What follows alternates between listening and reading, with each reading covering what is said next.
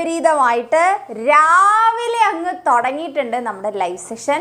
മറ്റൊന്നും കൊണ്ടല്ല, ഇത് നമ്മൾ സാധാരണ പോലത്തെ ഒരു ലൈവ് സെഷൻ അല്ല നിങ്ങൾക്ക് മുന്നിൽ കാഴ്ചവെക്കാൻ പോകുന്നത്. ഒരു 10 hours ലൈവ് സെഷൻ ആണ്. 10 മണിക്കൂർ നിങ്ങൾ എന്നെയും യദു സാറിനെ ഇങ്ങനെ കണ്ടുകൊണ്ടേയിരിക്കണം. ഓക്കെ, നമ്മൾ വെറുതെ കണ്ടിരിക്കുകയല്ല, നമ്മൾ എന്ത് ചെയ്യാൻ വേണ്ടി പോവാണ്? പഠിക്കാനും കൂടെ പോവാണ്. ഓക്കെ, വന്നിട്ടുള്ളവർക്ക് എല്ലാവർക്കും ഒരു ഗുഡ് മോർണിംഗ്. സാധാരണ ഗുഡ് ഈവനിങ് ആണ് ഞാൻ പറയാറ്, പക്ഷെ ഇന്ന് ഗുഡ് മോർണിംഗ് പറഞ്ഞു തുടങ്ങുകയാണ്. ഇത്ര പേരുണ്ടാവുമെന്ന് പ്രതീക്ഷിച്ചതേ അല്ല, അത് ആദ്യത്തെ കാര്യം. കാരണം രാവിലെ തന്നെ വെച്ചിട്ട് ആരെങ്കിലുമൊക്കെ വരുമോ എന്നുണ്ടായിരുന്നു. പിന്നെയാണ് മനസ്സിലായത് ഞങ്ങളെക്കാൾ ആവശ്യക്കാർ നിങ്ങളാണല്ലോ. നിങ്ങൾ ഞങ്ങളെ ഞെട്ടിച്ചുകൊണ്ട് ഇത്രയും പേര് വന്നതിൽ ഒത്തിരി സന്തോഷം. അപ്പോൾ 10 മണിക്കൂർ കണ്ടിരിക്കാൻ റെഡി അല്ലേ? റെഡി ആണെങ്കിൽ ഒന്ന് കമൻറ്റ് ബോക്സിൽ ഒരു ഫയർ ഇമോജി ഇട്ട്, രാവിലെ തന്നെ ഇങ്ങനെ ഉറക്കം ചടഞ്ഞിരിക്കാതെ എല്ലാവരും കുത്തിക്കോ.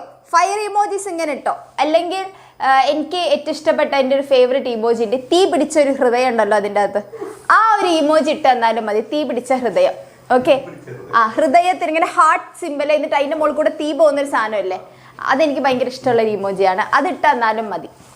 ഹൃദയത്തിനൊക്കെ തീ പിടിക്കുന്ന പ്രായമാണല്ലോ, അപ്പൊ ഇട്ടോളൂ. ഇപ്പൊ നിങ്ങൾ മടിയൊന്നും വിചാരിക്കണ്ട, വാരി കോരി തന്നോളൂ. Okay, set, ready. ഓക്കെ, അപ്പൊ അതാ ഇനി തികച്ചു പറഞ്ഞാൽ 10 ദിവസം എന്ന് വേണമെങ്കിൽ പറയാം. നമ്മുടെ പബ്ലിക് എക്സാമിലേക്ക് ഇന്നലെ സ്റ്റഡി പ്ലാൻ ഒക്കെ തന്നിട്ടുണ്ടായിരുന്നു. അപ്പൊ അധികം സമയം ഒന്നും, അയ്യോ ആദ്യമായിട്ടായിരിക്കും ഇത്രയും തീ പിടിച്ച ഹൃദയം കിട്ടുന്നത്.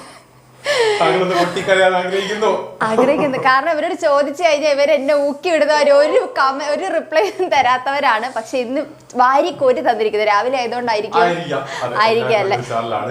ഓക്കെ, പ്രസന്റ് 6 AM തന്നെ വന്ന് നീ വെയിറ്റ് ചെയ്തിരിക്കുന്നുണ്ടോ? സൂപ്പർ. അപ്പൊ അതാ 10 ദിവസേ ഇനി ബാക്കിയുള്ളൂ. 10 ദിവസം ഇപ്പൊ കണ്ണുറന്ന് പോകുന്നതിന് മുമ്പ് 10 ദിവസം പോവും. അതുകൊണ്ട് അധികം സമയമില്ല. പിന്നെ അത് കഴിഞ്ഞാൽ +2 വരാനുണ്ട്.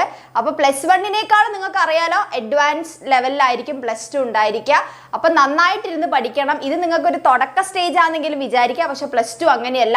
അത്യാവശ്യം നന്നായിട്ട് തുടക്കം മുതലേ നിങ്ങൾ കഷ്ടപ്പെട്ടാൽ മാത്രമേ നിങ്ങൾക്ക് അത് പാസ്സാവാൻ വേണ്ടി പറ്റുള്ളൂ. പിന്നെ വെറുതെ പാസ്സായിട്ട് കാര്യമില്ല, മാർക്ക് വേണം. അതൊന്നുകൂടെ ഓർമ്മിക്കുകയാണ്. നിങ്ങൾ പലരും വിട്ടുപോകും, അതുകൊണ്ട് ആദ്യം ഓർമ്മിച്ചെന്നുള്ളൂ. അപ്പൊ ഇപ്പൊ ആണെങ്കിൽ +2ലേക്ക് നിങ്ങൾക്ക് അഡ്മിഷൻ എടുക്കാം. അതിന്റെ കൂടെ തന്നെ ഓക്കെ, അതിന്റെ കൂടെ എന്ത് ചെയ്യാൻ, ടെക്നിക്കൽ പോയി.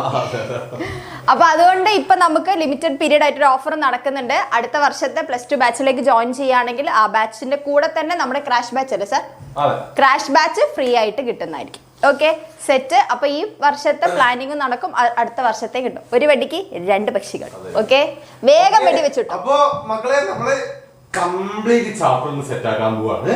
ഓക്കെ, ഓരോ ചാപ്റ്ററിലും ഏതൊക്കെയാണ് നിങ്ങൾ നിർബന്ധമായിട്ട് പഠിച്ചിരിക്കേണ്ട ടോപ്പിക്സ്, ഏതൊക്കെയാണ് നിങ്ങൾ നോക്കിയിരിക്കേണ്ടത്, എല്ലാം നമ്മൾ പറഞ്ഞു തരും.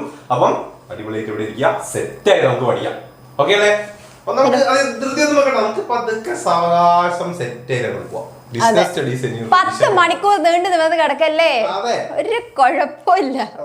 2 ഓലക്കീറും ഒരു വെള്ളത്തുണി എടുത്തു അവസാനം. ഇന്നിപ്പോ വേറെ സബ്ജക്റ്റുകൾ ഒന്നും നോക്കാൻ നിൽക്കണ്ട. ബിസിനസ് സ്റ്റഡീസ് ഇന്നും നാളെ നമുക്ക് ബിസിനസ് സ്റ്റഡീസിന്റെ മാത്രം നിങ്ങൾ നോക്കിയാൽ മതി, അതിൽ നിന്ന് പഠിച്ചാൽ മതി. Okay, ready? Okay okay okay okay, എന്നാ പിന്നെ സ്റ്റാർട്ട് ചെയ്യാം. അതിനു മുൻപ് ലൈക്ക് അടിച്ചേ, എല്ലാവരും ലൈക്ക് അടിച്ചേ.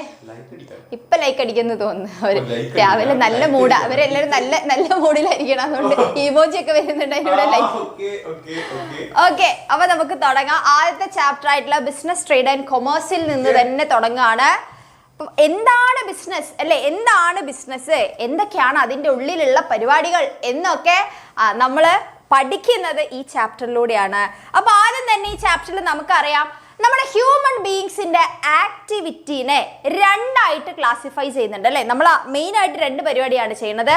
ഒന്ന്, നമ്മൾ സ്നേഹത്തിന്റെ പുറത്ത്, കരുണയുടെ പുറത്ത്, വാത്സല്യത്തിന്റെ പുറത്ത്, അല്ലെങ്കിൽ നമുക്ക് തോന്നുന്ന കൈൻഡ്നെസിന്റെ പുറത്തൊക്കെ നമ്മൾ ചെയ്യുന്നതാണ്. തിരിച്ചൊന്നും പ്രതീക്ഷിക്കാതെ സെൽഫ്ലെസ് ആയിട്ട് നമ്മൾ ചെയ്യുന്ന ആക്ടിവിറ്റീസ് ഉണ്ട്. അതല്ലാതെ തിരിച്ച് എനിക്ക് ഇന്നത് വേണം, എനിക്ക് ഇന്നത് കിട്ടണം, ആ കിട്ടിയത് വെച്ച് എനിക്ക് എൻ്റെ ജീവിതം മുന്നോട്ട് പോകണം എന്ന് വെച്ച് നമ്മളൊരു എക്കണോമിക് ഗെയിൻ വെച്ചുകൊണ്ട് ചെയ്യുന്ന ആക്ടിവിറ്റീസ് ഉണ്ട്. അപ്പോൾ ഹ്യൂമൻ ആക്ടിവിറ്റീസിനെ എക്കണോമിക് ആക്ടിവിറ്റി എന്നും അതുപോലെ തന്നെ നോൺ എക്കണോമിക് ആക്ടിവിറ്റി എന്ന് നമ്മൾ എന്ത് ചെയ്തിട്ടുണ്ട്, രണ്ടായിട്ട് ക്ലാസിഫൈ ചെയ്തിട്ടുണ്ട്. അതിൽ നിന്ന് തന്നെ തുടങ്ങാം അല്ലെ. അപ്പൊ എക്കണോമിക് ആക്ടിവിറ്റി എന്ന് പറഞ്ഞു കഴിഞ്ഞാൽ വിച്ച് ക്യാൻ ബി ഏൺ അവർ ലിവ്ലിഹുഡ് ആണ് അല്ലെ. അതായത് നമുക്ക് ജീവിക്കാനുള്ള ഇൻകം ജനറേറ്റ് ചെയ്യുക എന്നുള്ളതാണ് ഈ ഒരു എക്കണോമിക് ആക്ടിവിറ്റിയുടെ എയിം എന്ന് പറയുന്നത്. പക്ഷെ non economic activities are perform out of love, sympathy, sentiments, patriotism അങ്ങനത്തെ പരിപാടികളാണ്. ക്ലിയർ? അപ്പൊ ഈ രണ്ട് ആക്ടിവിറ്റി നമുക്ക് ക്ലിയർ ആണല്ലോ.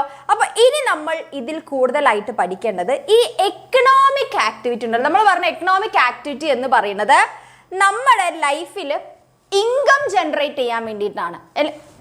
ആ കിട്ടുന്ന അതിൽ നിന്ന് ആ ആക്ടിവിറ്റിയിൽ ഏർപ്പെടുമ്പോൾ നമുക്ക് റിട്ടേൺ ആയിട്ട് കിട്ടുന്ന ഇൻകം വെച്ച് നമുക്ക് എന്ത് ചെയ്യണം, ജീവിക്കാൻ പറ്റണം അല്ലെ. അപ്പൊ അങ്ങനെ നോക്കുമ്പോൾ ജനറലി മനുഷ്യർ 3 രീതിയിലുള്ള എക്കണോമിക് ആക്ടിവിറ്റീസ് ആണ് ചെയ്യുന്നത് ഇൻകം ജനറേറ്റ് ചെയ്യാൻ വേണ്ടിയിട്ട്. അപ്പൊ നിങ്ങൾക്ക് നോക്കിക്കഴിഞ്ഞാലും അറിയാം അല്ലെ. ഒന്നെങ്കിൽ അച്ഛനും അമ്മയും എന്ത് ചെയ്യുന്നുണ്ട്, അവരാണ് നമുക്ക് ഇൻകം ജനറേറ്റ് ചെയ്ത് തരുന്നത്. അപ്പൊ നാളെ ഇനി നിങ്ങളാണ് ഇൻകം ജനറേറ്റ് ചെയ്യേണ്ടത്. ഓക്കെ, അപ്പോൾ അവർ ചെയ്യുന്ന മെയിൻ ആക്ടിവിറ്റി എന്ന് പറയുന്നത് ഒന്നെങ്കിൽ ബിസിനസ് ചെയ്യുന്നവരായിരിക്കും, നിങ്ങളുടെ അച്ഛനമ്മമാരിൽ ആരെങ്കിലും ബിസിനസ്സുകാരായിരിക്കാം, അല്ലെങ്കിൽ എന്തെങ്കിലും പ്രൊഫഷനിൽ ഏർപ്പെട്ടവരായിരിക്കാം, അല്ലെങ്കിൽ എംപ്ലോയ്മെന്റ് ചെയ്യുന്നവരായിരിക്കാം. ഇതല്ലാതെ വേറെ രീതി ഇല്ല അല്ലെ നമുക്ക് ഇൻകം ജനറേറ്റ് ചെയ്യാൻ വേണ്ടിയിട്ട്. അപ്പൊ ഈ 3 എക്കണോമിക് ആക്ടിവിറ്റീസ് ഉണ്ട് അല്ലെ, പ്രൊഫഷൻ, ബിസിനസ്, അതുപോലെ എംപ്ലോയ്മെന്റ്. അതിൽ പ്രൊഫഷൻ എന്ന് പറയുന്ന എക്കണോമിക് ആക്ടിവിറ്റി ചെയ്യണമെന്നുണ്ടെങ്കിൽ അതിൽ നമുക്ക് എന്ത് വേണം, it's type of job, special training and education. അപ്പൊ പ്രൊഫഷൻ എന്ന് പറയുന്ന ഒരു എക്കണോമിക് ആക്ടിവിറ്റി ആണ് നിങ്ങൾ ചൂസ് ചെയ്യുന്നതെന്നുണ്ടെങ്കിൽ ആ ഒരു പ്രൊഫഷനിലേക്ക് എൻ്റർ ചെയ്യണമെന്നുണ്ടെങ്കിൽ നിങ്ങൾക്ക് സ്പെഷ്യൽ ആയിട്ടുള്ള എഡ്യൂക്കേഷനും ട്രെയിനിങ്ങും ആദ്യം മുതലേ ഉണ്ടായിരിക്കണം. ഓക്കെ, അതിനുശേഷമായിരിക്കും നിങ്ങൾക്ക് ആ ജോലിയിലേക്ക് ഇറങ്ങാൻ വേണ്ടി അല്ലെങ്കിൽ ഏർപ്പെടാൻ വേണ്ടി പറ്റുള്ളൂ. So people in profession usually have to study and learn a lot before they start working. Work ചെയ്യുന്നതിന് മുൻപ് തന്നെ എന്ത് ചെയ്യും, ഓൾറെഡി ആ വർക്കിനെ കുറിച്ച് പഠിച്ച് ട്രെയിനിങ് എടുത്തതിന് ശേഷം മാത്രമേ അതിൽ എന്ത് ചെയ്യാൻ വേണ്ടി പറ്റുള്ളൂ, ആ ജോബിൽ ഏർപ്പെടാൻ വേണ്ടി പറ്റുള്ളൂ. They are also expected to follow certain rules and do their job responsible. പിന്നെ അതുപോലെ തന്നെ അവർക്ക് എന്തുണ്ട്, കോഡ് ഓഫ് കണ്ടക്ട് ഉണ്ട്. എല്ലാ പ്രൊഫഷനിലുള്ളവർക്കും ആ ജോലി ചെയ്യുന്ന എങ്ങനെ ചെയ്യണം, എങ്ങനെയായിരിക്കണം അവരുടെ പ്രൊഫഷൻ അവർ കൈകാര്യം ചെയ്യേണ്ടത് എന്ന് പറയുന്ന സർട്ടൻ റൂൾസ് ഉണ്ടായിരിക്കും അവർക്ക്. അതനുസരിച്ചായിരിക്കും ആ ജോലിയിലുള്ളവർ ചെയ്യും. ഇപ്പൊ ഡോക്ടേഴ്സ് എന്ന് പറയുമ്പോൾ എല്ലാ ഡോക്ടേഴ്സും പാലിക്കേണ്ട കുറച്ച് കാര്യങ്ങളുണ്ടാവും. ഇപ്പൊ വക്കീൽ എന്ന് പറയുമ്പോൾ എല്ലാ വക്കീലന്മാരും എല്ലാ അഡ്വക്കേറ്റ്സും പാലിക്കേണ്ട കുറച്ച് കാര്യങ്ങൾ ഉണ്ടായിരിക്കും. ഓക്കെ, ഇനി ക്രിക്കറ്റ് കളിക്കുന്നവരാണ് എല്ലാ ക്രിക്കറ്റേഴ്സും, അവരും ഏൺ ചെയ്യണം, അവരും പ്രൊഫഷൻ ആണ് അല്ലെ. കാരണം ക്രിക്കറ്റ് പഠിച്ചതിന് ശേഷമാണ് അവർ ചെയ്യുന്നത്, ട്രെയിനിങ് ഒക്കെ എടുത്തതിന് ശേഷം. എല്ലാ ക്രിക്കറ്റുകളും പാലിക്കേണ്ട ബേസിക് മര്യാദകൾ, അല്ലെങ്കിൽ അവർ കളിക്കുന്ന ആ ഒരു എന്താ CCIയോ എന്തൊക്കെയോ ഉണ്ടല്ലോ, ICIC അല്ല ICC BCC എന്നൊക്കെ പറഞ്ഞ എന്ത് സംഭവങ്ങളുണ്ടല്ലോ, അതിലൊക്കെ പറയും അവർക്ക് ഇങ്ങനെ ആയിരിക്കണം എന്നുള്ള രീതിയിലൊക്കെ ഉള്ള ഗൈഡ് ലൈൻസ് കൊടുക്കും. അതിനെ വയലേറ്റ് ചെയ്യുമ്പോഴാണ് പല കളിക്കാരും പുറത്താവുന്നത്, അങ്ങനെ ഇങ്ങനെയൊക്കെ വരുന്നത് അല്ലെ. അപ്പൊ പ്രൊഫഷൻ എന്ന് പറയുമ്പോൾ അങ്ങനെയുള്ള ഒരു ടൈപ്പ് ഓഫ് ഒക്യുപ്പേഷൻ ആണ്. ക്ലിയർ ആണോ? ഇനി അത് കഴിഞ്ഞാൽ രണ്ടാമത്തതാണ് employment.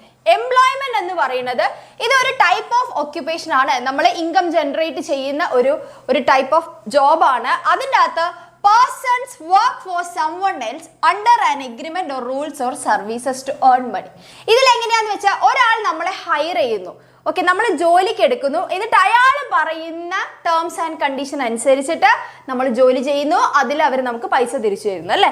In simple words, when someone hires you to do work and pays you for it, that is employment. അതാണ് എംപ്ലോയ്മെന്റ് എന്ന് പറയുന്നത്.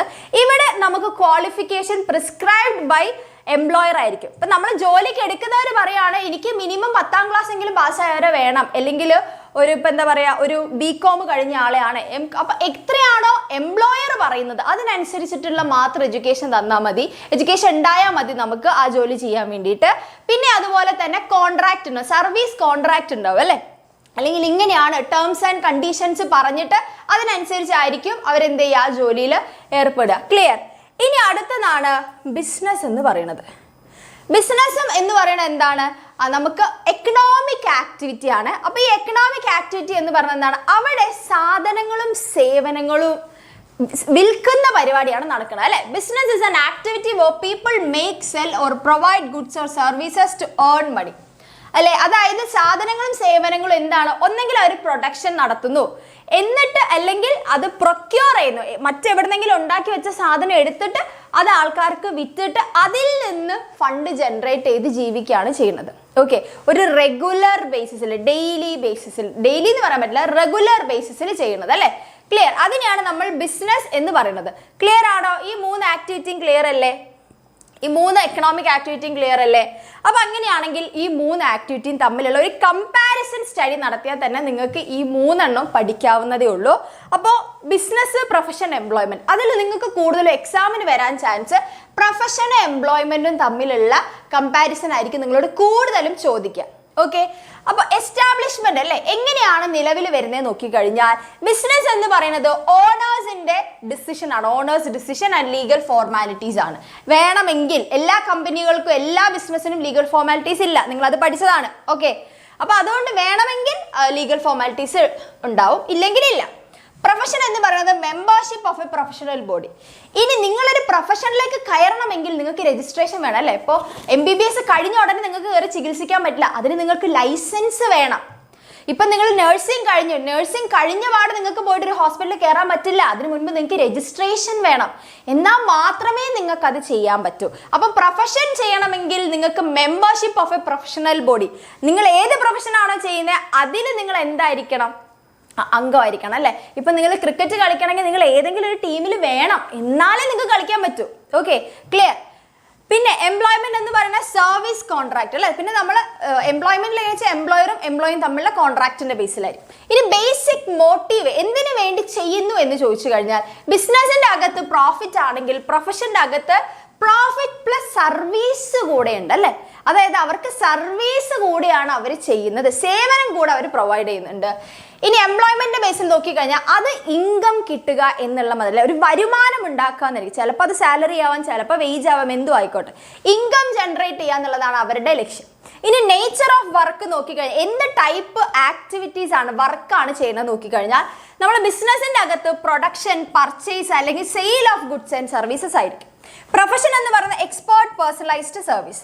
അതായത് പ്രൊഫഷന്റെ അകത്ത് എന്ന് പറയുന്നത് ഓരോ സർവീസ് എന്താണ് ഡിഫറെന്റ്, അവർ പഠിക്കുന്നതിനനുസരിച്ച് ഡിഫറെന്റ് ആണല്ലോ. ഇപ്പോൾ അഡ്വക്കേറ്റ് ആയിട്ടുള്ള ഒരാൾക്ക് ഒരിക്കലും ഒരു മനുഷ്യനെ, ഒരു രോഗിയെ ചികിത്സിച്ച് മരുന്ന് എഴുതാൻ പറ്റില്ല. അപ്പോൾ അവർക്ക് അവരുടേതായിട്ടുള്ള എക്സ്പേർട്ടൈസ്ഡ് നോളജും അതിനനുസരിച്ചുള്ള സർവീസ് ആയിരിക്കും അവർ കൊടുക്കുന്നുണ്ടാവുക. ഇനി എംപ്ലോയ്മെന്റ് നോക്കിക്കഴിഞ്ഞാൽ perform the work assigned by the employer. ഇനി എംപ്ലോയ്മെന്റിന്റെ നേച്ചർ ഓഫ് വർക്ക് നോക്കിക്കഴിഞ്ഞാൽ എംപ്ലോയർ എന്ത് ജോലിക്കാണോ എടുത്തത് ആ ജോലിയാണ് ചെയ്യുന്നത്. Okay, clear? നെക്സ്റ്റ് ക്വാളിഫിക്കേഷൻ നോക്കിക്കഴിഞ്ഞാൽ ബിസിനസിന്റെ അകത്ത് നോ ഫോർമൽ ക്വാളിഫിക്കേഷൻ റിക്വയർഡ്. നമുക്ക് ഇന്നത് പഠിച്ച ആൾക്കേ ബിസിനസ് ചെയ്യാൻ പറ്റും, അങ്ങനെയൊന്നുമില്ല. പ്രൊഫഷന്റെ അകത്ത് qualification and training needed, mandatory ആണ്. പ്രൊഫഷൻ്റെ അകത്ത് ക്വാളിഫിക്കേഷനും ട്രെയിനിങ്ങും വേണം. എംപ്ലോയ്മെന്റിൽ ക്വാളിഫിക്കേഷൻ പ്രിസ്ക്രൈബ് ബൈ എംപ്ലോയർ. എംപ്ലോയ്മെന്റിൽ എംപ്ലോയർ പറയുന്ന ജോലി അല്ലെങ്കിൽ അയാൾ പറയുന്ന ജോലി ചെയ്യാൻ പാകത്തിലുള്ള എഡ്യൂക്കേഷൻ മതി. ഇനി റിവാർഡ് എന്താണ് നമുക്ക് റിട്ടേൺ കിട്ടുന്നത് നോക്കിക്കഴിഞ്ഞാൽ ബിസിനസ് ചെയ്താൽ പ്രോഫിറ്റും പ്രൊഫഷൻ ചെയ്താൽ നമുക്ക് ഫീസാണ് കിട്ടുക. നമ്മൾ ഫീസ് കൊടുത്തതെന്നല്ലേ പറയുന്നത്. ഓക്കെ, എംപ്ലോയ്മെന്റിൽ വരുന്ന സാലറി ഓർ വേജസ് ആണ്.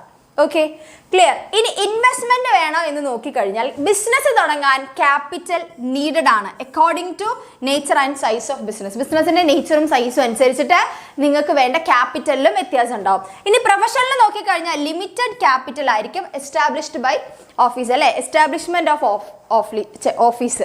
അതായത് നിങ്ങൾക്ക് ഇപ്പോൾ ഏതെങ്കിലും ഓഫീസൊക്കെ തുടങ്ങണം, അങ്ങനെയുണ്ട്. നിങ്ങളിപ്പോൾ ഒരു അഡ്വക്കേറ്റ് ആണ്, സെപ്പറേറ്റ് ഒരു ഓഫീസ് തുടങ്ങണം. അല്ലെങ്കിൽ നിങ്ങളിപ്പോൾ ഒരു ഇപ്പം എന്താ CA കാരനാണെങ്കിൽ നിങ്ങൾക്ക് സെപ്പറേറ്റ് ഒരു ഓഫീസൊക്കെ ഇട്ട് തുടങ്ങാം. അങ്ങനെ എന്തെങ്കിലും ഉണ്ടെങ്കിൽ മാത്രമേ നിങ്ങളുടെ ക്യാപിറ്റൽ ആവശ്യം വരുന്നുള്ളൂ അല്ലേ.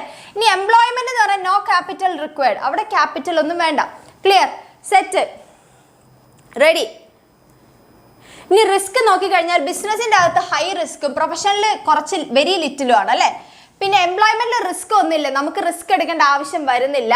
ട്രാൻസ്ഫർ ഓഫ് ഇൻട്രസ്റ്റ് നോക്കിക്കഴിഞ്ഞാൽ നമുക്ക് ബിസിനസ് ട്രാൻസ്ഫർ ചെയ്യാൻ എളുപ്പമല്ലേ. അതായത് ഞാനിപ്പോൾ ഒരു ബിസിനസ് തുടങ്ങി, എന്നിട്ട് എനിക്ക് പ്രായമാകുമ്പോൾ ഞാൻ എന്ത് ചെയ്യുന്നു, എൻ്റെ ഫാമിലിയിലേക്ക്, എൻ്റെ മക്കൾക്ക് കൈമാറുന്നു. അല്ലെങ്കിൽ എനിക്ക് ഇഷ്ടമുള്ള ആളിലേക്ക് എനിക്ക് അതിൻ്റെ ഓണർഷിപ്പ് കൊടുക്കാം, എനിക്ക് ഓണർഷിപ്പ് ട്രാൻസ്ഫർ ചെയ്യാം ബിസിനസ് ആണെങ്കിൽ. പക്ഷെ പ്രൊഫഷനിൽ അത് പോസിബിൾ ആണോ? ഇപ്പം ഞാൻ ഡോക്ടറാണ്, പഠിച്ചല്ല ജോലി ചെയ്ത് ഞാൻ ഭയങ്കര വയസ്സായി കഴിയുമ്പോൾ ഞാൻ പറയാം ഇനി മുതൽ എൻ്റെ മോൻ ഡോക്ടർ ആയിക്കോ എന്ന് പറഞ്ഞാൽ എനിക്ക് ആ ഡോക്ടർ അത് കൊടുക്കാൻ പറ്റില്ല. എനിക്ക് ഒരിക്കലും എൻ്റെ മോന് ഡോക്ടർ ആവണം, അവൻ സ്വയം വരാനേ പറ്റും. അപ്പം എനിക്ക് ഓണർ അല്ലെങ്കിൽ ആ ഒരു ഡോക്ടർ എന്ന ഓണർഷിപ്പ് എനിക്ക് ഒരിക്കലും ട്രാൻസ്ഫർ ചെയ്യാൻ വേണ്ടി പ്രൊഫഷനിൽ പറ്റില്ല. അതേപോലെ തന്നെ എംപ്ലോയ്മെന്റിന് നമുക്ക് പോസിബിൾ അല്ല.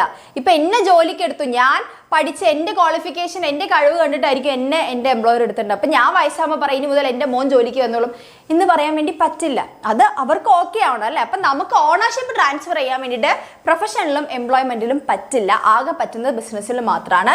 പിന്നെ കോഡ് ഓഫ് കണ്ടക്ട് നോക്കിക്കഴിഞ്ഞാൽ ബിസിനസ്സിൻ്റെ അകത്ത് സ്പെസിഫിക് ആയിട്ടുള്ള ഒരു കോഡ് ഓഫ് കണ്ടക്ട് ഇല്ല. എല്ലാ ബിസിനസ്സുകാരും ഇങ്ങനെ ബിസിനസ് ചെയ്യണം എന്നൊന്നും എവിടെയും നിയമമായിട്ട് പറയുന്നില്ല. ഓക്കെ, അതായത് നമ്മൾ പ്രൊഫഷൻ്റെ അകത്ത് നമ്മുടെ പ്രൊഫഷണൽ ബോഡി ഉണ്ടാവല്ലോ, അവിടെ നമ്മൾ സത്യപ്രതിജ്ഞ അതൊക്കെ എടുക്കും. ഒരു പല ഇപ്പോൾ പോലീസുകാരൊക്കെ കണ്ടിട്ടില്ലേ സത്യപ്രതിജ്ഞ ഒക്കെ ചെയ്യണത്. അതേപോലെ നമ്മൾ ബിസിനസ്സുകാർ ഇങ്ങനെ ചെയ്യണം അങ്ങനെ ചെയ്യണം എന്ന് പറഞ്ഞിട്ട് നിർബന്ധമായിട്ടും ചെയ്യണം എന്ന രീതിയിൽ അവർക്ക് എവിടെയും കോഡ് ഓഫ് കണ്ടക്ട് ഒന്നും എവിടെയും കൊടുക്കുന്നില്ല. പക്ഷെ നമ്മുടെ കൊമേഴ്സിൻ്റെ ഒക്കെ വ്യാപാര വ്യവസായ ഏകോപന സമിതി എന്നൊക്കെ പറഞ്ഞിട്ട് കുറേ ഉണ്ടെങ്കിൽ പോലും അതൊന്നും അത്ര മാൻഡേറ്ററി ആയിട്ടുള്ള റൂൾസ് അല്ല. അതിലേതെങ്കിലും വയലേറ്റ് ചെയ്ത് കഴിഞ്ഞാൽ ഭയങ്കര പ്രശ്നമാവുമൊന്നുമില്ല. പക്ഷെ ഏതെങ്കിലും പ്രൊഫഷനിലുള്ള ആൾക്കാർ അവരുടെ കോഡ് ഓഫ് കണ്ടക്ട് വയലേറ്റ് ചെയ്യാതെ ഭയങ്കര പ്രശ്നമാണ്, ലീഗലി പ്രശ്നമാവും അല്ലേ. ഇപ്പോൾ ഡോക്ടേഴ്സിൻ്റെ എഞ്ചിനീയേഴ്സിൻ്റെ ഒക്കെ കേസ് കണ്ടില്ലേ, അവരൊക്കെ എന്തെങ്കിലും നിയമം വിട്ട് അവരുടേതായ രീതിയിൽ എന്തെങ്കിലും മാറ്റം വരുന്നത് ഭയങ്കര ചർച്ചാ വിഷയം. കാരണം അവരങ്ങനെ ചെയ്യണം എന്നുള്ളത് മാൻഡേറ്ററി ആണ്. പക്ഷെ ബിസിനസ്സിൻ്റെ അകത്ത് അങ്ങനെ ഒരു മാൻഡേറ്ററി ആയിട്ട് വരുന്നില്ല, കോഡ് ഓഫ് കണ്ടക്ട് വരുന്നില്ല. ഇനി എംപ്ലോയ്മെന്റിലേക്ക് നോക്കിക്കഴിഞ്ഞാൽ terms and conditions of service. നമ്മൾ ജോലിക്ക് എടുക്കുന്ന ആൾ പറയും ഇന്ന കാര്യം ചെയ്യാൻ പറ്റില്ല, ഇന്ന കാര്യം ചെയ്യാൻ പറ്റും, അതനുസരിച്ച് നമുക്ക് ചെയ്യാൻ വേണ്ടി പറ്റുള്ളൂ. അവിടെ എന്ന് പറയുന്നത് നമ്മുടെ എംപ്ലോയർ പറയുന്ന ടേംസ് ആൻഡ് കണ്ടീഷൻസ് ആയിരിക്കും. കാരണം അയാളുടെ കമ്പനിയിലാണ് നമ്മൾ വർക്ക് ചെയ്യുന്നത്. ക്ലിയർ അല്ലേ? ഓടെ ചെയ്തിട്ടുണ്ട്, ഇമ്പോർട്ടൻറ്റ് ടോപ്പിക്സ് വെച്ച് ചെയ്തിട്ടുണ്ട്. അതൊക്കെ ഔട്ട് ആവുന്നേ ഉള്ളൂ കേട്ടോ. എക്സാമിൻ്റെ അതിനോട് അടുപ്പിച്ചിട്ടായിരിക്കും അതെല്ലാം വരുന്നുണ്ടാവും. ഓക്കെ, അതായത് ഇനിയിപ്പോൾ അങ്ങോട്ട് വരുന്നതാണ് ഉദ്ദേശിച്ചത്. ക്ലിയർ? ഇനി നമുക്ക് ക്യാരക്ടറിസ്റ്റിക്സ് ഓഫ് ബിസിനസ് നോക്കണം അല്ലേ. ബിസിനസിൻ്റെ സ്വഭാവ സവിശേഷതകൾ എങ്ങനെയായിരിക്കും എന്നാണ് നോക്കേണ്ടത്. ഒരു ബിസിനസ് എന്ന് പറയുമ്പോൾ അത് എപ്പോഴും എന്താണ്, എക്കണോമിക് ആക്ടിവിറ്റി ആയിരിക്കും.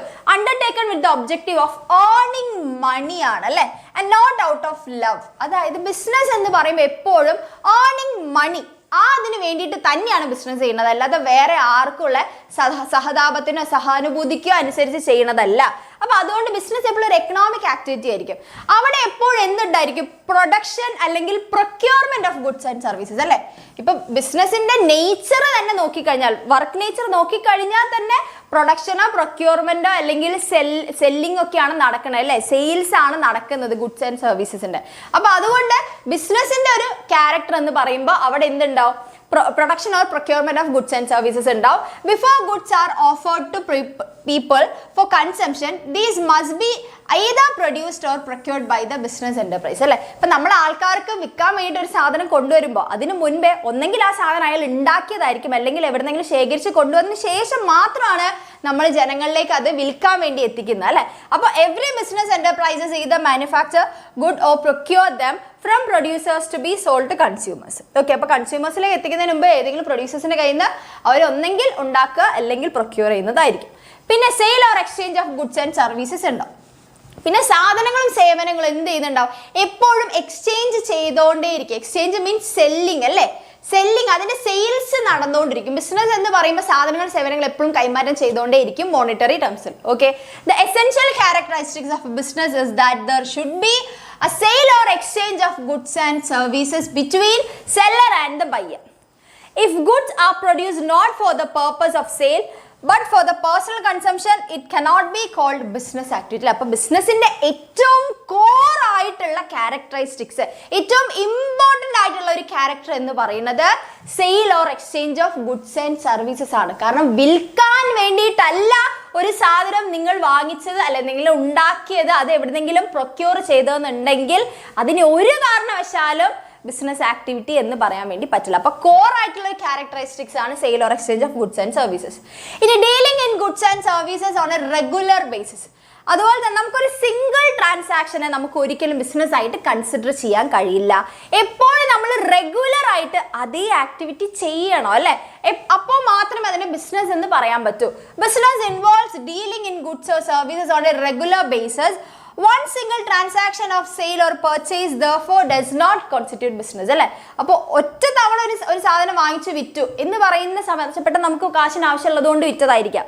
അത് ആ സമയത്ത് ആവശ്യത്തിന് വേണ്ടിയിട്ട്, അല്ലെങ്കിൽ അങ്ങനെ വിറ്റ് കിട്ടുന്ന പൈസ വെച്ച് ജീവിക്കാൻ വേണ്ടിയിട്ടാവില്ല, ആവശ്യത്തിന് വേണ്ടിയിട്ടായിരിക്കും നമ്മൾ പെട്ടെന്ന് സാധനം വിറ്റുണ്ടാവുക. അപ്പോൾ അതിന് നമ്മൾ ബിസിനസ്സുകാരനാണെന്ന് പറയാൻ വേണ്ടി പറ്റില്ല. ഒരു ബിസിനസ്സുകാരനാണ് അല്ലെങ്കിൽ അയാൾ ചെയ്യുന്നത് ബിസിനസ് ആക്ടിവിറ്റി എന്ന് പറയണമെങ്കിൽ dealing in goods and services on a regular basis ആയിരിക്കും. പിന്നെ പ്രോഫിറ്റ് ഏൺ ചെയ്യുക അല്ലെ, വെറുതെ ഇൻകം കിട്ടുക എന്നുള്ളതല്ല. ഇൻകം എന്നല്ല, പ്രോഫിറ്റ് ആക്കാനാണ് അയാൾ നോക്കുന്നത്. അതായത് അതിൽ നിന്ന് എന്താണ്, ലാഭം ഉണ്ടാക്കണം. വെറുതെ ഞാൻ 50 രൂപയ്ക്ക് ഒരു സാധനം വിറ്റു, അല്ലെങ്കിൽ 50 രൂപ മുടക്കി ഞാനൊരു സാധനം ഉണ്ടാക്കിയിട്ട് അത് 50 രൂപയ്ക്ക് തന്നെ വിൽക്കുമ്പോൾ എനിക്ക് അവിടെ ഇൻകം കിട്ടി, എൻ്റെ എക്സ്പെൻസും ഇൻകവും മീറ്റ് ആയിപ്പോൾ എനിക്ക് പ്രത്യേകിച്ച് നേട്ടമൊന്നും കിട്ടുന്നില്ല. ഓക്കെ, അവിടെ സീറോ ആണ് എനിക്ക് വരുന്ന റിട്ടേൺ, എനിക്ക് കിട്ടുന്ന അല്ലെങ്കിൽ റവന്യൂ എന്ന് പറഞ്ഞാൽ സീറോ ആണ്. പക്ഷെ ഒരു ബിസിനസ്സുകാരൻ്റെ എയിം എന്ന് പറയുന്നത് അത് സീറോയിൽ കിടത്തുക എന്നുള്ളതല്ല. ഞാൻ 50 രൂപയ്ക്ക് ഒരു സാധനം ഒരാൾക്ക് കൊടുത്തിട്ടുണ്ടെങ്കിൽ, ഒരു പൈസ ചിലവാക്കി ഒരു 50 രൂപ ഞാൻ ഇൻവെസ്റ്റ് ചെയ്തിട്ടുണ്ടെങ്കിൽ അതിൽ നിന്ന് 60, 70, 80 കിട്ടിയിട്ട് ബാക്കി എൻ്റെ എക്സ്പെൻസ് കഴിഞ്ഞിട്ടിരുന്ന ബാക്കി ഏർണിങ്സ് എന്ന് പറഞ്ഞ പ്രോഫിറ്റ് ആയിരിക്കണം. ലാഭം ഉണ്ടാക്കുക എന്നുള്ളത് മാത്രമായിരിക്കും ഏതിൻ്റെ ആവശ്യം എന്ന് പറയുന്നത്, നമ്മുടെ ബിസിനസ്സിൻ്റെ എന്ന് പറയുന്നത്. ക്ലിയർ ആയോ? One of the main purpose of the business is to earn income by way of profits. No business can survive for long without profits. Hence business try to maximize profit by increasing sale or reducing cost. അപ്പോൾ ബിസിനസ്സിന്റെ മറ്റൊരു character എന്ന് പറയുന്നത് profit earn ചെയ്യുക എന്നുള്ളതാണ് അല്ലെ. മുടക്കുന്നതിൽ നിന്ന് ഇരട്ടിയായിട്ട് തിരിച്ചു പിടിക്കുക എന്നുള്ളത് ബിസിനസ്സിന്റെ ഒരു ക്യാരക്ടറാണ്. ഓക്കെ, ക്ലിയർ ആണോ? പിന്നെ അൺസർട്ടനിറ്റി ഓഫ് റിട്ടേൺ. പിന്നെ ബാക്കി ഏത് എക്കണോമിക് ആക്ടിവിറ്റി എടുത്താലും, പ്രൊഫഷൻ എടുത്താലും, എംപ്ലോയ്മെന്റ് എടുത്താലും നമുക്കറിയാം ഫിക്സഡ് ആയിട്ട് ഇന്ന ഡേറ്റിൽ നമുക്ക് ഇൻകം വരും. സർട്ടൈൻ ആണ് അതിലെ റിട്ടേൺ നമുക്ക് സർട്ടൈൻ ആണ്. നമുക്ക് പറയാം ഞാൻ ഇത്ര പേഷ്യൻസിനെ നോക്കി എനിക്ക് ഇത്ര എമൗണ്ട് കിട്ടും, അല്ലെ എല്ലാ മാസം 1-ാം തീയതി ആകുമ്പോൾ സാലറി കയറും എന്ന് എംപ്ലോയ്മെന്റിലും പറയാം. പക്ഷെ ബിസിനസ്സിൽ നമുക്ക് എന്ത് റിട്ടേൺ കിട്ടും എന്ന് പറയാൻ പറ്റില്ല. അപ്പൊ അൺസർട്ടനിറ്റി ഓഫ് റിട്ടേൺ ആണ്. There always uncertainty of return അല്ലെ. അപ്പൊ uncertainty of return refers the lack of knowledge about the return that business is going to earn in given period അല്ലെ. അപ്പൊ ഒരു നിശ്ചിത സമയത്തിനുള്ളിൽ എത്രമാത്രം പൈസ എന്റെയിലേക്ക് വന്നു ചേരും ഇത് നമുക്ക് ഒരിക്കലും പ്രെഡിക്റ്റ് ചെയ്യാൻ പറ്റില്ല ബിസിനസിന്റെ കാര്യത്തിൽ. അപ്പൊ ബിസിനസിന്റെ മാത്രം ഒരു പ്രത്യേകതയാണ് അൺസർട്ടനിറ്റി ഓഫ് റിട്ടേൺ എന്ന് പറയുന്നത്. ക്ലിയർ ആണോ? ക്ലിയർ അല്ലേ? ഇനി അവസാനത്താണ് എലമെന്റ് ഓഫ് റിസ്ക്. ബിസിനസിന്റെ അകത്ത് എപ്പോഴും എന്തുണ്ട്? റിസ്ക് ഉണ്ടായിരിക്കും. മറ്റേതിലെല്ലാം റിസ്ക് വളരെ കുറവായിരിക്കും അല്ലെ. Risk means the possibility of loss ആണ്. It caused by some uncertainty, unfavourable or undesirable events അല്ലെ. ഇപ്പൊ ബിസിനസ്സിനാണ് ഇപ്പോൾ വിലക്കയറ്റം കൂടിയാലും അത് കൂടിയാലും ഇത് കൂടിയാലും എന്ത് വന്നാലും നമുക്ക് കിട്ടുന്ന സാലറിയിൽ മാറ്റം വരാൻ വേണ്ടി അതൊന്നും നമ്മളെ അങ്ങനെ പ്രോഫിറ്റിൻ്റെ അകത്തോ അല്ലെങ്കിൽ പ്രോഫിറ്റ് എന്നായി ഇപ്പോൾ പ്രൊഫഷൻ്റെ അകത്തോ എംപ്ലോയ്മെൻ്റ് അകത്തോ വലിയ രീതിയിൽ ബാധിക്കാൻ പോകുന്നില്ല. പക്ഷെ ബിസിനസ്സിൽ ഇതെല്ലാം മാറ്റർ ചെയ്യുന്ന കാര്യമാണ് അല്ലേ. അപ്പം നമുക്ക് എപ്പോഴും എന്താണ് അൺഫേവറബിളോ അൺഡിസൈറബിൾ ഇവൻറ്റ്സ് കാരണം നമ്മൾക്ക് എപ്പോഴും റിസ്ക് എലമെൻറ്റ് കൂടുതലായിരിക്കും ബിസിനസിൻ്റെ അകത്ത്. Such factors include changes in consumer taste, fashion, labour problems, fire. ഇതെല്ലാം ആരെ എഫക്റ്റ് ചെയ്യും? ബിസിനസ്സിനെ എഫക്റ്റ് ചെയ്യും അല്ലേ. അപ്പോൾ എപ്പോഴും ബിസിനസ്സിൽ എന്താണ് element of risk very high ആണ്. അപ്പോൾ ഇത്രയും കാര്യങ്ങളാണ് ബിസിനസ്സിൽ എന്തെന്ന് പറയുന്നത്, അതിന്റെ ക്യാരക്ടർ എന്ന് പറയുന്നത്. ആദ്യത്തെ ക്യാരക്ടർ എന്ന് പറയുന്നത് an economic activity ആയിരിക്കും. പിന്നെ production or procurement of goods and services ഉണ്ടായിരിക്കും. Dealing goods and services on a regular basis ആയിരിക്കും. അതേപോലെ തന്നെ പ്രോഫിറ്റ് ഏർണിംഗ് ആണ്, അൺസർട്ടനിറ്റി ഓഫ് റിട്ടേൺ ആണ്, എലമെന്റ് ഓഫ് റിസ്ക് ആണ്. അപ്പൊ ഇത്രയും കാര്യങ്ങളാണ് ബിസിനസിന്റെ ക്യാരക്ടറിസ്റ്റിക്സിൽ വരുന്നത് അല്ലെ. ബിസിനസിന്റെ സവിശേഷത ഫീച്ചേഴ്സ് ആയിട്ട് നമുക്ക് പറയാൻ വേണ്ടി പറ്റുന്നത്. അത് കിട്ടിയോ? അത് കിട്ടിയല്ലോ. റെഡി. ഇനി നമ്മൾ ബിസിനസിനെ ഡീറ്റെയിൽ ആയിട്ട് പഠിക്കാൻ വേണ്ടി പോവാണ്. ക്ലിയർ? സെറ്റ്. ഇനി ബിസിനസ് എന്ന് പറയുമ്പോൾ അവിടെ 2 രീതിയിലുള്ള ആക്ടിവിറ്റി ചെയ്യാറുണ്ട്. ഓക്കെ, ബിസിനസ്സിൽ 2 രീതിയിലുള്ള പ്രവർത്തനങ്ങൾ നടക്കുന്നുണ്ട്. ബിസിനസ്സിൻ്റെ ഉള്ളിലേക്ക് നമ്മൾ ചെന്ന് നോക്കുമ്പോൾ മെയിനായിട്ട് ഒന്ന് ഇൻഡസ്ട്രിയും ഒന്ന് എന്താണ് കൊമേഴ്സുമാണ് അല്ലെ. ബിസിനസ് എന്ന് പറയുമ്പോൾ സാധനങ്ങൾ ഉണ്ടാക്കുന്ന പ്രൊഡ്യൂസ് ചെയ്യുന്നവരുണ്ട് അല്ലെ. ഒരു കൂട്ടം എന്ന് പറയുമ്പോൾ ബിസിനസ് ഈ സാധനങ്ങൾ പ്രൊഡ്യൂസ് ചെയ്യുന്നവര് അല്ലെ. പ്രൊഡ്യൂസ് ചെയ്യുന്നവർ എന്താണ്? ബിസിനസ് ആണ് ചെയ്യുന്നത്. ആ പ്രൊഡ്യൂസ് ചെയ്ത സാധനം അവരെന്ത് ചെയ്യുന്നു? വിൽക്കുന്നു. എന്നിട്ട് അതൊന്ന് പൈസ ഉണ്ടാക്കുന്നത് അല്ലെ. അപ്പം മെയിൻ ആയിട്ട് നമ്മൾ ബിസിനസ് ആക്ടിവിറ്റി എന്ന് പറയുമ്പോൾ അതിൻ്റെ അകത്ത് മാനുഫാക്ചേഴ്സും പിന്നെ ഉള്ളതെന്ന് പറഞ്ഞാൽ ട്രേഡ് ചെയ്യുന്നവരാണല്ലേ. ആ ഉണ്ടാക്കിയ സാധനം എന്ത് ചെയ്യും? നമ്മൾ നേരത്തെ പറഞ്ഞു ബിസിനസിന്റെ ക്യാരക്ടറിസ്റ്റിക്സ് എന്ന് പറയുമ്പോൾ അവിടെ ഒന്നെങ്കിൽ പ്രൊഡക്ഷൻ അല്ലെങ്കിൽ procurement of goods and services ഉണ്ട് അല്ലേ. അപ്പൊ ഈ പ്രൊഡക്ഷൻ ചെയ്യുന്നവരും എന്താണ്? ആ പ്രൊഡക്ഷൻ ചെയ്തിട്ട് അതിൽ നിന്ന് പൈസ ഉണ്ടാക്കണം. വെറുതെ പ്രൊഡക്ഷൻ ചെയ്യല്ല, അതിൽ നിന്ന് പൈസ ഉണ്ടാക്കുന്നുണ്ട്. ഇവർ മറ്റേ ടീംസ് എന്ത് ചെയ്യുന്നു? അവർ പ്രൊഡക്ഷൻ ചെയ്യുന്നില്ല, ഓൾറെഡി ആരോ ഉണ്ടാക്കി വെച്ച സാധനത്തെ അല്ലേ, ഈ ഇൻഡസ്ട്രി എന്ന് പറയുന്നതിൽ ഉണ്ടാക്കിയ ആൾക്കാർ ഉണ്ടാക്കി വെച്ച സാധനത്തെ അവരിവിടെ കൊണ്ടുവരുന്നു, എന്നിട്ട് അത് ഡയറക്റ്റ് ആയിട്ട് കൺസ്യൂമേഴ്സിലേക്ക് വിൽക്കുന്നു അല്ലേ. അപ്പൊ ഇവിടെ ട്രേഡും ആണ് നടക്കുന്നത്, കൊമേഴ്സിൽ ട്രേഡും ആണ് നടക്കുന്നത്. ക്ലിയർ ആണോ? ആ രണ്ടും ക്ലിയർ ആണോ? സെറ്റ് ആണോ? അപ്പൊ അതിൽ ഈ പ്രൊഡക്ഷൻ എന്ന് പറയുമ്പോൾ അതിൽ ഈ ഇൻഡസ്ട്രി എന്ന് പറയുന്നതിനെ കുറിച്ച് നമുക്ക് ഡീറ്റെയിൽ ആയിട്ട് നോക്കാം. ക്ലിയർ? സെറ്റ്? റെഡി ആണെങ്കിൽ ഒന്ന് പറയണേടാ. ഞാൻ പറയണ നിങ്ങൾക്ക് മനസ്സിലാവുന്നുണ്ടെങ്കിൽ ഒന്ന് പറയണേ.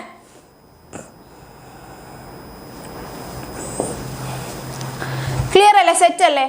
അപ്പൊ അതിൽ ഈ ഇൻഡസ്ട്രി എന്ന് പറയുമ്പോൾ അവിടെ നമ്മളുടെ സാധനങ്ങളും സേവനങ്ങളൊക്കെ എന്താണ് പ്രൊഡ്യൂസ് ചെയ്യുകയാണ് ചെയ്യണത്. നമുക്കറിയാം നമ്മൾ ഇന്ന് ഈ സമൂഹത്തിൽ അല്ലെങ്കിൽ നമ്മൾ യൂസ് ചെയ്യുന്ന പല സാധനങ്ങളും നമ്മൾ ഉണ്ടാക്കിയെടുക്കുകയാണ് ചെയ്യുന്നത്. ചിലതെന്ന് പറയുമ്പോൾ ഉണ്ടാക്കാനുള്ള സാധനങ്ങൾ നാച്ചുറലി കിട്ടും, ചിലതിൻ്റെ റോ മെറ്റീരിയൽസ് നമ്മൾ പല സാധനങ്ങളും ചേർത്ത് അതിൻ്റെ റോ മെറ്റീരിയൽസ് ആക്കി അങ്ങനെയാണ് നമ്മൾ ഉണ്ടാക്കുന്നത് അല്ലേ. എല്ലാ സാധനങ്ങളും ഒരേപോലെയല്ല പ്രൊഡ്യൂസ് ചെയ്തത്. ഇപ്പം ഞാനിട്ട് ഈ ജാക്കറ്റ് ഇത് ഉണ്ടാക്കിയ അതേ മെത്തേഡിലല്ല ഞാനിട്ട് ടീഷർട്ട് ഉണ്ടാക്കിയത്.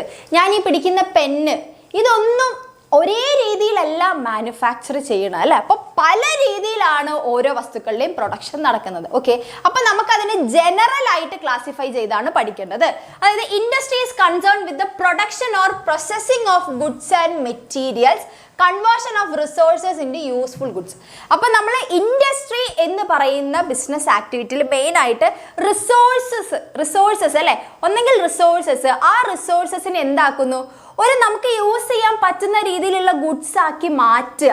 അപ്പൊ ഒന്നെങ്കിൽ റിസോഴ്സസും അതേപോലെ തന്നെ റിസോഴ്സസിനെ നമ്മൾ ഫൈനൽ ഗുഡ്സ് ആക്കി മാറ്റുന്ന പ്രവർത്തനങ്ങൾ നടക്കുന്ന ഏരിയയാണ് നമ്മൾ എന്തെന്ന് പറയാം ഇൻഡസ്ട്രി എന്ന് പറയുന്നത്.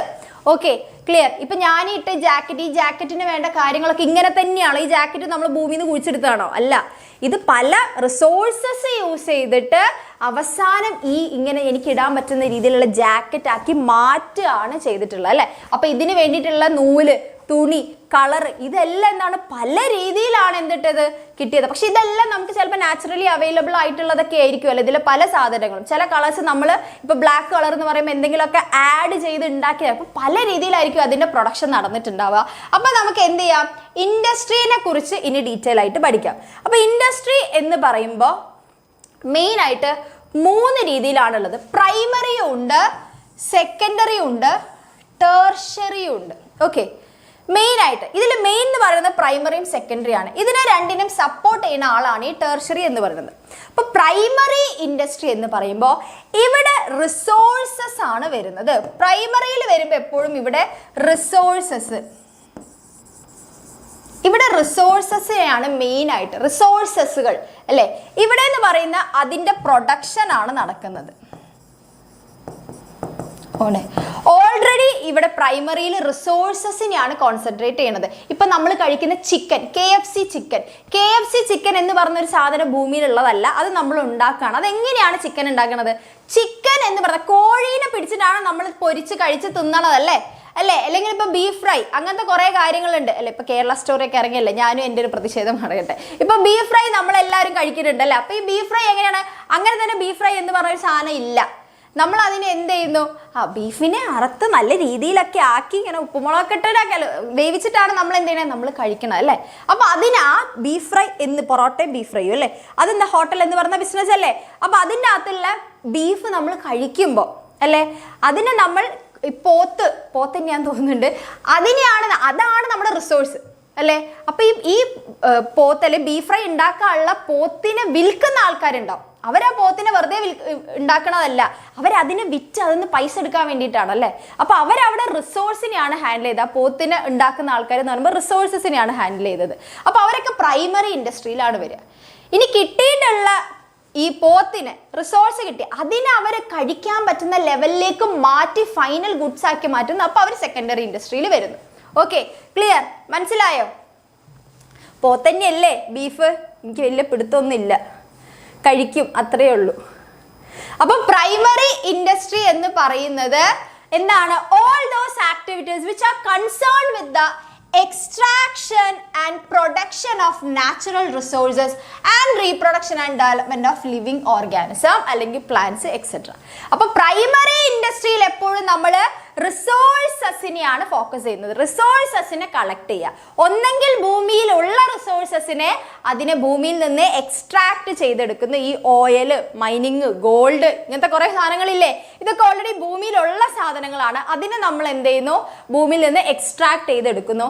അല്ലെങ്കിൽ നമ്മൾ അതിനെ ഓൾറെഡി ഉള്ള ഭൂമിയിലുള്ള സാധനങ്ങൾ റീപ്രൊഡ്യൂസ് ചെയ്തുകൊണ്ടിരിക്കുന്നു. ഓക്കെ, ഇപ്പം അതുപോലെ കോഴി, ആട്, മാട് എന്നൊക്കെ പറഞ്ഞ സാധനങ്ങളൊക്കെ ഉണ്ടല്ലോ, അതിനെന്താണ്? റീപ്രൊഡ്യൂസ് ചെയ്തുകൊണ്ടിരിക്കുകയാണ് ചെയ്യണത്. അതുപോലെ നമ്മൾ കൃഷി ചെയ്യുന്നത് ഒക്കെ എന്താണ്? പ്രൈമറി ഇൻഡസ്ട്രിയിലാണ്. ഇപ്പം നമ്മൾ കഴിക്കുന്ന അരി, അപ്പോൾ ഓൾറെഡി ഭൂമിയിൽ എന്താ നെല്ലിട്ടിട്ട് അതിനെ എന്താണ്? പ്ലാന്റ്സ് ആണ് അല്ലേ? അതിനൊക്കെ എന്താണ്? റീപ്രൊഡക്ഷൻ ആണ് നടത്തുന്നത് അല്ലേ? ക്ലിയർ?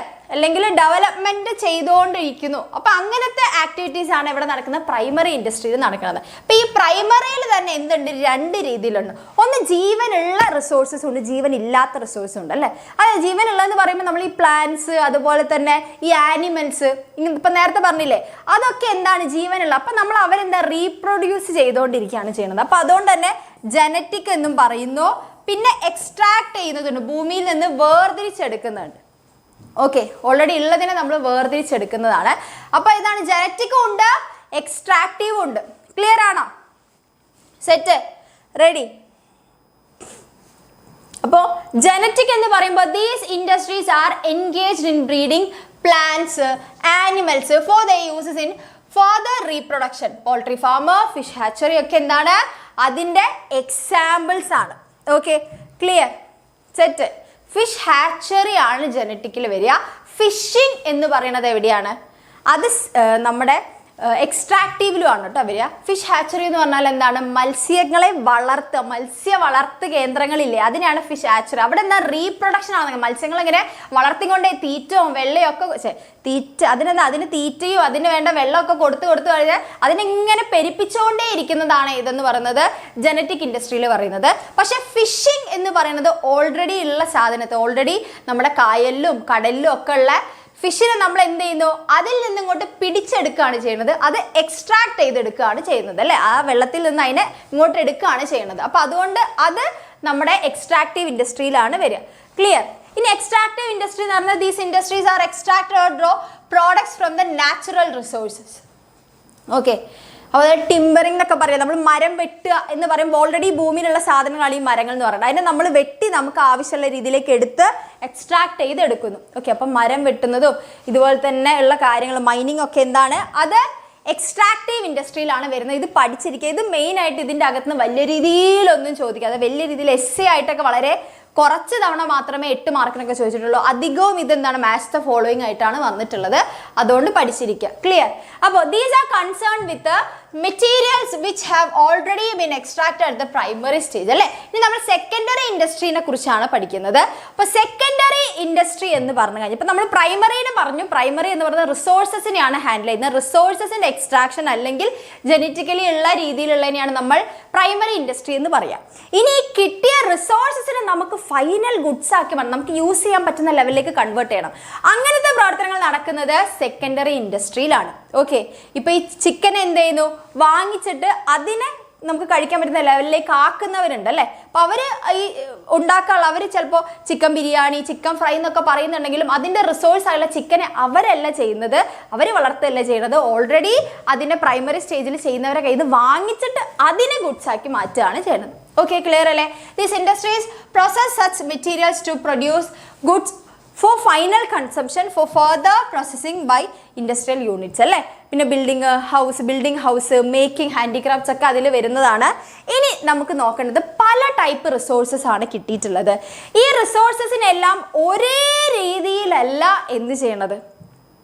അവർ പ്രൊഡക്ഷൻ നടത്തുന്നത് അല്ലേ? ഇപ്പം ഞാൻ നേരത്തെ പറഞ്ഞത് ഈ പെന്നും ഈ കോട്ടും ഒന്നും ഒരേ രീതിയിലല്ല പ്രൊഡ്യൂസ് ചെയ്തത്. അപ്പോൾ അതിൻ്റെ പ്രൊഡക്ഷനിൽ എന്തുണ്ട്? മാറ്റങ്ങളുണ്ട് അല്ലേ? അപ്പോൾ പൊതുവേ നമുക്ക് കമ്പയർ ചെയ്യാം. ജനറലി നമ്മൾ 4 രീതിയിലാണ് ഇതിനെന്ത് ചെയ്യുന്നത്? കമ്പയർ ചെയ്യുന്നത്. പക്ഷെ അതിൻ്റെ ഉള്ളിൽ ആദ്യം മാനുഫാക്ചറിങ് എന്നും കൺസ്ട്രക്ഷൻ എന്നും വരുന്നുണ്ട്. ഓക്കെ, സാധന റിസോഴ്സസിനെ രണ്ട് രീതിയിൽ ആദ്യം ക്ലാസിഫൈ ചെയ്യുന്നു.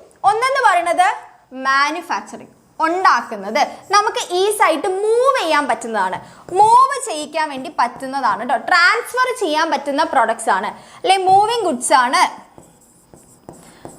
ഓക്കെ, ഈ മാനുഫാക്ചറിങ്ങിൽ വരുന്ന സാധനങ്ങളൊക്കെ നമുക്ക് എന്ത് ചെയ്യാൻ വേണ്ടിയിട്ട് മാർക്കറ്റിലേക്ക് അങ്ങ് കൊണ്ടുപോകാൻ വേണ്ടി പറ്റും. ഇനി കൺസ്ട്രക്ഷനിലുള്ളത് നമുക്ക് എന്ത് ചെയ്യാൻ വേണ്ടി പറ്റില്ല, മൂവ് ചെയ്യാൻ വേണ്ടി പറ്റില്ല. ഓക്കെ, അത് മൂവ് ചെയ്യിക്കാൻ പറ്റാത്ത ടൈപ്പാണ് കൺസ്ട്രക്ഷനിൽ വരുന്നത്. ഓക്കെ, ക്ലിയർ, സെറ്റ് ആണോ? അപ്പോൾ ഈ മൂവ് ചെയ്യിക്കാൻ പറ്റുന്ന ഗുഡ്സ് തന്നെ 4 രീതിയിലുണ്ട്. ഓക്കെ, അനലിറ്റിക്കൽ ഉണ്ട്, സിന്തറ്റിക്കൽ ഉണ്ട്, പിന്നെ പ്രോസസ്സിംഗ് ഉണ്ട്, അസംബ്ലിംഗ് ഇൻഡസ്ട്രി ഉണ്ട്. Okay, clear. അനലിറ്റിക്കൽ ഇൻഡസ്ട്രി എന്ന് പറയുമ്പോൾ നമുക്ക് കിട്ടിയിട്ടുള്ള, അതായത് പ്രൈമറി സ്റ്റേജിൽ കിട്ടിയിട്ടുള്ള റിസോഴ്സസിനെ നമ്മൾ എന്ത് ചെയ്യുന്നു, ആ ഒരു ഒറ്റ റിസോഴ്സ് വെച്ചിട്ട് പല റിസോഴ്സസിനെ നമ്മൾ എന്ത് ചെയ്യുന്നു, സെപ്പറേറ്റ് ചെയ്തെടുക്കുന്നു. ഇപ്പോൾ ഓയിലിൽ നിന്ന് നമുക്ക് കിട്ടി, ഓക്കെ, അത് നമ്മൾ പ്രൈമറി ഇൻഡസ്ട്രിയിൽ മൈനിങ് ചെയ്തെടുത്തു, അതിനെ നമ്മൾ എന്ത് ചെയ്യുന്നു, പല രീതികളിൽ കട്ട് ചെയ്തിട്ട് പല ടൈപ്പ് അല്ലേ, ഇപ്പോൾ പെട്രോളിയം ആയിട്ടും ഡീസലായിട്ടും ഒക്കെ മാറ്റുന്നത് അല്ലേ, ഓയിൽ റിഫൈനറീസ് എക്സാമ്പിൾ ആണ്. Analyse and separate different elements from the same material ആണ്. ഇനി അതല്ലാതെ സിന്തറ്റിക്കൽ ഇൻഡസ്ട്രി എന്ന് പറഞ്ഞു കഴിഞ്ഞാൽ പല കോമ്പോണൻസിനെ വെച്ചിട്ട് പല റിസോഴ്സസിനെ ചേർത്തിട്ട് ഒരു പുതിയ പ്രോഡക്റ്റ് ഉണ്ടാക്കുന്നു, അതാണ് സിമെന്റ് അല്ലേ, അതായത് which combines various ingredients into a new products. Cement, soap, ഇങ്ങനത്തെ കാര്യങ്ങളൊക്കെ ഇങ്ങനെയാണ് നമ്മൾ പല റിസോഴ്സസ് ചേർത്തിട്ട് ഒരു പുതിയ പ്രൊഡക്റ്റ് ആക്കി മാറ്റുന്നു. ഇനി അടുത്തതാണ് പ്രോസസ്സിംഗ് ഇൻഡസ്ട്രി എന്ന് പറയുന്നത്. ഇവിടെ നമുക്ക് ഫൈനൽ ഗുഡ്സ് കിട്ടാൻ വേണ്ടി നമ്മൾ റിസോഴ്സസിനെ പല സ്റ്റേജസിലൂടെ ഇങ്ങനെ കടത്തി വിടുന്നു. ഇപ്പോൾ ഉരുളക്കിഴങ്ങ് നമ്മൾ പ്രൈമറി ഇൻഡസ്ട്രിയിൽ ജനറ്റിക്കൽ വരുന്നതാണ്, ഉരുളക്കിഴങ്ങിന് കൃഷി ചെയ്തുണ്ടാക്കി, എന്നിട്ട് അതിന് എന്ത് ചെയ്യുന്നു, ആ സാധനത്തെ ഞാൻ സെക്കൻഡറി ഇൻഡസ്ട്രിയിലുള്ള പ്രോസസ്സിംഗ് ഇൻഡസ്ട്രിയിലേക്കാണ് കൊടുക്കുക. ഓക്കെ, അതായത് ആ ഉരുളക്കിഴങ്ങ് വാങ്ങിക്കുന്നു, എന്നിട്ട് അതിനെ പല സ്റ്റേജസിലൂടെ കടത്തി വിട്ടിട്ട് അവസാനം കഴിക്കാൻ പറ്റുന്ന രീതിയിലേക്കുള്ള ചിപ്സ് ആക്കി മാറ്റുന്നു. So which involve successive stages four manufacturing finished products as in the case of sugar, pepper ഒക്കെ ഉള്ളതാണ്. ഓക്കെ, പേപ്പറൊക്കെ നമ്മൾ അങ്ങനെയല്ലേ ഉണ്ടാക്കുക. ഇനി അവസാനത്തതാണ് അസംബ്ലിംഗ് ഇൻഡസ്ട്രി എന്ന് പറയുന്നത്. ഇതെങ്ങനെയാണെന്ന് വെച്ച് കഴിഞ്ഞാൽ ഡിഫറെൻറ്റ് കോമ്പൗണ്ട്സിനെ ഒരു സ്ഥലത്ത് കൊണ്ടുവന്ന് അവിടെ വെച്ച് നമ്മളൊരു പുതിയ പ്രോഡക്ട്സ് ഉണ്ടാക്കുന്നത് അല്ലേ, അതായത് which assembles different component parts to make a new product as in the case of television, car, computer ഒക്കെ അല്ലേ. അതായത് നമ്മൾ എന്ത് ചെയ്യുന്നു, പല സ്ഥലങ്ങളിലായിരിക്കും അതിൻ്റെ പല ഭാഗങ്ങൾ ഉണ്ടാവുക, അതിനെല്ലാം കൂടെ നമ്മൾ ഒരു സ്ഥലത്ത് കൊണ്ടുവരുന്നു, അവിടെ വെച്ച് നമ്മൾ അതിനെ ഫിക്സ് ചെയ്തിട്ട് ഒരു പുതിയ പ്രോഡക്റ്റ് ആക്കി മാറ്റുന്നു. അപ്പോൾ അസംബിൾ ചെയ്യുന്നു ഒരേ സ്ഥലത്തേക്ക്, അതിനെയാണ് നമ്മൾ എന്തെന്ന് പറയുക, അസംബ്ലിംഗ് ഇൻഡസ്ട്രി എന്ന് പറയുക. ഇതിനെയൊക്കെ നമുക്ക് ഇപ്പോൾ ഇതിന്ന് കിട്ടുന്ന പ്രൊഡക്റ്റ് അല്ലേ, ഇപ്പോൾ അസംബ്ലിംഗ് ഇൻഡസ്ട്രിന്നും പ്രോസസ്സിംഗ് ഇൻഡസ്ട്രിന്നും അതുപോലെ സിന്തറ്റിക്കൽ ഇൻഡസ്ട്രിന്നും അനലിറ്റിക്കൽ ഇൻഡസ്ട്രിന്നൊക്കെ കിട്ടുന്ന സാധനങ്ങൾ നമുക്ക് എന്ത് ചെയ്യാം, മാർക്കറ്റിലേക്ക് എത്തിക്കാൻ പറ്റുന്ന പ്രോഡക്ട്സ് ആണ് കിട്ടുന്നത്. ഇനി കൺസ്ട്രക്ഷൻ എന്ന് പറഞ്ഞ ഒരു സാധനം ഉണ്ടല്ലേ, മാനുഫാക്ചറിങ്ങിന്റെ തൊട്ട് ക്ലാസിഫിക്കേഷനിൽ വരുന്ന കൺസ്ട്രക്ഷൻ, അതിലുണ്ടാക്കുന്ന പ്രോഡക്ട്സിനെ നമുക്ക് എന്ത് ചെയ്യാൻ പറ്റില്ല, മൂവ് ചെയ്യിക്കാൻ വേണ്ടി പറ്റില്ല. ഞാനൊരു വലിയ പാലം ഉണ്ടാക്കി, അതിനെനിക്ക് നേരെ ഇങ്ങനെ ചുമന്ന് കൊണ്ടുപോയിട്ട് ഞാൻ മാർക്കറ്റിൽ, ഇപ്പോൾ ഞാൻ എന്താ കോഴിക്കോട് SM സ്ട്രീറ്റ് കൊണ്ടുപോയി ഇങ്ങനെ വെക്കുന്നു, ആൾക്കാർ വേണ്ടവർ വില വാങ്ങി ഈ പാലത്തിനെ ഇങ്ങനെ എടുത്ത് കൊണ്ടുപോവാണ് ചെയ്യുക, അല്ല. അതിന് നമ്മൾ എന്താണ്, ഈ പാലം കെട്ടുന്നത് പൈസയ്ക്ക് വേണ്ടിയിട്ട് തന്നെയാണ്.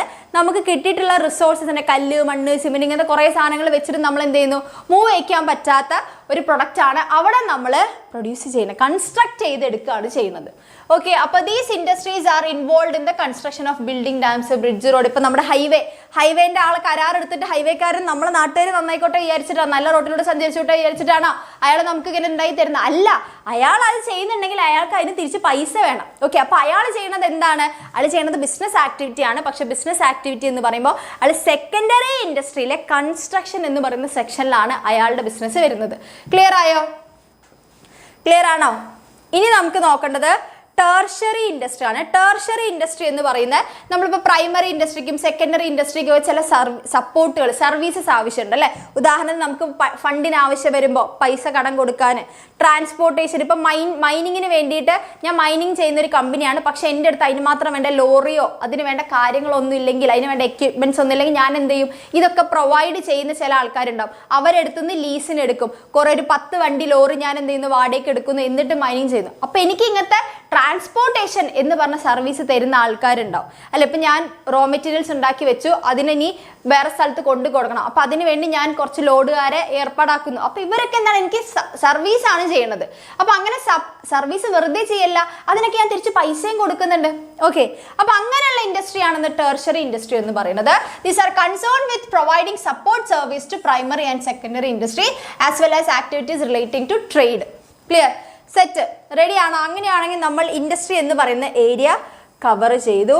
ഇതാണ് ചിലപ്പോൾ നിങ്ങൾക്ക് ഇത് വരയ്ക്കാൻ വേണ്ടി ചോദിക്കും. ഇപ്പോൾ 8 മാർക്കിന് നിങ്ങളോട് ഇൻഡസ്ട്രീനെ കുറിച്ച് എഴുതാൻ വേണ്ടി പറഞ്ഞു കഴിഞ്ഞാൽ ആദ്യം നിങ്ങൾ ഈ ഫ്ലോ ചാർട്ട് ഇതാ ഈ ഒരു ഏരിയ ഉണ്ടല്ലോ, ഇത്രയും ഒരു ഏരിയ, ഈ ഒരു ഏരിയയിലെ ഫ്ലോ ചാർട്ട് വരച്ച് വെച്ചിട്ട് വേണം എഴുതാൻ. അങ്ങനെ നിങ്ങൾ എഴുതി കഴിഞ്ഞാൽ നിങ്ങളുടെ ടീച്ചർ ഫ്ലാറ്റായി, പകുതി ഫ്ലാറ്റായി പേപ്പർ നോക്കുമ്പോൾ. ഓക്കെ, ചെക്കൻ എന്തൊക്കെയോ അറിയാം അല്ലെ, കൊച്ചിന് എന്തൊക്കെയോ അറിയാം എന്നുള്ളത് ആദ്യം ടീച്ചർക്ക് മനസ്സിലാവും. Okay, clear?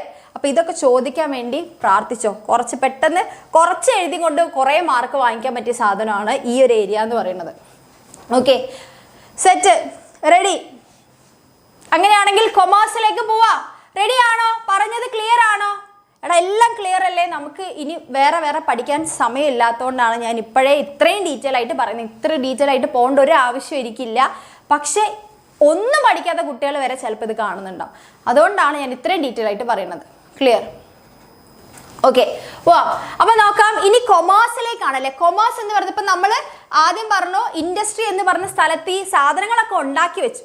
ഈ ഉണ്ടാക്കി വെച്ച് കഴിഞ്ഞാൽ അവർ താനേ ഈ പ്രൊഡക്റ്റിന് കൈയും കാലും മുളച്ച് കൺസ്യൂമേഴ്സിൻ്റെ അടുത്ത് പോയി ഇരിക്കില്ല. ഓക്കെ, ഇപ്പോൾ റീനു മിസ്സിന് ഇപ്പോൾ ജാക്കറ്റിൻ്റെ ആവശ്യം ഉണ്ടാവും. എന്തായാലും ജാക്കറ്റ്, ഇപ്പോൾ ജാക്കറ്റ് ഈ സ്വയം ജാക്കറ്റ് നടന്നു കയറി എൻ്റെ വീട്ടിൽ വന്ന് ഇരുന്നതല്ല, ഇത് വാങ്ങിച്ചതാണല്ലോ. ഇപ്പോൾ എക്സാമിനർ എന്ന് പറയുന്ന കമ്പനി ഇത് വാങ്ങിച്ചതാണ് അല്ലേ.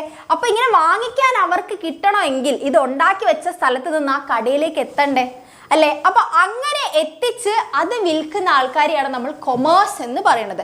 അങ്ങനെ ഈസി ആയിട്ട് പ്രൊഡ്യൂസേഴ്സിന്റെ കയ്യിൽ നിന്ന് കൺസ്യൂമേഴ്സിന്റെ കയ്യിലേക്ക് എത്തില്ല. ഒത്തിരി കാര്യങ്ങൾ കഴിഞ്ഞതിന് ശേഷം മാത്രമേ കടയിലേക്ക് ആ സാധനം എത്തുള്ളൂ അല്ലേ. അപ്പൊ കൊമേഴ്സ് എന്ന് പറയുമ്പോൾ ഇത് മൊത്തത്തിലുള്ള ഒരു ആക്ടിവിറ്റിയാണ്. Commerce include all those activities which are necessary for facilitating the exchange of goods and services, അല്ലെങ്കിൽ sum total of all goods and services which are engaged in the removal of hindrance of person, place, time in the exchange of commodities അല്ലേ. അപ്പോൾ ഒരു സാധനം ഇവിടെ ഉണ്ടാക്കി, A എന്ന് പറയുന്ന ഒരു സാധനം ഇവിടെ ഉണ്ടാക്കിയിട്ട് ഈ ബി എന്ന് പറയുന്ന ആളുടെ കയ്യിൽ എത്തണം എന്നുണ്ടെങ്കിൽ ആദ്യം അവിടുന്ന് ആ സാധനം മൂവ് ചെയ്യണം. മൂവ് ചെയ്ത് അതിനെ സ്റ്റോർ ചെയ്യണം. എന്നിട്ട് അതിന് വേണ്ട സമയം വരെ അതിനെ നമ്മൾ വെയർ ഹൗസിൽ വെക്കണം. എന്നിട്ട് അതിനുശേഷം മാത്രമേ നമുക്ക് എന്ത് ചെയ്യാൻ വേണ്ടി പറ്റുള്ളൂ, ഇവിടേക്ക് എത്തിക്കാൻ വേണ്ടി പറ്റുള്ളൂ അല്ലേ. അപ്പം ഇങ്ങനെ മൂവ് ചെയ്യുന്ന സമയത്ത് അവർ ഇൻഷുറൻസ്, പിന്നെ അതേപോലെ ഈ ഒരു പ്രൊഡക്റ്റ് ഇങ്ങനെ ഉണ്ട് എന്ന് നാട്ടുകാരെ അറിയിക്കാൻ വേണ്ടി അഡ്വർടൈസ്മെന്റ്, അങ്ങനെ കുറേ കാര്യങ്ങൾ ചെയ്താൽ മാത്രമേ ഈ സാധനം വിൽക്കാൻ പറ്റുള്ളൂ അല്ലേ. അപ്പം ഈ ഇത്രയും കാര്യങ്ങൾ അതിൻ്റെ ഇടയിൽ നടക്കുന്നുണ്ട്. ഈ എല്ലാത്തിൻ്റെയും സം ടോട്ടലിനെയാണ് നമ്മൾ എന്തെന്ന് പറയുക, കൊമേഴ്സ് എന്ന് പറയാം. ക്ലിയർ? കൊമേഴ്സ് എന്ന് പറയുമ്പോൾ സാധനങ്ങൾ വിൽക്കുക, ഒരു കടയിലെത്തി എന്നിട്ട് അതിനെ എന്ത് ചെയ്യുന്നു, സെല്ല് ചെയ്യുന്നു, അതിനെ മാത്രമല്ല കൊമേഴ്സ് എന്ന് പറയുന്നത്. ഈ വിൽക്കുന്നതിന് മുൻപ് ഒത്തിരി കാര്യങ്ങൾ ചെയ്തിട്ടില്ലേ, അതിനെയും ഈ വിൽക്കുന്നതിനെ എല്ലാത്തിനെയും പ്ലസ് രണ്ടും കൂടെ ചേർന്നിട്ടാണ് നമ്മൾ കൊമേഴ്സ് എന്ന് പറയുന്നത്. ക്ലിയർ ആണോ? ക്ലിയർ ആണോ? അപ്പോൾ ഈ കൊമേഴ്സിനെ നമുക്ക് രണ്ട് രീതിയിൽ ക്ലാസിഫൈ ചെയ്യാം. ട്രേഡ് എന്നും ഓക്സിലറീസ് ടു ട്രേഡ് എന്നും. ഓക്കെ, അതായത് ട്രേഡ് എന്ന് പറയുന്നത് buying and selling of goods and service. എന്ത് ചെയ്യുന്ന, ഒരു കടയിൽ പോയിട്ട് സാധനം നിങ്ങൾ പൈസ കൊടുത്ത് വാങ്ങിക്കുകയും ചെയ്യുന്ന പരിപാടിയാണ് നമ്മൾ ട്രേഡ് എന്ന് പറയുന്നത്. പക്ഷെ അങ്ങനെ ഈ വാങ്ങിക്കുന്നതിന് മുൻപ് ഈ സാധനം അവിടെ എത്തിയിട്ടുണ്ടല്ലേ. അപ്പോൾ അതിന് കുറേ കാര്യങ്ങൾ നടന്നിട്ടുണ്ടാവും. അപ്പോൾ ഈ വിൽക്കുന്നതിനെയും വാങ്ങുന്നതിനെ ഹെൽപ്പ് ചെയ്ത കുറേ ആൾക്കാരുണ്ട്. അതിനെയാണ് നമ്മൾ ഓക്സിലറീസ് ടു സർവീസ് എന്ന് പറയാം. അല്ലെങ്കിൽ നമുക്ക് കൊമേഴ്സിനെ trade plus auxiliaries to trade എന്ന് വേണമെങ്കിൽ പറയാം. ക്ലിയർ? റെഡി? അപ്പോൾ ഈ ട്രേഡ് എന്ന് പറയുമ്പോൾ buying and selling of goods and സർവീസസും, ഓക്സിലറീസ് ടു ട്രേഡ് എന്ന് പറയുമ്പോൾ there are lot of activities that are required to facilitate the purchase and sale of goods ആണ് അല്ലേ. അതായത് നമ്മൾ സെയിലിനെ അല്ലെങ്കിൽ പർച്ചേസ് ഓഫ് ഗുഡ്സിനെ ഈസി ആക്കാൻ വേണ്ടി കുറേ കാര്യങ്ങൾ നടന്നിട്ടുണ്ട് അല്ലേ. Transportation, banking, insurance, communication, advertisement, packaging, warehousing, അങ്ങനെ ഒത്തിരി കാര്യങ്ങൾ നടന്നിട്ടുണ്ട്. അതെല്ലാം എന്തിനു വേണ്ടിയാണ് ചെയ്തിട്ടുള്ളത്? ഈ ട്രാൻസ്പോർട്ടേഷനും ബാങ്കിങ്ങും ഇൻഷുറൻസും ഒക്കെ നമ്മുടെ ട്രേഡിനെ സുഖകരമാക്കാൻ വേണ്ടിയിട്ടാണ് അല്ലേ. അതുകൊണ്ട് അതിന് ഓക്സിലറീസ് ടു ട്രേഡ് അല്ലെങ്കിൽ സർവീസ് ടു ട്രേഡ് എന്ന് പറയും. ഓക്സിലറീസ് ടു ട്രേഡ് എന്നും സർവീസ് ടു ട്രേഡ് എന്നും പറയുന്നു. ഓക്കെ, ക്ലിയർ അല്ലേ? അപ്പോൾ ട്രേഡ് തന്നെ എന്ത് ചെയ്യുന്നുണ്ട്? രണ്ട് രീതി നടക്കുന്നുണ്ട്. ഇന്റേണലും ഉണ്ട്, എക്സ്റ്റേണലും ഉണ്ട്. ഇത് നമ്മൾ ഡീറ്റെയിൽ ആയിട്ട് ചാപ്റ്റർ ആയിട്ട് പഠിക്കുന്നതിനെ കൊണ്ട് ഞാൻ ഡീറ്റെയിൽ ആയിട്ട് ഇവിടെ പറയുന്നില്ല. നമുക്കത് പഠിക്കാവുന്നുള്ളൂ അല്ലേ. ഇന്റേണൽ ട്രേഡ് എന്ന് പറയുമ്പോൾ ഹോം ട്രേഡ് ആണ്. അത് തന്നെ ഹോൾസെയിലേഴ്സും ഉണ്ട്, റീറ്റെയിലേഴ്സും നടക്കുന്നുണ്ട്. പിന്നെ ഉള്ളത് ഇന്റർനാഷണൽ ട്രേഡ് ആണ്. അത് എക്സ്പോർട്ട്, പിന്നെ അതുപോലെ ഇമ്പോർട്ട്, എൻട്രി പോർട്ട്, ഇതൊക്കെ ഡീറ്റെയിൽ ആയിട്ട് നമ്മൾ ചാപ്റ്ററിൽ പഠിക്കുന്നുണ്ട്. അപ്പോൾ അതുകൊണ്ട് അതിൽ ഡീറ്റെയിൽ ആയിട്ട് നോക്കാം. Okay, clear. ഇനി നമ്മൾ നോക്കേണ്ടത് ഓക്സിലറീസ് ടു ട്രേഡ് ആണ്. ഓക്സിലറീസ് ടു ട്രേഡ് എന്ന് പറയുമ്പോൾ activities which are meant for assisting trade are known as auxiliaries to trade അല്ലെ. അതായത് നമ്മുടെ ട്രേഡിനെ അസിസ്റ്റ് ചെയ്യാൻ, സപ്പോർട്ട് ചെയ്യാൻ വേണ്ടി ചെയ്യുന്ന ആക്ടിവിറ്റീസിനെയാണ് നമ്മൾ ഓക്സിലറീസ് ടു ട്രേഡ് എന്ന് പറയുന്നത്. അപ്പം മെയിൻ ആയിട്ട് ട്രാൻസ്പോർട്ടേഷൻ അല്ലെങ്കിൽ ട്രാൻസ്പോർട്ടേഷൻ ആൻഡ് കമ്മ്യൂണിക്കേഷൻ അതിൽ ആദ്യത്തേതാണ് അല്ലേ. Transport facilitate movement of raw material to the place of production and the finished product from the factories to place of consumption അല്ലേ. ഈ ട്രാൻസ്പോർട്ടേഷൻ എന്ന് പറയുന്നത് നമ്മൾ ഒരു സാധനത്തിന് റിസോഴ്സിന്റെ സ്റ്റേജ് മുതൽ അത് ഫൈനൽ ഗുഡ്സ് ആകുന്നത് വരെ ട്രാൻസ്പോർട്ടേഷൻ നടന്നുകൊണ്ടിരിക്കുന്നതാണ്, അതിന്റെ ഫിസിക്കൽ മൂവ്മെന്റ് ചെയ്തുകൊണ്ടിരിക്കുന്നത്. അതിനെയാണ് നമ്മൾ ട്രാൻസ്പോർട്ടേഷൻ എന്ന് പറയുന്നത് അല്ലേ. അതായത് അതിനെ നമ്മളൊരു സ്ഥലത്ത് നിന്ന് മറ്റൊരു സ്ഥലത്തേക്ക് അതിന്റെ ഫിസിക്കൽ പ്രസൻസ് അവൈലബിൾ ആക്കുന്നതിനെയാണ് നമ്മൾ ട്രാൻസ്പോർട്ടേഷൻ എന്ന് പറയുന്നത്. ഇനി ബാങ്കിങ് എന്ന് പറയുന്നത് helps in business activity to overcome the problems of finance. ഇപ്പം നമുക്ക് എന്താണ് ഫണ്ടിന് ആവശ്യം വരുമ്പോൾ അല്ലേ, നമുക്കിപ്പോൾ നേരത്തെ പറഞ്ഞതുപോലെ ഇപ്പോൾ ട്രാൻസ്പോർട്ടേഷന് വേണ്ടിയിട്ട് നമുക്ക് ഏതെങ്കിലും ആൾക്കാരെ കണ്ടെയ്നേഴ്സിനൊക്കെ ഏർപ്പാടാക്കണമെങ്കിൽ അവിടെ നമുക്ക് പൈസ കൊടുക്കണം, അല്ലാതെ ഫ്രീ ആയിട്ട് അവർ ചെയ്തു തരില്ല. അപ്പോൾ അങ്ങനെയുള്ള ഫണ്ടിന് കാര്യങ്ങൾക്ക് പർച്ചേസിങ്ങിനൊക്കെ വേണ്ടിയിട്ടാണ് നമ്മൾ എന്താ പറയുക ബാങ്കിങ് എന്ന് പറയുന്നത്. ഫൈനാൻഷ്യലി വരുന്ന എല്ലാ ബുദ്ധിമുട്ടുകൾക്കുള്ള അസിസ്റ്റൻസ് ആണ് അതെന്ന് പറയുന്നത്. ഓക്കെ, നെക്സ്റ്റ് ആണ് ഇൻഷുറൻസ് എന്ന് പറയുന്നത്. അതായത് നമ്മൾ ഈ കൊണ്ടുപോകുന്ന ഗുഡ്സ് അല്ലെങ്കിൽ നമ്മൾ എവിടെയെങ്കിലും സ്റ്റോർ ചെയ്ത് വെക്കുമ്പോഴൊക്കെ അവിടെ റിസ്ക് എലമെന്റ് ഉണ്ട്. അതായത് അൺസർട്ടനിറ്റി ഉണ്ടല്ലോ. നമുക്കറിയാം ചിലപ്പോൾ അവിടെ തീപിടുത്തം ഉണ്ടാവാം, ചിലപ്പോൾ പെട്ടെന്ന് ഫ്ലഡ് വരാം, അല്ലെങ്കിൽ പോകുന്ന കണ്ടെയ്നർ മറിഞ്ഞിട്ട് ആ സാധനങ്ങളൊക്കെ നഷ്ടപ്പെടാം. അങ്ങനെ പല രീതിയിലുള്ള റിസ്കുകൾ ഉണ്ട്. അപ്പം അതുകൊണ്ട് നമുക്ക് ഈ വരുന്ന റിസ്കിനെ നമ്മൾ ആർക്കെങ്കിലും ഷെയർ ചെയ്യണം അല്ലേ. അപ്പം നമുക്കൊരു നഷ്ടം പറ്റിയാൽ ആ നഷ്ടത്തെ നികത്താൻ ആരെങ്കിലും ഒരാളുടെ സർവീസ് നമ്മൾ എടുക്കും. അങ്ങനെ എടുക്കുന്നതിനെയാണ് നമ്മൾ ഇൻഷുറൻസുകാർ അല്ലേ. അപ്പോൾ material and goods held in stock are subject to the risk of loss or damage. അല്ലെങ്കിൽ എംപ്ലോയേഴ്സിന് അല്ലെങ്കിൽ എംപ്ലോയർ എന്ത് ചെയ്യുന്നു, എംപ്ലോയീസിന് അതിൻ്റെ ഇടയിൽ ആക്സിഡന്റ് കാര്യങ്ങളൊക്കെ പറ്റിക്കഴിഞ്ഞാൽ അതും എന്താണ് ഇയാൾ ചിലപ്പോൾ കൊടുക്കേണ്ടി വരിക പൈസ. അപ്പോൾ ആ സമയത്ത് പോലെ എംപ്ലോയീസിന് അയാൾ എന്ത് ചെയ്യുന്നു, ഇൻഷുറൻസ് എടുത്ത് വെക്കുമ്പോൾ എംപ്ലോയീസിന് എന്തെങ്കിലും പറ്റിക്കഴിഞ്ഞാൽ അത് ഇൻഷുറൻസുകാർ പൈസ കൊടുത്തിക്കോളും അല്ലേ. അപ്പോൾ protect against the risk of accident and occupational hazards. Insurance provide the protection in all such cases. Clear. ഇനി വെയർ ഹൗസിംഗ് ആണ്. വെയർ ഹൗസിംഗ് എന്ന് പറയുന്നത് നമ്മളൊരു വലിയ ക്വാണ്ടിറ്റിയിൽ സാധനം വെച്ചു, ഇനി അതിനെന്താണ് അതിൻ്റെ മെയിൻ കച്ചവട സമയത്താണ് നമ്മൾ കൊടുക്കുക. ഇപ്പോൾ കണ്ടില്ല, ഇപ്പോൾ വത്തക്കേൻ്റെ ഒക്കെ സീസൺ ആവാൻ തുടങ്ങി. ഇപ്പോൾ മഴക്കാലത്തൊന്നും അധികം വത്തക്ക അവൈലബിൾ ആയിരിക്കില്ല, അതെപ്പോഴും ഈ സമ്മർ സീസണിലാണ് വരുന്നത്. അപ്പോൾ അതേപോലെ തന്നെ ഈ വത്തക്കൊക്കെ അവർ വലിയ ആയിട്ട് ഭയങ്കര ക്വാണ്ടിറ്റിയിൽ വാങ്ങിയിട്ട് അത് എവിടെയെങ്കിലും സ്റ്റോർ ചെയ്ത് വെക്കും. എന്നിട്ട് സമ്മർ ആവാൻ നേരത്തെ എന്താവും, ഇപ്പോൾ കുറച്ചായിട്ട് ഇങ്ങനെ എടുക്കുകയാണ് ചെയ്യുക അല്ലേ. അപ്പോൾ അതുവരെയൊക്കെ എന്താണ് നമുക്ക് വെയർ ഹൗസിങ്ങിൻ്റെ ആവശ്യമുണ്ട്, സ്റ്റോറേജ് ചെയ്യണം അല്ലേ. അപ്പോൾ warehousing helps business firm to overcome the problem of storage and facilitate the availability of goods when needed. Okay, അപ്പോൾ അതിൻ്റെ ആവശ്യ സമയത്ത് ഗുഡ്സ് അവൈലബിൾ ആക്കുന്നതാണ് എന്ന് പറയുന്നത് വെയർ ഹൗസിംഗ് എന്ന് പറയുന്നത്. ഇനി നമുക്ക് അടുത്ത് നോക്കാം അഡ്വർടൈസ്മെന്റ് ആണ്. അഡ്വർടൈസിംഗ് എന്ന് പറയുന്നത് remove the hindrance of knowledge. അതായത് നമ്മൾ പ്രോഡക്റ്റിനെ കുറിച്ച് കൺസ്യൂമേഴ്സിലേക്ക് വിവരം എത്തിച്ചു കൊടുക്കണം അല്ലേ. അതായത് ഇങ്ങനെ ഒരു പ്രോഡക്റ്റ് ഉണ്ട്, ഇങ്ങനെ അവൈലബിൾ ആണ്, ഇത്ര ഫീച്ചേഴ്സ് ഉണ്ട്, ഇങ്ങനെയാണ്, ഇങ്ങനെയാണ്, അത്രയാണെന്നൊക്കെ പറഞ്ഞിട്ട് നമ്മൾ അതിൻ്റെ ഇൻഫോർമേഷൻ, അതിനെക്കുറിച്ചുള്ള ഇൻഫോർമേഷൻ ജനങ്ങളിലേക്ക് എത്തിക്കുന്നതിനാണ് നമ്മൾ അഡ്വർടൈസ്മെന്റ് എന്ന് പറയുന്നത്. Advertising is to create and sustain demand. എന്തിനു വേണ്ടി അഡ്വർടൈസ്മെന്റ് ചെയ്യുന്നത്, ചിലപ്പോൾ വൺ വേർഡ് ഒക്കെ ആയിട്ട് നിങ്ങളോട് ഡാഷ് എന്ന് വേണമെങ്കിൽ ചോദിക്കും. അപ്പം നിങ്ങൾ പറയുന്ന അഡ്വർടൈസിങ് എന്തിനാണ്, ക്രിയേറ്റ് സസ്റ്റെയിൻ ഡിമാൻഡ്. ഡിമാൻഡ് നിലനിർത്താൻ വേണ്ടിയിട്ടാണ് അഡ്വർടൈസ്മെന്റ് നമ്മൾ ചെയ്യുന്നത്. Okay, advertisement is inform consumer about the availability of various products and services. Ready, clear. അപ്പോൾ ഇത്രയാണ് നമ്മൾ എന്തെന്ന് പറയുന്നത്, ഓക്സിലറീസ് ടു ട്രേഡ് എന്ന് പറയുന്നത് അല്ലേ. അപ്പോൾ ട്രാൻസ്പോർട്ടേഷൻ ആൻഡ് കമ്മ്യൂണിക്കേഷനിലൂടെ നമുക്ക് പ്ലേസ് എന്ന ഹിൻഡ്രൻസിനെ തടയാൻ വേണ്ടി പറ്റുന്നു. ഓക്കെ, പ്ലേസ് എന്ന് പറയുന്ന തടസ്സത്തെ മാറ്റുന്നു. ഇനി ബാങ്കിങ് ആൻഡ് ഫിനാൻസിലൂടെ നമുക്ക് ഫിനാൻസ് അല്ലെ ധനപരമായിട്ടുള്ള തടസ്സത്തെ നേരിടാൻ പറ്റുന്നു.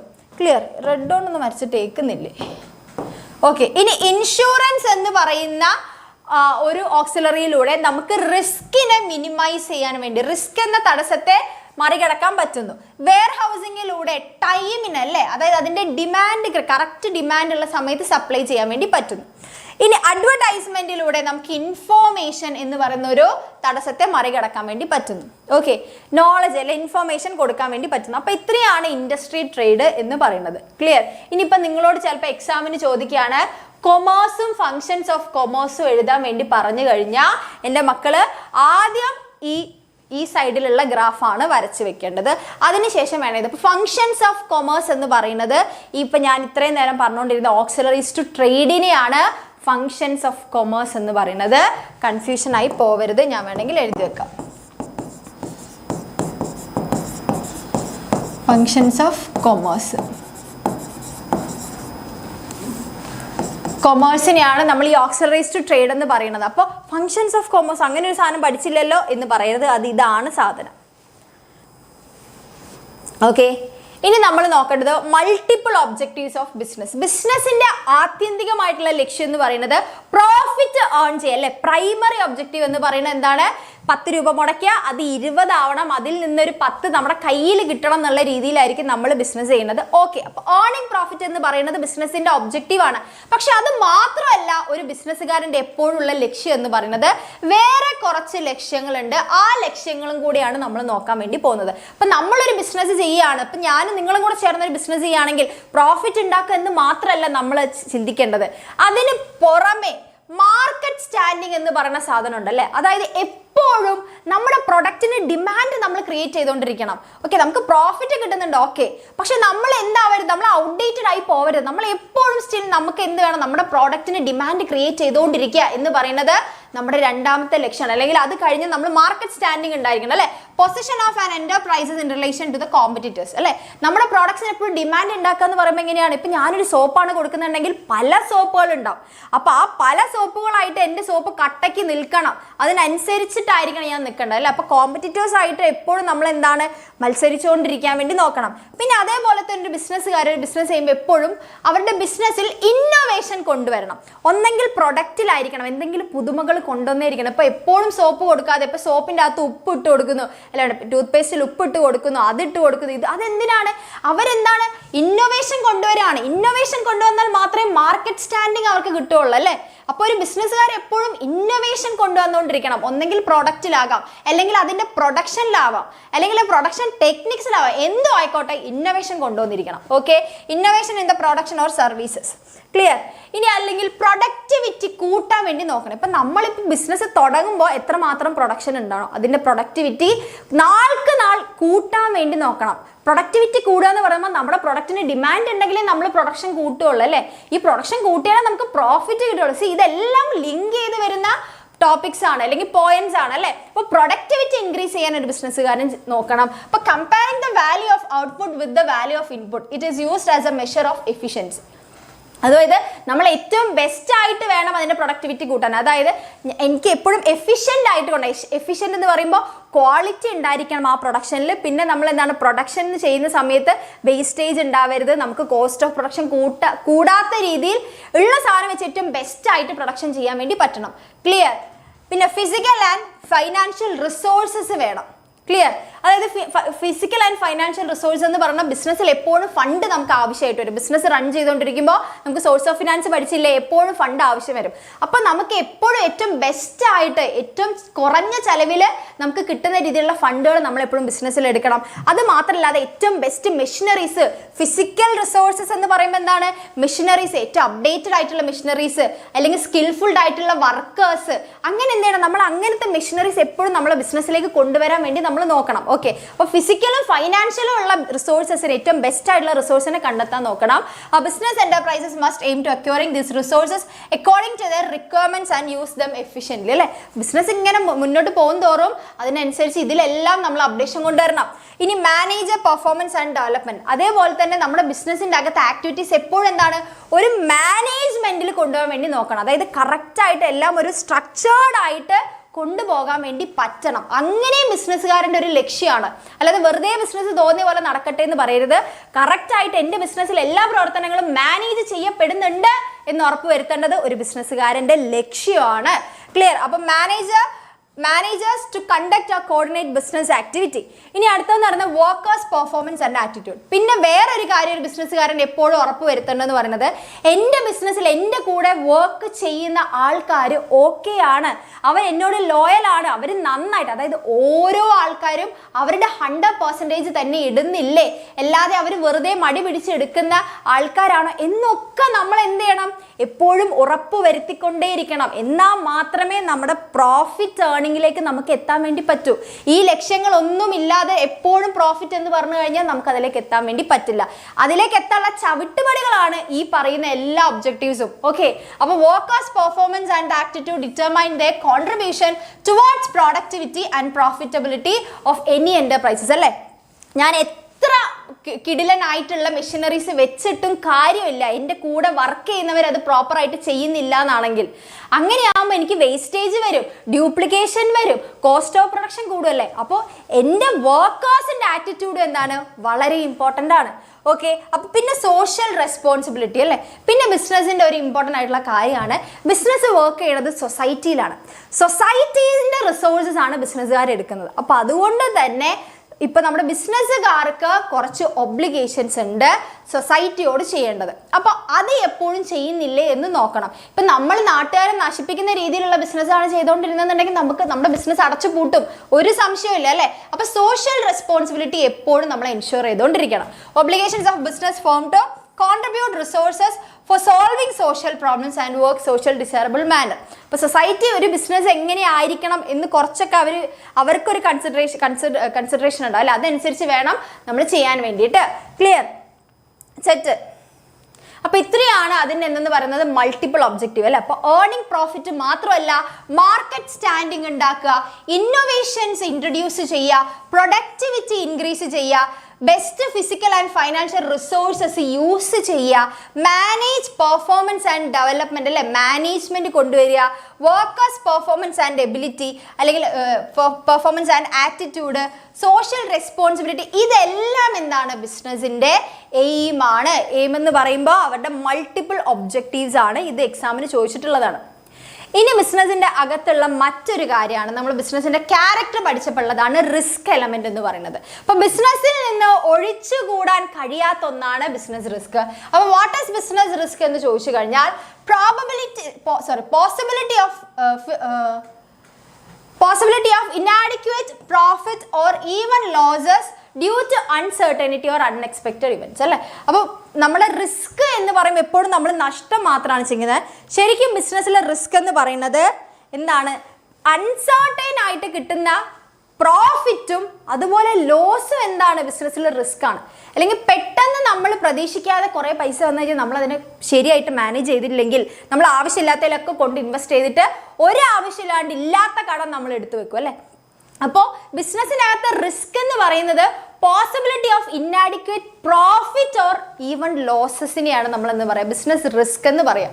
ഓക്കെ, അതിന് എക്സാമ്പിൾ ആയിട്ട് നമ്മളിതാ ബിസിനസ്സിനെ നമുക്ക് രണ്ടായിട്ട് നമ്മൾ ക്ലാസിഫൈ ചെയ്യുന്നുണ്ട്, സ്പെക്യുലേറ്റീവ് റിസ്ക് എന്നും പ്യുവർ റിസ്ക് എന്നും. ഓക്കെ, എന്താണ് സ്പെക്യുലേറ്റീവ് റിസ്ക്?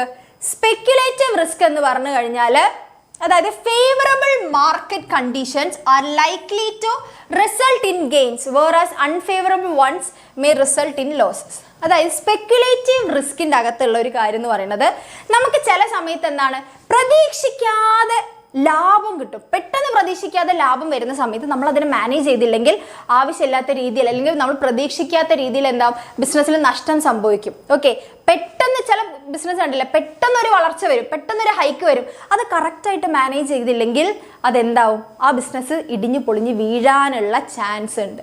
ഓക്കെ, ഇപ്പം ചില ബിസിനസ്സുകൾ നിങ്ങൾക്ക് അറിയാലേ, ചില സമയത്ത് നമ്മൾ എവിടെ നോക്കിയാലും ആ കമ്പനിയുടെ പേര് മാത്രമായിരിക്കും കേട്ടോണ്ടിരിക്കുന്നത്, പക്ഷെ ഇന്ന് നോക്കുമ്പോൾ ആ കമ്പനീനെ കാണാനുണ്ടാവില്ല. അതെന്തുകൊണ്ടാണ്? അവർക്ക് പെട്ടെന്ന് വന്ന ഒരു കുതിപ്പിനെ ഹാൻഡിൽ ചെയ്യാൻ പറ്റിയില്ലെങ്കിൽ അത് റിസ്ക് ആണ്, അത് റിസ്ക് തന്നെയാണ് അല്ലെ. ഇപ്പം അങ്ങനത്തെ കുറേ പ്രോഡക്ട്സ് നിങ്ങൾക്ക് ചിലപ്പോൾ നിങ്ങളുടെ മുന്നിൽ തന്നെ നിങ്ങൾക്ക് കാണാൻ വേണ്ടി പറ്റും. പല എഡ്യൂക്കേഷണൽ പ്ലാറ്റ്ഫോംസുകളെ നിങ്ങൾക്ക് നോക്കിയാൽ മതി അല്ലേ, പല രീതിയിലുള്ളതുണ്ടാവും. അതായത് നമ്മൾ ചില സമയത്ത് ഒരു കാലത്ത് നമ്മൾ ആ പ്രൊഡക്റ്റ് മാത്രമായിരിക്കും കേട്ടോണ്ടിരുന്നത്, പക്ഷെ ആ സമയത്ത് അന്നെന്താ അവർക്ക് ഡിസൈറബിൾ ആയിട്ടുള്ള കണ്ടീഷനിൽ പെട്ടെന്നൊരു ഡിമാൻഡ് വന്നു, പക്ഷെ അതിന് അവർക്ക് കൺട്രോൾ ചെയ്യാൻ പറ്റാണ്ട് അത് നിലത്തേക്ക് വീണു പോകുന്ന കണ്ടീഷൻ ഉണ്ട്. ഇതിനെയാണ് നമ്മൾ എന്താ പറയുക, സ്പെക്യുലേറ്റീവ് റിസ്ക് എന്ന് പറയുന്നത്. സ്പെക്യുലേറ്റീവ് റിസ്ക് എന്ന് പറയുമ്പോൾ അതിനെ നമുക്ക് ചില സമയത്ത് അത് പ്രോഫിറ്റിലേക്ക് നയിക്കാം, ചില സമയത്ത് നഷ്ടത്തിലേക്ക് നയിക്കാം അല്ലേ. ഇപ്പോൾ ഉദാഹരണത്തിന് നോക്കിക്കഴിഞ്ഞാൽ എനിക്കിപ്പോൾ ഡിമാൻഡ് സപ്ലൈയിൽ അല്ലേ, സപ്ലൈയിൽ ഡിമാൻഡിലൊക്കെ പെട്ടെന്നൊരു മാറ്റം വന്നു കഴിഞ്ഞാൽ എൻ്റെ പ്രൊഡക്ട്സിന് ഡിമാൻഡ് കൂടിയാൽ എനിക്കത് എന്തായിരിക്കും, നല്ല രീതിയിലാണെങ്കിൽ എനിക്കത് പ്രോഫിറ്റിലേക്ക് എത്തും, ചില സമയത്ത് എൻ്റെ ഡിമാൻഡ് കുറഞ്ഞ് എനിക്ക് നഷ്ടത്തിലേക്ക് എത്തും അല്ലേ. അപ്പോൾ സ്പെക്യുലേറ്റീവ് റിസ്കിൽ അവിടെ ലോസിനും പ്രോഫിറ്റിനും ഉള്ള പോസിബിലിറ്റി ഉണ്ട്. ഓക്കെ, ക്ലിയർ ആണോ? ക്ലിയർ അല്ലേ? ഇനി പ്യുവർ റിസ്ക് ഉണ്ട്. പ്യുവർ റിസ്ക് എന്ന് പറയുമ്പോൾ ഈ കണ്ടീഷൻസിൽ നമുക്ക് ഈ കണ്ടീഷൻസ് അല്ലെങ്കിൽ പ്യുവർ റിസ്കിൻ്റെ കണ്ടീഷൻ നമുക്ക് വന്നു കഴിഞ്ഞാൽ ഒന്നെങ്കിൽ നമുക്ക് നഷ്ടം അല്ലെങ്കിൽ നഷ്ടമില്ല, അങ്ങനെ പറയാൻ പറ്റും. അതായത് ഉദാഹരണത്തിന് എൻ്റെ ബിസിനസ്സിൻ്റെ അകത്ത് തീ പിടിക്കുന്നു. ഓക്കെ, എൻ്റെ ബിസിനസ് ഇപ്പോൾ തീ പിടിച്ചു, അത് എൻ്റെ പ്യുവർ റിസ്കിൽ വരികയാണ്. എന്തുകൊണ്ടാണെന്ന് വെച്ച് കഴിഞ്ഞാൽ തീ പിടിച്ചാൽ എനിക്ക് നഷ്ടമാണ്, സംശയമൊന്നുമില്ല, എൻ്റെ സാധനങ്ങൾ കംപ്ലീറ്റ് കരിഞ്ഞോ, എനിക്ക് നഷ്ടമേ ഉണ്ടാവും. ഇനി എൻ്റെ ബിസിനസ്സിൽ ഈ വർഷം തീ പിടിച്ചില്ല എന്ന് വിചാരിക്കും. തീ പിടിച്ചില്ല എന്ന് വിചാരിച്ച് എനിക്ക് ഒരിക്കലും എന്ത് സംഭവിക്കാൻ വേണ്ടി പോകുന്നില്ല, ലാഭം കിട്ടാൻ വേണ്ടി പോകുന്നില്ല. ഞാനിപ്പോൾ ഒരു 10,000 രൂപയുടെ പ്രൊഡക്ട്സേ ഞാൻ എൻ്റെ സ്റ്റോറേജിലുള്ളൂ, വിൽക്കാനുള്ളൂ എന്നുണ്ടെങ്കിൽ തീ പിടിച്ചില്ലെങ്കിൽ ഈ 10,000 രൂപേൻ്റെ സാധനങ്ങളെ വിറ്റ് പോയിട്ട് എനിക്ക് ഇൻകം കിട്ടാനുള്ളൂ. അപ്പോൾ തീ പിടിക്കാത്തതിനോണ്ട് എക്സ്ട്രാ ₹1 എനിക്ക് കിട്ടാൻ വേണ്ടി പോകുന്നില്ല. തീ പിടിച്ചാൽ ഈ 10,000 പോകും. ഓക്കെ, അപ്പോൾ പോസിബിലിറ്റി ഓഫ് ലോസ് അല്ലെങ്കിൽ നോ ലോസ്, അതിനെയാണ് നമ്മൾ എന്തെന്ന് പറയുന്നത്, പ്യുവർ റിസ്ക് എന്ന് പറയുന്നത്. Involve only the possibility of loss or no loss. The chance of fire, theft or strike are examples of pure risk. Their occurrence may result in loss. Non-occurrence may explain absence of loss instead of gain അല്ലേ. നമ്മൾ speculative റിസ്കിൻ്റെ അകത്ത് പറഞ്ഞു നമുക്ക് എന്തുണ്ട്, possibility of ലോസും അല്ലെങ്കിൽ നമുക്ക് gain ഉള്ളതുണ്ട് speculative റിസ്കിൽ. Okay, പക്ഷെ pure റിസ്കിൽ സംഭവിച്ചാൽ നഷ്ടം, ഇല്ലെങ്കിൽ നോ നഷ്ടം, അത്രയും നമുക്ക് പറയാൻ വേണ്ടി പറ്റുള്ളൂ. ക്ലിയർ ആണോ? റെഡി ആണോ? ഇനി നമ്മൾ നേച്ചർ നോക്കണം. ബിസിനസിന്റെ റിസ്കിന്റെ നേച്ചർ നോക്കിക്കഴിഞ്ഞാൽ എപ്പോഴും റൈസസ് ഡ്യൂ ടു അൺസർട്ടനിറ്റി ആണ്. ബിസിനസ്സിൽ എപ്പോഴും റിസ്ക് വരുന്നത് അൺസർട്ടനിറ്റിയിൽ നിന്നാണ്. Uncertain is lack of knowledge about what is going to happen in the future അല്ലെ. Natural calamities, change in demand, ഇതൊക്കെയാണ്. ഇനി risk is an essential part of every business ആണ്. എല്ലാ ബിസിനസ്സിലും റിസ്ക് ഉണ്ടായിരിക്കണം, ഇമ്പോർട്ടൻ്റ് ആണ്. Every business has some risk. No business can avoid risk ആണ്. All clear അല്ലേ? ഇനി ഡിഗ്രി ഓഫ് റിസ്ക് നോക്കിക്കഴിഞ്ഞാൽ ബിസിനസിന്റെ നേച്ചർ ഓഫ് റിസ്കിൽ വരുന്നതാണ്. അതിൻ്റെ ഒരു ഡിഗ്രി നോക്കിക്കഴിഞ്ഞാൽ ബിസിനസിന്റെ സൈസും നേച്ചറും അനുസരിച്ചിരിക്കും അല്ലേ. Nature and size of business ആണ്. ഇപ്പോൾ ഒരു വലിയ രീതിയിലുള്ള ബിസിനസ് കമ്പനി, ഇപ്പോൾ വലിയൊരു മാനുഫാക്ചറിങ് യൂണിറ്റിനും ഒരു കുഞ്ഞ് പെട്ടിക്കടയ്ക്കും 2 രീതിയിലുള്ള റിസ്ക് ആണ് അല്ലേ. അപ്പോൾ അതിൻ്റെ അകത്തുള്ള റിസ്ക് ഇമ്പോർട്ടൻ്റ് ആണ്. പിന്നെ അതുപോലെ നമ്മൾ നേച്ചർ നോക്കിക്കഴിഞ്ഞാൽ ഇപ്പോൾ ഒരു സോഫ്റ്റ്വെയറും അതുപോലെ ഫാഷൻ രംഗവും നോക്കിക്കഴിഞ്ഞാൽ അവിടെ മറ്റ് ഹോട്ടലിനെയോ മറ്റ് ടൈപ്പ് ബിസിനസ്സുകളെ നോക്കുമ്പോൾ കുറച്ചുകൂടെ റിസ്ക് കൂടുതലാണ്. കാരണം എപ്പോഴും സോഫ്റ്റ്വെയർസ് അപ്ഡേറ്റ് ആയിക്കൊണ്ടിരിക്കും, എപ്പോഴും ഇങ്ങനെ മോഡൽസ് മാറിക്കൊണ്ടേയിരിക്കും അല്ലേ. അപ്പം മറ്റ് ബിസിനസ്സിൻ്റെ നേച്ചർ അനുസരിച്ച് നോക്കുമ്പോൾ ഈ രണ്ടിനും നേച്ചർ കൂടുതലാണ്, റിസ്ക് കൂടുതലാണ് അല്ലേ. അപ്പോൾ nature of business and size of business are the main factors which determine the amount of risk in the business. Clear? ഇനി profit is the reward for risk taking. അപ്പം നമുക്ക് റിസ്ക് എടുത്താൽ കിട്ടുന്ന ഇതിനെ നമ്മൾ എന്താ പറയുക, പ്രോഫിറ്റ് എന്നാണ് പറയുക അല്ലേ. ഒരു റിവാർഡാണ് ശരിക്കും എന്തെന്ന് പറഞ്ഞാൽ പ്രോഫിറ്റ് എന്ന് പറയുന്നത്. നമ്മൾ എത്രത്തോളം റിസ്ക് എടുക്കുന്നു അത്രത്തോളം നമുക്ക് പ്രോഫിറ്റും കിട്ടും. ഇനി കോസ് നോക്കിക്കഴിഞ്ഞാൽ എന്തൊക്കെ കാരണങ്ങൾ കൊണ്ട് ബിസിനസ്സിൽ റിസ്കുകൾ സംഭവിക്കാം. ഓക്കെ, അൺസർട്ടനിറ്റി ആണെന്ന് പറഞ്ഞു. അപ്പോൾ അതിനുള്ള കുറച്ച് കാരണങ്ങളാണ് നമ്മൾ നോക്കാൻ വേണ്ടി പോകുന്നത്. നേച്ചർ നമ്മൾ നോക്കി അല്ലേ, നേച്ചർ നോക്കി, ബിസിനസ് റിസ്കിന്റെ നേച്ചർ നമ്മളിപ്പോൾ നോക്കി. ഇനി കോസ് ആണ് നോക്കുന്നത്. കാരണങ്ങൾ എന്ന് പറയുമ്പോൾ മെയിനായിട്ട് 4 കാരണങ്ങളാണ് ബിസിനസ് റിസ്കിൽ വരുന്നത്. ഒന്ന് നാച്ചുറൽ കോഴ്സസ് ആണ്, അതായത് ഫ്ലഡ്, എർത്ത് ക്വേക്ക്, ലൈറ്റ്നിങ്, ഇങ്ങനത്തെ പരിപാടികൾ. ഇനി ഹ്യൂമൻ കോസ് എന്ന് പറയുന്നത് നമ്മുടെ ബിസിനസ്സിനകത്ത് ജോലി ചെയ്യുന്ന മനുഷ്യർ മൂലം ഉണ്ടാകുന്നതാണ് അല്ലെ. Dishonesty, carelessness, negligence of employees കാരണം ബിസിനസ്സിൻ്റെ അകത്ത് എന്ത് ചെയ്യാം, നഷ്ടം സംഭവിക്കാം. ഇനി എക്കണോമിക് കോസസ് ഉണ്ട്. എക്കണോമിക് കോസസ് എന്ന് പറയുന്നത് സാമ്പത്തികപരമായിട്ട് ഇൻഫ്ലേഷൻ വരിക, ചേഞ്ച് ഇൻ ഡിമാൻഡ്, അതുപോലെ തന്നെ കോമ്പറ്റീഷൻ കൂടുക, collection of due to customers, change of technology അല്ലെങ്കിൽ മെത്തേഡ് ഓഫ് പ്രൊഡക്ഷൻ, ഇങ്ങനത്തെ കാര്യങ്ങളാണ് എന്തെന്ന് പറയുന്നത് നമ്മുടെ എക്കണോമിക് കോഴ്സസ് എന്ന് പറയുന്നത്. ഇനി അതർ കോഴ്സസ് എന്ന് പറയുന്നത് മറ്റ് പല കാരണങ്ങളാണ്. പൊളിറ്റിക്കലി ഒക്കെ വരുന്ന പൊളിറ്റിക്കൽ ഡിസ്റ്റർബൻസ് ആയിക്കോട്ടെ, അല്ലെങ്കിൽ mechanical failures, power failures, shortage, load shedding, അങ്ങനത്തെ പല കാര്യങ്ങളുണ്ട്. അതിനൊക്കെയാണ് നമ്മൾ അതർ കോഴ്സസ് എന്ന് പറയുക. അപ്പോൾ ഈ 4 കാരണങ്ങൾ കൊണ്ടാണ് മെയിനായിട്ട് ബിസിനസ്സിൻ്റെ റിസ്കിനുള്ള കാരണങ്ങൾ. ഇനി അവസാനത്തെ പോയിന്റ് ആണ് ഈ ചാപ്റ്ററിൽ. ഒരു ബിസിനസ് തുടങ്ങുന്ന സമയത്ത് നമ്മൾ ശ്രദ്ധിക്കേണ്ട ബേസിക് ഫാക്ടേഴ്സ്. ബേസിക് ആയിട്ട് നമ്മൾ എന്തൊക്കെ അറിഞ്ഞിരിക്കണം? ആദ്യം നമുക്ക് എന്തിനെ കുറിച്ച് ഐഡിയ വേണമെന്ന് ചോദിച്ചു കഴിഞ്ഞാൽ, നമ്മൾ എടുക്കുന്നതിൻ്റെ ലൈൻ ഓഫ് ബിസിനസ് അല്ലെ, selection the line of business. ഏത് ടൈപ്പ് ബിസിനസ് ആണ് നമ്മൾ ചെയ്യാൻ ഉദ്ദേശിക്കുന്നത്? എന്തെങ്കിലും ഉണ്ടാക്കുന്ന ബിസിനസ് ആണോ, അല്ലെങ്കിൽ നമ്മൾ റീറ്റെയിലേഴ്സിനെ പോലെ എവിടെന്നെങ്കിലും കൊണ്ടുവന്ന് ആരും ഉണ്ടാക്കി വെച്ച സാധനങ്ങൾ ഇവിടെ ശേഖരിച്ച് വിറ്റ് പൈസ ഉണ്ടാക്കണം? ഏത് ടൈപ്പ് ബിസിനസ് നമ്മൾ ചെയ്യണം? പല ടൈപ്പ് ബിസിനസ് ഇല്ലേ? ഇൻഡസ്ട്രി നമ്മൾ നോക്കി, കൺസ്ട്രക്ഷൻ നമ്മൾ നോക്കി അല്ലെ, കൊമേഴ്സ് നോക്കി. ഇതൊക്കെ എന്താ ബിസിനസ് ആക്ടിവിറ്റി ആണ്. ഇപ്പൊ ജെനറ്റിക് ഉണ്ട്, ജെനറ്റിക്കിൽ ഏർപ്പെടണോ, അല്ലെങ്കിൽ എക്സ്ട്രാക്റ്റീവ് എന്ന് പറയുന്ന പരിപാടിയിൽ ഏർപ്പെടണോ, അല്ലെങ്കിൽ നമ്മൾ സിന്തറ്റിക്കൽ ബിസിനസ് ചെയ്യണോ അല്ലെ? ഓർമ്മയില്ല, സിന്തറ്റിക്കൽ അനലിറ്റിക്കൽ എന്നൊക്കെ പറയുന്ന ബിസിനസ് ആക്ടിവിറ്റി ആണല്ലേ. ഏത് ടൈപ്പ് ബിസിനസ് ആണ് നമ്മൾ ചെയ്യേണ്ടത് നമ്മൾ നോക്കണം അല്ലെ. The first thing to be decide by an entrepreneur is the nature and type of business to be undertaken. ഏത് ടൈപ്പ് ബിസിനസ് ആണ് ചെയ്യേണ്ടത്? ബിസിനസ് ഐഡിയനെ ആദ്യം എടുക്കണം. ഇനി സൈസ് ഓഫ് ദ ഫോം. ഇനി ഏത് ടൈപ്പാണ്? മീഡിയം ആണോ, ലാർജ് സ്കെയിൽ ആണോ, അല്ലെങ്കിൽ മൈക്രോ ആണോ, സ്മോൾ ആണോ, എങ്ങനെയാണെന്നുള്ളത് നോക്കണം അല്ലേ. Decide about the size of the business unit and whether it will be small, medium, large size എന്തെങ്കിലും ആവട്ടെ. ഓക്കെ, അതിനെക്കുറിച്ച് നമ്മൾ ആദ്യം നോക്കണം. പിന്നെ ചോയ്സ് ഓഫ് ഓണർഷിപ്പ്. പിന്നെ അതിൻ്റെ ഓണർഷിപ്പ് എങ്ങനെയാണെന്ന് നോക്കണം. അത് ഒറ്റയ്ക്കാണോ, സോൾ പ്രൊപ്പറേറ്റർ ആണോ, അല്ലെങ്കിൽ ജോയിന്റ് സ്റ്റോക്ക് കമ്പനി തുടങ്ങണം, പാർട്ട്ണർഷിപ്പ് ആക്കണം. അപ്പം അതിൻ്റെ ഓണർഷിപ്പ് എങ്ങനെയാണെന്നുള്ളത് നോക്കണം. ക്ലിയർ? ഇനി ലൊക്കേഷൻ ഓഫ് ബിസിനസ്. ബിസിനസിൻ്റെ ലൊക്കേഷൻ. ഇപ്പം നമ്മളൊരു മാനുഫാക്ചറിങ് യൂണിറ്റ് ആണെങ്കിൽ നമുക്ക് റോ മെറ്റീരിയൽസിൻ്റെ അവൈലബിലിറ്റി ഒക്കെ നോക്കിയിട്ട് വേണം നമ്മൾ സെലക്ട് ചെയ്യാൻ. ഇനി അതല്ല, നമ്മളൊരു റീറ്റെയിൽ ഷോപ്പ് ആണെങ്കിൽ നമ്മൾ എന്താണ്, പോപ്പുലേഷൻ ഡെൻസിറ്റി കൂടുതലുള്ളൊരു സ്ഥലത്ത് വേണം നമ്മളുടെ കട കൊണ്ടുവയ്ക്കാൻ, എന്നാലേ സാധനങ്ങൾ വാങ്ങിക്കാൻ ആൾ വരില്ല. അപ്പം നമ്മൾ ലൊക്കേഷൻ നമ്മുടെ ബിസിനസിൻ്റെ നേരത്തെ പറഞ്ഞ ഫാക്ടേഴ്സ് ഏതാണോ തീരുമാനിച്ചത് അതിനനുസരിച്ച് വേണം ലൊക്കേഷൻ നമ്മൾ സെലക്ട് ചെയ്യാൻ വേണ്ടിയിട്ട്. Availability of factors, material, availability of raw materials and labor, power supply and services are important factors while making choice of location. ഇനി ഫൈനാൻസിങ് പ്രപ്പോസിഷൻ. അതായത് നമ്മളെ ബിസിനസ്സിൻ്റെ അകത്ത് എത്രമാത്രം ഫിക്സഡ് ക്യാപിറ്റൽ വേണം, എത്രമാത്രം വർക്കിംഗ് ക്യാപിറ്റൽ വേണം എന്ന് നമ്മൾ തീരുമാനിക്കണം അല്ലേ. അപ്പോൾ ക്യാപിറ്റൽ വേണമെന്നറിയാം, അതിൽ എത്ര നമ്മൾ ഇങ്ങനെ കൊണ്ടുവരണം. അതായത് നമ്മൾ ബിസിനസ് റൺ ചെയ്യുക, അത് ബിസിനസ്സിൻ്റെ നേച്ചറും സൈസും അനുസരിച്ചൊക്കെ ഈ വർക്കിംഗ് ക്യാപിറ്റൽ ഡിസിഷനും ഈ ഫിക്സഡ് ക്യാപിറ്റൽ ഡിസിഷനും മാറും. അത് നിങ്ങൾ +2 പഠിക്കുന്നുണ്ട്. ഓക്കെ, നമ്മൾ ബിസിനസ്സിൻ്റെ എത്ര വർക്കിംഗ് ക്യാപിറ്റൽ വെക്കണം, എത്ര ഫിക്സഡ് ക്യാപിറ്റൽ വെക്കണം എന്ന് നമ്മൾ തീരുമാനിക്കാൻ കുറേ ഫാക്ടേഴ്സ് ഉണ്ട്. അതൊക്കെ നിങ്ങൾ കുറച്ച് +2 പഠിക്കുമ്പോൾ പഠിച്ചോളൂ. പക്ഷേ ഇപ്പം നിങ്ങൾ ഇത്ര മാത്രം അറിഞ്ഞാൽ മതി. നമ്മളൊരു ബിസിനസ് ചെയ്യുമ്പോൾ, അതായത് ഞാനിപ്പോൾ ഒരു പ്രൊഡക്ഷൻ യൂണിറ്റ് ആണ് തുടങ്ങുന്നതെന്നുണ്ടെങ്കിൽ, മാനുഫാക്ചറിങ് ആണെങ്കിൽ എനിക്ക് അവിടെ എന്തായിരിക്കും, ക്യാപിറ്റൽ അല്ലെ ഫിക്സഡ് ക്യാപിറ്റൽ ആയിരിക്കും എനിക്ക് ഏറ്റവും കൂടുതൽ ആവശ്യം വരിക.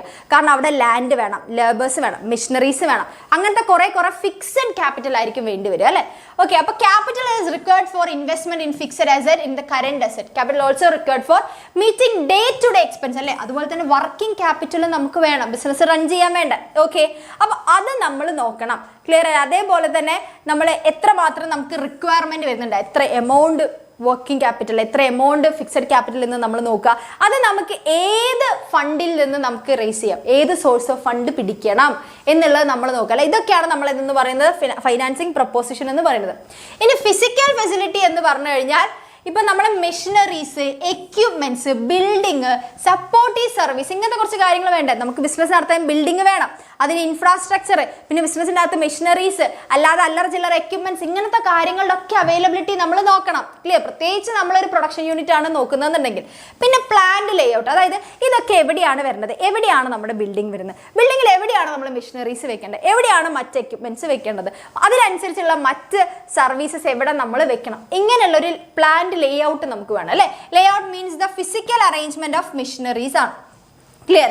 അത് കഴിഞ്ഞാൽ പിന്നെ നമ്മൾ competent and committed work force, അതായത് സ്റ്റാഫിംഗ് എന്ന് പറഞ്ഞൊരു സാധനം നമ്മൾ ചെയ്യണം അല്ലേ. അതായത് ഏറ്റവും ബെസ്റ്റ് ആയിട്ട് ഇതിനെക്കുറിച്ച് ഇപ്പം ഞാൻ വിചാരിക്കുന്നത്, ഇപ്പം സാമ്പാർ ഉണ്ടാക്കി വിൽക്കാന്നാണ് വിചാരിക്കുന്നതെന്ന് വിചാരിക്കുക, എൻ്റെ ബിസിനസ് ഐഡിയ അതാണെന്ന് വിചാരിക്കുക. ഈ സാമ്പാർ ഉണ്ടാക്കാൻ അറിയുന്ന ആൾക്കാരെ ഞാൻ പണിക്കെടുക്കണം. സാമ്പാറിനെ കുറിച്ച് ABCD അറിയാത്ത മനുഷ്യരെ പിടിച്ച് ഞാൻ ജോലിക്ക് എടുത്തു കഴിഞ്ഞാൽ എൻ്റെ കോസ്റ്റ് ഓഫ് പ്രൊഡക്ഷൻ കൂടും, എൻ്റെ റിസോഴ്സസിൻ്റെ വേസ്റ്റേജ് സംഭവിക്കും. അപ്പോൾ കുറേ റിസ്ക് കൂടുന്നുണ്ട് അല്ലേ? അപ്പോൾ ഏറ്റവും ബെസ്റ്റ് ആയിട്ടുള്ള വർക്കേഴ്സിനെ ഞാൻ എടുക്കണം, നോളജ് ഉള്ള സ്കില്ലുള്ള വർക്കേഴ്സിനെ കൂടെ പണിയെടുക്കാൻ നിർത്തണം, അതും ഞാൻ നോക്കണം. ഓക്കെ, അത് every enterprises need a competent and committed work force. Clear അല്ലേ? പിന്നെ അതുപോലെ തന്നെ ടാക്സ് പ്ലാനിങ് നോക്കണം. The founder of the business has to consider in advance the tax liability under various tax laws. അതേപോലെ തന്നെ നമ്മുടെ ടാക്സുകൾ അല്ലേ, എല്ലാ ബിസിനസ്സുകാർക്കും ഒരേ രീതിയിലല്ല ടാക്സ് കൊടുക്കേണ്ടത്. അപ്പം ഞാൻ തുടങ്ങുന്ന ബിസിനസ്സിന് എന്തുമാത്രം ടാക്സ് ലയബിലിറ്റീസ് വരും, എങ്ങനെയൊക്കെയാണ് നിയമപരമായിട്ടുള്ള ലീഗലി വരുന്ന കുറച്ച് കാര്യങ്ങളുണ്ടല്ലോ, ഇതൊക്കെ ടാക്സ് അടച്ചില്ലെങ്കിലൊക്കെ പ്രശ്നമല്ല. അപ്പോൾ അതുകൊണ്ട് എൻ്റെ ടാക്സ് ലയബിലിറ്റി ഒക്കെ എങ്ങനെയാണെന്ന് നമ്മൾ നോക്കണം. ഇത്രയും കാര്യങ്ങൾ നോക്കിക്കഴിഞ്ഞാൽ നമുക്ക് എന്ത് ചെയ്യാം? Launching the enterprise. ഇപ്പം നമ്മൾ ബേസിക് ആയിട്ട് ഒരു ബിസിനസ് തുടങ്ങാൻ വേണ്ടി എല്ലാ കാര്യങ്ങളും നമ്മൾ നോക്കി. ഇനി നമുക്ക് after the decision relating to the above mention factors have been taken, the entrepreneur can go ahead with actual launching of the enterprise. ഇത്രയും കാര്യങ്ങൾ മനസ്സിലാക്കി കഴിഞ്ഞാൽ നമുക്ക് ധൈര്യമായിട്ട് എന്ത് ചെയ്യാം? ബിസിനസ് തുടങ്ങാം. ഓക്കെ, ബിസിനസ്സിലേക്ക് കാലെടുത്ത് വയ്ക്കാം. സെറ്റ്. അപ്പോൾ ഇത്രയും കാര്യങ്ങളാണ് നമ്മൾ ഈ ചാപ്റ്ററിൽ ഡിസ്കസ് ചെയ്യണത്. ഇത്രയും കാര്യങ്ങൾ മനസ്സിലായോ? ഈ ചാപ്റ്ററിൽ മനസ്സിലായോ? ഒന്നുകൂടെ ഞാൻ ഫാക്ടേഴ്സ് പറഞ്ഞുതരാം. Basic factors. ആദ്യം നമ്മളെ ഏത് ടൈപ്പ് ബിസിനസ് ആണ്, നേച്ചർ ഓഫ് ബിസിനസ് നമ്മൾ സെലക്ട് ചെയ്യണം. സൈസ് ഓഫ് ദ ഫേം അത് കഴിഞ്ഞാൽ നമ്മൾ സെലക്ട് ചെയ്യണം. അത് കഴിഞ്ഞ് ചോയ്സ് ഓഫ് ഓണർഷിപ്പ്, അതിൻ്റെ ഓണർഷിപ്പ് മാനേജ്മെന്റ് എങ്ങനെയാണ് വരുന്നത് എന്നുള്ളത് നോക്കണം. പിന്നെ ബിസിനസ്സിലെ ലൊക്കേഷൻ, എവിടെയാണ് ബിസിനസ് തുടങ്ങുന്നത് നോക്കണം. പിന്നെ ഫൈനാൻസിങ് പ്രപ്പോർഷൻ നോക്കണം അല്ല, അതായത് ഫിക്സഡ് എത്ര, അതുപോലെ വർക്കിംഗ് ക്യാപിറ്റൽ എത്ര വേണം, അത് ഏതൊക്കെ ഫണ്ട് വഴി നമുക്ക് ഫിക്സഡും ഏതൊക്കെ ഫണ്ട് വഴി വർക്കിങ്ങും എടുക്കുക എന്നുള്ളത് നമ്മൾ നോക്കണം. പിന്നെ അതുപോലെ ഫിസിക്കൽ ഫെസിലിറ്റി നോക്കണം അല്ലേ, അതായത് നമുക്ക് മെഷീനറീസ് അങ്ങനത്തെ എക്യുപ്മെന്റ്സിൻ്റെ ഒക്കെ ഫിസിക്കൽ ഫെസിലിറ്റി നോക്കണം. അതുപോലെ അതൊക്കെ എവിടെ ഫിറ്റ് ചെയ്യണം എന്നുള്ള രീതിയിൽ അതിൻ്റെ ഒരു അറേഞ്ച്മെന്റ് വേണം. ഫിസിക്കൽ അറേഞ്ച്മെന്റ് ഓഫ് മെഷീനറീസും എക്യുപ്മെന്റ്സും നമ്മൾ നോക്കണം. പിന്നെ കോമ്പീറ്റന്റ് ആൻഡ് കമ്മിറ്റഡ് വർക്ക് ഫോഴ്സിനെ നമ്മുടെ കൂടെ നിർത്താൻ വേണ്ടി നമ്മൾ നോക്കണം. പിന്നെ ടാക്സ് പ്ലാനിങ് വരണം. ടാക്സ് എത്രമാത്രം നമുക്ക് സഹിക്കാൻ പറ്റാത്ത ടാക്സ് ഒക്കെയാണ് നമ്മുടെ ബിസിനസ് ഏൺ ചെയ്യുന്നതിൽ കുറേ പൈസ നമ്മൾ ടാക്സ് കൊടുക്കണം എന്നാണെങ്കിൽ നമുക്ക് എന്തുണ്ടാവില്ല? പ്രോഫിറ്റ് കിട്ടില്ല. അപ്പം നമ്മൾ ടാക്സ് ലയബിലിറ്റി എത്രമാത്രം ഉണ്ടെന്ന് നോക്കണം. ഇത്രയും കാര്യങ്ങൾ നോക്കിക്കഴിഞ്ഞാൽ നമുക്ക് ബിസിനസ് ലോഞ്ച് ചെയ്യാം. അപ്പോൾ ഇത്രയും കാര്യങ്ങൾ ഈ ചാപ്റ്ററിൽ വരുന്നുള്ളൂ. ഈ ചാപ്റ്റർ കിടിലനായിട്ട് മനസ്സിലായോ? എല്ലാ പോയിന്റ്സും പറഞ്ഞിട്ട് ഒരു പോയിന്റ്സും വിട്ടുപോയിട്ടില്ല. പിന്നെ ആകെ നമ്മൾ ട്രേഡിൻ്റെ കാര്യമാണ്, അത് നിങ്ങൾ സെപ്പറേറ്റ് ഓരോ ചാപ്റ്ററിൽ പഠിക്കുന്നുണ്ട്. അപ്പോൾ പിന്നെ വെറുതെ ഇവിടെ കേട്ട് നിങ്ങൾ ബോറടിക്കണ്ടെന്ന് വിചാരിച്ചിട്ടാണ്. ക്ലിയർ അല്ലേ? സെറ്റാണോ? മനസ്സിലായവർ ഒന്ന് എനിക്ക് തീ പിടിച്ച ഹൃദയം ഇട്ട് തന്നോളൂ, മനസ്സിലായിട്ടുണ്ടെങ്കിൽ.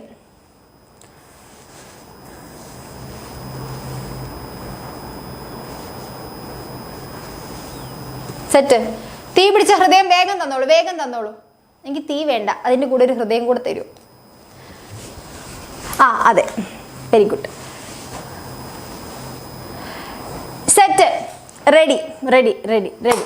അങ്ങനെയാണെങ്കിൽ നമുക്ക് മൂന്നാമത്തെ ചാപ്റ്റർ, കുഞ്ഞു ചാപ്റ്റർ ആണ് മൂന്നാമത്തെ ചാപ്റ്റർ, അത് നമുക്ക് പെട്ടെന്നൊന്ന് നോക്കാം. ഓക്കെ, അപ്പോൾ മൂന്നാമത്തെ ചാപ്റ്ററിൽ നമ്മൾ മെയിൻ ആയിട്ട് പഠിക്കുന്നത് എന്താണെന്ന് വെച്ച് കഴിഞ്ഞാൽ നമ്മുടെ ഇന്ത്യൻ എക്കണോമി അല്ലേ. നമ്മുടെ ഇന്ത്യൻ എക്കണോമിയിൽ നോക്കിക്കഴിഞ്ഞാൽ അവിടെ പബ്ലിക്കും ഉണ്ട് പ്രൈവറ്റ് സെക്ടറും ഉണ്ട്. അമ്മ ഇപ്പം താഴെ പോയേനെ.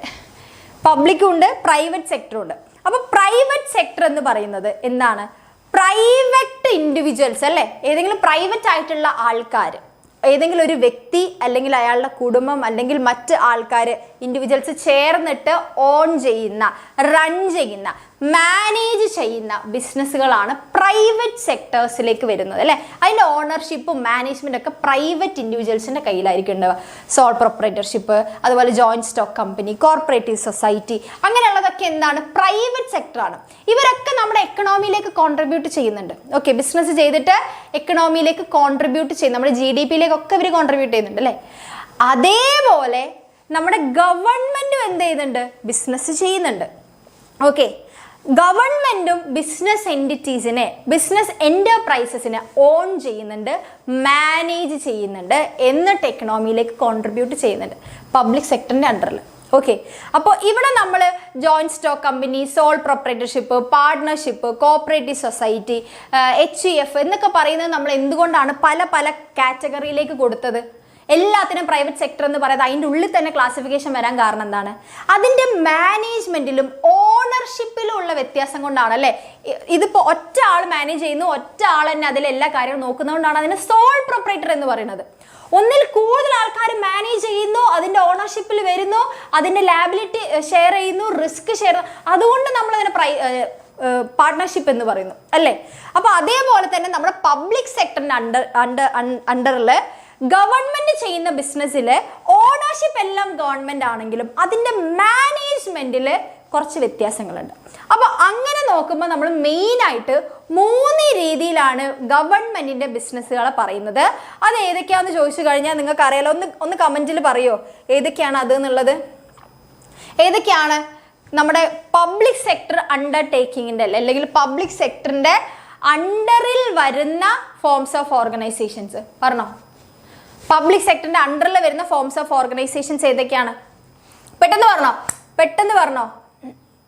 Departmental undertaking. ഡിപ്പാർട്ട്മെന്റൽ സ്റ്റോറല്ല, അത് നമ്മൾ ഇന്റേണൽ ട്രേഡ് ആണ്, അത് മാറിപ്പോയി. Departmental undertakings. Okay, very good. Okay, departmental undertaking. Okay, അത് കഴിഞ്ഞ അടുത്തത്. Okay, department undertaking. Okay, statutory corporation അല്ലെങ്കിൽ പബ്ലിക് കോർപ്പറേഷൻ എന്നും പറയൂ കേട്ടോ. സ്റ്റാറ്റ്യൂട്ടറി കോർപ്പറേഷൻ അല്ലെങ്കിൽ പബ്ലിക് കോർപ്പറേഷൻ, ഗവൺമെന്റ് കമ്പനി.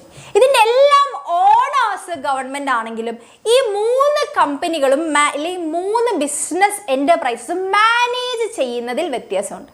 അപ്പോൾ അതിൻ്റെ മാനേജ്മെന്റ് എങ്ങനെയൊക്കെയാണ്, എന്തൊക്കെയാണ് ഇവ തമ്മിലുള്ള വ്യത്യാസങ്ങൾ, ഇവരൊക്കെ എങ്ങനെ കോൺട്രിബ്യൂട്ട് ചെയ്യുന്നു, ഇവരൊക്കെ നമ്മൾക്ക് എന്താണ് ചെയ്യുക, ഇവരൊക്കെ ബിസിനസ്സാണ് ചെയ്യണത്. ഈ പബ്ലിക് സെക്ടർ അണ്ടർടേക്കിങ്ങിൻ്റെ അണ്ടറിൽ വരുന്ന സ്റ്റാറ്റ്യൂട്ടറി കോർപ്പറേഷൻ ആണെങ്കിലും ശരി, അതുപോലെ തന്നെ നമ്മുടെ ഡിപ്പാർട്ട്മെന്റൽ അണ്ടർടേക്കിങ്സ് ആണെങ്കിലും ശരി, ഗവൺമെന്റ് കമ്പനീസ് ആണെങ്കിലും ശരി, ഇവരെല്ലാം ചെയ്യണത് ബിസിനസ്സാണ്. പക്ഷെ ഇതിൻ്റെ ഓണർഷിപ്പ് ഗവൺമെന്റിന്റെ കയ്യിലാണ്. പക്ഷെ അവർ മാനേജ് ചെയ്യണത് പല രീതിയിലാണ്. ക്ലിയർ? വേണേ ജസ്റ്റ് നിങ്ങൾക്ക് മനസ്സിലാൻ വേണ്ടി പബ്ലിക് സെക്ടറിനെയും പ്രൈവറ്റ് സെക്ടറിനെ 2 ആയിട്ട് ക്ലാസിഫൈ ചെയ്തിട്ടുണ്ട്. പ്രൈവറ്റ് സെക്ടർ ഉണ്ട് sole proprietorship, partnership, joint stock Hindu company, cooperative society, company എന്നുണ്ട് 2 ടൈപ്പ് കമ്പനി. പിന്നെ അതുപോലെ തന്നെ multinational corporation, joint Hindu family business, ഇത്രയുണ്ട്. ഇനി പബ്ലിക് സെക്ടർ നോക്കിക്കഴിഞ്ഞാൽ നമ്മുടെ ഡിപ്പാർട്ട്മെന്റൽ അണ്ടർടേക്കിങ്സ് ഉണ്ട്, ഗവൺമെന്റ് കമ്പനീസ് ഉണ്ട്, സ്റ്റാറ്റ്യൂട്ടറി കോർപ്പറേഷൻ അല്ലെങ്കിൽ പബ്ലിക് കോർപ്പറേഷൻ കേട്ടോ, പബ്ലിക് കോർപ്പറേഷൻ. Okay, clear?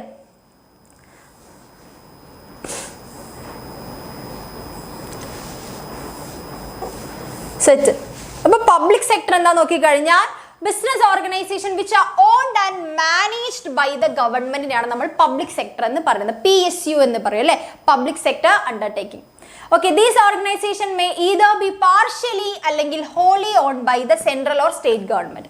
ഇപ്പൊ നമ്മൾ ഗവൺമെന്റ് ഓൺ ചെയ്യുന്നു പറയുമ്പോൾ ഒന്നെങ്കിൽ അത് സെൻട്രൽ ഗവൺമെന്റ് മുഴുവനായിട്ടോ പകുതിയായിട്ടോ, അല്ലെങ്കിൽ മുഴുവനായിട്ടോ പകുതിയായിട്ടോ സ്റ്റേറ്റ് ഗവൺമെന്റ്, അല്ലെങ്കിൽ ഇവർ രണ്ടും കൂടെ ചേർന്ന് ഓൺ ചെയ്യുന്ന ബിസിനസ് ആയിരിക്കും. ഇവരുടെ ഒബ്ജക്റ്റീവ് എന്ന് പറയുന്നത് പ്രോഫിറ്റ് ഏർണിംഗ് മാത്രമല്ല, first social welfare plus profit ആണ് ഇവർ നോക്കുന്നത്. Okay, clear? ഇവരെന്തായിരിക്കും? High accountability towards general public ആയിരിക്കും. അപ്പം നമ്മളോടായിരിക്കും ഇവർ കൂടുതൽ. ഇപ്പം ബിസിനസ്, ഇപ്പം ഗവൺമെന്റിന്റെ ഒരു ബിസിനസ് സ്ഥാപനത്തിൽ എന്തെങ്കിലും പ്രശ്നങ്ങൾ ഉണ്ടെങ്കിൽ നമ്മൾ ജനങ്ങളോട് വളരെ കടപ്പെട്ടിരിക്കും അല്ലേ, ജനങ്ങൾക്ക് വേണ്ടിയിട്ടുള്ളതാണ്. ഓക്കെ, ക്ലിയർ അല്ലേ? അപ്പം നമുക്ക് ഓരോന്നിലേക്കും പോവാം.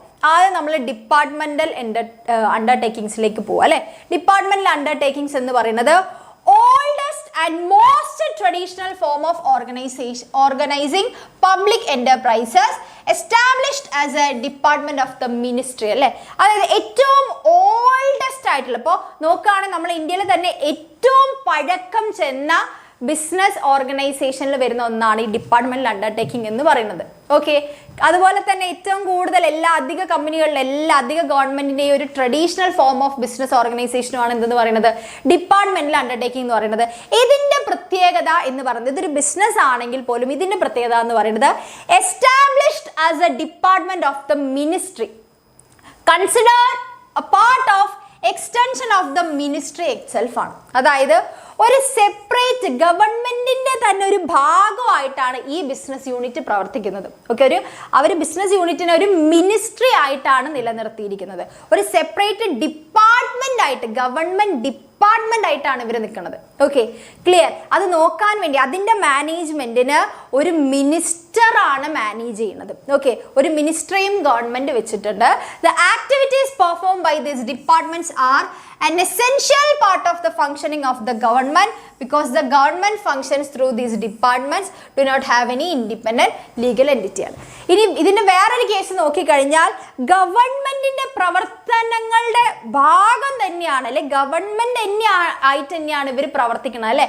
കാരണം ഇതിന്ന് കിട്ടുന്ന റവന്യൂ, അല്ലെ, ഇപ്പൊ നമ്മുടെ ഈ റെയിൽവേ ആയിക്കോട്ടെ, പോസ്റ്റൽ ഡിപ്പാർട്ട്മെന്റ്, ഇതിന്നൊക്കെ കിട്ടുന്ന പൈസ എവിടേക്കാ പോകുന്നത്? ഗവൺമെന്റിലേക്കാ പോകുന്നത്. കാരണം ഗവൺമെന്റിന് റൺ ചെയ്യണമെങ്കിൽ ഇതിന്ന് കിട്ടുന്ന നമ്മുടെ നികുതിയും ടാക്സും മാത്രമല്ലാതെ ഇതിന്ന് കിട്ടുന്ന ഫണ്ടും ഗവൺമെന്റ് റൺ ചെയ്യാൻ വേണ്ടിയിട്ടാണ് പോണത്. അപ്പൊ അതുകൊണ്ട് ഒഴിച്ചുകൂടാൻ പറ്റാത്ത ഒരു ഭാഗമാണ്, ഗവൺമെന്റിൽ ഒരു ഭാഗമാണ് ഡിപ്പാർട്ട്മെന്റൽ അണ്ടർടേക്കിങ്സ് എന്ന് പറയുന്നത്. ക്ലിയർ? സെറ്റ്. പിന്നെ ഇവർക്ക് എന്താണ്, ഈ ബിസിനസ്സുകാർക്ക് സെപ്പറേറ്റ്, റെയിൽവേ എന്ന് പറയുമ്പോൾ ഒരു ബിസിനസ് ആണ്. ആക്ച്വലി അതൊരു ബിസിനസ് ആണ്. നമ്മൾ ടിക്കറ്റിന് പൈസ കൊടുത്തിട്ടാണ് റെയിൽവേയിൽ കയറുന്നത്, നമ്മൾ ട്രെയിനിൽ കയറുന്നത്.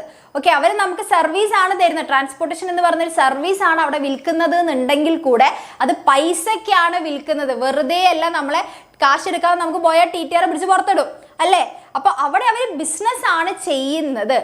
അതുകൊണ്ട് തന്നെ ഇവർക്ക് സെപ്പറേറ്റ് ആയിട്ട് നമ്മളുടെ ഒരു അവർക്ക് സ്വന്തമായിട്ട് തീരുമാനം, അപ്പോൾ റെയിൽവേ എന്ന് പറയുന്ന ഡിപ്പാർട്ട്മെന്റ് സ്വന്തമായിട്ട് ഭരിക്കാനോ സ്വന്തമായിട്ട് ഡിസിഷൻസ് എടുക്കാനോ സ്വന്തമായിട്ട് ഫണ്ട് ജനറേറ്റ് ചെയ്യാനോ ഒന്നും അവകാശമില്ല.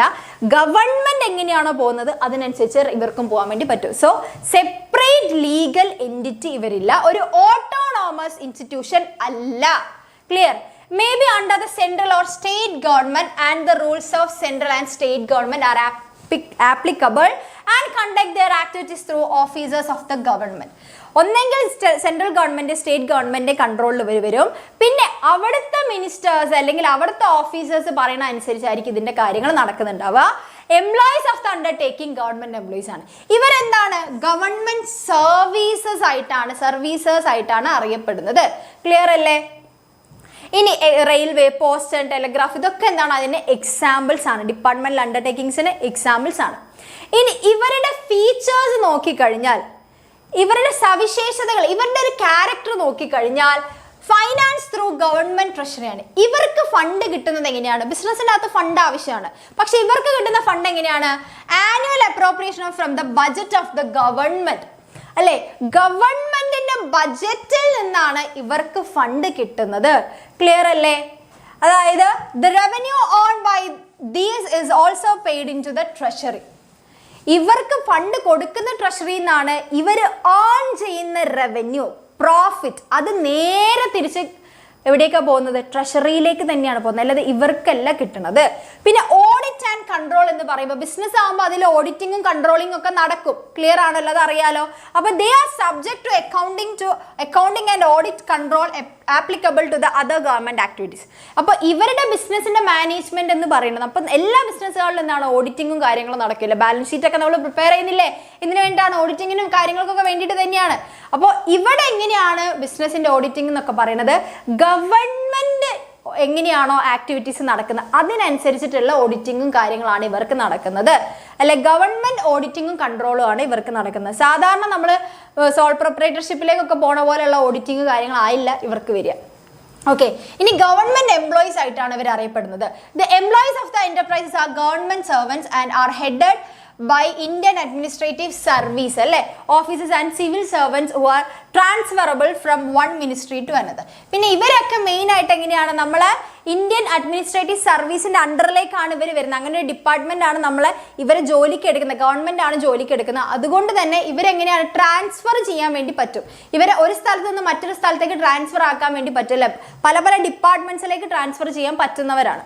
ഇനി കൺട്രോൾ നോക്കിക്കഴിഞ്ഞാൽ എങ്ങനെയാണ് ഇവരുടെ കൺട്രോൾ വരുന്നത്? അതായത് മാനേജ്മെന്റ് വരുന്നത് എങ്ങനെയാണെന്ന് നോക്കിക്കഴിഞ്ഞാൽ subject to the direct control of the ministry and it is generally considered to be major subdivision of the government department. ഇവരുടെ കൺട്രോൾ എന്ന് പറയുന്നത് മിനിസ്ട്രി ആണെങ്കിലും ആ മിനിസ്ട്രി എന്ന് പറയുന്നത് ഗവൺമെന്റിന്റെ ഭാഗത്തിലാണ് വരുന്നത്. അപ്പൊ ഗവൺമെന്റ് കൺട്രോൾ തന്നെയാണ് ഇവർക്ക് വരുന്നത്. ഓക്കെ, റെയിൽവേന്റെ കാര്യങ്ങൾ നോക്കുന്നത് റെയിൽവേ മിനിസ്റ്റർ ആണ്, അല്ലെ? ഗതാഗത വകുപ്പ് ആണ് എന്ത് നോക്കുന്നത്? റെയിൽവേ നോക്കുന്നതെങ്കിൽ പോലും ഈ ഗതാഗത വകുപ്പ് എന്ന് പറഞ്ഞാൽ എന്താണ്? സെൻട്രൽ ഗവൺമെന്റ് സ്റ്റേറ്റ് ഗവൺമെന്റിന്റെ ഭാഗമാണ്. ഓക്കെ, അപ്പോൾ ഗവൺമെന്റ് കൺട്രോൾ ആണ് വരുന്നത്. ക്ലിയർ അല്ലേ? പിന്നെ ഇവരുടെ അക്കൗണ്ടബിലിറ്റി, ഇവരുടെ എന്താണ് ആൻസറബിൾ ആയിട്ടിരിക്കുന്നത് അല്ലെ, ഇതിന്റെ ഔട്ട്കത്തോടെ ആൻസറബിൾ ആയിട്ടിരിക്കുന്നത് since their management is directly under the concern ministry and are accountable to the ministry അല്ലെ. ഇവരെ കൺട്രോൾ ചെയ്യുന്നത് ഇപ്പോൾ നമ്മൾ പറഞ്ഞു ഗവൺമെന്റിന്റെ ആണെങ്കിൽ പോലും ഗവൺമെന്റ് ഇപ്പോൾ അതിനൊരു സെപ്പറേറ്റ് ഒരു മന്ത്രിനെ വെച്ച് അയാളാണ് ഹാൻഡിൽ ചെയ്യുന്നുണ്ടാവുക അല്ലെ, അദ്ദേഹം ആയിരിക്കും അത് ഹാൻഡിൽ ചെയ്യുന്നുണ്ടാവുക. അപ്പൊ അതുകൊണ്ട് തന്നെ അവിടുത്തെ സ്റ്റാഫ് എന്ന് പറയുമ്പോൾ ആരോടാണ് അക്കൗണ്ടബിൾ ആയിരിക്കുക? ഗതാഗത വകുപ്പിൽ എന്തെങ്കിലും പ്രശ്നം വന്നാൽ ഗതാഗത വകുപ്പ് മന്ത്രിയോടാണ് അവർ അക്കൗണ്ടബിൾ ആയിട്ടിരിക്കുക. ഓക്കെ, അത് ആ ഡിപ്പാർട്ട്മെന്റിന്റെ മിനിസ്ട്രിയോടാണ് അവർ ഉത്തരം പറയേണ്ടത്. ക്ലിയർ? റെഡിയാണോ? അതാണ് ഇതിന്റെ ഫീച്ചർ എന്ന് പറയുന്നത്. ഓക്കെ, ഫീച്ചർ ഇത്രയാണ് വരുന്നത്. ഇനി ഈ ഒരു ടൈപ്പ് ഓഫ് അല്ലെങ്കിൽ ഈ ഒരു ഫോം ഓഫ് ഓർഗനൈസേഷൻ ഗവൺമെന്റ് അല്ലെങ്കിൽ നമ്മുടെ പബ്ലിക് സെക്ടർ അണ്ടർടേക്കിങ്ങിൽ വരുന്നത് കൊണ്ട് എന്താണ് ലാഭം എന്ന് നോക്കിക്കഴിഞ്ഞാൽ എന്തൊക്കെയാണ് നമ്മൾ ഡിപ്പാർട്ട്മെന്റൽ അണ്ടർടേക്കിംഗ് പോലെ ഉള്ള ഒരു ബിസിനസ് ഓർഗനൈസേഷൻ ചെയ്യുന്നതിലൂടെ കിട്ടുന്ന ലാഭം എന്ന് നോക്കിക്കഴിഞ്ഞാൽ ഈ 4 കാര്യങ്ങളാണ് വരുന്നത് അല്ലേ. അതായത് സെൻട്രലൈസ്ഡ് കൺട്രോൾ കിട്ടും, അതായത് ഗവൺമെന്റിന് നോക്കുമ്പോൾ കംപ്ലീറ്റ് കൺട്രോൾ അവർക്ക് കിട്ടിക്കോളും അല്ലെ. These are subject to the effective control by the parliament over their operations.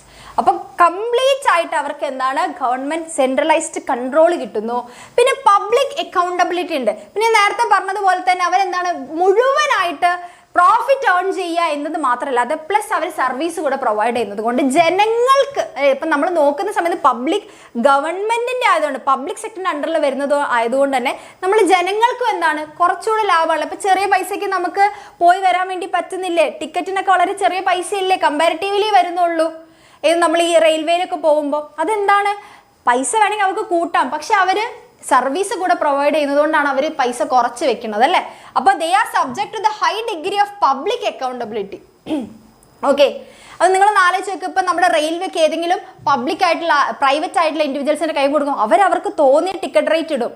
ചിലപ്പോൾ എല്ലാവർക്കും അത് അഫോർഡബിൾ ആവണം എന്നില്ല. ഇവിടെ ചെറിയ പൈസ എടുത്തിട്ട് നമുക്ക് അങ്ങോട്ടും ഇങ്ങോട്ടും യാത്ര ചെയ്യാൻ വേണ്ടി പറ്റുന്നു അല്ലേ, ചീപ്പായിട്ട് യാത്ര ചെയ്യാൻ വേണ്ടി പറ്റുന്നു. Okay, clear? ഇനി സോഴ്സ് ഓഫ് റവന്യൂ നോക്കിക്കഴിഞ്ഞാൽ ഗവൺമെന്റിന് ഒരു സോഴ്സ് ഓഫ് റവന്യൂ ആണ് അവർ. They serve as a source of income for the government as the revenue earned by the enterprises goes directly to the treasury. ട്രഷറിയിലേക്ക് അവർ ഡയറക്റ്റ് ആയിട്ട് പോകുന്നതുകൊണ്ട് ഗവൺമെന്റിന് ഒരു സോഴ്സ് ഓഫ് ഇൻകം ആണ്. പിന്നെ സ്യൂട്ടബിൾ ഫോം ആണ് അല്ലെ. ഇപ്പം നാഷണൽ സെക്യൂരിറ്റി ഒക്കെ നോക്കുന്ന സമയത്ത് നമ്മൾ എന്താണ് അവർ ഏറ്റവും അതായത് നമ്മളെ രാജ്യത്തിനെതിരായിട്ടൊന്നും അവിടെ ചെയ്യില്ല, രാജ്യത്തിനും രാജ്യത്തെ ജനങ്ങൾക്കും എതിരായിട്ടൊന്നും നടക്കില്ല അവിടെ അല്ലേ.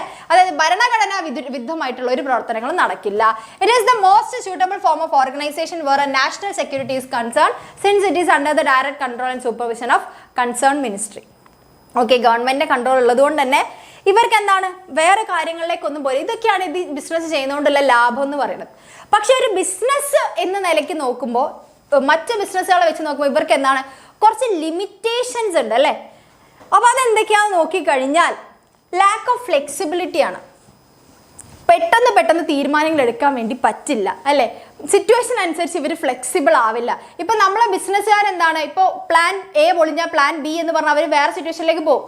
പക്ഷെ അതുപോലെയല്ല ഇവരങ്ങനെ ചേഞ്ച് ഒന്നും ചെയ്യില്ല. ഇവരെന്താണെങ്കിലും അതേ ലെവലിൽ ഒരു സ്ട്രെയിറ്റ് ലൈൻ പോലെ പോകുന്നവരാണ്. Okay, the operations of the department undertaking may not be smooth due to lack of flexibility. Clear അല്ലേ? ഡിലേ ഇൻ ഡെസിഷൻ മേക്കിംഗ് ആണ് അല്ലേ. Decisions are required as the decisions cannot be taken by the employees or head of the department independently without the approval of the ministry concerned അല്ല. പിന്നെ മറ്റൊരു പ്രശ്നം എന്ന് പറയുന്നത് ഇപ്പോൾ ഒരു പ്രശ്നം നടന്നു എന്ന് വിചാരിക്കുക, ഇവർക്ക് പെട്ടെന്ന് ആക്ഷൻ എടുക്കാൻ പറ്റില്ല. ഇവർക്ക് അതിൻ്റെ പ്രൊസീജിയേഴ്സ് വഴി കടന്നുപോയി ടോപ്പിലിരിക്കുന്ന ആൾ എന്താണോ പറയുന്നത് അതനുസരിച്ചുള്ള ഡിസിഷൻസ് എടുക്കാൻ പറ്റും. അപ്പോൾ ക്വിക്ക് ഡിസിഷൻ മേക്കിംഗ് പോസിബിൾ അല്ല, പ്രോബ്ലം സോൾവിങ്ങും അവിടെ ക്വിക്കായിട്ട് നടക്കില്ല. പിന്നെ ലിമിറ്റഡ് സ്കോപ്പ് ആണ് അല്ലേ. പിന്നെ bureaucrat over cautious and conservative approval does not allow them to take risky ventures. അതുപോലെ തന്നെ എങ്ങനെയാണ് ബിസിനസിന്റെ അകത്ത് റിസ്ക് എലമെന്റ് ഉണ്ട്. റിസ്ക് കൂടുമ്പോൾ പ്രോഫിറ്റും കൂടും. പക്ഷെ ഇവർ റിസ്കിലേക്ക് പോകില്ല. ഇവർ റിസ്കി ആയിട്ടുള്ള പുതിയ ഓപ്പർച്യൂണിറ്റീസ് ഗ്രാബ് ചെയ്ത് പിടിക്കില്ല. ഇവരെന്നും ഒരേ ഫ്ലോയിൽ പോകുന്ന പോലാണ്. These enterprises are unable to take advantage of business opportunities അല്ലെ. പുതിയ ഓപ്പർച്യൂണിറ്റീസ് ഇവർ ഗ്രാബ് ചെയ്യില്ല, ഇവരത് ഇഗ്നോർ ചെയ്തു പോകും. അത് ഇവരുടെ ഒരു പ്രശ്നമാണ്. ക്ലിയർ? ലിമിറ്റഡ് ആണ്. പിന്നെ അതുപോലെ റെഡ് ടാപ്പിസം ഉണ്ട്. റെഡ് ടാപ്പിസം എന്ന് പറയുന്നത് എന്താണ്? പെൻഡിങ് ആവും അല്ലേ, ഡിസിഷൻസ് ഇങ്ങനെ പെൻഡിങ്ങിൽ കിടക്കും. Okay, clear? Since no action can be taken unless go through the proper channel of authority the working propagates red tapism day to day operations അല്ലേ. അപ്പോൾ ക്വിക്ക് ഡിസിഷൻ മേക്കിംഗ് പോസിബിൾ ആവാത്തതിൻ്റെ main കാര്യമാണെന്ന് പറഞ്ഞാൽ red ടാപ്പിസം എന്ന് പറയുന്നത് ഒരു proper channel വഴി അവർക്ക് കമ്മ്യൂണിക്കേറ്റ് ചെയ്യാൻ വേണ്ടി പറ്റുള്ളൂ. അതുകൊണ്ട് പിന്നെ നോക്കുകയാണെങ്കിൽ പൊളിറ്റിക്കൽ ഇൻ്റർഫിയറൻസ് ഉണ്ടാവും അല്ലേ. അതായത് ഒരു ഭരിക്കുന്ന കക്ഷിയുടെ, ഭരിക്കുന്ന പാർട്ടിയുടെ ഒരു കടന്നുകാഴ്ച ഉണ്ടായിരിക്കും. There is a lot of political interference through the ministry. പിന്നെ ഇൻസെൻസിറ്റീവ് ആണ്. These enterprises do not provide adequate service to the consumer as they are usually insensitive to the needs. പിന്നെ അതുപോലെ തന്നെ നമ്മൾ നേരത്തെ പറഞ്ഞപ്പോൾ റെയിൽവേ എത്രയോ ആൾക്കാർ ട്രെയിൻ യൂസ് ചെയ്യുന്നുണ്ട്. അപ്പം സ്റ്റിൽ നമ്മുടെ റെയിൽവേയുടെ കാര്യം എന്ന അവസ്ഥ നോക്കി നോക്ക്. കുറേയൊക്കെ മെച്ചമാണെങ്കിൽ പോലും കുറേയൊക്കെ മെച്ചപ്പെടാത്ത ഏരിയാസ് ഉണ്ട് അല്ലേ. അപ്പോൾ ഒരു ഭയങ്കര ഇൻസെൻസിറ്റീവ്സ് ആണ്. കൺസ്യൂമേഴ്സിൻ്റെ നീഡ്സ് ഭയങ്കരമായിട്ട് സാറ്റിസ്ഫൈ ചെയ്യണമെന്നില്ല. ഓക്കെ, അപ്പോൾ അവരെന്താണ്? ഇൻസെൻസിറ്റീവ് കൂടെയാണ്. ക്ലിയർ? ഇതാണെന്ന് പറഞ്ഞ ഡിപ്പാർട്ട്മെന്റൽ അണ്ടർടേക്കിങ്സ് എന്ന് പറയുന്നത്. ഇനി നമ്മൾ അടുത്ത പഠിക്കേണ്ടത് സ്റ്റാറ്റ്യൂട്ടറി കോർപ്പറേഷൻസ് ആണ് അല്ലെ. എക്സാമ്പിൾസ് നോക്കിക്കഴിഞ്ഞാൽ ഇതെന്താണ്? ഓൺ ചെയ്യണതും റൺ ചെയ്യണതും ഗവൺമെന്റ് തന്നെയാണ്. ബട്ട് മാനേജ്മെന്റിൽ വ്യത്യാസമുണ്ട്. ഓക്കെ, മാനേജ്മെന്റിൽ വ്യത്യാസമുണ്ട്. എന്താണ് ഈ ബിസിനസ്സിനെ ഡിപ്പാർട്ട്മെന്റൽ അണ്ടർടേക്കിൽ നിന്ന് വ്യത്യസ്തമാക്കുന്നത് നമുക്ക് നോക്കാം. ഓക്കെ, എന്തുകൊണ്ടാണ് ഇവരെ സെപ്പറേറ്റ് സ്റ്റാറ്റ്യൂട്ടറി കോർപ്പറേഷൻ എന്ന് വിളിക്കുന്നത്? സ്റ്റാറ്റ്യൂട്ടറി കോർപ്പറേഷൻ അല്ലെങ്കിൽ പബ്ലിക് കോർപ്പറേഷൻ എന്ന് പറയപ്പെടുന്നുണ്ട്. ഇവര് നിലവിൽ വരുന്ന മറ്റവര് ഒരു എക്സ്റ്റെൻഡഡ് ഡിപ്പാർട്ട്മെന്റ് ഓഫ് മിനിസ്ട്രി ആണെങ്കിൽ ഇവര് existence by separate act of parliament ആണ്. ഇവര് ഒരു സെപ്പറേറ്റ് പാർലമെന്റിൽ ആക്ട് പാസ്സാക്കി അതുവഴി സെപ്പറേറ്റ് ആയിട്ട് ബിസിനസിന്റെ ഗവൺമെന്റിന്റെ ഭാഗമായിട്ടല്ല, സെപ്പറേറ്റ് ഒരു ബിസിനസ് ആയിട്ടാണ് അറിയപ്പെടുന്നത്. Okay, the act defines its powers and functions, rules and regulations governing its employees and its relationship with government departments. അതായത് ആ ആക്ട് എന്ന് പറയുമ്പോൾ ഇവർ എന്ത് ബിസിനസ്സുകാരാണ്, എന്തൊക്കെയാണ് ഇവരുടെ പവർ, ഇവരുടെ ഏരിയ ഓഫ് ഓപ്പറേഷൻ എങ്ങനെയാണ്, ഇവർക്ക് എന്തൊക്കെ അധികാരങ്ങളുണ്ട്, ഇവരെങ്ങനെയാണ് എംപ്ലോയീസിനെ റിക്രൂട്ട് ചെയ്യുന്നത്, ഇവരുടെ ഒബ്ജക്റ്റീവ്സ്, ഗവൺമെൻറ്റുമായിട്ട് ഇവരുടെ ബന്ധം എങ്ങനെയാണ്, ഇങ്ങനെയുള്ള കാര്യങ്ങൾ പറയുന്ന ഒരു ആക്ട് വഴി നിലവിൽ വരുന്നതാണ് എന്തെന്ന് പറയുന്നത് സ്റ്റാറ്റ്യൂട്ടറി കോർപ്പറേഷൻ എന്ന് പറയുന്നത്. Act define the powers and functioning, rules and regulations governing it's employee and it's relationship with government departments ആണ് ആക്ടിൽ പറയുന്നത്. ക്ലിയർ? ഇവര് ഒരു ഓട്ടോണോമസ് ഇൻസ്റ്റിറ്റ്യൂഷൻ ആണ്. സ്വയം ഭരണാധികാരം ഇവർക്കുണ്ട്. It is a corporate body has the capacity of acting in its own name അല്ലെ. ഇത് നോക്കി വെച്ചോ, ഇതെന്താണ്? It's a corporate body. ഇതൊരു കോർപ്പറേറ്റ് ബോഡിയാണ്. അവർക്ക് എന്തുണ്ട്? They has the capacity of acting in its own name അല്ല. അതായത് അവരുടെ സ്വന്തം പേരിൽ അറിയപ്പെടാനും അവരുടേതായിട്ടുള്ള ഫൈനാൻഷ്യൽ ഡിസിഷൻ, ഫൈനാൻഷ്യൽ ഇൻഡിപെൻഡൻ്റ് ആയിട്ട് clear control of specified area or a particular type of commercial activity. അപ്പോൾ അവർക്ക് സ്വന്തമായിട്ട് ഭരണാധികാരമുണ്ട്, ഫൈനാൻഷ്യൽ ഡിസിഷൻസ് എടുക്കാം, അല്ലെങ്കിൽ ഓട്ടോണമി ഉണ്ട്, ക്ലിയർ ആയിട്ടുള്ള അധികാര പരിധികളുള്ള ഒരു ഓട്ടോണോമസ് ഇൻസ്റ്റിറ്റ്യൂഷൻ ആണ് കോർപ്പറേറ്റീവ് അല്ലെങ്കിൽ നമ്മുടെ കോർപ്പറേഷൻ എന്ന് പറയുന്നത്, പബ്ലിക് കോർപ്പറേഷൻ എന്ന് പറയുന്നത്, സ്റ്റാറ്റ്യൂട്ടറി കോർപ്പറേഷൻ എന്ന് പറയുന്നത്. ക്ലിയർ അല്ലേ? അപ്പോൾ ഇതിൻ്റെ ഫീച്ചേഴ്സ് നോക്കിക്കഴിഞ്ഞാൽ ഇവർ ഗവേൺ ബൈ, ഇതിൻ്റെ ഒരു ക്യാരക്ടറാണ് നമ്മൾ നോക്കുന്നത് അല്ലേ. മറ്റതിൻ്റെ ക്യാരക്ടർ നമ്മൾ പഠിച്ചു. ഓക്കെ, ഇവരുടെ ക്യാരക്ടറാണ് നോക്കുന്നത്. ഇതെന്താണ്? ഗവേൺ ബൈ ആക്ട് ആണ്. ആക്ട് പ്രകാരം നിലവിൽ വരുന്നു. Setups under an act of parliament are govern by the provision of the act which define the objectives, objects, powers, privileges of the statutory corporation. ഇവരൊരു ആക്ട് പ്രകാരം നിലവിൽ വരുന്നു. ആ ആക്ടിൽ അവരുടെ ഒബ്ജക്റ്റ്, അവരുടെ പവർ, അങ്ങനത്തെ പല കാര്യങ്ങളും പറയുന്ന ആക്ട് പ്രകാരം നിലവിൽ വന്ന ഓർഗനൈസേഷൻ ആണ്. ഓൺ ബൈ ഗവൺമെന്റ് ആണ്. ഒന്നെങ്കിൽ wholly or partially own by government ആയിരിക്കും. നെക്സ്റ്റ് ലീഗൽ എൻറ്റിറ്റി ആണ്. ഇവർക്കൊരു സെപ്പറേറ്റ് ലീഗൽ എൻറ്റിറ്റി ഉണ്ട് അല്ലേ. അതായത് statutory corporation as a body of corporate and can sue and be sued enter contract and acquire property in its own name അല്ലേ. ഇവർക്ക് എന്താണ്? സ്വന്തമായിട്ട് എന്താണ് കേസ് കൊടുക്കാനും കേസ് കിട്ടാനും അതുപോലെ ലീഗലി പ്രോപ്പർട്ടി വാങ്ങിക്കാനും വിൽക്കാനും ഓൺ ചെയ്യാനും എല്ലാത്തിനുമുള്ള അധികാരം ഇവർക്കുണ്ട്. ക്ലിയർ. ഇനി ഫൈനാൻഷ്യൽ ഇൻഡിപെൻഡൻസ് നോക്കിക്കഴിഞ്ഞാൽ ഇൻഡിപെൻഡൻ്റ്ലി ഫിനാൻസ്ഡ് ആണ്. എങ്ങനെയാണ്? ഇവർ സ്വന്തമായിട്ട് പൈസ കണ്ടെത്തുകയാണ്. ബിസിനസ്സിന് വേണ്ട ഫണ്ട് ഇവർ സ്വന്തമായിട്ട് കണ്ടെത്തുകയാണ് ചെയ്യുന്നത്. ഗവൺമെന്റിന്റെ കയ്യിൽ നിന്നോ ഒന്നേ ഗവൺമെന്റിന്റെ കയ്യിൽ നിന്ന് ബോറോ ചെയ്യും അല്ലെ, ബോറോയിങ്സ് ഫ്രം ഗവൺമെന്റ് അല്ലെങ്കിൽ പബ്ലിക് ആണ്. ഓക്കെ. ഇനി നോക്കിക്കഴിഞ്ഞാൽ ഫ്ലെക്സിബിലിറ്റി നോക്കിക്കഴിഞ്ഞാൽ not subject to the same accounting and audit procedure applicable to the government departments. ഇവർ മറ്റേ ഡിപ്പാർട്ട്മെന്റൽ അണ്ടർടേക്കിങ്സിന് പോലുള്ള അക്കൗണ്ടിങ് കാര്യങ്ങളല്ല, ഇവർക്ക് സെപ്പറേറ്റ് അക്കൗണ്ടിങ് കാര്യങ്ങളാണ്. ഇവർ കുറച്ചുകൂടെ ഫ്ലെക്സിബിൾ ആണ്. സെൽഫ് ഗവേണൻസ് ഓഫ് എംപ്ലോയീസ്, എംപ്ലോയീസിനൊക്കെ സെൽഫായിട്ട് റിക്രൂട്ട് ചെയ്യുന്നതും ഫണ്ട് കൊടുക്കുന്നതെല്ലാം ഇവർ തന്നെയാണ്. അപ്പോൾ the conditions of service of the employees of these enterprises are governed by the provision of the act. ആ ആക്ടിൽ പ്രത്യേകം അത് മെൻഷൻ ചെയ്തിരിക്കും. ഓക്കെ, അതനുസരിച്ചായിരിക്കും ഇവരുടെ റിക്രൂട്ട്മെന്റ് കാര്യങ്ങൾ ഉണ്ടാവുക. ഓക്കെ, അത്രയാണ് അവരുടെ എന്തെന്ന് പറയുന്നത്, ഫീച്ചേഴ്സ് എന്ന് പറയുന്നത്. ഇനി നമുക്ക് ഓപ്പറേഷണൽ എഫിഷ്യൻസി, അതായത് ഇവരുടെ മെറിറ്റ്സ് ആണ് നമ്മൾ ഇനി പഠിക്കാൻ വേണ്ടി പോകുന്നത്. അല്ലെങ്കിൽ ഈ ഒരു ഫോം ഓഫ് ഓർഗനൈസേഷൻ കൊണ്ടുള്ള ബെനിഫിറ്റ്സ് എന്തൊക്കെയാണെന്ന് നോക്കിക്കഴിഞ്ഞാൽ ഇവർക്കൊരു ഓപ്പറേഷണൽ ഫ്രീഡം ഉണ്ടായിരിക്കും അല്ലേ. Free from undesirable government regulations and control of government ആണ്. ഗവൺമെന്റിൽ നിന്നുള്ള അൺഡിസൈറബിൾ ആയിട്ടുള്ള കൺട്രോൾ കാര്യങ്ങൾ ഇവർക്ക് ഉണ്ടായിരിക്കില്ല.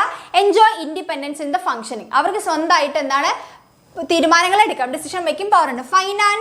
ഫൈനാൻഷ്യൽ ഇൻഡിപെൻഡൻസ് ആണ്. പിന്നെ അവർ എന്താണ്, ഒരു ഓട്ടോണമി ആണ് അല്ലേ. അതായത് government generally does not interfere in the financial matters. കാരണം ഇവർക്ക് ഫണ്ട് കിട്ടുന്നതും അതുപോലെ ആ കിട്ടിയ ഫണ്ട് മാനേജ് ചെയ്യുന്നതും ഇവർ തന്നെയാണ്. ക്ലിയർ അല്ലേ?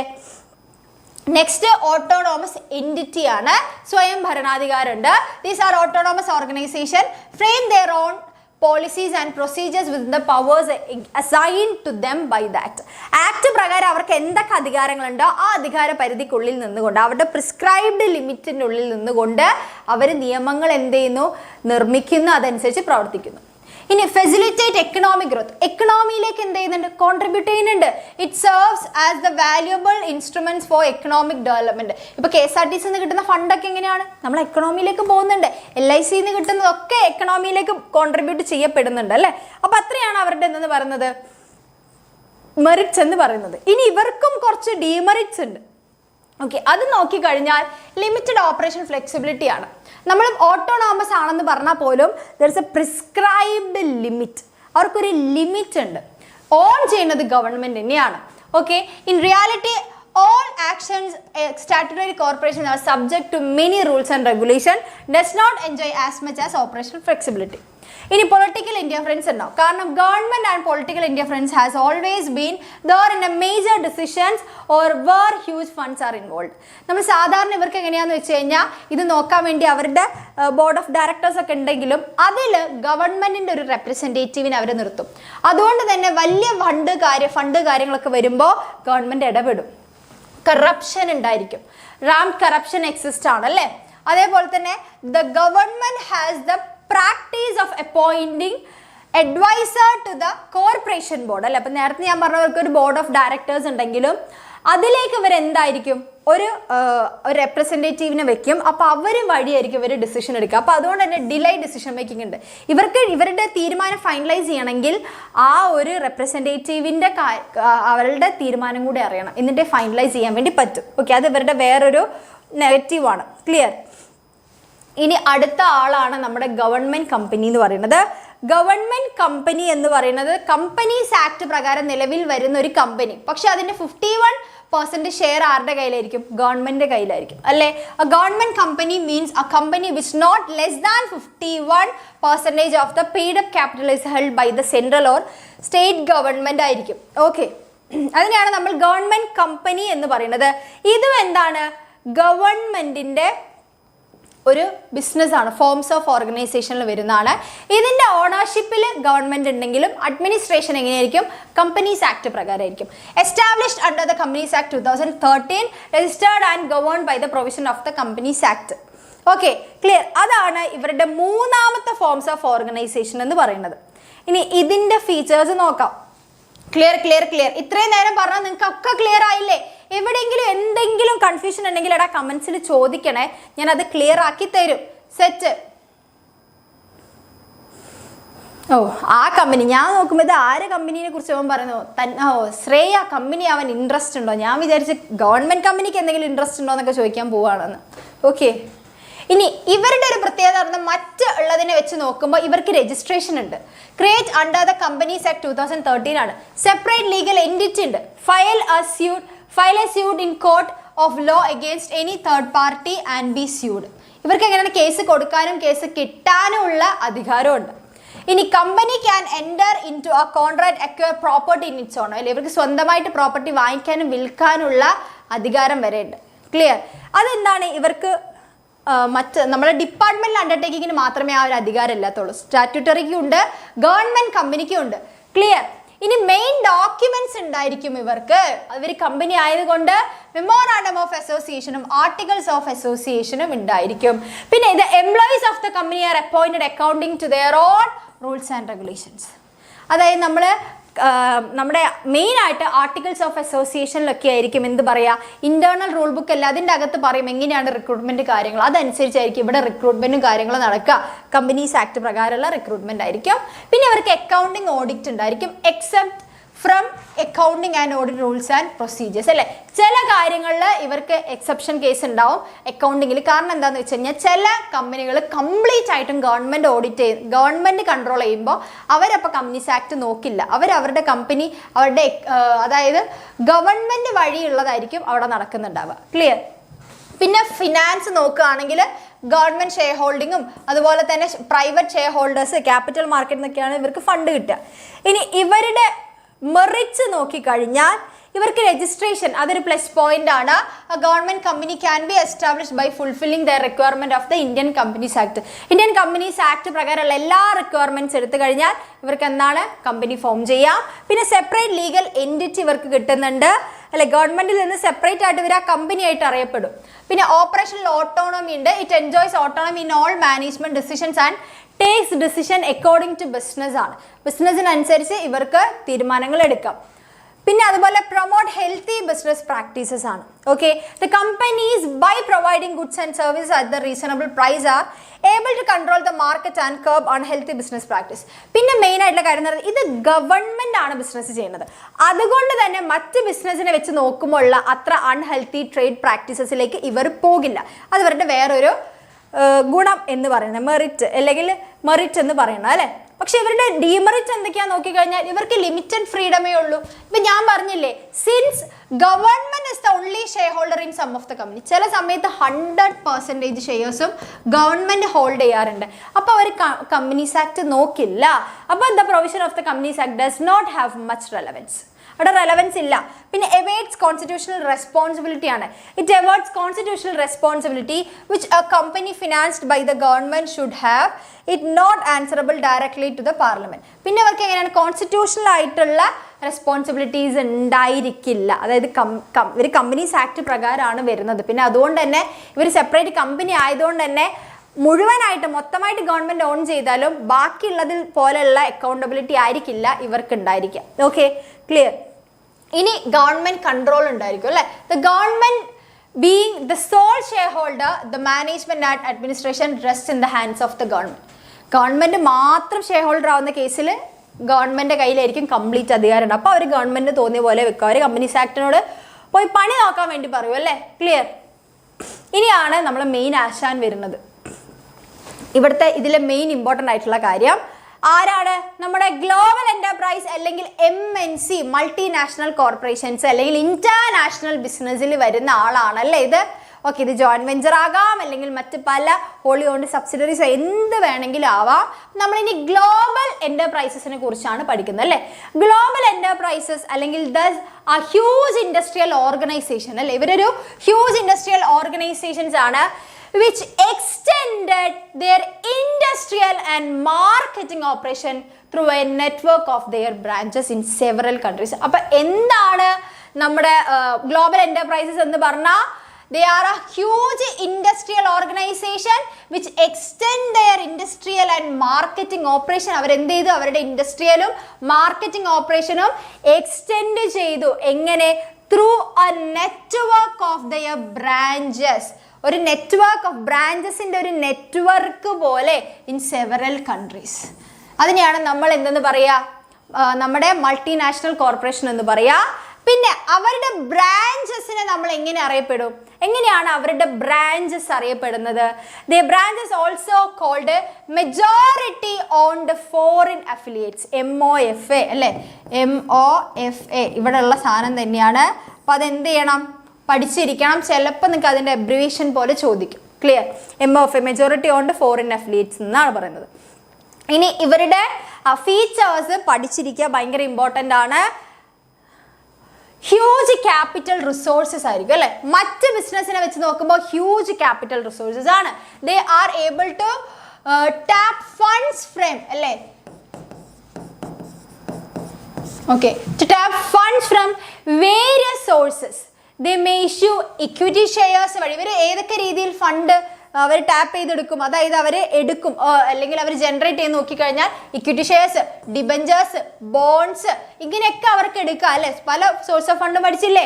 Because of the financial strength they are able to survive അല്ലെ, able to survive under all circumstances. Okay, ഇനി ഇവർക്ക് ഫോറിൻ കൊളാബറേഷൻ ഉണ്ടായിരിക്കും.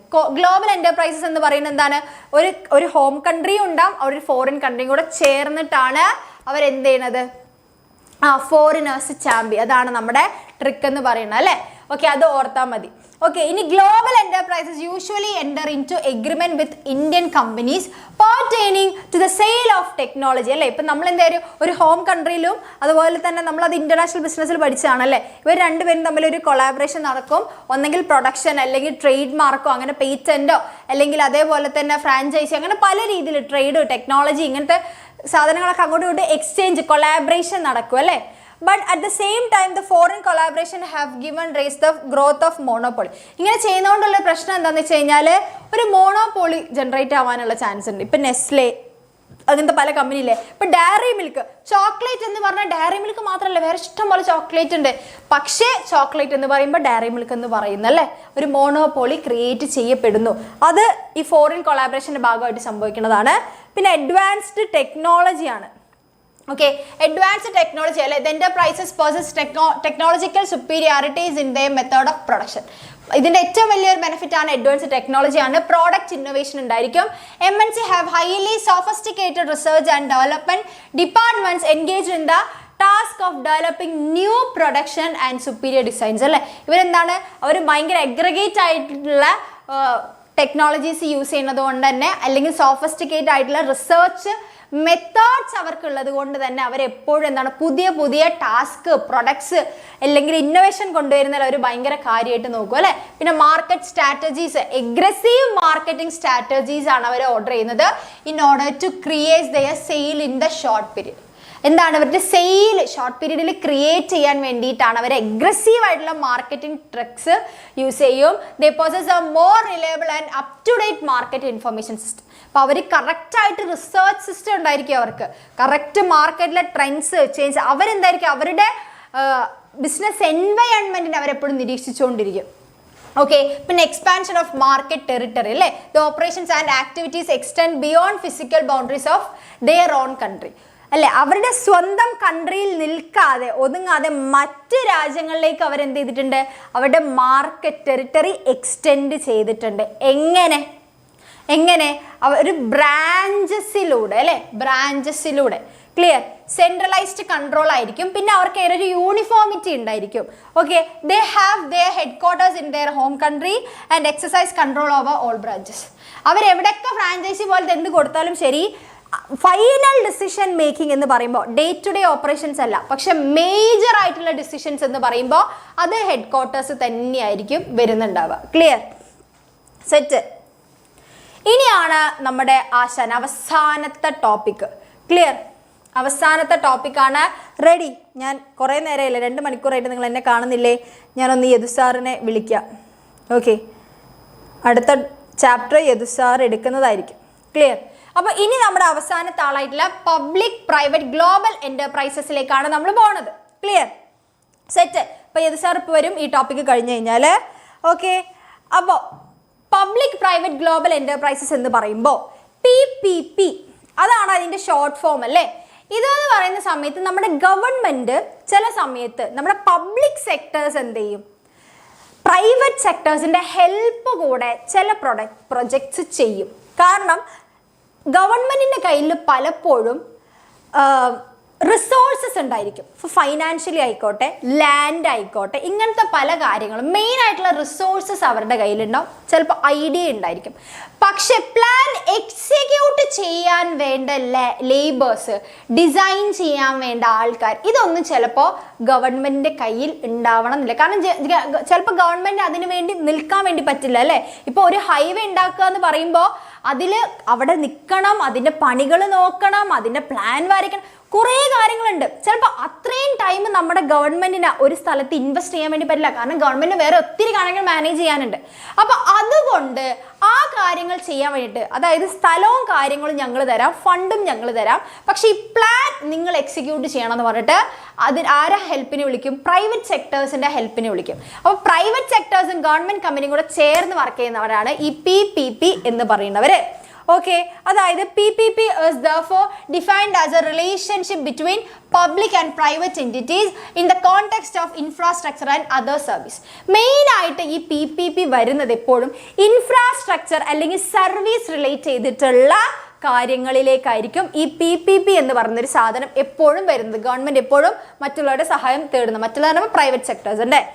Under the PPP model, public sector plays an important role and ensure that the social obligations are fulfilled and sector reforms and public investment are usefully met. അല്ലേ, അപ്പോൾ PPP മോഡലിൽ എപ്പോഴും government എന്താണ്, അതായത് നമ്മളൊരു infrastructure reform, ഒരു എന്താ പറയുക, ഒരു ഇൻഫ്രാസ്ട്രക്ചർ ഡെവലപ്മെൻറ്റിന് വേണ്ടിയിട്ടും നമ്മുടെ റിസോഴ്സസ് കറക്റ്റായിട്ട് യൂസ് ചെയ്തിട്ടുണ്ട് എന്നൊക്കെ എൻഷുർ ചെയ്യാൻ വേണ്ടിയിട്ടാണ് ചെയ്യുന്നത്. ഓക്കെ, ഇപ്പം നമ്മൾ PPPയിൽ കൊടുക്കുന്ന സമയത്ത് ആ ചെയ്യുമ്പോൾ ഓണർഷിപ്പ് ആരുടെ കയ്യിലായിരിക്കും? പ്രൈവറ്റ് സെക്ടേഴ്സിൻ്റെ കയ്യിലായിരിക്കും. ഇപ്പോൾ ഈ ഹൈവേ ഉണ്ടാക്കുക എന്ന് പറയുമ്പോൾ അതിൻ്റെ ഓണർഷിപ്പ് ഇപ്പോൾ ആരുടെ കയ്യിലാണ്? ഹൈവേ ഉണ്ടാക്കുന്ന ആളുടെ കയ്യിലായിരിക്കും. പക്ഷെ പണി എന്ന് കഴിയണോ അത് തിരിച്ച് ഗവൺമെൻറ്റിന് അവർ കൊടുക്കും. അത് വെച്ച് അവർക്ക് ഏൺ ചെയ്യാൻ വേണ്ടി പറ്റില്ല, അത് ഗവൺമെൻറ്റിൻ്റെയാണ്. ഓക്കെ, അത് അവർ തിരിച്ച് ആ ഗവൺമെൻറ്റിന് തന്നെ കൊടുക്കും. ഓക്കെ, ക്ലിയർ അല്ലേ? ഇത്രയാണ് ഈ ചാപ്റ്ററിൽ പഠിക്കണം. ഈ ചാപ്റ്ററിൽ നമ്മൾ പബ്ലിക് സെക്ടർ അണ്ടർടേക്കിങ്ങിൻ്റെ അണ്ടറിൽ വരുന്ന ഡിപ്പാർട്ട്മെൻറ്റൽ അണ്ടർടേക്കിങ്സ്, സ്റ്റാറ്റ്യൂട്ടറി കോർപ്പറേഷൻസ്, പിന്നെ അതുപോലെ തന്നെ നമ്മൾ ഗവൺമെൻറ് കമ്പനി, ഈ മൂന്നിൻ്റെ എന്താണ് ഇതിൻ്റെ പ്രത്യേകത? ഇതിനെല്ലാം ഓണർഷിപ്പ് ഗവൺമെൻറ്റിൻ്റെ കയ്യിലാണെങ്കിലും മാനേജ്മെൻറ്റും എസ്റ്റാബ്ലിഷ്മെൻറ്റും ഡിഫറെൻ്റ് ആണ്. ക്ലിയർ? പല രീതിയിലാണ് വരുന്നത്. Okay, clear? അപ്പോൾ എന്താണ് അതിൻ്റെ ഫീച്ചേഴ്സ്, അതിൻ്റെ മെറിറ്റ്സ്, ഡീമെറിറ്റ്സ് ഒക്കെ നോക്കി. പിന്നെ എക്സ്ട്രാ ഒരാളായിട്ട് നമ്മൾ ആരെ കൂടെ പഠിച്ചു? MNCനെ കുറിച്ച് പഠിച്ചു, അതിൻ്റെ ഫീച്ചേഴ്സ് പഠിച്ചു. ഇപ്പോൾ PPP പഠിച്ചപ്പോൾ ഈ ചാപ്റ്റർ കഴിഞ്ഞു. ക്ലിയർ? സെറ്റ്. അങ്ങനെയാണെങ്കിൽ ഞാൻ യദു സാറിന് മാറിക്കൊടുക്കുകയാണ്. യദു സാറ് വന്നിട്ട് ബാക്കി സെറ്റാക്കും. ഓക്കെ, ആദ്യത്തെ 2 ചാപ്റ്റർ കഴിഞ്ഞു. ആദ്യത്തെയും മൂന്നാമത്തെ ചാപ്റ്റർ കഴിഞ്ഞു. ഏത് ചാപ്റ്ററാ? രണ്ടാം ചാപ്റ്റർ.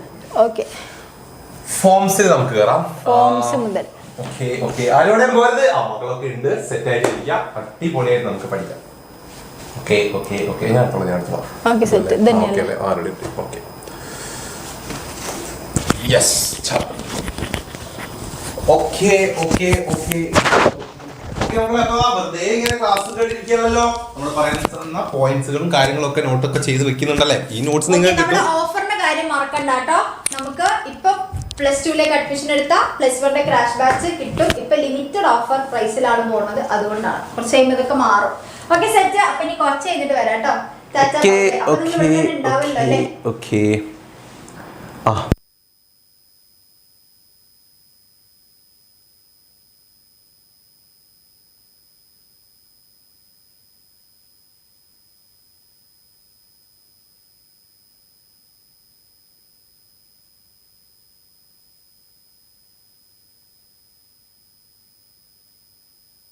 ഉച്ചയ്ക്ക് ശേഷം ഒന്ന് പ്ലാൻ ചെയ്യാം.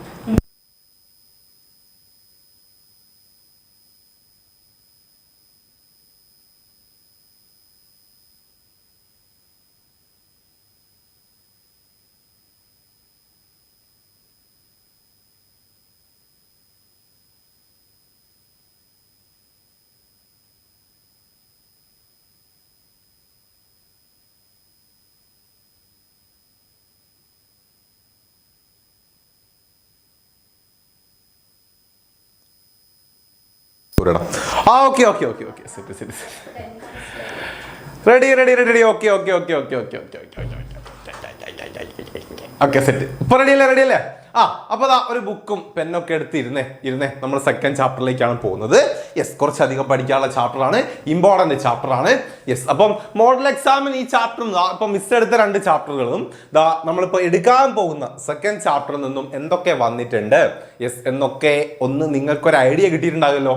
എങ്ങനെയാണ് ഈ ചാപ്റ്ററിൽ നിന്നൊക്കെയുള്ള ക്വസ്റ്റ്യൻസ് വരിക, അല്ലെങ്കിൽ ഏത് ടൈപ്പ് ക്വസ്റ്റ്യൻസ് ആണ് വരിക എന്നൊക്കെ മനസ്സിലായിട്ടുണ്ടാകുമല്ലോ ഉണ്ടല്ലേ?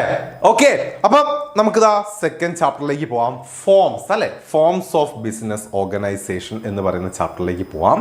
ഓക്കെ, അപ്പോൾ ആദ്യം തന്നെ ഈ കാര്യം നമുക്ക് അങ്ങോട്ട് ഓർത്ത് വെക്കണം അല്ലെ. എത്ര ഫോമുകളുണ്ട് നമുക്ക് പഠിക്കാൻ? എത്ര ഫോമുകളുണ്ട്? ഈ ഫോമുകളെല്ലാം നമുക്ക് പഠിക്കാനുള്ള ഫോമുകളാണ്. ഓക്കെ, ഈ ഫോമുകളെല്ലാം നമുക്ക് പഠിക്കാനുള്ള ഫോമുകളാണ്. റെഡി? അപ്പം ഈ ഓരോ ഫോമിനെ കുറിച്ചും കൃത്യമായിട്ട് പഠിച്ചു വെച്ചിരിക്കുക. ഇതിൻ്റെ ഫീച്ചേഴ്സ് നമുക്ക് പഠിക്കേണ്ടതുണ്ട്, ഇതിൻ്റെ മെറിറ്റ്സ് പഠിക്കേണ്ടതുണ്ട്, ഇതിൻ്റെ ഡിമെറിറ്റ്സ് പഠിക്കേണ്ടതുണ്ട്. അങ്ങനെയാണ് ഈ ചാപ്റ്റർ മുന്നോട്ട് പോകുന്നത്. ഓക്കെ സാർ, ബിസിനസ് 80 അടിച്ചു. യെസ്, ഓക്കെ സെറ്റ്, 80 അടിച്ചു, പൊളി. പബ്ലിക് എക്സാമിന് ഇതുപോലെ അടിക്കണം, വേണ്ടേ? ഓക്കെ, അപ്പോൾ പഠിച്ചു, അല്ലെങ്കിൽ എനിക്ക് എല്ലാ ചാപ്റ്ററും നന്നായിട്ട് അറിയാം, ഞാൻ എല്ലാം അടിപൊളിയായിട്ട് പഠിച്ചു എന്ന് കരുതി യെസ് എന്താണ് ചാപ്റ്ററുകളൊന്നും സ്കിപ്പ് ചെയ്യാതിരിക്കുക. യെസ്, എത്ര അറിയുന്ന കാര്യങ്ങളാണെങ്കിലും സാറ് വീണ്ടും പറയാണ്, എത്ര നന്നായിട്ട് നിങ്ങൾക്ക് അറിയുന്ന കാര്യങ്ങളാണെങ്കിലും, എത്ര നന്നായിട്ട് നിങ്ങൾ പഠിച്ച കാര്യങ്ങളാണെങ്കിലും യെസ് എന്ത് ചെയ്യുക, നന്നായിട്ട് വീണ്ടും പഠിക്കുക. ഓക്കെ അത് പറയുമ്പോഴത്തേ അത് പോന്നാ സാറ് കയറി വന്നു, ദേ പോന്നു പിള്ളേര്. ഓക്കെ, അപ്പൊ നമുക്ക് ആദ്യത്തെ ഐറ്റത്തിലേക്ക് പോവാം. ഇതിൽ ഒന്നാമത്തെ ഐറ്റം നമുക്ക് പഠിക്കാനുള്ളതാ സോൾ പ്രൊപ്പറേറ്റർഷിപ്പാണ്. ഓക്കെ, അപ്പൊ സോൾ പ്രൊപ്പറേറ്റർഷിപ്പ് എന്താണ് എന്നുള്ളത് ആദ്യം തന്നെ പഠിച്ചു വയ്ക്കുക. നിങ്ങൾ ഒന്ന് എന്താണ് ഇതൊക്കെ ചോദിച്ചു കഴിഞ്ഞാൽ മിനിമം നിങ്ങൾ ഇതൊക്കെ ഉണ്ടോ ഒരു 2-3 ലൈനിൽ നിങ്ങൾ എക്സ്പ്ലെയിൻ ചെയ്തിരിക്കണം. ഐ മീൻ ഈ essay ക്വസ്റ്റ്യൻസ് ഒക്കെ ആണെങ്കിൽ. Okay, ready? Yes, up and the word sole implies the only and the proprietor refer to owner. Okay, a form of business organization which is owned, managed and controlled by an individual who is the recipient of all profit and yes bearer of all risk. അത്രേ ഉള്ളൂ, അത്ര മതി. എന്തിനെ? Yes, ഈ കാര്യം മതി. മലയാളത്തിൽ എഴുതാലോ exam, മലയാളത്തിൽ എഴുതുമ്പോൾ നമ്മൾ കംപ്ലീറ്റ് മലയാളത്തിൽ എഴുതണം. അങ്ങനെ എന്തോ ഉണ്ടല്ലേ, മിക്സ് ചെയ്ത് എഴുതാൻ പറ്റില്ല എന്നാണോ? അങ്ങനെ എന്തോ ഉണ്ടെന്ന് തോന്നുന്നു. മലയാളത്തിൽ എഴുതാൻ പറ്റും കേട്ടോ എന്തായാലും. ഓക്കെ, എഴുതാം. Okay set. അപ്പം സോൾ പ്രൊപ്പറേറ്റർഷിപ്പിനെ കുറിച്ച് നിങ്ങൾ എഴുതി വെക്കേണ്ടതായ ഈ കാര്യങ്ങൾ മാത്രമാണ്. ഇത് നിങ്ങൾക്ക് അറിയാലോ, സോൾ എന്ന് പറഞ്ഞാൽ ഓൺലി അല്ലെ, ഒരു ഓണർ അല്ലെ, അതാണ് സോൾ പ്രൊപ്പറേറ്റർ എന്നുകൊണ്ട് ഉദ്ദേശിക്കുന്നത് അല്ലെ. എന്താണ്? യെസ്, ആ ഒരു ബിസിനസ് കൺട്രോൾ ചെയ്യുന്നതും അല്ലെ, അത് ഓൺ ചെയ്യുന്നതും അല്ലെ മാനേജ് ചെയ്യുന്നതും അതിന്റെ എല്ലാ പ്രോഫിറ്റും റിസ്ക്കും എല്ലാം ഏറ്റെടുക്കുന്നതും ആരായിരിക്കും? ഒരു ഇൻഡിവിജ്വൽ ആയിരിക്കും. ഓക്കെ, അതാണ് എന്തെന്ന് സോൾ പ്രൊപ്പറേറ്റർഷിപ്പ് എന്ന് പറഞ്ഞു കഴിഞ്ഞാൽ. ഓക്കെ, അപ്പൊ നമുക്ക് പഠിക്കാനുള്ള എന്താണ് സോൾ പ്രൊപ്പറേറ്റർഷിപ്പ്, അതിന്റെ ഫീച്ചേഴ്സിലേക്കാണ് നമുക്ക് പോകേണ്ടത്. ഓക്കെ, ഫീച്ചേഴ്സിലേക്കാണ് നമുക്ക് പോകേണ്ടത്. സെറ്റ്. അപ്പൊ നോക്കിയോ, യെസ്, ഒന്നാമത്തെ ഫീച്ചർ എന്താ? ഫോർമേഷൻ ആൻഡ് ക്ലോഷർ ആണ് അല്ലെ. യെസ്, ഇത് ഫോം ചെയ്യുന്നതും ഇതിന്റെ ക്ലോസിങ്ങും. മക്കളെ, നമുക്ക് പഠിക്കാനുള്ള ഈ 5 ഫോമിലും യെസ് മെയിൻ ആയിട്ട് വരുന്ന കാര്യങ്ങൾ ഇതൊക്കെ തന്നെയാണ്. ഇതാ ജസ്റ്റ് സാർ ഒരു സാധനം കാണിച്ചു തരാം, ഒരു PPT കാണിച്ചു തരാം. Yes, wait.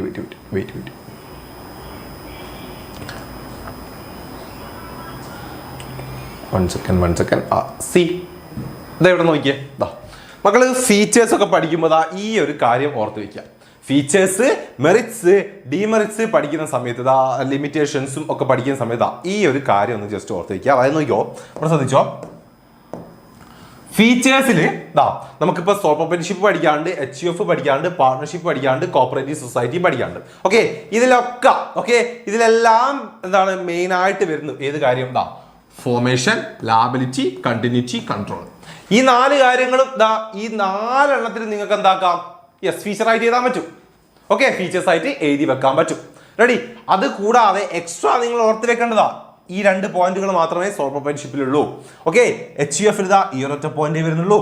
പാർട്ണർഷിപ്പിൽ ഈ ഒരു 3 പോയിന്റുകളെ എക്സ്ട്രാ ആയിട്ട് വരുന്നുള്ളൂ. യെസ്, കോപ്പറേറ്റീവ് സൊസൈറ്റിന് ഈ 2 പോയിന്റുകളെ എക്സ്ട്രാ ആയിട്ട് വരുന്നുള്ളൂ. കണ്ടല്ലോ? യെസ്, ഈ 4 പോയിന്റുകൾ എന്താണ്? ഈ 4 എണ്ണത്തിലും കോമൺ ആണ്. ഓക്കെ, എക്സ്ട്രാ വരുന്നത് സോൾ പ്രൊപ്പറേറ്റർഷിപ്പിൽ 2 എണ്ണം, HUF 1, പാർട്ണർഷിപ്പിൽ ഈ 3 എണ്ണം, കോപ്പറേറ്റീവ് സൊസൈറ്റിയിൽ ഈ 2 എണ്ണം.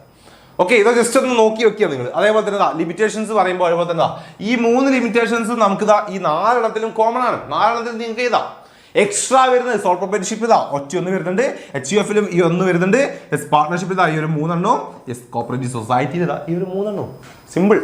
ഓക്കെ, അപ്പം നിങ്ങൾ പഠിച്ചു വെക്കേണ്ടത് ഈ കാര്യം എക്സ്ട്രാ വരുന്നതാണ്. ഇതെല്ലാത്തിലും കോമൺ ആണ് ഈ ലിമിറ്റേഷൻസ്. അതുപോലെ തന്നെ ഇതാ ഇവിടെ പറയുന്ന ഫീച്ചേഴ്സ്. ഓക്കെ, അതൊന്ന് ജസ്റ്റ് ഓർത്ത് വെക്കുക. ഇങ്ങനെ നിങ്ങൾക്ക് എന്താണ് പെട്ടെന്ന് പോയിന്റുകളൊക്കെ എന്താണ് കിട്ടുന്ന രീതിയിലുള്ള ചെറിയ ചെറിയ കുഞ്ഞു കാര്യങ്ങൾ ഉണ്ടാവും നമുക്ക് പഠിക്കാനുള്ളതിൽ. അപ്പോൾ അതൊക്കെ എന്ത് ചെയ്യുക, ഒന്ന് നോട്ട് ചെയ്ത് വെക്കുക. അതാ ഇങ്ങനത്തെ കാര്യങ്ങളൊക്കെ അതാ ഇതുപോലൊക്കെ ഒന്ന് എഴുതി വെച്ചിട്ട് പഠിക്കാൻ ശ്രമിക്കുക. അപ്പം എന്താണ് ഈ പോയിന്റുകളൊക്കെ മറന്നു പോകുന്ന ആ ഒരു ഇഷ്യൂ ഒക്കെ എന്താ മാക്സിമം നമുക്ക് അങ്ങോട്ട് കുറച്ചെടുക്കാൻ പറ്റും. Okay, set. അപ്പം നമുക്ക് എന്ത് ചെയ്യാം, വൺ സെക്കൻഡ്, ഫോർമേഷൻ്റെ എന്താണ് നമ്മൾ സോൾ പ്രൊപ്പറേറ്റർഷിപ്പിന്റെ ഫീച്ചേഴ്സിലേക്ക് പോകാം. അപ്പോൾ ഒന്നാമത് എന്താണ് ഫോർമേഷൻ ആൻഡ് ക്ലോഷർ ആണ് അല്ലെ. എന്താണ് ഫോർമേഷൻ, എങ്ങനെയാണ് ഫോർമേഷൻ ക്ലോഷർ എന്താണ്, വെരി ഈസി ആണ്. ഒറ്റ പോയിന്റ് ഓർത്തിക്കുക, there is no separate law that governs sole proprietorship അല്ലെ. പ്രത്യേകിച്ച് എന്താണ് പുതിയ ലോകളോ അല്ലെങ്കിൽ സെപ്പറേറ്റ് എന്താ നിയമങ്ങളോ കാര്യങ്ങളോ ഒന്നുമില്ല. പക്ഷെ എന്താണ് സം കേസസ് അല്ലെ, ചില പ്രത്യേക കേസുകൾ നമുക്ക് എന്താ ചില ലൈസൻസുകളും കാര്യങ്ങളൊക്കെ വാങ്ങേണ്ടി വരും. സിമ്പിളായി നിങ്ങൾക്ക് ആലോചിച്ചാൽ കിട്ടും അല്ലെ. എന്താണ് ഇപ്പം ഈ ഹോട്ടൽ കാര്യങ്ങളൊക്കെ തുടങ്ങുകയാണെങ്കിലോ അങ്ങനത്തെ കുറേ കാര്യങ്ങളുണ്ടല്ലോ, അതിനൊക്കെ എന്താ പ്രത്യേക നമുക്ക് എന്താ ലൈസൻസുകളും കാര്യങ്ങളും വേണ്ടി വരും. അപ്പോൾ അതല്ലാതെ മറ്റെന്താണ് പുതിയ റെഗുലേഷൻസോ അല്ലെങ്കിൽ പ്രത്യേക റെഗുലേഷൻസോ കാര്യങ്ങളോ ഒന്നുമില്ല. സോ അതുകൊണ്ട് തന്നെ ഫോർമേഷൻ ആൻഡ് ക്ലോഷർ ഈസിയാണ്. ദെൻ ലാബിലിറ്റി എങ്ങനെയായിരിക്കും, അൺലിമിറ്റഡ് ലാബിലിറ്റി ആയിരിക്കും. ആർക്ക്, ഓണർ അല്ലെ. ഓണറിന് എന്താണ് അൺലിമിറ്റഡ് ലാബിലിറ്റി ആയിരിക്കും. കാരണം ആ ഒരു വ്യക്തി മാത്രമേ ഉള്ളൂ ആ റിസ്ക് ഏറ്റെടുക്കാനും അല്ലെ അതിലേക്ക് ഫണ്ട് ഇറക്കാനും എല്ലാം. സോ ആ ഒരു ഫേമിന് ഉണ്ടാകുന്ന എല്ലാ ബാധ്യതകളും ആര് തീർക്കേണ്ടതാണ്, നമ്മുടെ ഓണർ തന്നെ തീർക്കേണ്ടതാണ്. സോ അയാളുടെ ലാബിലിറ്റി അൺലിമിറ്റഡ് ആയിരിക്കും അല്ലെ. ആ ഒരു എന്താണ് ഫേമിന്റെ ഡെപ്റ്റ് അല്ലെ, payment to ഡെപ്റ്റ് in case the asset of the business are not sufficient to meet the all ഡെപ്റ്റ് അല്ലെ. നമ്മളെന്താണ് ആ ഒരു ഫേമിന്റെ ഡെപ്റ്റ് തീർക്കാൻ ആ ഒരു ഫേമിന്റെ അസറ്റുകൾക്ക് സാധിച്ചിട്ടില്ലെങ്കിൽ അയാളുടെ പേഴ്സണൽ അസറ്റ് വിറ്റുകൊണ്ടും അതിന്റെ ഡെപ്റ്റ് തീർക്കേണ്ട ബാധ്യത അയാൾക്കുണ്ട്. സോ അതാണ് എന്തെന്ന് അൺലിമിറ്റഡ് ലാബിലിറ്റി. ഓക്കെ, തേർഡ് എന്താ risk bearer and profit recipient അല്ലെ. നിങ്ങൾക്ക് ഊഹിച്ച് കിട്ടുന്ന പോയിന്റുകളൊക്കെ തന്നെയല്ലേ വരുന്നത്, അല്ലാണ്ട് എക്സ്ട്രാ നമ്മളൊന്നും പഠിക്കുന്നില്ല അല്ലെ. ഒരേ ഒരാൾ മാത്രമാണ്, അയാൾ തന്നെയാണ് എന്തെന്ന് അതിന്റെ റിസ്ക് ഏറ്റെടുക്കുന്ന ആളും അതിന്റെ പ്രോഫിറ്റ് കിട്ടുന്ന ആളും. ആ ഒരു ബിസിനസ് കൺട്രോൾ ചെയ്യുന്നതും മാനേജ് ചെയ്യുന്നതും അല്ലെ, അതിനൊരു ഫെയിലിയർ വന്നാലും എല്ലാം അയാളെ മാത്രമേ ബാധിക്കുന്നുള്ളൂ, ഒരൊറ്റ ഓണർ മാത്രമേ ഉള്ളൂ. So risk bearer and profit recipient. Okay അല്ലേ, സെറ്റ്. അടുത്ത് നോക്കിക്കോ. ഓക്കെ ഇതാ അടുത്ത് നോക്കിക്കോ, കൺട്രോൾ അല്ലെ. കൺട്രോൾ ചെയ്യുന്നത് എങ്ങനെയായിരിക്കും, കൺട്രോൾ ചെയ്യുന്നത് ആരായിരിക്കും, ആരാണ് കൺട്രോൾ ചെയ്യുന്നുണ്ടാവുക, അതും അയാൾ തന്നെ അല്ലെ. അയാളല്ലേ കൺട്രോൾ ചെയ്യുന്നത്. The right to run the business and make all the decisions lies absolutely with the sole proprietor. അതിന്റെ എല്ലാ കാര്യങ്ങളും അയാളുടെ തലയിലാണ്. അയാളാണ് എന്ത് ചെയ്യേണ്ടത്, അതിന്റെ തീരുമാനങ്ങൾ എടുക്കേണ്ടത്, എല്ലാം കൺട്രോൾ ചെയ്ത് പോവേണ്ടത്, എല്ലാം നോക്കി നടത്തേണ്ടത് ആരാണ്, ആ ഒരു വ്യക്തിയാണ്. ഓക്കെ, എന്താണ് സോൾ പ്രൊപ്പറേറ്റർ എന്ന് നമ്മൾ ആ മീനിങ്ങിൽ പഠിച്ച ആ കാര്യങ്ങൾ തന്നെയാണ് ഇവിടെ വരുന്നത്. ഇതിന്റെ ഫീച്ചേഴ്സ് ആയിട്ട് വരുന്നത്. ഓക്കെ, ഇതെന്താ സെപ്പറേറ്റ് ആയിട്ട് വരുന്ന ഈ ഒരു കാര്യമാണ്, നോ സെപ്പറേറ്റ് എൻറ്റിറ്റി ആണ് അല്ലെ. എന്താണ് നമ്മുടെ ഇപ്പം നിയമപരമായിട്ട് അല്ലെ ലോഫുള്ളി നമ്മൾ നോക്കുന്ന സമയത്ത് എന്താണ് no distinction made between the sole trader and his business അല്ലെ. ആ ഒരു ബിസിനസ്സും ആ ഒരു വ്യക്തിയും തമ്മിൽ എന്താണ് പ്രത്യേകിച്ച് എന്താണ് ഡിഫറൻസ് ഒന്നുമില്ല അല്ലെ. രണ്ടുപേരെന്താണ് സെയിം എന്നുള്ള രീതിയിലാണ് നിയമപരമായിട്ട് അല്ലെങ്കിൽ ലോഫുള്ളി നമ്മൾ സോൾ പ്രൊപ്പറേറ്റർഷിപ്പിനെ കാണുന്നത്. Okay, as a business doesn't have any identity separate from the owner അല്ലെ. ആ ബിസിനസ് എന്താ സെപ്പറേറ്റ് ഒരു ഐഡന്റിറ്റിയോ കാര്യങ്ങളോ ഒന്നുമില്ല അല്ലെ. ആ ഒരു ഓണറുടെ പേരിലാണ് ആ ഒരു ബിസിനസ് അറിയപ്പെടുക, അല്ലെങ്കിൽ ആ ഒരു ബിസിനസിന്റെ പേരിലാണ് ആ ഒരു ഓണർ അറിയപ്പെടുക, അത്രയേ ഉള്ളൂ. ഓക്കെ, അപ്പോൾ നോ സെപ്പറേറ്റ് എൻറ്റിറ്റി. സെറ്റ്. അപ്പൊ ഈ പോയിന്റ്സ് മക്കൾ നിർബന്ധമായിട്ടും പഠിച്ചു വെച്ചിരിക്കുക. അടുത്തതാ ലാക്ക് ഓഫ് ബിസിനസ് കണ്ടിന്യൂറ്റി. എന്തില്ല, ഒരു കണ്ടിന്യൂറ്റി ഉണ്ടാവാൻ സാധ്യതയില്ല. കാരണം അവിടെ ഒരേ ഒരു വ്യക്തിയേ ഉള്ളൂ. ആ ഒരു വ്യക്തിക്ക് ഇതാ ഡെത്തോ ഇൻസാനിറ്റിയോ ഇംപ്രിസൺമെന്റോ അല്ലെങ്കിൽ ഫിസിക്കൽ അലൈൻമെന്റോ അല്ലെങ്കിൽ ബാങ്ക്രപ്സിയോ ഇതുപോലെ എന്തെങ്കിലും കാര്യം സംഭവിച്ചു കഴിഞ്ഞാൽ അല്ലെ, എന്താണ് പാപ്പരായി പോവുക, അല്ലെങ്കിൽ അയാൾ ജയിലായി പോവുക, അയാൾക്ക് എന്താ ഫിസിക്കലി എന്തെങ്കിലും രോഗാവസ്ഥയിലൊക്കെ ആയി പോവുക, അതല്ലെങ്കിലോ അയാൾ എന്താ പാപ്പരാവുക, അല്ലെങ്കിൽ എന്താണ് നിയമപരമായിട്ട് അയാൾ എന്താണ് കോടതി പാപ്പരായിട്ട് അംഗീകരിക്കുക. ഓക്കെ, അങ്ങനത്തെ സിറ്റുവേഷനൊക്കെ വന്നു കഴിഞ്ഞാൽ ആ ഒരു ബിസിനസ് എന്താക്കേണ്ടി വരും, നിർത്തേണ്ടി വരും അല്ലെ. അപ്പം എന്താ അതിനൊരു കണ്ടിന്യൂറ്റി ഉണ്ടാവാൻ പോകുന്നില്ല. ഓക്കെ, അപ്പോൾ ഇത്രയും കാര്യങ്ങളാണ് ഫീച്ചേഴ്സിൽ മക്കൾ എന്താ ഓർത്ത് വെക്കേണ്ടത്. എന്താ നമ്മുടെ സോൾ പ്രൊപ്പറേറ്റർഷിപ്പിന്റെ ഫീച്ചേഴ്സ് ആയിട്ട് പഠിച്ചു വെക്കേണ്ട ആദ്യത്തെ കാര്യങ്ങളൊക്കെ സിമ്പിളാണ്. ഫോർമേഷൻ ആൻഡ് ക്ലോഷർ, ലാബിലിറ്റി, അതുപോലെ തന്നെ risk bearer and profit recipient control. Okay, extra വരുന്ന കാര്യം സെപ്പറേറ്റ് എൻറ്റിറ്റി അല്ല എന്നുള്ളതും അതുപോലെ തന്നെ ബിസിനസ് കണ്ടിന്യൂറ്റിയുടെ കേസ് മാത്രമാണ്. മറ്റൊക്കെ നിങ്ങൾക്ക് നമ്മൾ സോൾ പ്രൊപ്പറേറ്റർഷിപ്പിന്റെ എന്തില് മീനിങ് പഠിക്കും, അതിൽ തന്നെ പറയുന്ന പോയിന്റ്സുകളാണ്. അപ്പൊ നമുക്ക് എന്ത് നോക്കാം, അതിന്റെ മെറിറ്റ്സ് നോക്കാം അല്ലെ. എന്തൊക്കെ ഗുണങ്ങളാണ് നമ്മൾ സോൾ പ്രൊപ്പറേറ്റർഷിപ്പിനുള്ളത്? ക്വിക്ക് ഡിസിഷൻ മേക്കിംഗ് അല്ലെ. യെസ്, എന്താണ്? സെൻട്രലൈസ്ഡ് കൺട്രോൾ ആണ് അല്ലെ. കൺട്രോൾ എല്ലാം ആരുടെ കയ്യിൽ തന്നെയാണ്? ആ ഒരു സോൾ പ്രൊപ്പറേറ്ററുടെ കയ്യിലാണ്. സോ നമുക്ക് എന്ത് ചെയ്യാൻ പറ്റും? യെസ്, ക്വിക്ക് ഡിസിഷൻ എടുക്കാൻ പറ്റും. അടുത്തെന്താ? കോൺഫിഡൻഷ്യാലിറ്റി ഇൻഫോർമേഷൻ അല്ലെ. എന്താണ്? അവരുടെ ആ ഒരു ബിസിനസ്സിലെ എല്ലാ ഇൻഫർമേഷൻസിനും എന്ത് ചെയ്യാം നമുക്ക്? യെസ്, കോൺഫിഡൻഷ്യലായിട്ട് കീപ്പ് ചെയ്യാൻ പറ്റും അല്ലെ. യെസ്, ആ ഒരു ബിസിനസ് എന്താണ്, എത്ര പ്രോഫിറ്റ് ഉണ്ട്, അത് ലോസിലാണോ എന്നൊന്നും നമ്മൾ പുറത്തു വിടേണ്ട ആവശ്യമില്ല. ആ കാര്യങ്ങളൊന്നും ആരയിലേക്ക് എത്തുന്നില്ല, പബ്ലിക്കിന്റെ കയ്യിലേക്ക് എത്തുന്നില്ല, അല്ലെങ്കിൽ അങ്ങനെ എത്തിക്കണം എന്നുള്ള ഒരു നിയമവും സോൾ പ്രൊപ്പറേറ്റർഷിപ്പിനില്ല. Okay, as a sole proprietor is not boundly by law to publish firms account അല്ലെ.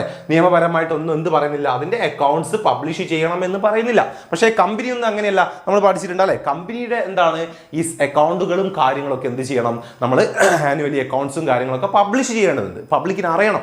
പക്ഷേ നമ്മുടെ ഫേമിന് അല്ലെങ്കിൽ എന്താണ് ഇതുപോലുള്ള സോൾ പ്രൊപ്പറേറ്റർഷിപ്പിനൊന്നും അങ്ങനത്തെ കാര്യം നമ്മൾ നോക്കേണ്ടതില്ല. Therefore, he can easily maintain confidentiality of the information by keeping all. Okay, അപ്പൊ എന്താണ് എല്ലാ ഇൻഫർമേഷൻസും അങ്ങനെ നമുക്ക് എന്താ കോൺഫിഡൻഷ്യലി കീപ്പ് ചെയ്യാൻ ആർക്ക് പറ്റും? നമ്മളെ സോൾ പ്രൊപ്പറേറ്റർക്ക് പറ്റുന്നുണ്ട്. അടുത്തെന്താ? ഡയറക്റ്റ് ഇൻസെന്റീവ്സ് ആണ്. എന്തുണ്ടാവുന്നു? ഡയറക്റ്റ് ഇൻസെന്റീവ്സ് കിട്ടുന്നുണ്ട് അല്ലെ. ആർക്കാ കിട്ടുക? ആ ഒരു വ്യക്തിക്ക് തന്നെ അല്ലെ. എല്ലാം കൺട്രോൾ ചെയ്യുന്നതും എല്ലാം മാനേജ് ചെയ്യുന്നതും അല്ലെ, എല്ലാ റിസ്കുകൾ ഏറ്റെടുക്കുന്നതും ആര് തന്നെയാണ്? നമ്മുടെ സോൾ ഓണർ തന്നെയാണ്. സോ എന്താണ്? അയാൾ എടുക്കുന്ന ആ റിസ്കിനും അല്ലെങ്കിൽ ആ ഒരു ഫേമിൽ ഉണ്ടാകുന്ന ആ ടോട്ടൽ പ്രോഫിറ്റും എല്ലാം ഡയറക്റ്റ് ആരുടെ കയ്യിലേക്ക് തന്നെയാണ് ഉണ്ടാകുന്നത്? ആ ഒരു വ്യക്തിക്ക് തന്നെയാണ് അല്ലെ. As a sole proprietor a direct motive to strive hard for the success of his business. Being a sole owner, the proprietor does not need to share profit of his business with anyone. അല്ലെ, അതിന്റെ ബിസിനസിന്റെ profit മറ്റ് ആർക്കും കൊടുക്കേണ്ട ആവശ്യമില്ല. അതെല്ലാം direct അയാളുടെ കയ്യിലേക്ക് തന്നെയാണ് ഉണ്ടാവുക. Okay set. അങ്ങനെയെങ്കിൽ അടുത്ത് എന്താ? സെൻസ് ഓഫ് അക്കംപ്ലിഷ്മെന്റ് അല്ലെ. എന്താണ് അക്കംപ്ലിഷ്മെന്റ് എന്ന് പറഞ്ഞു കഴിഞ്ഞാൽ? എന്താണ്? ഒരു അച്ചീവ് ചെയ്തതിലുള്ള ആ ഒരു സന്തോഷമാണ് അല്ലെ. The success of a soul proprietorship business is A direct outcome of the effort of the proprietor himself. അതാണ് കാര്യം അല്ലെ. എന്താണ്? ആ ഒരു സോൾ പ്രൊപ്പറേറ്റർഷിപ്പിന്റെ സക്സസ് എന്ന് പറയുന്നത് എന്താണ്? നമ്മുടെ ആ ഒരു വ്യക്തി അല്ലെ, ആ ഒരു സോൾ പ്രൊപ്പറൈറ്ററുടെ എഫേർട്ടിന്റെ ഫലമാണ് അല്ലെ. അപ്പൊ എന്താണ്? As a result a sole proprietor get immense personal satisfaction on his achievement in proprietor himself അല്ലെ. അങ്ങനെ അയാൾ സ്വന്തം ഇട്ടിട്ടുള്ള ആ ഒരു എഫേർട്ടിന്റെ ഒരു റിസൾട്ട് കിട്ടുക അല്ലെങ്കിൽ ആ ഒരു ബിസിനസ് സക്സസ് ആവുക എന്ന് പറയുന്ന സമയത്ത് അയാൾക്ക് സെൽഫ് ഉണ്ടാവുന്ന ഒരു സാറ്റിസ്ഫാക്ഷൻ ഉണ്ട്. ഞാനിട്ട എഫേർട്ടിന് എനിക്ക് റിസൾട്ട് ഉണ്ടായി എന്നുള്ള ആ ഒരു സാറ്റിസ്ഫാക്ഷൻ അല്ലെ, അത് അയാൾക്ക് എന്താ അനുഭവിച്ചറിയാൻ പറ്റുന്നു അല്ലെങ്കിൽ അത് അയാൾക്ക് ഉണ്ടാകുന്നു അല്ലെ. സെൻസ് ഓഫ് അക്കംപ്ലിഷ്മെന്റ് ഓർത്ത് വെക്കാം. Okay, ready. ദെൻ അടുത്തെന്താ? നമ്മൾ ഫീച്ചേഴ്സിൽ പറഞ്ഞ സെയിം പോയിന്റ് എന്താ? Easy of formation and closure അല്ലെ. പെട്ടെന്ന് എന്താ നമുക്കത് ഈസി ആയിട്ട് ഫോം ചെയ്യാനും പെട്ടെന്ന് തന്നെ നമുക്കത് ക്ലോസ് ചെയ്യാനും സാധിക്കും അല്ലെ. Minimum legal formalities are involve, അത്രേ ഉള്ളൂ അല്ലെ. ഇത്തരത്തിലുള്ള സോൾ പ്രൊപ്പറേറ്റർഷിപ്പ് ഒക്കെ സ്റ്റാർട്ട് ചെയ്യേണ്ട സിമ്പിൾ ആയിട്ടുള്ള മിനിമം ലീഗൽ ഫോർമാലിറ്റീസ് മാത്രമേ ഉള്ളൂ. എക്സ്ട്രാ നമുക്ക് അതിന് എന്താണ് ടൈമോ അല്ലെങ്കിൽ എക്സ്ട്രാ പൈസയോ എക്സ്ട്രാ റെഗുലേഷൻ്റെ കാര്യങ്ങളോ ഒന്നും നോക്കേണ്ടതില്ല അല്ലെ. ഒരു മിനിമം ലീഗൽ ഫോർമാലിറ്റീസ് കംപ്ലീറ്റ് ചെയ്ത് കഴിഞ്ഞാൽ നമുക്ക് എന്ത് ചെയ്യാൻ പറ്റും? ഇത് ഫോം ചെയ്യാനും ക്ലോസ് ചെയ്യാനും സാധിക്കുന്നതാണ്. ഓക്കെ അല്ലേ. അപ്പൊ ഈ പോയിന്റ്സുകളാണ് മക്കൾ മെറിറ്റ്സ് ആയിട്ട് ഓർത്ത് വെക്കേണ്ടത്. എന്തൊക്കെയാണ്? ക്വിക്ക് ഡിസിഷൻ മേക്കിംഗ്, എന്താണ് കോൺഫിഡൻഷ്യാലിറ്റി, എന്താണ് ഡയറക്റ്റ് ഇൻസെന്റീവ്സ്, പിന്നെന്താ ഒരു സെൻസ് ഓഫ് അക്കംപ്ലിഷ്മെന്റ്, ദാസ് എന്താ easy formation and closure. Okay, ഇതേപോലെ തന്നെ നമുക്ക് എന്തും പഠിക്കാം. ലിമിറ്റേഷൻസും കൂടെ ഓർത്തേക്കാം. Limitations of sole proprietorship. Okay, limitations of sole proprietorship എന്താ പറഞ്ഞത്? ഒന്നാമത്തെ എന്താ? Limited resources. മക്കളെ ഇതൊക്കെ എന്ത് ചെയ്യാന്നറിയോ? നിങ്ങൾ ഒരു പെന്നും പേപ്പറൊക്കെ എടുത്ത് വെച്ചിട്ട് ഒന്ന് എഴുതി വെക്കുക. സോൾ പ്രൊപ്പറേറ്റർ ഹെഡ് കൊടുക്കുക, ഫീച്ചേഴ്സ് എന്തൊക്കെ ഒരു 5 പോയിന്റ് നമ്മളിപ്പോൾ പറഞ്ഞ പോയിന്റ്സ്. ഒരു സൈഡിൽ എന്ത് ചെയ്യുക, മെറിറ്റ്സ്, തൊട്ടടുത്ത സൈഡിൽ ഒരു കള്ളി തന്നെ എന്താ ലിമിറ്റേഷൻസ് എഴുതി വെക്കുക. ഓക്കെ, അതായത് ഒരു പേജിന്റെ ഫുള്ളൊന്നും എടുക്കണ്ട, ജസ്റ്റ് എന്താ ഒരു ചെറിയൊരു പോർഷൻ പോയിന്റ് ആയിട്ട് ചെയ്തേക്ക്. പോയിന്റ് നോട്ട് ഒന്ന് ഉണ്ടാക്കി നോക്ക്. ഈ ഒരു ലൈവിന്റെ കൂടെ ഇരുന്നിട്ട് നിങ്ങൾ അടിപൊളിയായിട്ട് ഇരുന്ന് പഠിക്കും. ഓക്കെ, ഇതുപോലെ പോയിന്റ് വെച്ച് ഓക്കെ ഒന്ന് ഇരുന്ന് നോക്ക്, ഒന്ന് എഴുതി നോക്ക്. ഓക്കെ, അപ്പോൾ ആ ലിമിറ്റേഷൻ നമുക്ക് നോക്കാം. എന്താ, ലിമിറ്റഡ് റിസോഴ്സസ് ആയിരിക്കും. ഇതൊക്കെ നമ്മൾ ഒരുവിധം എല്ലാ കാര്യത്തിലും പറയുന്നതാണ്. നമ്മളെന്താണ് ഇനിയിപ്പോൾ പറയുന്ന HUF പറയുന്നുണ്ട്, അതുപോലെ തന്നെ നമ്മളിപ്പോൾ എന്താ കോപ്പറേറ്റീവ് സൊസൈറ്റിയിൽ പറയുന്നുണ്ട്. അതിലൊക്കെ നമ്മളെന്താണ് ഈ ഒരു പോയിന്റ് പറയും, ലിമിറ്റഡ് റിസോഴ്സസ് എന്ന് പറയുന്ന ഒക്കെ എന്താണ് നമുക്ക് കോമൺലി യൂസ് ചെയ്യാൻ പറ്റുന്ന ലിമിറ്റേഷൻസ് ആണ്. ഓക്കെ, അപ്പോൾ എന്താണ് as a sole proprietorship from the business suffer in terms of limited resources, the totally invest in business is restricted to the personal savings of the sole proprietor and his capacity to borrow from others. അല്ല, എന്താണ് അയാൾ മാത്രമാണ്, so അയാൾ കൊണ്ടുവരുന്ന ക്യാപിറ്റലിലാണ് എന്ത് ചെയ്യുക, നമ്മൾ sole proprietorship നടന്നു പോകുന്നത്. സോ അതുകൊണ്ട് തന്നെ എന്താണ്, ഒരു വ്യക്തിക്ക് റൈസ് ചെയ്യാൻ പറ്റുന്ന ക്യാപിറ്റലിനൊക്കെ ഒരു ലിമിറ്റ് ഉണ്ട് അല്ലേ. സോ അതുകൊണ്ട് എന്താണ് നമ്മുടെ റിസോഴ്സസ് എന്ന് പറഞ്ഞാൽ അത് ലിമിറ്റഡ് ആയിരിക്കും സോൾ പ്രൊപ്പറേറ്റർഷിപ്പിൽ. ഓക്കെ, അടുത്തെന്താണ് limited life of business concern ആണ്. അല്ല, എന്താണ് business lacks a stable existence അല്ലെ. Sole proprietorship is form a business lacks a stable existence. Any event like the death, insolvency or illness of a proprietor create an adverse effect. അത്രേ ഉള്ളൂ. നമ്മൾ നേരത്തെ പറഞ്ഞിട്ടുണ്ടല്ലോ അല്ലെ, ഫീച്ചേഴ്സ് പറഞ്ഞിട്ടുണ്ട്. എന്താണ്, continuity കുറവായിരിക്കും, അത് തന്നെയാണ് അല്ലെ. ലിമിറ്റഡ് ലൈഫ് ആയിരിക്കും. അയാൾക്ക് എന്തെങ്കിലും സംഭവിച്ചു പോയാൽ അവിടെ നിൽക്കും. ഓക്കെ, മോഡൽ എക്സാമിന് വന്ന ക്വസ്റ്റ്യൻസ് ഒക്കെ പബ്ലിക് എക്സാമിന് വരാതിരിക്കാം, വരാം, എന്ത് വേണേലും സംഭവിക്കാം. അത് ഇട്ടൂടെ, സെയിം ആ ക്വസ്റ്റ്യൻ തന്നെ റിപ്പീറ്റ് ചെയ്യാൻ പാടില്ല എന്നൊന്നും നിയമമൊന്നുമില്ല. സോ അങ്ങനെയൊക്കെ സംഭവിച്ചേക്കാം. ഓക്കെ, അപ്പോൾ അതൊന്നും പഠിക്കാതെ പോണ്ട, അതൊക്കെ ഓർത്ത് വയ്ക്കാം. ഇനിയിപ്പോൾ അതേപോലെ തന്നെ ക്വസ്റ്റ്യൻ വരണമെന്നില്ലല്ലോ. ആ സെയിം കാര്യം തന്നെ മറ്റേതെങ്കിലും ടൈപ്പായിട്ട് ചോദിക്കാം. അപ്പോൾ അതൊക്കെ പഠിച്ചു വയ്ക്കാം. ഓക്കെ, അതൊക്കെ ഇമ്പോർട്ടൻറ്റ് തന്നെയാണ്. സെറ്റ്. അടുത്ത നോക്കുന്ന അൺലിമിറ്റഡ് ലാബിലിറ്റി ആയിരിക്കും. നമ്മൾ ഫീച്ചറിൽ പറഞ്ഞിട്ടുണ്ടല്ലോ അല്ല, എന്താണ് നമ്മുടെ ഫേമിന്റെ ലാബിലിറ്റി എന്ന് പറയുന്നത് എന്താണ്, അൺലിമിറ്റഡ് ആയിരിക്കും അല്ലെ. നമ്മുടെ എന്താണ് ഒരു സോൾ പ്രൊപ്രൈറ്ററുടെ ലാബിലിറ്റി എന്ന് പറയുന്നത് എന്താ, അൺലിമിറ്റഡ് ആയിരിക്കും. നമ്മൾ അതിന്റെ ഡെപ്റ്റും കാര്യങ്ങളൊക്കെ എന്ത് വേണം, അയാളുടെ പേഴ്സണൽ അസറ്റ് വിറ്റുകൊണ്ട് നമ്മൾ തീർക്കേണ്ടതുണ്ട്. ഓക്കെ, നമ്മൾ പറഞ്ഞ സെയിം പോയിന്റ് തന്നെ റിപ്പീറ്റ് ആണ്. ഇതാണ് എന്താണ് ലിമിറ്റഡ് മാനേജീരിയൽ എബിലിറ്റി. നമ്മൾ പറഞ്ഞു അല്ല, എന്താണ് ഒരൊറ്റ വ്യക്തി മാത്രമാണ് അല്ലെ. ആ ഒരൊറ്റ വ്യക്തി ആയതുകൊണ്ട് തന്നെ ഒരു ബിസിനസിന്റെ എല്ലാ മേഖലകളിലും മക്കളെ 1 സെക്കൻഡ്, എല്ലാ മേഖലകളിലും എന്താണ് അയാൾക്ക് ഒരു ഇൻസ്റ്റാ കോളാണ്, ഏതോ കുട്ടികളാണ് നിങ്ങളെപ്പോലത്തെ ഏതോ മക്കൾ വിളിച്ചതാണ്, ഏതോ നോട്ടിനോ അങ്ങനെ എന്തെങ്കിലും ആയിരിക്കും. Okay, set. അപ്പോൾ എന്താ മാനേജീരിയൽ എബിലിറ്റി അല്ലെ. എന്താണ് ഒരു ബിസിനസിന്റെ എല്ലാ മേഖലകളിലും നന്നായിട്ട് പെർഫോം ചെയ്യാൻ ഒരു വ്യക്തി പറ്റണമെന്നില്ല അല്ലെ. എന്താണ് ഒരു ബിസിനസിന്റെ എല്ലാ കാര്യങ്ങളും ചിലപ്പോൾ അയാൾക്ക് നന്നായിട്ട് അറിയാവുന്ന ചിലപ്പോൾ ഏതെങ്കിലും ഒരു മേഖലകളൊക്കെ ഉണ്ടാവും. പക്ഷെ എന്താ എല്ലാ മേഖലകളിലും അയാൾ എന്താ പെർഫെക്റ്റ് ആയിരിക്കണം എന്നില്ലല്ലോ. സോ അതിന്റെ ഒരു ഇഷ്യൂസ് നമ്മൾ അവിടെ ഫേസ് ചെയ്യേണ്ടി വരും അല്ലെ. The success of a sole proprietor from the form of business organization preliminarily depend upon the managerial skill on the sole proprietor himself അല്ലെ. അയാളുടെ കഴിവ് വെച്ചുകൊണ്ട് നമുക്കത് മുന്നോട്ട് പോകാൻ പറ്റുള്ളൂ. അപ്പോൾ എല്ലാ മേഖലകളിലും അയാൾക്കത് ഉണ്ടാവണം എന്നില്ല. സോ അതിന്റെ ലിമിറ്റേഷൻസും നമുക്ക് എന്താ ഫേസ് ചെയ്യേണ്ടി വരും. ഓക്കെ, അപ്പോൾ എന്താ ലിമിറ്റഡ് മാനേജീരിയൽ എബിലിറ്റി.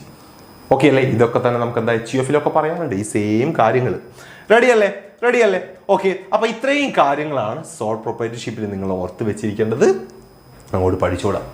എന്താണ് സോൾ പ്രൊപ്രൈറ്റർഷിപ്പ്, അതിൻ്റെ ഫീച്ചേഴ്സ്, അതിൻ്റെ മെറിറ്റ്സ്, അതിൻ്റെ ഡിമെറിറ്റ്സ്. ഈ പോയിന്റ് നോട്ട് ചെയ്ത് വെച്ചാൽ മതി, ഈ പോയിന്റ് പഠിച്ചാൽ മതി, ഈ പോയിന്റ് മാത്രം മതി. ഓക്കെ അല്ലേ, സെറ്റ് അല്ലേ, റെഡി? അങ്ങനെയെങ്കിൽ അടുത്തയിലേക്ക് നമുക്ക് പോകാലോ. Join Hindu family business. Second item, join Hindu family business ഒക്കെ അധികവും നിങ്ങൾക്ക് എന്താണ് ഈ 2 മാർക്ക് 3 മാർക്ക് അങ്ങനത്തെ ക്വസ്റ്റ്യൻസ് ആണ് അധികം ഇതിൽ ചോദിക്കുക. അതിൽ ചെറിയ പോയിന്റ് വൈസ് ഉള്ള ക്വസ്റ്റ്യൻസ്. എസ്സേക്കൊക്കെ നമ്മളങ്ങനെ കാണാറുള്ളത് എന്ന് വെച്ചിട്ട് എസ് ഐ വരൂല പഠിക്കേണ്ട എന്നല്ല കേട്ടോ. ഓക്കെ, എസ് എ ഈ പാടത്തുനിന്ന് വരുമോ? പിന്നെ അല്ലാണ്ട് നല്ല വെയിറ്റേജ് വരുന്ന ചാപ്റ്റർ അല്ലേ. എന്തൊക്കെ ചോദിക്കാണ്ടതിൽ ഏതെങ്കിലും ഒരു 3 ഫോം തന്നിട്ട് ആ ഫോമിനെ കുറിച്ച് ചെയ്തു നിങ്ങൾക്കറിയാവുന്ന ഏതെങ്കിലും ഇപ്പോൾ പാർട്ണർഷിപ്പോ HUF അങ്ങനെ എന്തെങ്കിലും ഒരു 3 ഫോം തരും. എന്നിട്ടോ എഴുതാൻ പറയും നിങ്ങളോട്. ഫോമിനെ കുറിച്ച് അതിൻ്റെ ഫീച്ചേഴ്സ്, മെറിറ്റ്സ്, ഡിമെറിറ്റ്സ്. അല്ലെങ്കിൽ ഏതെങ്കിലും ഒരു ഫോം തന്നിട്ട് എന്തെങ്കിലും ഇപ്പോൾ എന്താണ് ഒരു എഗ്രിമെന്റ് ത്രൂ നമ്മൾ ഉണ്ടാക്കുന്ന ആ ഒരു പാർട്ണർഷിപ്പ് ഫേം എന്താണ് ആ ഒരു ബിസിനസ് ഫോം അതിൻ്റെ എത്ര ഫീച്ചേഴ്സും അല്ലെങ്കിൽ ഇത്ര മെറിറ്റ്സും ഡിമെറിറ്റ്സും എഴുതൂ. അങ്ങനെയൊക്കെ ചോദ്യം വരാം. 100% ഷുവറാണ്. പഠിച്ചു വെക്കാതെ പോവേണ്ട. ഇതിലുള്ള എല്ലാ ഫോമിനെ കുറിച്ചും പഠിച്ചു വെച്ചോളാം. എല്ലാ ഫോമിന്റെയും ഫീച്ചേഴ്സ്, മെറിറ്റ്സ്, ഡിമെറിറ്റ്സ് പഠിക്കാതെ നിങ്ങൾ പോവേണ്ട. മക്കളെ ക്വസ്റ്റ്യൻ വരും. മക്കളെ നിങ്ങൾക്ക് പബ്ലിക് എക്സാമിന് നമ്മുടെ എല്ലാ ചാപ്റ്ററിലെയും ഒരുവിധം എല്ലാ ടോപ്പിക്സും ഇൻക്ലൂഡ് ചെയ്ത് ക്വസ്റ്റ്യൻസ് ഉണ്ടാവും. ഓക്കെ, എസ് എ മാത്രമല്ലല്ലോ നമുക്ക് എഴുതേണ്ടത്. ഒന്ന് ആലോചിച്ച് നോക്കട്ടോ. എസ് എ മാത്രമല്ലല്ലോ നമുക്ക് എഴുതേണ്ടത്. 1 മാർക്കിന്റെ ക്വസ്റ്റ്യൻ നമുക്ക് എഴുതണം, 2 മാർക്കിന്റെ ക്വസ്റ്റ്യൻ നമുക്ക് എഴുതണം, 3 മാർക്കിന്റെ ക്വസ്റ്റ്യൻ നമുക്ക് എഴുതണം. വേണം. അപ്പം നിങ്ങൾ ഒരു കാര്യം മനസ്സിലാക്കുക, നമുക്ക് പഠിക്കാനുള്ള 1 മുതൽ 11 ചാപ്റ്റർ വരെയുള്ള എല്ലാ ചാപ്റ്ററുകളിൽ നിന്നും ഒട്ടുമിക്ക എല്ലാ ടോപ്പിക്സിൽ നിന്നും നിങ്ങൾക്ക് ക്വസ്റ്റ്യൻസ് വരും. ഓക്കെ, അതെല്ലാം ഒന്ന് എസ് ഐ ആയിട്ട് ചോദിക്കണമെന്നല്ല. ഓക്കെ, 2 മാർക്കിന്റെ ക്വസ്റ്റ്യൻ ഉണ്ട്, 1 മാർക്കിന്റെ ക്വസ്റ്റ്യൻ. 1 മാർക്കിന്റെ ഒക്കെ എത്ര ഒബ്ജക്റ്റീവ് ടൈപ്സ് ക്വസ്റ്റ്യൻസ് നിങ്ങൾക്ക് വരും? 10ഓളം ക്വസ്റ്റ്യൻസ് നിങ്ങൾക്ക് വരാറുണ്ട് ആദ്യം, ഇല്ലേ? അപ്പോൾ അവിടെ ചോദിക്കാൻ സാധ്യത ഉണ്ട്. 2 മാർക്കിന്റെ ക്വസ്റ്റ്യൻസ് വരും, 3 മാർക്കിന്റെ ക്വസ്റ്റ്യൻസ് വരുന്നുണ്ട്. ഓക്കെ, അപ്പം ഒരു പേപ്പർ ഇടുന്ന ഒരു ടീച്ചറോ സാറോ വിചാരിച്ചു കഴിഞ്ഞാൽ നിങ്ങളുടെ എല്ലാ ചാപ്റ്ററിൽ നിന്നും ഒരുവിധം എല്ലാ ടോപ്പിക്കിൽ നിന്നും നിങ്ങൾക്ക് ക്വസ്റ്റ്യൻ ഇടാൻ പറ്റും. അത് നിങ്ങൾ മനസ്സിലായിക്കൊള്ളാം. സോ ചാപ്റ്ററിൽ ഇത് വരൂല, അത് വരൂല, അങ്ങനത്തെ പ്രഡിക്ഷൻസും കാര്യങ്ങളൊന്നും വേണ്ട, പഠിച്ചോളാം. ഓക്കെ, മാക്സിമം ഒരു ചാപ്റ്ററിലെ എല്ലാ ടോപ്പിക്സും കവർ ചെയ്യുക, നന്നായിട്ട് പഠിച്ചോളാം. ഓക്കെ, സെറ്റാണോ? ഇല്ല, നാളെ ലൈവ് ഇല്ല. നാളെ നിങ്ങൾക്ക് നമ്മൾ ഇന്ന് ഈ 10 ഹവറിൽ നമ്മൾ പഠിച്ച ഈ ഒരു ബിസിനസ് നിങ്ങൾക്ക് റീക്യാപ്പ് ചെയ്യാനുള്ള സമയമാണ്. ഓക്കെ, ഇരുന്ന് സെറ്റ് ആയിക്കോളാം, ഇരുന്ന് പഠിച്ചോളാം. അറിയാലോ, ബിസിനസ് സ്റ്റഡീസിന് ഒറ്റ ദിവസമാണ് നിങ്ങളുടെ മുന്നിലുള്ളത്. ആ ഒരു ദിവസം കൊണ്ട് നിങ്ങൾക്ക് ഒന്നും ചെയ്യാൻ പറ്റില്ല. സോ അതുകൊണ്ടാണ് നമ്മൾ ഇന്നും നാളെയുമായിട്ട് ബിസിനസ് സ്റ്റഡീസിന് വേണ്ടി സമയം മാറ്റി വെച്ചിട്ടുള്ളത്. അത് യൂസ് ചെയ്തോളുക. ഓക്കെ, അപ്പൊ ജോയിൻ ഹിന്ദു ഫാമിലി ബിസിനസ്സിലേക്ക് നമുക്ക് പോകാം. അറിയാലോ, join Hindu family business a form of business organisation which is governed by Hindu law. Okay, wherein business is owned and carried on by the members of the Hindu undivided family. അല്ല, എന്താണ്? ഹിന്ദു നിയമപ്രകാരമുള്ള, okay, Hindu നിയമപ്രകാരം form ചെയ്യുന്ന ഒരു business organisation ആണ്. ഇതെന്താണ്? ഈ ഒരു ഫാമിലി ബിസിനസ് നോക്കി നടത്തുക എങ്ങനെയാ? ഹിന്ദു അൺഡിവൈഡ് ഫാമിലി, അല്ലെ, കൂട്ടുകുടുംബ ബിസിനസ് എന്നുള്ള രീതിയിലാണ് എന്ത് ചെയ്യുക? ഇത്തരത്തിലുള്ള ബിസിനസ് ഫോം ചെയ്യുന്നതും അത് നോക്കിക്കൊണ്ടു പോകുന്നതും അങ്ങനെയുള്ള ആളുകളാണ്. ഓക്കെ, അപ്പോൾ the basis of membership on the business is birth, അല്ലെ, ബർത്തിന്റെ ബേസിലാണ് ഈ ഒരു ബിസിനസ്സിൽ എന്തുണ്ടാവുക? നമ്മുടെ മെമ്പർഷിപ്പ് തീരുമാനിക്കുക. Okay, the business is managed and controlled by the head of the family who is the eldest member. Name is Karta and his liability is unlimited. Okay, അപ്പോൾ ഈ ഒരു ബിസിനസ് നോക്കി നടത്തുക ആരാണ്?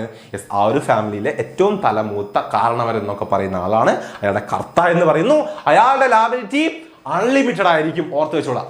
ഓക്കെ, അങ്ങനെയെങ്കിലോ all members have equal ownership right over property of an ancestor and they are known as coparceners. അല്ലെ, നമ്മുടെ ആ ഒരു എന്താണ്? ഹിന്ദു കൂട്ടുകുടുംബ ആ ഒരു ബിസിനസ്സിലുള്ള എന്താണ്? നമ്മൾ പരമ്പരാഗതമായിട്ട് ആ ഒരു കൂട്ടുകുടുംബ ബിസിനസ് അവരെ യൂസ് ചെയ്ത് വരുന്ന, അല്ലെങ്കിൽ കൈമാറി വരുന്ന ഒരു പരമ്പരാഗത സ്വത്ത് ഉണ്ടാവും. ഓക്കെ, ആ ഒരു സ്വത്തിന് എന്താണ്? ആ ഒരു കുടുംബത്തിലുള്ള എല്ലാ മെമ്പേഴ്സിനും എന്താണ്? ഈക്വൽ ഓണർഷിപ്പ് ആയിരിക്കും. ഓക്കെ, അപ്പം അത് ബേസ് ചെയ്തുകൊണ്ടാണ് എന്ത് ചെയ്യുക? ഇതിന്റെ ഫാമിലി ബിസിനസ് മുന്നോട്ട് പോവുക. അപ്പം മറ്റ് മെമ്പേഴ്സിനെ എല്ലാം കൂടെ നമ്മൾ പറയുന്ന ഒരു പേരുണ്ട്. എന്താണ്? കോ പാർട്ട്ണർ എന്നാണ്. അവരുടെ ലാബിലിറ്റി എന്തായിരിക്കും? അത് ലിമിറ്റഡുമായിരിക്കും. അവരുടെ ലാബിലിറ്റി എന്ന് പറഞ്ഞാൽ അത് ലിമിറ്റഡ് ആയിരിക്കും. ഈ കാര്യം നിങ്ങൾ പഠിച്ചു വെക്കും. ഓക്കെ, ഓർത്ത് വെച്ചോളാം, ഇമ്പോർട്ടൻ്റ് ആണ്, ഓർത്ത് വെച്ചോളാം. ഓക്കെ അല്ലേ? Set, ready? അപ്പം ഇതിൻ്റെയും ഫീച്ചേഴ്സ് നമുക്ക് പഠിക്കാറുണ്ട്. ജോയിൻ ഹിന്ദു ഫാമിലി ബിസിനസിന്റെ ഫീച്ചേഴ്സ് നമ്മളിപ്പം പറഞ്ഞ ഈ കാര്യങ്ങളൊക്കെ തന്നെ എക്സ്പ്ലനേഷൻ നമ്മൾ പറഞ്ഞ തന്നെ വരും. ഫോർമേഷൻ നമ്മൾ എങ്ങനെയാണ് നമ്മൾ പറഞ്ഞു. എന്താണ്? നമ്മുടെ ഹിന്ദു ആക്ട്, അല്ലെ, ലോ പ്രകാരമാണ്. ഏതാണ് ആ ലോ? Hindu succession act 1956. എന്താണ് ഹിന്ദു സക്സഷൻ ആക്ട് എന്ന് പറഞ്ഞു കഴിഞ്ഞാൽ? നമ്മുടെ ഇപ്പൊ പരമ്പരാഗത സ്വത്ത് നിയമം എന്നൊക്കെ നിങ്ങൾ കേട്ടിട്ടില്ലേ? അതായത് ഇപ്പൊ എന്താണ്? ഫാമിലിയിലുള്ള ഒരാൾ മരിച്ചാൽ, അല്ലെങ്കിൽ അതെ, നമ്മളെ പാരന്റ്സ് ഒക്കെ മരിച്ചു കഴിഞ്ഞാൽ അവരുടെ സ്വത്ത് ആർക്കാണ് അവകാശം എന്നൊക്കെ തീരുമാനിക്കുന്ന നിയമമാണ്. ഓക്കെ, അപ്പൊ ആ ഒരു നിയമപ്രകാരമാണ് എന്ത് ചെയ്യുന്നത്? നമ്മുടെ ജോയിൻ ഹിന്ദു ഫാമിലി ബിസിനസ് നമ്മൾ ഫോം ചെയ്യുന്നത്. ഓക്കെ, അതുപോലെ തന്നെ എന്ത് വേണം? Prerequisites formation of a join Hindu family business എന്താ? Minimum 2 members. എന്താ?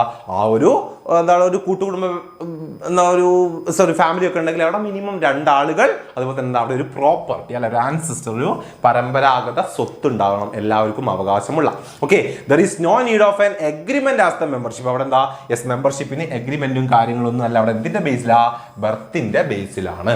ഓക്കെ, ആ ഒരു കുടുംബത്തിൽ ജനിക്കുക എന്നുള്ളതിന്റെ ബേസിലാണ് നമ്മൾ എന്ത് തീരുമാനിക്കുക, അവിടുത്തെ മെമ്പർഷിപ്പ് അല്ല ആ ഒരു ബിസിനസിന്റെ മെമ്പർഷിപ്പ് നമ്മൾ തീരുമാനിക്കുന്നത്. ഓക്കെ അല്ലേ, ഫോർമേഷൻ നോക്കി വെച്ചോളാം. ഓക്കെ, അങ്ങനെയെങ്കിൽ അടുത്ത് എന്താ, ലാബിലിറ്റി നമുക്ക് നോക്കണം അല്ലെ. എന്താ ലാബിലിറ്റി നമ്മളിപ്പോൾ എന്താണ് ബിസിനസിന്റെ മീനിങ് പറഞ്ഞപ്പോൾ തന്നെ പറഞ്ഞല്ലോ, നിങ്ങൾക്ക് ഓർമ്മ ഉണ്ടാകുമല്ലോ അല്ല. എന്താണ്, കർത്തയാണ് എൽഡസ്റ്റ് മെമ്പർ, ആ ഒരു ബിസിനസ് നോക്കി നടത്തുന്ന ആള്. കർത്തയുടെ ലാബിലിറ്റി അൺലിമിറ്റഡ് ആയിരിക്കും. കോപാർട്ട്നേഴ്സ് അവിടുത്തെ മറ്റ് മെമ്പേഴ്സ് അവരുടെ ലാബിലിറ്റി എന്താ, ലിമിറ്റഡ് ആയിരിക്കും. അത്രേ ഉള്ളൂ, അതാണ് ലാബിലിറ്റി വരുന്നത്. കർത്തയുടെ ലാബിലിറ്റി അൺലിമിറ്റഡ് ആയിരിക്കും, കോപാർട്ട്നേഴ്സിന്റെ ലാബിലിറ്റി ലിമിറ്റഡ് ആയിരിക്കും അല്ലെ. അവരെത്രയാണ് അതിന്റെ ഷെയർ അല്ലെങ്കിൽ അവരുടെ ഷെയർ എത്രയാണ്, അവരെത്രയാണ് അതിൽ ഫണ്ട് ഇൻവെസ്റ്റ് ചെയ്തിട്ടുള്ളത്, അതിന്റെ ബേസിലായിരിക്കും. ഓക്കെ അല്ലേ, സെറ്റ് അല്ലേ. അങ്ങനെയെങ്കിൽ ഇതാ കൺട്രോൾ നമ്മൾ പറഞ്ഞിട്ടുണ്ടല്ലോ, ഫീച്ചേഴ്സ് പറഞ്ഞിട്ടുണ്ടല്ലോ അല്ലെ.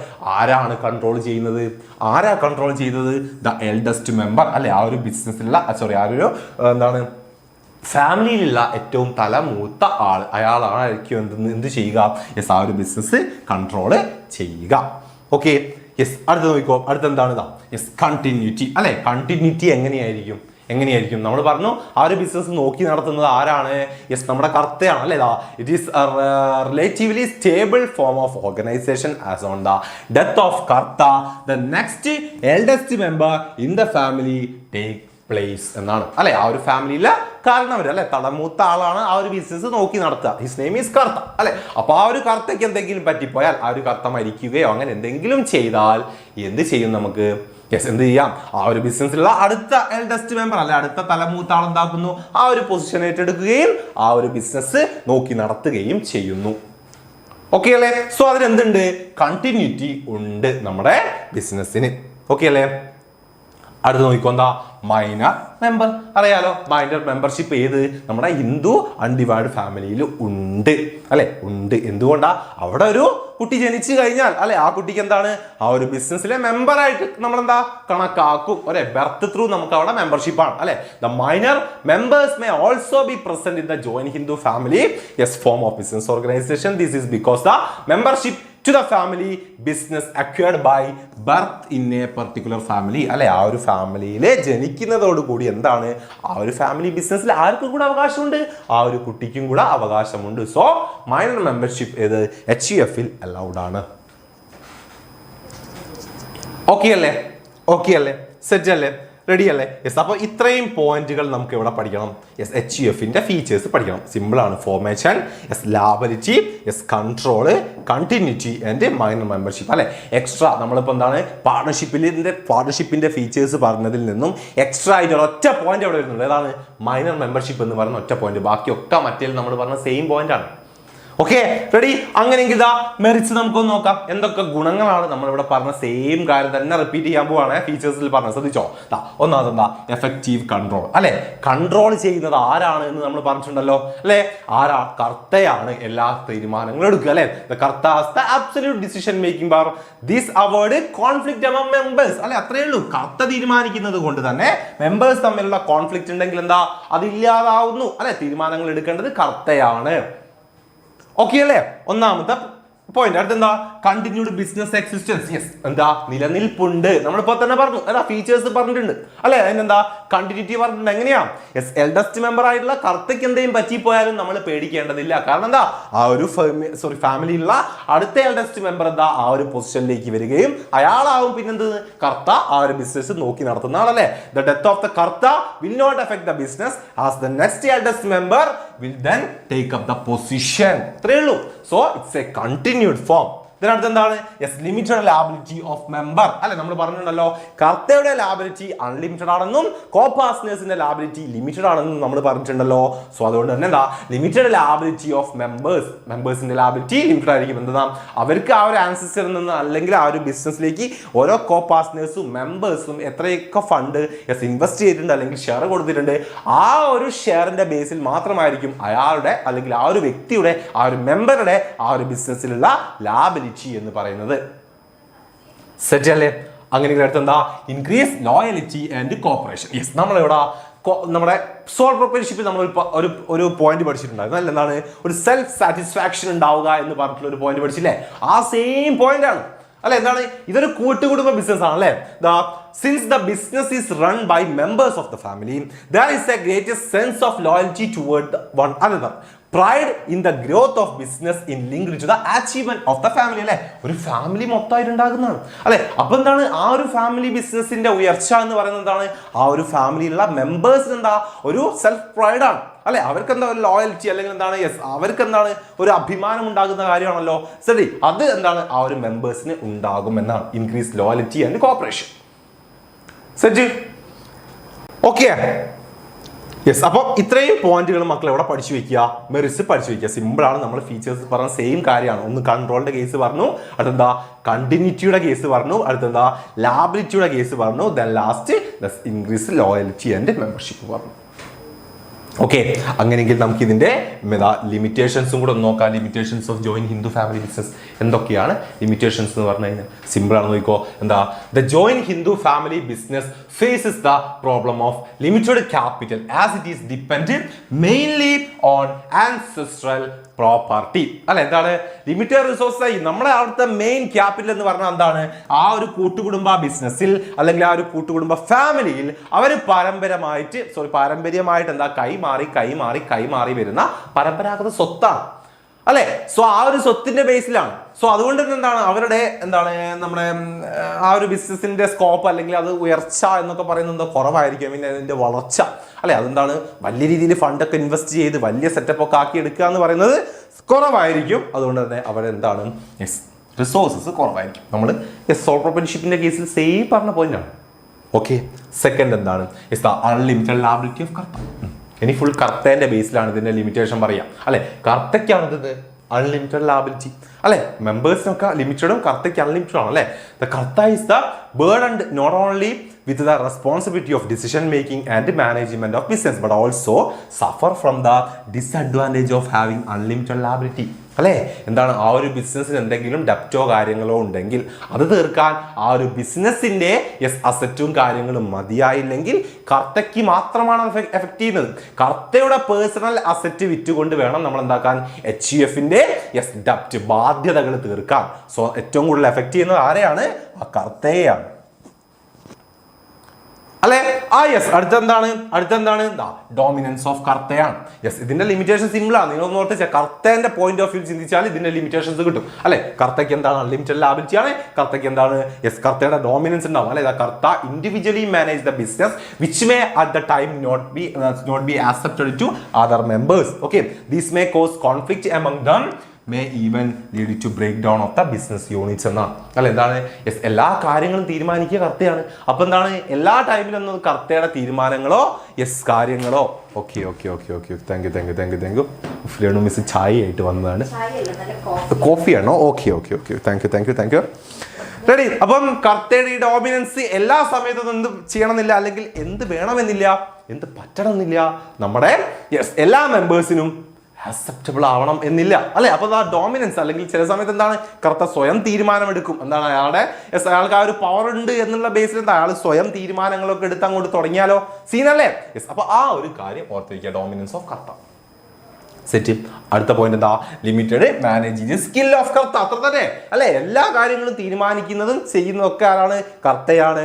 സോ അതുകൊണ്ട് തന്നെ നിങ്ങളൊന്ന് ആലോചിച്ച് നോക്കിയേ അല്ലെ? എല്ലാ മേഖലകളിലും ആ ഒരു ബിസിനസിന്റെ അല്ലെ എന്താണ് കർത്ത എക്സ്പേർട്ട് ആവണമെന്നുണ്ടോ അല്ലെ? എല്ലാ കാര്യങ്ങളും മാനേജീരിയൽ സ്കില്ല് കർത്തയ്ക്ക് ഉണ്ടാവണമെന്നുണ്ടോ? ഇല്ല അല്ലെ? നമ്മൾ എവിടെ പറഞ്ഞിട്ടുണ്ടായിരുന്നു? ഫസ്റ്റ് സോൾ പ്രൊപ്പറേഷൻഷിപ്പിൽ പറഞ്ഞ സെയിം പോയിന്റ് തന്നെയാണ് അല്ലെ? അപ്പൊ അതിന്റെ പ്രോബ്ലംസ് ഇവിടെ ഉണ്ടാവും, നമ്മുടെ HUFന് ഉണ്ടാവും. Since the Kartha cannot be an expert of all area of management, the business may suffer as a result of his unwise decision. This inability to decide effectively may result into poor profit of his and loss അല്ലെ? അപ്പൊ എന്താണ് ചില തീരുമാനങ്ങളൊക്കെ കർത്തയുടെ എന്താ പാളിപ്പോകാനുള്ള സാധ്യതകളുണ്ട്. നമ്മുടെ ബിസിനസിന്റെ പ്രോഫിറ്റിനൊക്കെ അത് ബാധിക്കാനുള്ള സാധ്യതകളും ഉണ്ട്. ഓക്കെ അല്ലേ? സെറ്റ് അല്ലേ? പൊളിയല്ലേ? റെഡി അല്ലേ? ഓക്കെ അല്ലേ? യെസ്. അപ്പം ഈ പോയിന്റ്സുകൾ മക്കൾ എന്താക്കുക, അങ്ങോട്ട് പഠിച്ചു വെക്കുക. എവിടെ? HUF. ഓക്കെ. അപ്പോൾ അതാ ഇപ്പോൾ ഇവിടെ ഇരുന്ന കുട്ടികൾ ഓക്കെ നിങ്ങളോടാണ്, നിങ്ങൾ എടുത്ത് വെച്ചിട്ടുണ്ടോ? ഒരു നോട്ടൊക്കെ എടുത്ത് വെച്ചിട്ട് എന്ത് ചെയ്യുക, ഇതിലെ പോയിന്റ്സ് എഴുതി വെക്കുക. അതായത് സോൾവോപ്പർഷിപ്പ് ഫീച്ചേഴ്സ് എഴുതി വെക്കുക. അതിൻ്റെ തൊട്ടടുത്ത് എന്ത് ചെയ്യുക, അതിൻ്റെ മെറിറ്റ്സ്, തൊട്ടടുത്ത് എന്താ അതിൻ്റെ ഡിമെറിറ്റ്സ്. അതുപോലെ തന്നെ HUF അതിൻ്റെ ഫീച്ചേഴ്സ്, അതിൻ്റെ മെറിറ്റ്സ്, ഡിമെറിറ്റ്സ് അല്ലേ. ഒരു 5 എണ്ണം വരുന്നുണ്ട്. ആ 5 എണ്ണം നിങ്ങൾക്ക് നിങ്ങളൊരു നോട്ടിൽ ബുക്കിൻ്റെ ഒറ്റ പേജിൻ്റെ ഒരു സൈഡിൽ എഴുതി തീർക്കാൻ പറ്റുന്നേ ഉള്ളൂ. പോയിന്റ് മാത്രം കുഞ്ഞായിട്ട് എഴുതിയാൽ. അങ്ങനത്തെ ഷോർട്ട് നോട്ടൊക്കെ മക്കൾ എന്ത് ചെയ്യുക, ഈ ഒരു ക്ലാസ്സിൽ ഓരോ ചാപ്റ്ററും നിങ്ങൾ പ്രിപ്പയർ ചെയ്യുക. അങ്ങനെയാണെങ്കിൽ മക്കളെ അടിപൊളിയായിട്ട് ഇന്ന് നമ്മൾ ഈ ഒരു കംപ്ലീറ്റ് ഓക്കെ നമ്മുടെ സിലബസ് കവർ ആകുന്നതിൻ്റെ കൂടെ മാക്സിമം നിങ്ങൾ പഠിച്ചിരിക്കും. നാളത്തെ ഒരു ദിവസം നിങ്ങൾക്കുണ്ട് ഇതൊക്കെ ഒന്ന് റിവൈസ് ചെയ്യാൻ, നന്നായിട്ട് വീണ്ടും എടുത്തിരുന്ന് പഠിക്കാൻ. അപ്പം ഈ ഷോർട്ട് നോട്ട്, പോയിന്റ് നോട്ടൊക്കെ വെച്ചുകൊണ്ട് ഒന്നുകൂടെ നിങ്ങളൊന്ന് അത് നോക്കിയാൽ മതി.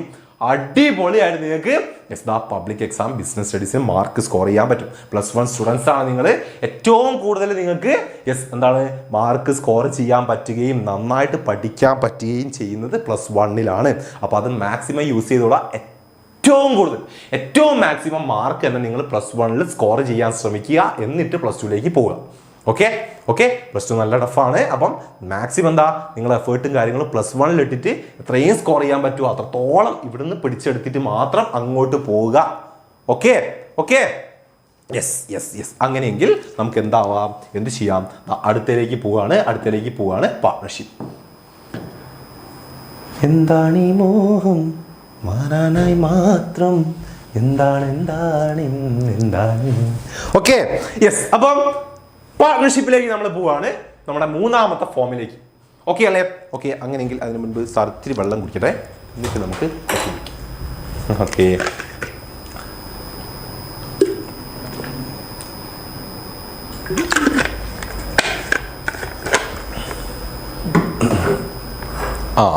ഓക്കെ. അപ്പോൾ പാർട്ണർഷിപ്പിലേക്ക് പോവാണ്. യെസ്. ഓക്കെ. പാർട്ണർഷിപ്പിലേക്ക് പോവാം. സെറ്റ്.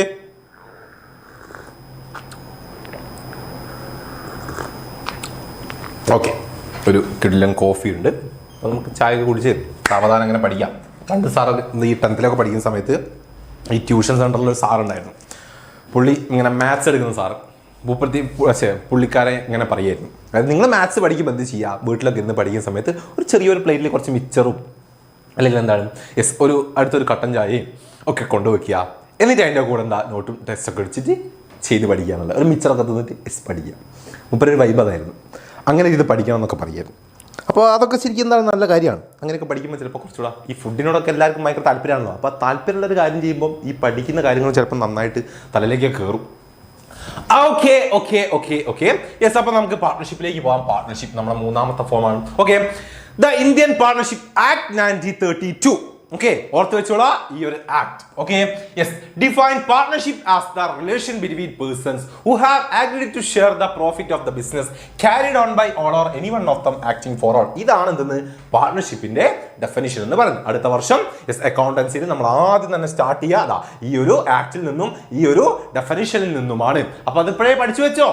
ഓക്കെ. അപ്പൊ the individual constitute a partnership are called partners. They are collectively known as a firm. Okay. അപ്പോൾ എന്താണ് പാർട്ണർഷിപ്പ് ആക്ട് 1932 പ്രകാരം ഫോം ചെയ്യുന്നതാണ് എന്തെന്ന് പാർട്ണർഷിപ്പ് എന്ന് പറയുന്നത് അല്ലെ. 2 അതിലധികം ആളുകൾ കൂടി ചേർന്ന് ഒരു എഗ്രിമെന്റ് ഉണ്ടാക്കുകയും ആ ഒരു എഗ്രിമെന്റ് പ്രകാരം അവർ ക്യാപിറ്റൽ ഇൻവെസ്റ്റ് ചെയ്യുന്നു പ്രോഫിറ്റും അതായത് ലോസും ഷെയർ ചെയ്തുകൊണ്ട് അവർ ഫോം ചെയ്യുന്നതാണ് എന്തെന്ന് നമ്മുടെ പാർട്ണർഷിപ്പ് എന്ന് പറയുന്നത്. ഓക്കെ അല്ലേ? അപ്പോൾ പാർട്ണർഷിപ്പിന്റെ ഫീച്ചേഴ്സ് നമുക്ക് ആദ്യം പഠിക്കാം. ഒന്നാമത് തന്നെ നമുക്കറിയാലോ ഏതിനായിരിക്കും, ഫോർമേഷൻ ആയിരിക്കും. എങ്ങനെയാ നമ്മളിപ്പോൾ പറഞ്ഞു പാർട്ണർഷിപ്പ് ആക്ട് 1932 പ്രകാരം എന്താണ് ഒരു എഗ്രിമെന്റ് ത്രൂ നിയമപരമായിട്ട് പ്രോഫിറ്റ് മോട്ടീവ് വെച്ചുകൊണ്ട് ഫോം ചെയ്യുന്നതാണ് ഏത് നമ്മുടെ പാർട്ണർഷിപ്പ് എന്ന് പറയുന്നത്. ഒന്നാമത്തെ കാര്യം. ഓക്കെ. അങ്ങനെയെങ്കിൽ ലാബിലിറ്റി എങ്ങനെയായിരിക്കും? പാർട്ണർഷിപ്പിന്റെ ലാബിലിറ്റി എങ്ങനെയായിരിക്കും? അൺലിമിറ്റഡ് ആയിരിക്കും മക്കളെ. ഇതൊരു ജനറൽ നോളജ് ആട്ടോ, നോക്കി വെച്ചോ. ഇനിയിപ്പോൾ +2 ഒക്കെ കഴിഞ്ഞ് അല്ലെങ്കിൽ ഡിഗ്രി ഒക്കെ കഴിഞ്ഞ് ചിലപ്പോൾ നിങ്ങൾക്ക് ഫ്രണ്ട്സിനൊക്കെ കൂടെ തോന്നുക നമുക്ക് എല്ലാവരും ഒരു പാർട്ണർഷിപ്പ് ബിസിനസ് സ്റ്റാർട്ട് ചെയ്താലോ. അങ്ങനെയൊക്കെ ഒരു ബിസിനസ് ഒക്കെ സ്റ്റാർട്ട് ചെയ്യുമ്പോൾ ഓർത്ത് വെച്ചോളൂ, യെസ് നിങ്ങൾ ഓരോരുത്തരുടെയും ലാബിലിറ്റി അൺലിമിറ്റഡ് ആയിരിക്കും. എന്തെങ്കിലും കാരണവശാൽ ആ ഒരു ബിസിനസ് പൊട്ടിപ്പോയാൽ മക്കളെ നിങ്ങളുടെ പേഴ്സണൽ അസറ്റ് വിറ്റുകൊണ്ടും നമ്മൾ അതിന്റെ ഡെപ്റ്റ് തീർക്കേണ്ടി വരും. ഓക്കെ, അപ്പൊ അത് ഓർത്ത് വെക്കുക, ഇങ്ങനത്തെ കാര്യങ്ങളൊക്കെ ശ്രദ്ധിക്കുക. ഓക്കെ അല്ലേ? അപ്പൊ എന്താണ്, ഓരോ പാർട്ണറുടെയും ലാബിലിറ്റി എന്ത് തന്നെയായിരിക്കും? അൺലിമിറ്റഡ് ആയിരിക്കും. ഓക്കെ, ഇതിനടുത്ത് എന്താ? റിസ്ക് ബിയറിംഗ് അല്ലെ? ആരാണ് റിസ്ക് ഏറ്റെടുക്കുന്നത്? റിസ്ക് എടുക്കുന്നത് പാർട്ട്നേഴ്സ് അല്ലെ? Partners shoulder the risk in the business as a team അല്ലെ? അവരൊരു ടീമായിട്ട് എല്ലാവരും കൂടെ ഷോൾഡർ ചെയ്യുന്നു. എന്തിനെ? നമ്മുടെ ബിസിനസിന്റെ റിസ്കിനെ അല്ലെ? ഓണർഷിപ്പ്, സോറി, നമ്മൾ സോൾ പ്രൊപ്പറേറ്റർഷിപ്പ് പറഞ്ഞല്ലോ, അതേപോലെ തന്നെയാണ്. ഓക്കെ, ഇതെന്താണ്? Reward come in the form profit which are shared അല്ലെ? അവർക്ക് എന്താണ് അതിൽ നിന്നും റിവാർഡായിട്ട് പ്രോഫിറ്റ് കിട്ടുന്നുണ്ടെങ്കിൽ അതെന്താക്കുന്നു? അവരെല്ലാവരും കൂടെ ഷെയർ ചെയ്തെടുക്കുന്നു. ഇതിനടുത്ത് എന്താ? Decision making and control. Same sole പ്രൊപ്പറേറ്റർഷിപ്പിൽ എന്തൊക്കെ നമ്മൾ പറഞ്ഞിട്ടുള്ള ഫീച്ചേഴ്സ് ഉണ്ടോ അതൊക്കെ തന്നെ. അതെന്താ? അവിടെ പാർട്ട്നേഴ്സ്, അവിടെ എന്താണ് ഒറ്റ വ്യക്തിയുടെ പേരിൽ നമ്മൾ പറയുന്നുണ്ടെങ്കിൽ അവിടെയൊക്കെ എന്താ? അത് പാർട്ട്ണർ ആക്കി പറയുന്നു. ആ ഒരു വ്യത്യാസമേ ഉള്ളൂ. നോട്ട് ചെയ്ത് വെച്ചോളാം. ഇതൊക്കെ സിമ്പിൾ ആണ്, നിങ്ങൾക്ക് കണക്ട് ചെയ്ത് എഴുതാൻ പറ്റും. ഒരു ബുദ്ധിമുട്ടില്ല ഈ ചാപ്റ്റർ ഒന്നും പഠിക്കാൻ. Okay, yes, appo the partners share among themselves the responsibility of decision making and control of day-to-day affairs. Okay, decisions are taken with a mutual consent. അല്ലെ? അവർ ഒരുമിച്ച് തീരുമാനിച്ചുകൊണ്ടാണ് എന്ത് ചെയ്യുക? എല്ലാവരും കൂടെ പ്ലാൻ ചെയ്തുകൊണ്ടാണ് എന്ത് ചെയ്യുക? അവരുടെ തീരുമാനങ്ങളും കാര്യങ്ങളൊക്കെ എടുക്കുക. Okay, auxiliaries to trade, transport, warehousing explain ചെയ്യാൻ ചോദിക്കുമോ? ഓക്സിലറീസ് ടു ട്രേഡ് ഒക്കെ ചോദിച്ച് കാണാറുണ്ട്. വെയർഹൗസിംഗ് ഒക്കെ പഠിച്ചു വെക്കണം. Okay yes. അപ്പോൾ അടുത്ത് നോക്കിക്കോ കണ്ടിന്യൂറ്റി എങ്ങനെയാണ്? Death, retirement, insolvency or insanity of any partner can put an end അല്ലെ? ഏതെങ്കിലും ഒരു പാർട്ണർ മരിച്ചു പോയാലോ അങ്ങനെ എന്തെങ്കിലുമൊക്കെ സംഭവിച്ചു കഴിഞ്ഞാൽ അതിനൊരു എൻഡ് സംഭവിക്കും. However the remaining partner may continue under A new agreement അല്ലെ? വേണമെങ്കിൽ എന്ത് ചെയ്യാം? അവിടെ കണ്ടിന്യൂ ചെയ്യുന്ന പാർട്ണർക്ക് എന്താ? പുതിയൊരു അഗ്രിമെന്റ് ത്രൂ എന്താണ്? അത് കണ്ടിന്യൂ ചെയ്ത് പോകണമെങ്കിൽ അങ്ങനെയും പോകാം. ഓക്കെ അല്ലേ? സെറ്റ്. യെസ്, അങ്ങനെയെങ്കിലോ നമ്പർ ഓഫ് പാർട്ട്നേഴ്സ് അല്ലെ? എന്താ? മിനിമം എന്താണ്? 2 പാർട്ണർ ആണ് വേണ്ടത്. എന്താ അതിന്റെ ടോട്ടൽ എന്താണ്? മാക്സിമം എത്രയാ? 50 ആണ്. ജസ്റ്റ് ഒന്ന് ഓർത്ത് വെക്കുക, നിങ്ങൾ അങ്ങനെ ഫീച്ചേഴ്സ് ആയിട്ട് എഴുതണം എന്നില്ല. Okay, yes. അങ്ങനെയെങ്കിൽ നമുക്ക് എന്താ ഒരു പോയിന്റ് ഇവിടെ പഠിക്കാം. Mutual agency. നമ്മൾ പറഞ്ഞിട്ടുണ്ടല്ലോ പാർട്ട്ണർഷിപ്പാണ്. അതെന്താണ്? ഒരു മ്യൂച്വൽ ഏജൻസിയാണ്. കാരണം എന്താ? പരസ്പരം ഒരുമിച്ച് തീരുമാനങ്ങൾ എടുക്കുക അല്ലെ? എല്ലാവരും കൂടെ ഡിസ്കസ് ചെയ്തുകൊണ്ട് തീരുമാനങ്ങൾ എടുക്കുക. അങ്ങനെ മുന്നോട്ട് പോകുന്നതാണ് ഇത് പാർട്ണർഷിപ്പ് എന്ന് പറയുന്നത് അല്ലെ? അപ്പൊ partnership definition highlight the fact that it is a business carried on by the all or any one of them acting for all. നമ്മളിപ്പോൾ എന്ത് പറഞ്ഞിട്ടുണ്ട്? ഡെഫിനിഷനിൽ ഒരു കാര്യം പറഞ്ഞിട്ടുണ്ട് അല്ലെ? പാർട്ണർഷിപ്പ് എന്ന് പറഞ്ഞാൽ carried on by all or any one of them acting for all ആണ്. എന്താണ് അതിന്റെ meaning? carried on by all അല്ലെ? എന്താ? എല്ലാവർക്കും അല്ലെ? carried on by all on അല്ലെ? എല്ലാവരും കൂടെ ഒരുമിച്ച് ക്യാരി ചെയ്യുക. അതല്ലെങ്കിലോ any one of them acting for all അല്ലെ? എല്ലാവർക്കും കൂടെ വേണ്ടി ഒരു വ്യക്തി ക്യാരി ചെയ്യുക. ഓക്കെ, അതാണ് എന്തെന്ന് ഒരു പാർട്ണർഷിപ്പിന്റെ ഫോം എന്ന് പറയുന്നത് അല്ലെ? എല്ലാവർക്കും കൂടെ ഒരുമിച്ച് വേണമെങ്കിൽ എന്താ പാർട്ണർഷിപ്പ് കൊണ്ടു നടക്കാം അല്ലെ? മുന്നോട്ട് കൊണ്ടുപോകാം. അതല്ലെങ്കിലോ എല്ലാവർക്കും വേണ്ടി അല്ലെ? എല്ലാവർക്കും കൂടെ വേണ്ടി എന്താ? ഒരാൾ റെപ്രസെന്റേറ്റീവായി നിന്നുകൊണ്ട് അയാൾക്ക് എന്ത് ചെയ്യാം? ആ ഒരു ബിസിനസ് നോക്കിക്കൊണ്ടുപോകാം. ആ 2 രീതിയിലാണ് നമ്മൾ എന്താക്കുക? പാർട്ണർഷിപ്പ് ചെയ്യുന്നത്. സോ അത് അവിടെ എന്താ സംഭവിക്കുന്നത്? ഒരു മ്യൂച്വൽ എന്താണ്? കൺസേൺ അല്ലെ? മ്യൂച്വൽ ഏജൻസിയാണ്. Okay, the principal, the agent relationship exists in a partnership. Is an agent when he make other liable for his act. He become principal when other partners make him liable for their action. ഒരു വ്യക്തിയാണെങ്കിൽ ആ ഒരു വ്യക്തി തീരുമാനങ്ങളൊക്കെ എടുക്കുന്നു, എല്ലാവർക്കും കൂടെ വേണ്ടി അയാൾ നോക്കി നടത്തുന്നു. ലാബിലിറ്റി എന്താണ്? അയാൾ ഏറ്റെടുക്കുന്ന രീതിയിലോ അങ്ങനെ എന്തെങ്കിലും ചെയ്യുന്നു. അതല്ലെങ്കിലോ എല്ലാവർക്കും കൂടെ വേണമെങ്കിൽ എന്താക്കാം? ആ ഒരു ബിസിനസ് നോക്കി നടത്താം. ഓക്കെ അല്ലേ? അപ്പം എന്താ? ഒരു മ്യൂച്വൽ ഏജൻസി ആണ് എന്ന് കൂടെ ഓർത്ത് വെക്കുക. അപ്പം ഇത്രയും പോയിന്റ്സ് മക്കൾ എവിടെ പഠിച്ചു വെച്ചിരിക്കണം? ഫീച്ചേഴ്സ് ആയിട്ട്, പാർട്ണർഷിപ്പിന്റെ ഫീച്ചേഴ്സ് ആയിട്ട് പഠിച്ചു വെച്ചിരിക്കണം. പോയിന്റ് എഴുതി വെക്കുന്നുണ്ടോ? എഴുതി വെക്കണം. അങ്ങനെയെങ്കിൽ നമുക്ക് എന്തിലേക്ക് പോവാം? മെറിറ്റ്സിലേക്ക് പോവാം. Merits of partnership. മെറിറ്റ്സ് നോക്കിക്കോ. എന്താ? Easy of formation and closure. ഒന്നാമത്തെ നമ്മൾ പറഞ്ഞിട്ടുള്ള കാര്യമാണ്. പെട്ടെന്ന് എന്താ? ഫോം ചെയ്യാം, പെട്ടെന്ന് തന്നെ നമുക്കത് ക്ലോസ് ചെയ്യാൻ പറ്റും. ഓക്കെ, സെയിം റിപ്പീറ്റ് പോയിന്റ് ആണ്. അതിലൊന്നും സെപ്പറേറ്റ് ഒന്നും നിങ്ങൾക്ക് ഓർത്ത് വെക്കാനില്ല. നമ്മൾ HUFന്റെ കേസിലും അതുപോലെ തന്നെ സോൾ പ്രൊപ്പറേറ്റർഷിപ്പിന്റെ കേസിലും പറഞ്ഞ കാര്യങ്ങൾ തന്നെയുള്ളൂ. അടുത്തെന്താ ബാലൻസ്ഡ് ഡിസിഷൻ മേക്കിംഗ്. നമ്മൾ പറഞ്ഞു ഫീച്ചേഴ്സിൽ എന്താണ് മ്യൂച്വൽ ഏജൻസി എന്ന് പറഞ്ഞു. ആ സെയിം സാധനം തന്നെ അല്ലെ, എന്താണ് മ്യൂച്വലി അല്ലെ, എല്ലാവരും ഒരുമിച്ചിരുന്നു കൊണ്ട് തീരുമാനങ്ങൾ എടുക്കുന്നു. A partnership business is the business decision may taken jointly by all the partners. These help to take advantage of individual capabilities as each partner may contribute effective towards diverse function as per their area professionally. അല്ലെ, എന്താണ് എല്ലാ മേഖലകളിലും അല്ലെങ്കിൽ എന്താണ് എല്ലാ ഏരിയാസിലും എല്ലാവരും ഒന്നും perfect ആയിരിക്കണമെന്നില്ല അല്ലെ. അപ്പൊ എന്താണ് ചിലപ്പം സാറും സാറിന്റെ ഒരു ഫ്രണ്ടും കൂടെ ഒരു പാർട്ണർഷിപ്പ് സ്റ്റാർട്ട് ചെയ്തു അല്ലെ. സാറിന് ഇപ്പൊ മാർക്കറ്റിംഗിൽ നല്ല സ്കിൽ ഉണ്ട്, പക്ഷെ എന്തെങ്കിലും പർച്ചേസിങ് കാര്യങ്ങളിൽ ഇല്ലെങ്കിൽ അത് ചിലപ്പോൾ എന്റെ മറ്റേ ഫ്രണ്ടിലുണ്ടാവും അല്ലെ. അപ്പൊ ഒരു മ്യൂച്വലി നമ്മൾ എന്താക്കുന്നു തീരുമാനങ്ങൾ എടുത്തുകൊണ്ട് ഡിസിഷൻ എടുക്കുന്ന ടൈമിൽ അത് നന്നായിട്ട് പ്രൊഫഷൻസി ഉള്ള ആളുകൾ ഡിസിഷൻ എടുക്കുകയും മുന്നോട്ട് പോവുകയും ചെയ്യുന്നു ഇവിടെ പാർട്ണർഷിപ്പിൽ. ഓക്കെ, അതെന്താണ് മോർ ഫണ്ട്. ജനറലി നമ്മൾ പറയുന്ന കാര്യമാണ് അല്ലെ, കൂടുതൽ ഫണ്ട് ഉണ്ടാവും. കാരണം എന്താ, രണ്ടോ അതിലധികമോ പാർട്ട്നേഴ്സ് ഉണ്ടാവും അല്ലെ. അപ്പൊ എല്ലാവരും എന്ത് ചെയ്യുന്നു, ക്യാപിറ്റൽ ഇൻവെസ്റ്റ് ചെയ്യുന്നുണ്ട് അല്ലെ. In partnership capital is contributed by the number of partners അല്ലെ. This make possible of the firm raise larger amount of fund അല്ലെ. കൂടുതൽ ഫണ്ട് ഉണ്ടാകും എന്നുള്ളതാണ്. എന്ന് വെച്ചാൽ അത്രയൊന്നും ഉണ്ടാവില്ല, എന്നാലും ഈ സോൾ പ്രൊപ്പറേറ്റർഷിപ്പിനൊക്കെ കമ്പയർ ചെയ്ത് നോക്കുന്ന സമയത്ത് കുറച്ചുകൂടി ഉണ്ടാവും. അടുത്തെന്താണ് ഷെയറിംഗ് ഓഫ് റിസ്ക് അല്ലെ. റിസ്ക് ഇവിടെ നമ്മൾ ഷെയർ ചെയ്യുന്നു അല്ലെ. Business risk are share among partners അല്ലെ. പാർട്ട്നേഴ്സ് എന്ത് ചെയ്യുന്നു, റിസ്ക് ഷെയർ ചെയ്യുന്നു. These reduce burden stress and strain on individual partners. ഇത് എന്ത് ചെയ്യുന്നു, പാർട്ട്നേഴ്സിന്റെ സ്ട്രെസ്സും കാര്യങ്ങളൊക്കെ കുറയ്ക്കുന്നു അല്ലെ. കുറെ ആളുകൾ കൂടി ചേർന്ന് ഒരു വലിയ റിസ്ക് എടുക്കുന്നതാണോ അല്ലെങ്കിൽ ഒരൊറ്റ വ്യക്തി ആ ഒരു റിസ്ക് എടുക്കുന്നതാണോ ഏറ്റവും ബെസ്റ്റ് അല്ലെ. എല്ലാവരും കൂടി എടുക്കുന്ന സമയത്ത് നമുക്ക് എല്ലാവരിലും ഉണ്ടാവുന്ന ആ ഒരു സ്ട്രെസ്സും കാര്യങ്ങളൊക്കെ കുറഞ്ഞു കിട്ടുന്നു അല്ലെ. അപ്പം ഈ കാര്യങ്ങൾ മക്കൾ ഒന്നുകൂടെ ഉണ്ട് സീക്രസി അല്ലെ. സീക്രസിയും കൂടെ ഉണ്ട്. സീക്രസി നമ്മൾ സോൾ പ്രൊപ്പറേറ്റർഷിപ്പിന്റെ കേസിൽ പറഞ്ഞിട്ടുണ്ടായിരുന്നു ഒരു കോൺഫിഡൻഷ്യാലിറ്റി അല്ലെ. അത് എപ്പോഴും അവരുടെ ഇൻഫർമേഷനിൽ കീപ്പ് ചെയ്യാൻ സാധിക്കുമെന്ന് പറഞ്ഞിട്ടുണ്ടായിരുന്നു. ആ സെയിം സാധനം തന്നെ അല്ലെ. It is easy to maintain a secrecy in partnership of the firm അല്ലെ. ഒരു ഫേമിന്റെ ഇൻഫർമേഷൻസും കാര്യങ്ങളൊന്നും നമ്മൾ പബ്ലിഷ് ചെയ്യേണ്ട കാര്യങ്ങളില്ല അല്ലെ. ലോഫുള്ളി അത് പറയുന്നില്ല, ഡിമാൻഡ് ചെയ്യുന്നില്ല. സോ അതുകൊണ്ട് തന്നെ നമ്മളെ അക്കൗണ്ട്സോ കാര്യങ്ങളോ ഒന്നും എന്ത് ചെയ്യേണ്ടതില്ല, പബ്ലിക്കലി പബ്ലിഷ് ചെയ്യേണ്ട ആവശ്യമില്ല. സോ സീക്രസി നമുക്ക് കീപ്പ് ചെയ്യാൻ പറ്റും. ഓക്കെ അല്ലേ, സെറ്റ് അല്ലേ. അപ്പം പാർട്ണർഷിപ്പിന്റെ ഈ മെറിറ്റ്സും മക്കൾ ഓർത്ത് വെക്കുക. അടുത്തതായിട്ട് നമുക്ക് അതിന്റെ ലിമിറ്റേഷൻ പറയാം. ഈ സെയിം പോയിന്റ് തന്നെ നമ്മൾ വീണ്ടും മാറ്റി പറയാൻ പോവാണ്. Unlimited liability. നമ്മൾ പറഞ്ഞല്ലോ, ഫീച്ചറിൽ നമ്മൾ പറഞ്ഞല്ലോ, ഓരോ പാർട്ണറുടെയും ലാബിലിറ്റി എന്തായിരിക്കും, അൺലിമിറ്റഡ് ആയിരിക്കും. ഒന്നാമത്തെ കാര്യം. സെക്കൻഡ് എന്താണ്, ലിമിറ്റഡ് റിസോഴ്സസ് അല്ലെ. കുറച്ച് റിസോഴ്സുകൾ മാത്രമേ ഉണ്ടാവുള്ളൂ അല്ലെ. നമ്മൾ പറഞ്ഞിട്ടുണ്ട് ഇപ്പോൾ കുറച്ച് പാർട്ട്നേഴ്സേ ഉണ്ടാവുള്ളൂ, അവരൊക്കെ ക്യാപിറ്റൽ ഇൻവെസ്റ്റ് ചെയ്യുക എന്ന് പറയുമ്പോൾ തന്നെ ലാർജ് ക്യാപിറ്റൽ ഉണ്ടാവും എന്ന് നമ്മൾ പറഞ്ഞു. പക്ഷേ എങ്കിൽ കൂടി ഒരുപാട് അങ്ങനെ ലാർജ് ഒന്നും ഉണ്ടാവില്ല അല്ലെ. സോ നമ്മുടെ റിസോഴ്സസ് കമ്പാരിറ്റീവ്ലി അത് കുറവ് തന്നെ ആയിരിക്കും. ഇതിനടുത്ത് പോസിബിലിറ്റി ഓഫ് കോൺഫ്ലിക്ട്സ്.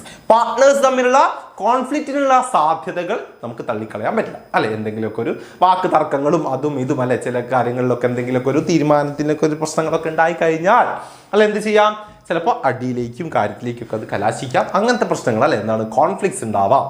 സോ അടുത്ത് ലാക്ക് ഓഫ് കണ്ടിന്യൂറ്റി. നമ്മൾ ഫീച്ചേഴ്സിൽ പറഞ്ഞു കണ്ടിന്യൂറ്റി എങ്ങനെയായിരിക്കും അല്ലെ. ഒരു പാർട്ണർ നമ്മുടെ പാർട്ണർഷിപ്പിൽ ഏതെങ്കിലും ഒരു പാർട്ണർക്ക് എന്തെങ്കിലും സംഭവിച്ചു പോയാൽ, ഡെത്തോ റിട്ടയർമെന്റോ ഇൻസോൾവൻസി അങ്ങനെ എന്തെങ്കിലും സംഭവിച്ചു പോയാൽ നമുക്ക് ആ പാർട്ണർഷിപ്പ് നിർത്താം. അതല്ലെങ്കിൽ കണ്ടിന്യൂ ചെയ്ത് പോവാൻ അവിടെ ഉള്ള പാർട്ണർക്ക് താല്പര്യമുണ്ടെങ്കിൽ ഒരു പുതിയ എഗ്രിമെന്റ് വെച്ചുകൊണ്ട് അയാൾക്ക് ആ ഒരു ബിസിനസ് കണ്ടിന്യൂ ചെയ്യാമെന്നുള്ളതാണ്. ഓക്കെ അല്ലേ, റെഡി അല്ലേ? യെസ്. അപ്പോൾ അതൊന്ന് പഠിച്ചു വയ്ക്കുക. അതിനടുത്ത് ലാക്ക് ഓഫ് പബ്ലിക് കോൺഫിഡൻസ്. ഇതും കൂടെ ഉണ്ട്. എന്താണ് പബ്ലിക് കോൺഫിഡൻസ്? ഇരിക്കുന്നതാണ്. It's generally believe that a partnership firm does not enjoy a confidence of public in its work. This outlook is based on the fact that a firm is not expected to publish its books of account. അല്ലെ, നമ്മൾ നേരത്തെ പറഞ്ഞു അല്ലെ, secrecy keep ചെയ്യാൻ പറ്റുമെന്ന് നമ്മൾ എന്തിൽ പറഞ്ഞിട്ടുണ്ട്, മെറിറ്റ്സ് പറഞ്ഞിട്ടുണ്ട് അല്ലെ. എന്താണ് ഈ സീക്രസി കീപ്പ് ചെയ്യുക എന്ന് പറഞ്ഞു കഴിഞ്ഞാൽ, അതായത് നമ്മുടെ ഫേമിന്റെ ബുക്സ് ഓഫ് അക്കൗണ്ട്സോ കാര്യങ്ങളോ ഒന്നും നമ്മൾ പബ്ലിഷ് ചെയ്യേണ്ടതില്ല. അതായത് പബ്ലിഷ് പബ്ലിക്കലി അത് നമ്മൾ അറിയിക്കേണ്ടതില്ല നമുക്ക് പ്രോഫിറ്റ് ആണോ ലോസ് ആണോ എന്നുള്ളത്. സോ അതുകൊണ്ട് തന്നെ അതങ്ങനെ നമ്മൾ പബ്ലിഷ് ചെയ്യാത്തത് കൊണ്ട് തന്നെ ഈ പാർട്ണർഷിപ്പിനോട് പബ്ലിക്കലി എന്തില്ല ഒരു കോൺഫിഡൻസ് കുറവുണ്ട് എന്നുള്ളതാണ് പറയുന്നത്. അതായത് പബ്ലിക്കിന് വലിയ വിശ്വാസം പോരാ പാർട്ണർഷിപ്പിനെ എന്നുള്ളതാണ് പറയുന്നത്. ഇത് എന്താണ് നമ്മുടെ പാർട്ണർഷിപ്പിന്റെ ഒരു ലിമിറ്റേഷനാണ്. ഓക്കെ ഓക്കെ, അപ്പം ഇത്രയും പോയിന്റ്സ് മക്കൾ ഇതാ സെറ്റാക്കി വെച്ചോളുക. പാർട്ണർഷിപ്പ് എന്താണ്, ഏത് ആക്ട് പ്രകാരം ഫോം ചെയ്യുന്നു, അല്ലെ, എത്രയാണ് മിനിമം നമ്പർ, എത്രയാണ് മാക്സിമം നമ്പർ ഓർത്ത് വെക്കുക, അതിന്റെ ഫീച്ചേഴ്സ്, മെറിറ്റ്സ്, ഡിമെറിറ്റ്സ്. ഓക്കെ, സോപ്പർഷിപ്പിലൊക്കെ പറഞ്ഞ സെയിം പോയിന്റുകൾ റിപ്പീറ്റ് ആണ്. എക്സ്ട്രാ ആയിട്ട് വരുന്ന 1-2 പോയിന്റുകൾ മാത്രമേ ഉള്ളൂ. പോയിന്റ് നോട്ട് ചെയ്ത് വെക്കുക, അടിപൊളിയായിട്ട് പഠിക്കുക. ഓക്കെ, ജസ്റ്റ് ആ പോയിന്റ് നോട്ട്, ഇതാ ഈ ഒരു ക്ലാസ് കാണുമ്പോൾ മക്കൾ ജസ്റ്റ് ഒന്ന് നോട്ട് ചെയ്ത് വെച്ചാൽ മതി. അത് പോയിന്റ് നോട്ട് ഒന്ന് എഴുതി വെച്ചാൽ മതി. എന്നിട്ട് വെറുതെ ഒന്ന് ആ പോയിന്റ്സ് വായിച്ചു നോക്കിയാൽ മതി. സിമ്പിളായി നിങ്ങൾക്ക് ഓർത്തെടുക്കാൻ പറ്റും. എക്സ്പ്ലനേഷൻ ഒന്നും നിങ്ങൾ പഠിക്കേണ്ടതില്ല. നിങ്ങൾക്ക് ഇതാ ഇപ്പോൾ ക്ലാസ് കേട്ട ഈ ഒരു ഐഡിയ മതി, അതിൽ വെച്ച് നിങ്ങൾ എഴുതിയാൽ മതി. ഇതിൻ്റെയൊക്കെ എക്സ്പ്ലനേഷൻ ഇതൊന്നും ഇഷ്ടം പോലെ ഒന്നും എഴുതേണ്ട ആവശ്യമൊന്നുമില്ല. വെറും 1-2 ലൈനിലൊന്ന് എക്സ്പ്ലെയിൻ ചെയ്ത് കൊടുത്താൽ മതി നിങ്ങൾ. പക്ഷേ ഈ പോയിന്റ് നിങ്ങൾ എഴുതുന്നത് അത് കറക്റ്റ് ആയിരിക്കണം. ഓക്കെ അല്ലേ? അപ്പൊ പാർട്ണർഷിപ്പിന്റെ ഇവിടെ നമുക്ക് എക്സ്ട്രാ കുറച്ചുകൂടെ കാര്യം പഠിക്കാറുണ്ട്. ജസ്റ്റ് എന്താ ഫീച്ചേഴ്സും മെറിറ്റ്സും ഡിമെറിറ്റ്സും മാത്രമല്ല. ആദ്യം നമുക്ക് പോവാം ടൈപ്സ് ഓഫ് പാർട്ണേഴ്സ്, അല്ലെ, പാർട്ണേഴ്സിന്റെ ടൈപ്സിലേക്ക് നമുക്ക് പോവാം. ഓക്കെ, അപ്പൊ നമുക്ക് ഇത്രയും ടൈപ്പുകൾ നമുക്ക് പഠിക്കാനുണ്ട്. ഇത് നിങ്ങൾ നിർബന്ധമായിട്ടും മക്കളെ ഓർത്ത് വെച്ചിരിക്കുക, പഠിച്ചു വെച്ചിരിക്കുക. 2 മാർക്ക് 3 മാർക്ക് 4 മാർക്കിന്റെ ക്വസ്റ്റ്യൻ ആയിട്ട് കാണാറുണ്ട്. ദെൻ 1 മാർക്കിനൊക്കെ ഇഷ്ടം പോലെ ചോദിച്ച് കാണാറുണ്ട്. നിങ്ങൾ കൺഫ്യൂഷൻസ് ഉണ്ടാവും. അപ്പം നിർബന്ധമായിട്ട് പഠിച്ചു വയ്ക്കുക. ഒന്നാമത്തെ പാർട്ണർ എന്താ, ആക്റ്റീവ് അല്ലെങ്കിൽ വർക്കിംഗ് പാർട്ണർ. ഒരു പാർട്ണർഷിപ്പിലുള്ള ആക്റ്റീവ് അല്ലെങ്കിൽ വർക്കിംഗ് പാർട്ണർ എന്ന് പറഞ്ഞാൽ ആരാണ്? ആ ടേമിൽ നിന്ന് കിട്ടല്ലോ, ആക്റ്റീവായി നിൽക്കുന്ന അല്ലെങ്കിൽ വർക്ക് ചെയ്യുന്ന പാർട്ണർ, അല്ലെ, ഏതാ partner who contribute capital, okay, take active interest in day to day affairs of the firm called active partner. എന്താണ്? He manages and control the business and also called working partner അല്ലെങ്കിൽ managing partner. Working partner അല്ലെങ്കിൽ managing partner എന്നും കൂടി ഇയാളെ പറയും, അല്ലെ. Capital invest ചെയ്യുന്ന day to day നമ്മുടെ ആക്ടിവിറ്റീസ് എല്ലാം ഇൻവോൾവ് ആകുന്ന പാർട്ണർ എന്ത് പറയാ? ആക്റ്റീവ് പാർട്ണർ എന്ന് പറയാ. ഓക്കെ, ഓർത്തേക്കണേ. അടുത്തതാ സ്ലീപ്പിംഗ് ഓർ ഡോർമെന്റ് പാർട്ണർ ഉണ്ട്. എന്താണ് സ്ലീപ്പിംഗ്? ഉറങ്ങിക്കിടക്കുന്നത്, അല്ലെ. ആക്റ്റീവ് പാർട്ണർ നേരെ ഓപ്പോസിറ്റ് ആണ്, അല്ലെ. One who does not play an active part in the business, അല്ലെ. അയാളെന്താ ഉറങ്ങിക്കിടക്കുകയായിരിക്കും, അയാളെന്താ വർക്ക് ചെയ്യുന്നില്ല. ക്യാപിറ്റലൊക്കെ ഇൻവെസ്റ്റ് ചെയ്യും, അല്ലെ. Invest capital and share of profit and loss, അല്ലെ. പ്രോഫിറ്റും ലോസ് ഒക്കെ അയാൾക്ക് ഷെയറിംഗ് ഉണ്ടാവും. പക്ഷെ എന്താ, വർക്ക് ചെയ്യാൻ അയാൾക്ക് താല്പര്യം, അയാൾക്ക് വിറപ്പിന്റെ അസുഖമുണ്ട്, അതൊന്ന് ഓർത്ത് വയ്ക്കുക. Okay, is a liable for all ഡെപ്റ്റ്, അല്ലെ. ഡെപ്റ്റിനൊക്കെ അയാൾക്ക് ലാബിൾ ആയിരിക്കും. ഓക്കെ, അപ്പൊ ആദ്യത്തെ എന്താ, ആക്റ്റീവ് പാർട്ണറും സെക്കൻഡ് എന്താണ്, സ്ലീപ്പിംഗ് പാർട്ണറുമാണ്. ഓക്കെ ഓക്കെ, അടുത്ത എന്തുണ്ട്? സീക്രട്ട് പാർട്ണർ ഉണ്ട്. ആ ടേമിൽ നിന്ന് കിട്ടല്ലോ, സീക്രട്ട് ആയിട്ട് നിൽക്കുന്ന പാർട്ണർ, അല്ലെ. At the name suggest the identity of the partner is not disclosed to outsider, അല്ലെ. Other than this distinct feature in all other aspect he is like the rest of the partners, അല്ലെ. എന്താണ് പറഞ്ഞിട്ടുള്ളത്? ഇയാളെന്താ secret ആയിരിക്കും, അല്ലെ. പുറത്തുള്ള ആളുകൾക്ക് ഇയാൾ ഇതിലെ പാർട്ണർ ആണെന്ന് നമ്മൾ അറിയിക്കുകയില്ല, അല്ലെങ്കിൽ അയാളും അറിയിക്കില്ല, ആരും അറിയിക്കില്ല, അല്ലെ. സീക്രട്ട് ആയിട്ട് നിൽക്കുന്ന പാർട്ട്നേഴ്സ് ആണ്. ക്യാപിറ്റലൊക്കെ ഇൻവെസ്റ്റ് ചെയ്യുന്ന അല്ലെങ്കിൽ ഷെയറൊക്കെ നമ്മൾ കൊടുക്കും, പ്രോഫിറ്റിന്റെ ഷെയറും കാര്യങ്ങളൊക്കെ കൊടുക്കും. പക്ഷെ എന്താണ്, അയാൾ സീക്രട്ട് ആയിരിക്കും. അയാൾ എന്താ പുറത്ത്, അയാളുടെ ഐഡന്റിറ്റി പുറത്ത് വിടാൻ അയാൾ ആഗ്രഹിക്കുന്നില്ല. ഈ ഒരു പാർട്ട്ണർഷിപ്പിൽ അയാളുണ്ട് എന്ന് പറയാൻ അയാൾ ആഗ്രഹിക്കുന്നില്ല. അതാണ് ഒരു സീക്രട്ട് പാർട്ണർ എന്ന് പറയുന്നത്. മൂന്നാമത്തെ ആള്. അടുത്ത് നോക്കിയോ, നാലാമത്തെ നോമിനൽ പാർട്ണറാണ്. നോമിനി, അല്ലെ. നോമിനൽ എന്താ, നെയിം വെച്ചിട്ടാണ്, അല്ലെ. He lends his name to the business, he doesn't contribute capital towards the business, he doesn't participate actively in the day to day management. അതാണ് എന്ത് ചെയ്യുന്നു, നെയിം ലെൻഡ് ചെയ്യുന്നു, അല്ലെ. പേര് കടം കൊടുക്കുന്ന ആളാണ്. ഹി ഡസൻറ്റ് കോൺട്രിബ്യൂട്ട്, അയാൾ ക്യാപിറ്റൽ ഇൻവെസ്റ്റ് ചെയ്യുന്നില്ല. Doesn't participate in active in business management, അല്ലെ. എന്താണ്, ആൻഡ് കൺട്രോൾ, അല്ലെ. He doesn't share the profit and losses of the business. His liability is unlimited with regard to the creditors of the firm എന്നുള്ളതാണ്. എന്താണ്, ഏതെങ്കിലും ഒരു വ്യക്തി അയാളുടെ പേര് യൂസ് ചെയ്യാൻ കൊടുക്കുക, അല്ലെ. ഇപ്പൊ എന്താണ്, ഇപ്പൊ ഏതെങ്കിലും ഒരു സെലിബ്രിറ്റി ഒക്കെ എന്താണ് അയാളുടെ പേര് വെച്ച്, അല്ലെങ്കിൽ പേരെന്തിനാ സെയിൽ ചെയ്യാണ്. ഇപ്പൊ നമ്മുടെ ഒരു നമ്മുടെ ഫേമിനുള്ള ഒരു പബ്ലിസിറ്റിക്കൊക്കെ വേണ്ടി, അല്ലെങ്കിൽ ഒരു ആഡ് എന്നൊക്കെ ഉള്ള രീതിയിൽ നമ്മളെന്താ ഒരു സെലിബ്രിറ്റിയുടെ പേര് യൂസ് ചെയ്യാം. അതാണ് ഇന്ന് നോമിനൽ പാർട്ണർ എന്ന് പറയുന്നത്. ഓക്കെ, അപ്പൊ ആ പേര് മാത്രമാണ്. അയാൾ എന്താ ക്യാപിറ്റൽ ഇൻവെസ്റ്റ് ചെയ്യുന്നില്ല, അയാൾക്ക് ഷെയർ കൊടുക്കുന്നില്ല, അല്ലെ. ഒന്നുമില്ല. ആൾക്കൊന്നുമില്ല, അയാൾ എന്താ നമ്മുടെ മാനേജ്മെന്റിൽ ഇൻവോൾവ് ചെയ്യുന്നില്ല, നമ്മുടെ ബിസിനസ്സിനെ കൺട്രോൾ ചെയ്യാൻ പറ്റുന്നില്ല, ഒന്നുമില്ല.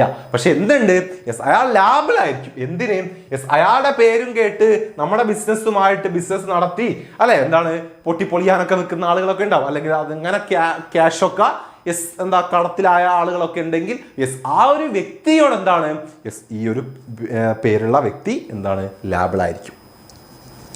ഓക്കെ, അതാണ് ഇത് നോമിനൽ പാർട്ണർ എന്ന് പറയുന്നത്. നെയിം ലെൻഡ് ചെയ്യുന്ന പാർട്ണറാണ്. ഓക്കെ. പക്ഷേ ഇനിയുള്ള രണ്ടെണ്ണം നിങ്ങൾക്ക് ചിലപ്പം ഈ പേരിൽ നിന്നും കിട്ടാൻ ചാൻസ് ഇല്ല. ഏതൊക്കെയാ? എസ്റ്റോപ്പലും അതുപോലെ തന്നെ partner by holding out one. ഇത് രണ്ടും നിങ്ങൾ നല്ല രീതിക്ക് പഠിച്ചു വെച്ചോളുക. കാരണം ഇതുവരെ ഉള്ളതാ നോമിനൽ പാർട്ണർ നെയിം വെച്ച് നിങ്ങൾക്ക് കണക്ട് ചെയ്യാൻ പറ്റും. സീക്രട്ട് പാർട്ണർ അല്ലെ, സീക്രസി നിങ്ങൾക്ക് കണക്ട് ചെയ്യാൻ പറ്റും. പിന്നെ അടുത്തത് സ്ലീപ്പിംഗ് അല്ലെ, ഉറങ്ങുന്നു, അത് കണക്ട് ചെയ്യാൻ പറ്റും. പിന്നെയോ ആക്റ്റീവ് അല്ലെങ്കിൽ വർക്കിംഗ്, അത് നിങ്ങൾക്ക് കണക്ട് ചെയ്യാൻ പറ്റും. ഓക്കെ, ആ ഒരു പേരിൽ നിന്ന് നിങ്ങൾക്ക് കിട്ടും. പക്ഷേ ഇവിടെ ശ്രദ്ധിച്ചോ, എന്താണ് പാർട്ണർ ബൈ എസ്റ്റോപ്പൽ എന്നാണ്. എന്താണ് പാർട്ണർ ബൈ എസ്റ്റോപ്പൽ എന്ന് പറഞ്ഞു കഴിഞ്ഞാൽ, a person is said to be a partner by estoppel if he through his own initiative, conduct or behavior give an impression to other that he is a partner in the firm. He doesn't contribute capital towards the business. He doesn't participate active day-to-day management and control of the business. അല്ലെ, he doesn't share the profit and losses. അത്രയേ ഉള്ളൂ നമ്മൾ പറഞ്ഞ കാര്യം. എന്താണ്, ഒരു വ്യക്തി അയാൾ മുൻകൈ എടുത്തുകൊണ്ട് അയാളുടെ സ്വഭാവം, അയാളുടെ പെരുമാറ്റങ്ങളൊക്കെ കൊണ്ട് പുറത്ത് നിന്നുള്ള അല്ലെങ്കിൽ പുറത്തുള്ള ഏതെങ്കിലും ഒരു വ്യക്തി, ഒരു ഔട്ട്സൈഡർ തോന്നിപ്പിക്കുകയാണ്. എന്തെന്ന്, അയാള് ഏതെങ്കിലും ഒരു പാർട്ട്ണർഷിപ്പിലെ പാർട്ട്ണർ ആണ് എന്ന് അയാൾ തോന്നിപ്പിക്കുകയാണ്. അയാളുടെ പെരുമാറ്റം കൊണ്ടോ അല്ലെങ്കിൽ എന്താണ് അങ്ങനത്തെ കളികളൊക്കെ കൊണ്ടെന്താണ് അയാൾ അത് തോന്നിപ്പിക്കുകയാണ് പുറത്തുള്ള ഒരു വ്യക്തിക്ക് അയാൾ ഏതോ ഒരു പാർട്ട്ണർഷിപ്പിലെ ഒരു പാർട്ട്ണറാണ് എന്ന്.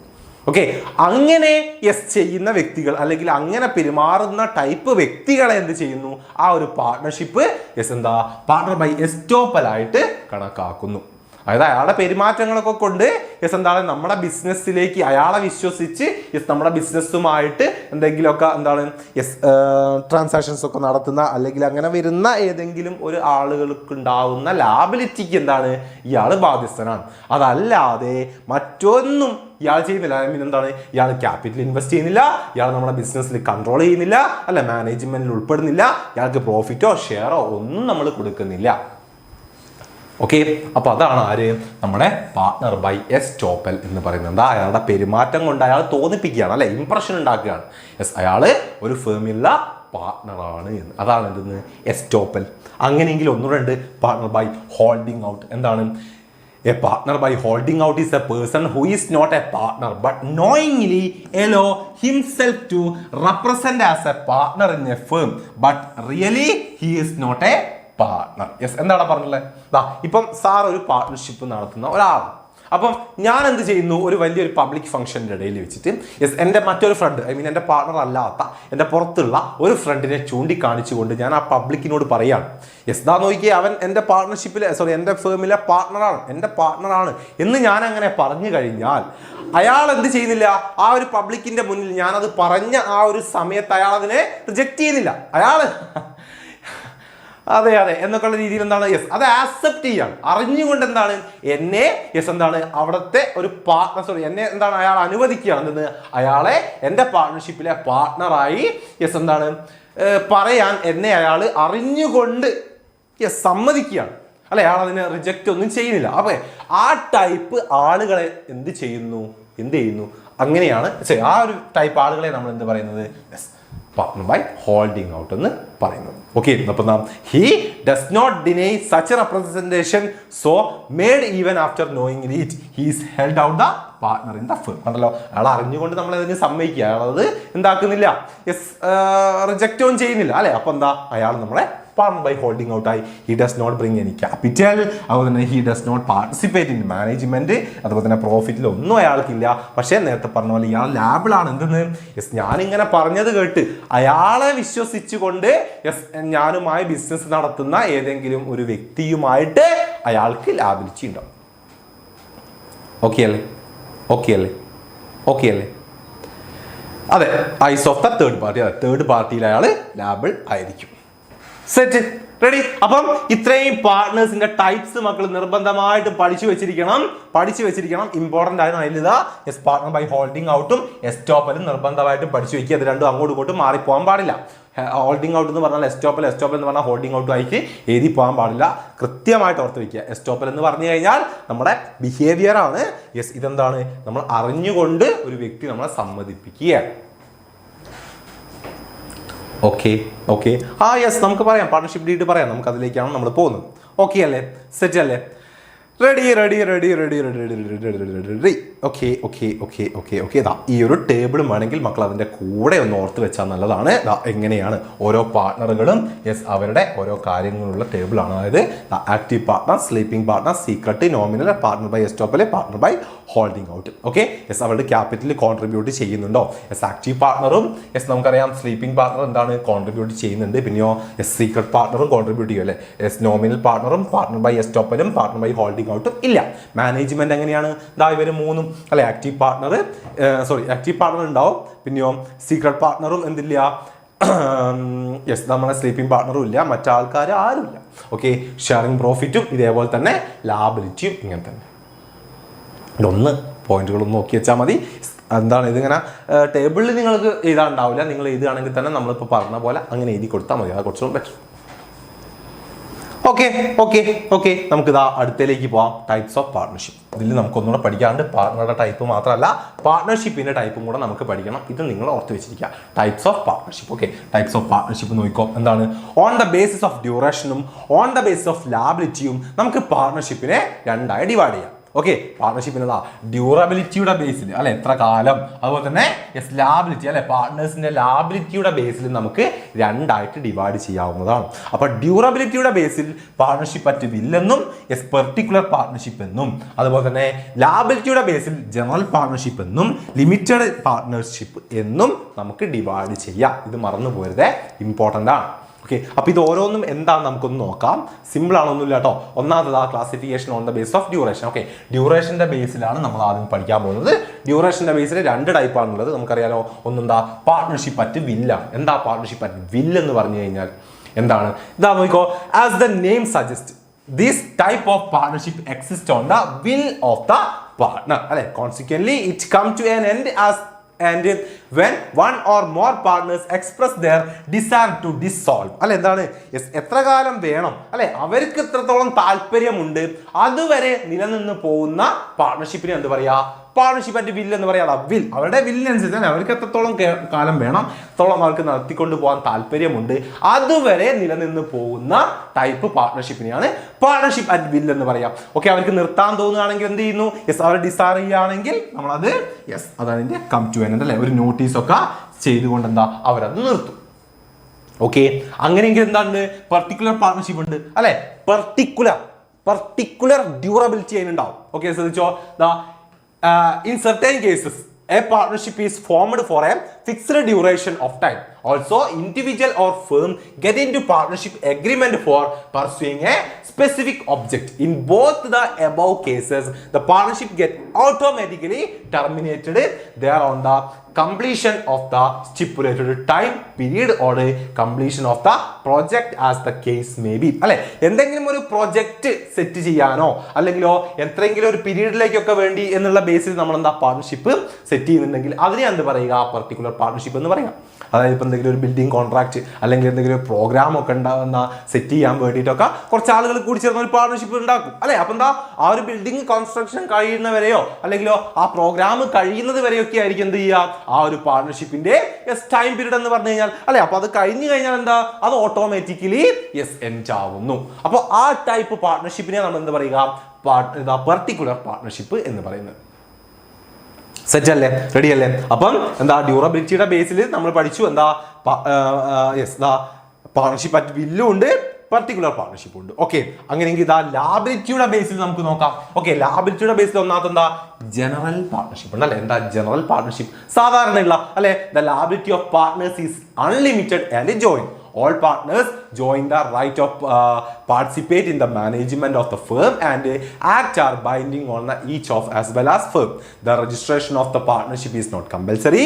The partnership come to an end of the death or retirement as lunacy അല്ലെങ്കിൽ retirement അങ്ങനത്തെ കേസ് അല്ലെ സാധാരണ പാർട്ട്ണർഷിപ്പ് തന്നെ അല്ലെ എന്താ രണ്ടോ അതിലധികമോ ആളുകൾ ഒരു അഗ്രിമെന്റ് ത്രൂ എന്താണ് രജിസ്റ്റർ ചെയ്തുകൊണ്ട് അവർ ഫോം ചെയ്യുന്ന പാർട്ട്ണർഷിപ്പാണ്. എല്ലാ പാർട്ട്ണർക്കും എന്താ അൺലിമിറ്റഡ് ലാബിലിറ്റി ഉള്ള അല്ലെ പാർട്ട്ണർഷിപ്പിന് എന്ത് പറയുക നമ്മൾ ജനറൽ പാർട്ട്ണർഷിപ്പ് എന്ന് പറയുക അല്ലെ. അതുപോലെ തന്നെ എന്താ അവർക്ക് എല്ലാ കാര്യത്തിലും മാനേജ്മെന്റ് കാര്യത്തിലൊക്കെ റൈറ്റ്സും കാര്യങ്ങളൊക്കെ ഉണ്ടാവും. അതുപോലെ തന്നെ അത് കമ്പൽസറി അല്ല രജിസ്റ്റർ ചെയ്യണം എന്നുള്ളത്. ഓക്കെ, അപ്പോൾ അത് പാർട്ട്ണർഷിപ്പ് എൻഡിലെത്തിയപ്പോഴാണ് ഏതെങ്കിലും ഒരു പാർട്ട്ണർ മരിക്കുമ്പോഴോ റിട്ടയർ ആകുമ്പോഴോ അല്ലെങ്കിൽ അവർ ഒരുമിച്ച് തീരുമാനിക്കുമ്പോഴോ ഒക്കെയാണ്.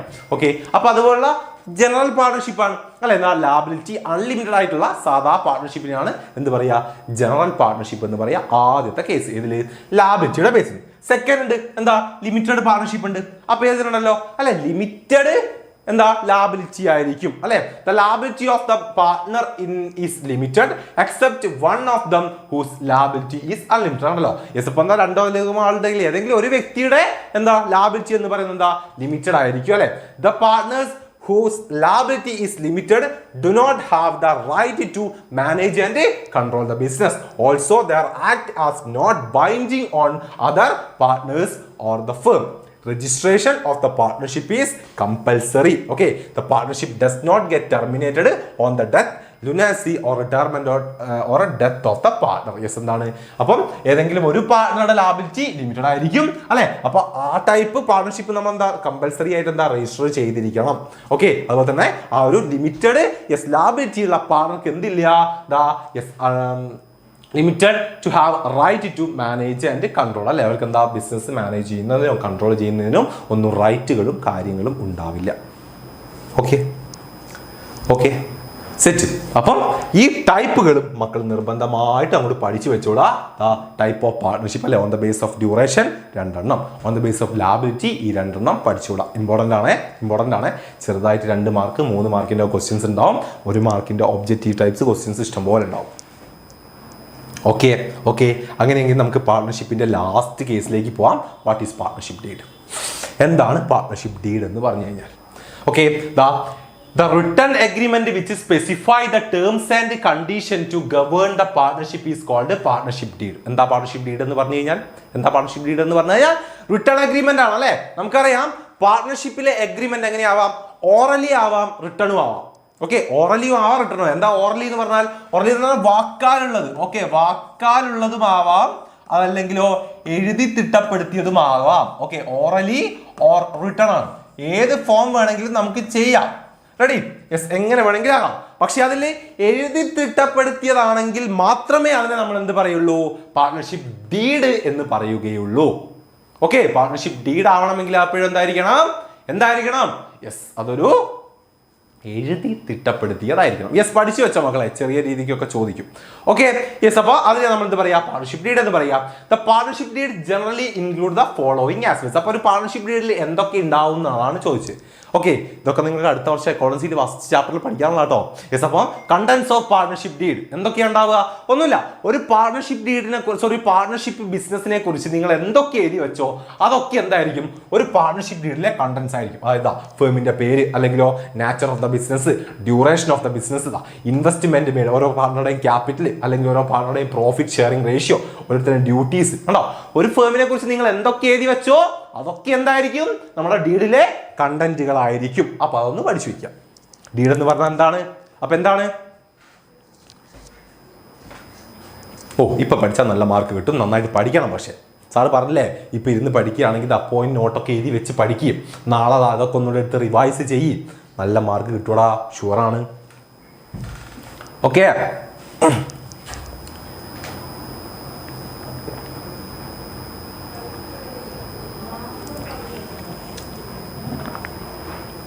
റെഡി? ഓക്കെ, എടാ ഇപ്പം ഇരുന്ന് പഠിയടാ. അപ്പോൾ അതൊക്കെ കറക്റ്റായിട്ട് കേൾക്ക്, ക്ലാസ്സുകളും കാര്യങ്ങളൊക്കെ വ്യക്തമായിട്ട് ഒരു നോട്ടും പെന്നൊക്കെ എടുത്തിരുന്ന് നമ്മൾ പറയുന്ന പോയിന്റ് നോട്ടൊക്കെ ചെയ്ത് വെക്കി. അങ്ങനെയല്ലേ പഠിക്കുക. Okay, ready? അപ്പോൾ ഈ പാർട്ണർഷിപ്പ് ഡീഡ് എന്താണല്ലോ മക്കൾ പഠിച്ചു വയ്ക്കുക. Then ഇവിടെ ഒരു കാര്യം കൂടെ നിങ്ങൾ ഓർത്ത് വെക്കുക, registration of partnership firm. Okay, yes, registration എന്ന് പറഞ്ഞാൽ എന്താണ് നോക്കിക്കോ. Yes, it means entering the firm's name along with the relevant prescribed particulars in the register of the firm kept with the registrar of the firm. It's optional for the partnership firm to get registered. Okay, register ചെയ്യാം, register ചെയ്യാതിരിക്കാം, അത് just ഒന്ന് ഓർത്ത് വെക്കുക. Okay, നമ്മളെന്താണ് register through നമ്മളെന്താണ് ഡീറ്റെയിൽസും കാര്യങ്ങളൊക്കെ add ചെയ്ത് വെക്കുന്നതാണ്. അപ്പം ഇത് രജിസ്റ്റർ ചെയ്തിട്ടില്ലെങ്കിലുള്ള കുറച്ച് കാര്യങ്ങളുണ്ട്, കോൺസിക്വൻസസ്, അത് ജസ്റ്റ് ഒന്ന് പഠിച്ചു വെക്കുക.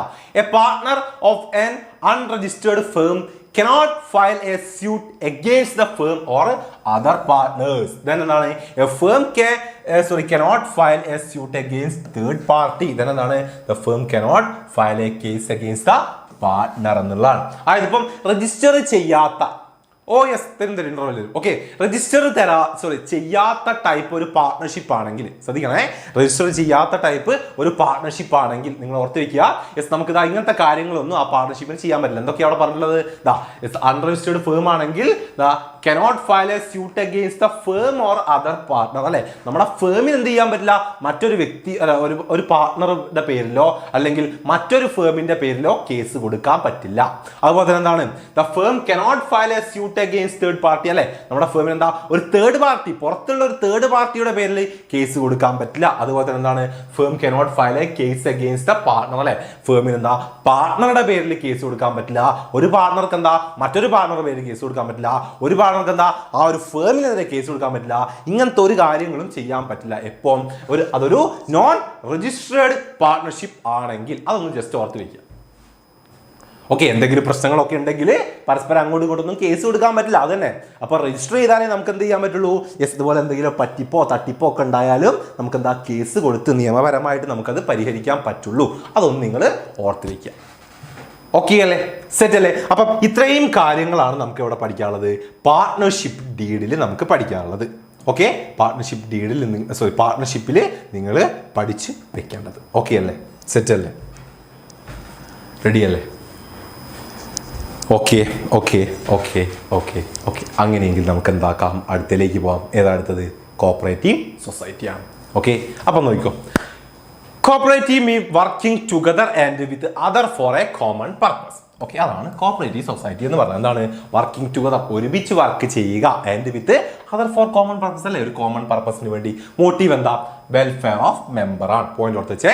Compulsory registration under cooperative societies act. അതാണ് കോപ്പറേറ്റീവ് സൊസൈറ്റീസ് ആക്ട് 1912 പ്രകാരം നമ്മളത് രജിസ്റ്റർ ചെയ്തിരിക്കണം നിർബന്ധമായിട്ടും. ഓക്കെ, എന്താണ്? Require the consent at least 10 adult. അല്ലെ, എന്താണ്? പ്രായപൂർത്തിയായ 10 ആളുകൾ ഉണ്ടെങ്കിൽ നമുക്ക് എന്ത് ചെയ്യാൻ പറ്റുള്ളൂ? ഇത് ഫോം ചെയ്യാൻ പറ്റുള്ളൂ. Then capital is raised from the members through issue of shares. അപ്പൊ എന്താ, ഇത് ഷെയർ ഇഷ്യൂ ചെയ്തുകൊണ്ടാണ് എന്ത് ചെയ്യാം, ഇതിൽ അവര് ക്യാപിറ്റൽ റൈസ് ചെയ്യാം. ഓക്കെ, അപ്പോൾ കോപ്പറേറ്റീവ് സൊസൈറ്റിനെ കുറിച്ച് ഓർത്ത് വെക്കേണ്ടത് ഇത്രയും പോയിന്റുകൾ മാത്രമാണ്. മിനിമം 10 ആളുകൾ നമ്മൾ എന്താ കോപ്പറേറ്റീവ് സൊസൈറ്റീസ് ആക്ട് 1912 പ്രകാരം നമ്മൾ രജിസ്റ്റർ ചെയ്തിരിക്കുന്ന നിർബന്ധമാണ്. ക്യാപിറ്റൽ റൈസ് ചെയ്യുക, ഷെയർ കൊടുത്തുകൊണ്ടാണ്. പിന്നെ എന്താണ്? മോട്ടീവ് എന്താ? വെൽഫെയർ ഓഫ് മെമ്പേഴ്സ് ആണ്. പിന്നെ അതുപോലെ തന്നെ വർക്കിംഗ് ടുഗദർ. ഓക്കെ, ഇത് തന്നെ നമുക്ക് എവിടെയും പഠിക്കാനുള്ളൂ, ഫീച്ചറായിട്ടൊക്കെ വരുള്ളൂ. ശ്രദ്ധിച്ചോ. ഒന്നാമത്തെ എന്താ? Voluntary membership. അല്ലെ, സ്വമേധയാ നമുക്ക് താല്പര്യം ഉണ്ടെങ്കിൽ മാത്രം മെമ്പർഷിപ്പ് എടുത്താൽ മതി. ഓക്കെ, ഇപ്പോൾ താല്പര്യമില്ലെങ്കിൽ നമുക്ക് അതിൽ നിന്ന് ഇറങ്ങി പോവുകയും ചെയ്താൽ. ഇപ്പോൾ പഠിക്കണോ അതോ നോട്ട് അയച്ചടാ? ഇവനോടല്ലേ ഞാൻ നേരത്തെ പറഞ്ഞത്, എടാ ഇപ്പോൾ ഇരുന്ന് പഠിക്കടാ, നോട്ട് അയച്ച് തന്നിട്ട് ഇതാ നമ്മളിപ്പോൾ 10 മണിക്കൂർ ലൈവാണ്. ഇന്ന് രാത്രിയാവും നമ്മൾ നോട്ട് അയച്ചു തരാൻ. അപ്പം നിങ്ങൾ എപ്പോഴാണ് ഇരുന്ന് പഠിക്കുക? ഇന്നത്തെ ദിവസം ഫുള്ള് വെറുതെ പോയില്ലേ? ഇപ്പം ഈ ലൈവുകളൊക്കെ കാണ്, നമ്മൾ പറയുന്ന പോയിന്റ്സ് ഒക്കെ നോട്ട് ചെയ്ത് വെച്ച് കൃത്യമായിട്ട് പഠിക്കും. അല്ലെങ്കിൽ ടെക്സ്റ്റോ നോട്ടൊക്കെ എടുത്ത് കയ്യിൽ വെക്കി. നമ്മൾ ഈ പറയുന്ന പോയിന്റുകളും കാര്യങ്ങളൊക്കെ ആ ടെക്സ്റ്റും കാര്യങ്ങളൊക്കെ വെച്ചുകൊണ്ട് മനസ്സിലാക്ക്. അങ്ങനെയല്ലേ പഠിക്കുക. Okay, yes. അപ്പൊ എന്താണ്? വോളണ്ടറി മെമ്പർഷിപ്പ്, സ്വമേധയാ മെമ്പർഷിപ്പ് ആണ്. അല്ലെ, പേഴ്സൺ ഫ്രീ ടു ജോയിൻ. അല്ലെ, എന്താണ്? അയാൾക്ക് താല്പര്യം ഉണ്ടെങ്കിൽ അയാൾക്ക് ജോയിൻ ചെയ്യാം, താല്പര്യം ഇല്ലെങ്കിൽ അയാൾക്ക് ലീവ് ചെയ്യാം. A member is required to serve a notice before leaving. Member is open to all. പറയാലോ അല്ലെ, എന്താ പുറത്തു പോകാൻ താല്പര്യം ഉണ്ടെങ്കിൽ നോട്ടീസ് ഇറക്കുക, അത് പുറത്ത് പോകുക, അത്രേ ഉള്ളൂ. Member is open to all. അല്ലെ, ആർക്ക് വേണ്ടി തുറന്നു വെച്ചിട്ടുണ്ട്, ആർക്ക് വേണമെങ്കിലും ജോയിൻ ചെയ്യാം. അടുത്ത നോക്കുന്ന ലീഗൽ സ്റ്റാറ്റസ്. നമ്മൾ പറഞ്ഞു രജിസ്ട്രേഷൻ എന്താണ്, കമ്പൽസറി ആണ് അല്ലെ. അതിനെന്താ സെപ്പറേറ്റ് ലീഗൽ എക്സിസ്റ്റൻസ് ഉണ്ട്. ഇത് കോപ്പറേറ്റീവ് സൊസൈറ്റി, കാരണം നമ്മൾ പറഞ്ഞു കോപ്പറേറ്റീവ് സൊസൈറ്റി ആക്ട് 1912 പ്രകാരം നമ്മളിത് നിർബന്ധമായിട്ടും രജിസ്റ്റർ ചെയ്തിരിക്കണം അല്ലെ. സോ അതുകൊണ്ട് തന്നെ അതിനൊരു ലീഗൽ സ്റ്റാറ്റസ് ഉണ്ട്. രജിസ്ട്രേഷൻ കമ്പൽസറി ആണ്. ഒരു സെപ്പറേറ്റ് എക്സിസ്റ്റൻസ് നമ്മുടെ ഫേമിനുണ്ട്, നമ്മുടെ കോപ്പറേറ്റീവ് സൊസൈറ്റിക്ക് ഉണ്ട്. അടുത്തെന്താ ലാബിലിറ്റി എങ്ങനെയായിരിക്കും നിങ്ങൾക്ക് നോക്കിച്ചു നോക്കാം അല്ലെ. ലാബിലിറ്റി എന്തായിരിക്കും, നമ്മുടെ പാർട്ണേഴ്സിന്റെ ലാബിലിറ്റി എന്താ, പാർട്ണേഴ്സിന്റെ അല്ല അതിലെ മെമ്പേഴ്സിന്റെ ലാബിലിറ്റി എന്താണ്, ലിമിറ്റഡ് ആയിരിക്കും. അടുത്തെന്താ കൺട്രോൾ അല്ലെ. എന്താണ് elected managing committee has the power to take decision. Yes, democratic in character ആണ്, അത്രേ ഉള്ളൂ അല്ലെ. എന്താണ് അവിടെ ഒരു ഡെമോക്രാറ്റിക് മാനേജ്മെന്റ് ആയിരിക്കും അല്ലെ. പ്രസിഡന്റ് സെക്രട്ടറി ഒക്കെ ഉണ്ടെങ്കിൽ അവരെന്താ വോട്ട് ചെയ്ത് തീരുമാനിക്കുക ചെയ്യാം അല്ലെ. അപ്പൊ ഒരു ഡെമോക്രാറ്റിക് കൺട്രോൾ ആണ്. അടുത്തെന്താ സർവീസ് മോട്ടീവ്. നമ്മൾ ഓൾറെഡി പറഞ്ഞു എന്താണ് മെമ്പേഴ്സിന്റെ വെൽഫെയറിന് വേണ്ടി അല്ലെ മ്യൂച്വലി ഉള്ള ഒരു ഏജൻസിയാണ് എന്തെന്ന് നമ്മുടെ കോപ്പറേറ്റീവ് സൊസൈറ്റി എന്ന് പറയുന്നത്. ഓക്കെ അല്ലേ. യെസ്. അപ്പൊ എന്താ if any surplus is generated as a result of the operation it is distributed അല്ലെ. അവരെന്താ എന്തെങ്കിലും പ്രോഫിറ്റ് അവരുടെ ആക്ടിവിറ്റീസിൽ നിന്ന് അവർക്ക് കിട്ടിയിട്ടുണ്ടെങ്കിൽ അവരെന്ത് ചെയ്യുന്നു, അത് എല്ലാവരും കൂടെ ഷെയർ ചെയ്ത് എടുക്കുകയാണ് ചെയ്യാറ്. Okay ready. അപ്പം ഈ ഫീച്ചേഴ്സ് നമ്മൾ എന്താ കോപ്പറേറ്റീവ് സൊസൈറ്റിയെ കുറിച്ച് പഠിച്ചു വെച്ചിരിക്കുക, ഇമ്പോർട്ടന്റ് ആണ്. അപ്പൊ ഇതിന്റെ മെറിറ്റ്സ് നമുക്ക് അടുത്ത് നോക്കണം. ഒന്നാമത് നമ്മൾ പറഞ്ഞു ഡെമോക്രാറ്റിക്കലി ആണ് ഇവരെ മാനേജ്മെന്റ്. സോ അതുകൊണ്ട് എന്താണ് ഈക്വാലിറ്റി ഇൻ വോട്ടിംഗ് സ്റ്റാറ്റസ് അല്ലെ. വോട്ടിംഗ് സ്റ്റാറ്റസ് എന്താ ഈക്വൽ ആയിരിക്കും. ഓക്കെ. ലാബിലിറ്റി എന്താ, അത് ലിമിറ്റഡ് ആണ് നമ്മൾ പറഞ്ഞു. അടുത്തെന്താ സ്റ്റേബിൾ എക്സിസ്റ്റൻസ്. നമ്മൾ പറഞ്ഞ ഒരു സെപ്പറേറ്റ് എക്സിസ്റ്റൻസ് ഉണ്ടാവും ഇതിന് നമ്മളെ കോപ്പറേറ്റീവ് സൊസൈറ്റിക്ക്. സോ അതുകൊണ്ട് തന്നെ അല്ലെ, അതുകൊണ്ട് തന്നെ എന്താണ് പാർട്ട്നേഴ്സ് ഒക്കെ പിരിഞ്ഞു പോയാലും അതിനൊന്നും സംഭവിക്കുന്നില്ല, കാരണം അത് നിയമപരമായിട്ട് നമ്മൾ രൂപീകരിച്ച ഒരു കാര്യമാണ്. അപ്പൊ അതിനെ നിയമപരമായിട്ട് തന്നെ നമ്മൾ എന്ത് ചെയ്യേണ്ടതുണ്ട്, പിരിച്ചു വിടേണ്ടതുണ്ട് അല്ലെ, ഡിസൊല്യൂഷൻ ചെയ്യേണ്ടതുണ്ട്. എന്നാലേ എന്താക്കുള്ളൂ അവിടെ നിർത്തി പോകാൻ പറ്റുള്ളൂ. അല്ലെങ്കിൽ എന്താ കണ്ടിന്യൂ ചെയ്തു പോകാം അല്ലെ. Stable existence is not affected by any change in the membership. Okay. പിന്നെ എന്താണ് എക്കണോമി ഇൻ ഓപ്പറേഷൻ അല്ല, elimination of middleman, help reducing cost അല്ലെ. കോസ്റ്റ് കുറയ്ക്കുക, മിഡിൽ മാൻമാരെ ഒഴിവാക്കുക, അതാണ് എന്തെന്ന് ഇവരുടെ മെയിൻ ആയിട്ടുള്ള ഓപ്പറേഷൻ എന്ന് പറയുന്നത്. അടുത്തെന്താ സപ്പോർട്ട് ഫ്രം ഗവൺമെന്റ് അല്ലെ. ഗവൺമെന്റിന്റെ നിന്നും സപ്പോർട്ട് ഉണ്ടാകുന്നുണ്ട് അല്ലെ. നിയമപരമായി നമ്മൾ രജിസ്റ്റർ ഒക്കെ ചെയ്ത് അല്ലെങ്കിൽ സെപ്പറേറ്റ് എക്സിസ്റ്റൻസ് ഒക്കെ ഉണ്ടാകുന്നത് കൊണ്ട് തന്നെ ഒരു സർവീസ് മോട്ടീവാണ് ഇവരുടെ മെയിൻ ലക്ഷ്യം. അതുകൊണ്ട് തന്നെ എന്താണ് ഗവൺമെന്റിന്റെ സപ്പോർട്ട് ഇവർക്ക് ഉണ്ടാവും. പല ടാക്സുകളും, ലോ ടാക്സുകൾ, സബ്സിഡീസ്, അങ്ങനത്തെ ലോ ഇൻട്രസ്റ്റ് റേറ്റുകളും കാര്യങ്ങളൊക്കെ ഇവർക്ക് ഗവൺമെന്റിന്റെ സൈഡിൽ നിന്ന് കിട്ടുന്നുണ്ട്. അടുത്തെന്താ ഈസി ഓഫ് ഫോർമേഷൻ അല്ലെ. നമുക്കറിയാം എന്താ മിനിമം 10 പേരുണ്ടെങ്കിൽ കോപ്പറേറ്റീവ് സൊസൈറ്റീസ് ആക്ട് 1912 പ്രകാരം നമുക്ക് രജിസ്റ്റർ ചെയ്തുകൊണ്ട് എന്ത് സ്റ്റാർട്ട് ചെയ്യാം, നമ്മുടെ ഈ ഒരു കോപ്പറേറ്റീവ് സൊസൈറ്റി നമുക്ക് സ്റ്റാർട്ട് ചെയ്യാൻ പറ്റും. ഓക്കെ അല്ലേ.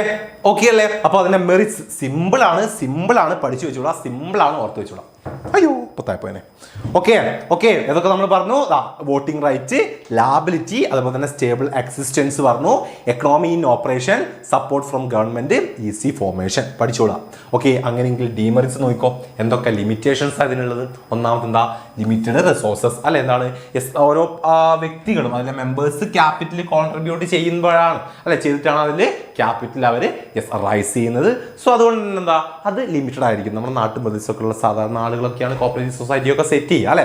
സോ അതുകൊണ്ട് എന്താ റിസോഴ്സസ് കുറവായിരിക്കും. അടുത്തെന്താ ഇൻഎഫിഷ്യൻസി ഇൻ മാനേജ്മെന്റ്. നമ്മൾ പറഞ്ഞു എന്താ സാധാരണ ആളുകളാണ്. അപ്പോൾ എല്ലാ കേസുകളിലും അല്ലെങ്കിൽ എല്ലാ ഏരിയാസിലും എന്താണ് ഒരു ബിസിനസ് നടത്തിക്കൊണ്ട് പോകാനുള്ള ആ ഒരു എബിലിറ്റിയോ കാര്യങ്ങളൊന്നും ആർക്കും ഉണ്ടാവണമെന്നില്ല, നമ്മുടെ ഇതിലുള്ള മെമ്പേഴ്സിന് ഉണ്ടാവണമെന്നില്ല. ഓക്കെ. പിന്നെ എന്തുണ്ട് ലാക്ക് ഓഫ് സീക്രസി. ഇവിടെ സീക്രസി ഒന്നും കീപ്പ് ചെയ്യാൻ നമുക്ക് പറ്റുന്നല്ല അല്ലെ. As a result of the open discussion in the meeting of the member as well as disclose the obligation as per the societies act 7 it is difficult to maintain secrecy അല്ലെ. നമ്മൾ എന്താണ് ഒരു open meeting vice ഒക്കെയാണ് ഇതിന്റെ കാര്യം ഒക്കെ തീരുമാനിക്കുകയും പറയുകയും ചെയ്യുക. സോ അതുകൊണ്ട് തന്നെ ഒരു സീക്രസി കീപ്പ് ചെയ്യുക എന്ന് പറയുന്നത് ഇവിടെ പോസിബിൾ ആയിട്ടുള്ള കാര്യമല്ല. അടുത്തെന്താ ഗവൺമെന്റിന്റെ കൺട്രോൾ. നമ്മൾ മെറിറ്റ്സ് പറഞ്ഞിട്ടുണ്ടായിരുന്നു എന്തെന്ന് ഗവൺമെന്റിന്റെ എന്തുണ്ടാവും സപ്പോർട്ടും കാര്യങ്ങളൊക്കെ കിട്ടും. അപ്പോൾ സപ്പോർട്ടും കാര്യങ്ങളൊക്കെ കിട്ടുന്നതിന് കൂടെ തന്നെ എന്താണ് ചില കാര്യങ്ങളിൽ ഗവൺമെന്റ് ഒരു കൺട്രോൾ ഉണ്ടാവും അല്ലെ. Control exercised by the state cooperative department also negatively affects freedom അല്ലെ. ചില കേസുകളിൽ അത് നമ്മുടെ ഫ്രീഡത്തെ നെഗറ്റീവായിട്ട് എഫക്ട് ചെയ്യുന്നുമുണ്ട്. പിന്നെന്താ ഡിഫറൻസ് ഒപ്പീനിയൻ. ഇത് നമ്മൾ പാർട്ണർഷിപ്പിൽ പറഞ്ഞ പോലെയാണ് അല്ലെ. എന്താണ് അതിന്റെ മെമ്പേഴ്സ് തമ്മിൽ എന്താ ചെറിയ കോൺഫ്ലിക്റ്റുകളും കാര്യങ്ങളൊക്കെ ഉണ്ടാവാനുള്ള സാധ്യതകളുമുണ്ട്. അതും ഇതിന്റെ ഒരു നെഗറ്റീവാണ്. ഓക്കെ. ഓക്കെ, അപ്പം ഈ ഒരു 5 പോയിന്റുകൾ മക്കൾ എന്താക്കുക, ഡീമെറിറ്റ്സ് ആയിട്ടും ഓർത്ത് വെച്ചിരിക്കുക കോപ്പറേറ്റീവ് സൊസൈറ്റിയിൽ. റെഡിയല്ലേ? യെസ്. അങ്ങനെയെങ്കിൽ കോപ്പറേറ്റീവ് സൊസൈറ്റിയിൽ നമുക്കൊരു കാര്യം കൂടെ പഠിക്കാനുണ്ട്. ഈ ഒരു പോയിന്റ്സ് ഒന്ന് ഓർത്ത് വെച്ചാൽ എന്തൊക്കെയാണ് മെറിറ്റ്സ്, എന്തൊക്കെയാണ് ഡീമെറിറ്റ്സ്. Okay yes. അങ്ങനെയെങ്കിൽ കോപ്പറേറ്റീവ് സൊസൈറ്റിയിൽ നമുക്ക് കുറച്ച് ടൈപ്സും കൂടെ പഠിക്കാം. Types of cooperative society. ഒന്നാമത്തെ കൺസ്യൂമർ കോപ്പറേറ്റീവ് സൊസൈറ്റി. കൺസ്യൂമേഴ്സ് പേരുകൾ പഠിച്ചു വെച്ചുക. കൺസ്യൂമേഴ്സ് കോപ്പറേറ്റീവ് സൊസൈറ്റി എന്ന് പറഞ്ഞാൽ formally to protect the interest of consumers, അല്ലെ? കൺസ്യൂമേഴ്സിന്റെ ഇൻട്രസ്റ്റിനെ പ്രൊട്ടക്ട് ചെയ്യുന്നത്.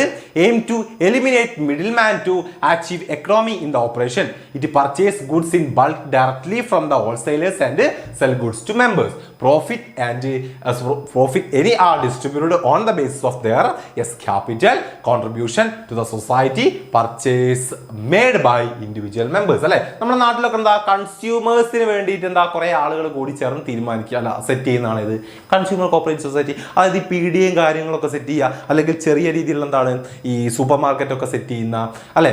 നിങ്ങൾ കണ്ടോ ജനതാ സ്റ്റോഴ്സ്, ചില സ്റ്റോറുകളൊക്കെ ജനറൽ സ്റ്റോറുകളൊക്കെ സെറ്റ് ചെയ്യാൻ വേണ്ടി നമ്മുടെ നാട്ടിലുള്ള ആളുകൾ തന്നെ കൂടി ചേർന്നിട്ട് സെറ്റ് ചെയ്യുന്ന കാണാറില്ലേ? അവിടെ അവരെന്താ നമ്മുടെ ഡേ ടു ഡേ ആയിട്ടുള്ള എല്ലാ സാധനങ്ങളും കൊണ്ടുവെക്കും, നമുക്ക് കുറഞ്ഞ പൈസയ്ക്കൊക്കെ കിട്ടാറില്ലേ? യെസ്. അപ്പോൾ അതുപോലുള്ള സ്റ്റോറുകൾ ഒക്കെ രൂപീകരിക്കുന്നതാണ് ഇത് കൺസ്യൂമർ കോപ്പറേറ്റീവ് സ്റ്റോഴ്സ് എന്ന് പറഞ്ഞു കഴിഞ്ഞാൽ.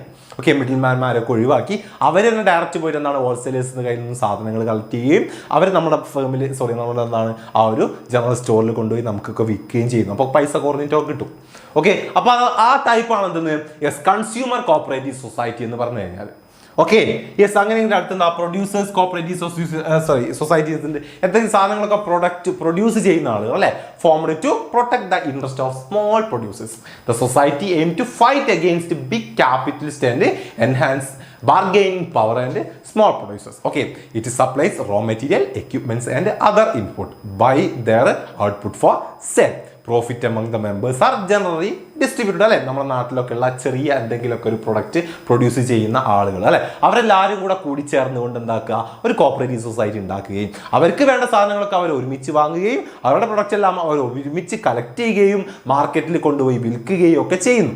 ഓക്കെ, എന്തിനാ ഈ മിഡിൽ മാൻമാരൊക്കെ ഒഴിവാക്കുക, അതുപോലെ തന്നെ ബിഗ് ക്യാപിറ്റൽസിനോട് പിടിച്ചു നിൽക്കാനൊക്കെ, അല്ലെ? വലിയ ഫേമിനോടൊക്കെ പിടിച്ചിരിക്കാൻ ഇങ്ങനെ ഒരു കോപ്പറേറ്റീവ് സൊസൈറ്റി ഒക്കെ സെറ്റാണ്, അല്ലെ? കുറെ ആളുകൾ കൂടി ചേർന്നാൽ അപ്പോൾ അതിനൊക്കെ വേണ്ടിയിട്ടാണ്. അങ്ങനെ കിട്ടുന്ന പ്രോഫിറ്റ് എന്ത് ചെയ്യുന്നു? യെസ്, ഇവരെല്ലാവരും അവരുടെ എന്താണ് ക്യാപിറ്റൽ കോൺട്രിബ്യൂഷൻ അനുസരിച്ച് അവർ ഡിസ്ട്രിബ്യൂട്ട് ചെയ്തെടുക്കുന്നതാണ് ഇത് പ്രൊഡ്യൂസേഴ്സ് കോപ്പറേറ്റീവ് സൊസൈറ്റി എന്ന് പറഞ്ഞു കഴിഞ്ഞാൽ.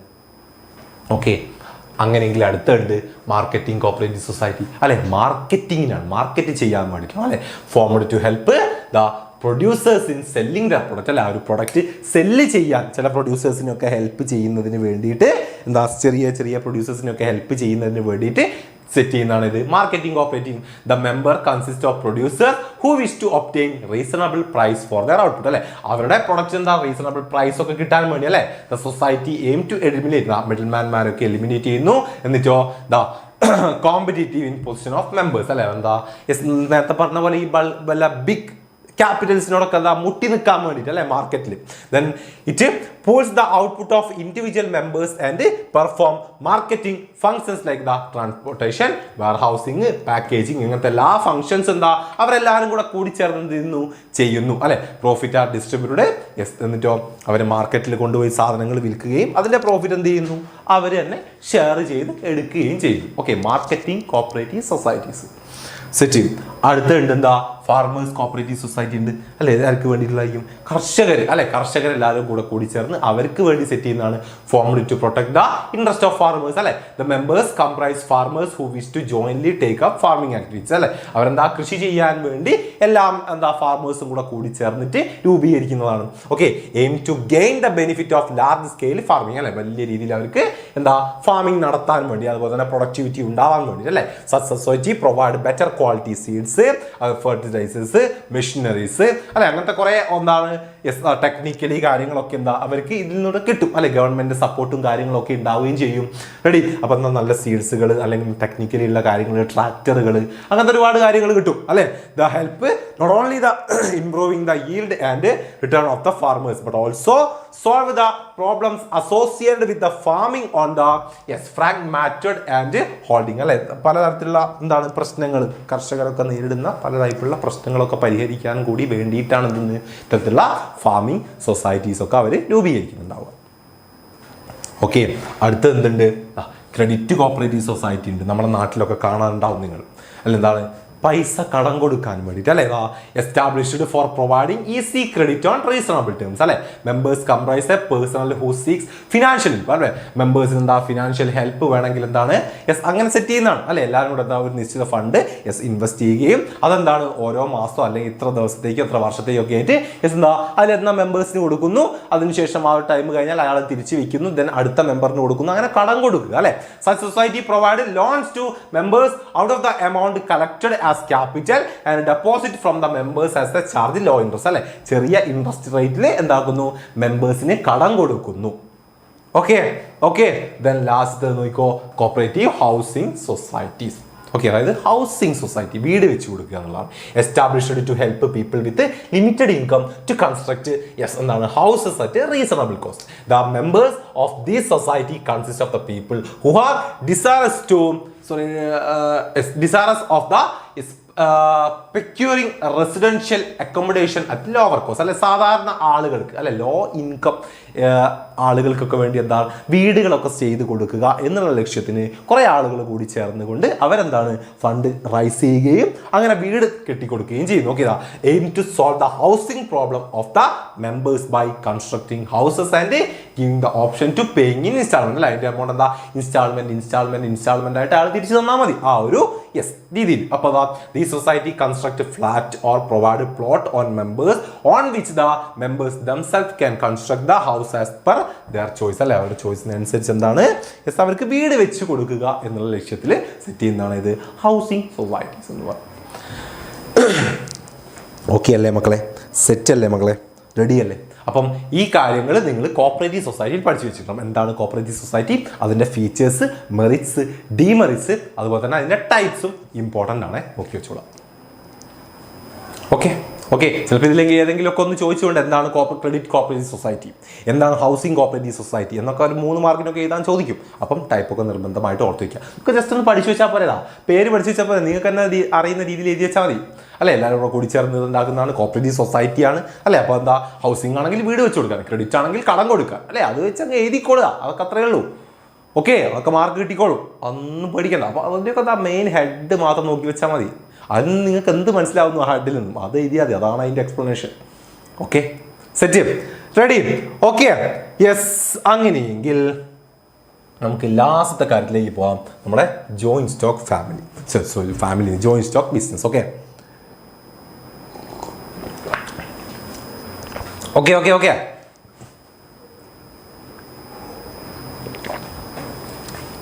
കോഫിയൊക്കെ തണുത്തു പോയി, കുഴപ്പമില്ല. Okay, ready. അപ്പം നമുക്ക് എന്താക്കാം, ജോയിന്റ് സ്റ്റോക്ക് കമ്പനി പിടിക്കാം. കമ്പനി അല്ലെ, കമ്പനിയാണ്, അറിയാലോ. കമ്പനി എന്ന് പറഞ്ഞാൽ a joint stock company is an association of many persons who contribute capital അല്ലെ. ക്യാപിറ്റൽ കോൺട്രിബ്യൂട്ട് ചെയ്തുകൊണ്ട് ഒരുപാട് ആളുകളുടെ എന്താണ് ഒരു അസോസിയേഷനാണ്. The capital consist of share of small denominations അല്ലെ. അപ്പോൾ ക്യാപിറ്റൽ എന്ന് പറഞ്ഞാൽ എന്താണ് അല്ലെ, ഷെയറിന്റെ അല്ലെ, ഷെയർ ആണ് അല്ലെ. എന്താണ് സ്മോൾ ഡിനോമിനേഷൻ ഓഫ് ഷെയർ ആണ് അല്ലെ. ഒരു ഷെയറിനെ ചെറിയ പാർട്ടാക്കി മാറ്റുക അല്ലെ. Each share carry limited liability. ഓരോ ഷെയർ എന്താണ് ലിമിറ്റഡ് ലാബിലിറ്റി ആയിരിക്കും and is freely transferable. The association may be formed according to law. It is then regarded as the artificial person അല്ലെ. അപ്പം നിയമപരമായി നമ്മൾ കമ്പനീസ് ആക്ട് പ്രകാരം നമ്മൾ രൂപീകരിക്കുന്ന ഒരു ഐറ്റം ആണെന്ന് അല്ലെ, ഒരു ഫോം ആണെന്ന് ജോയിന്റ് സ്റ്റോക്ക് കമ്പനി എന്ന് പറയുന്നത്. സോ അതുകൊണ്ട് തന്നെ എന്താണ്, ഇറ്റ്സ് എൻ ആർട്ടിഫിഷ്യൽ പേഴ്സൺ അല്ലെ. നിയമപരമായി രൂപീകരിച്ചിട്ടുള്ള ഒരു വ്യക്തിയായിട്ടാണ് നമ്മൾ ആരെ കാണുക, കമ്പനീനെ കാണുക. പോയിന്റ് ആക്കിയാണോ എഴുതേണ്ടത് സാറേ? പോയിന്റ് ആക്കിയൊന്നും എഴുതേണ്ട ആവശ്യമില്ല, പാരഗ്രാഫ് ആക്കി എഴുതി വെച്ചാൽ മതി. ഇനി പോയിന്റ് ആക്കി എഴുതാം നിങ്ങൾക്ക് പറ്റുമെങ്കിൽ പോയിന്റ് ആക്കി എഴുതാം, എങ്ങനെ വേണമെങ്കിൽ എഴുതാം. ഓക്കെ, പോയിന്റ് കിട്ടുന്നുണ്ടെങ്കിൽ പോയിന്റ് എഴുതാം, ഓക്കെ, ചിലപ്പോൾ എന്താ പോയിന്റ് നിങ്ങൾക്ക് കിട്ടണമെന്നില്ല അല്ലേ. അപ്പോൾ കുറച്ച് പേജൊക്കെ നിറയ്ക്കാൻ വേണ്ടി എക്സ്പ്ലെയിൻ ചെയ്തിരുന്നാന്നല്ലേ. ഇടയിലൊക്കെ നമുക്ക് അറിയാത്ത കുറേ സാധനമൊക്കെ നമുക്ക് വലിച്ചു വാരി ഒന്ന് പേജൊക്കെ നിറയ്ക്കണ്ടേ. അപ്പോൾ അങ്ങനത്തെ ചില കാര്യങ്ങളൊക്കെ നിങ്ങൾക്ക് എത്രത്തോളം ആ ഒരു എന്താ ഒരു പോയിന്റ് കിട്ടുന്നുണ്ട് എന്നൊക്കെ ഉള്ളത് നോക്കിയിട്ട് ഡീൽ ചെയ്യുക നിങ്ങൾ. Ready, set. അപ്പം ജോയിന്റ് സ്റ്റോക്ക് കമ്പനിയിൽ നമുക്ക് ഇതുപോലെ തന്നെ പഠിക്കണം ഫീച്ചേഴ്സ്. ഒന്നാമത്തെ കാര്യം. ഓക്കെ, അപ്പോൾ എന്തൊക്കെയാണ് ജോയിന്റ് സ്റ്റോക്ക് കമ്പനിയുടെ ഫീച്ചേഴ്സ്? ഒന്നാമത്തെ എന്താ? ആർട്ടിഫിഷ്യൽ പേഴ്സൺ അല്ലെ. നമ്മൾ പറഞ്ഞു നിയമപരമായിട്ട് നമ്മൾ രൂപീകരിക്കുന്നതാണ് അല്ലെ. Company is created by law.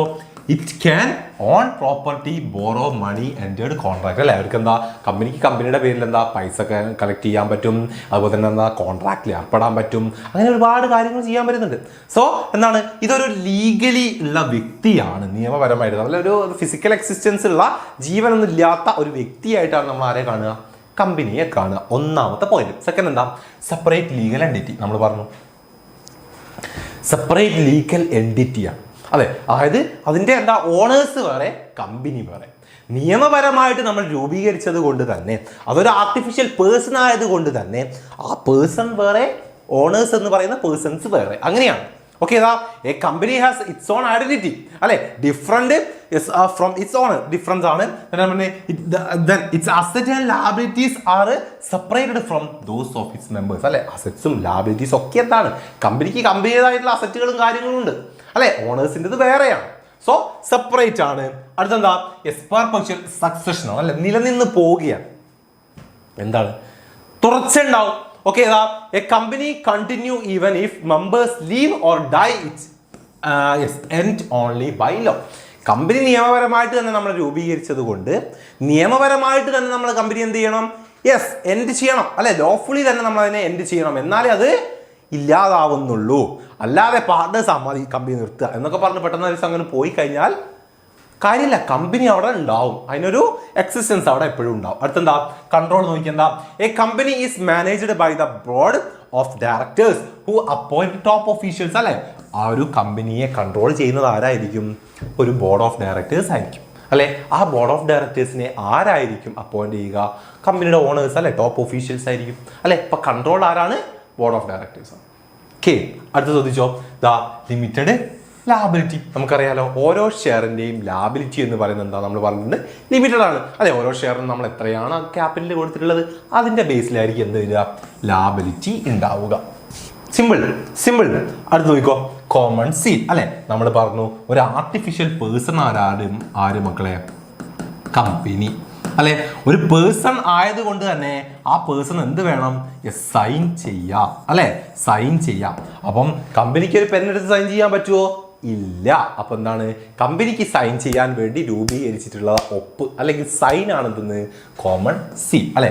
A legal person, a company use a common seal like a signature. Without it agreement are not valid അല്ലെ. ഒരു കമ്പനി ആ സീൽ വെച്ചിട്ടില്ലെങ്കിൽ ആ ഒരു എഗ്രിമെന്റ് ഇല്ല അല്ലെ. അപ്പൊ കമ്പനിയുടെ ഒപ്പാണ് എന്തെന്ന്? കോമൺ സീൽ എന്ന് പറയുന്നത്. അടുത്തെന്താ? റിസ്ക് ബിയറിംഗ് ആണ് അല്ലെ. എന്താണ് റിസ്ക് ബിയറിംഗ്? റിസ്ക് ഏറ്റെടുക്കുക എങ്ങനെയാ? All share holders of the companies എന്താണ്? Or share holders share the companies risk അല്ലെ. These are like sole trader or partnership where only one or few bear the losses അല്ലെ. എല്ലാവരും കൂടെ ഒരുമിച്ച് എടുക്കുന്ന സമയത്ത് എന്താണ്? യെസ്, എല്ലാവർക്കും ഉണ്ടാകുന്ന ലോസ് എന്ന് പറയുന്നത് മാക്സിമം കുറഞ്ഞു കിട്ടും അല്ലെ. അപ്പൊ റിസ്ക് ബിയറിംഗ് എല്ലാവരും കൂടെ കൂടിച്ചേർന്നു. സെറ്റ് അല്ലേ? റെഡി. അപ്പം ഈ പോയിന്റ്സ് മക്കൾ നിർബന്ധമായിട്ട് പഠിച്ചു വെച്ചിരിക്കുക. ഫീച്ചേഴ്സ് ആയിട്ട്. ഫീച്ചേഴ്സ് ഇമ്പോർട്ടൻ്റ് ആണ്. ഓക്കെ അല്ലേ? സെറ്റ് അല്ലേ? റെഡി. യെസ്. അതുപോലെ തന്നെ നമുക്ക് എന്താ? മെറിറ്റ്സ് നോക്കണം. സിമ്പിൾ ആണ്. ഇതേപോലെ തന്നെ മെറിറ്റ്സ് എന്ന് പറഞ്ഞാൽ ഒന്നാമത്തെ എന്താ?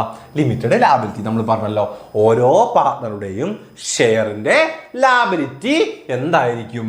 യെസ്, ലിമിറ്റഡ് ആയിരിക്കും. അവരെത്രയാണോ അതിൽ ക്യാപിറ്റൽ ഇൻവെസ്റ്റ് ചെയ്തിട്ടുള്ളത് യെസ് അതിന്റെ ബേസിലായിരിക്കും അല്ലെ. ഓരോ വ്യക്തിയുടെ എന്താണ്? പ്രോപ്പർട്ടീസ് ഒന്നും യൂസ് ചെയ്യേണ്ട ആവശ്യം ഇല്ല.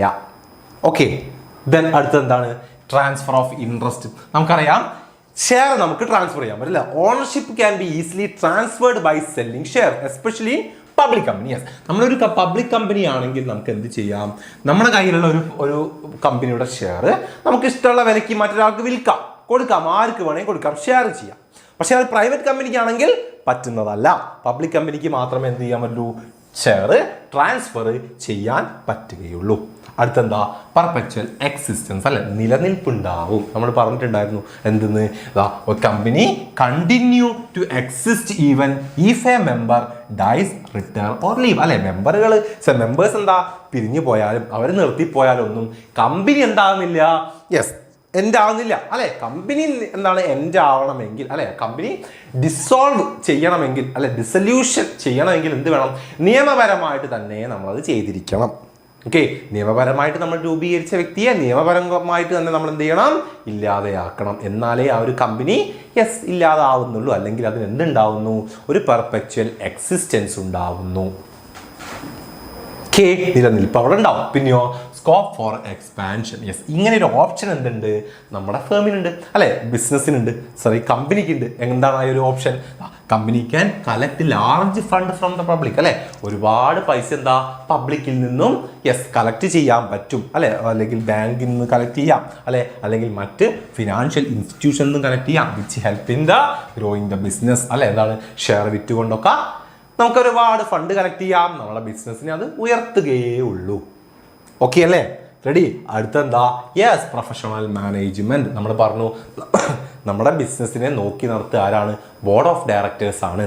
സോ ഒരു പ്രൊഫഷണൽ മാനേജ്മെന്റ് നമ്മുടെ ബിസിനസ്സിന് എപ്പോഴും ഉണ്ടായിരിക്കും. ഐ മീൻ കമ്പനിക്ക് എപ്പോഴും ഉണ്ടായിരിക്കും അല്ലെ. Company can have skilled and expert professional by offering good salary which improve the quality അല്ലെ. നമ്മൾ നല്ല സാലറി ഒക്കെ കൊടുത്തുകൊണ്ട് നല്ല പ്രൊഫഷണൽസിനെ ഹയർ ചെയ്തുകൊണ്ടാണ് നമ്മുടെ ബിസിനസ്സിനെ നടത്തിക്കൊണ്ട് പോവുക അല്ലെ, കമ്പനി നടത്തിക്കൊണ്ട് പോവുക. സോ അങ്ങനെ നടത്തിക്കൊണ്ട് പോയാലേ നമുക്ക് എന്താ ഉയർച്ച ഉണ്ടാവുള്ളൂ അല്ലെ. അപ്പോൾ ഒരു ക്വാളിറ്റി പ്രൊഫഷണൽ മാനേജ്മെന്റ് നമ്മളെപ്പോഴും കീപ്പ് ചെയ്തിരിക്കും എവിടെ, നമ്മുടെ ബിസിനസ്സിൽ. സെറ്റ് അല്ലേ, റെഡി അല്ലേ? ഓക്കെ, അങ്ങനെയെങ്കിൽ അതേപോലെ നമ്മളിതാ ലിമിറ്റേഷൻസും മക്കൾ ഓർത്ത് വെച്ചിരിക്കുക. എന്തൊക്കെ ലിമിറ്റേഷൻസ് ആണ് നമ്മുടെ പബ്ലിക് കമ്പനിക്ക് ഉള്ളത്, എന്തൊക്കെയാണ്? ഒന്നാമത്തത് കോംപ്ലക്സിറ്റി ഇൻ ഫോർമേഷൻ അല്ലെ. ഫോം ചെയ്യുന്നത് എന്താ കുറച്ച് സീനാണ്, മറ്റുള്ള ഒറ്റ ഫോം പോലെയല്ല, കുറേ ടൈം എടുക്കും, പൈസ വേണം അല്ലെ. Forming a company involve the extensive legal procedure and time. Compared to sole proprietorship and partnership formation, company is more complex. നല്ല എന്താണ് ചെലവുള്ള സമയമെടുക്കുന്ന പരിപാടിയാണ്. ഓക്കെ, സെക്കൻഡ് എന്താണ്, ലാക്ക് ഓഫ് സീക്രസി അല്ല. എന്താണ് സീക്രസി ഉണ്ടാകാൻ പോകുന്നില്ല, കാരണം എന്താ, നിയമപരമായിട്ട് കമ്പനി ആക്ട് അല്ലെ 1932 പ്രകാരം തന്നെ നമ്മളോട് എന്ത് പറയുന്നുണ്ട്,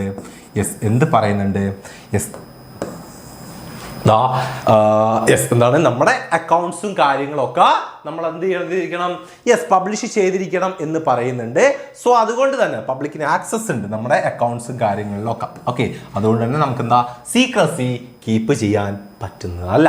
അടുത്തെന്താ, ഇംപേഴ്സണൽ വർക്ക് എൻവിറോൺമെന്റ്. എപ്പോഴും നമ്മുടെ ബിസിനസിന്റെ എൻവിറോൺമെന്റ് എങ്ങനെയാണ്, ഒരു ഇൻപേഴ്സണൽ ആണ്. അതായത് എന്താ, ടോപ്പ് ലെവൽ ഉണ്ടാവും, മിഡിൽ ലെവൽ ഉണ്ടാവും, ലോവർ ലെവൽ ഉണ്ടാവും അല്ലെ, ഒരുപാട് ആളുകൾ ഉണ്ടാവും അല്ലെ. The separation of ownership management can be lead to a lack of personal involvement from officers and other large size of companies make personal contact with stake holder is challenging അല്ലെ. എല്ലാ പരസ്പരം അങ്ങോട്ടും ഇങ്ങോട്ടും എന്ത് വെക്കുക, ഒരു പേഴ്സണൽ കോൺടാക്ട് വെക്കുക എന്ന് പറയുന്നത് നമ്മളെന്താണ് ചെറിയ ബിസിനസ് പോലൊന്നും പോസിബിൾ ആയിട്ടുള്ള കാര്യമല്ല അല്ലെ. അപ്പോൾ എന്താ, ഒരു ഇംപേഴ്സണൽ വർക്ക് എൻവിറോൺമെന്റ് ആയിരിക്കും. അടുത്തെന്താ, ന്യൂമറസ് റെഗുലേഷൻ. കറക്റ്റ്, എന്താ ഒരുപാട് റെഗുലേഷൻസും കാര്യങ്ങളുണ്ട് നമുക്കിത് സെറ്റ് ചെയ്യാനും അല്ലെങ്കിൽ സെറ്റ് ചെയ്ത ശേഷമൊക്കെ അല്ലെ. Companies are subjected to many legal provisions and compulsions അല്ലെ, leading to significant burden in terms of audit, voting, reporting അല്ലെ. അങ്ങനെ എന്താണ് കുറേ കാര്യങ്ങളുണ്ട്, സർട്ടിഫിക്കേഷൻ എന്നൊക്കെ പറഞ്ഞുകൊണ്ട് ഒരുപാട് കാര്യങ്ങൾ എന്താണ് റെഗുലേഷൻസ് ഒക്കെ നമ്മൾ ഫോളോ ചെയ്യേണ്ടതുണ്ട്. അതിപ്പോൾ രൂപീകരിച്ചിട്ടാണെങ്കിലും അല്ലെങ്കിൽ അതിൻ്റെ എന്താണ് നടത്തിപ്പിലായാലും എല്ലാം. ഓക്കെ, അപ്പോൾ എന്താ ന്യൂമറസ് റെഗുലേഷൻസ് കാര്യങ്ങളുണ്ട്. അടുത്തെന്താ, ഡിലേ ഇൻ ഡിസിഷൻ മേക്കിംഗ് അല്ലെ. ഡിസിഷൻ മേക്ക് ചെയ്താൽ ഒരുപാട് സമയം എടുക്കും. കാരണം എന്താ, ടോപ്പ് മാനേജേഴ്സ്, ഓണേഴ്സ് അല്ലെ, മിഡിൽ മാനേജേഴ്സ്, ഡിപ്പാർട്ട്മെന്റിലെ ആളുകൾ എല്ലാവരും ഉൾപ്പെട്ടുകൊണ്ടേക്കേ നമുക്കൊരു ഡിസിഷൻ എടുക്കാൻ പറ്റുള്ളൂ അല്ലെ. അപ്പോൾ എന്താ, എല്ലാ സമയവും പെട്ടെന്ന് നമ്മൾ വിചാരിച്ചു കഴിഞ്ഞാൽ നമുക്കൊരു മീറ്റിംഗ് ഒന്നും വിളിക്കാൻ പറ്റണമെന്നില്ല, എല്ലാവരും ടൈമും കാര്യങ്ങളൊക്കെ നോക്കണം. അപ്പോൾ എന്താ, depict the democratic management by the board of directors, the hierarchical structure with various level of management and communication leading to delay in approving and implementing the proposals അല്ലെ. എന്താ അപ്രൂവ് ചെയ്യുന്നതിനും ആ പ്രൊപ്പോസൽസ് സെറ്റ് ചെയ്തെടുക്കുന്നതിനൊക്കെ എന്താ അതിൻ്റെതായുള്ള സമയങ്ങളും കാര്യങ്ങളൊക്കെ എടുക്കും അല്ലെ. അപ്പം എന്താ ഡിലേ ഉണ്ടാവുന്നുണ്ട് ഡിസിഷൻ മേക്കിങ്ങിൽ. അടുത്തെന്താ, ഒരു ഒളിഗാർക്കിക് മാനേജ്മെന്റ് ആണ്. എന്താ ഒളിഗാർക്കിക് എന്ന് പറഞ്ഞു കഴിഞ്ഞാൽ, ഒരു പ്രഭുവർഗം ആ ഒരു സെറ്റപ്പ് എപ്പോഴും എന്താണ് നമ്മുടെ ബിസിനസ്സിൽ ഉണ്ടാവും എന്നാണ് പറഞ്ഞത്. ഐ മീൻ കമ്പനിയിലുണ്ടാവും. എന്താ, companies are supposed to be democratic but in reality a few directors make most decisions അല്ലെ. Share holders are many and spread out, so they have little control. If they are unhappy they usually just sell their shares. This means a few people run the company അല്ലെ.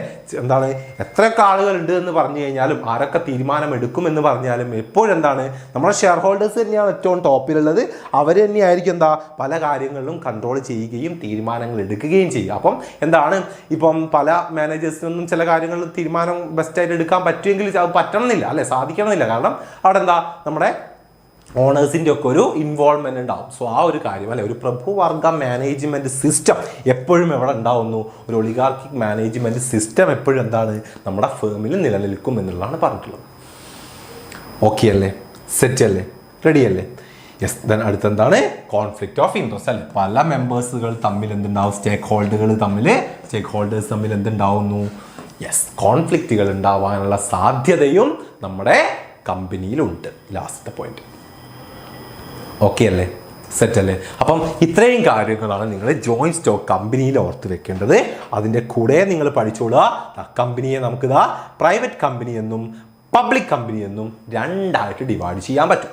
Okay, അപ്പോൾ എന്താണ് private company എന്ന് പറഞ്ഞു കഴിഞ്ഞാൽ, private company means ഈ features ഒക്കെ ഒന്ന് ഈ കാര്യങ്ങൾ ഓർത്ത് വെക്കുക.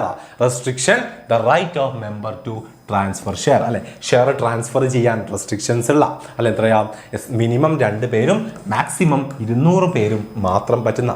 ഡസ് നോട്ട് ഇൻവൈറ്റ് പബ്ലിക് അല്ലെ, പബ്ലിക്കിൽ നിന്നും എന്താ ഫണ്ട് കളക്ട് ചെയ്യാൻ പറ്റാത്ത. ഓക്കെ, എപ്പോഴും കമ്പനിയുടെ പേരിൻ്റെ കൂടെ പ്രൈവറ്റ് അല്ലെങ്കിൽ എന്താണ് PVT ലിമിറ്റഡ് എന്ന് ചേർക്കേണ്ട ആളുകളാണ് ആര്, പ്രൈവറ്റ് കമ്പനി എന്ന് പറയുന്നത്. ഓക്കെ, ഈ ഫീച്ചേഴ്സ് ഓർത്ത് വെച്ചാൽ മതി. അതുപോലെ തന്നെ പബ്ലിക് കമ്പനി എന്ന് പറഞ്ഞാൽ എന്താണ്, മിനിമം 7 ആളുകളും മാക്സിമം അൺലിമിറ്റഡ് ആയിട്ടുള്ള അല്ല എന്താണ് സെക്യൂരിറ്റി ട്രാൻസ്ഫർ ചെയ്യുന്നതിൽ എന്തില്ലാത്ത റെസ്ട്രിക്ഷൻസ് ഇല്ലാത്ത. അതേപോലെ തന്നെ എന്താണ് പബ്ലിക്കിൽ നിന്നും ഫണ്ട് അല്ലെ എന്താണ് കളക്ട് ചെയ്യാൻ ഇൻവിറ്റേഷൻ ഒക്കെ കൊടുക്കാൻ എന്താ ഒരു റെസ്ട്രിക്ഷനും ഇല്ലാത്ത, പേരിൻ്റെ കൂടെ എന്താ ലിമിറ്റഡ് ചേർക്കുന്ന അല്ലെ. അവിടെ പോയി ഓക്കെ ഇത് private okay has not restriction. Okay, ഇത് സെയിം പറഞ്ഞ പോയിന്റ് തന്നെയാണ്. However the private company which okay ഇത് സെയിം പോയിന്റ് തന്നെ റിപ്പീറ്റ് ആയിപ്പോയി അല്ലേ. ഓക്കെ, അത് പറഞ്ഞ പോയിന്റ് തന്നെ കേട്ടോ. യെസ്, നമ്മളിവിടെ പറഞ്ഞ പോയിന്റ് തന്നെയാണ്.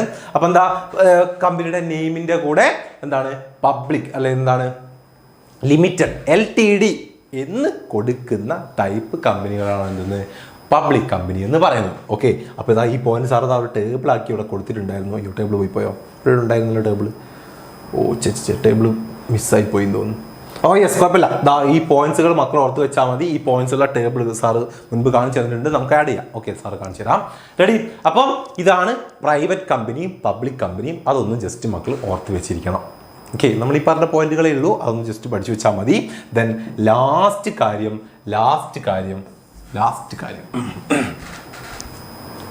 Choice of form of business organisation. അപ്പം നമ്മൾ എന്താ ഒരു 5 ഫോമുകളെ കുറിച്ച് പഠിച്ചു അല്ലെ. അപ്പം നമ്മളൊരു ബിസിനസ് സ്റ്റാർട്ട് ചെയ്യാൻ പോകുമ്പോൾ ഇതിൽ ഈ 5 എണ്ണത്തിൽ ഏത് ഫോം നമ്മൾ ചൂസ് ചെയ്യണം എന്ന് നമ്മൾ എങ്ങനെയാണ് തീരുമാനിക്കുക, അതാണ് നമ്മൾ പറയാൻ പോകുന്നത്. ഓക്കെ, നമ്മുടെ ബിസിനസ് ഫോമുകൾ നമ്മൾ എന്തൊക്കെ കാര്യങ്ങൾ നോക്കിക്കൊണ്ടാണ് തീരുമാനിക്കേണ്ടത് എന്നുള്ളതാണ് നമുക്ക് ഈ ചാപ്റ്ററിൽ ലാസ്റ്റ് പഠിക്കാനുള്ളത്. ചിലപ്പോൾ നിങ്ങളുടെ ക്വസ്റ്റ്യൻ വരും SC ഒക്കെ ആയിട്ട്, നിങ്ങൾക്ക് ഒരു പാർട്ണർഷിപ്പ് തുടങ്ങാൻ താല്പര്യമുണ്ട്, അപ്പോൾ നിങ്ങൾ എന്താണ് ചെയ്യുന്നത്, അല്ലെങ്കിൽ നിങ്ങളൊരു ബിസിനസ് തുടങ്ങാൻ താല്പര്യമുണ്ട്, അപ്പം ഏത് ടൈപ്പ് ബിസിനസ്സാണ് നിങ്ങൾ എടുക്കുക, അതിനെല്ലാം കാര്യങ്ങൾ നിങ്ങൾ നോക്കും അല്ലേ, നിങ്ങളോട് ചോദിക്കാം. റെഡി? അപ്പോൾ അത് നിങ്ങൾ പഠിച്ചു വെച്ചിരിക്കണം. അപ്പോൾ ഒന്നാമത്തെ എന്താണ്, cost and easy of setup ആണ്. എന്താണ് cost and easy of setup ആണ്. കോസ്റ്റ് ആൻഡ് ഈസി സെറ്റപ്പ് ആണ്. എന്താണ് കോസ്റ്റ് ആൻഡ് ഈസി സെറ്റപ്പ് എന്ന് പറഞ്ഞാൽ, sole proprietorship is cheap and easy to start with fewer rule അല്ലെ. കുറച്ച് റൂളുകൾ മാത്രമുള്ളതാണ് അല്ലെ. Company need more money and not legal step to start. എന്താണ് കോസ്റ്റ്, നമുക്ക് എത്ര ചെലവ് വരുന്നു, അതുപോലെ തന്നെ എത്ര പെട്ടെന്ന് നമുക്കത് സ്റ്റാർട്ട് ചെയ്യാൻ പറ്റുന്നു, ആ കാര്യം നമ്മൾ നോക്കൂ അല്ലെ.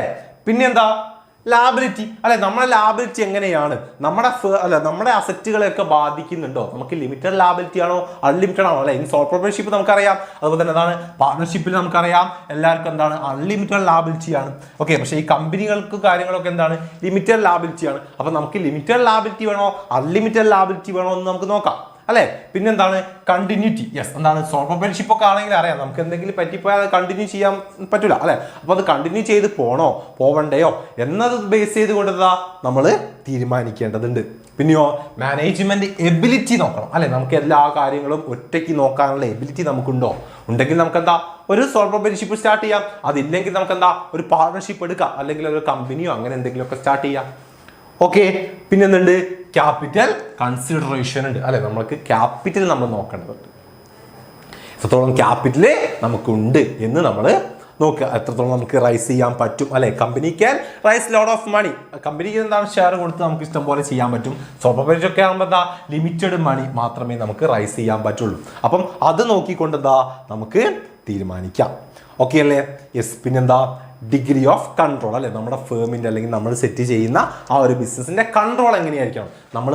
നമ്മൾക്ക് മാത്രം മതിയോ കൺട്രോൾ? അങ്ങനെയെങ്കിൽ നമുക്ക് എന്താ ഇതുപോലെ പാർട്ണർഷിപ്പോ അല്ലെങ്കിൽ എന്താ സോൾ പ്രൊപ്രൈറ്റർഷിപ്പോ ഒക്കെ നോക്കാം. അതല്ല കൺട്രോളൊക്കെ കുറേ ആളുകളിലായിക്കോട്ടെ എന്നുള്ള പ്രശ്നങ്ങളൊന്നും നമുക്കില്ലെങ്കിൽ നമുക്ക് ഏറ്റവും ബെസ്റ്റ് ഏതാണ്?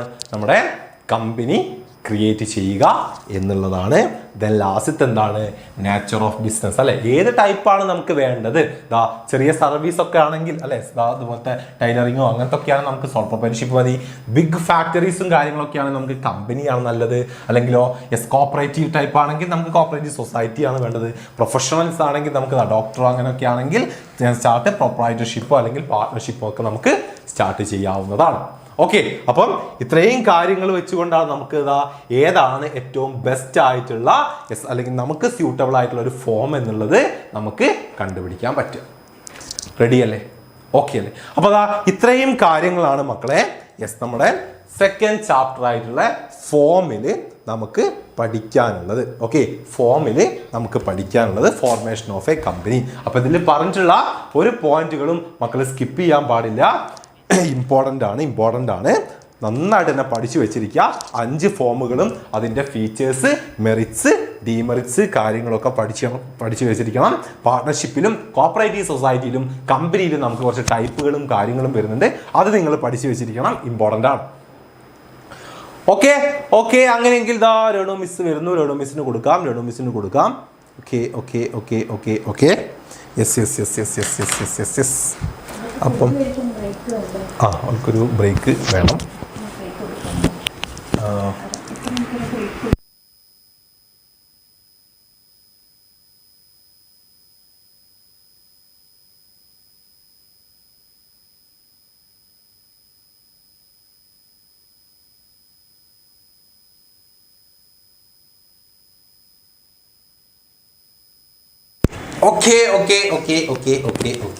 ഓക്കെ മക്കളെ, അപ്പം നമ്മൾ അടുത്ത ചാപ്റ്ററിലേക്ക് പോവുകയാണ്. അതിന് മുൻപ് വൺ സെക്കൻഡ് നമ്മളിതാ നിങ്ങളുടെ ബ്രേക്കിൻ്റെ കാര്യത്തിൽ ഒരു തീരുമാനം ഉണ്ടാക്കട്ടെ. യെസ്, അപ്പം അടിപൊളിയായിട്ട് തന്നെ പഠിക്കുക. ആരും എവിടെയും പോകാനൊന്നും പാടില്ല, അവിടെ നിൽക്കുക.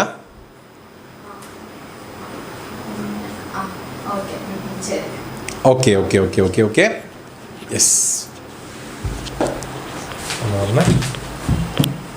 ഇപ്പം ക്ലാസ് തുടങ്ങുന്നതിന് മുൻപ് ഇപ്പം സമയം 1:30 വല്ലതും കഴിക്കണ്ടേ? ഖാന അല്ലേ? അപ്പോൾ അതുകൊണ്ട് നമുക്കൊരു ചെറിയ ബ്രേക്ക് എടുക്കാം. ഒരു 30 മിനിറ്റ്സ്. Okay, 30 minute. അതിനുള്ളിൽ നിങ്ങൾ ഫുഡ് കഴിക്കാനുള്ളവരൊക്കെ ഫുഡ് കഴിച്ചിട്ട് വരണം. നമ്മൾ അതിന് ശേഷം കണ്ടിന്യൂ ചെയ്യുന്നതായിരിക്കും കേട്ടോ. അതിനുശേഷം നമ്മുടെ 5ാമത്തെ ചാപ്റ്ററും പിന്നെ അത് കഴിഞ്ഞാൽ പിന്നെ ഫോർമേഷൻ ഓഫ് എ കമ്പനി, ആ 2 ചാപ്റ്റേഴ്സ് ആയിരിക്കും നമ്മൾ എടുക്കുന്നത്. Okay, set, ready? കേൾക്കുന്നില്ലേ നിങ്ങളെല്ലാവരും? ബ്രേക്ക് കൊടുക്കാം അല്ലല്ലോ.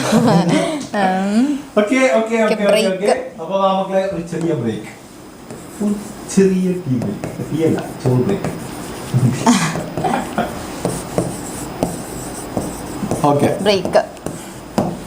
ഓക്കെ, അത് കഴിഞ്ഞ് കാണാം ഗൈസ്. ഓക്കെ, ഫുഡൊക്കെ കഴിച്ചിട്ട് വേഗം വരിക. അതെ, അപ്പൊ അത് കഴിഞ്ഞ് കറക്റ്റ് 2 o'clock ആകുമ്പോൾ ഞാനിവിടെ ഉണ്ടാവും കേട്ടോ. ഓക്കെ ഓക്കെ എന്ന് തിരിച്ചുകൊണ്ട് വരണേ. Okay bye.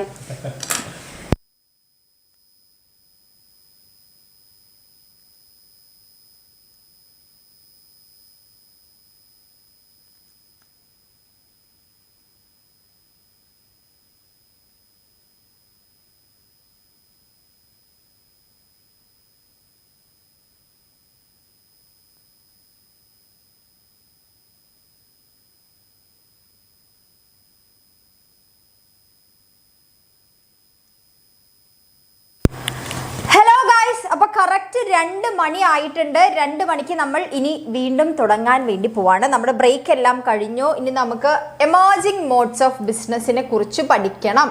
ഓക്കെ, റെഡി അല്ലേ? പോയവർ എത്രയും പെട്ടെന്ന് തന്നെ തിരിച്ചെത്തട്ടെ.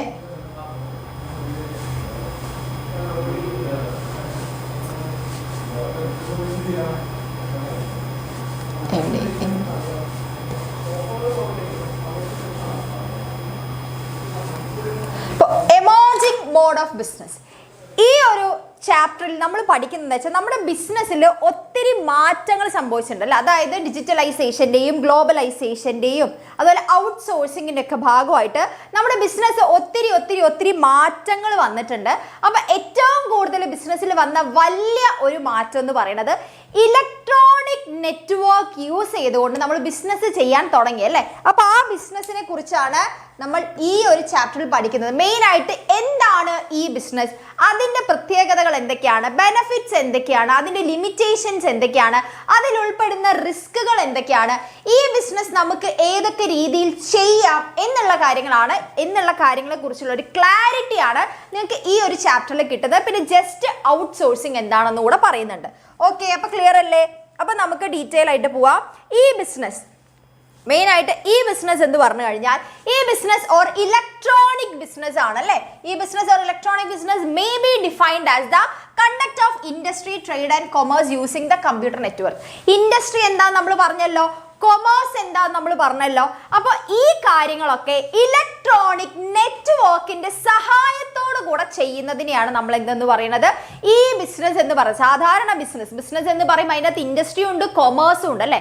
അപ്പോൾ ഈ ബിസിനസ് നമ്മൾ ഇലക്ട്രോണിക് നെറ്റ്വർക്ക് യൂസ് ചെയ്ത് ഓൺലൈൻ ആയിട്ട് ചെയ്യുന്നു. അതാണ് ഇത്രയേ ഉള്ളൂ ആ ബിസിനസിന്റെ ഒരു കാര്യം, ഡെഫിനിഷൻ എന്ന് പറയുന്നത്.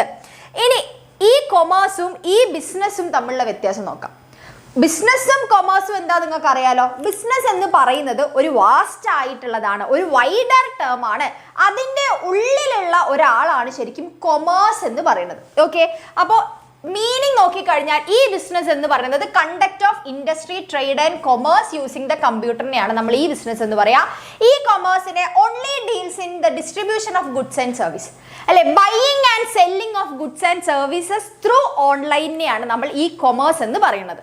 ഇനി സ്കോപ്പ് നോക്കിക്കഴിഞ്ഞാൽ ഈ ബിസിനസ് ഒരു വൈഡർ ടേമും ഈ കൊമേഴ്സ് ഒരു നാരോ ടേമും ആണെന്ന് നമുക്ക് മനസ്സിലാവും. ഓക്കെ, കുഞ്ഞു സാധനമാണ്, ജസ്റ്റ് മനസ്സിലാക്കാൻ വേണ്ടിയിട്ട് ഈ ബിസിനസ് എന്ന് പറയുന്നത് മൊത്തം ഉള്ളതാണ്.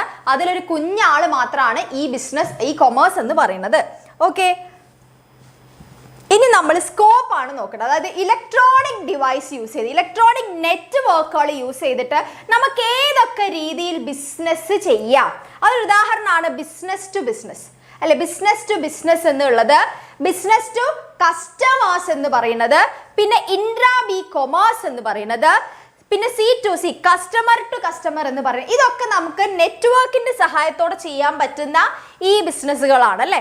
അതിൽ ഈ ബിസിനസ് ടു കൊമേഴ്സ് എന്ന് പറഞ്ഞു കഴിഞ്ഞാൽ transaction taking place between business unit, 2 business unit അല്ലേ. അപ്പോൾ ഇതിൻ്റെ ഒരു പ്രത്യേകത എന്ന് പറയുന്നത് ഇവിടെ ബിസിനസ് ചെയ്യുന്നതും ആ ബിസിനസ്സിൽ പ്രൊഡക്റ്റ് വാങ്ങിക്കുന്നതും ഓൾറെഡി എക്സിസ്റ്റിംഗ് ആയിട്ടുള്ള 2 ബിസിനസ് യൂണിറ്റ്സ് ആയിരിക്കും.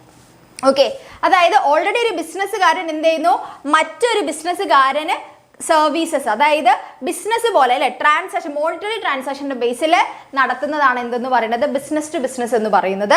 പക്ഷേ ഇത് ഏത് രീതിയിൽ ചെയ്യുന്നു, ഇലക്ട്രോണിക് നെറ്റ്വർക്കിലൂടെ ചെയ്യുന്നു, ഓൺലൈൻ ആയിട്ട് ചെയ്യുന്നു. ഓക്കെ, അതായത് ഇപ്പോൾ ക്രിയേഷൻ ഓഫ് യൂട്ടിലിറ്റീസ്, അവർ തമ്മിലുള്ള കൊളാബറേഷൻ, പിന്നെ കൊമേഴ്ഷ്യൽ നെഗോസിയേഷൻസ്, ടെൻഡേഴ്സ് അല്ലെ, ഓർഡേഴ്സ് എടുക്കുന്നത്, പിന്നെ distribution of goods from manufacturers to various distributors. ഇപ്പൊ MRF ടയേഴ്സ് ഈ ടാറ്റ മോട്ടോഴ്സിന് എന്ത് കൊടുക്കുന്നു? ടയർ കൊടുക്കുന്നു. അപ്പോൾ MRFന്റെ കയ്യിൽ നിന്ന് ടയർ വാങ്ങുന്നവർ ടാറ്റ മോട്ടോഴ്സ് ആണ്. ടാറ്റ മോട്ടോഴ്സ് എന്ന് പറയുന്നത് സാധാരണ ഒരു ഇൻഡിവിജ്വൽ പേഴ്സൺ അല്ല, അതൊരു ബിസിനസ് എൻറ്റിറ്റി ആണ് അല്ലേ. അപ്പോൾ ഓൺലൈനായിട്ട് ഇവർ ഓർഡർ കാര്യങ്ങൾ കൊടുക്കുന്നു. ഓക്കെ, അത്രേ ഉള്ളൂ, സിമ്പിൾ ആണ് സാധനം. ഓക്കെ, ഇനി നമ്മൾ ബിസിനസ് ടു കൊമേഴ്സ് എന്ന് പറയുമ്പോൾ B2C അല്ലെ, ബിസിനസ് ടു കൺസ്യൂമേഴ്സ് എന്ന് പറയുമ്പോൾ അത് സാധാരണ നമ്മൾ ചെയ്യുന്ന buying and selling of goods and services, പക്ഷെ ഓൺലൈനായിട്ട് ചെയ്യുന്നു. ഓക്കെ, അത് transaction taking place between business to customers ആണ്. It enables the business man to stay in touch with the customers. ഇതിലൂടെ എന്താണ്, കസ്റ്റമേഴ്സുമായിട്ട് അവർക്ക് ടച്ച് കീപ്പ് ചെയ്യാൻ വേണ്ടി പറ്റുന്നുണ്ട്. The customer can also use call centres to make toll free calls അല്ല. അതേപോലെ തന്നെ നമുക്ക് ഈ ബിസിനസിന്റെ അകത്ത്, അതായത് B2Cന്റെ അകത്ത് കസ്റ്റമേഴ്സിനും എങ്ങനെ പറ്റുന്നുണ്ട്, ബയേഴ്സുമായിട്ട് അല്ലെ സെല്ലേഴ്സുമായിട്ട് കോണ്ടാക്ട് കീപ്പ് ചെയ്യാൻ പറ്റുന്നുണ്ട് ടോൾ ഫ്രീ സെന്റേഴ്സ് ഒക്കെ വഴി. പിന്നെ മെയിൻ ആയിട്ട് ഈ B2Cയിൽ വരുന്ന എന്തൊക്കെയാണ്, selling and distribution of goods and services, അല്ലെങ്കിൽ അതിന്റെ promotion and other marketing activities, after sale service, lodging of complaints by customers അല്ലെ, കസ്റ്റമേഴ്സിന്റെ കംപ്ലൈൻറ്റ്സ് കേൾക്കുക, അവരുടെ ഗ്രീവൻസ്, അതിന്റെ റിഡ്രസല്, അതൊക്കെയാണ് അല്ലെ മെയിനായിട്ട്. അതാണ് B2C എന്ന് പറയുന്നത്. ഇനി C2C എന്ന് പറഞ്ഞ ഒരാളുണ്ട്. അതെങ്ങനെയാന്ന് വെച്ച് കഴിഞ്ഞാൽ ഓൺലൈനായിട്ട്, ഒക്കെ ഓൺലൈനായിട്ടാണല്ലോ നടക്കുന്നത്. ഓൺലൈനായിട്ട് ഓൾറെഡി ഒരു പ്രൊഡക്റ്റ് വാങ്ങി യൂസ് ചെയ്ത ഒരാൾ, അയാളുടെ പ്രൊഡക്റ്റ് ഓൺലൈനായിട്ട് വേറൊരാൾക്ക് വിൽക്കുന്നു. അതിനെയാണ് നമ്മൾ C2C എന്ന് പറയുന്നത്. ഓക്കെ, ഇപ്പം ഞാൻ മാരുതി സുസുക്കിൻ്റെ ഒരു ആക്സസ് വാങ്ങിയിട്ടുണ്ടെങ്കിൽ ഞാൻ ഓൾറെഡി സുസുക്കിൻ്റെ ഒരു കസ്റ്റമറാണ്. ഞാൻ ആ സാധനം വാങ്ങിച്ചു കഴിഞ്ഞു, അത് യൂസ് ചെയ്തു, പക്ഷെ ഞാൻ അത് എന്ത് ചെയ്യുന്നു, ഇപ്പം ഞാനത് വിൽക്കുന്നു, വേറൊരാൾക്ക് വിൽക്കുന്നു, കാശിന് വിൽക്കുന്നു, ഓൺലൈൻ പ്ലാറ്റ്ഫോം ത്രൂ. അങ്ങനെ ആൾ വിൽക്കുമ്പോൾ അയാൾ ആരായി, എൻ്റെ കസ്റ്റമറായി അല്ലേ. അപ്പം രണ്ട് കസ്റ്റമേഴ്സ് തമ്മിലാണ് അവിടെ നടക്കുന്നത്. അപ്പോൾ transaction taking place between customer to customer ആണ്. Dealing in goods for which there is no established market mechanism. അവിടെ എങ്ങനെയാ വെച്ചാൽ ഓൾറെഡി യൂസ്ഡ് ഗുഡ്സ് ആണ് വിൽക്കുന്നത്, അല്ലാതെ മറ്റ് പുതിയതായിട്ടുള്ള ഒരു ഫ്രഷ് ആയിട്ടുള്ള ഗുഡ്സ് അല്ല. It is basically provide secure market place for trading in used goods. അപ്പോൾ C2Cയിലൂടെ എങ്ങനെയാണ് ഓൺലൈനായിട്ട് ഈ യൂസ്ഡ് ഗുഡ്സ് വിൽക്കാനും വാങ്ങിക്കാനുള്ള ഒരു സെക്യൂർഡ് പ്ലേസ് അവിടെ കൊടുക്കുന്നു. അവിടെ കുറച്ച് സേഫ് ഗാർഡ് കാര്യങ്ങൾ ചെയ്യുന്നുണ്ട്. പിന്നെ OLX, ക്യുക്കർ ഒക്കെ അതിന് എക്സാമ്പിൾ ആണ്. പിന്നെ ഇവര് പേയ്മെന്റ് ചെയ്യാൻ വേണ്ടി യൂസ് ചെയ്യുന്നത്, അതായത് കുറച്ചുകൂടി നമ്മൾ പറഞ്ഞു യൂസ്ഡ് ഗുഡ്സിന് വേണ്ടിയുള്ളൊരു സെക്യൂർഡ് ആയിട്ടുള്ളൊരു പ്ലേസ് ഒരുക്കുന്നു. അതിൽ ഇമ്പോർട്ടൻ്റ് ആയിട്ടുള്ള കാര്യമാണ് പേയ്മെന്റ് മെക്കാനിസം. നമ്മൾ യൂസ്ഡ് ഗുഡ്സാണ് വാങ്ങുന്നത്, അപ്പോൾ പല രീതിയിലുള്ള തട്ടിപ്പിന് ഇരയാവാൻ ചാൻസ് ഉണ്ട്. അപ്പോൾ അതുകൊണ്ട് C2Cയിലുള്ളവർ മെയിനായിട്ട് അവരൊരു സെപ്പറേറ്റ് പേയ്മെന്റ് മെക്കാനിസം ആണ് യൂസ് ചെയ്യുന്നത്. അതാണ് നമ്മുടെ പേയ്പാൽ എന്ന് പറയുന്നത്. പേയ്പാൽ എന്ന് പറയുന്നത് നമ്മൾ GP ഒക്കെ ചെയ്യുന്ന പോലെ തന്നെ ഒരു ആപ്പ് തന്നെയാണെങ്കിലും ആദ്യം ഇതിലെങ്ങനെയാ വെച്ചാൽ നമ്മൾ ഇപ്പം സാധനം വാങ്ങിക്കുന്ന ആള് എമൗണ്ട് കൊടുക്കും. ഇപ്പം ഞാനൊരു TV കണ്ടു, TV വാങ്ങിക്കാൻ വേണ്ടി പോവാണ്. പക്ഷെ ആദ്യം ഞാൻ എന്ത് ചെയ്യും, ആ TVൻ്റെ പ്രൈസ് പേയ്പാൽ ആപ്പ് വഴി പേ ചെയ്യുന്നു. പക്ഷെ അത് ഡയറക്റ്റ് TVയുടെ ഓണറിലേക്ക് കിട്ടില്ല. അപ്പോൾ യദുസാറിൻ്റെ വീട്ടിലെ TV ആണ് വാങ്ങിക്കുന്നത് വിചാരിക്കുക. അപ്പോൾ യദുസാറ് ഡയറക്റ്റ് ആയിട്ട് അത് കിട്ടില്ല. ആദ്യം ആ പ്രൊഡക്റ്റ് എൻ്റെ കയ്യിലെത്തി, ഞാനത് സാറ്റിസ്ഫൈഡ് ആണ്, ഓക്കെ പ്രൊഡക്റ്റ് ഓക്കെ ആണ് എന്ന് സാറ്റിസ്ഫൈഡ് ആയാൽ മാത്രമേ അത് എവിടെ വരെ പോവുള്ളൂ, യദുസാറിന് പോവുള്ളൂ. അതുവരെ പേയ്പാലുകാർ ആ കാശ് ഹോൾഡ് ചെയ്ത് വെക്കും. എന്തിനാ വെച്ചാൽ നമ്മൾ തട്ടിപ്പിന് ഇരയാവാതിരിക്കാൻ വേണ്ടിയിട്ട് അല്ലേ. അപ്പോൾ പേയ്പാൽ എന്ന് പറയുന്നത് buyer send the money to PayPal. PayPal notifies the seller that they will not hold the money for them until the goods have been shipped and accepted by the buyer. Okay, clear അല്ലേ. അപ്പോൾ PayPal എന്താണെന്ന് ചിലപ്പോൾ ചോദിക്കാം, ഒന്ന് അറിഞ്ഞിരിക്കാം. Clear അല്ലേ. പിന്നെ അടുത്തതാണ് intra B എന്ന് പറയുന്നത്. ഇൻട്രാ ബി എന്ന് പറയുന്നത് ഒരു ബിസിനസ്സിൻ്റെ അകത്ത് നടക്കുന്ന ട്രാൻസാക്ഷൻസ് ഓൺലൈനായിട്ട്. ഒരു ബിസിനസ്സിൻ്റെ അകത്ത് കുറേ ട്രാൻസാക്ഷൻസ് നടക്കും അല്ലേ. ഒരു വലിയ ബിസിനസ് യൂണിറ്റ് ആണെങ്കിൽ അവിടെ പ്രൊമോഷൻ, റിക്രൂട്ട്മെൻറ്റ്, സാലറി കൊടുക്കുക, അങ്ങനത്തെ പല കാര്യങ്ങളും ചെയ്യാനുണ്ടാവും. ഇതെല്ലാം ഓൺലൈൻ ത്രൂ ആണ് അവർ ചെയ്യുന്നതെന്നുണ്ടെങ്കിൽ അതിന് വേണ്ടി ചെയ്യുന്ന അല്ലെങ്കിൽ ആ ഒരു കാര്യത്തെയാണ് നമ്മൾ ഇൻട്രാ ബി എന്ന് പറയുന്നത് അല്ലേ. Intra B commerce related to the electronic transaction through the use of internet for managing interaction and dealing among various department and person with a firm. ഇപ്പോൾ എക്സാമ്പിൾ ആയിട്ട് പറഞ്ഞു കഴിഞ്ഞാൽ interaction with employees, salary payment, personal recruitment, interview, selection, training ഒക്കെ ഇതിൻ്റെ ഭാഗമാണ്. Okay, online വഴി ചെയ്യുന്നത്. Clear അല്ലേ. ഇനി ഈ ബിസിനസ് ചെയ്യുന്നതിലുള്ള ബെനിഫിറ്റ്സ് നമുക്കറിയണം. ഈ ബിസിനസ് എന്ന് പറയുന്നത് easy formation and lower investment ആണ്. ഓക്കെ, ഈ ബിസിനസ് എന്ന് പറയുമ്പോൾ നമുക്ക് അവിടെ ഒരു ഫിസിക്കൽ പ്രസൻസിൻ്റെ ഇമ്പോർട്ടൻസ് വരുന്ന റിക്വയർമെന്റ്സ് വരുന്നില്ല. നമുക്ക് കട കാണണം എന്നില്ല, നമുക്കൊരു വെബ്സൈറ്റ് ഓൺലൈൻ ത്രൂ ആണ് ചെയ്യുന്നത്. അതായത് നമ്മുടെ പ്രോഡക്ട്സ് നമ്മൾ എങ്ങനെയാണ് കസ്റ്റമേഴ്സിലേക്ക് ഷോക്കേസ് ചെയ്യുന്നത്, ഓൺലൈനായിട്ട് അതിൻ്റെ ഫോട്ടോസ് കണ്ടാൽ മതി അല്ലേ, ഫോട്ടോസ് അപ്ലോഡ് ചെയ്താൽ മതി, അല്ലാതെ അത് ഡയറക്റ്റ് ആൾക്ക് കാണണമെന്നില്ല. അപ്പോൾ അതുകൊണ്ട് തന്നെ നമുക്ക് അവിടെ ഒരു ഫിസിക്കൽ ഒരു ഇൻഫ്രാസ്ട്രക്ചർ റിലേറ്റ് ചെയ്ത് വരുന്ന ഒരു റിക്വയർമെന്റ്സും വരുന്നില്ല. അതുകൊണ്ട് തന്നെ നമുക്ക് ഈസി ആയിട്ട് ഫോം ചെയ്യാനും ഇൻവെസ്റ്റ്മെന്റ് ഇപ്പൊ ക്യാപിറ്റൽ റിലേറ്റ് ചെയ്ത് വരുമ്പോൾ അവിടെ ഇൻവെസ്റ്റ്മെന്റ് വളരെ കുറച്ചു മതി അല്ലേ. പിന്നെ കൺവീനിയൻസ്, സ്പീഡ്, ഗ്ലോബൽ റീച്ച് കിട്ടുന്നുണ്ട്. മൂവ്മെന്റ് ടുവേർഡ്സ് പേപ്പർലെസ് സൊസൈറ്റി എന്നാണ് പറയുന്നത്. നമുക്ക് ഓരോന്നും നോക്കാം. Okay, ease of formation എന്ന് പറഞ്ഞാൽ ഈ business offers the advantages of is of formation as it is needed less investment and simple procedural requirements അല്ലേ. ഇപ്പം നമ്മളിപ്പോൾ ഒരു ഓഫീസ് കാര്യങ്ങളൊക്കെ കെട്ടിപ്പടുത്തൊക്കെ വരുന്ന സമയത്ത് നമുക്ക് അതിൻ്റെ ഫോം ചെയ്യാനും ലൈസൻസ് എടുക്കുക അങ്ങനത്തെ കുറേ കാര്യങ്ങൾ ചെയ്യണം. പക്ഷെ ഇവിടെ നമുക്ക് അങ്ങനത്തെ പരിപാടി വരുന്നില്ല. ഇപ്പൊ എന്തെങ്കിലും രീതിയിൽ ലൈസൻസ് ഒക്കെ വേണമെന്നാണ്. ഇപ്പോൾ ഹോം ബേക്കേഴ്സിനൊക്കെ ലൈസൻസ് വേണമെന്നായി. അപ്പോൾ അവർക്ക് ആകെ ഒരു ഹോം ബേക്കിംഗ് ബിസിനസ് തുടങ്ങുന്നുണ്ടെങ്കിൽ അപ്പോൾ അവർക്ക് എന്ത് ചെയ്താൽ മതി, ലൈസൻസ് എടുക്കുക എന്നുള്ള ചെറിയൊരു റിക്വയർമെന്റ് മാത്രം ചെയ്താൽ മതി അല്ലേ. ഇപ്പം അതല്ലാതെ അവരൊരു സെപ്പറേറ്റ് ഒരു പേസ്ട്രി ഷോപ്പൊക്കെ തുടങ്ങാന്നാകുമ്പോൾ അതിൻ്റെ റിക്വയർമെന്റ് കൂടുതലാണ് അല്ലേ. അപ്പോൾ ഓൺലൈനായിട്ട് ചെയ്യുന്ന സമയത്ത് എന്താണ്, നമുക്ക് ഈസി ആയിട്ട് ഫോം ചെയ്യാം. കൺവീനിയൻസ് ഉണ്ട്. അതായത് ബയ്യർക്കാണെങ്കിലും ശരി സെല്ലർക്കാണെങ്കിലും ശരി 24/7 ആ ബിസിനസ് ഓപ്പൺ ചെയ്യും. കാരണം അവർക്ക് എക്സ്ട്രാ എഫേർട്ട് ഇടണ്ട. നമ്മുടെ കൺവീനിയൻസിനനുസരിച്ച് നമുക്ക് നോക്കാം. ഈ business offers the convenience of 24/7 അല്ലെ. 24/7 അത് ബയ്യർക്കാണെങ്കിലും സെല്ലർക്കാണെങ്കിലും. ഓക്കെ, ഇനി സ്പീഡിന്റെ കാര്യം നോക്കിക്കഴിഞ്ഞാൽ ഈ ബിസിനസ്സിന് നമുക്ക് പെട്ടെന്ന് ഓർഡർ പ്ലേസ് ചെയ്യാൻ വേണ്ടി പറ്റും. ഓക്കെ, മറ്റേ നമ്മളൊരു കടയിൽ പോയി കയറി ഇട്ട് ഇഷ്ടമായില്ല കണ്ടില്ല എന്നൊക്കെ പറഞ്ഞാൽ തിരിച്ചു പോയി വീണ്ടും വന്ന് അങ്ങനെ കുറേ സമയം എടുക്കുന്നുണ്ട്. ഇവിടെ പിന്നെ അതിൻ്റെ കാര്യമില്ല. In case of e business speed is high as the cycle time. The time was taken to complete a cycle from the origin of demand to the fulfilment happens on the click of a mouse അല്ലേ. ഒരു just ക്ലിക്കിന്റെ ബേസിൽ നമുക്ക് order place ചെയ്യാവുന്നതേ ഉള്ളൂ. അതിൽ വേറെ തടസ്സങ്ങളോ കാര്യങ്ങളോ ഒന്നും വരാനില്ല. Okay, clear. അപ്പോൾ അതുകൊണ്ട് എന്താണ്, സ്പീഡായിട്ട് നമുക്ക് ഓർഡർ എടുക്കാൻ വേണ്ടി പറ്റും അല്ലേ. പിന്നെ ഗ്ലോബൽ റീച്ച് ആണ്. ഗ്ലോബൽ റീച്ച് എന്ന് പറയുമ്പോൾ നമുക്കൊരു ഫിസിക്കൽ പ്രസൻസ് ഇല്ലാത്തത് കൊണ്ടും പിന്നെ അതുപോലെ നമ്മളൊരു വെബ്സൈറ്റ് നെറ്റ്വർക്ക് യൂസ് ചെയ്ത് ചെയ്യുന്നത് കൊണ്ട് തന്നെ നമുക്ക് ഒത്തിരി ആളുകളിലേക്ക് ഒരു ബൗണ്ടറി ഇല്ലാതെ ഒരു അതിർത്തികളില്ലാതെ തന്നെ നമ്മുടെ പ്രോഡക്ട്സിനെ നമുക്ക് എത്തിക്കാൻ വേണ്ടി പറ്റുന്നുണ്ട് അല്ലേ. ഇപ്പം നമുക്ക് മീഷോയിലൊക്കെ ഉള്ള പല പ്രോഡക്ട്സ് എവിടെയൊക്കെയോ ആണ് ഉണ്ടാക്കുന്നത്, പക്ഷെ നമുക്കത് അവൈലബിൾ ആണ് അല്ലേ. അതെന്തുകൊണ്ടാണ്, ഈ ഓൺലൈൻ നെറ്റ്വർക്ക് യൂസ് ചെയ്യുന്നത് അല്ലെങ്കിൽ നെറ്റ്വർക്ക് യൂസ് ചെയ്തത് കൊണ്ടാണ്. അപ്പോൾ അതുകൊണ്ട് തന്നെ e business offers a wide scope as on internet. There are no boundaries as both seller and buyer have a freedom to access world wide അല്ലേ. അപ്പോൾ ഈ ബിസിനസ് ചെയ്യുന്നത് കൊണ്ട് ബയ്യർക്ക് മാത്രമല്ല സെല്ലർക്കും ഉണ്ട്. വേൾഡ് വൈഡ് ആയിട്ട് അവർക്ക് എന്ത് കിട്ടുന്നത്, കസ്റ്റമേഴ്സിനെ അവർക്ക് കിട്ടുന്നത് അല്ലേ. അപ്പോൾ ബയ്യർക്കും സെല്ലർക്കും എന്നാണ് ഗ്ലോബൽ റീച്ച് കിട്ടുന്നു. പിന്നെ movement towards paperless society.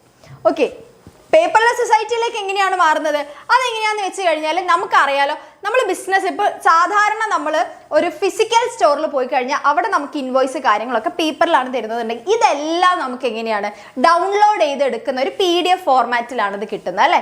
Okay, അപ്പോൾ അതുകൊണ്ട് തന്നെ പേപ്പർലെസ് സൊസൈറ്റിയിലേക്കാണ് കൊണ്ടുപോകുന്നത്. ഈ business propagate the use of internet which has A considerably reduce dependence on paperwork. This has also helps to overcome the problem of red tapes അല്ലെ. Paper work വരുന്നിടത്താണ് എപ്പോഴും എന്താണ് ആ file move ചെയ്യാതെ ഇങ്ങനെ ഒരു പേജിൽ തന്നെ കിടന്നു പോകും അല്ലേ, അല്ലെങ്കിൽ ഏതെങ്കിലും ഒരാളുടെ ടേബിളിൽ തന്നെ കിടക്കും. പക്ഷെ ഇതെല്ലാം എന്താണ് ഇന്റർനെറ്റ് വഴി നടക്കുന്നത് കൊണ്ട് തന്നെ അങ്ങനെ ഒരു റെഡ് ടേപ്പിസത്തെ ഒരിക്കലും എന്ത് ചെയ്യുന്നില്ല, എൻകറേജ് ചെയ്യുന്നില്ല, അത് കുറയ്ക്കുകയാണ് ചെയ്യുന്നത് അല്ലേ. അപ്പോൾ ഇത്രയും കാര്യങ്ങളാണ് അതിൻ്റെ ബെനിഫിറ്റ്സ് എന്ന് പറയുന്നത്. അതേപോലെ തന്നെ അതിന് നെഗറ്റീവ് സൈഡുകളും ഉണ്ട് അല്ലേ. അതായത് ഈ ബിസിനസ്സിന് ബെനിഫിറ്റ്സ് നമ്മൾ നോക്കി, ഇനി ഈ ബിസിനസ്സിൻ്റെ നെഗറ്റീവ്സ് നമ്മൾ അറിഞ്ഞിരിക്കണം. ഒന്നാമത്തെ കാര്യം എന്ന് പറയുന്നത് ലോ പേഴ്സണൽ ടച്ചാണ്. അതായത് നമ്മൾ ആ സാധനത്തെ നേരിട്ട് കാണുന്നില്ല. നമ്മൾ ഓർഡർ ചെയ്യുമ്പോൾ അതിൻ്റെ ഫോട്ടോ മാത്രമേ കാണുന്നുള്ളൂ. ഏകദേശം ഒരു സൈസ് വെച്ചിട്ടാണ് അല്ല രൂപം വെച്ചിട്ടാണ് നമ്മൾ സൈസ് കാര്യങ്ങളൊക്കെ കൊടുത്ത് ഇപ്പോൾ ഡ്രസ്സാണ് വാങ്ങിക്കുന്നത്. അതൊരു കാര്യം. പിന്നെ നമ്മൾ കസ്റ്റമറെ കാണുന്നില്ല, ബയ്യറെ കാണുന്നില്ല. ഓക്കെ, ശരി. അതല്ലാതെ വേറൊരു കാര്യം എന്ന് പറയുന്നത് എല്ലാ ടൈപ്പ് ബിസിനസ്സും ഓൺലൈനായിട്ട് ചെയ്യാൻ പറ്റില്ല. ചില പ്രോഡക്ട്സ് നമ്മൾ നേരിട്ട് കണ്ടുപോയി വാങ്ങുന്ന ടൈപ്പ് പ്രോഡക്ട്സ് ഉണ്ടാവില്ലേ, അത് നമുക്ക് ഓൺലൈനിലേക്ക് കൊണ്ടുവന്നാൽ ബുദ്ധിമുട്ടായിരിക്കും. ഓക്കെ, അങ്ങനെ ഒരു പ്രശ്നം കൂടെ ഉണ്ട് അല്ലേ.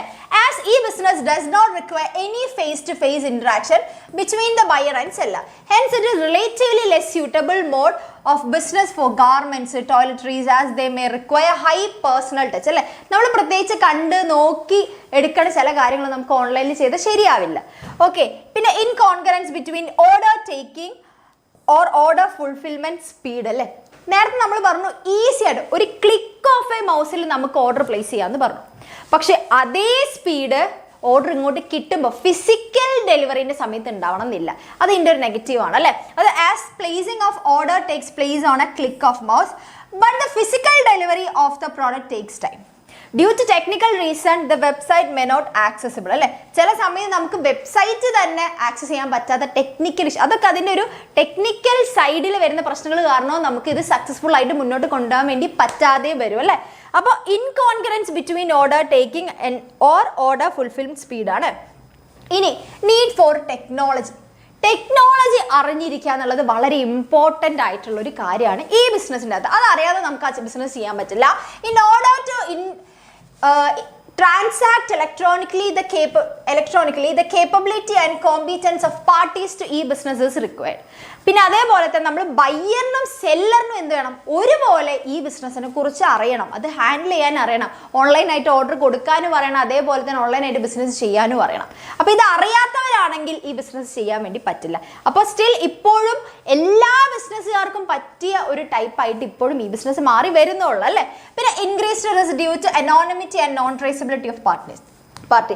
ഒരു ഫേസ് ടു ഫേസ് കോണ്ടാക്ട് വരാത്തത് കൊണ്ട് തന്നെ അപ്പുറത്ത് നിൽക്കുന്ന സെല്ലർ ജെന്യൂൻ കസ്റ്റമർ ആണോ അല്ലെങ്കിൽ ജെന്യൂൻ ആയിട്ട് ബിസിനസ് ചെയ്യുന്ന ആളാണോ എന്ന് നമുക്ക് അറിയാത്തത് കൊണ്ടും, പിന്നെ അതുപോലെ തന്നെ ഇവരെ ട്രേസ് ചെയ്ത് പിടിക്കാൻ ഇലക്ട്രോണിക്കലി അവൈലബിൾ ആയിട്ടുള്ള ഡാറ്റാസ് വെച്ചിട്ട് ഇവരെ ട്രേസ് ചെയ്ത് പിടിക്കാൻ നമുക്ക് ബുദ്ധിമുട്ടായിരിക്കും. ഓക്കെ, അപ്പോൾ അത് ഇതിൻ്റെ വലിയൊരു നെഗറ്റീവ് സൈഡാണ്.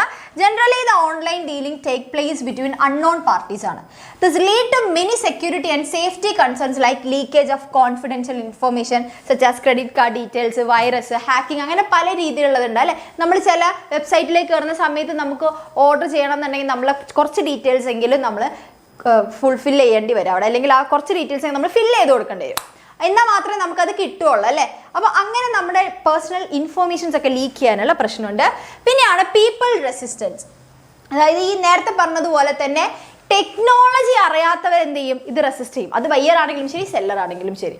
Okay, many a times people may be reluctantly or unwilling to enter into business due to stress and sense of insecurity related to adjustment to new technology and new way of doing things. അല്ലേ, അപ്പോൾ ഇപ്പോൾ അധികം ചില business എന്ന് പറയുന്ന സമയത്ത് ഓൺലൈനായിട്ട് business ചെയ്യുക എന്ന് പറയുമ്പോൾ പലർക്കും അറിയില്ല. കാരണം എങ്ങനെയാണ് ഈ ഫോൺ യൂസ് ചെയ്യേണ്ടത്, വെബ്സൈറ്റ് യൂസ് ചെയ്യേണ്ടതെന്ന് അറിയാത്ത മനുഷ്യർക്ക് അത് ബുദ്ധിമുട്ടായിരിക്കും. ഓക്കെ, അപ്പോൾ അതുകൊണ്ട് തന്നെ അവർ അതിലേക്ക് ഇറങ്ങില്ല, അങ്ങനത്തെ ബിസിനസ്സിലേക്ക് പോയി കസ്റ്റമേഴ്സിനെ കിട്ടില്ല. അങ്ങനത്തെ കസ്റ്റമേഴ്സ് ഈ ബിസിനസ് വഴി സാധനം പർച്ചേസ് ചെയ്യില്ല. ഇതിന് ടെക്നോളജി അറിയാത്ത ആൾക്കാർ ഈ ബിസിനസ് തുടങ്ങുകയില്ല. അല്ലേ, പിന്നെ എത്തിക്കൽ ഫോളോ ഔട്ട് ഉണ്ടാവും. എത്തിക്കൽ ഫോളോ ഔട്ട് എന്ന് പറയുന്നത് e business often set to suffer from the ethical fallout. നമ്മൾ നേരത്തെ പറഞ്ഞതുപോലെ നമ്മൾ നേരത്തെ വെബ്സൈറ്റിൽ നമ്മുടെ ഡീറ്റെയിൽസ് നമ്മൾ എൻ്റർ ചെയ്ത് കഴിഞ്ഞു കഴിഞ്ഞാൽ നമ്മുടെ ഡീറ്റെയിൽസ് അവിടെ ഉണ്ടാവും. അല്ലേ, അപ്പോൾ അത് അറിയുന്നതല്ലേ, ടെക്നോളജീനെ ദുരുപയോഗം ചെയ്യാൻ അറിയുന്ന ആൾക്കാരുടെ കയ്യിലാണ് കിട്ടുന്നതെന്നുണ്ടെങ്കിൽ നമ്മുടെ ഡീറ്റെയിൽസ് ഒക്കെ എന്താണ്, ചോർന്നു പോകാനുള്ള ചാൻസ് ഉണ്ട്. അല്ലേ, പിന്നെ അതുപോലെ തന്നെ many times the objections are raised from act like accessing someone's email account. അല്ലേ, അപ്പോൾ ഈ ബിസിനസ്സിന്റെ ഭാഗമായിട്ട് നമ്മുടെ കുറേ ഡാറ്റാസ് ചോർന്നു പോവുക, നമ്മുടെ പേഴ്സണൽ ഡീറ്റെയിൽസ് ചോർന്നു പോവുക, നമ്മുടെ ഇമെയിലൊക്കെ ഹാക്ക് ചെയ്യുക, അങ്ങനത്തെ പല പരിപാടികളും നടക്കുന്നുണ്ട്. അതെന്താണ് എത്തിക്കൽ ഫോളോ ഔട്ട് ഇതിൽ മെയിനായിട്ട് സംഭവിക്കുന്ന ഒരു കാര്യമാണ്. അപ്പോൾ ഇത്രയാണ് ഇതിൻ്റെ എന്ന് പറയുന്നത് നെഗറ്റീവ് സൈഡ് എന്ന് പറയുന്നത്. അല്ലേ, നമ്മൾ പോസിറ്റീവ് സൈഡ് പറഞ്ഞതുപോലെ തന്നെ ഇതിൻ്റെ നെഗറ്റീവ് സൈഡ് കൂടെ നമ്മൾ എന്ത് ചെയ്തു, ഡിസ്കസ് ചെയ്തു. ഓക്കെ, അപ്പോൾ ഈ ബിസിനസ്സിൻ്റെ നെഗറ്റീവ് സൈഡ് നോക്കി. ഇനി ഈ ബിസിനസ്സും ട്രഡീഷണൽ ബിസിനസ്സും തമ്മിലുള്ള ഡിഫറൻസ് നോക്കണം. ഇത് നിങ്ങൾക്ക് ചിലപ്പോൾ എക്സാമിന് ചോദിക്കും. അതായത് ഈ ബിസിനസ്സും ട്രഡീഷണൽ ബിസിനസ്സും തമ്മിലുള്ള ഡിഫറൻസ് എന്താ നോക്കിയാൽ ഫോർമേഷൻ്റെ ബേസിസിലാണ് നമ്മൾ കമ്പയർ ചെയ്യുന്നതെന്നുണ്ടെങ്കിൽ ട്രഡീഷണൽ ബിസിനസ് കുറച്ച് ഡിഫിക്കൽട്ടാണ് ഫോം ചെയ്യാൻ, ഇത് കുറച്ച് ഈസിയാണ്. നൂലാമാലകൾ, ലീഗൽ പ്രൊസീജിയേഴ്സ്, അതുപോലെ തന്നെ ഹ്യൂജ് ഇൻവെസ്റ്റ്മെന്റ് ഒക്കെ വേണ്ടത് കൊണ്ട് അത് ഡിഫിക്കൽട്ട്, മറ്റേത് ഈസിയാണ്. ഫിസിക്കൽ പ്രസൻസ് നോക്കിക്കഴിഞ്ഞാൽ ട്രഡീഷണൽ ബിസിനസ്സിൽ റിക്വയർഡ് ആണ്. അല്ലേ, ഒരു സ്റ്റോർ വേണം, അവിടെ ഫിസിക്കൽ പ്രസൻസ് വേണം. ഇവിടെ നോട്ട് റിക്വയർഡ് ആണ്, നമുക്ക് ഫോൺ ഉണ്ടായാൽ മതി. അല്ലേ, പിന്നെ ലൊക്കേഷൻ ട്രഡീഷണൽ ബിസിനസ്സിൽ ഇമ്പോർട്ടൻ്റ് ആണ്. നമ്മൾ ഫിസിക്കൽ സ്റ്റോർ എന്ന് പറഞ്ഞാൽ നമ്മൾ എവിടെയെങ്കിലും കൊണ്ടുവച്ചിട്ട് കാര്യമില്ല. ഓക്കെ, അത് കറക്റ്റ് ആൾക്കാർ വരുന്ന എന്താ പോപ്പുലേഷൻ ഡെൻസിറ്റി ഉള്ള ഏരിയാസിലൊക്കെ പോയി വെക്കേണ്ടി വരും. ഓക്കെ, ഇവിടെ പിന്നെ അങ്ങനത്തെ പ്രശ്നം വരുന്നില്ല, നോട്ട് ഇമ്പോർട്ടൻ്റ് ആണ്. ഇവിടെ cost of setting up high ആണ്, ഈ ബിസിനസ്സിൽ ലോ ആണ് അല്ലെ, ഈസി ആയിട്ട് ഫോം ചെയ്യാം. പിന്നെ contact with supplier and the buyer നോക്കിക്കഴിഞ്ഞാൽ നമ്മൾ ട്രഡീഷണൽ ബിസിനസ് നമ്മൾ ഡയറക്റ്റ് സപ്ലയർ എടുത്തൊന്നും പോലെ, ഇവർ ഇന്റർമീഡിയറ്റ്സ് ത്രൂ ആയിരിക്കും പോകുന്നത്. പക്ഷേ ഈ ബിസിനസ് നമ്മൾ ഡയറക്റ്റ് ആയിട്ട് മേടിക്കായിരിക്കും, ഒരു ബൾക്കായിട്ട് ഡയറക്റ്റ് മേടിക്കായിരിക്കും ചെയ്യുക. പിന്നെ നേച്ചർ ഓഫ് കമ്മ്യൂണിക്കേഷൻ നോക്കിക്കഴിഞ്ഞാൽ ഈ ട്രഡീഷണൽ ബിസിനസിൻ്റെ അകത്ത് എങ്ങനെയാ വെച്ചാൽ ഒരു ഹൈറാർക്കി ഉണ്ടാവും അല്ലേ. നമുക്കിപ്പോൾ ഒരു കടയിൽ പോയാൽ തന്നെ നമ്മൾ അത് സെയിൽസ്മാന് നമുക്ക് എന്തെങ്കിലും കംപ്ലയിൻറ്റ് ഉണ്ടെങ്കിൽ അയാളുടെ ലീഡറോട് അങ്ങനെ ഒരു ഹൈറാർക്കി കീപ്പ് ചെയ്തിട്ടായിരിക്കും ആ ബിസിനസ്സിൻ്റെ അകത്ത് എപ്പോഴും കമ്മ്യൂണിക്കേഷൻ നടക്കുന്നത്. ഇവിടെ അങ്ങനെയൊന്നുമില്ല, അവിടെ ഒരു ഹൈറാർക്കി എന്ന് പറയുന്ന സാധനമൊന്നുമില്ല. ചിലപ്പോൾ ഓണറും സപ്ലയറും അല്ലെങ്കിൽ അതിലെ വർക്ക് ചെയ്യുന്ന ആളൊക്കെ ചിലപ്പോൾ ഒരാൾ തന്നെയായിരിക്കും. അപ്പോൾ ഇവിടെ എങ്ങനെയാണ് വെർട്ടിക്കൽ ഹൊറിസോണ്ടൽ ഡയഗണലിലൊക്കെയാണ് കമ്മ്യൂണിക്കേഷൻ നടക്കുക. ഓക്കെ, ഇനി time required for meeting customers requirement നോക്കിക്കഴിഞ്ഞാൽ ട്രഡീഷണൽ ബിസിനസ്സിനകത്ത് നമുക്കൊരു സാധനം വാങ്ങിച്ച് ഇഷ്ടപ്പെടണമെങ്കിൽ നമ്മൾ കടകൾ കയറി ഇറങ്ങണം, അത് ഇട്ട് നോക്കണം, ഇഷ്ടമായാലും വേറെ കടയിൽ പോയി നോക്കണം, അവിടുത്തെ സ്റ്റോക്ക് മാത്രമേ അവിടെ ഉണ്ടാവുള്ളൂ, അത് കഴിഞ്ഞ് അത് ഇഷ്ടമായാലും വേറെ. അപ്പോൾ കുറേ സമയം എടുക്കും. ഇവിടെ എങ്ങനെയാണ് ആ റിക്വയർമെന്റ് ടൈം ലോങ് ആണ്, ഇത് ഇൻസ്റ്റന്റേനിയസ് ആണ്, പെട്ടെന്ന് തന്നെ ചെയ്യാവുന്നതേ ഉള്ളൂ. ഓക്കെ, ഇനി business process length of cycle നോക്കിക്കഴിഞ്ഞാൽ ഇവിടെ കുറേ സമയം എടുക്കും. ഓക്കെ, നമുക്കൊരു ട്രാൻസാക്ഷൻ നടക്കണമെങ്കിൽ കുറേ സമയം എടുക്കുന്നതാണെങ്കിൽ അവിടെ നിങ്ങൾ നോക്കി നോക്കുക, ഒരു പ്രൊഡക്റ്റ് വാങ്ങിക്കണം എന്നാണെങ്കിൽ നമ്മളൊരു സാധാരണ കടയിൽ പോയിട്ട് പ്രൊഡക്റ്റ് വാങ്ങിക്കണം എന്നാണെങ്കിൽ കുറേ സമയം എടുക്കുന്ന കേസിൽ അവിടെ കുറച്ചുകൂടെ എന്താണ് പെട്ടെന്ന് തന്നെ നമുക്ക് ഈ ബിസിനസ്സിൽ ഷോർട്ട് ടൈമിനുള്ളിൽ ബിസിനസ് നടക്കും. ഇനി ഇന്റർപേഴ്സണൽ ടച്ച്, അതായത് നമുക്ക് ആൾക്കാരെ കാണുന്ന കാര്യങ്ങൾ അല്ലെ, പേഴ്സണൽ ടച്ച് ഇവിടെ കൂടുതലായിരിക്കും, ഇവിടെ എന്തായിരിക്കും കുറവായിരിക്കും. പിന്നെ physical pre sampling of products നമുക്ക് ഫിസിക്കൽ സ്റ്റോറുകളിൽ ട്രഡീഷണൽ സ്റ്റോറുകളിൽ പോസിബിൾ ആണെങ്കിൽ ഇവിടെ നോട്ട് പോസിബിൾ ആണ്. ഓക്കെ, ക്ലിയർ അല്ലേ? റെഡി? ഇനി ഈസ് ഓഫ് ഗോയിങ് ഗ്ലോബൽ അല്ലേ, നമുക്കൊരു ഗ്ലോബൽ ആക്സസ് കിട്ടണോ എങ്കിൽ ട്രഡീഷണൽ ബിസിനസ്സിൽ അത് പോസിബിൾ അല്ല, അത് ലെസ് ആണ് അല്ലേ, കുറച്ച് ബുദ്ധിമുട്ടുള്ള കാര്യമാണ്. എന്തെന്ന് പറയുന്നത് ട്രഡീഷണൽ ബിസിനസ്സിൻ്റെ അകത്ത് നമുക്കൊരു ഗ്ലോബൽ റീച്ച് കിട്ടുക എന്ന് പറയുന്നത്. പക്ഷെ അതേ സമയത്ത് ഈ ബിസിനസ്സിൽ നമുക്ക് എങ്ങനെയാണ് ബൗണ്ടറീസോ കാര്യങ്ങളോ ഒന്നും ഇല്ലാതെ തന്നെ നമുക്ക് എന്ത് കിട്ടും, ഒരു ഗ്ലോബൽ ആക്സസിലേക്ക് നമുക്ക് എത്താൻ വേണ്ടി പറ്റും. ക്ലിയർ? ഇനി നെക്സ്റ്റ് എന്ന് പറയുന്നത് ട്രാൻസാക്ഷൻ റിസ്ക് ആണ്. ഇവിടെ എങ്ങനെ വെച്ചാൽ ഫേസ് ടു ഫേസ് കോണ്ടാക്ട് വരുന്നത് കൊണ്ട് തന്നെ നമുക്ക് ട്രാൻസാക്ഷൻ റിസ്ക് കമ്പാരിറ്റീവ്ലി ഭയങ്കര കുറവായിരിക്കും. ഓക്കെ, അവർക്ക് നമുക്കറിയാം ആര് നമ്മുടെ കയ്യിൽ നിന്ന് വാങ്ങുന്ന, ആര് നമ്മുടെ കയ്യിൽ നിന്ന് വാങ്ങുന്നില്ല, ആരാണ് വാങ്ങിക്കുന്നത്, ഇയാൾ ശരിക്കും വാങ്ങിക്കോ ഇല്ലയോ എന്നൊക്കെ നമുക്ക് ഉഡായിപ്പ് കസ്റ്റമേഴ്സിനെ കണ്ടാൽ മനസ്സിലാവും. പക്ഷെ ഇവിടെ നമ്മൾ എങ്ങനെയാണ് ലാക്ക് ഓഫ് പേഴ്സണൽ ടച്ച് ഉള്ളത് കൊണ്ട് തന്നെ നമുക്ക് കസ്റ്റമേഴ്സ് ഉഡായിപ്പാണോ അല്ലയോ എന്ന് നമുക്ക് കണ്ടുപിടിക്കാൻ ഭയങ്കര ബുദ്ധിമുട്ടായിരിക്കും. ക്ലിയർ? അപ്പോൾ ഇത്രയാണ് അതിൻ്റെ ഡിഫറൻസ് എന്ന് പറയുന്നത്. ഇനി നമ്മൾ അറിഞ്ഞിരിക്കേണ്ട ഒരു കാര്യമാണ് ഓൺലൈൻ ട്രാൻസാക്ഷൻ എങ്ങനെയാണ് നടക്കുന്നത് എന്നുള്ളത്.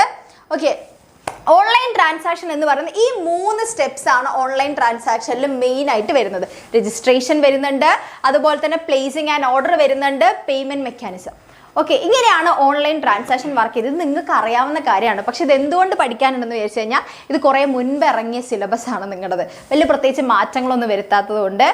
അന്ന് ഇതൊന്നും അത്ര പോപ്പുലർ ആയിട്ടുള്ള കാര്യമല്ലായിരുന്നു ഓൺലൈനിൽ സാധനം മേടിക്കുക എന്ന് പറയുന്നത്. പക്ഷെ ഇന്ന് പോപ്പുലർ ആയതുകൊണ്ട് നമുക്കറിയാം. Okay, clear? സെറ്റ്? റെഡി? അപ്പം നമുക്കിതിലേക്ക് പോവാം. അതായത് രജിസ്ട്രേഷൻ ആണ് ആദ്യം നമ്മൾ ഓൺലൈനായിട്ട് നമ്മൾ ഈ ബിസിനസ് ഉപയോഗിച്ച് ഞാനൊരു സാധനം വാങ്ങിക്കുകയാണെങ്കിൽ ആദ്യം ഞാൻ എന്ത് ചെയ്യണം, ഞാൻ ആ വെബ്സൈറ്റിൽ രജിസ്റ്റർ ചെയ്യണം അല്ലേ. ഓക്കെ, അതായത് creating an account with the online വെൻഡറുമായിട്ട് ഞാൻ എന്ത് ചെയ്യണം, ആദ്യം ഞാനൊരു അക്കൗണ്ട് ക്രിയേറ്റ് ചെയ്യും. In order to secure the account the buyer need to fulfil a password also. No authorised person make an attempt to misuse the account. പിന്നെ ആ account misuse ചെയ്യാതിരിക്കാൻ വേണ്ടിയിട്ട് വേറൊരാൾക്ക് ഹാക്ക് ചെയ്യാതിരിക്കാൻ അങ്ങനെയുള്ള കാര്യങ്ങൾ കുറച്ചുകൂടി എൻ്റെ മാത്രമായിട്ട് സെക്യൂരിറ്റിയുടെ ബേസിൽ വേണ്ടി ഞാൻ എന്ത് ചെയ്യും, അതിനൊരു പാസ്വേഡ് കാര്യങ്ങളൊക്കെ ഇട്ട് സെറ്റ് ആക്കി വെക്കും. അല്ലെങ്കിൽ നമുക്ക് OTP വരുന്നതാകാം, അങ്ങനെ പല രീതിയിലാക്കും അല്ലേ. അത് കഴിഞ്ഞാൽ എനിക്ക് ആ സാധനം അക്കൗണ്ട് ക്രിയേറ്റ് ചെയ്തുകൊണ്ട് എനിക്ക് ആ ആപ്പ് ഓപ്പൺ ആയി കിട്ടി. അതിനുശേഷം എനിക്ക് എന്ത് ചെയ്യാം, പിക്ക് and drop the items in the shopping cart. പിന്നെ എനിക്ക് ഇഷ്ടമുള്ള പ്രൊഡക്റ്റ് എനിക്ക് ആ കാർട്ടിലേക്ക് ആഡ് ടു കാർട്ട് ഇട്ടുകൊണ്ടിരിക്കാം. അതിനുശേഷം ഞാൻ എന്ത് ചെയ്യും, പേയ്മെൻറ്റ് ചെയ്യുന്നതാണ് അല്ലേ. എനിക്ക് പേയ്മെൻറ്റ് പല രീതിയിൽ ചെയ്യാൻ വേണ്ടി പറ്റും. ഒന്നെങ്കിൽ ആ സ്പോട്ടിൽ തന്നെ എനിക്ക് പേയ്മെൻറ്റ് ചെയ്യാം. അങ്ങനെ സ്പോട്ടിൽ പേയ്മെൻറ്റ് ചെയ്യാൻ വേണ്ടിയിട്ട് പല മെക്കാനിസം ഉണ്ട്. അല്ലാതെ ആ പ്രൊഡക്റ്റ് എൻ്റെ കയ്യിൽ മാത്രം കിട്ടുമ്പോൾ എനിക്ക് പേയ്മെൻറ്റ് ചെയ്യാനും പറ്റും അല്ലേ. അതിനെയാണ് നമ്മൾ ആദ്യം ക്യാഷ് ഓൺ ഡെലിവറി COD എന്ന് പറയുന്നത്. അതായത് the buyer makes the payment four goods purchased only on the physical delivery of goods. അത് ഗുഡ്സിന്റെ ഫിസിക്കൽ ഡെലിവറി സമയത്ത് മാത്രം പേയ്മെന്റ് ചെയ്യുന്നതിന് നമ്മൾ COD എന്ന് പറയുന്നു, അല്ലെങ്കിൽ ക്യാഷ് ഓൺ ഡെലിവറി എന്ന് പറയുന്നു. മറ്റേത് ചെക്ക് എന്ന് പറഞ്ഞു കഴിഞ്ഞാൽ ഞാൻ ചെക്ക് എഴുതിയിട്ട് കൊടുക്കുന്നു. അതായത് ഞാനൊരു സാധനം പ്ലേസ് ചെയ്തെന്ന് വിചാരിക്കുക, ഓർഡർ പ്ലേസ് ചെയ്തെന്ന് വിചാരിക്കുക. അപ്പം ഞാൻ എന്തായിരിക്കും ചെക്ക് ഓപ്ഷൻ ആയിരിക്കും കൊടുത്തിട്ടുണ്ടെന്നുണ്ടെങ്കിൽ ഞാൻ ആദ്യം അതിൻ്റെ ആൾ വരുമല്ലോ, ഒരു ഡെലിവറി ബോയോ കാര്യങ്ങളൊക്കെ വരുന്ന സമയത്ത് ഞാൻ എന്ത് ചെയ്യും, ചെക്ക് സൈൻ ചെയ്ത് വെക്കും. എന്നിട്ട് ഈ ചെക്ക് എന്ത് ചെയ്യും, ആൾക്ക് കൊടുക്കും. എന്നിട്ട് ആളത് ബാങ്കിൽ പോയിട്ട് എന്ത് ചെയ്യും, മാറ്റിയിട്ട് ബാങ്കുകാർ ഡയറക്റ്റ് വെൻഡർ അക്കൗണ്ടിലേക്ക് മാറ്റുകയാണ് ചെയ്യുന്നത്. സാധാരണ ചെക്ക് ഇതാക്കുന്നത് പോലെ തന്നെ. Okay, clear. The online vendor may arrange four pickup of the check from the customer's end. Upon realization the delivery of goods may be made. അതിനുശേഷം നമ്മൾ സാധനം കിട്ടുന്നു. Okay, clear. പിന്നെ net banking transfer. Net banking എന്ന് പറയുന്നത് നമ്മളുടെ ഇപ്പോൾ എൻ്റെ ബാങ്ക് എനിക്ക് ചിലപ്പോൾ നെറ്റ് ബാങ്കിങ് ട്രാൻസ്ഫർ ഒക്കെ ഉണ്ടോ, ചില ബാങ്കുകൾക്ക് നെറ്റ് ബാങ്കിങ് വഴി ചെയ്യാൻ വേണ്ടി പറ്റും. അപ്പോൾ എൻ്റെ ബാങ്കിൽ അങ്ങനത്തെ ഫെസിലിറ്റി ഉണ്ടെങ്കിൽ എനിക്ക് എൻ്റെ ബാങ്കിൻ്റേതായിട്ടുള്ള നെറ്റ് ബാങ്കിങ് യൂസ് ചെയ്യാം. Okay, wire transfer the amount of the agreed price of the transaction directly to the account of online seller. Later on goods are delivered to the buyer. നമ്മൾ ആദ്യം എന്ത് ചെയ്യുന്നു, ഓൺലൈനായിട്ട് payment ചെയ്യണമല്ല, പക്ഷെ net banking വഴി ചെയ്യുന്നു എന്നുള്ളൂ. പിന്നെ ഉള്ളതാണ് കാർഡ് കൊടുത്തിട്ട് അല്ലേ, ഒന്നെങ്കിൽ ക്രെഡിറ്റ് കാർഡ് അല്ലെങ്കിൽ ഡെബിറ്റ് കാർഡ് കൊടുത്തിട്ട് പേയ്മെൻറ്റ് ചെയ്യുന്നത്. ഓക്കെ, ഇപ്പോൾ ക്രെഡിറ്റ് കാർഡ് എന്ന് പറയുന്ന സമയത്ത് ക്രെഡിറ്റ് കാർഡ് എന്ന് പറയുന്നത് എല്ലാവരുടെ കയ്യിൽ ചിലപ്പോൾ ഉണ്ടാവണമെന്നില്ല. ഇപ്പോൾ debit card, ATM card, bank account ഉള്ള എല്ലാവരുടെ കയ്യിലും ഒരു 99 ആൾക്കാരുടെ കയ്യിലും എന്തുണ്ടാവും, ATM കാർഡ് ഉണ്ടായിരിക്കും. ഓക്കെ, അത് എല്ലാ അക്കൗണ്ട് ഹോൾഡർക്കും കിട്ടുന്നതാണ്. പക്ഷേ എല്ലാ അക്കൗണ്ട് ഹോൾഡർക്കും ക്രെഡിറ്റ് കാർഡ് കിട്ടണമെന്നില്ല. അതെന്ന് പറയുന്നത് നമ്മുടെ ബാങ്ക് നമുക്ക് കുറച്ച് പൈസ കടം തരുന്നു. ഓക്കെ, ഇപ്പോൾ ഒരു 1 ലക്ഷം രൂപ എൻ്റെ ബാങ്ക് എനിക്ക് കടം തരുന്നു എന്ന് വിചാരിക്കും. ആ 1 ലക്ഷം അയാൾ ഒരു ATM കാർഡ്, ഒരു കാർഡായിട്ട് എനിക്ക് ക്രെഡിറ്റ് കാർഡായിട്ട് തരുന്നു, സാധാരണ ATM കാർഡ് പോലെ തന്നെ ഒരു കാർഡ്. എന്നിട്ട് ആ കാർഡ് സ്വൈപ്പ് ചെയ്തിട്ട് എനിക്ക് 1 ലക്ഷത്തിനുള്ളിൽ വരെയുള്ള ഏത് പർച്ചേസ് വേണമെങ്കിലും ചെയ്യാം. എൻ്റെ കയ്യിൽ അപ്പോൾ പൈസ ഉണ്ടാവണമെന്നില്ല. ഞാൻ ആ കാർഡ് യൂസ് ചെയ്തിട്ട് ഒരു പ്രൊഡക്റ്റ് വാങ്ങുമ്പോൾ, ഞാൻ 50,000 വിലയുള്ള ഒരു പ്രൊഡക്റ്റ് വാങ്ങുന്നു, ആ കാർഡ് കൊടുക്കുന്നു. ആ 50,000 വിഡ്രോ ചെയ്യപ്പെടുന്നത് എൻ്റെ ബാങ്കിൻ്റെ അക്കൗണ്ടിൽ നിന്നാണ്, എൻ്റെ അക്കൗണ്ടിൽ നിന്നല്ല. ഓക്കെ, എന്നിട്ട് ഞാൻ എന്ത് ചെയ്യണം, ഞാൻ 50,000 എടുത്തു, ആ 50,000 ഞാൻ തിരിച്ച് ബാങ്കിന് കൊടുക്കണം, ബാങ്കിൻ്റെ അക്കൗണ്ടിലേക്ക് ഇട്ട് കൊടുക്കണം. പക്ഷെ എനിക്ക് പെട്ടെന്നൊരു ആവശ്യത്തിന് എന്താണ്, എൻ്റെ 50,000 ഇല്ലെങ്കിലും എനിക്ക് സാധനം വാങ്ങിക്കാൻ വേണ്ടി പറ്റി അല്ലേ. അപ്പോൾ credit card allow the account holder to make credit purchase wherein the amount due to seller is paid by the cash issuing bank. Okay, clear. ഇനി ഡെബിറ്റ് കാർഡ് എന്താണെന്ന് നോക്കിക്കഴിഞ്ഞാൽ,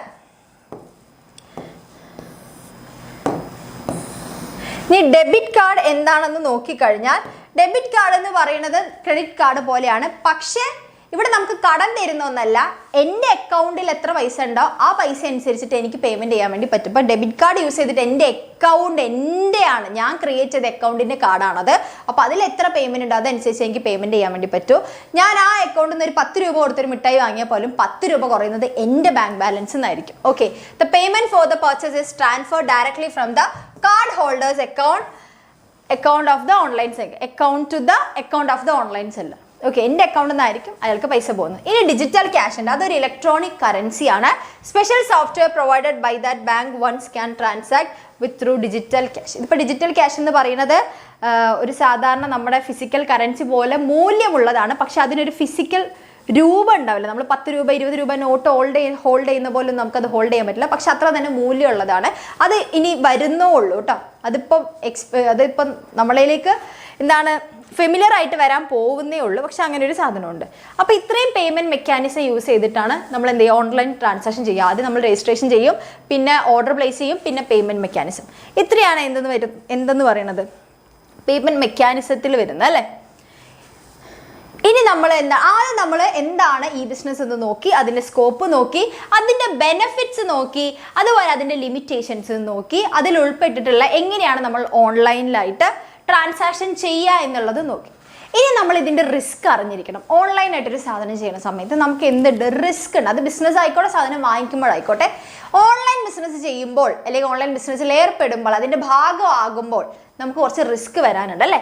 risk refers to the probability of any mishappening that can result in to ഫൈനാൻഷ്യലോ റെപ്യൂട്ടേഷനലോ സൈക്കോളജിക്കലോ loss to the parties involve in the transaction. അല്ലേ? അതായത് online business risk എന്ന് പറയുമ്പോൾ അതായത് ആ ട്രാൻസാക്ഷനിൽ ഉൾപ്പെട്ട വ്യക്തിക്ക് ഒന്നെങ്കിൽ ഫിസിക്കലായിട്ടോ ധനപരമായിട്ടോ മാനസികപരമായിട്ടോ സാമ്പത്തികപരമായിട്ടോ അല്ലെങ്കിൽ നമ്മുടെ റെപ്യൂട്ടേഷണൽ പരമായിട്ടോ വരാവുന്ന ലോസിനെ അല്ലെങ്കിൽ നമ്മളെന്താ മിസ് ഹാപ്പനിങ്ങിന് അല്ലേ, അതായത് നമുക്ക് സന്തോഷപരമല്ല അൺഫേവറബിൾ ആയിട്ടുള്ള ഇവൻസിനെയാണ് നമ്മൾ എന്തെന്ന് പറയുക ഈ ബിസിനസ്സിലെ റിസ്ക് എന്ന് പറയുന്നത്. Because of greater probability of such risk in the case of online transaction, security and safety issues become the most crucial concern in e-business. ഇപ്പം നമ്മൾ ഈ ബിസിനസ് എന്നാൽ ഒരുവിധം എല്ലാവരും യൂസ് ചെയ്യാൻ തുടങ്ങിയതുകൊണ്ട് തന്നെ അതിൽ നിന്ന് വരുന്ന റിസ്ക് എലമെന്റും കൂടാൻ വേണ്ടി തുടങ്ങിയിട്ടുണ്ട്. അപ്പോൾ അതുകൊണ്ട് ഒരു വലിയ കൺസേൺ ആയിട്ട് തന്നെ നിൽക്കുന്ന ഒരു കാര്യമാണല്ലോ അതിൻ്റെ സെക്യൂരിറ്റി എന്ന് പറയുന്നത്. മെയിനായിട്ട് ഈ ബിസിനസ്സിൻ്റെ അകത്ത് റിസ്കുകൾ 3 നമ്മൾ ഡിവൈഡ് ചെയ്തിരിക്കുന്നത്. മെയിനായിട്ട് 3 ഡിവൈഡ് ചെയ്തത്. ഒന്നെന്ന് പറഞ്ഞ ട്രാൻസാക്ഷൻ റിസ്ക്, ട്രാൻസാക്ഷൻ സമയത്ത് വരുന്ന റിസ്കുകൾ. 2 പറയുന്നത് നമ്മുടെ ബിസിനസ്സിൻ്റെ അല്ലെങ്കിൽ നമ്മുടെ വ്യക്തികളുടെ ഡാറ്റ സ്റ്റോറേജുകൾ എഫക്റ്റ് ചെയ്യുന്ന റിസ്കുകളുണ്ട്. ഓക്കെ, പിന്നെന്ന് പറയുന്നത് നമ്മുടെ ഇൻ്റലക്ച്വൽ പ്രോപ്പർട്ടി റിസ്കുകളാണ്. അതായത് നമ്മുടെ മാത്രമായിട്ട് നമ്മുടെ അടങ്ങിയ പേഴ്സണൽ ഡീറ്റെയിൽസിനെ ബാധിക്കുന്ന രീതിയിലുള്ള റിസ്കുകൾ. ഓക്കെ, ഇങ്ങനെയാണ് എന്തെന്ന് പറഞ്ഞാൽ 3 രീതിയിലുള്ള ഈ ബിസിനസ്സിലെ റിസ്കുകൾ എന്ന് പറയുന്നത്.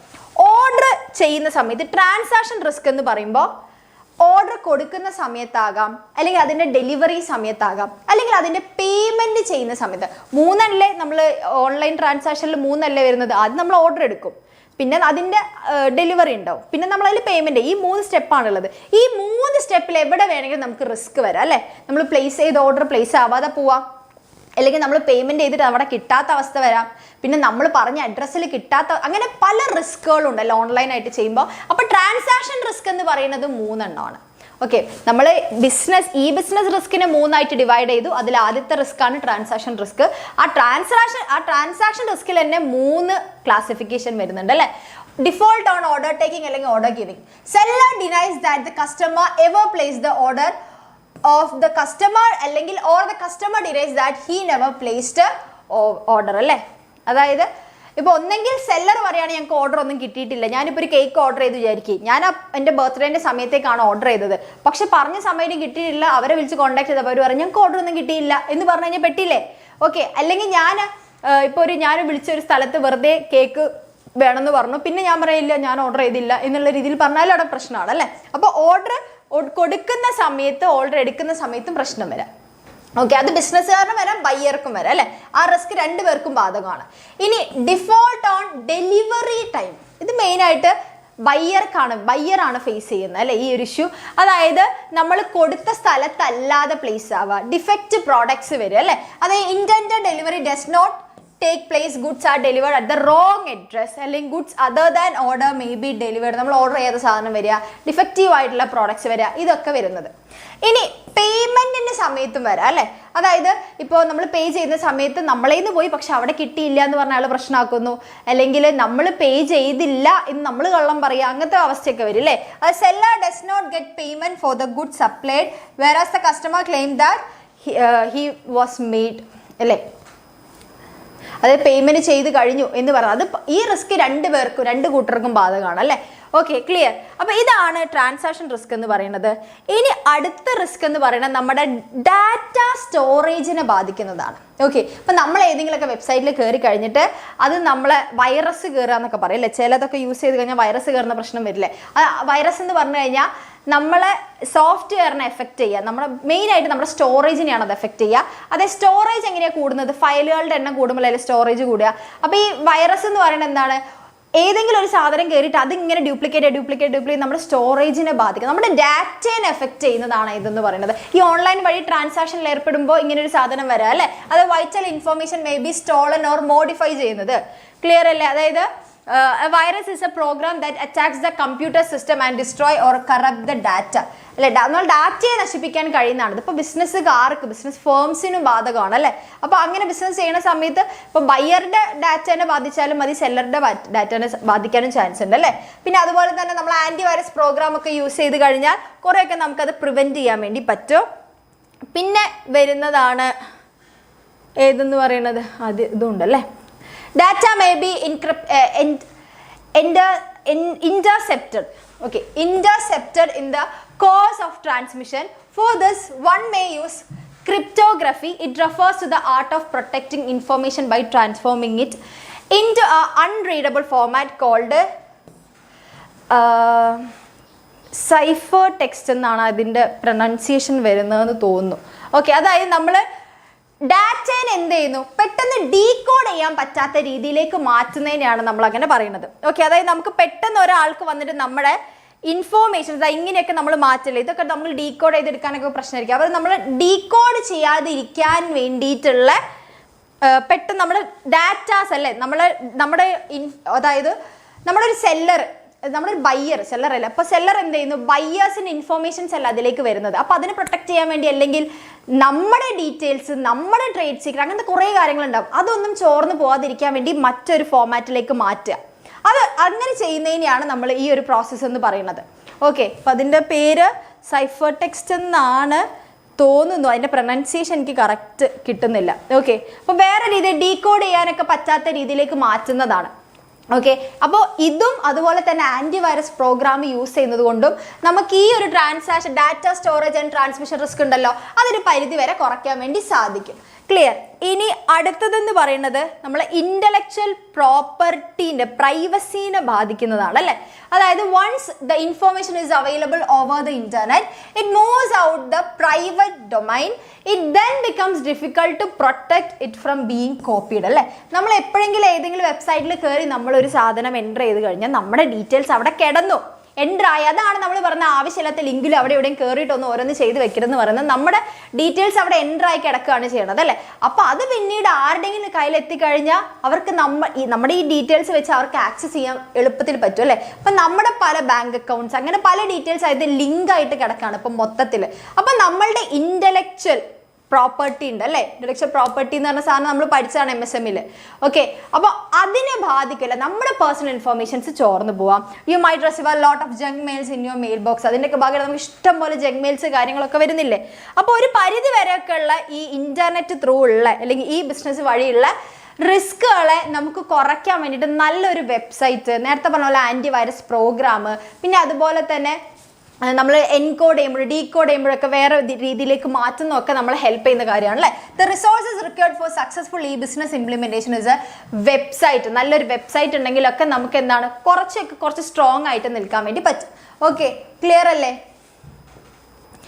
റെഡിയാണോ? ഇനി നമ്മളിതിലെ അവസാനത്തെ പോയിന്റാണ് ഔട്ട്സോഴ്സിങ് എന്ന് പറയുന്നത്. ഓക്കെ, ഇതും എന്താണ്, നമ്മൾ ഈ ഒരു ഡിജിറ്റലൈസേഷനെ ഭയങ്കരമായിട്ട് അല്ലെങ്കിൽ ഈ ബിസിനസ്സിനെ ഭയങ്കരമായിട്ട് പ്രൊമോട്ട് ചെയ്തതിൽ വലിയൊരു പങ്കുള്ള ആളാണ് ഈ ഔട്ട്സോഴ്സിങ് എന്ന് പറയുന്നത്. അതായത് ഓരോ രാജ്യത്തെ ബിസിനസ് ഫേംസ് എന്ത് ചെയ്യും, ചില സമയത്ത് നമുക്കറിയാം എല്ലാ സ്ഥലത്തും ഈക്വൽ ആയിട്ടുള്ള റിസോഴ്സസ് ഡിസ്ട്രിബ്യൂട്ട് ചെയ്യപ്പെട്ടിട്ടുള്ളത്, അതുപോലെ തന്നെ ഫാക്ടേഴ്സ് ഓഫ് പ്രൊഡക്ഷൻ ഒക്കെ പല സ്ഥലത്തും പലതായതുകൊണ്ട് തന്നെ നമ്മൾ ചില കാര്യങ്ങൾ വേറെ ആൾക്കാർ, അതായത് നോൺ കോർ ആക്ടിവിറ്റീസ്, ഒരു ബിസിനസ്സിലെ കോർ ആക്ടിവിറ്റീസ് ഉണ്ട്, നോൺ കോർ ആക്ടിവിറ്റീസ് ഉണ്ട്. അപ്പോൾ ഈ നോൺ കോർ ആക്ടിവിറ്റീസ് ഒക്കെ അവരെന്ത് ചെയ്യണോ, പുറത്തേക്ക് കോൺട്രാക്റ്റിന് കൊടുക്കുന്നതിനാണ് നമ്മൾ ഈ ഔട്ട്സോഴ്സിംഗ് എന്ന് പറയുന്നത് അല്ലേ. അപ്പോൾ long term contracting out generally the non core to the third party specialist to take advantage of their experience, expertise and efficiency. Okay, അപ്പം നമ്മളിങ്ങനെ അതിനെക്കുറിച്ച് അറിയുന്ന ആൾക്കാർക്ക് ആയിരിക്കും നമ്മൾ എന്ത് കൊടുക്കുന്നുണ്ടാവും, ആ കോൺട്രാക്റ്റ് കൊടുക്കുന്നുണ്ടാവും അല്ലേ. ഒട്ടും അറിയാത്ത ഒരാൾക്കല്ല നമ്മൾ, അല്ലെങ്കിൽ അതിനെക്കുറിച്ച് ഒന്നും അറിയാത്ത എക്സ്പേർട്സിനല്ലാത്തവർക്കല്ല നമ്മൾ കൊടുക്കുക, സ്പെഷ്യലിസ്റ്റിനായിരിക്കും നമ്മൾ എപ്പോഴും കൊടുക്കുക അല്ലേ. അപ്പം ഇങ്ങനെ ചെയ്യുന്നതിലൂടെ നമുക്ക് നമ്മുടെ വർക്കും കുറയുന്നു, അതുപോലെ തന്നെ നമുക്ക് നമ്മുടെ കോർ ആക്ടിവിറ്റീസിൽ കൂടുതൽ ഫോക്കസ് ചെയ്യാനും വേണ്ടി പറ്റും. അതുപോലെ തന്നെ നോൺ കോർ ആക്ടിവിറ്റീസ് കിട്ടുന്നവർ അതിൽ സ്പെഷ്യലിസ്റ്റ് ആയതുകൊണ്ട് അവർക്കും അടിപൊളിയായിട്ട് ചെയ്യാൻ വേണ്ടി പറ്റും അല്ലേ. ഇപ്പം ഔട്ട്സോഴ്സിങ്ങിന്റെ ഫീച്ചേഴ്സ് നോക്കിക്കഴിഞ്ഞാൽ കോൺട്രാക്റ്റിംഗ് ഔട്ട് ആണ് ഔട്ട്സോഴ്സിംഗ് എന്ന് പറയുന്നത്. Generally non core business activities ആണ് ഔട്ട്സോഴ്സിംഗ് ചെയ്യപ്പെടുന്നത്. പിന്നെ process may be outsource to captive unit or third party unit അല്ലേ. അപ്പം ക്യാപ്റ്റീവ് യൂണിറ്റും തേർഡ് പാർട്ടി യൂണിറ്റും ഒക്കെ നമുക്ക് ഡീറ്റെയിൽ ആയിട്ട് നോക്കാം. ഔട്ട്സോഴ്സിംഗ് എന്ന് പറയുമ്പോൾ കോൺട്രാക്റ്റിംഗ് ഔട്ട് അല്ലേ, assigning a part of organisational work to outside ഏജൻസിനെയാണ് നമ്മൾ കോൺട്രാക്റ്റിംഗ് ഔട്ട് എന്ന് പറയുന്നത്. വേറൊരു ഏജൻസിനെ നമ്മളത് കൊടുക്കുന്നു. ക്ലിയർ അല്ലേ? സെറ്റ്. എടാ എൻ്റെ ഏജ് അറിഞ്ഞിട്ട് ഇപ്പം എന്തിനാ, നല്ല പ്രായമുണ്ട് എനിക്ക്, നിങ്ങൾ വിചാരിക്കണ പോലെയല്ല. ഓക്കെ. പിന്നെ generally non core business activities ആണ് നമ്മൾ ഔട്ട്സോഴ്സ് ചെയ്യുക അല്ലേ. അതായത് ഒരു ബിസിനസ്സിൻ്റെ മെയിൻ ആയിട്ടുള്ള കാര്യം, ഇപ്പോൾ ഒരു സോഫ്റ്റ്വെയറിൻ്റെ ബിസിനസ് ആണെങ്കിൽ സോഫ്റ്റ്വെയർ ഡെവലപ്പ് ചെയ്യുക എന്നുള്ളതാണ് ആ ബിസിനസ്സിൻ്റെ മെയിൻ ആക്ടിവിറ്റി. അത് അവർ ചെയ്തിട്ട് ബാക്കിയുള്ള റിക്രൂട്ട്മെൻറ്റ്, അതുപോലെ തന്നെ സ്റ്റാഫിങ്ങിന് വേണ്ടിയിട്ട് ഹെൽപ്പ് ചെയ്യാനോ, അല്ലെങ്കിൽ ഇപ്പോൾ വേറെ ഏതെങ്കിലും അതിൻ്റെ ഓഡിറ്റിങ് കാര്യങ്ങൾ, ഇപ്പോൾ ഫൈനാൻഷ്യലിയുള്ള ഓഡിറ്റിങ് കാര്യങ്ങൾ അതൊക്കെ വേറെ ആൾക്കാർ കൊടുക്കുന്നത്. ക്ലിയർ അല്ലേ? Set. An organization should identify its core activity, non-core activity. Generally non-core activities ആണ് നമ്മൾ കൊടുക്കുക. ക്ലിയർ? സെറ്റ്. ഇനി നെക്സ്റ്റ് ഇതെന്ന് പറഞ്ഞാൽ process may be outsource to captive or third party unit അല്ലേ. ഇപ്പം ക്യാപ്റ്റീവ് യൂണിറ്റ് എന്ന് പറയുമ്പോൾ a service provider set up for providing service for a particular nature to only one firm. അതൊരു പ്രത്യേക തരത്തിലുള്ള കാര്യങ്ങൾ മാത്രം. ഇപ്പോൾ പറയാൻ ഞാനിപ്പോൾ ഫിനാൻസ് മാത്രമേ എടുക്കുകയുള്ളൂ, അതും ഞാൻ ഇന്ന കമ്പനീൻ്റെ എടുക്കും എന്ന് പറഞ്ഞിട്ട് ഒരൊറ്റ കമ്പനി മാത്രമായിട്ട് ഒരു പെർട്ടിക്കുലർ നേച്ചറിലുള്ള ചെയ്യുന്നതിനെയാണ് നമ്മൾ ക്യാപ്റ്റീവ് യൂണിറ്റുകാരെന്ന് പറയുന്നത്. ഇനി തേർഡ് പാർട്ടി യൂണിറ്റ് പറഞ്ഞാൽ സർവീസ് പ്രൊവൈഡേഴ്സ് തന്നെയാണ്, പക്ഷെ operate independently in the market and provide service to other firms. അതായത് മറ്റേതെന്ന് പറയുമ്പോൾ അവർ പല ഫേമിൻ്റെയും ഓർഡേഴ്സ് എടുക്കുന്നവരുണ്ടാവും, അവരായിട്ടൊക്കെ കോൺടാക്ട് ചെയ്യുന്നവരായിരിക്കും. ഇപ്പോൾ ക്യാപ്റ്റീവ് യൂണിറ്റ് പറയുമ്പോൾ ഒരൊറ്റ ടീം മാത്രമായിട്ട് അവർ കോൺട്രാക്ട് എടുക്കുകയുള്ളൂ. ഇതെന്ന് പറയുന്നത് പല ആൾക്കാരായിട്ട് കോൺട്രാക്ട് എടുക്കും. ഓക്കെ, അങ്ങനെയാണ് നമ്മൾ എന്തെന്ന് പറയുക, അതിനെ ക്യാപ്റ്റീവ് യൂണിറ്റ് എന്നും തേർഡ് പാർട്ടി യൂണിറ്റ് എന്നും പറയുന്നത്. ഇനി എന്തുകൊണ്ട് നമുക്ക് ഔട്ട്സോഴ്സിങ് വേണം? ഫോക്കസിങ് ഓൺ അറ്റൻഷൻ അല്ലേ. അതായത് ഫോക്കസിങ് ഓൺ അറ്റൻഷൻ എന്ന് പറയുമ്പോൾ ഇപ്പം നമുക്ക് കോർ ആക്ടിവിറ്റീസ് നമ്മൾ ഫോക്കസ് ചെയ്തിട്ട് നോൺ കോർ ആണ് കൊടുക്കുന്നത്. അപ്പം നോൺ കോർ കൊടുക്കുന്നത് സ്പെഷ്യലിസ്റ്റിനാണ്, പിന്നെ കോർ ആക്ടിവിറ്റീസിൽ നമുക്ക് ഫോക്കസ് ചെയ്യാൻ പറ്റും. അപ്പോൾ രണ്ടും ഏറ്റവും ബെസ്റ്റ് ആയിട്ട് തന്നെ നമുക്ക് ചെയ്യാൻ വേണ്ടി ഡിവിഷൻ അല്ലേ, ഡിവൈഡ് ചെയ്ത് കൊടുക്കുമ്പോൾ നമ്മുടെ വർക്ക് ലോഡ് കുറയുമ്പോൾ നമുക്ക് ബ്യൂട്ടിഫുൾ ആയിട്ട് അത് ചെയ്യാൻ വേണ്ടി പറ്റും. അപ്പോൾ ഫോക്കസിങ് ഓൺ അറ്റൻഷൻ. പിന്നെ ക്വസ്റ്റ് ഫോർ എക്സലൻസ് ആണ്. അതായത് നമ്മൾ നേരത്തെ കൊടുക്കുന്ന പോലെ തന്നെ ഇപ്പോൾ ഞാൻ പറയും ഫാക്ടേഴ്സ് ഓഫ് പ്രൊഡക്ഷൻ ചില സ്ഥലങ്ങളിൽ എന്താണ് കുറച്ചുകൂടെ കുറവാണെങ്കിൽ, അല്ലെങ്കിൽ കുറച്ചുകൂടെ കൂടുതൽ അവൈലബിൾ ആണെങ്കിൽ നമുക്ക് ഏറ്റവും ബെസ്റ്റ് ആയിട്ടല്ലേ. ഇപ്പോൾ ചില കാര്യം ഇപ്പോൾ ഇന്ത്യയിലാണ് ഏറ്റവും ബെസ്റ്റ് ആയിട്ട് ഇപ്പോൾ എന്താ പറയുക നല്ല മാങ്ങകൾ കിട്ടുന്നതെന്ന് വിചാരിക്കും, അല്ലെ തെങ്ങ് നമ്മളിവിടെയാണ്, അപ്പോൾ അതിൻ്റെ ഏറ്റവും ബെസ്റ്റ് ഇവിടെയാണ്. അപ്പോൾ ഇവിടെ ഉണ്ടാക്കുന്നതായിരിക്കും നല്ല അല്ലേ. അപ്പോൾ ഈ ഒരു അമേരിക്കൻ കമ്പനിക്ക് തേങ്ങ വെച്ച് എന്തെങ്കിലും ചെയ്യണമെന്നുണ്ടെങ്കിൽ അവരെ ഏറ്റവും ബെസ്റ്റ് തേങ്ങയ്ക്ക് പേര് കേട്ടാൽ ഇവിടെ നമ്മളെ ഈ ഒരു നാട്ടിൽ വന്ന് ചെയ്യണമായിരിക്കും നല്ലത്. ഓക്കെ, അപ്പോൾ ക്വസ്റ്റ് ഫോർ എക്സലൻസ് ഉണ്ട്. പിന്നെ കോസ്റ്റ് കുറയ്ക്കാൻ വേണ്ടി പറ്റും. നമ്മൾ കോസ്റ്റ് കുറയ്ക്കാൻ വേണ്ടി നമ്മൾ ഇതിലൊക്കെ ഇന്റർനാഷണൽ ബിസിനസ്സിൽ പഠിച്ചതാണ് അല്ലേ. ഫാക്ടേഴ്സ് ഓഫ് പ്രൊഡക്ഷൻ കുറയുന്നത് കൊണ്ട് തന്നെ പല സ്ഥലത്തും വേറെ വേറെ ആയതുകൊണ്ട് തന്നെ കോസ്റ്റ് കുറവായിരിക്കും. ഓക്കെ, പിന്നെ ഗ്രോത്ത് ത്രൂ അലയൻസസ്, പിന്നെ ഫ്ലിപ്പ് ടു എക്കണോമിക് ഡെവലപ്മെന്റ് അല്ലേ. പിന്നെ അങ്ങോട്ടും ഇങ്ങോട്ടും രണ്ട് രാജ്യങ്ങൾ തമ്മിലുള്ള അലയൻസ് ആണ് നടക്കുന്നത്, കൊളാബറേഷൻ നടക്കുന്നതുകൊണ്ട് തന്നെ അവിടെ എന്താണ് ഫൈനാൻഷ്യലി നമുക്ക് വരുന്ന കോസ്റ്റ് കുറയുന്നു. പിന്നെ രണ്ട് ആൾക്കാരുടെയും എക്കണോമിക് ഗ്രോത്തിലേക്കും ഇൻവെസ്റ്റ് ചെയ്യുന്നുണ്ട്. ഓക്കെ, അപ്പോൾ ഇത്രയാണ് നമ്മൾ ഔട്ട് സോഴ്സിങ്ങിൽ പറയാനുള്ളത്. അപ്പോൾ ഈ ചാപ്റ്ററിൽ ഇത്രയും കാര്യങ്ങളാണ് നിങ്ങൾക്ക് പഠിക്കാനുള്ളത്. ബാക്കി യദു സാർ പറഞ്ഞുതരും. ഓക്കെ, ഇതിൻ്റെ ബാക്കിയല്ല, അടുത്ത ചാപ്റ്റർ യദു സാർ എടുക്കുന്നതായിരിക്കും. ഓക്കെ, അപ്പോൾ ഇത്രയും കാര്യങ്ങളാണ് നിങ്ങൾ ഈ ഒരു ചാപ്റ്ററിൽ പഠിച്ചിരിക്കേണ്ട കാര്യങ്ങൾ എന്ന് പറയുന്നത്. Okay, set ready? അപ്പം നമുക്കിനി സാറിൻ്റെ ചാപ്റ്ററിലേക്ക് പോവാം അല്ലേ.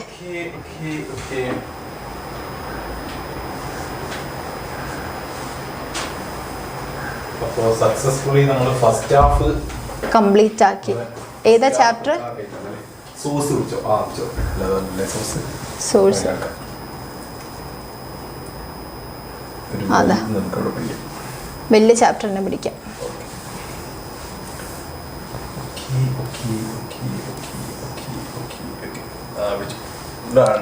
ഓക്കെ, എന്നാൽ ഇനി ബിസിനസ് സോഴ്സ് സെറ്റ് ആക്കും. ക്ലിയർ?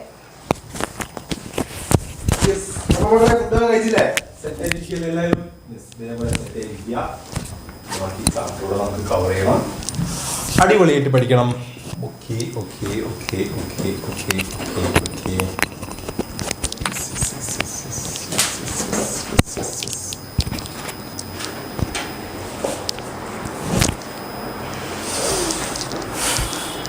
ഓക്കെ, അപ്പോൾ നമുക്ക് സ്റ്റാർട്ട് ചെയ്യാം അല്ലേ. സ്റ്റാർട്ട് ചെയ്യാം. 1 സെക്കൻഡ് മക്കൾ, 1 second.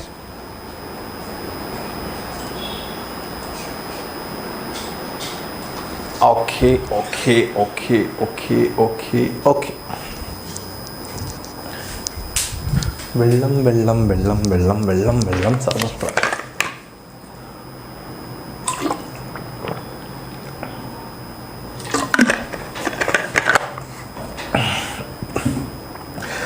Yes, good afternoon. Okay, good afternoon. Okay, set മക്കളെ. അപ്പോൾ നമ്മൾ ഇനി പോകുന്നത് നമ്മുടെ അടുത്ത ചാപ്റ്റർ.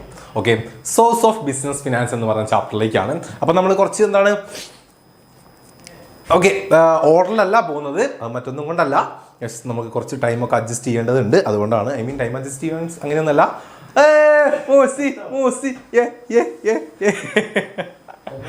ഓക്കെ, 10 hours ലൈവ് ആണ്.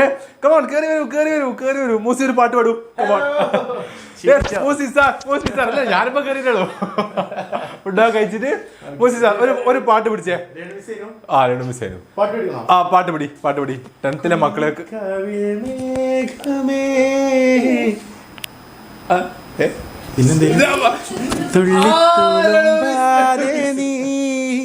പഞ്ഞിച്ചോരുൾ മാനസം. പിന്നെന്തേനു അതിന്റെ അടുത്ത വരും എന്തേനു നീ വെറുമൊരു തൂവൽ കൊണ്ടു മുറിയും തെരുമുന നോക്കു കൊണ്ടു നിലയും ഒരു നേർത്ത പൈതലിൻ്റെ മുഖമേ.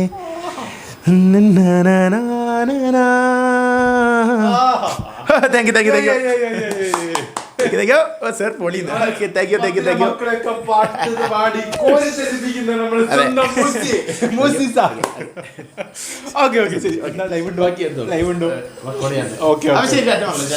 ഓക്കെ, പാട്ട് പാടാൻ നമുക്ക് വീണ്ടും വിളിക്കാവുന്നതാണ് നമ്മുടെ മൂസി സാറിനെ. ഓക്കെ. അപ്പൊ നമുക്ക് തുടരാം.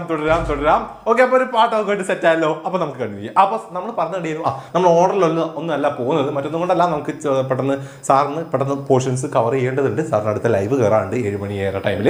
അപ്പൊ അപ്പോഴത്തേക്കും സാറിന്റെ പോർഷൻസ് കവർ ചെയ്യണം. അപ്പം ഇപ്പൊ ഒരു വലിയ ചാപ്റ്ററിലേക്കാണ് നമ്മൾ പോകുന്നത്. സെറ്റ്? ഓക്കെ അല്ലേ? റെഡി അല്ലേ മക്കളെ? സെറ്റ് അല്ലേ? ഓക്കെ, അപ്പൊ നമുക്ക് പോവാം. നമ്മുടെ പെന്നോട് പോയി പോക്കറ്റിൽ സെറ്റ്. നമ്മുടെ സോഴ്സ് ഓഫ് ബിസിനസ് ഫിനാൻസ് നമുക്കൊരു 8ഓളം മാർക്ക് പ്രതീക്ഷിക്കാം. ഓക്കെ, അതായത് വെയിറ്റേജ് വരുന്ന ചാപ്റ്റർ ആണ്. അപ്പം വളരെ സിമ്പിൾ ആണ് ഈ ചാപ്റ്റർ പഠിക്കാൻ. ഓക്കെ, കാരണം എന്തൊക്കെയാണ് ഈ ചാപ്റ്ററിൽ ഉള്ളത്, നിങ്ങൾ മെയിനായിട്ട് നോക്കി വെച്ചിരിക്കേണ്ട ഏതൊക്കെ സോഴ്സുകളുണ്ട് അതൊന്നും അങ്ങോട്ട് പഠിച്ച് വെച്ച് പോയാൽ മതി. അതിൻ്റെ നമ്മൾ സെക്കൻഡ് ചാപ്റ്റർ പറഞ്ഞ പോലെ തന്നെ മെറിറ്റ്സും അതിൻ്റെ ഡീമെറിറ്റ്സും. Okay, set. അങ്ങനെയെങ്കിൽ നമുക്ക് ആദ്യം തന്നെ സോഴ്സ് ഓഫ് ബിസിനസ് ഫിനാൻസിലേക്ക് പോകാം. അപ്പോൾ ഒരു ബേസിക് സിമ്പിൾ കാര്യം, എന്താണ് ബിസിനസ് ഫിനാൻസ് എന്ന് പറഞ്ഞു കഴിഞ്ഞാൽ അതൊന്ന് നിങ്ങൾ പഠിച്ചു വെച്ചിരിക്കുക. എന്താണ് ബിസിനസ് ഫിനാൻസ്? മീൻസ് എന്താ? Money needed to start run and grow the business. അല്ലേ? എന്താ? ഒരു ബിസിനസ് സ്റ്റാർട്ട് ചെയ്യാനും അത് റൺ ചെയ്യാനും അത് ഗ്രോ ചെയ്യാനും ആവശ്യമായിട്ടുള്ള ഫണ്ടിന്, പൈസയാണ് നമ്മൾ എന്ത് പറയുന്നത്? ബിസിനസിന്റെ ഫിനാൻസ് എന്ന് പറയുന്നത്. അല്ലെ? ബിസിനസ് ഫിനാൻസ് നമുക്ക് എന്താ? ബിസിനസിന്റെ ലൈഫ് ബ്ലഡ് എന്നൊക്കെ നമുക്ക് പറയാം. അല്ലെ? ഓക്കെ, അപ്പം മണി ഈസ് നീഡഡ് ടു. അപ്പൊ നമുക്കറിയാലോ എന്തിനൊക്കെയാണ് നമുക്ക് പൈസ വേണ്ടത്? റൺ ചെയ്യാനും ഗ്രോ ചെയ്യാനൊക്കെയാന്ന് പറഞ്ഞു. അല്ലെ? അതായത് സിമ്പിൾ ആയിട്ട് പറഞ്ഞാൽ എന്താ? മെഷീനറി പർച്ചേസ് ചെയ്യുക, ഫർണിച്ചർ പർച്ചേസ് ചെയ്യുക, അല്ലെ? ഡേ ടു ഡേ ആയിട്ടുള്ള നമ്മളെ എക്സ്പെൻസുകൾ കൊടുക്കുക. യെസ്, അങ്ങനെയാണ്. ഓക്കെ, രേണു മിസ്സിന്റെ പാട്ടുണ്ടാവും. സെറ്റ്. രേണു മിസ് കേൾക്കുന്നുണ്ടല്ലേ? രേണു മിസ്സിന്റെ പാട്ടിനുള്ള ഫാൻസ് ഉണ്ട്, ചോദിച്ചിട്ടുണ്ട്. ഓക്കെ, നമുക്ക് അടുത്ത പാടിക്കാം. സെറ്റ്. രേണു മിസ് കേൾക്കുന്നുണ്ട്.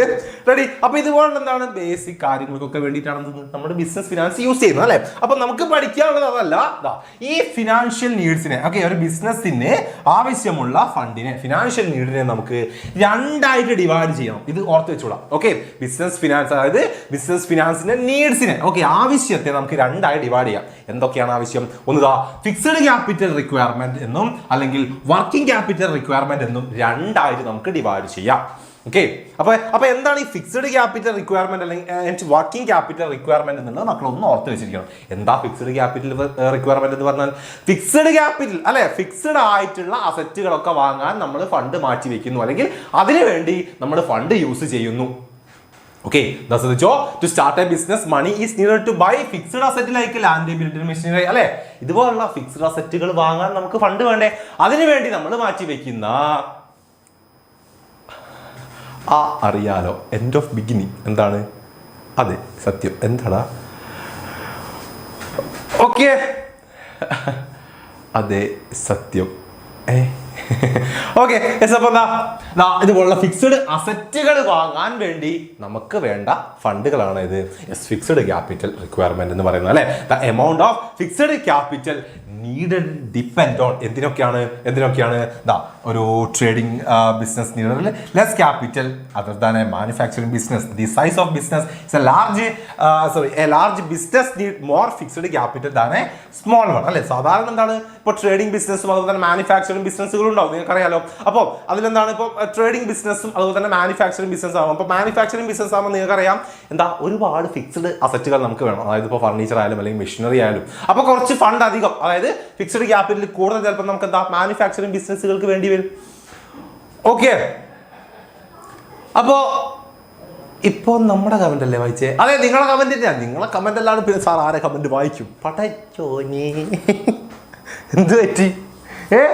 ഓക്കെ, അപ്പോൾ ഫിക്സ്ഡ് ക്യാപിറ്റൽ എന്താണെന്ന് ഓർത്ത് വയ്ക്കുക. അതുപോലെ തന്നെ വർക്കിംഗ് ക്യാപിറ്റലും എന്താണെന്ന് ഓർത്ത് വയ്ക്കുക. വർക്കിംഗ് ക്യാപിറ്റൽ എന്ന് പറഞ്ഞാൽ എന്താ? After buying fixed asset a business also needed money for daily activity like buy raw materials, paying salaries, rent, taxes. അതുപോലെ എന്താ ഡേ ടു ഡേ നമ്മുടെ എക്സ്പെൻസുകളും കാര്യങ്ങളും മീറ്റ് ചെയ്യാൻ വേണ്ടി, അത് പേയ്മെന്റ് ചെയ്യാൻ വേണ്ടി നമ്മൾ വെക്കുന്ന ഫണ്ടാണ് ഇത് വർക്കിംഗ് ക്യാപിറ്റൽ എന്ന് പറയുന്നത്. ഓക്കെ അല്ലേ? അപ്പൊ ഇവിടെ നമുക്ക് നോക്കാം need for working capital depends on അല്ലേ type of businesses. The business selling on credit അല്ലെ.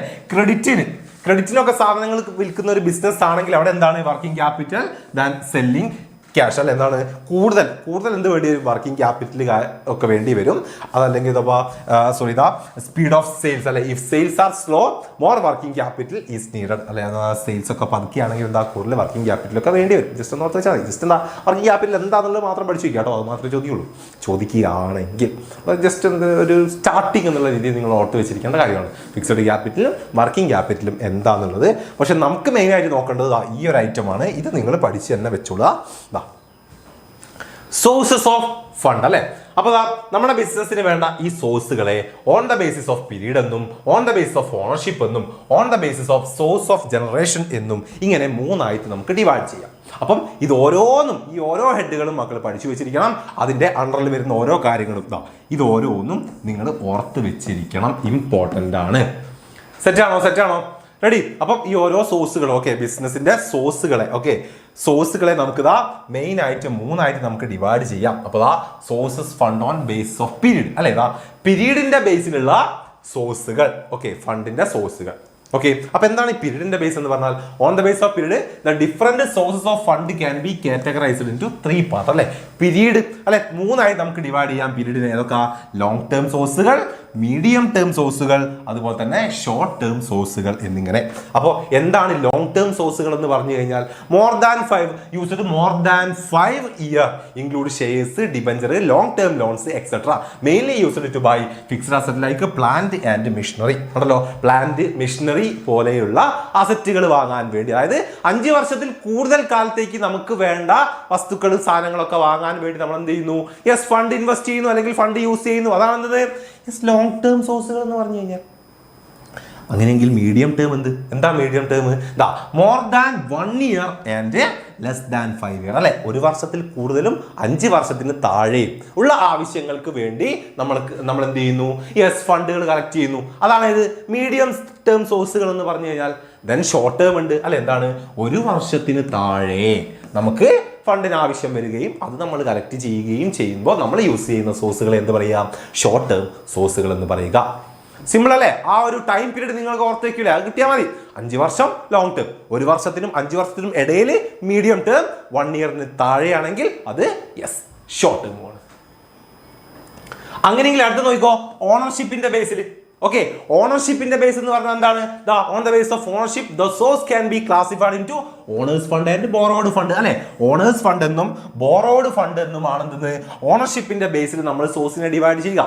ആ പേരിൽ തന്നെ നിങ്ങൾക്ക് കിട്ടില്ലോ, ഓണറുടെ ഫണ്ടാണ്. എന്താണ് ഓണറുടെ ഫണ്ട് എന്ന് പറഞ്ഞു കഴിഞ്ഞാൽ? നമ്മുടെ പ്രൊപ്രൈറ്റർ അല്ലെങ്കിൽ നമ്മുടെ പാർട്ട്ണർ അല്ലെങ്കിൽ ഷെയർ ഹോൾഡർ കൊണ്ടുവരുന്ന അല്ലെങ്കിൽ ഇൻവെസ്റ്റ് ചെയ്യുന്ന ആ ഒരു ക്യാപിറ്റൽ അല്ലെ, ക്യാപിറ്റൽ കൊണ്ടുവരുന്ന ആളുകൾ. അതാണ് എന്തെന്ന് ഓണേഴ്സ് ഫണ്ട് എന്ന് പറഞ്ഞാൽ അല്ലെ. It include capital and return profit not repaid in the business during the business life gives owner control over management അല്ലെ. ഓണറുടെ കൺട്രോൾ ഒക്കെ നിശ്ചയിക്കുന്ന അല്ലെ, അവര് കൊണ്ടുവരുന്ന ഫണ്ടാണ് ഇത് ഓണേഴ്സ് ഫണ്ട് എന്ന് പറഞ്ഞാൽ അല്ലെ. ഇക്വിറ്റി ഷെയർസ് കാര്യങ്ങളൊക്കെ നമുക്ക് അതിന് എക്സാമ്പിൾ പറയാം, റിട്ടേൺ ഏർണിംഗ്സ് ഒക്കെ. അപ്പൊ ബോറോഡ് ഫണ്ട് എന്ന് പറഞ്ഞാൽ എന്താ? Raise through loan or borrowings അല്ലെ. ബോറോയിങ്സ് ആണ്, നമ്മൾ പുറത്തുനിന്ന് എന്ത് ചെയ്യുന്നു? കളക്ട് ചെയ്തെടുക്കുന്നു. പുറത്തുനിന്നും നമ്മൾ എന്ത് ചെയ്യുന്നു? കളക്ട് ചെയ്തെടുക്കുന്നു. സിമ്പിൾ അല്ലേ? അതായത് ബാങ്ക്, ഏതെങ്കിലും ഫിനാൻഷ്യൽ ഇൻസ്റ്റിറ്റ്യൂഷൻസ് ഡിബഞ്ചർ ഇറക്കുക, പബ്ലിക് ഡെപ്പോസിറ്റ് സ്വീകരിക്കുക, ട്രേഡ് ക്രെഡിറ്റ് കടം വാങ്ങുക തുടങ്ങിയ കാര്യങ്ങളൊക്കെയാണ് എന്ത് ബോറോഡ് അല്ലെ. ബോറോവിഡ് നമ്മൾ കടം വാങ്ങുകയാണ്. സെറ്റ് അല്ലേ? അപ്പൊ ഇത് രണ്ടുമാണ് എന്തെന്ന് ഓണേഴ്സിന്റെ ബേസിലുള്ള കാറ്റഗറികൾ. മറന്നു പോരുതേ മക്കൾ, ഇതൊക്കെ 2 മാർക്ക് 3 മാർക്കിനൊക്കെ ചോദിച്ചിരിക്കും. ഇമ്പോർട്ടന്റ് ആണ്. യെസ്, ഏതൊക്കെയാണ് നമ്മുടെ സോഴ്സിന്റെ കാറ്റഗറികൾ അല്ലെ, ഏതൊക്കെയാണ് വരുന്നത് എന്നുള്ളത് നിങ്ങൾ എഴുതേണ്ടി വരും. അപ്പൊ അതുകൊണ്ടാണ് നിർബന്ധമായിട്ടും പഠിച്ചു വെച്ചിരിക്കുക. ഇതിന്റെ ഓരോ ടൈപ്സ് അല്ല, ഇതിന്റെ എക്സാമ്പിൾ നിങ്ങൾ ഓർത്ത് വെച്ചിരിക്കണം. അതായത് അടുത്ത സോഴ്സ് ഓഫ് ജനറേഷൻ ബേസിൽ അല്ലെ. ജനറേഷന്റെ ബേസ് എന്ന് പറഞ്ഞാൽ എന്താ ഉദ്ദേശിക്കുന്നത്? Generation another base of categorising the source of fund can B whether the fund are generated from അല്ലെ. എങ്ങനെയാണ് നമ്മളത് ജനറേറ്റ് ചെയ്ത് എടുക്കുന്നത്? എവിടെ നിന്നാണ് അല്ലെ?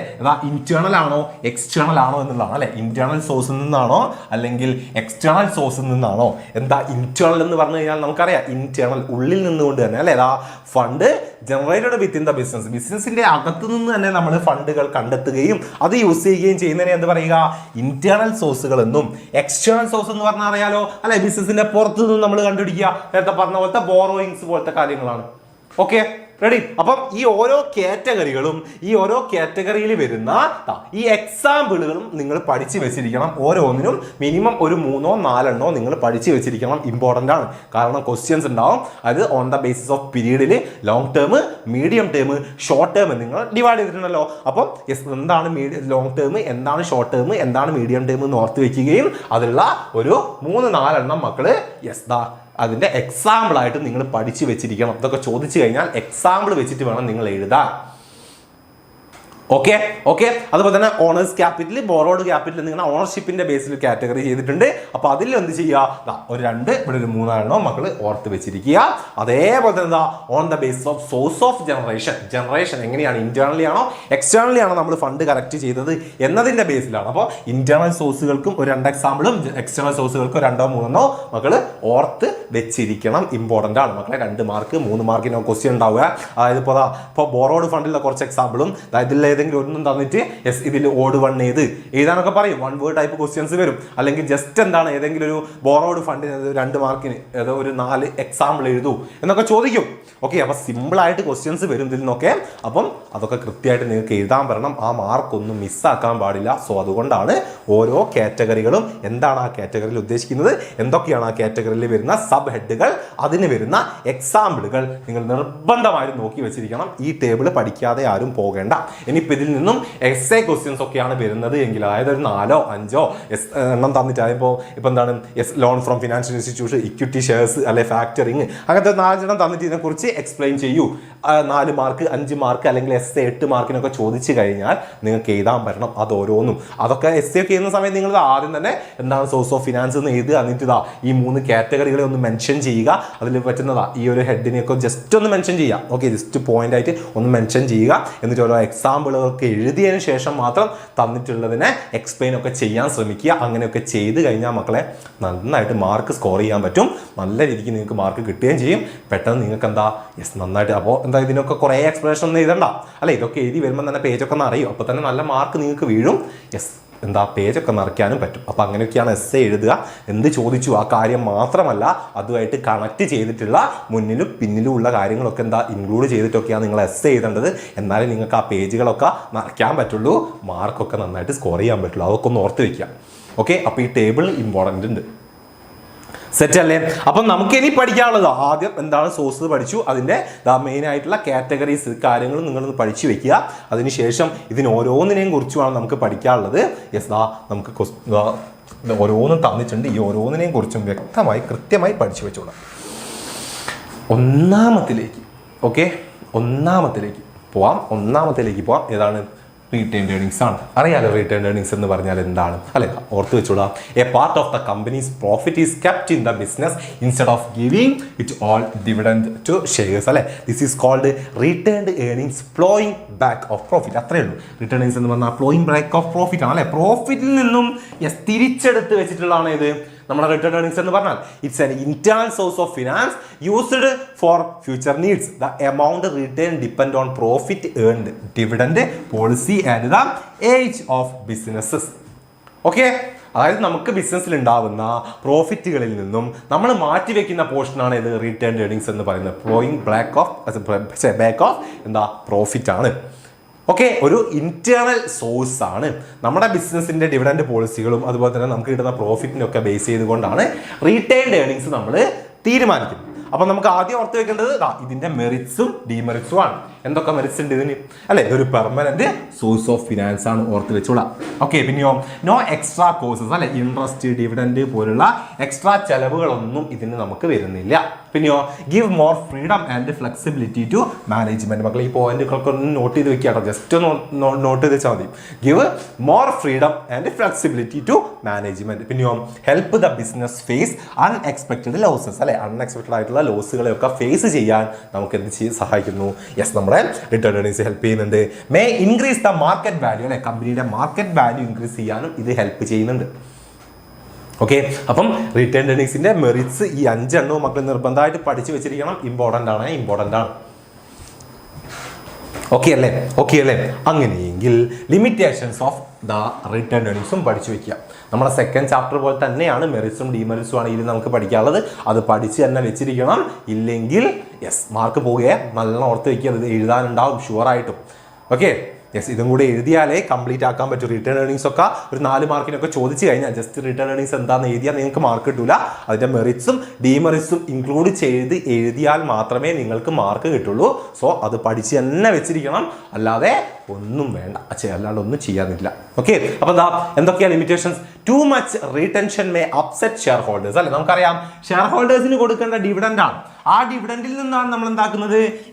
റിട്ടേൺ ഏർണിങ്സ് മാറ്റി വെക്കുന്നത് അല്ലെ. സോ അതുകൊണ്ട് തന്നെ കൂടുതൽ റിട്ടേൺ ഏർണിങ്സ് മാറ്റി വെക്കുന്നത് ഷെയർ ഹോൾഡേഴ്സിനെ അപ്സെറ്റ് ആക്കുന്നു. പിന്നെയോ profit may vary, so fund are uncertain. Profit മാറിക്കൊണ്ടിരിക്കുമ്പോൾ നമുക്ക് എപ്പോഴും ഒന്നും റിട്ടേൺ ഏർണിങ്സ് ഉണ്ടാവണം എന്നില്ല. പിന്നെയോ firm may ignore the opportunity cost leading to the poor use of funds അല്ലെ. എന്താണ് നമ്മുടെ ഇപ്പം റിട്ടേൺ ഏർണിങ്സ് എന്ന് പറഞ്ഞാൽ നമ്മൾ മാറ്റി വെക്കുന്ന എമൗണ്ട് അല്ലെ, ഒന്നും ചെയ്യാതെ വെറുതെ നമ്മൾ എന്താ സ്റ്റോക്ക് ചെയ്ത് അല്ലെങ്കിൽ എന്താണ് മാറ്റി വെക്കുന്ന ഒരു എമൗണ്ട് ആണ്. പക്ഷെ എന്താ അത് മറ്റെന്തെങ്കിലും ആവശ്യങ്ങൾക്കോ അല്ലെങ്കിൽ മറ്റെവിടെയെങ്കിലും ഇൻവെസ്റ്റ് ചെയ്തിട്ടുണ്ടെങ്കിലോ അതിൽ നിന്ന് നമുക്ക് കിട്ടേണ്ട ഒരു ഇൻകം ഉണ്ട് അല്ലെ. അത് നമ്മൾ വെറുതെ വേസ്റ്റ് ആയി കളയാണ് ഇങ്ങനെ വെറുതെ മാറ്റി വെക്കുന്നത് കൊണ്ട് അല്ലെ. അതാണ് എന്ത് പറയുന്നത് അവിടെ പറയുന്നത്? Firm ignore the opportunity cost എന്ന് പറയുന്നത് അല്ലെ. ഓപ്പർച്യൂണിറ്റി കോസ്റ്റിനെ എന്താ ഫേം വെറുതെ ഇഗ്നോർ ചെയ്യുന്നു. എങ്ങനെ? ഒരു ഫണ്ട് ഇങ്ങനെ വെറുതെ മാറ്റി വെച്ചുകൊണ്ട് അല്ലെ, അത് വെറുതെ മാറ്റി വെക്കുന്നതിന് മറ്റെവിടെയെങ്കിലും ഇൻവെസ്റ്റ് ചെയ്തൂടെ? റെഡി. അപ്പോൾ അതിൽ നിന്നുള്ള ആ ഒരു ലാഭമോ ആ കാര്യങ്ങളൊക്കെ നമുക്ക് എന്താ ഇല്ലാതാവുന്നുണ്ട്. ഓക്കെ, അപ്പം ഈ ഒരു മെറിറ്റ്സും ഡിമെറിറ്റ്സും റിട്ടേൺ ഏർണിങ്സിനെ കുറിച്ച് മക്കൾ പഠിച്ചു വെച്ചിരിക്കുക. ഓക്കെ അല്ലേ? അതാണ് ഫസ്റ്റത്തെ നമ്മുടെ സോഴ്സ്. ദെൻ സെക്കൻഡ് സോഴ്സിലേക്ക് നമുക്ക് പോവാം. ഏതാണ്?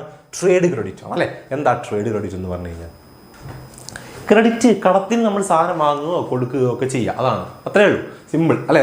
ട്രേഡ് ക്രെഡിറ്റ് എന്ന് പറഞ്ഞാൽ എന്താ? Buying goods and service now and paying for them later. It is a common short-term source of finance as a sundry creditor or an account payable. അതല്ല, ഒരു short term source ആണ് അല്ലെ. നമ്മൾ എന്താക്കുന്നു? ഒരാളുടെ കയ്യിൽ നിന്ന് സാധനങ്ങൾ കടത്തിന് വാങ്ങുകയോ കടത്തിന് കൊടുക്കുകയോ ചെയ്യുക അല്ലെ. ഒരു സൺട്രി ഡെപ്റ്ററോ ക്രെഡിറ്ററോ അവിടെ എന്താകുന്നുണ്ട്? ഉണ്ടാവുന്നുണ്ട്. It is given A customers with good reputation and amount and time of credit depend on the factors like reputation, past payment record and market competition അല്ലെ. മാർക്കറ്റ് കോമ്പറ്റീഷനും നമ്മുടെ പാസ്റ്റ് പേയ്മെന്റ് റെക്കോർഡുകളും അതുപോലെ തന്നെ നമ്മുടെ റെപ്യൂട്ടേഷനൊക്കെ നോക്കിക്കൊണ്ടേ നമുക്ക് എന്ത് ചെയ്യുള്ളൂ? ചില ആളുകൾ ഫണ്ടൊക്കെ തരുള്ളൂ, അല്ലെങ്കിൽ നമ്മളെന്താ മറ്റൊരാൾക്ക് ഫണ്ടൊക്കെ കൊടുക്കുള്ളൂ അല്ലെ. അയാൾ എങ്ങനെ കടം തിരിച്ചടയ്ക്കുന്നു, അയാളുടെ റെപ്യൂട്ടേഷൻ എന്ത്, അയാളുടെ ബിസിനസ് എങ്ങനെയൊക്കെയാണ് എന്നൊക്കെ നോക്കിയിട്ട് നമ്മളെന്താ കടം വാങ്ങുകയും കൊടുക്കുകയും ചെയ്യുകയുള്ളൂ. ഓക്കെ, അപ്പം ഓർത്ത് വെച്ചോളൂ ട്രേഡ് ക്രെഡിറ്റ് രണ്ടാമത്തെ സോഴ്സ്. അപ്പം ഇതിന്റെ നമുക്ക് എന്ത് നോക്കണം? മെറിറ്റ്സും ഡിമെറിറ്റ്സും നമുക്ക് പഠിക്കണം. ഓക്കെ, അപ്പം ട്രേഡ് ക്രെഡിറ്റിന് എന്തെല്ലാം ഗുണങ്ങൾ ഉണ്ടാവും? സിമ്പിൾ. ഒന്നാമത്തെ എന്താ?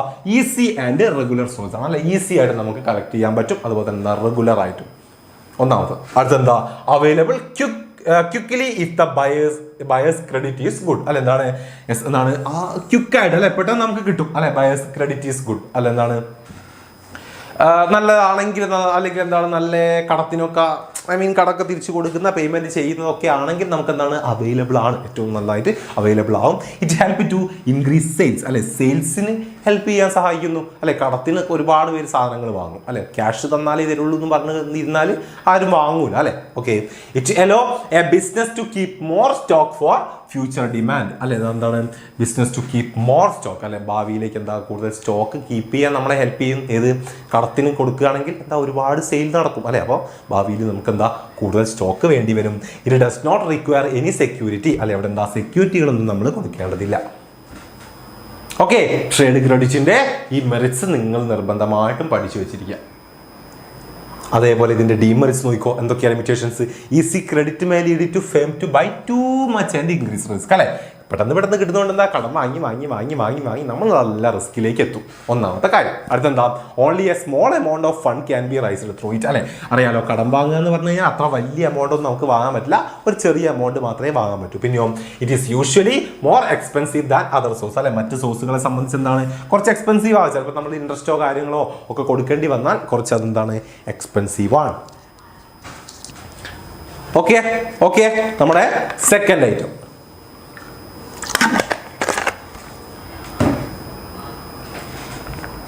റെഡി? അങ്ങനെയെങ്കിൽ നമ്മളെ മൂന്നാമത്തെ സോഴ്സിലേക്ക് നമ്മൾ പോകുന്നു, ഫാക്ടറി.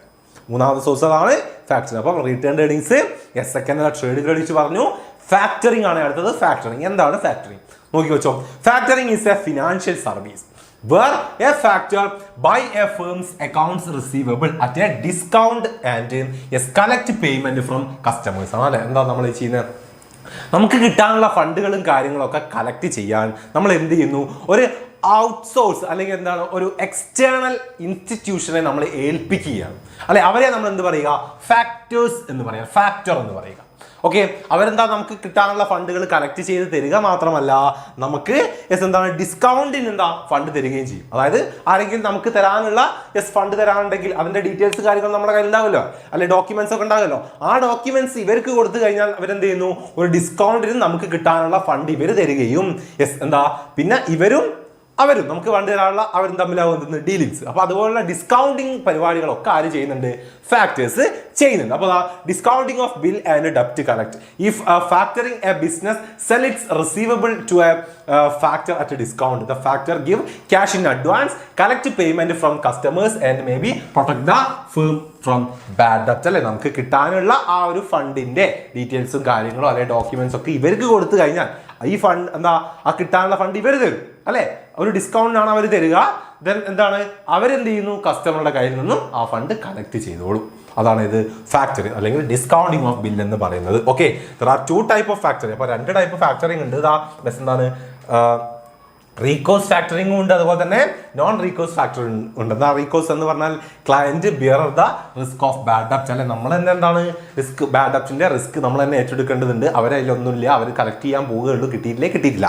പിന്നെ എവിടെയോ the factors bear the risk and pay the client even if the customer doesn't play pay. എന്താണ് ഇപ്പം നമുക്ക് ഡിസ്കൗണ്ട് ചെയ്ത് തന്ന ഫണ്ട് അല്ലെ, അവര് പോയിട്ട് എന്താ കസ്റ്റമറുടെ കയ്യിൽ നിന്നും കളക്ട് ചെയ്യാൻ പോകുമ്പോൾ കസ്റ്റമർ അത് കൊടുത്തിട്ടില്ലെങ്കിൽ ആ ഒരു പേയ്മെന്റ് തന്നെ നമ്മൾ തന്നെ എടുത്തിരിക്കേണ്ടതുണ്ട്.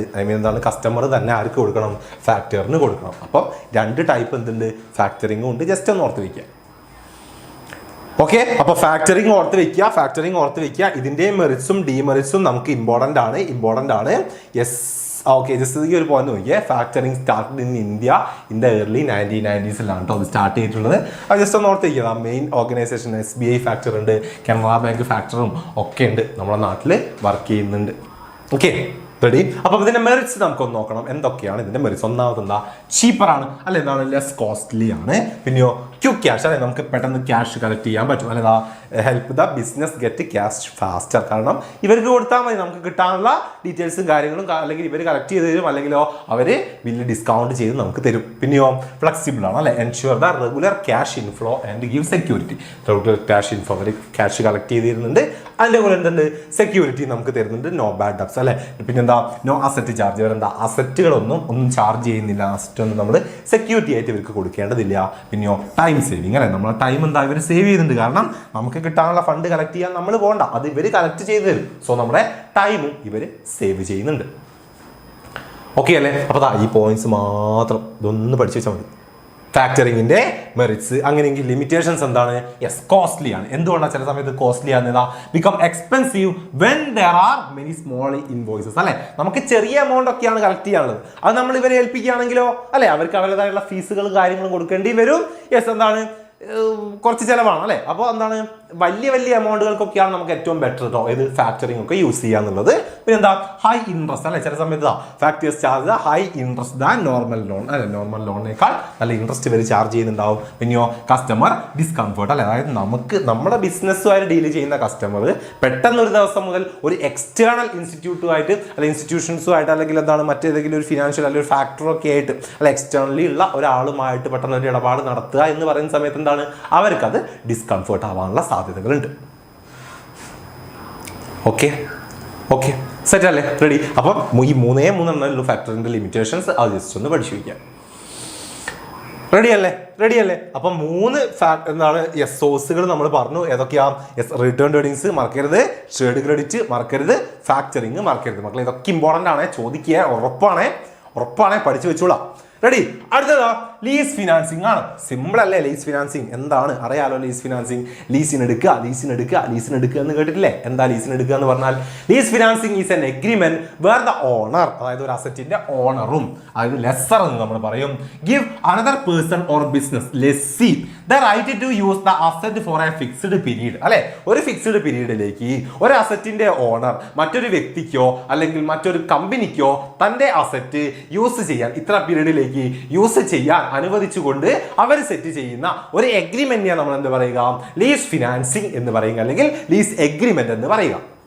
Okay, after the lease period, the asset returned to the lessor. It is like rendering an asset instead of buying. അല്ലെ, ആ ലീസ് പീരീഡ് കഴിഞ്ഞാൽ നമ്മൾ എന്ത് ചെയ്യണം? ആ ഒരു അസറ്റ് തിരിച്ച് അതിന്റെ ഓണർക്ക് അല്ലെങ്കിൽ ലെസ്സർക്ക് നമ്മൾ തിരിച്ചു കൊടുക്കേണ്ടതുണ്ട്. അപ്പൊ ഇങ്ങനെ ലീസിൽ എടുക്കുന്നത് എന്താണ്? നമ്മളൊരു പേയ്മെന്റ് പ്രൊവൈഡ് ചെയ്യണം, അല്ലെ പേയ്മെന്റ് കൊടുക്കേണ്ടത് അതിനെ നമ്മൾ ലീസ് റെന്റ് എന്ന് പറയുന്നു.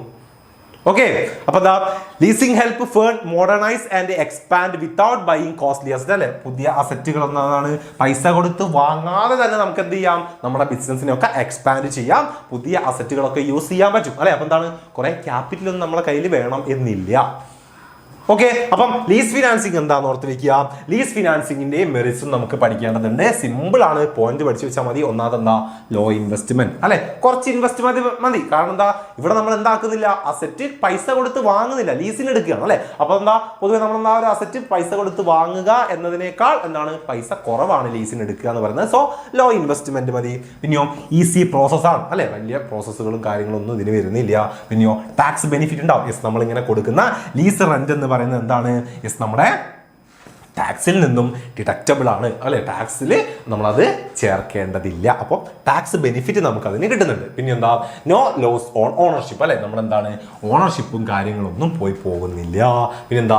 Does not affect borrowing power. നമ്മുടെ ബോറോയിങ് പവർ എന്താണ്? ബോറോയിങ് പവർ അതായത് കടമെടുക്കാനുള്ള നമ്മുടെ പവറിനെ അല്ലെ, കടമെടുക്കാനുള്ള അല്ലെ നമ്മുടെ ക്രെഡിറ്റ് വർത്തിനെസ്സിനെ ഒന്നും ഇത് ബാധിക്കുന്നില്ല. കാരണം എന്താണ്? ഇതൊരു കടം എടുക്കുന്ന പരിപാടിയല്ല അല്ലെ, ഡെപ്റ്റ് ആയിട്ട് ചെയ്യുന്നതല്ല അല്ലെ. ലീസിംഗ് എന്ന് പറഞ്ഞാൽ ഒരിക്കലും നമ്മൾ കടം എടുക്കുന്നതായിട്ട് കൂട്ടുന്നില്ല. സോ നമ്മുടെ എന്താ ബോറോയിങ് പവറിനെ അത് ബാധിക്കുന്നില്ല. പിന്നെയോ നോ ഒബ്സലൻസസ് റിസ്ക്. എന്താ ഒബ്സലൻസസ് റിസ്ക് എന്ന് പറഞ്ഞു കഴിഞ്ഞാൽ നമ്മൾ പഠിച്ചിട്ടുണ്ടല്ലോ അല്ലെ. എന്താണ് ഒബ്സലൻസസ് എന്ന് പറഞ്ഞു കഴിഞ്ഞാൽ? യെസ്, അതെന്താ? ഔട്ട്ഡേറ്റഡ് ആകുക അല്ലെ, ഔട്ട്ഡേറ്റഡ് ആയി പോകുക എന്നുള്ളതാണ്. അപ്പൊ ഔട്ട്ഡേറ്റഡ് ആകുമ്പോൾ നമുക്ക് ഉണ്ടാവുന്ന അത്തരത്തിലുള്ള റിസ്കുകളും കാര്യങ്ങളും ഒന്നും ഇവിടെ സംഭവിക്കുന്നില്ല. യെസ്, ഇവിടെ ലീസ് ഫിനാൻസിങ്ങിന് സംഭവിക്കുന്നില്ല. കാരണം അസറ്റ് നമ്മളതല്ല. ഓക്കെ അല്ലേ, റെഡി അല്ലേ? അപ്പൊ സിമ്പിൾ ആയിട്ട് ഈ പോയിന്റ്സ് മാത്രം ഓർത്ത് വെച്ചാൽ മതി അതിന്റെ മെറിറ്റ്സ് ആയിട്ട്.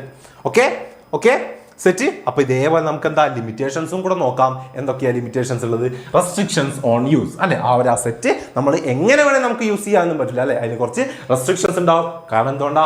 അത് നമ്മുടെ ഓണർഷിപ്പിലുള്ള അസറ്റ് അല്ല. പിന്നെന്താണ്? യെസ്, ബിസിനസ് റിസ്ക് ഉണ്ടാവും അല്ലെ.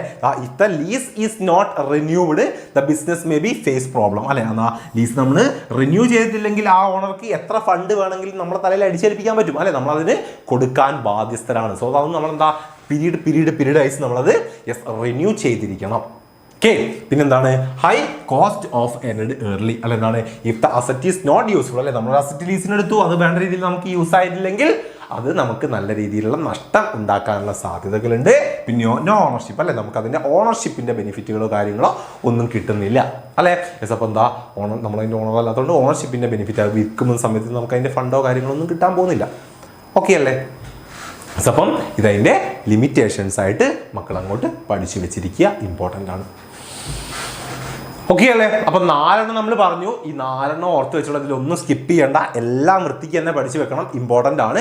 മെറിറ്റ്സ് ഡിമെറിറ്റ്സ് വിടാതെ പഠിച്ചു വെച്ചോളാം, ബൈഹാർട്ട് ചെയ്ത് വെച്ചോളാം. ആ പോയിന്റുകൾ അത് എഴുതണം. അത് എഴുതിയാലേ, ശ്രദ്ധിക്കണേ, അത് എഴുതിയാലേ നിങ്ങൾക്ക് മാർക്ക് കിട്ടിയേ. വെറുതെ ലീസ് ഫിനാൻസ് എന്തെന്ന് മാത്രം എഴുതി വെച്ചാൽ നിങ്ങൾക്ക് മാർക്ക് കിട്ടില്ല കേട്ടോ. യെസ്, അതിൻ്റെ മെറിറ്റ്സും ഡിമെറിറ്റ്സും എഴുതി വെക്കുക തന്നെ വേണം. ഒരു 2 മാർക്കിനൊക്കെയാണ് ഓക്കെ, ലെസ്റ്റ് അതെന്താണെന്ന് എഴുതി വെച്ചാൽ മതി. പക്ഷേ ഒരു 4 മാർക്കിൻ്റെ ക്വസ്റ്റ്യനും 5 മാർക്കിൻ്റെ ക്വസ്റ്റ്യനും എന്താണ് നമ്മുടെ ഒരു essay ക്വസ്റ്റ്യനൊക്കെ ആയിട്ട് ഇതിൽ ഏതെങ്കിലും ചോദിച്ചു കഴിഞ്ഞാൽ അതെന്താണെന്ന് എക്സ്പ്ലെയിൻ ചെയ്യണം. അതിൻ്റെ മെറിറ്റ്സും ഡിമെറിറ്റ്സും ഇൻക്ലൂഡ് ചെയ്ത് എഴുതിയാലേ നിങ്ങൾക്ക് അതിൻ്റെ മാർക്ക് സ്കോർ ചെയ്യാൻ പറ്റുള്ളൂ. Okay okay okay, set, ready? അങ്ങനെയെങ്കിൽ നമുക്ക് അടുത്തതിലേക്ക് പോവാം. അടുത്തത് പബ്ലിക് ഡെപ്പോസിറ്റ് ആണ്. എന്താണ് പബ്ലിക് ഡെപ്പോസിറ്റ്? പബ്ലിക്കിൽ നിന്നും ഡെപ്പോസിറ്റ് സ്വീകരിക്കുക അല്ലേ? നമ്മൾ പറഞ്ഞു തൊട്ട് മുൻപ് നമ്മൾ ചാപ്റ്റർ എടുത്തപ്പോൾ അല്ലെ, പബ്ലിക് കമ്പനിയും പ്രൈവറ്റ് കമ്പനിയും പറഞ്ഞ സമയത്ത് നമ്മൾ പറഞ്ഞിട്ടുണ്ടായിരുന്നു. ഒരു പബ്ലിക് കമ്പനി ആണെങ്കിൽ ആ പബ്ലിക് കമ്പനിക്ക് എന്ത് ചെയ്യാം? യെസ്, പബ്ലിക്കിൽ നിന്നും ഫണ്ട് കളക്ട് ചെയ്യാം അല്ലെ? അവർക്കൊരു ഇൻവിറ്റേഷൻ കൊടുത്തുകൊണ്ട് എന്ത് ചെയ്യാം അല്ലെ? ഫണ്ട് കളക്ട് ചെയ്യാൻ അവരെ ഇൻവൈറ്റ് ചെയ്യാനുള്ള റൈറ്റ്സ് ആർക്കുണ്ട്? ഒരു പബ്ലിക് കമ്പനിക്ക് ഉണ്ട് എന്ന് പറഞ്ഞു. അങ്ങനെ ഒരു പബ്ലിക് കമ്പനി പബ്ലിക്കിൽ നിന്നും ഫണ്ട് കളക്ട് ചെയ്യുന്നതിന് നമ്മൾ എന്ത് പറയാം? പബ്ലിക് ഡെപ്പോസിറ്റ് എന്ന് പറയാം അല്ലെ? Public deposit are the money that companies collected directly from public അല്ലെ? പബ്ലിക്കിൽ നിന്നും നമ്മൾ ഫണ്ട് കളക്ട് ചെയ്യുന്നു. The interest rate on public deposit is higher than bank deposit അല്ലെ? ബാങ്ക് ഡെപ്പോസിറ്റിനേക്കാൾ കൂടുതൽ ഇൻട്രസ്റ്റ് നമുക്ക് എവിടെ നിന്ന് കിട്ടും? Any one can deposit money in filling a form and company give a deposit receipt അല്ലെ? ഒരു ഫോം ഫില്ല് ചെയ്തുകൊണ്ട് നമുക്ക് ഡെപ്പോസിറ്റ് ചെയ്യാം. അവരെന്താണ് നമുക്ക് അതിൻ്റെ ഒരു റെസിപ്റ്റ് തരുന്നതായിരിക്കും. This deposit help companies meet their short term and medium term അല്ലെ? Short term and medium term fund raise ചെയ്യാൻ ഒരു കമ്പനിക്ക് യൂസ് ചെയ്യാൻ പറ്റുന്ന ഏറ്റവും നല്ലൊരു സോഴ്സ് ആണ് ഇത് എന്ന് പറയുന്നത്, പബ്ലിക് ഡെപ്പോസിറ്റ് എന്ന് പറയുന്നത്. Okay okay, set, ready? അപ്പൊ ഇതിന്റെ നമുക്ക് എന്ത് നോക്കാം? മെറിറ്റ്സ് നോക്കാം. അവിടെ ശ്രദ്ധിച്ചോ, മെറിറ്റ്സ് നോക്കാം. മെറിറ്റ്സും ലിമിറ്റേഷൻസും നമുക്കൊന്ന് നോക്കാം. എന്താ മെറിറ്റ്സ് ഉള്ളത്? It is easy to collect money as the process is simple.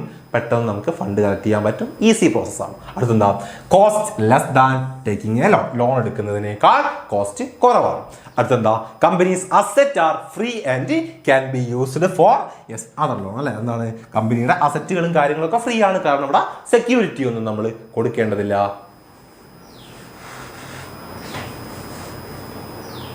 Sir, നിങ്ങളിവിടെ തെറി വിളിക്കുന്നവർക്ക് ടൈം ഔട്ട് കൊടുക്കുക. തെറിയൊക്കെ വിളിക്കുന്നുണ്ടോടാ? ഈശ്വര, ഇതിൻ്റെ ഇടയിൽ എവിടെയാടാ നിനക്ക് ഇവിടെ തെറിയൊക്കെ വിളിക്കാനുള്ള ടൈം? ശ്രദ്ധിക്കണം അവിടെ. Okay, depositors have no voting right, so control stay with the owner അല്ലെ? ഇവിടെ എന്തില്ല? ഇവർക്ക് വോട്ടിംഗ് റൈറ്റോ കാര്യങ്ങളോ ഒന്നും ഇല്ല. ആർക്ക്? പബ്ലിക്കിന്, പബ്ലിക് ഡെപ്പോസിറ്റ് ചെയ്ത ആളുകൾക്ക്. സെറ്റ് അല്ലേ? അപ്പം ഇതിന്റെ ലിമിറ്റേഷൻസ് ശ്രദ്ധിച്ച് എന്തൊക്കെയാ? New companies find it hard അല്ലെ? എന്താണ്? പുതിയ കമ്പനികൾക്ക് എന്താണ് പബ്ലിക് ഡെപ്പോസിറ്റ് കളക്ട് ചെയ്യുക എന്ന് പറയുന്നത് ബുദ്ധിമുട്ടുള്ള കാര്യമാണ്. ഒന്നാമത്തത്. അടുത്ത, it is not sure a source of money as people may be not deposited അല്ലെ? അതൊന്നും ഷുവർ സോഴ്സ് അല്ല അല്ലെ? അവർ ചെയ്തിട്ടില്ലല്ലോ, നമ്മൾ എന്താണ് എല്ലാവരും ഒന്നും എന്താകണമെന്നില്ല. ഇതുപോലെ കമ്പനിയിൽ ഇൻവെസ്റ്റ് ചെയ്യണം എന്ന് പറയുമ്പോൾ ഈ പബ്ലിക് ഡെപ്പോസിറ്റ് ചെയ്യണം എന്നില്ല. പിന്നെയോ difficult to collect a large amount അല്ലെ? വലിയ എമൗണ്ട് കളക്ട് ചെയ്യുക എന്ന് പറഞ്ഞു കഴിഞ്ഞാൽ അതും നമുക്ക് ബുദ്ധിമുട്ടാണ്. മക്കളെ, സിമ്പിൾ പോയിന്റുകളാണ്, സിമ്പിൾ പോയിന്റുകൾ. അത് 3, 4 വരുന്നുള്ളൂ. ഇത് പഠിക്കാതെ മക്കൾ പോവേണ്ട കേട്ടോ.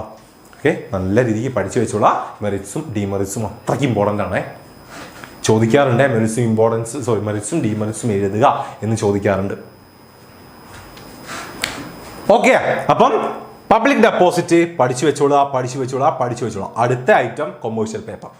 റിപ്പീറ്റഡായി ചോദിക്കുന്ന കാര്യങ്ങളാണ്. 2 മാർക്കിനും 3 മാർക്കിനൊക്കെ ഇതിൻ്റെ എന്തെങ്കിലും ഒരു ലൈനോ കാര്യങ്ങളോ ഏതെങ്കിലും ഒരു ഫീച്ചറൊക്കെ തന്നിട്ട് ഇത് ഏത് സോഴ്സ് ആണെന്ന് ഐഡന്റിഫൈ ചെയ്യൂ, ഇതിൻ്റെ മെറിറ്റ്സ് എഴുതൂ, ഡിമെറിറ്റ്സ് എഴുതൂ എന്നൊക്കെ പറയാം. ഓക്കെ, സാർ കലിപ്പാവാനോ? ഞാൻ കലിപ്പാവാനോ?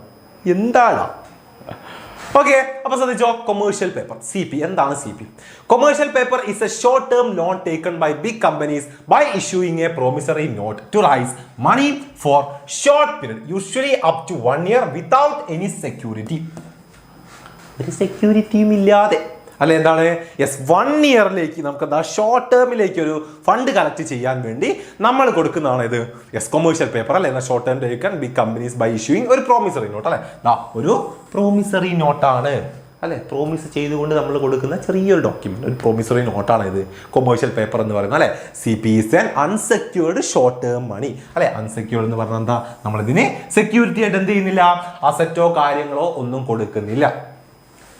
Okay okay. അപ്പം കൊമേഴ്ഷ്യൽ പേപ്പർ ഓർത്ത് വെച്ചോളൂ. അതിന്റെ നോക്കിക്കോ, introduced in India. Okay, 1990s നമ്മൾ എന്ത് ചെയ്തിട്ടുള്ളത്, കൊമേഴ്ഷ്യൽ പേപ്പർ ഇന്ത്യയിൽ ഇൻട്രൊഡ്യൂസ് ചെയ്തിട്ടുള്ളത്. Then can be issued by corporates, financial institution and primary dealers അല്ലെ. ആർക്ക് വേണമെങ്കിലും എന്ത് ചെയ്യാം, ഇത് ഇഷ്യൂ ചെയ്യാവുന്നതാണ്. ആർക്ക് ഇതിൽ ഇൻവെസ്റ്റ് ചെയ്യുന്നു, ഇൻഡിവിജ്വൽസിനും ബാങ്കിനും കമ്പനീസിനും NRIസിനും ഒക്കെ എന്താക്കാം, ഇതിൽ ഇൻവെസ്റ്റ് ചെയ്യാൻ പറ്റും. മെച്യൂരിറ്റി പീരീഡ് എത്രയാണ്, minimum 7 days and maximum 1 year അല്ലെ. ഇതാ മിനിമം 7 days അല്ലെങ്കിൽ മാക്സിമം 1 year, അല്ലെങ്കിൽ നമ്മളിതാ 90 to 365 എന്നും പറയാറുണ്ട്, ഓർത്ത് വെച്ചോളാം. ഓക്കെ, 7 days അല്ലെങ്കിൽ 1 year എന്നും പറയും. അതുപോലെ തന്നെ 90 to 365 എന്നും പറയാറുണ്ട്.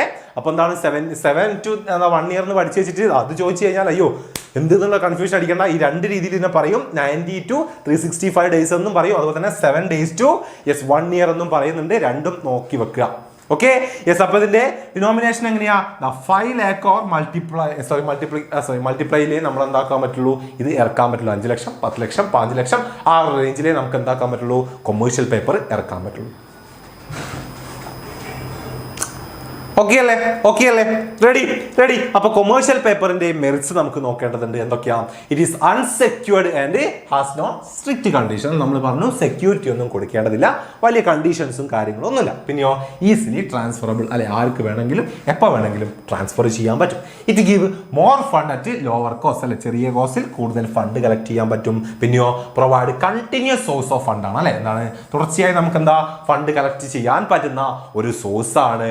ഓക്കെ, അടുത്തെന്താണ്, companies can invest extra money അല്ലെ, കൂടുതൽ പൈസ നമുക്ക് എന്താക്കാം, CPയിൽ ഇൻവെസ്റ്റ് ചെയ്യാൻ പറ്റും. നമ്മുടെ കയ്യിലൊക്കെ ഉള്ള ഫണ്ട് ഉണ്ടെങ്കിൽ മറ്റെവിടെയെങ്കിലുമൊക്കെ ഏതെങ്കിലുമൊക്കെ ഇൻസ്റ്റിറ്റ്യൂഷന്റെ എന്താക്കാം SCPയിൽ നമുക്ക് ഇൻവെസ്റ്റ് ചെയ്യാവുന്നതാണ്. ഓക്കെ, മെറിറ്റ്സ് പഠിച്ചു വെക്കുക കേട്ടോ, മെറിറ്റ്സ് പഠിച്ചു വെക്കുക. സിമ്പിൾ ആണ്, സിമ്പിൾ പോയിന്റുകളാണ്, അത് അങ്ങോട്ട് ഓർത്ത് വെച്ചിരിക്കുക. ദെൻ അതേപോലെ ഇതിന്റെ ലിമിറ്റേഷൻസും നമുക്ക് നോക്കേണ്ടതുണ്ട്. കൊമേഴ്ഷ്യൽ പേപ്പറിന് എന്തൊക്കെ ലിമിറ്റേഷൻസ് ഉണ്ട്, ഇതാ നോക്കിക്കോ. Only financial strong and highly rated frame can issue അല്ലെ. നല്ല റേറ്റഡ് ആയിട്ടുള്ള ഫിനാൻഷ്യലി സ്ട്രോങ് ആയിട്ടുള്ള കമ്പനീസിന് ഇതെന്താ ഇഷ്യൂ ചെയ്യാൻ പറ്റൂ. The amount raised depend on the availability of extra fund in market അല്ലെ. ഇതിൽ കിട്ടുന്ന ഫണ്ട് എന്ന് പറയുന്നത് എന്താണ്, എക്സ്ട്രാ ഫണ്ട് അല്ലെങ്കിൽ മാർക്കറ്റിംഗ് എബിലിറ്റി ഒക്കെ ബേസിലേ നമുക്ക് എന്താക്കാൻ പറ്റുള്ളൂ, ഇത് കിട്ടുകയുള്ളൂ. പിന്നെയോ it is an impersonal source ആണ്. So maturity cannot be external അല്ലെ, ഇംപേഴ്സണലി ആണ്. നമുക്ക് പേഴ്സണലി പോയിട്ട് കണക്ട് ചെയ്ത് അല്ലെങ്കിൽ എന്താണ് എന്താണ് കൂടുതൽ മെച്യൂരിറ്റി പീരീഡ് ഒന്നും ആക്കിയെടുക്കാൻ പറ്റുന്ന കാര്യമല്ല. ഓക്കെ, ഒരു ഇംപേഴ്സണൽ സോഴ്സ് ആണെന്ന് ഓർത്ത് വയ്ക്കുക. സെറ്റ് അല്ലേ. അപ്പോ കൊമേഴ്ഷ്യൽ പേപ്പർ പഠിച്ചു വെച്ചോളാ, കൊമേഴ്ഷ്യൽ പേപ്പർ പഠിച്ചു വെച്ചോളാ, കൊമേഴ്ഷ്യൽ പേപ്പർ പഠിച്ചു വെച്ചോളാ. Okay, ready. ദെൻ അടുത്തതിലേക്ക് നമ്മൾ പോവുകയാണ്, അടുത്ത സോഴ്സിലേക്ക് നമ്മൾ പോവുകയാണ്. Important item shares. Okay, equity ഷെയർസും ഉണ്ട്, പ്രിഫറൻസ് ഷെയർസും ഉണ്ട്. ഇമ്പോർട്ടൻറ്റ്. ഓക്കെ, അപ്പൊ എന്താ ഇഷ്യൂ ഓഫ് ഷെയർസ് എന്ന് പറഞ്ഞാൽ the money raised by selling share is called share capital. A companies capital is divided into small unit called shares അല്ലെ. ഷെയറിലൂടെ നമ്മൾ എന്താണ് ഫണ്ട് റൈസ് ചെയ്യുന്നതിനെയാണ് ക്യാപിറ്റൽ എന്ന് പറയുക. ഓക്കെ, അപ്പം നമ്മൾ എന്താണ് ക്യാപിറ്റൽ, ഈ ക്യാപിറ്റലിന് സ്മോൾ ഡിനോമിനേറ്റേഴ്സ് അല്ലെങ്കിൽ സ്മോൾ യൂണിറ്റ് ആയിട്ട് നമ്മൾ ഡിവൈഡ് ചെയ്യുന്നതാണ് ഇതിന് ഷെയർ എന്ന് പറയുന്നത്. ഓക്കെ, അപ്പൊ 2 ടൈപ്പ് ഷെയറുകൾ ഉണ്ടല്ലോ, ഇക്വിറ്റിയും ഉണ്ട്, പ്രിഫറൻസ് ഷെയർസും ഉണ്ട്. ഓരോന്നും നമുക്ക് പഠിക്കണം. എന്താണ് ഇക്വിറ്റി ഷെയർസ് എന്ന് പറഞ്ഞു കഴിഞ്ഞാൽ main source of long term capital for the company അല്ലെ. കമ്പനിയുടെ main long term capital source ആണ് ഇത് ഇക്വിറ്റി ഷെയർ എന്ന് പറയുന്നത്. എന്താ ഇത് റെപ്രസെന്റ് ചെയ്യുന്നത്, ഓണർഷിപ്പ് ആണ് അല്ലെ. Money raised is called owners fund അല്ലെ. ക്യാപിറ്റൽ അല്ലെങ്കിൽ എന്താണ്, ഒരു ഫേമിന്റെ ഓണർ കൊണ്ടുവരുന്ന അല്ലെങ്കിൽ അവർ ഇൻവെസ്റ്റ് ചെയ്യുന്ന ഫണ്ടാണ് ഇത് ഓണേഴ്സ് ക്യാപിറ്റൽ എന്ന് പറയുന്നത്. അവർക്ക് കൊടുക്കുന്നതാണ് ഇത് ഇക്വിറ്റി ഷെയർസ് അല്ലെ. നോ ഫിക്സ്ഡ് ഡിവിഡൻഡ്, ഇവർക്ക് എന്താ ഒരു ഫിക്സ്ഡ് ഡിവിഡൻഡ് നമ്മൾ പേയ്മെന്റ് ചെയ്യേണ്ട ആവശ്യമില്ല അല്ലെ. പ്രോഫിറ്റ് ഉണ്ടെങ്കിൽ മാത്രം എന്ത് ചെയ്താൽ മതി, ഇവർക്ക് കൊടുത്താൽ മതി അല്ലെ. കോൾഡ് റെസീജിയൽ ഓണേഴ്സ് അല്ലെ. ഇവരെ നമ്മൾ എന്ത് പറയുന്നുണ്ട്, റെസീജിയൽ ഓണേഴ്സ് എന്നും നമ്മൾ പറയാറുണ്ട് അല്ലെ. They share profit and risk of the business അല്ലെ. ബിസിനസിന്റെ ഷെയറും അതുപോലെ തന്നെ റിസ്ക്കും എന്താണ് പ്രോഫിറ്റും അതുപോലെ തന്നെ റിസ്ക്കും അവർ ഷെയർ ചെയ്യുന്നുണ്ട്. ലാബിലിറ്റി ഈസ് ലിമിറ്റഡ് അല്ലെ. അവരുടെ ലാബിലിറ്റി എന്താണ്, ലിമിറ്റഡ് ആണ്. അവർ എത്രയാണ് ഇൻവെസ്റ്റ് ചെയ്തിട്ടുള്ളത് അതിൻ്റെ ബേസിലാണ് അവരുടെ liability. then have the right to vote and take part of company management. അല്ലെ, ഇവരാണ് കമ്പനി മാനേജ് ചെയ്യുന്നതും അവിടുത്തെ വോട്ടിംഗ് പവർ ഉള്ളതും ആർക്ക് തന്നെയാണ്? ഈ ഓണേഴ്സിനാണ്. Ready sir? തെറിയൊന്നുമില്ല. ഓക്കെ റെഡി അല്ലേ?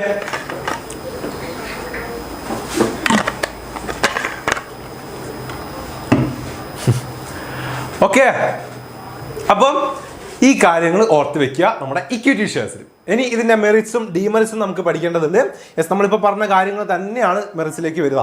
Suitable for investors willing to take risk for higher returns. അല്ലെ, കൂടുതൽ റിട്ടേൺ ഒക്കെ ആഗ്രഹിക്കുന്ന ആളുകൾക്ക് യെസ് എന്താണ് ഏറ്റവും കൂടുതൽ യൂസ്ഫുൾ ആവുന്നത് അല്ലെങ്കിൽ ഏറ്റവും സ്യൂട്ടബിൾ ആയിട്ടുള്ളത് യെസ് ഇക്വിറ്റി ഷെയർ ആണ്. Then divided payment is not compulsory, so no fixed burden. അല്ലെ, ഇവർക്ക് എന്താണ് യെസ് എന്ത് ഡിവിഡൻഡ് കൊടുക്കണ്ട. അല്ലെ, ഡിവിഡൻഡ് കൊടുക്കേണ്ട ആവശ്യം ഇല്ല.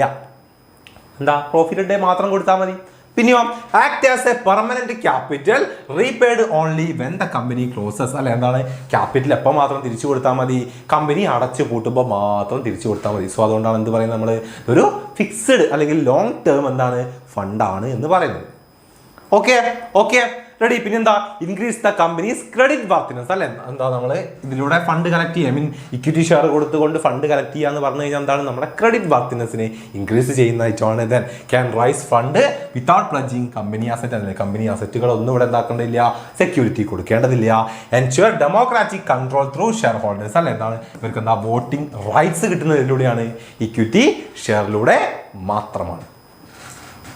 ഓക്കെ, മെറിറ്റ്സ് ഓർത്ത് വെക്കുക. അപ്പൊ ഇതിന്റെ ലിമിറ്റേഷൻസ് എന്താണ്? Investors wanting a steady income may not prefer. അല്ലെ, സ്റ്റഡി ഇൻകം ഒക്കെ ആഗ്രഹിക്കുന്ന ഇൻവെസ്റ്റേഴ്സിന് ഇതെന്താണ് സ്യൂട്ടബിൾ അല്ല. Cost of raising equity is higher than yes other source. എന്ന യെസ് ഇക്വിറ്റി ഷെയറിൽ നിന്നും നമ്മൾ ഫണ്ട് റൈസ് ചെയ്യുക എന്ന് പറഞ്ഞു കഴിഞ്ഞാൽ കോസ്റ്റ് കുറച്ചധികം ചെലവ് വരുന്ന കാര്യമാണ്. പിന്നെയോ issuing more share reduce voting power. അല്ലെ, കൂടുതൽ ഇക്വിറ്റി ഷെയർ ഇഷ്യൂ ചെയ്താൽ നമ്മളെ കൺട്രോളിംഗ് പവർ, നമ്മളെ വോട്ടിംഗ് പവർ കുറയുന്നുണ്ട്. പിന്നെയോ involve more formalities and delay in rising fund. അല്ലെ, കുറെ ഫോർമാലിറ്റികളും ഫണ്ട് റൈസ് ചെയ്യുന്നത് ഡിലേ ആക്കുകയും ചെയ്യുന്നുണ്ട്. കാരണം കുറെ പ്രൊസീജിയേഴ്സും കാര്യങ്ങളും ഇവിടെ ഉണ്ട് ഇക്വിറ്റി ഷെയർ ഇഷ്യൂ ചെയ്യുന്നതിൽ നമുക്കുണ്ട്. ഓക്കെ അല്ലേ? റെഡി അല്ലേ? റെഡി. അപ്പൊ ഇതേപോലെ നമുക്ക് എന്തിനേയും പഠിച്ചു വെക്കണം, പ്രിഫറൻസ് ഷെയർസിനെയും പഠിച്ചു വെക്കണം. എന്താ പ്രിഫറൻസ് ഷെയർസ് എന്ന് പറഞ്ഞു കഴിഞ്ഞാൽ? അല്ലെ, എന്താ പ്രിഫറൻസ് ഷെയർസ് എന്ന് പറഞ്ഞു കഴിഞ്ഞാൽ the money raised by issuing preference share is called preference share capital. അല്ലെ, പ്രിഫറൻസ് ഷെയർ കൊടുത്ത് ഫണ്ട് കളക്ട് ചെയ്യുന്നതിന് പ്രിഫറൻസ് ഷെയർ ക്യാപിറ്റൽ എന്ന് പറയുന്നു. അല്ലെ, അപ്പൊ എന്താ preference shares are get fixed dividend before equity share holders and have first right to repayment of capital. അല്ലെ, equity ഷെയർസിന് കൊടുക്കുന്നതിന് മുൻപേ എന്താ ഡിവിഡൻഡ് കിട്ടുന്നതും അതുപോലെ തന്നെ യെസ് ഒരു കമ്പനി അടച്ചു പൂട്ടുമ്പോഴോ എന്താണ് ക്യാപിറ്റൽ ഇക്വിറ്റി ഷെയർസിന് കൊടുക്കുന്നതിന് മുൻപേ ആർക്ക് റീപേയ്മെന്റ് ചെയ്യണം?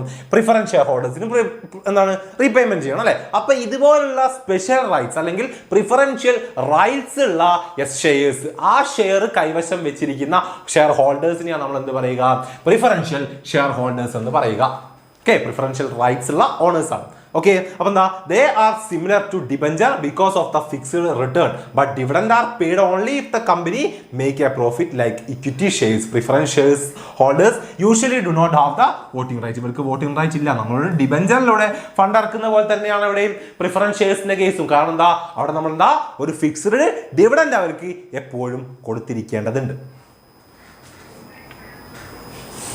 ഓക്കെ, പ്രിഫറൻസ് ഷെയർസ് എന്താണെന്നുള്ളത് പഠിച്ചു വെക്കുക. ഇവിടെയും പ്രിഫറൻസ് ഷെയർസിന്റെ മെറിറ്റ്സും ഡിമെറിറ്റ്സും നമുക്ക് നോക്കണം. എന്തൊക്കെയാണ് പ്രിഫറൻസ് ഷെയർസിന്റെ മെറിറ്റ്സ് എന്ന് പറഞ്ഞാൽ? Provide study income with fixed return and safety. അല്ല, എന്താണ് ഒരു സ്റ്റഡി ഇൻകം അല്ലെ ആഗ്രഹിക്കുന്ന ആളുകൾക്ക് ഏറ്റവും ബെസ്റ്റ് ആണ് അത് പ്രൊവൈഡ് ചെയ്യുന്നുണ്ട്.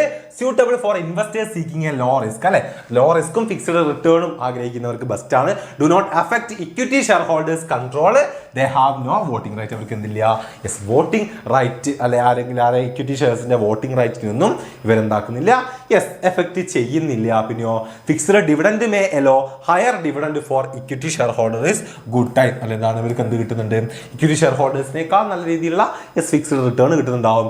Have preferential repayment over equity share share holders during ലിക്വിഡേഷൻ്റെ സമയത്ത് എന്താ ഇക്വിറ്റി ഷെയർ ഹോൾഡേഴ്സിനേക്കാൾ മുൻപ് ആർക്ക് റീപേയ്മെന്റ് ചെയ്തിരിക്കണം? പ്രിഫറൻസ് ഷെയർ ഹോൾഡേഴ്സിന് റീപേയ്മെന്റ് ചെയ്തിരിക്കണം ഫണ്ട്. പിന്നെയോ do not create any charge on company asset അല്ലേ, കമ്പനി അസറ്റിൽ എന്താ അവർക്ക് ഒരു ചാർജും ഇല്ല, എന്താ സെക്യൂരിറ്റി ഒന്നായിട്ടും കൊടുക്കേണ്ടതില്ല. Okay okay. അപ്പം ലിമിറ്റേഷൻസ് എന്തൊക്കെയാ? Not suitable for investors seeking high risk അല്ലെ, ഹൈ റിസ്ക് ഒന്നും ആഗ്രഹിക്കുന്ന, ഹൈ റിട്ടേൺ ഒന്നും ആഗ്രഹിക്കുന്നവർക്ക് ഇത് ബെസ്റ്റ് അല്ല. Reduce equity share holders claim companies asset അല്ലെ, കമ്പനി അസറ്റിന്മേൽ ഇക്വിറ്റി ഷെയർ ഹോൾഡേഴ്സിനുള്ള അവകാശത്തെ ഇവർ കുറയ്ക്കുന്നുണ്ട്. കാരണം ഇവർക്ക് ഫണ്ട് കൊടുക്കാനില്ലെങ്കിൽ അസറ്റൊക്കെ ആര് കൊണ്ടുപോകും? ഇവർ കൊണ്ടുപോകും. പിന്നെ ഇക്വിറ്റി ഷെയർ ഹോൾഡേഴ്സിന് ഒന്നും ഉണ്ടാവില്ല. പിന്നെയോ dividend rate is usually higher than debenture അല്ലെ, ഡിബഞ്ചറിനേക്കാൾ ഇവർക്ക് എന്താണ്? യെസ്, ഇൻട്രസ്റ്റ് റേറ്റ് ഉണ്ടാവും. പിന്നെയോ dividend are not guaranteed paid only if the company earn profit അല്ലെ, എന്താണ്? യെസ്, ഡിവിഡൻഡ് ഗ്യാരണ്ടി അല്ല, പ്രോഫിറ്റ് കിട്ടിയാൽ മാത്രമേ ഇവർക്ക് കൊടുക്കേണ്ടതുള്ളൂ. പിന്നെ എന്താ? Dividend is not tax deductible അല്ലെ. യെസ്, എന്താ? ഡിവിഡൻഡ് ഒരിക്കലും എന്താ? പ്രിഫറൻസ് ഷെയർ ഹോൾഡേഴ്സിന്റെ ഡിവിഡൻഡ് ടാക്സിൽ നിന്നും ഡിഡക്റ്റബിൾ അല്ല. ഐ മീൻ ടാക്സ് ബെനിഫിറ്റ് ഒന്നും കിട്ടുന്നില്ല.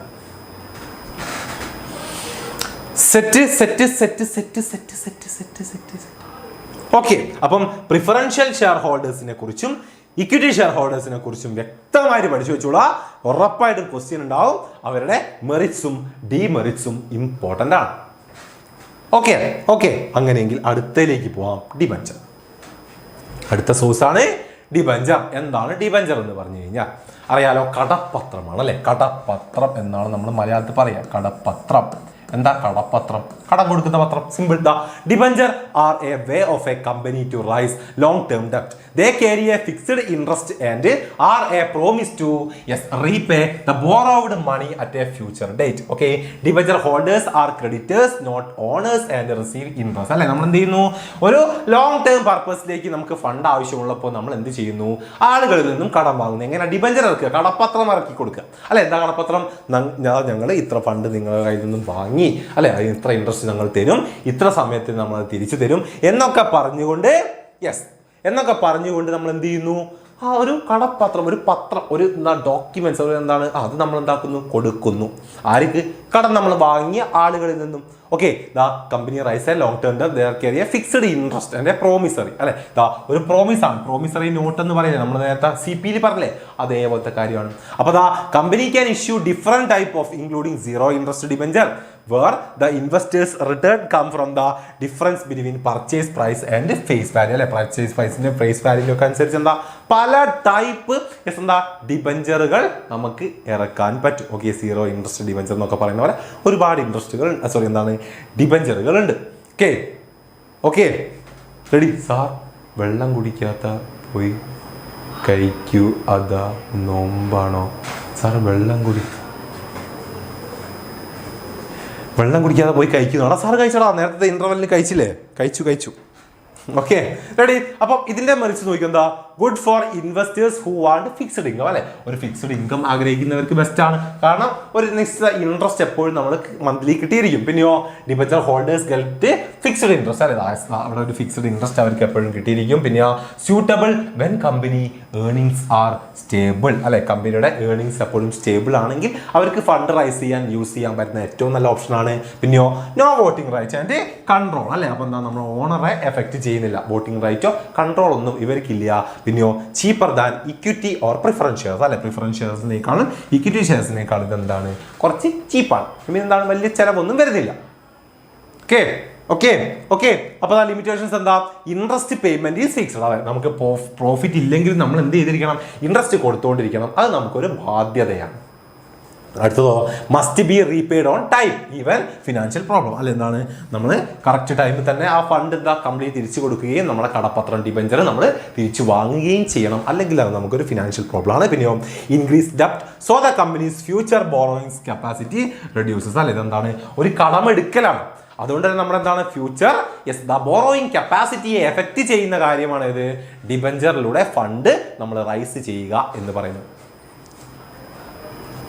Okay okay. അപ്പം ഡിബഞ്ചർ പഠിച്ചു വെച്ചോളാം. കടപ്പത്രമാണ്. ലോങ് ടേം ഫണ്ടൊക്കെ നമ്മൾ റൈസ് ചെയ്യാൻ ഒരു ഫിക്സ്ഡ് ഇൻട്രസ്റ്റ് നമ്മൾ കൊടുത്തുകൊണ്ട് ഒരു ലോങ് ടേം ഫണ്ട് നമ്മൾ കളക്ട് ചെയ്യാൻ യൂസ് ചെയ്യുന്ന ഒരു പ്രോമിസറി നോട്ടാണിത് ഡിബഞ്ചർ എന്ന് പറയുന്നത്. ഓക്കെ ഓക്കെ അല്ലേ? സെറ്റ് അല്ലേ? റെഡി അല്ലേ? ഓക്കെ അല്ലേ? അങ്ങനെയെങ്കിൽ അടുത്ത് നോക്കിക്കോ, ഫിനാൻഷ്യൽ ഇൻസ്റ്റിറ്റ്യൂഷൻസ് പഠിച്ചു വെച്ചോളാം. ഫിനാൻഷ്യൽ ഇൻസ്റ്റിറ്റ്യൂഷൻസ് എന്താ? ഫിനാൻഷ്യൽ ഇൻസ്റ്റിറ്റ്യൂഷൻസ് എന്ന് പറഞ്ഞു കഴിഞ്ഞാൽ അല്ലെ നമുക്ക് ഫണ്ട് തരുന്ന ഒരുപാട് ഇൻസ്റ്റിറ്റ്യൂഷൻ അല്ലേ? Financial institutions are set up by the government and also private companies അല്ലെ? പ്രൈവറ്റ് കമ്പനികളോ ഗവൺമെന്റോ സെറ്റപ്പ് ചെയ്തിട്ടുള്ള medium term finance to be business അല്ലെ, നമുക്ക് ലോങ് ടേമോ മീഡിയം ടേമോ ഫിനാൻസ് തരുന്ന ഇൻസ്റ്റിറ്റ്യൂട്ട് ആണ്. They provide both loan and capital investment and support industrial growth. നമ്മുടെ ഇൻഡസ്ട്രിയൽ ഗ്രോത്തിനെയും അതുപോലെ തന്നെ നമ്മൾ എന്താണ് ക്യാപിറ്റൽ ഇൻവെസ്റ്റ് ചെയ്യുകയൊക്കെ ചെയ്യുന്നതാണ് ആര്? ഇത്തരത്തിലുള്ള financial institution. So they are also called development bank. They also offer technical and business guidelines. The source is suitable when large funds are needed for a long time for expansion or improvement of business അല്ലെ? ഒരു ബിസിനസിന്റെ long term പർപ്പസിന് വേണ്ടിയിട്ടോ അല്ലെങ്കിൽ എന്താണ് എക്സ്പാൻഷന് വേണ്ടിയിട്ടൊക്കെ നമുക്ക് long ടൈമിലേക്ക് ഫണ്ടൊക്കെ collect ചെയ്യാൻ നമുക്ക് ഏറ്റവും കൂടുതൽ യൂസ്ഫുൾ ആവുന്നത് ഇത്തരത്തിലുള്ള ഫിനാൻഷ്യൽ ഇൻസ്റ്റിറ്റ്യൂഷൻസുകളാണ്. പല ബാങ്കുകളും അല്ലെങ്കിൽ മറ്റ് ഫിനാൻഷ്യൽ ഇൻസ്റ്റിറ്റ്യൂഷൻസും ഒക്കെയാണ്. ഇവർ ഫണ്ടുകൾ എന്താണ് ലോണായിട്ട് തരികയും അതുപോലെ തന്നെ നമുക്ക് ക്യാപിറ്റൽ അല്ലെ നമ്മുടെ ബിസിനസ്സിലൊക്കെ എന്താ ക്യാപിറ്റലായിട്ട് ഓണറായിട്ട് ഇൻവെസ്റ്റ് ചെയ്യുകയും ഒക്കെ ചെയ്യാറുണ്ട്. ഓക്കെ, അപ്പം ഫിനാൻഷ്യൽ ഇൻസ്റ്റിറ്റ്യൂഷൻസ് എന്ത് എന്നുള്ള ഓർത്ത് വെക്കുക. ഇതിന്റെ മെറിറ്റ്സ് നോക്കിക്കോ. പ്രൊവൈഡ് ലോങ് ടേം ഫിനാൻസ് എന്ത് ചെയ്യുന്നുണ്ട്? ലോങ് ടേം ഫിനാൻസ് പ്രൊവൈഡ് ചെയ്യുന്നുണ്ട്. Yes, business technical and financial guide അല്ലേ, നമുക്ക് വേണ്ട technically and financial guide lines provide ചെയ്യാറുണ്ട്. Increase the companies good will making it easier to raise more fund എന്നാണ് അല്ലെ? എന്താണ് ഇൻക്രീസ് ദ കമ്പനി ഗുഡ് വില്ലൊക്കെ എന്താണ് റൈസ് ചെയ്യാൻ അല്ലെ ഗുഡ് വില്ലൊക്കെ എന്താണ് കൂട്ടാൻ വേണ്ടിയിട്ട് എന്താണ് യെസ് ഇവര് എന്താ അല്ലെങ്കിൽ എന്താണ് ഇത്തരത്തിലുള്ള ഫണ്ട് നമുക്ക് റൈസ് ചെയ്യാം. Loan can be repaid in easily അല്ലെ, ലോൺ നമുക്ക് തിരിച്ചടയ്ക്കാം ഇൻസ്റ്റാൾമെന്റ് ആയിട്ട്. അതിനുള്ള ഓപ്ഷൻ ഇവർ തരുന്നുണ്ട്. Fund available even during downward അല്ലെ, എന്താണ് ഇക്കണോമിക്കലി നമ്മുടെ എന്താണ് യെസ് മാർക്കറ്റിലുള്ള രീതിക്ക് അനുസരിച്ച് നമുക്ക് എന്താക്കാൻ പറ്റുള്ളൂ, ഇവരിൽ നിന്നും യെസ് എന്താ ലോണുകളും കാര്യങ്ങളൊക്കെ എടുക്കാൻ പറ്റുള്ളൂ അല്ലെ, ലോണുകളും കാര്യങ്ങളൊക്കെ നമുക്ക് കിട്ടുള്ളൂ. അതിനനുസരിച്ചുള്ള ഇൻട്രസ്റ്റ് റേറ്റുകളും കാര്യങ്ങളൊക്കെ ഉണ്ടാവുകയുള്ളൂ.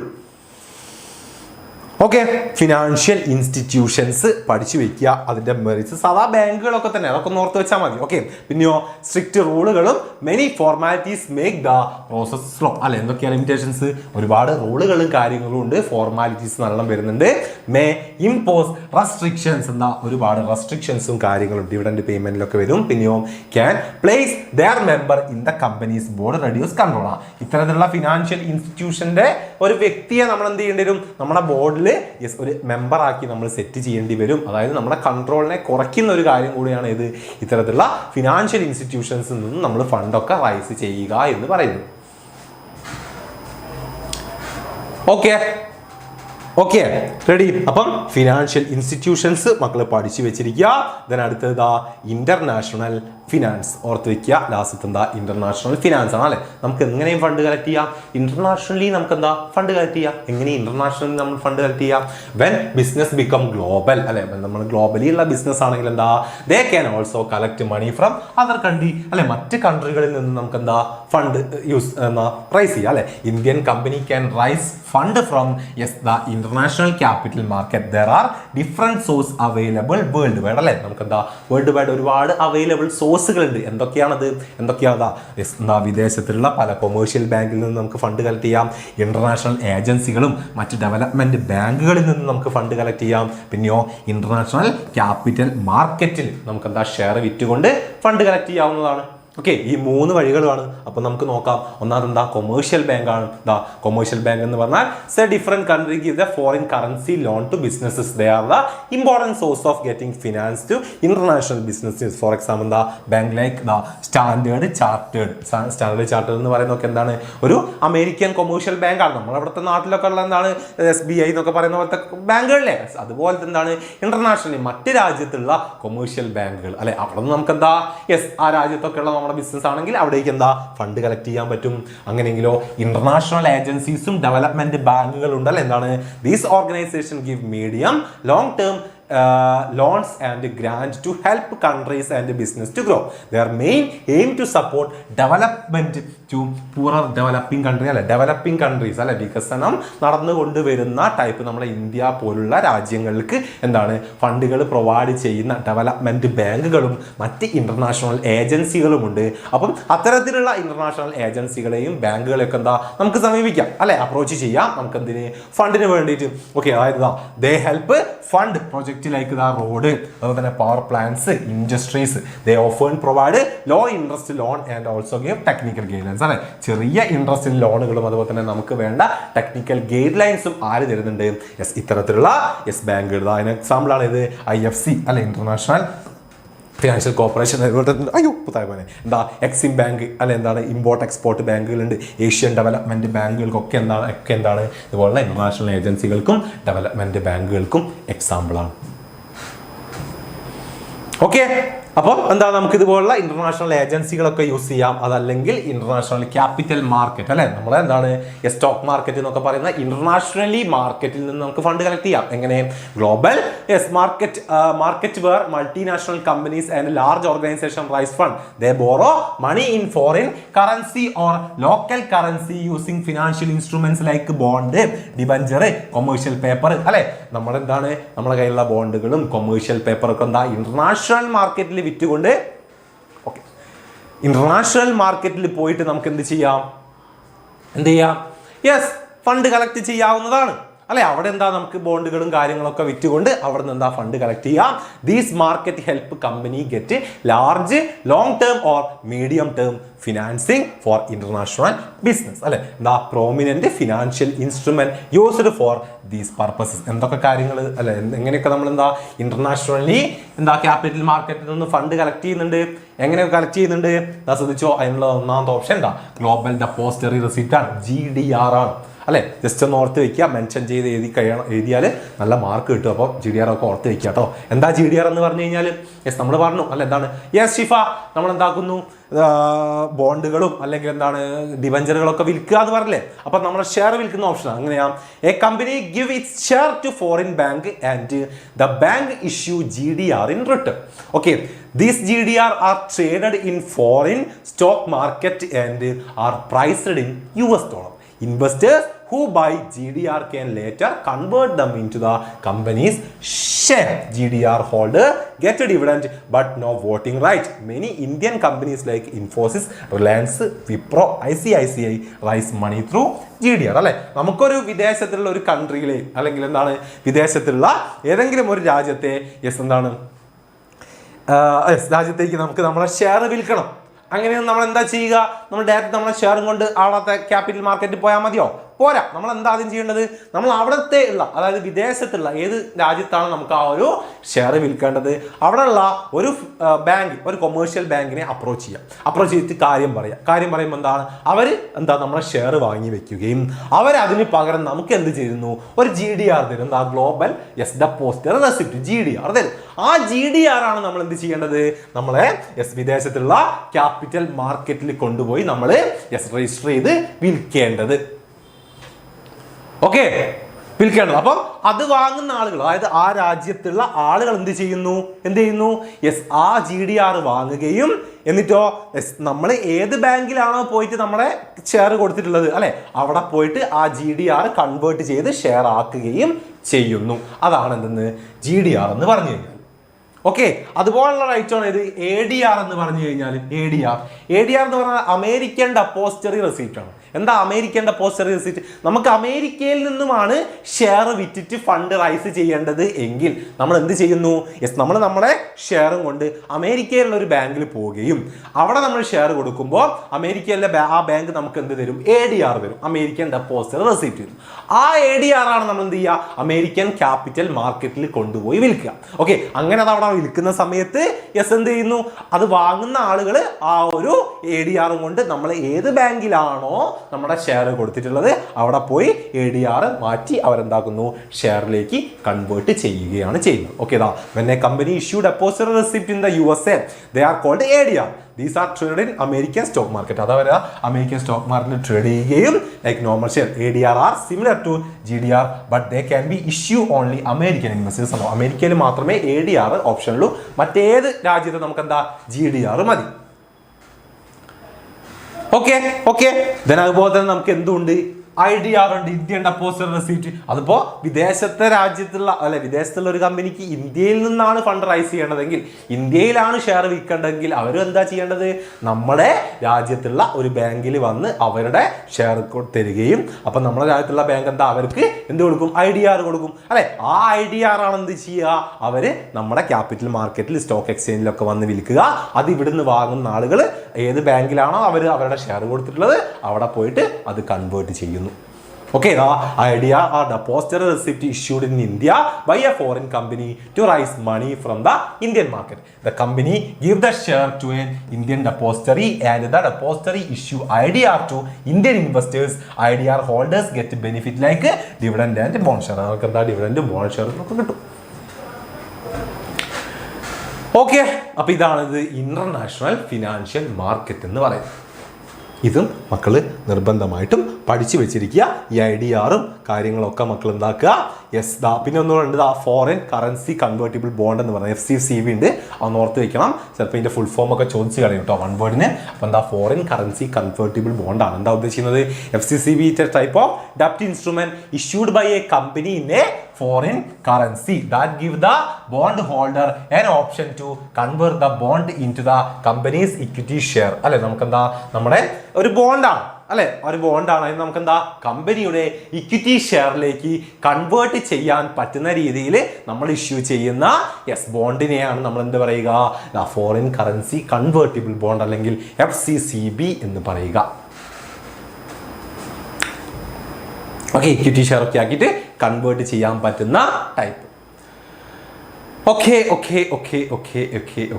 ഇമ്പോർട്ടൻ്റ് മാത്രം പറയൂ, ഇമ്പോർട്ടൻ്റ് മാത്രം പറയാൻ നമുക്ക് വേറൊരു സെക്ഷൻ ഉണ്ട്. ഇവിടെ നമ്മൾ കംപ്ലീറ്റ് ചാപ്റ്റർ പഠിപ്പിക്കുകയാണ്.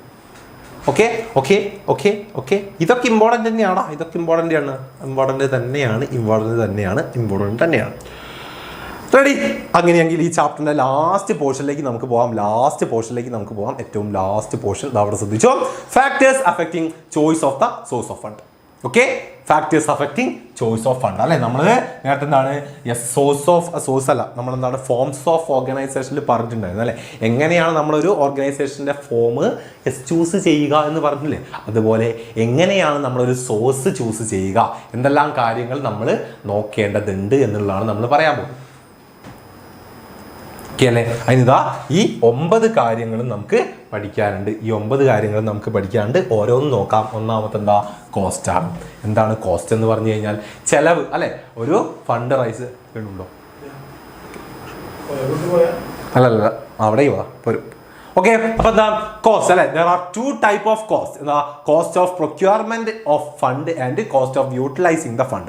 Both these costs should be taken into account while deciding about the source of fund that will be used. അല്ലെ, എങ്ങനെയാണ് എന്തൊക്കെ കോസ്റ്റുകൾ ഉണ്ട്, പ്രൊക്യൂർമെന്റ് കോസ്റ്റും ഉണ്ട്, അതിന്റെ യൂട്ടിലൈസിങ് കോസ്റ്റും ഉണ്ട് അല്ലെ. എന്താണ് ഒരു ഫണ്ട് നമ്മൾ എങ്ങനെയൊക്കെ കളക്ട് ചെയ്യുന്നു, അതുപോലെ തന്നെ അതെങ്ങനെയൊക്കെ യൂസ് ചെയ്യുന്നു, ഇതിൽ രണ്ടിലും വരുന്ന ചെലവുകളുണ്ട്. അപ്പൊ ആ ചെലവ് നോക്കിയിട്ട് നമുക്ക് എന്താക്കാൻ പറ്റുള്ളൂ, ആദ്യം നമ്മളെ സോഴ്സ് ചൂസ് ചെയ്യാൻ പറ്റുള്ളൂ അല്ലെ. ഏറ്റവും നല്ല ബെസ്റ്റ് ആയിട്ട് ഏറ്റവും ചെറിയ ചെലവിന് നമുക്ക് കിട്ടുന്ന സോഴ്സ് ഏത് എന്ന് നമുക്ക് നോക്കി അത് ചൂസ് ചെയ്യുന്നതല്ല ഏറ്റവും ബെസ്റ്റ് അല്ലെ. അപ്പം ആ കോസ്റ്റ് നമ്മൾ എന്ത് ചെയ്യേണ്ടതുണ്ട്, നോക്കേണ്ടതുണ്ട്. ഒന്നാമത്തെ കാര്യം. സെക്കൻഡ് എന്താണ്, ഫിനാൻഷ്യൽ സ്ട്രെങ്ത് ആണ് അല്ലെ. നമ്മുടെ ഫിനാൻഷ്യൽ സ്ട്രെങ്ത്, നമ്മുടെ ബിസിനസിന്റെ ഫിനാൻഷ്യൽ സ്ട്രെങ്ത് നോക്കണം. Only business with stable earning should use fixed charges fund like debenture, preference shares to avoid financial risk അല്ലെ. ഇതുപോലുള്ള പ്രിഫറൻസ് ഷെയറുകളും അതുപോലെ ഡിബഞ്ചറുകളും ഒക്കെ ഇറക്കണമെങ്കിലോ നമുക്ക് എന്ത് വേണം, ഒരു ഫിക്സ്ഡ് ഫിക്സ്ഡ് റിട്ടേൺ ഉണ്ടാവുന്ന അല്ലെങ്കിൽ ഒരു ഫിനാൻഷ്യൽ സ്ട്രെങ്ത്, നല്ല സ്ട്രെങ്ത് ഉള്ള ഒരു ബിസിനസ് ആണെങ്കിൽ നമുക്കത് ഏറ്റവും ബെസ്റ്റ് ആയിട്ട് പറ്റുള്ളൂ അല്ലെ. ഇതുപോലുള്ള സോഴ്സുകൾ നോക്കാം ഫണ്ട് കളക്ട് ചെയ്യാം. അപ്പൊ അത് നമ്മൾ നോക്കേണ്ടതുണ്ട്, നമ്മളെ ഫിനാൻഷ്യൽ സ്ട്രെങ്ത്. പിന്നെന്താണ്, form of organisation and legal status അല്ലെ. നമ്മുടെ ഏത് ടൈപ്പ് ബിസിനസ് ആണ്, എന്താണ് നമ്മുടെ ലീഗൽ സ്റ്റാറ്റസ് എന്ന് നോക്കണം അല്ലെ. The type of business affect how it can raise money. For example, a partnership cannot issue equity share അല്ലെ. പാർട്ട്ണർഷിപ്പിന് എന്താ ഷെയർ ഇഷ്യൂ ചെയ്യാൻ പറ്റുമോ? ഇല്ല. Only company can do that അല്ലേ. അപ്പം എന്താ ലീഗൽ സ്റ്റാറ്റസുകളും അതുപോലെ തന്നെ നമ്മുടെ ഏത് ടൈപ്പ് ഓർഗനൈസേഷൻ ആണ് എന്നൊക്കെ നോക്കിയിട്ടേ നമുക്ക് എന്താക്കാൻ പറ്റുള്ളൂ, നമുക്ക് വേണ്ട സോഴ്സ് ചൂസ് ചെയ്യാൻ പറ്റുള്ളൂ. അടുത്തെന്താണ്? പർപ്പസ് ആൻഡ് ടൈം പീരീഡ് ആണ് അല്ലെ. എത്ര കാലത്തേക്ക് വേണ്ടിയിട്ടാണ് അല്ലെ, അതുപോലെ തന്നെ എന്താണ്, എന്തിന് വേണ്ടിയിട്ടാണ് എന്നുള്ള കാര്യം നമ്മൾ എന്താക്കണം, ഇവിടെ നോക്കേണ്ടതുണ്ട്. Okay, choose a source of fund based on how long and why you need the money. Short term need can use trade credit and commercial paper. Why long term ആണെങ്കിൽ business expansion by better finance with shares, debenture അല്ലെ. ചെറിയ കാലത്തെയൊക്കെ ആണെങ്കിൽ നമുക്ക് എന്താക്കാം, ലോണുകളോ commercial പേപ്പറുകളോ trade ക്രെഡിറ്റുകളൊക്കെ മതി. ഇനി വലിയ ആവശ്യങ്ങൾക്ക് വേണ്ടിയിട്ടാണ്, ലോങ് ടേമിലേക്കാണ്, അങ്ങനെയൊക്കെ ആണെങ്കിൽ നമുക്ക് എന്തൊക്കെ എടുക്കാം അല്ലെ, നമ്മളിതാ ഷെയർ ഇഷ്യൂ ചെയ്യാം, ഡിബഞ്ചർ യൂസ് ചെയ്യാം, അങ്ങനത്തെ കുറെ കാര്യങ്ങൾ മതി അല്ലെ. അപ്പൊ നമ്മുടെ പർപ്പസും ടൈമും നമ്മൾ നോക്കണം. അടുത്തെന്താ, റിസ്ക് പ്രൊഫൈൽ. നമ്മുടെ റിസ്ക് അല്ലെ, എത്രത്തോളം റിസ്ക് അതിലുണ്ട് അല്ലെ.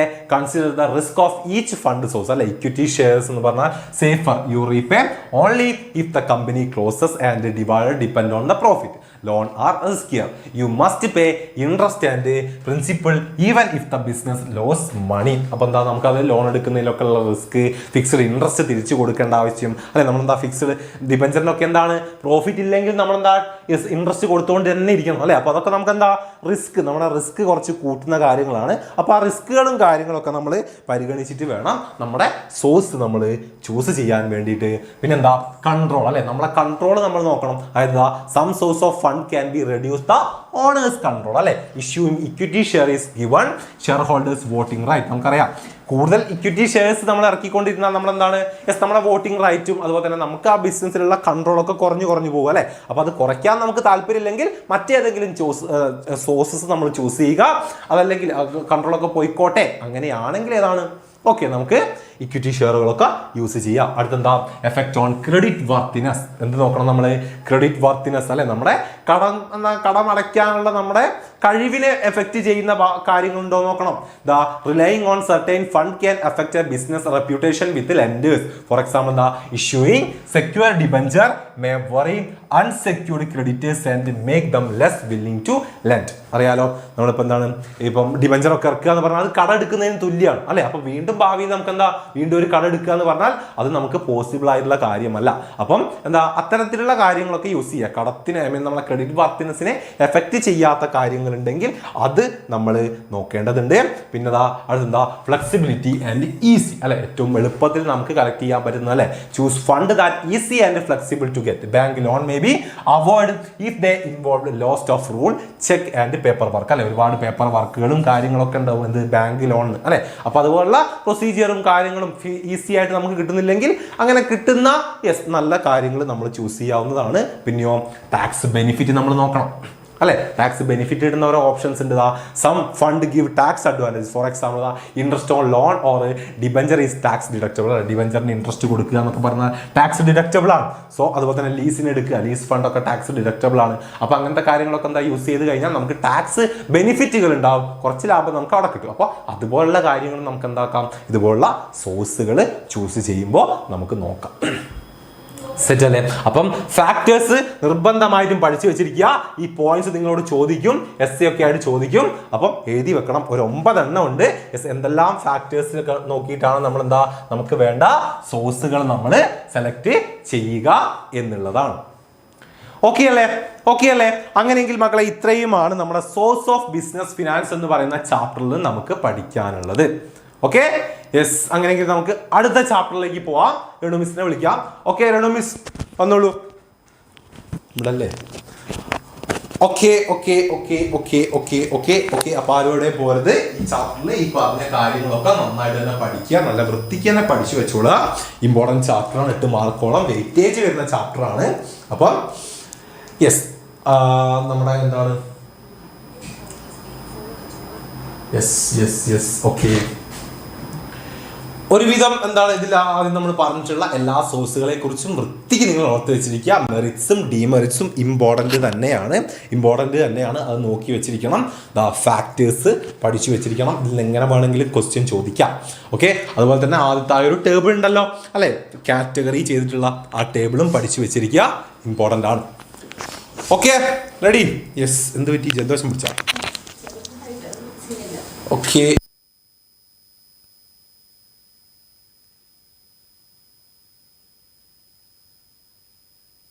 ഫുൾ സെറ്റ് ആക്കും. Okay ready. നാളെ ഇരുന്ന് പഠിക്കുക. നാളത്തെ ദിവസം നിങ്ങൾക്ക് ബിസിനസ് സ്റ്റഡീസ് പഠിക്കാൻ വേണ്ടി നമ്മൾ ഒഴിച്ചിട്ട് തന്നിട്ടുള്ള ദിവസമാണ്. അത് സെറ്റ് ആക്കാം. Okay okay okay okay. Yes.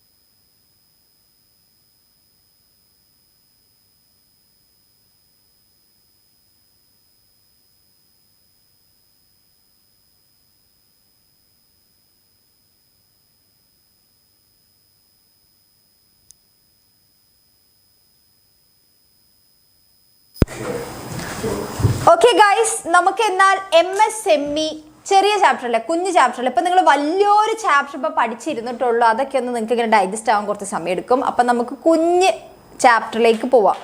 Okay, വിളിച്ചു.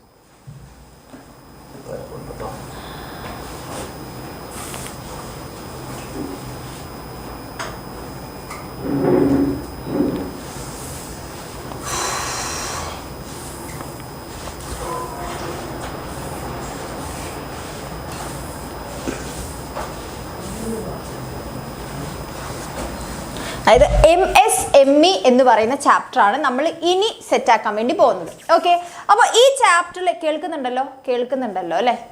പാട്ടൊക്കെ പാടണം. പാട്ടൊക്കെ ഈ ഒരു ചാപ്റ്റർ കഴിഞ്ഞിട്ട് ഞാൻ പാടാം. ഈ ഒരു ചാപ്റ്റർ കഴിഞ്ഞിട്ട് എന്താണെങ്കിലും പാടും, അത് ഉറപ്പിച്ച കാര്യമാണ്. പാടിയിരിക്കും. Okay, set. കേൾക്കുന്നുണ്ട് ഓഡിയബിൾ ആണല്ലോ? ഓക്കെ, അപ്പോൾ MSME എന്ന് പറയുന്ന ചാപ്റ്ററിൽ നമ്മൾ സ്മോൾ ബിസിനസ് അല്ലെ, സ്മോൾ സ്കെയിൽ ഇൻഡസ്ട്രീനെ കുറിച്ചാണ് പഠിച്ചുകൊണ്ടിരിക്കുന്നത്. നമ്മളെ ബിസിനസിന്റെ അകത്ത് വലിയ ബിസിനസ്സുകളല്ലാതെ കുഞ്ഞു കുഞ്ഞു ബിസിനസ്സുകളും ഉണ്ടല്ലേ. അപ്പം നമ്മളൊരു കണക്കെടുത്ത് നോക്കുന്ന സമയത്ത് മൊത്തത്തിൽ നമ്മളൊരു കണക്കെടുത്ത് നോക്കുമ്പോൾ നമ്മുടെ എക്കണോമിയിലേക്ക് ഏറ്റവും കൂടുതൽ കോൺട്രിബ്യൂഷൻസ് നൽകുന്നത് ഈ സ്മോൾ സ്കെയിൽ ഇൻഡസ്ട്രീസ് ആണ്. ഏറ്റവും കൂടുതൽ ജോബ് ഓപ്പർച്യൂണിറ്റീസ്, അതേപോലെ ഇമ്പോർട്ടിലും എക്സ്പോർട്ടിലും ഒക്കെ അവർ നന്നായിട്ട് എന്ത് ചെയ്യുന്നുണ്ട്, കോൺട്രിബ്യൂട്ട് ചെയ്യുന്നുണ്ട്. കാണുമ്പോൾ ഇച്ചിരി ആണെന്ന് തോന്നുമെങ്കിലും അവരെ മൊത്തത്തിൽ ഒന്ന് ചേർത്ത് നിർത്തുമ്പോൾ അത് വലിയൊരു ടീമാണ്. ഓക്കെ, പിന്നെ മെയിൻ ആയിട്ട് നമ്മൾ ഈ ഗ്ലോബലൈസേഷന് ശേഷം മൾട്ടിനാഷണൽ കമ്പനീസ് അല്ലെ, മറ്റ് രാജ്യങ്ങളിലുള്ള വലിയ ഭീമൻ companies, large large scale industries നമ്മുടെ രാജ്യത്തിൻ്റെ അകത്ത് വരാൻ തുടങ്ങിയതോടെ ഈ കുഞ്ഞു ഇൻഡസ്ട്രീസ് എന്തായി ഒത്തിരി പ്രശ്നങ്ങൾ ഫേസ് ചെയ്യാൻ വേണ്ടി തുടങ്ങി അല്ലേ. അവർ ഞാൻ നേരത്തെ പറഞ്ഞതുപോലെ അവിടെ ഇവിടെ എന്ന് പറഞ്ഞിങ്ങനെ തെറിച്ച് നിൽക്കുന്നത് കൊണ്ട് തന്നെ പലരും പല പ്രശ്നങ്ങൾ മെയിനായിട്ട് വലിയ രീതിയിലുള്ള കോമ്പറ്റീഷൻ അവർ നേരിടാൻ തുടങ്ങി. അവർക്ക് അതിനനുസരിച്ച് ആ കോമ്പറ്റീഷനോട് മുട്ടി നിൽക്കാൻ പറ്റും. നമ്മൾ ബിസിനസ്സിന്റെ മൾട്ടിപ്പിൾ ഒബ്ജക്റ്റീവിൽ നമ്മൾ പഠിച്ച കാര്യമാണ്. ബിസിനസിന്റെ ഒരു മൾട്ടിപ്പിൾ ഒബ്ജക്റ്റീവ് ആണ് മാർക്കറ്റ് സ്റ്റാൻഡിങ് എന്ന് പറയുന്നത് അല്ലെ. എപ്പോഴും പ്രോഡക്റ്റിന് ഡിമാൻഡ് ക്രിയേറ്റ് ചെയ്തുകൊണ്ടിരിക്കണം. പക്ഷെ ആ പ്രോഡക്റ്റ് മൾട്ടിനാഷണൽ കമ്പനീസിന്റെ പ്രോഡക്റ്റിന്റെ കൂടെ ഡിമാൻഡ് ക്രിയേറ്റ് ചെയ്ത് നിൽക്കാൻ മാത്രമുള്ള കെൽപ്പ് അല്ലെങ്കിൽ അത്രമാത്രം ശക്തി അല്ലെങ്കിൽ സ്ട്രെങ്ത് ആ ടീമിന് ഇല്ലാത്തത് കൊണ്ട് തന്നെ നമ്മുടെ ഇന്ത്യൻ ഗവൺമെന്റ് അവർക്ക് വേണ്ടിയിട്ട് എന്ത് ചെയ്തു, ഒരു മൊത്തത്തിൽ അവർ ഒരു ലീഗൽ ഫ്രെയിം വർക്കിന്റെ ഉള്ളിലേക്ക് കൊണ്ടുവന്നു. അതാണ് MSME ആക്ട് എന്ന് പറയുന്നത്. പിന്നെ ഇവരെല്ലാരും കൂടെ ചേർത്ത് നിർത്തിയിട്ട് ഒരു ഡെഫിനിഷനും കൊടുത്തു അല്ലെ. MSME എന്ന് പറയുന്ന പ്രൊട്ടക്ഷന്റെ ഉള്ളിൽ കിട്ടണമെങ്കിൽ അല്ലെങ്കിൽ ആ ഒരു കാറ്റഗറിയുടെ ഉള്ളിൽ കയറണമെങ്കിൽ ഒരു ബിസിനസ് യൂണിറ്റ് ഇങ്ങനെയൊക്കെ ആയിരിക്കണം എന്നുള്ള കുറച്ച് ഡെഫിനിഷൻസ് കൊടുത്തു. അതിനെക്കുറിച്ചാണ് നമ്മൾ ആദ്യ ഭാഗത്ത് നോക്കാൻ വേണ്ടി പോകുന്നത്. ക്ലിയർ അല്ലേ? അപ്പോൾ MSME എന്ന് പറയുന്നതിന്റെ ആദ്യം നിങ്ങൾ നോക്കണം, മൈക്രോ സ്മോൾ മീഡിയം എന്റർപ്രൈസസ്. അതാണ് അതിന്റെ ഫുൾ ഫോം വരുന്നത് അല്ലേ. അതായത് മൈക്രോ സ്മോൾ മീഡിയം എന്റർപ്രൈസസ് എല്ലാം സൈസാണ് കാണിക്കുന്നത്. ഓക്കെ, അപ്പോൾ nature and meaning of small scale business എന്ന് നോക്കിക്കഴിഞ്ഞാൽ in India the village and small industry sector consist of both traditional and modern small industries അല്ലേ. അപ്പൊ നമ്മൾ ഈ സ്മോൾ സ്കെയിൽ ഇൻഡസ്ട്രി എന്ന് പറയുമ്പോൾ ഇന്ത്യയിൽ ട്രഡീഷണൽ മെത്തേഡ് യൂസ് ചെയ്ത് പ്രവർത്തിക്കുന്നവരും അതുപോലെ തന്നെ മോഡേൺ സ്മോൾ ഇൻഡസ്ട്രീസ് ഉണ്ട്. ട്രഡീഷണൽ എന്ന് പറയുമ്പോൾ പരമ്പരാഗതമായിട്ട് അവരെന്താണ് ഇൻഡിജീനിയസ് ആയിട്ടുള്ള പ്രൊഡക്ഷൻ മെത്തേഡ്സ് ഒക്കെ യൂസ് ചെയ്ത് പ്രവർത്തിക്കുന്നവരും അതേപോലെ ഇപ്പൊ കുറച്ച് മെഷീനറീസ് കാര്യങ്ങളൊക്കെ യൂസ് ചെയ്തിട്ട് കുറച്ചൊന്ന് മോഡേൺ ആയിട്ട് ബിസിനസ് ചെയ്യുന്നവരും ഉണ്ടെന്നാണ് പറയുന്നത്. ഓക്കെ, അപ്പൊ നമുക്ക് രണ്ട് രീതിയിലാണ് നമ്മൾ എന്ത് ചെയ്യുന്നത്, നമ്മുടെ സ്മോൾ സ്കെയിൽ ബിസിനസ്സിനെയൊക്കെ നമ്മൾ ക്ലാസിഫൈ ചെയ്യുന്നത്. ഈ സ്മോൾ സ്കെയിൽ തന്നെ ഇപ്പോൾ രണ്ടായിട്ട് നമ്മൾ എന്ത് ചെയ്തു, ഡിവൈഡ് ചെയ്തു അല്ലെ. അപ്പൊ മോഡേൺ എന്ന് പറയുമ്പോൾ അവിടെ എന്തായിരിക്കും, അവിടെ മെഷീനറീസ് ഇലക്ട്രിസിറ്റി അല്ലെങ്കിൽ പവറിന്റെ യൂസേജ് കുറച്ച് കൂടുതലായിരിക്കും. അപ്പൊ അങ്ങനെ നോക്കുമ്പോൾ രണ്ട് രീതിയിലുള്ള ബിസിനസ് യൂണിറ്റ്സ് ആണുള്ളത്. സ്മോൾ സ്കെയിൽ ഇൻഡസ്ട്രീസും ഉണ്ട്, പവർ ലൂംസും ഉണ്ട്. ഓക്കെ, ഇനി ട്രഡീഷണൽ എന്ന് പറയുമ്പോൾ പരമ്പരാഗതമായിട്ട് ഫോളോ ചെയ്ത് വരുന്നതാണ് അല്ലെ. അത് handlooms, handicraft, choir, sericulture, khadi and village industries ഒക്കെയാണ് നമ്മൾ ട്രഡീഷണൽ സ്മോൾ സ്കെയിൽ ഇൻഡസ്ട്രീന്റെ അകത്ത് വരുന്നത്. ക്ലിയർ അല്ലേ? സെറ്റ് അല്ലേ? ഓക്കെ, അപ്പൊ ഇതിന്റെ അകത്ത് വരുന്ന ഒന്നാണ് ഈ വില്ലേജ് ഇൻഡസ്ട്രി എന്ന് പറയുന്നത് അല്ലെ വില്ലേജ് അല്ലെ ഗ്രാമങ്ങളിലൊക്കെ ഉള്ള ഇൻഡസ്ട്രീസ്, റൂറൽ ഏരിയാസിലുള്ള ഇൻഡസ്ട്രീസ് ആണ്. അപ്പൊ വില്ലേജ് ഇൻഡസ്ട്രി എന്താണ്, സ്മോൾ സ്കെയിൽ എന്റർപ്രൈസസിന്റെ അകത്ത് വരുന്നതാണ്. അതിനും സംരക്ഷണം വേണം. അപ്പോൾ ഏതൊക്കെയാണ് വില്ലേജ് ഇൻഡസ്ട്രീസ് എന്നുള്ള ഡെഫിനിഷൻ പറഞ്ഞു കഴിഞ്ഞാൽ നമ്മൾ ഇന്ത്യൻ ഗവൺമെന്റിനനുസരിച്ച് അല്ലേ, village industry has been defined as any industry located in rural area which produces any goods, render any services with or without the use of power, and in which the fixed capital investment per head or artisan or workers is specified by the central government from time to time. അതായത് നമ്മുടെ central ഗവൺമെന്റിന്റെ ഒരു definition പ്രകാരം ഈ village industry എന്ന് പറയുമ്പോൾ അതിൽ fixed capital, അതിൽ എത്രമാത്രം ക്യാപിറ്റൽ പ്ലാന്റ് ആൻഡ് മെഷീനറിയിൽ ഇൻവെസ്റ്റ് ചെയ്തു എന്നതിന്റെ കണക്ക് അതിങ്ങനെ വർഷങ്ങൾക്കനുസരിച്ച് മാറുമെങ്കിൽ പോലും അവര് മെയിൻ ആയിട്ട് എന്തായിരിക്കണം, റൂറൽ ഏരിയാസിൽ ലൊക്കേറ്റ് ചെയ്തിരിക്കുന്നവരായിരിക്കണം. ഒന്നെങ്കിൽ അവർക്ക് പവർ യൂസ് ചെയ്യാം, പവർ യൂസ് ചെയ്യാതെയും ഇരിക്കാം. പിന്നെ അവരുടെ പ്രവർത്തന രീതി എന്ന് പറഞ്ഞ ഇൻഡിജീനിയസ് ആയിരിക്കും അല്ലെ. അതില് കരകൗശല വസ്തുക്കൾ അങ്ങനത്തെ ആൾക്കാരുണ്ട്, തദ്ദേശീയമായിട്ടുള്ള കാര്യങ്ങളായിരിക്കും അവർ ചെയ്യുന്നുണ്ട്. അപ്പൊ ഇവരെ ആയിരിക്കും നമ്മൾ എന്തെന്ന് പറയാ, വില്ലേജ് ഇൻഡസ്ട്രി എന്ന് പറയാ. ഓക്കെ, ഇനി കോട്ടേജ് ഇൻഡസ്ട്രി നോക്കിക്കഴിഞ്ഞാൽ they are also known as rural industries or traditional industry. They are not defined by capital investment criteria. നമ്മൾ ട്രഡീഷണൽ ഇൻഡസ്ട്രിയിൽ ട്രഡീഷണൽ അല്ല, നമ്മൾ വില്ലേജ് ഇൻഡസ്ട്രിയിൽ പറഞ്ഞു ഗവൺമെന്റ് ഇങ്ങനെ ഫിക്സഡ് ക്യാപിറ്റൽ അല്ലെ പ്ലാന്റ് ആൻഡ് മെഷീനറിയിലൊക്കെ വരുന്നതിന്റെ ഒരു എമൗണ്ട് ചിലപ്പോൾ ഇങ്ങനെ മാറുമെങ്കിൽ പോലും അവർ റൂറൽ ഏരിയാസിലാണ് ലൊക്കേറ്റ് ചെയ്യുന്നത്. പക്ഷേ നമ്മുടെ ഈ കോട്ടേജ് ഇൻഡസ്ട്രിയിൽ കുടിൽ വ്യവസായത്തിലേക്ക് വരുമ്പോൾ അവരെ നമ്മൾ പ്ലാന്റ് ആൻഡ് മെഷീനറിൻ്റെ ഉള്ളിലുള്ള ഇൻവെസ്റ്റ്മെന്റ് നോക്കിയിട്ടല്ല ക്ലാസിഫൈ ചെയ്യുന്നത്. അവരെ കുറച്ച് വേറെ കാറ്റഗറീസ് നോക്കിയിട്ടാണ് അല്ലെ. അതായത് they are organised by individuals with private resource അല്ലെ. അത് കോട്ടേജ് ഇൻഡസ്ട്രി എന്ന് പറയുമ്പോൾ പ്രൈവറ്റ് റിസോഴ്സ് യൂസ് ചെയ്തിട്ട് ഇൻഡിവിജ്വൽസ് സ്റ്റാർട്ട് ചെയ്യുന്ന ബിസിനസ് ആയിരിക്കും. പിന്നെ അതുപോലെ തന്നെ family labours and locally available talented വെച്ചിട്ടായിരിക്കും ഒരു ബിസിനസ് റൺ ചെയ്യുന്നുണ്ടാവുക. എക്യുപ്മെന്റ് സിമ്പിൾ എക്യുപ്മെന്റ് ആയിരിക്കും യൂസ് ചെയ്യുന്നത്. ക്യാപിറ്റൽ ഇൻവെസ്റ്റ്മെന്റ് സ്മോൾ ആയിരിക്കും. പ്രൊഡ്യൂസ് സിമ്പിൾ പ്രോഡക്റ്റ് ആയിരിക്കും അവിടെ പ്രൊഡ്യൂസ് ചെയ്യുന്നുണ്ടാവുക. പിന്നെ അതുപോലെ തന്നെ production of goods using indigenous technology അല്ലെ, തദ്ദേശീയമായിട്ടുള്ള ടെക്നോളജികൾ യൂസ് ചെയ്തിട്ടായിരിക്കും പ്രൊഡക്ഷൻ ചെയ്യുന്നത്. അപ്പൊ ഇങ്ങനെ ബിസിനസ് ചെയ്യുന്നവരെയാണ് നമ്മൾ കോട്ടേജ് ഇൻഡസ്ട്രി കുടിൽ വ്യവസായത്തിൽ ഉൾപ്പെടുത്തുക അല്ലെ. ഓക്കെ, പിന്നെ ഞാൻ നേരത്തെ പറഞ്ഞതുപോലെ തന്നെ the small scale industry several parameters used to measure the size of business unit like the numbers of a person employed in business, capital invested in business അല്ലേ. അതായത് നമ്മുടെ സ്മോൾ സ്കെയിൽ ഇൻഡസ്ട്രീനെ നമുക്ക് എന്ത് ചെയ്യണം, എല്ലാം കൂടെ ചേർത്ത് ഡിഫൈൻ ചെയ്യണ്ടേ. അപ്പം നമ്മൾ അങ്ങനെ ഡിഫൈൻ ചെയ്യുന്ന സമയത്ത് പല രീതിയിലുള്ള പാരാമീറ്റേഴ്സ് ആയിരിക്കും യൂസ് ചെയ്യുക. ഒന്നെന്ന് പറഞ്ഞാൽ എത്രമാത്രം ആൾക്കാർ അവിടെ ജോലി ചെയ്യുന്നുണ്ട്, ഭയങ്കര വലിയ എമൗണ്ടിൽ ആൾക്കാർ ജോലി ചെയ്യുന്നുണ്ടോ. പിന്നെ അതല്ലാതെ അവരുടെ ക്യാപിറ്റൽ ഇൻവെസ്റ്റ്മെന്റ് എങ്ങനെയാണ്, ഭയങ്കര ഹ്യൂജ് ക്യാപിറ്റൽ ഇൻവെസ്റ്റ്മെന്റ് എന്ന് പറയുമ്പോൾ പ്ലാന്റ് ആൻഡ് മെഷീനറിയിലുള്ള ഇൻവെസ്റ്റ്മെന്റ്, അവർ എത്രമാത്രം അതിലെ ഔട്ട്പുട്ടും അതിനനുസരിച്ചിട്ടുള്ള ബിസിനസ്സിൽ ഇൻപുട്ടും ഔട്ട്പുട്ടും എത്രമാത്രം അതിൻ്റെ വോളിയം അനുസരിച്ചിട്ടൊക്കെയാണ് നമ്മൾ എന്ത് ചെയ്യുന്നത്, ഈ മൈക്രോ മീഡിയം സ്മോൾ എൻ്റർപ്രൈസ് എന്ന് പറഞ്ഞിട്ട് നമ്മൾ അവരെ ഡിവൈഡ് ചെയ്തിരിക്കണം അല്ലേ. പിന്നെ അതുപോലെ തന്നെ അവർ യൂസ് ചെയ്യുന്ന പവർ.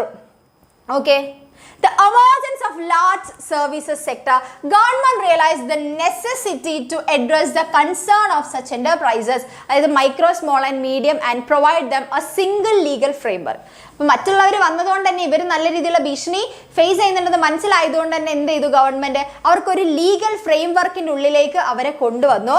അപ്പം micro small medium enterprises development act ആണല്ലേ 2006 ഒക്ടോബറിലാണ് കൊണ്ടുവന്നിട്ടുള്ളത്. ഓക്കെ, അപ്പോൾ അതിൽ എന്തൊക്കെ രീതിയിലുള്ള ബെനിഫിറ്റ്സ് കിട്ടുന്നു, അവരെന്ത് ചെയ്യുന്നുണ്ട്, അവരുടെ ഇഷ്യൂസ് റിലേറ്റ് ചെയ്തിട്ടുള്ള ഇഷ്യൂസ് അവരെങ്ങനെ നമ്മൾ ഡിഫൈൻ ചെയ്യുന്നു, അവർക്ക് ഫൈനാൻഷ്യൽ ക്രെഡിറ്റ് കടം കൊടുക്കുക, അവരുടെ മാർക്കറ്റിന് വേണ്ടി ഹെൽപ്പ് ചെയ്യുക, ടെക്നോളജി അപ്ഗ്രഡേഷൻ ഹെൽപ്പ് ചെയ്യുക, ഇതിനൊക്കെ വേണ്ടിയിട്ടുള്ള ലീഗൽ ഫ്രെയിം വർക്കാണ് ഈ MSME ആക്ട് എന്ന് പറയുന്നത്.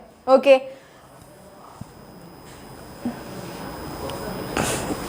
അപ്പോൾ government of India to describe MSME is based on their investment in plant and machinery and turnover ആണ്.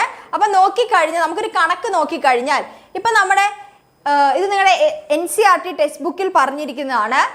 ഈ ഒരു ടേബിൾ എന്ന് പറഞ്ഞാൽ ഇതൊന്ന് ജസ്റ്റ് ഒന്ന് ഓർത്ത് വെക്കണം നിങ്ങൾ. അതായത് നിങ്ങളൊരു മൈക്രോ എന്റർപ്രൈസസ് ആവണം എന്നുണ്ടെങ്കിൽ, അതായത് സ്മോൾ ഇൻഡസ്ട്രിയിൽ നിങ്ങൾ ഏത് സെക്ടറിലാണ് ഐഡന്റിഫൈ ചെയ്യാന്ന് വെച്ച് കഴിഞ്ഞാൽ, നിങ്ങളൊരു മാനുഫാക്ചറിങ് യൂണിറ്റിൽ ഒരു മൈക്രോ എന്റർപ്രൈസ് ആവണം എന്നുണ്ടെങ്കിൽ നിങ്ങളുടെ ഇൻവെസ്റ്റ്മെന്റ് എന്ന് പറയുന്നത് മാക്സിമം എന്തായിരിക്കും, 25 ലക്ഷമായിരിക്കും. 25 ലക്ഷമായിരിക്കും മാക്സിമം. ഓക്കെ, ഇനി നിങ്ങൾ സർവീസ് പ്രൊവൈഡ് ചെയ്യുന്നു മാനുഫാക്ചറിങ് അല്ല എന്നുണ്ടെങ്കിൽ നിങ്ങളുടെ എന്തായിരിക്കും 10 ലക്ഷമായിരിക്കും. ഓക്കെ, അപ്പോൾ ഒരു 25 ലക്ഷം മുതൽ മുടക്കുള്ള രീതിയിലാണ് നിങ്ങൾ ബിസിനസ് തുടങ്ങിയെന്നുണ്ടെങ്കിൽ നിങ്ങൾ MSMEന്റെ അകത്ത് മൈക്രോ എന്റർപ്രൈസിൽ വരും, മാനുഫാക്ചറിങ് ആണെങ്കിൽ. ഇനി സ്മോൾ എന്റർപ്രൈസസ് ആയിട്ട് കൺസിഡർ ചെയ്യണമെന്നുണ്ടെങ്കിൽ 25 ലക്ഷത്തിനും 5 കോടിക്കും ഇടയിലായിരിക്കണം നിങ്ങളുടെ എന്തെന്ന് പറയുന്നത് ഇൻവെസ്റ്റ്മെന്റ് എന്ന് പറയുന്നത്. ഇനി സർവീസ് ആണെങ്കിൽ അത് 10 ലക്ഷത്തിനും 2 കോടിക്കും ഇടയിലായിരിക്കും. ഇനി നിങ്ങളൊരു മീഡിയം എന്റർപ്രൈസ് ആയിട്ടാണ് റെക്കഗ്നൈസ് പെടണം എന്നുണ്ടെങ്കിൽ നിങ്ങളുടെ എങ്ങനെയായിരിക്കും 5 കോടിക്കും 10 കോടിക്കും ഇടയിലായിരിക്കണം. ഓക്കെ, ഇനി സർവീസ് ആണെങ്കിൽ അത് 2 കോടിയും 5 കോടിക്കും ഇടയിലായിരിക്കും. ഓക്കെ, ഇതൊന്ന് ജസ്റ്റ് ഒന്ന് നോക്കി വെച്ചാൽ വേണ്ടി മതി. ഇനി നമ്മൾ റോൾ ഓഫ് MSME നോക്കണം അല്ലെ. MSMEയുടെ റോള് നമ്മൾ തീർച്ചയായിട്ടും നോക്കിയിരിക്കണം. ഓക്കെ, അപ്പോൾ MSME എന്തൊക്കെ നമുക്ക് അല്ലെങ്കിൽ ഈ മൈക്രോ സ്മോൾ മീഡിയം എന്റർപ്രൈസ് കൊണ്ട് കിട്ടുന്നത് എന്തൊക്കെയുണ്ട്, ബാലൻസ്ഡ് റീജിയണൽ ഡെവലപ്മെന്റ് അല്ലെ. റൂറൽ ഏരിയാസിലും അർബൻ ഏരിയസിലും ഒരുപോലെ ഡെവലപ്മെന്റ് കൊണ്ടുവരാൻ സാധിക്കുന്നത്. അതായത് റൂറൽ ഏരിയാസിലേക്കായിരിക്കും അധികവും ഈ MSME വരുന്നുണ്ടാവുക.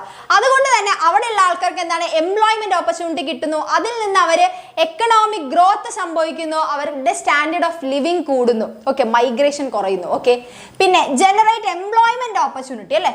അതായത് അധികവും അവരെന്തായിരിക്കും ലേബർ ഇന്റൻസീവ് ആയിട്ടുള്ള ബിസിനസ്സുകളാണ് തുടങ്ങുക അല്ലെ. കൂടുതലും മെഷീനറീസ് അല്ല അവർ യൂസ് ചെയ്യുക, തൊഴിലാണ് ഏറ്റവും കൂടുതൽ. ലേബേഴ്സിന് തൊഴിൽ കൊടുക്കുന്ന രീതിയിലുള്ള ഗവൺമെന്റ് ഓപ്പർച്യൂണിറ്റീസ് ആണ് അധികം MSMEയിൽ ഉണ്ടാവുക. പിന്നെ സപ്ലൈ എനോമസ് വെറൈറ്റി പ്രോഡക്ട്സ് അല്ലെ. അത് നമ്മൾ മാസ് കൺസംഷൻ ചെയ്യുന്ന ടൈപ്പ് നമ്മൾ ഡെയിലി യൂസ് ചെയ്യുന്ന രീതിയിലുള്ള കൺസ്യൂമർ ഗുഡ്സ് ആയിരിക്കും അവർ ഏറ്റവും കൂടുതൽ എന്ത് ചെയ്തിട്ടുണ്ടാവുക, പ്രൊഡ്യൂസ് ചെയ്യുന്നുണ്ട്. അതിൽ തന്നെ പല വെറൈറ്റീസ് കിട്ടും. പിന്നെ അതുപോലെ ഓപ്പർച്യൂണിറ്റി ടു ഓൺട്രപ്രന്യൂർഷിപ്പ് അല്ലെ, സംരംഭകത്വത്തിന് എന്ത് ചെയ്യുന്നു, എൻകറേജ് ചെയ്യുന്നുണ്ട്, കാരണം നമുക്ക് ഈസി ആയിട്ട് തുടങ്ങാവുന്നതേ ഉള്ളൂ. പിന്നെ ലോ കോസ്റ്റ് ഓഫ് പ്രൊഡക്ഷൻ ആണ്, കാരണം ലോക്കലി അവൈലബിൾ റിസോഴ്സസ് ആണ് അവർ യൂസ് ചെയ്യുന്നത്. പിന്നെ quick and timely decisions can be taken.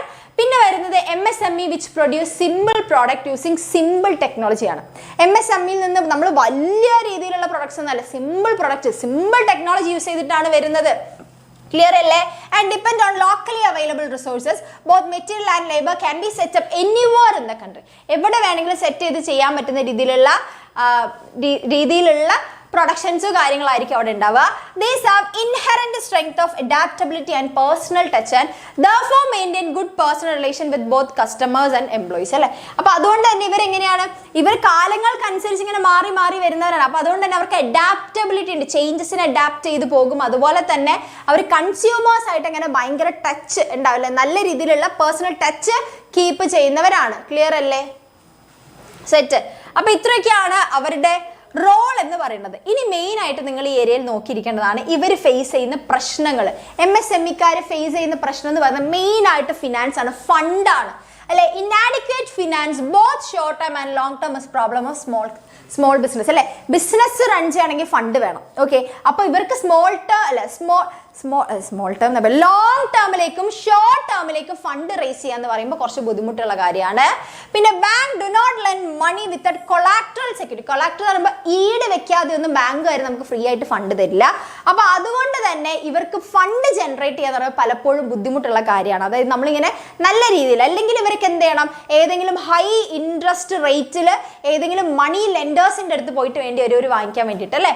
അപ്പോൾ അതുകൊണ്ട് തന്നെ small unit can not offer so small unit become victim of exploitation of money lenders. In raw materials and availability നോക്കി കഴിഞ്ഞാൽ if the required materials are not available they have to compromise on quality or have to pay high price to get good quality materials. ഇപ്പം നമ്മുടെ നാട്ടിൽ available ആയിട്ടുള്ള products വെച്ചിട്ടാണ് ഇവർ business ചെയ്യുന്നത്.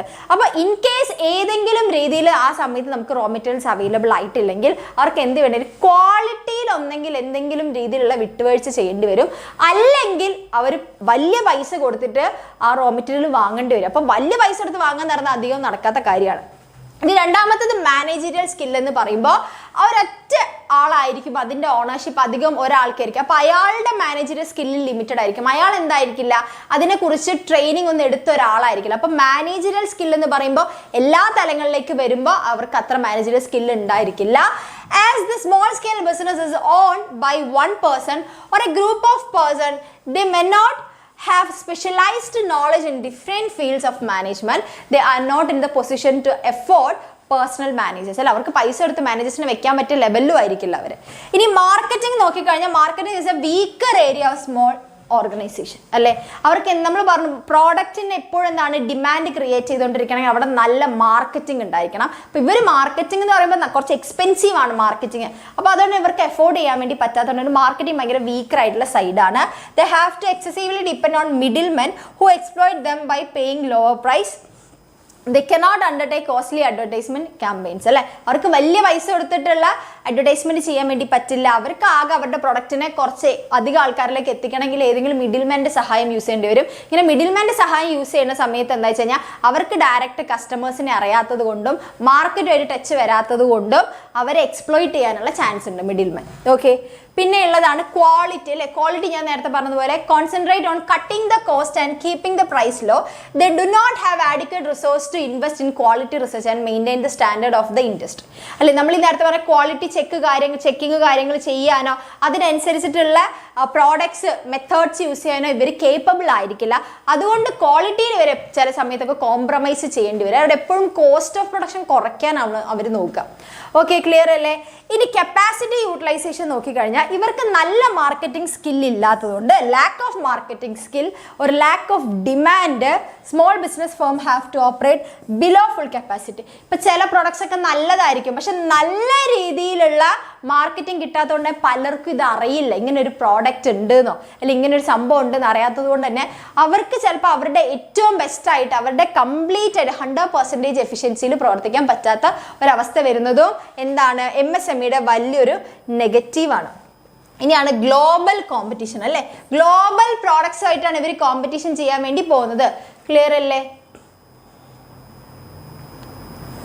നാളെ ക്ലാസ്സിൽ നിങ്ങൾക്ക് വേറെ ക്ലാസ് ഉണ്ടാവും, ബിസിനസ്സിൻ്റെതാവണം എന്നില്ല, സ്റ്റഡി പ്ലാൻ വരുന്നുണ്ട്.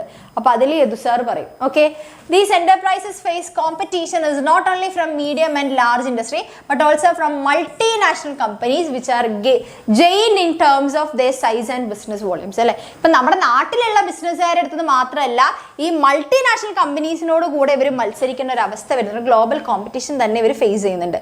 അതാണ് ഇവരുടെ ഏറ്റവും വലിയ നെഗറ്റീവ് എന്ന് പറയുന്നത്, അല്ലെ, ഇവരുടെ പ്രോബ്ലം എന്ന് പറയുന്നത്.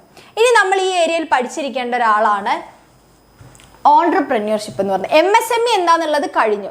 MSMEയിൽ നമ്മൾ പറഞ്ഞ ഒരു കാര്യമാണ് ഓൺട്രപ്രന്യൂർഷിപ്പിന് ഭയങ്കരമായിട്ട് അവർ എൻകറേജ് ചെയ്യുന്നുണ്ടെന്ന്. എന്താണ് ഈ സംരംഭകത്വം? ഓൺട്രപ്രന്യൂർ എന്ന് പറഞ്ഞാൽ എന്താണ്?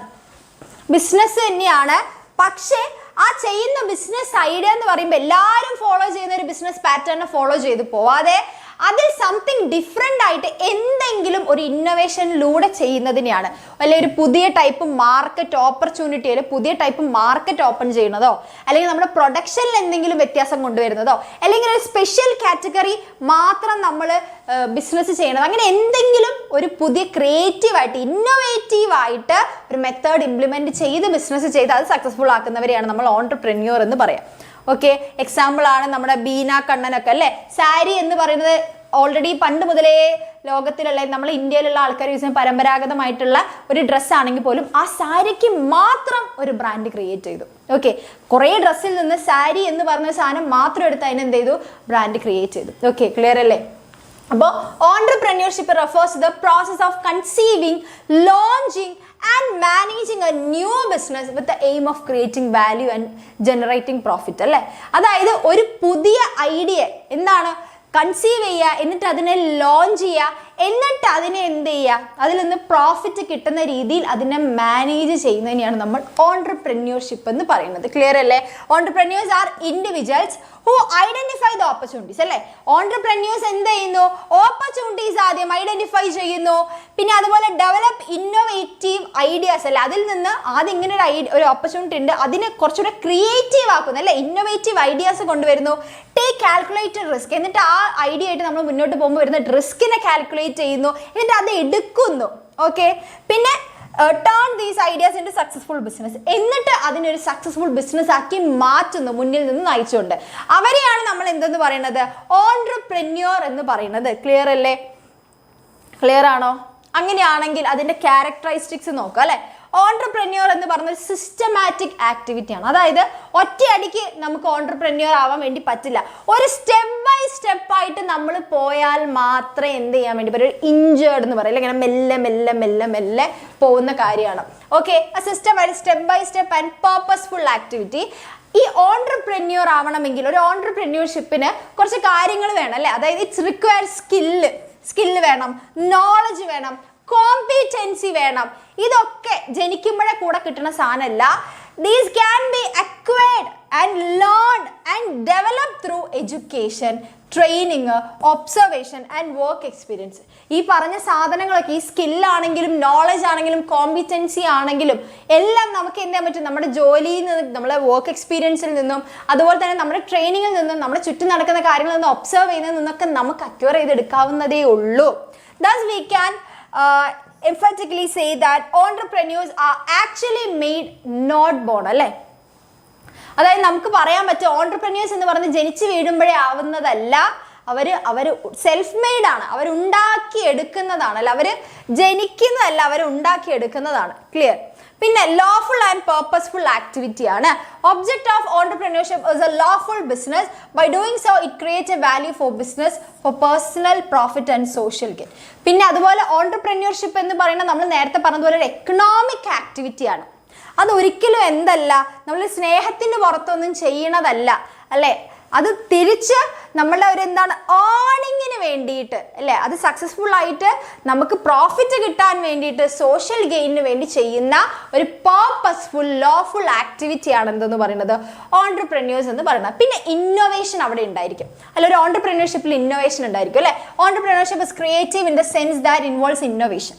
പിന്നെ innovative idea include introduction of new product. അല്ലേ, ഞാൻ നേരത്തെ പറഞ്ഞതുപോലെ എന്തൊക്കെ രീതിയിലുള്ള ഇന്നോവേഷൻ അവർക്ക് കൊണ്ടുവരാം, ഒരു പുതിയ പ്രൊഡക്റ്റ് തന്നെ കണ്ടുപിടിക്കാം, അല്ലെങ്കിൽ ഡിസ്കവറി ഓഫ് ന്യൂ മാർക്കറ്റ് അല്ലേ. ഇപ്പം നേരത്തെ പറഞ്ഞ പോലെ സാരി മാത്രം യൂസ് ചെയ്യുന്ന സ്ത്രീകളുണ്ട്. അപ്പോൾ അതെന്താണ്, ഒരു മാർക്കറ്റാണ്. അപ്പോൾ അവരുള്ളവർ എന്തായാലും സാരി വാങ്ങും അല്ലേ. അപ്പോൾ ഒരു പുതിയ മാർക്കറ്റ് ഇൻട്രൊഡ്യൂസ് ചെയ്യുന്നു. അല്ലെങ്കിൽ source of supply of input supply ചെയ്യുന്നതിൽ ഒരു പുതിയ രീതിയിൽ അല്ലേ. ഇപ്പോൾ ഓൺലൈനായിട്ട് നമുക്ക് എന്താ വർക്ക്ഷോപ്പുകൾ അവൈലബിൾ. ഇതൊക്കെ എന്താണ്, ക്രിയേറ്റീവ് ആയിട്ടുള്ള ഐഡിയകളാണ്. പിന്നെ introduction of new organization forms to do things better cheaper and faster. ഇങ്ങനെ പല രീതികളിൽ എന്ത് ചെയ്യുക, അവർക്ക് ക്രിയേറ്റീവായിട്ട് ഇന്നോവേറ്റീവായിട്ട് മാറാൻ വേണ്ടി സാധിക്കും. ക്ലിയർ.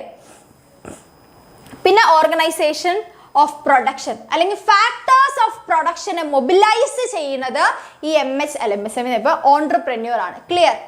അതായത് an ഓൺട്രപ്രന്യൂർ conceives a business idea, mobilize various factors of production അല്ലേ. ഒരു ബിസിനസ് ഐഡിയ കൺസീവ് ചെയ്തു, അതിനുശേഷം അതിനെ എക്സിസ്റ്റൻസിലേക്ക് കൊണ്ടുവരണം അല്ലേ. അപ്പോൾ അതിന് വേണ്ടിയിട്ട് ഫാക്ടേഴ്സ് ഓഫ് പ്രൊഡക്ഷനെ ഒക്കെ മൊബിലൈസ് ചെയ്യുക. ലാൻഡ്, ലേബർ, ക്യാപിറ്റൽ എല്ലാത്തിനും മൊബിലൈസ് ചെയ്യുന്നത്, അതിന് വേണ്ട എല്ലാ കാര്യങ്ങളും പ്രൊമോഷൻ എല്ലാം ചെയ്യുന്നത് ആരായിരിക്കും, നമ്മുടെ ഓൺട്രപ്രന്യൂഴ്സ് ആയിരിക്കും. പിന്നെ റിസ്ക് ടേക്കിംഗ് ഉണ്ട് അല്ലേ. അതായത് ഇവർ എന്ത് ചെയ്യുന്നുണ്ട്, റിസ്ക് എടുക്കുന്നവരാണ്. Entrepreneurs takes a bigger risk than involve in the employment or profession. പ്രൊഫഷനേക്കാൾ കൂടുതൽ റിസ്ക് എവിടെയാണുള്ളത്, അത് നമ്മുടെ ബിസിനസ്സിൻ്റെ അകത്ത് തന്നെയാണ്. അപ്പോൾ ആ ബിസിനസ്സിൽ റിസ്ക് എടുക്കുന്ന ആള് ഓൺട്രപ്രന്യൂർ ആണ്. Greater the risk involve, higher the reward in the form of profit of the entrepreneurs. എത്രത്തോളം റിസ്ക് അവർ എടുക്കുന്നു അത്രത്തോളം അതിനുള്ള ഗെയിന് അവരിലേക്ക് എത്തുന്നു. ക്ലിയർ അല്ലേ. അപ്പോൾ ഇത്രയാണ് നമ്മൾ ഓൺട്രപ്രന്യൂർ എന്ന് പറയുമ്പോൾ അല്ലേ. ഒരു ഓൺട്രപ്രന്യൂർ എന്ന് പറയുമ്പോൾ അതൊരു സിസ്റ്റമാറ്റിക് ആക്ടിവിറ്റി ആയിരിക്കും, ലോഫുൾ ആൻഡ് പർപ്പസ്ഫുൾ ആക്ടിവിറ്റി ആയിരിക്കും, ഇന്നോവേഷൻ അവിടെ ഉണ്ടായിരിക്കും, ഓർഗനൈസേഷൻ ഓഫ് പ്രൊഡക്ഷൻ അല്ലെങ്കിൽ mobilisation of factors of product, പിന്നെ റിസ്ക് ടേക്കിംഗ് ആരായിരിക്കും. ഇത്രയും കാര്യങ്ങൾ ഇതിലായിരിക്കും നമ്മുടെ ഓൺട്രപ്രന്യൂർഷിപ്പിൽ ഉണ്ടാവും. ഇനി നമ്മൾ അറിഞ്ഞിരിക്കേണ്ട കാര്യമാണ് intellectual property rights. Intellectual property right എന്ന് പറഞ്ഞാൽ ഓൺട്രപ്രന്യൂർഷിപ്പുമായിട്ട് വളരെ കണക്ട് ചെയ്ത് നിൽക്കുന്നതാണ് അല്ലേ. അത് നമ്മളൊരു കഷ്ടപ്പെട്ട ഒരു ഐഡിയ കൊണ്ടുവന്നിട്ട് അതിൻ്റെ ലാഭം നമുക്കായിരിക്കണം, അല്ലാതെ അത് മറ്റാരെങ്കിലും കൊണ്ടുപോവുകയാണെങ്കിൽ അത് നമുക്ക് ബുദ്ധിമുട്ടുള്ള കാര്യമല്ലേ. അപ്പം നമ്മുടെ ബിസിനസ്സിന് വേണ്ടിയിട്ട് നമ്മൾ യൂസ് ചെയ്യുന്ന ക്രിയേറ്റീവ് ഐഡിയ, അതായത് നമുക്ക് ഞാനൊരു പാട്ട് എഴുതി അതിൽ നിന്ന് ഞാൻ ഇൻകം ജനറേറ്റ് ചെയ്യാൻ ആഗ്രഹിക്കുന്നുണ്ടെങ്കിൽ ആ പാട്ട് ഞാൻ എഴുതി കമ്പോസ് ചെയ്യുന്ന എൻ്റെ ക്രിയേറ്റിവിറ്റി, എൻ്റെ മൈൻഡിൻ്റെ ക്രിയേറ്റിവിറ്റിയാണ്. അപ്പോൾ ആ സാധനത്തെ എനിക്ക് എന്ത് ചെയ്യണം, പ്രൊട്ടക്ട് ചെയ്യണം. വേറെ ആരും അത് യൂസ് ചെയ്യാത്ത രീതിയിൽ എനിക്ക് പ്രൊട്ടക്ട് ചെയ്യണം അല്ലേ. അപ്പോൾ അതിന് വേണ്ടിയിട്ടാണ് നമ്മൾ എന്താ ഇന്റലക്ച്വൽ പ്രോപ്പർട്ടി റൈറ്റ് കൊണ്ടുവന്നിട്ടുള്ളത്. ഇന്റലക്ച്വൽ പ്രോപ്പർട്ടി എന്ന് പറയുന്നത് ക്രിയേഷൻ ഓഫ് മൈൻഡാണ്. അതെന്താണ്, അത് ഒരു ബിസിനസ്സിന് വേണ്ടി നമ്മൾ ചെയ്യുന്ന ക്രിയേഷൻ ഓഫ് മൈൻഡാണ്. Okay. Intellectual property refers to the creation of mind such as inventions അല്ലെങ്കിൽ ലിറ്റററി, പിന്നെ അല്ലെങ്കിൽ ആർട്ടിസ്റ്റിക്സ് വർക്ക്, ഡിസൈൻ, സിമ്പിൾസ് എന്തോ ആയിക്കോട്ടെ, അതിനെയാണ് നമ്മൾ എന്ത് പറയുന്നത്, ഇന്റലക്ച്വൽ പ്രോപ്പർട്ടി എന്ന് പറയുന്നത്. Intellectual property is found everywhere അല്ലേ. നമ്മൾ കേൾക്കുന്ന മ്യൂസിക് ആയിക്കോട്ടെ, അല്ലെങ്കിൽ നമ്മൾ ഒരു കാറിൻ്റെ ഡിസൈൻ, അങ്ങനെ എല്ലാത്തിലും എന്തുണ്ട്, ഇന്റലക്ച്വൽ പ്രോപ്പർട്ടി വരുന്നുണ്ട്. അപ്പോൾ ഈ സാധനത്തെ എന്ത് ചെയ്യണം, നമ്മൾ സംരക്ഷിക്കേണ്ടതുണ്ട് അല്ലേ. അതായത് all inventions of creations begin with idea and thereafter it becomes an actual product that is intellectual property അല്ലേ. ഒരു ഐഡിയയിൽ നിന്ന് തുടങ്ങി അതിനെ നമ്മളിങ്ങനെ എന്താണ് മോഡിഫൈ ചെയ്ത് കൊണ്ടുവന്നാണ് നമുക്കൊരു പ്രോഡക്റ്റ്, അവസാന പ്രോഡക്റ്റ് ആയിട്ട് കിട്ടണത് അല്ലേ. So he who develops it can apply to the authority concerned under government of India for protection. അതുകൊണ്ട് തന്നെ നമ്മുടെ ആ ക്രിയേഷനെ നമുക്ക് പ്രൊട്ടക്ട് ചെയ്യാനുള്ള അവകാശമുണ്ട്. അതിന് നമുക്ക് ആരുടെ സഹായമുണ്ട്, ഇന്ത്യൻ ഗവൺമെന്റിന്റെ സഹായമുണ്ട് അല്ലേ. അപ്പൊ legal rights conferred on such products are called intellectual property right. അപ്പൊ ആ പ്രോപ്പർട്ടീന്റെ മുകളിലുള്ള നമ്മുടെ റൈറ്റ്സിനെയാണ് ഇന്റലക്ച്വൽ പ്രോപ്പർട്ടി റൈറ്റ് എന്ന് പറയുന്നത്. ക്ലിയർ. ഇനി ഇന്റലക്ച്വൽ പ്രോപ്പർട്ടി എന്ന് പറയുന്നത് ഇൻടാഞ്ചിബിൾ ആണ്. Intellectual property one can apply to the authority concern under the government of India for protection. Okay, അതിന്റെ അതോറിറ്റിയിലേക്ക് നമുക്ക് എന്ത് ചെയ്യാം, അതിന്റെ പ്രൊട്ടക്ഷന് വേണ്ടി അപ്ലൈ ചെയ്യാം. Legal rights conferred on such products are called intellectual property right. പിന്നെ നമ്മൾ ഇന്റലക്ച്വൽ പ്രോപ്പർട്ടി എന്ന് പറയുമ്പോൾ ടൈപ്സ് ഓഫ് ഇന്റലക്ച്വൽ പ്രോപ്പർട്ടി അല്ല. അപ്പം നമ്മൾ ഇന്ത്യയിൽ ഇത്രയും ഇന്റലക്ച്വൽ പ്രോപ്പർട്ടീസ് ആണ് വരുന്നത്. അതിന്റെ കൂടെ തന്നെ വരുന്ന ആഡ് ഓൺ ചെയ്ത ഒന്നാണ് ട്രഡീഷണൽ നോളജ് എന്ന് പറയുന്നത്. ഓക്കെ, ട്രഡീഷണൽ നോളജ് എന്ന് പറയുന്നത്, ട്രഡീഷണൽ നോളജ് എന്താണ്, ഒരു IPR ഉൾപ്പെടുന്ന ആളാണ്. ഇതിൻ്റെ അകത്ത് പറഞ്ഞാൽ നമ്മൾ പാരമ്പര്യമായിട്ട് യൂസ് ചെയ്യുന്ന കുറേ കാര്യം, ഇപ്പൊ ആയുർവേദം, യോഗ, ഇതൊക്കെ നമ്മളെ ഇന്ത്യൻ്റെതാണ്. ഓക്കെ, നമ്മുടെ ഒറിജിൻ ആണ് ഇതല്ലോ അല്ലെ. അപ്പോൾ അതുകൊണ്ട് തന്നെ ഇതിൻ്റെ ഒരു മൂല്യം അല്ലെങ്കിൽ ഇതിൻ്റെ ഓണർഷിപ്പ് നമ്മളുടെയാണ്. അത് വേറെ ആളിലേക്ക് പോകാണ്ടിരിക്കാൻ വേണ്ടിയിട്ട് എന്താണ്, വേറെ ആരുടെയും അല്ല, നമ്മളതിൽ എന്താണ് ഇന്റലക്ച്വൽ പ്രോപ്പർട്ടി റൈറ്റ് ഉള്ളതുകൊണ്ട് വേറെ ആർക്കും അത് ക്ലെയിം ചെയ്യാൻ വേണ്ടി പറ്റില്ല. Okay, homely remedies are traditional medicines that have been practised in India for past several centuries. Traditional knowledge means the knowledge അല്ലെങ്കിൽ സിസ്റ്റം അല്ലെങ്കിൽ ഇന്നോവേഷൻസ് അല്ലെങ്കിൽ practices of local communities across the globe അല്ലേ. അതായത് local community അവരുടെ system, innovations, അവർ ചെയ്യുന്ന practice അങ്ങനെയുള്ളതിനെയാണ് നമ്മൾ എന്തെന്ന് പറയുക, ട്രഡീഷണൽ നോളജ് എന്ന് പറയുന്ന. ആയുർവേദ, യുനാനി, സിദ്ധ ഇതിനൊക്കെ എന്താണ് നമ്മുടെ ഇന്റലക്ച്വൽ പ്രോപ്പർട്ടി റൈറ്റ് ഉള്ളതാണ് അല്ലേ. ക്ലിയർ? അപ്പം അതിന് വേണ്ടിയിട്ട് അതിനെ ആര് പ്രൊട്ടക്റ്റ് ചെയ്യുന്നുണ്ട്? ഇന്ത്യൻ ഗവൺമെന്റ് പ്രൊട്ടക്ഷനിലാണ് വരുന്നത്. ഇനി നമുക്ക് ബാക്കിയുള്ള ഇന്റലക്ച്വൽ പ്രോപ്പർട്ടീസിനെ കുറിച്ച് പഠിക്കാം അല്ലേ. Types of intellectual property rights ഇത്രയാണല്ലേ വരുന്നത്. അതിൽ ഓരോന്നോരോന്ന് നോക്കാം. അത് നമുക്ക് ട്രേഡ് സീക്രട്ടിലേക്ക് പോവാം. Trade secret is basically a confidential information which provides a competitive edge. Trade secret in India are protected under the Indian Contract Act 1872. A trade secret എന്ന് പറഞ്ഞാൽ നമ്മുടെ കോമ്പറ്റീറ്റീവ് എഡ്ജിൽ നോക്കുമ്പോൾ വലിയൊരു കാര്യമാണ്. നമ്മളെ പ്രോഡക്റ്റിനെ മറ്റുള്ളതിൽ നിന്ന് വ്യത്യസ്തമാക്കുന്ന ഒരു സാധനമാണ് നമ്മൾ അതിൽ യൂസ് ചെയ്യുന്ന സീക്രട്ട് എന്ന് പറയുന്നത്. അത് നമുക്ക് ആ ഒരു കാര്യത്തെ നമ്മൾ ആ ഒരു കൂട്ടിനെ, ഇപ്പോൾ ഒരു ഫുഡ് ആണെങ്കിൽ നമ്മൾ ഉണ്ടാക്കുന്ന രീതിയിൽ ആ ഒരു കൂട്ടിനെ നമ്മൾ ട്രേഡ് സീക്രട്ട് എടുത്തു കഴിഞ്ഞാൽ അത് പിന്നെ വേറെ ആർക്കും യൂസ് ചെയ്യാൻ പറ്റില്ല. അത് എവിടെയും പബ്ലിഷ് ചെയ്യുകയൊന്നും ചെയ്യില്ല അല്ലെ, നമ്മുടെ മാത്രം കയ്യിൽ നിന്നോളും. പിന്നെ ഉള്ളതാണ് കോപ്പിറൈറ്റ്. കോപ്പിറൈറ്റ് മെയിൻ ആയിട്ട് കിട്ടുന്നത് നോട്ട് ടു കോപ്പി അല്ലെങ്കിൽ അത് ലിറ്ററേച്ചർ അല്ലെങ്കിൽ ആർട്ടിസ്റ്റിക് ആയിട്ട് അല്ലേ, നമ്മുടെ കലാപരമായിട്ടുള്ള കാര്യങ്ങളാണ് കോപ്പിറൈറ്റ് കിട്ടുന്നത്. Exclusive right to the creator to prohibit the unauthorised use of the content which includes reproducing and distributing copies of the subject matter. അതായത് നമ്മൾ ഉണ്ടാക്കിയ നമ്മുടെ ഭാവനയിൽ ഉണ്ടാക്കിയ കഥയോ കവിതയോ പാട്ടോ എന്തോ ആയിക്കോട്ടെ, അതിന് വേറൊരാൾക്ക് വീണ്ടും അത് ഉപയോഗിക്കാനോ അല്ലെങ്കിൽ അത് ഡിസ്ട്രിബ്യൂട്ട് ചെയ്യാനുള്ള അധികാരത്തെ കംപ്ലീറ്റ് ആയിട്ട് വിലക്കി അത് ഓതറുടെ കയ്യിൽ മാത്രം കിട്ടുന്നു അല്ലേ. അപ്പം മെയിൻ ആയിട്ട് ഇത് വരുന്നത് എന്താണ്, ലിറ്റററിയിൽ, ആർട്ടിസ്റ്റിക്, മ്യൂസിക്കൽ, സൗണ്ടിലാണ് കോപ്പിറൈറ്റ് മെയിൻ ആയിട്ട് വരുന്നത്. ഇനി അടുത്ത ട്രേഡ് മാർക്ക് ആണല്ലോ. ഇതൊക്കെ ഉണ്ടോ, ട്രേഡ് മാർക്ക് ആണ്. ട്രേഡ് മാർക്ക് എന്ന് പറയുന്നത് സിമ്പല്, ലോഗോ അല്ലെങ്കിൽ വേർഡ്സ്, സൗണ്ട്, ഡിസൈൻ, കളർ ഇതെല്ലാം നമ്മുടെ പ്രോഡക്റ്റിനെ ഡിസ്റ്റിംഗ്വിഷ് ചെയ്യുന്നതിൽ, അത് ഡിഫറൻഷിയേറ്റ് ചെയ്യുന്നതിൽ, മറ്റ് പ്രോഡക്റ്റിൽ നിന്ന് ഡിഫറൻഷിയേറ്റ് ചെയ്യുന്നതിൽ വലിയ പങ്ക് വഹിക്കുന്നുണ്ട് അല്ലേ. അപ്പോൾ അതിന് വേണ്ടി നമ്മൾ എന്ത് ചെയ്യുന്നു, ആ ഒരു സിമ്പലിന് നമ്മൾ എന്ത് ചെയ്യുന്നു, ട്രേഡ് മാർക്ക് എന്ന് പറയുന്ന ഒരു ഇന്റലക്ച്വൽ പ്രോപ്പർട്ടി റൈറ്റിലേക്ക് നമ്മൾ കൊടുക്കുന്നു അല്ലേ. അതായത് എൻ്റെ പ്രോഡക്റ്റ് ഇപ്പോൾ ഇതൊക്കെ ഈ ബ്രാൻഡിനല്ലേ, ഇതൊക്കെ ഈ സിമ്പൽ കണ്ടാൽ നിങ്ങൾക്ക് മനസ്സിലാവും ഇതൊക്കെ ഏത് കമ്പനി, ഇതെന്താണ്, ഇവരെല്ലാം ട്രേഡ് മാർക്ക് എന്ന് പറയുന്ന ഒരു കാര്യം. ഇപ്പോൾ കോഫി, ഇതിപ്പോൾ സ്റ്റാർബക്സ് ആണ്. സ്റ്റാർബക്സിന് എത്ര കോഫികളുണ്ട്, പക്ഷെ ഇത് സ്റ്റാർബക്സിന്റെ ആണല്ലേ, ഇത് എൻ്റെ പ്രോഡക്റ്റ് ആണ്, ഇത് എൻ്റെ കോഫിയാണ്, സ്റ്റാർബക്സിന്റെ കോഫിയാണെന്ന് ഐഡന്റിഫൈ ചെയ്യാൻ വേണ്ടിയുള്ളതാണിത്. ഈ സാധനം വേറെ ആർക്കും യൂസ് ചെയ്യാൻ വേണ്ടി പറ്റില്ല അല്ലേ. അപ്പോൾ അതാണ് ട്രേഡ് മാർക്ക് എന്ന് പറഞ്ഞാൽ. Competitor cannot use the same or similar trademark to sell their product in the market as the same fall under the concept of the deceptive similarity which may be defined as phonetic, structural or visual similarities ഒന്നല്ലേ. ഇപ്പം നമ്മൾ ശബ്ദപരമായി pronounce ചെയ്യുന്ന രീതിയിലോ അല്ലെങ്കിൽ അതിൻ്റെ structure അല്ലെങ്കിൽ വിഷ്വലോ അല്ലെങ്കിൽ കാണാനുള്ള രീതിയിലൊക്കെ സിമിലാരിറ്റി ഉണ്ടെങ്കിൽ പ്രശ്നമാണ്. ഓക്കെ, അങ്ങനെ ചെയ്യാൻ വേണ്ടി പാടില്ല. പിന്നെ ഉള്ളത് ജിയോഗ്രഫിക്കൽ ഐഡന്റിഫിക്കേഷൻ ആണ്. അതായത് ഒരു സ്ഥലത്ത് നിന്നൊരു പ്രൊഡക്റ്റ് ഫേമസ് ആവുന്നുണ്ട് അല്ലേ. ഇപ്പം അമ്പലപ്പുഴ പാൽപ്പായസം, അൽഫാൻസ മാംഗോ, പിന്നെ അതുപോലെ തന്നെ മൈസൂർ പാക്ക്, ഇങ്ങനത്തെ തലശ്ശേരി ബിരിയാണി, അങ്ങനത്തെ കുറേ സാധനങ്ങളുണ്ടല്ലോ. അപ്പോൾ ഇതെന്നൊക്കെ പറഞ്ഞാൽ ആ പ്രൊഡക്റ്റിലുള്ള സ്ഥലം ഫേമസ് ആയിട്ടുണ്ട്. അപ്പോൾ അങ്ങനെയുള്ള ടൈപ്പിനാണ് നമ്മൾ ഇപ്പോൾ ആറന്മുള കണ്ണാടി, ഇപ്പോൾ വേറെ എവിടെ ഉണ്ടാക്കിയാലും ആറന്മുള കണ്ണാടി അവിടെയാണ്, അത് വേറെ ആർക്കും ഉണ്ടാക്കാൻ പറ്റില്ല അല്ല. അതിൻ്റെ എന്താണ്, ഇവർ ജിയോഗ്രഫിക്കൽ ഐഡന്റിഫിക്കേഷനിൽ എന്താണ് അവർ അത് കൊടുത്തിട്ടുണ്ട്. ഓക്കെ, അപ്പോൾ product originating from A definite geographical territory where a given quality, reputation or other characteristics are essentially attributable to this geographical origin. അപ്പോൾ അതിൻ്റെ എല്ലാ രീതിയിലുള്ള ക്രെഡിറ്റും ആ സ്ഥലത്തിന് മാത്രം അവകാശപ്പെട്ടതാണ്. ഓക്കെ, പിന്നെ geographical indications represent collective good will of geographical region which has build it self over countries അല്ലേ. അപ്പോൾ അതുകൊണ്ട് തന്നെ മറ്റ് ഭയങ്കര ഫേമസ് ആവുന്നുണ്ട് ആ ഒരു കാര്യം വെച്ചുകൊണ്ട് അല്ലേ. അപ്പോൾ അതുകൊണ്ട് തന്നെ അത് സംരക്ഷിക്കുക, അത് വേറെ ആർക്കും അത് വെച്ച് പൈസ ഉണ്ടാക്കാനോ ആ ഫെയിം തട്ടിയെടുക്കാനോ പറ്റില്ല. ക്ലിയർ? അതാണ് ജിയോഗ്രഫിക്കൽ ഇൻഡിക്കേഷൻ എന്ന് പറയുന്നത്. ഇനി നെക്സ്റ്റ് ഉള്ളതാണ് പേറ്റന്റ് എന്ന് പറയുന്നത്. പേറ്റന്റ് മെയിൻ ആയിട്ട് ഇന്നോവേഷൻസിനാണ് അല്ലേ, നമ്മൾ ടെക്നോളജിക്കലൊക്കെ വൈസായിട്ട് ഇന്നോവേഷൻ ആണ് അധികം പേറ്റന്റ് കൊടുക്കുന്നുണ്ടാവുക. പിന്നെ അതേപോലെ inventions are protected by patents ആണ്. അപ്പൊ കണ്ടുപിടുത്തങ്ങളൊക്കെ അധികം പേറ്റന്റ് എന്ന് പറയുന്നതിന്റെ സംരക്ഷണയിലായിരിക്കും വരിക. The owner of the inventions can get invention registered under a patent. അപ്പോൾ ഞാനാണ് ഇന്ന സാധനം കണ്ടെത്തിയത് എന്നുള്ള രീതിയിൽ അയാൾക്ക് എന്തായാലും പേറ്റന്റ് എന്ന് പറഞ്ഞിടത്ത് പോയിട്ട് അയാൾക്ക് അതിന്റെ പ്രൊട്ടക്ഷൻ ഏറ്റെടുക്കാം. പിന്നെ patent provides the patent owner with the right to decide how or whether the inventions can be used by others.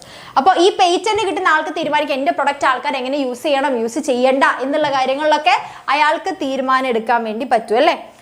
Clear. ഇനിയുള്ളതാണ് design.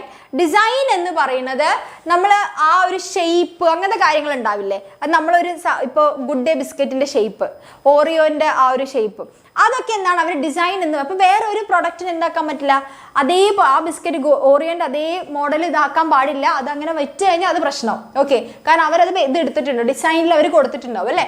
Design are made to make things attractive and beautiful ആണ്. They also have a commercial value, അതുകൊണ്ട് തന്നെ അവർക്ക് commercial value ഉണ്ട് അല്ലേ.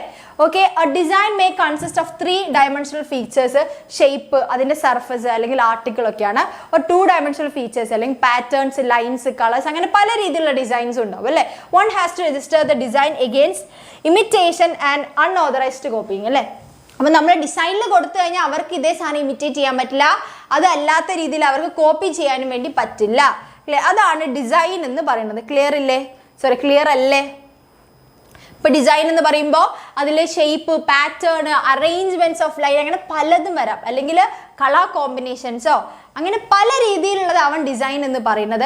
ഈ design എന്ന് കിട്ടുന്നതുകൊണ്ട് it protecting given to aesthetic appearance or eye catching feature അല്ലേ. അപ്പം നമ്മളൊരു പ്രൊഡക്റ്റിനെ പെട്ടെന്ന് നമ്മുടെ കണ്ണിൽ അടക്കുന്ന രീതിയിലുള്ളതായിരിക്കും അതിൻ്റെ ഡിസൈൻ എന്ന് പറയുന്നത്. അപ്പോൾ ഡിസൈനെ കണ്ട് വാങ്ങുന്നവർ, ഇപ്പോൾ ബുള്ളറ്റിൻ്റെ ഒക്കെ ഡിസൈനൊക്കെ ഭയങ്കര ഇഷ്ടമല്ലേ, പലരും കാണുമ്പോൾ തന്നെ നല്ല ഭംഗിയൊന്നുമല്ല. അത് ആ ഒരു സാധനത്തെ പ്രൊട്ടക്ട് ചെയ്യണം. ഇതേ സാധനം വേറെ ആളെ കോപ്പി അടിച്ച് കഴിഞ്ഞാൽ നമ്മൾ കഷ്ടപ്പെട്ട് ഡിസൈൻ ചെയ്തതിന് വിലയില്ലാതെയായിപ്പോൾ.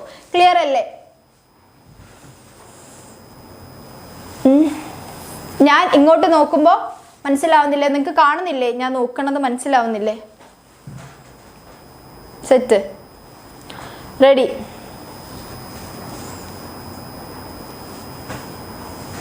മാർക്ക് എനിക്ക് ഒറ്റയ്ക്കിരുന്ന് എക്സാം എഴുതാൻ. ഒറ്റയ്ക്കിരുന്ന് എഴുതിക്കോ, കുഴപ്പമില്ല. നിങ്ങൾക്ക് അതാണ് ഇഷ്ടം എന്നുണ്ടെങ്കിൽ നീ ഒറ്റയ്ക്കിരുന്ന് എഴുതിക്കോളൂ. പിന്നെ ഉള്ളത് പ്ലാൻ വെറൈറ്റി ആണ്. പ്ലാൻ വെറൈറ്റി എന്ന് പറയുന്ന സമയത്ത് ഇത് നമ്മൾ മെയിൻ ആയിട്ട് വരുന്നത് നമ്മൾ റിസർച്ച് ആൻഡ് ഡെവലപ്മെന്റ്സ്, അതായത് നമ്മൾ ഈ അഗ്രികൾച്ചർ റിലേറ്റ് ചെയ്ത് വരുന്ന റിസർച്ച് ആൻഡ് ഡെവലപ്മെന്റ്സിലൂടെ നമ്മളൊരു പുതിയ പ്ലാന്റ് സൃഷ്ടിച്ചിട്ട് അതിൻ്റെ അതോറിറ്റി കീപ്പ് ചെയ്യുന്നതാണ് അല്ലേ. It's a grouping of plants into categories based on their botanical characteristic. It's a type of variety developed by the farmers through research and development. This intellectual right is also to be protected അല്ലേ. ഇപ്പം ഞാൻ കഷ്ടപ്പെട്ട് ഒരു പുതിയ product ഉണ്ടാക്കി, ആ product വെച്ച് ഞാനൊരു സാധനം ഉണ്ടാക്കിയാൽ നല്ല ടേസ്റ്റ് ഉണ്ടെങ്കിൽ അതേ പ്രൊഡക്റ്റ് ആ ഭൂമിയിൽ ഉണ്ടായിരുന്ന ഒരു പച്ചക്കറി ആണെങ്കിൽ ഓക്കെ, നമുക്കത് കൊടുക്കാൻ വേണ്ടി പറ്റില്ല, കാരണം നമ്മുടെ എന്ന് പറഞ്ഞാൽ നമുക്ക് അതോറിറ്റി എടുക്കാൻ വേണ്ടി പറ്റില്ല. പക്ഷെ അങ്ങനെ അല്ലാതെ ഞാൻ കഷ്ടപ്പെട്ട് ഉണ്ടാക്കിയ ഒരു പുതിയ വെറൈറ്റി പൊട്ടാറ്റോ അതില്ലേ, അതിൻ്റെ അവകാശം എനിക്ക് മാത്രം, അത് വേറെ ആരും ഉപയോഗിക്കാൻ വേണ്ടി പാടില്ല. ഓക്കെ, അപ്പം എൻ്റെ പ്രൊഡക്റ്റിനെ വ്യത്യസ്തമാക്കുന്നത് ആ പ്രത്യേക പൊട്ടാറ്റോ ആണ് അല്ലേ. അപ്പോൾ അത് ഉദാഹരണമാണ് ഇപ്പം നമ്മുടെ ഇതിൽ നമ്മുടെ ബിങ്കോ യൂസ് ചെയ്യുന്നത്, പിന്നെ BT കോട്ടൺ, പിന്നെ ബ്രിഞ്ചോളിൻ്റെ ഒക്കെ വരുന്നത്. ഓക്കെ, ഇനി അടുത്തതാണ് ഏറ്റവും അവസാനത്തെ വരുന്നതാണ് നമ്മൾ ഈ സെമി കണ്ടക്ടർ ഉണ്ടാവും അല്ലേ. നമ്മൾ ഈ സോഫ്റ്റ്വെയർ ഡെവലപ്മെന്റ് ആണ് മെയിൻ ആയിട്ട് യൂസ് ചെയ്യുന്നത്. അപ്പോൾ ഓരോ കമ്പനികളുടെയും ഓരോ ഈ ചിപ്പിൻ്റെ ഉള്ളിലൊക്കെ സാധനങ്ങൾ, ഈ ചിപ്പിനൊക്കെ വ്യത്യസ്തമാക്കുന്ന അതിൻ്റെ ഉള്ളിൽ അവർ യൂസ് ചെയ്യുന്ന ഒരു പ്രോഗ്രാമോ അങ്ങനത്തെ അത് ബിൽഡ് ചെയ്യുന്ന സമയത്ത്, അത് ബിൽഡ് ചെയ്തെടുക്കുന്ന സമയത്ത് അവർ യൂസ് ചെയ്യുന്ന കാര്യങ്ങളാണ്. അപ്പോൾ ഇതിന് അവരെന്താണ് ഈ semi conductor integrated circuit layout design എന്നതിൽ അവർക്ക് എന്തുണ്ട്, അങ്ങനത്തെ ഒരു IP വരുന്നത്, ഇന്റലക്ച്വൽ പ്രോപ്പർട്ടി റൈറ്റ് വരുന്നത് അല്ലേ. ഈ semi conductor is A integral part of every computer chip അല്ലെ. കമ്പ്യൂട്ടർ ചിപ്പിൻ്റെ ഉള്ളിൽ യൂസ് ചെയ്യുന്നതാണ്. Any product that contain transistor and other circuitry elements used and formed on semiconductor material as an insulating material or inside the semiconductor material അല്ലേ. അപ്പോൾ ഇതുപോലത്തെ സാധനം ഉണ്ടല്ലോ, ഇങ്ങനത്തെ ഒരു സാധനമൊക്കെ അവർ ഡെവലപ്പ് ചെയ്യുമ്പോൾ അതിൻ്റെ ഉള്ളിൽ ഉപയോഗിക്കുന്ന കുറേ കാര്യങ്ങളുണ്ട്. അപ്പോൾ അത് ഞാനിപ്പോൾ ഈ ഒരു IPR എടുത്തു കഴിഞ്ഞു കഴിഞ്ഞാൽ ഇതേ സാധനങ്ങൾ വേറെ ആൾക്ക് യൂസ് ചെയ്യാൻ പറ്റില്ല. കാരണം എൻ്റെ ഈ ചിപ്പിനെ സ്പെഷ്യൽ ആക്കുന്നത് ഞാൻ അതിൽ യൂസ് ചെയ്യുന്ന സെമി കണ്ടക്ടേഴ്സ് ആണ് പോലെയുള്ള കാര്യങ്ങളാണ്. ഓക്കെ, ക്ലിയർ അല്ലേ.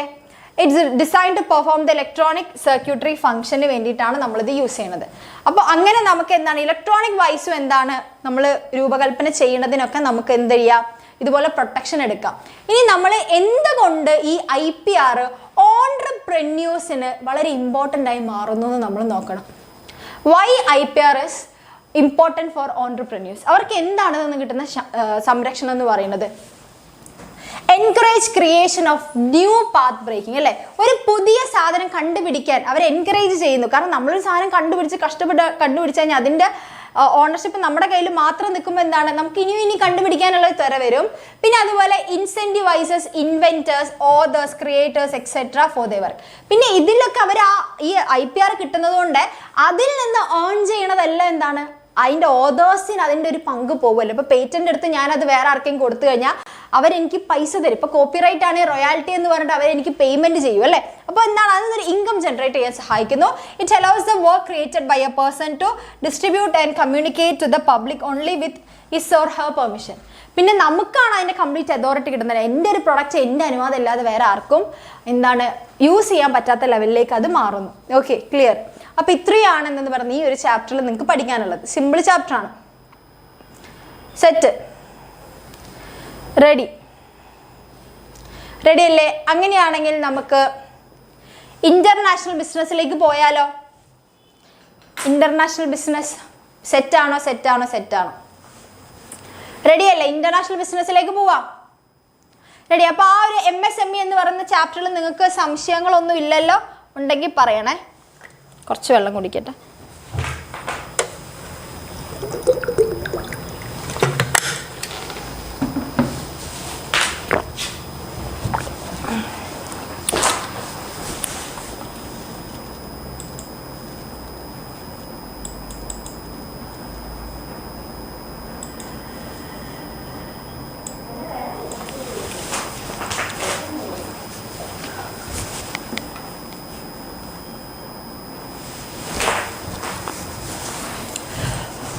സുഖമായിട്ടിരിക്കുന്നു. Okay, super class, thank you. നിങ്ങൾക്ക് മനസ്സിലാവുന്നുണ്ടല്ലോ അല്ലേ? നമ്മൾ എടുക്കുന്ന എല്ലാം മനസ്സിലാവുന്നുണ്ടോ? അതിൽ പ്രശ്നവും കാര്യങ്ങളൊന്നും ഇല്ലല്ലോ? അങ്ങനെയാണെങ്കിൽ നമുക്ക് എന്ത് ചെയ്യാം, ഇന്റർനാഷണൽ ബിസിനസ്സിലേക്ക് പോവാം.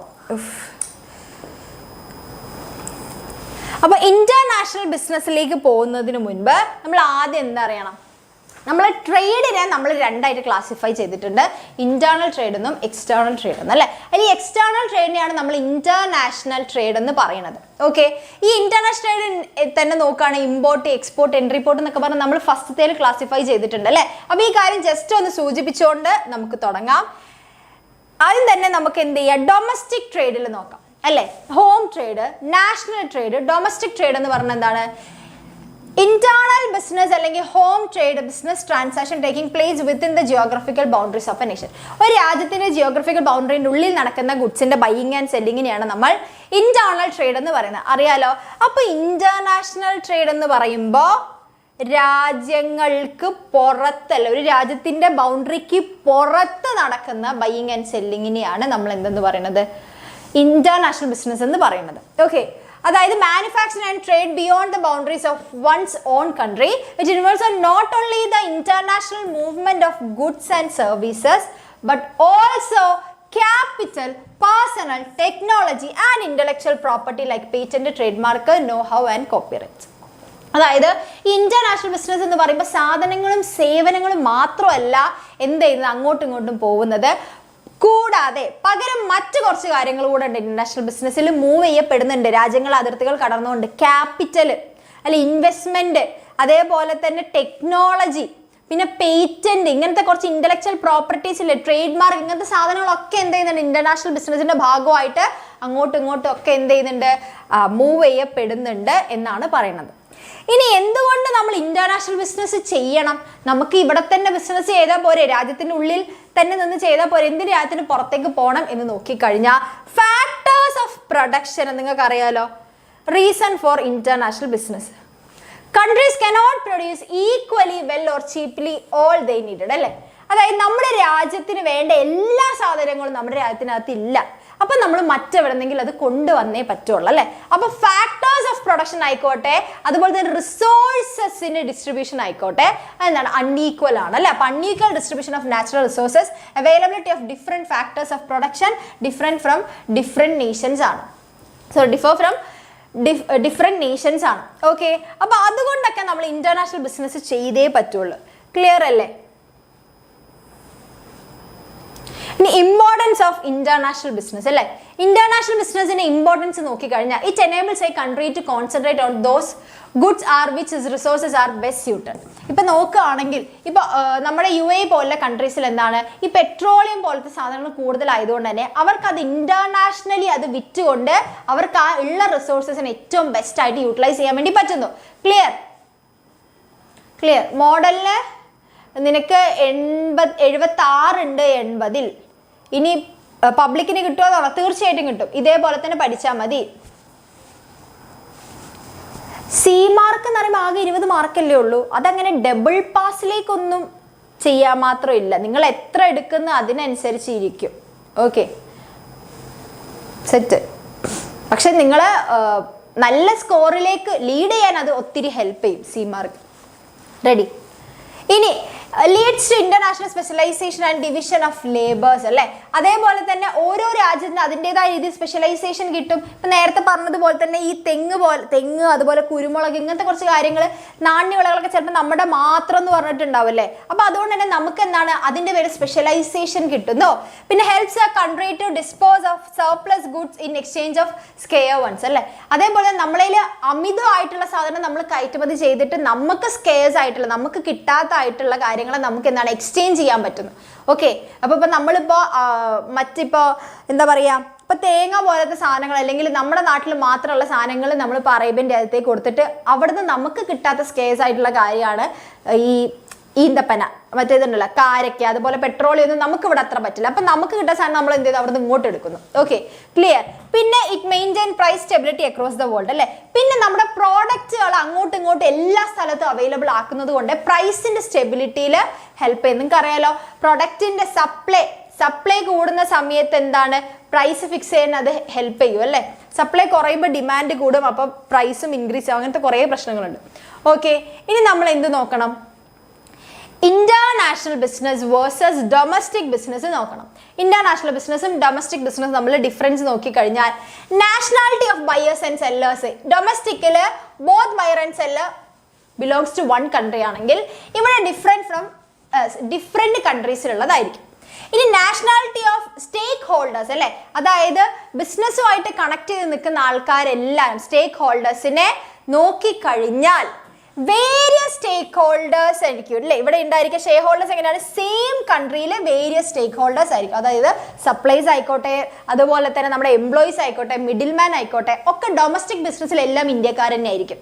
പക്ഷെ നമ്മൾ ഇന്റർനാഷണൽ ബിസിനസ്സിലേക്ക് പോകുമ്പോൾ അവിടെ ചിലപ്പോൾ സപ്ലൈ ചെയ്യുന്ന ആളും അതുപോലെ തന്നെ എംപ്ലോയിയും ഒക്കെ എന്തായിരിക്കും ഡിഫറെന്റ് നാഷണാലിറ്റി ആയിരിക്കും. Okay, various stake holders are different countries from different countries ആണ്.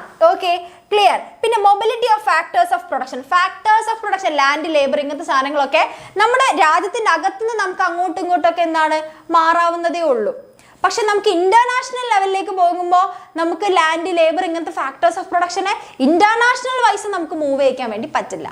ഓക്കെ, താങ്ക്സ് എടാ. റിച്ചാർഡ് ആണോ അത് പറഞ്ഞത്? താങ്ക് യു, നല്ല ക്ലാസ് ആണെന്ന് പറഞ്ഞതിൽ ഒത്തിരി താങ്ക്സ്. ഓക്കെ, അപ്പോൾ ഡൊമസ്റ്റിക് പ്രൊഡക്റ്റിൻ്റെ എന്താണ് നമുക്ക് മൊബിലിറ്റി സാധ്യമാണ്, ഇവിടെ എന്താണ് ഇല്ല, ലെസ് ആണ്. ഓക്കെ, ഇനി നോക്കിക്കഴിഞ്ഞു കഴിഞ്ഞാൽ കസ്റ്റമർ ഹെട്രോജിനിറ്റി അക്രോസ് മാർക്കറ്റ് നോക്കിക്കഴിഞ്ഞാൽ ഡൊമസ്റ്റിക് ബിസിനസിൻ്റെ അകത്ത് എന്താണ് ഏകദേശം ഒരേ സ്വഭാവമുള്ള കൺസ്യൂമേഴ്സ് ആയിരിക്കും. അതായത് ഇപ്പോൾ ഇന്ത്യക്കാരെന്ന് പറയുമ്പോൾ ഇന്ത്യക്കാരുടെ മാർക്കറ്റിന് ഒരു നേച്ചർ ഉണ്ടാവും. ഓക്കെ, അതേ നേച്ചർ അല്ല അമേരിക്കക്കാർക്ക് ഉണ്ടാവുക, ജപ്പാൻകാർക്ക് ഉണ്ടാവുക അല്ലേ. അപ്പം നമുക്ക് ഇവിടെ എന്താണ് ഒരു ഹോമോജീനിയസ് ആണെങ്കിൽ ഇവിടെ എന്താണ് ഹോമോജീനിയസ് ആണെന്ന് പറയാൻ പറ്റില്ല. കാരണം രാജ്യങ്ങളുടെ പ്രിഫറൻസ്, കസ്റ്റംസ് ഒക്കെ മാറുന്നതിനനുസരിച്ച് ആ രാജ്യത്തിൽ മാറ്റങ്ങൾ ഉണ്ടായിരിക്കും, മാർക്കറ്റിന് ചേഞ്ച് ഉണ്ടായിരിക്കും. പിന്നെ difference in business system and practice നോക്കിക്കഴിഞ്ഞാൽ നമുക്കിവിടെ ആകെ നമ്മുടെ രാജ്യത്തെ കൺട്രീൻ്റെ മാത്രം നോക്കിയാൽ മതി അല്ലേ. നമ്മളെ ബിസിനസ് പ്രാക്ടീസസ് മാത്രം നോക്കിയാൽ മതി. ഇന്ത്യയിൽ എങ്ങനെയാണ് ബിസിനസ് ചെയ്യണം അതിനനുസരിച്ച് നിന്നാൽ മതി, റൂൾസ് ആൻഡ് റെഗുലേഷൻസ് നോക്കിയാൽ മതി. പക്ഷെ ഇവിടെ എങ്ങനെയാണ് കൺസിഡറബിളി അക്രോസ് കൺട്രീസ് ആണ്, ഇതിങ്ങനെ വേരി ചെയ്തുകൊണ്ടേയിരിക്കും. ക്ലിയർ? സെറ്റ്? ഇനി പൊളിറ്റിക്കൽ സിസ്റ്റം ആൻഡ് റിസ്ക് നോക്കിക്കഴിഞ്ഞാൽ subject to one single country's political system ആണ്. ഇവിടെ എങ്ങനെയാ വെച്ച് കഴിഞ്ഞാൽ ഡിഫറെന്റ് കൺട്രീസിലെ സിസ്റ്റം ആയിട്ട് നമ്മൾ നോക്കിക്കൊണ്ടിരിക്കണം. ഇനി business regulations and policies subject to the rules laws and policies taxation system of single country ആണെങ്കിൽ ഇവിടെ എങ്ങനെയാണ് മൾട്ടിപ്പിൾ കൺട്രീസിൻ്റെയാണ് നമ്മൾ നോക്കേണ്ടത്. ഇനി കറൻസി നോക്കുകയാണെങ്കിൽ നമ്മളിവിടെ എന്താണ് ഡൊമസ്റ്റിക് കറൻസിയാണ് യൂസ് ചെയ്യുന്നതെന്നുണ്ടെങ്കിൽ അവിടെ നമുക്ക് ഫോറിൻ കറൻസി ആണ് അല്ലേ, മറ്റ് രാജ്യങ്ങളുടെ കറൻസി ആയിട്ടാണ് നമ്മൾ നോക്കേണ്ടത്. ഇനി നമുക്ക് സ്കോപ്പ് ഓഫ് ഇന്റർനാഷണൽ ബിസിനസ് നോക്കിക്കഴിഞ്ഞാൽ നമുക്ക് ഏതൊക്കെ രീതിയിൽ ബിസിനസ് ചെയ്യാൻ നോക്കിക്കഴിഞ്ഞാൽ സാധ്യതകൾ നോക്കിയാൽ നമുക്ക് ഒന്നെങ്കിൽ സാധനങ്ങളും സേവനങ്ങളും മെർക്കൻഡൈൽ എക്സ്പോർട്ട് ഇമ്പോർട്ട്, അതായത് ഫിസിക്കൽ പ്രോഡക്ട്സ് അല്ലെ, ടാഞ്ചിബിൾ ഗുഡ്സ് എക്സ്പോർട്ട് ചെയ്യാം ഇമ്പോർട്ട് ചെയ്യാം. അല്ലെങ്കിൽ സർവീസ് അല്ലെ, ഇൻടാഞ്ചിബിൾ ആയിട്ടുള്ള സാധനമാണ് സർവീസ് എന്ന് പറഞ്ഞാൽ അത് നമുക്ക് എന്ത് ചെയ്യാം ഇമ്പോർട്ട് ചെയ്യാം എക്സ്പോർട്ട് ചെയ്യാം. ലൈസൻസിങ് ഫ്രാഞ്ചൈസിങ് പോലത്തെ കാര്യങ്ങളുണ്ട് അല്ലേ, അതായത് നമ്മൾ ട്രേഡ് മാർക്ക് പോലത്തെ സാധനങ്ങൾ IP അത് ഇന്റലക്ച്വൽ പ്രോപ്പർട്ടി റൈറ്റുകൾ നമുക്ക് അങ്ങോട്ടും ഇങ്ങോട്ടും കൊടുക്കാം. അല്ലെങ്കിൽ ക്യാപിറ്റൽ എന്ന് പറഞ്ഞല്ലോ നേരത്തെ നമ്മൾ പറഞ്ഞിട്ടുണ്ടായിരുന്നു, നമ്മൾ ഈ ഗുഡ്സും സർവീസസും മാത്രമല്ല ക്യാപിറ്റൽ, ടെക്നോളജി, അതുപോലെ തന്നെ ഇന്റലക്ച്വൽ പ്രോപ്പർട്ടി റൈറ്റ് ഒക്കെ മൂവ് ചെയ്യുന്നതും എന്താണ് ഇന്റർനാഷണൽ ബിസിനസ് ആണ് അല്ലേ. അപ്പൊ പിന്നെ ഫോറിൻ ഇൻവെസ്റ്റ്മെന്റ്സ് നടത്താം, അതാണ് ക്യാപിറ്റൽ എന്ന് പറയുന്നത്. ഓക്കെ, അപ്പൊ മെർക്കൻഡൈൽ എക്സ്പോർട്ട് ആൻഡ് ഇമ്പോർട്ട് എന്ന് പറയുമ്പോൾ മെർക്കൻഡൈസ് എക്സ്പോർട്ട് എന്ന് പറയുന്നത് സെൻഡിങ് ടാഞ്ചിബിൾ ഗുഡ്സ് എബ്രോഡിലേക്ക് നമ്മൾ എന്ത് ചെയ്യുന്നു സെല് ചെയ്യുന്നു. ഇതിൽ ഇമ്പോർട്ട് എന്ന് പറയുമ്പോൾ bringing purchase tangible goods from foreign countries ആണ്. ഓക്കെ, അതിനെയാണ് നമ്മൾ മെർക്കൻഡൈസ് എക്സ്പോർട്ട് എന്ന് പറയുന്നത്. ഇനി സർവീസിലേക്ക് നോക്കിക്കഴിഞ്ഞാൽ by service export and import we mean trading intangible those that cannot be seen or touched അല്ലെ, സർവീസ് കാര്യങ്ങൾ പ്രൊവൈഡ് ചെയ്യുന്നത്. Because of this intangible nature trade service is also known as invisible trade കേട്ടോ. Invisible trade എന്നറിയപ്പെടുന്നത് എന്താണ്, നമ്മൾ സർവീസിന്റെ export ഇമ്പോർട്ടിങ്ങിലാണ് വരുന്നത് കേട്ടോ. Invisible trade. Okay,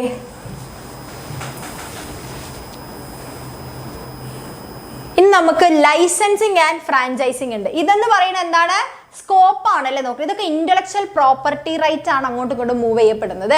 ഇപ്പൊ പെർമിറ്റിംഗ് എ പേഴ്സൺ അല്ലെങ്കിൽ firm in a foreign country to produce and sell goods under your trademark അല്ലേ. അപ്പൊ എന്റെ ട്രേഡ് മാർക്കിൽ ഇപ്പൊ കൊക്കക്കോല എന്ന് പറയുന്ന ഒരു സാധനത്തിന്റെ ട്രേഡ് മാർക്ക് എനിക്ക് തന്നു കഴിഞ്ഞാൽ അവരുടെ അതേ ബോട്ടിൽ അതേ ട്രേഡ് മാർക്ക് യൂസ് ചെയ്ത് എനിക്ക് അത് പ്രൊഡ്യൂസ് ചെയ്ത് സെൽ ചെയ്യാനുള്ള റൈറ്റിനെയാണ് നമ്മൾ എന്ന് പറയുന്നത് ലൈസൻസിങ് എന്ന് പറയുന്നത്. ഫ്രാഞ്ചൈസിങ് എന്ന് പറയുന്നത് സിമിലർ ടു ലൈസൻസിങ് ആണെങ്കിലും അവിടെ ഒരു ചെറിയ ഡിഫറൻസ് ഉണ്ട്. That is it's connected with provision of service. മറ്റേത് എങ്ങനെയാന്ന് വെച്ച് കഴിഞ്ഞാൽ ഇപ്പൊ ഞാൻ ഏതൊക്കെയോ സ്ഥലത്ത് ഞാൻ എന്ത് ചെയ്യുന്നു, എൻ്റെ കൊക്കക്കോല എന്ന് പറഞ്ഞ സാധനം വിൽക്കുന്നു. ഓക്കെ, പക്ഷെ അവിടെ സർവീസ് കൊടുക്കുന്നില്ല അല്ലെ. അതായത് ഇപ്പൊ നമ്മൾ ഈ സ്റ്റാർബക്സിൽ നോക്കിയാലൊക്കെ എന്താണ്, അവിടെ നമുക്ക് ചെന്നിരുന്ന് ഭക്ഷണം കഴിച്ച് അവരുടെ സർവീസ് കൂടെ നമുക്ക് കിട്ടുന്നുണ്ട് അല്ലെ. അത് ഇവിടെ എന്തിലുണ്ടാവില്ല, ലൈസൻസിങ്ങിൽ ഉണ്ടാവില്ല. ക്ലിയർ അല്ല. അപ്പൊ ലൈസൻസിങ്ങും ഫ്രാഞ്ചൈസിങ്ങും. പിന്നെ ഉള്ളതാണ് ഫോറിൻ ഇൻവെസ്റ്റ്മെന്റ് എന്ന് പറയുന്നത്. Foreign investment mean investment in abroad in exchange of financial return. Financial return base ചെയ്ത് നമ്മൾ ക്യാപിറ്റൽ ഇൻവെസ്റ്റ് ചെയ്യുന്നതാണ്. രണ്ട് രീതിയിൽ നമുക്ക് ക്യാപിറ്റൽ ഇന്റർനാഷണൽ ആയിട്ട് ഇൻവെസ്റ്റ് ചെയ്യാം. ഒന്ന് ഫോറിൻ ഡയറക്റ്റ് ഇൻവെസ്റ്റ്മെന്റ് ആണ്. അത് നമ്മൾ പ്ലാന്റ് ആൻഡ് മെഷീനറിയിലേക്കാണ് പോകുന്നത്. പ്ലാന്റ് ആൻഡ് മെഷീനറിയിലേക്ക് ഇൻവെസ്റ്റ് ചെയ്യുകയാണെങ്കിൽ അതിനെ നമ്മൾ ഡയറക്റ്റ് ഇൻവെസ്റ്റ്മെന്റ് എന്ന് പറയുന്നത്. അപ്പോൾ പ്ലാന്റ് ആൻഡ് മെഷീനറിയിലേക്ക് നമ്മൾ ഇൻവെസ്റ്റ് ചെയ്യുമ്പോൾ എന്താണ്, അതിന്റെ ഓപ്പറേഷൻസിലേക്കാണ് നമ്മൾ ഫോക്കസ് ചെയ്യുന്നത് അല്ലെ. അപ്പൊ ആ ബിസിനസിന്റെ ഭാഗമാണ് നമ്മൾ, ആ ബിസിനസിന്റെ പ്രവർത്തനത്തിന്റെ ഭാഗമായിട്ടാണ് നമ്മൾ plant and machinery foreign direct investment എന്ന് പറയുന്നത്. ഇനി ഫോറിൻ പോർട്ട്ഫോളിയോ ഇൻവെസ്റ്റ്മെന്റ് ഉണ്ട്. ഇതെന്ന് പറയുന്നത് നമ്മൾ ഫൈനാൻഷ്യൽ അസിസ്റ്റൻസ് ആണ് കൊടുക്കുന്നത് അല്ലെ. ഫണ്ട് കൊടുത്തിട്ട് നമ്മൾ എന്ത് ചെയ്യുന്നു, അസിസ്റ്റൻസ് അല്ലെങ്കിൽ ഹെൽപ്പ് ആണ് ചെയ്യുന്നത്. അവർക്ക് ഫണ്ടിന് ആവശ്യം വരുമ്പോൾ നമ്മൾ ഷെയർസോ ഡിബഞ്ചേഴ്സ് ഒക്കെ വാങ്ങിയിട്ട് ഹെൽപ്പ് ആണ് ചെയ്യുന്നത്. ഓക്കെ, അതിനെയാണ് പോർട്ട്ഫോളിയോ ഇൻവെസ്റ്റ്മെന്റ് എന്ന് പറയുന്നത്. ഇനി ഇന്റർനാഷണൽ ബിസിനസ് ചെയ്യുന്നത് കൊണ്ട് ഉള്ള ലാഭം നമ്മൾ നോക്കണം. ഒരു രാജ്യത്തിന് എന്താണ് നേട്ടം, അതേപോലെ തന്നെ ഇന്റർനാഷണൽ ബിസിനസ്സിൽ ഏർപ്പെടുന്ന ഫേമിന് എന്താണ് നേട്ടം എന്നുള്ളത് നോക്കണം. ഓക്കെ, അപ്പൊ രാജ്യത്തിന് നേട്ടം എന്ന് പറയുമ്പോൾ ഫോറിൻ എക്സ്ചേഞ്ച് സമ്പാദിക്കാൻ പറ്റും. ആ രാജ്യത്തിന്റെ ഫോറിൻ റിസർവ് ഇൻക്രീസ് ചെയ്യാൻ വേണ്ടി പറ്റും. International business helps a country to earn foreign exchange which it can later use for meeting its import of capital goods, technology, petroleum products and fertiliser, pharmaceutical products അല്ലേ. ഇപ്പം നമ്മൾ നേരത്തെ പറഞ്ഞതുപോലെ ഞാൻ എന്ത് ചെയ്യുന്നു, ഞാൻ ഒരു സാധാരണ എൻ്റെ ഈ നാട്ടിലൊരു കമ്പനിയാണെന്ന് വിചാരിക്കുക. ഞാൻ എന്ത് ചെയ്യുന്നു, എൻ്റെ കുറച്ച് സാധനങ്ങൾ അങ്ങോട്ട് എക്സ്പോർട്ട് ചെയ്ത് കഴിഞ്ഞാൽ ആ വാങ്ങിച്ച ആൾക്കാർ മറ്റു രാജ്യത്തുള്ള ആളല്ലേ, അയാൾ എന്ത് ചെയ്യുന്നു, അയാളുടെ രാജ്യത്തുള്ള കറൻസിയാണ് എനിക്ക് തരിക. അത് എൻ്റെ ബാങ്ക് RBI ആയിട്ട് ഓതറൈസ് ചെയ്താൽ എൻ്റെ ബാങ്ക് മാറ്റിയിട്ട് ആ കറൻസി എൻ്റെ ബാങ്ക് സ്വീകരിക്കുന്നു. എന്നിട്ട് അവരത് മാറ്റിയിട്ട് ഇന്ത്യൻ റുപ്പിയായിട്ട് എനിക്ക് തരികയാണ് ചെയ്യുക അല്ലേ. അപ്പോൾ ഈ RBIയിലേക്ക് എന്ത് വരുന്നുണ്ട്, ഫോറിൻ കറൻസി വരുന്നുണ്ട്. അപ്പം നമ്മുടെ രാജ്യത്ത് ഫോറിൻ കറൻസി വരുമ്പോൾ പിന്നെ നമ്മുടെ രാജ്യം കുറച്ച് സാധനങ്ങൾ അങ്ങോട്ടും ഇങ്ങോട്ടൊക്കെ വാങ്ങിക്കുന്നില്ല. ഇപ്പൊ പെട്രോളിയം, ഈ സാധനമൊക്കെ നമ്മളല്ല വാങ്ങിക്കുന്നത്, നമ്മുടെ രാജ്യമാണ് മറ്റു രാജ്യങ്ങളിൽ നിന്ന് വാങ്ങിക്കുന്നത്. അപ്പൊ ആ സമയത്ത് ഈ പൈസ അവർക്ക് യൂസ്ഫുൾ ആയിരിക്കും. ഓക്കെ, ക്ലിയർ അല്ലേ? ക്ലിയർ അല്ലേ?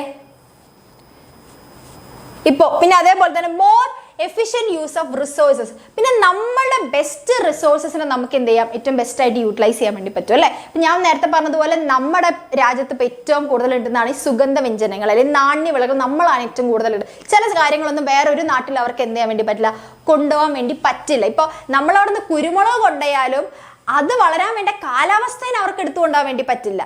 ഓക്കെ, അപ്പോൾ അത് നമുക്കേ ഇവിടെ ഉള്ളൂ. അപ്പോൾ അതുകൊണ്ട് നമുക്ക് അവൈലബിൾ ആയിട്ടുള്ള സാധനങ്ങളെ നമ്മൾ ഏറ്റവും ബെസ്റ്റ് ആയിട്ട് യൂട്ടിലൈസ് ചെയ്യുന്നതിലൂടെ നമുക്ക് എന്താണ്, കൂടുതൽ ഇൻകം ജനറേറ്റ് ചെയ്യാൻ വേണ്ടി പറ്റും. പിന്നെ അതേപോലെ നമുക്ക് കിട്ടാത്ത സാധനങ്ങളുണ്ട് അല്ലേ. ഇപ്പം നേരത്തെ പറഞ്ഞ പെട്രോളിയം അങ്ങനത്തെ കുറേ സാധനം നമുക്ക് കിട്ടില്ല, നമ്മളിവിടെ ഇല്ല, നമ്മൾ എത്ര കഷ്ടപ്പെട്ടൊരു കാര്യമില്ല.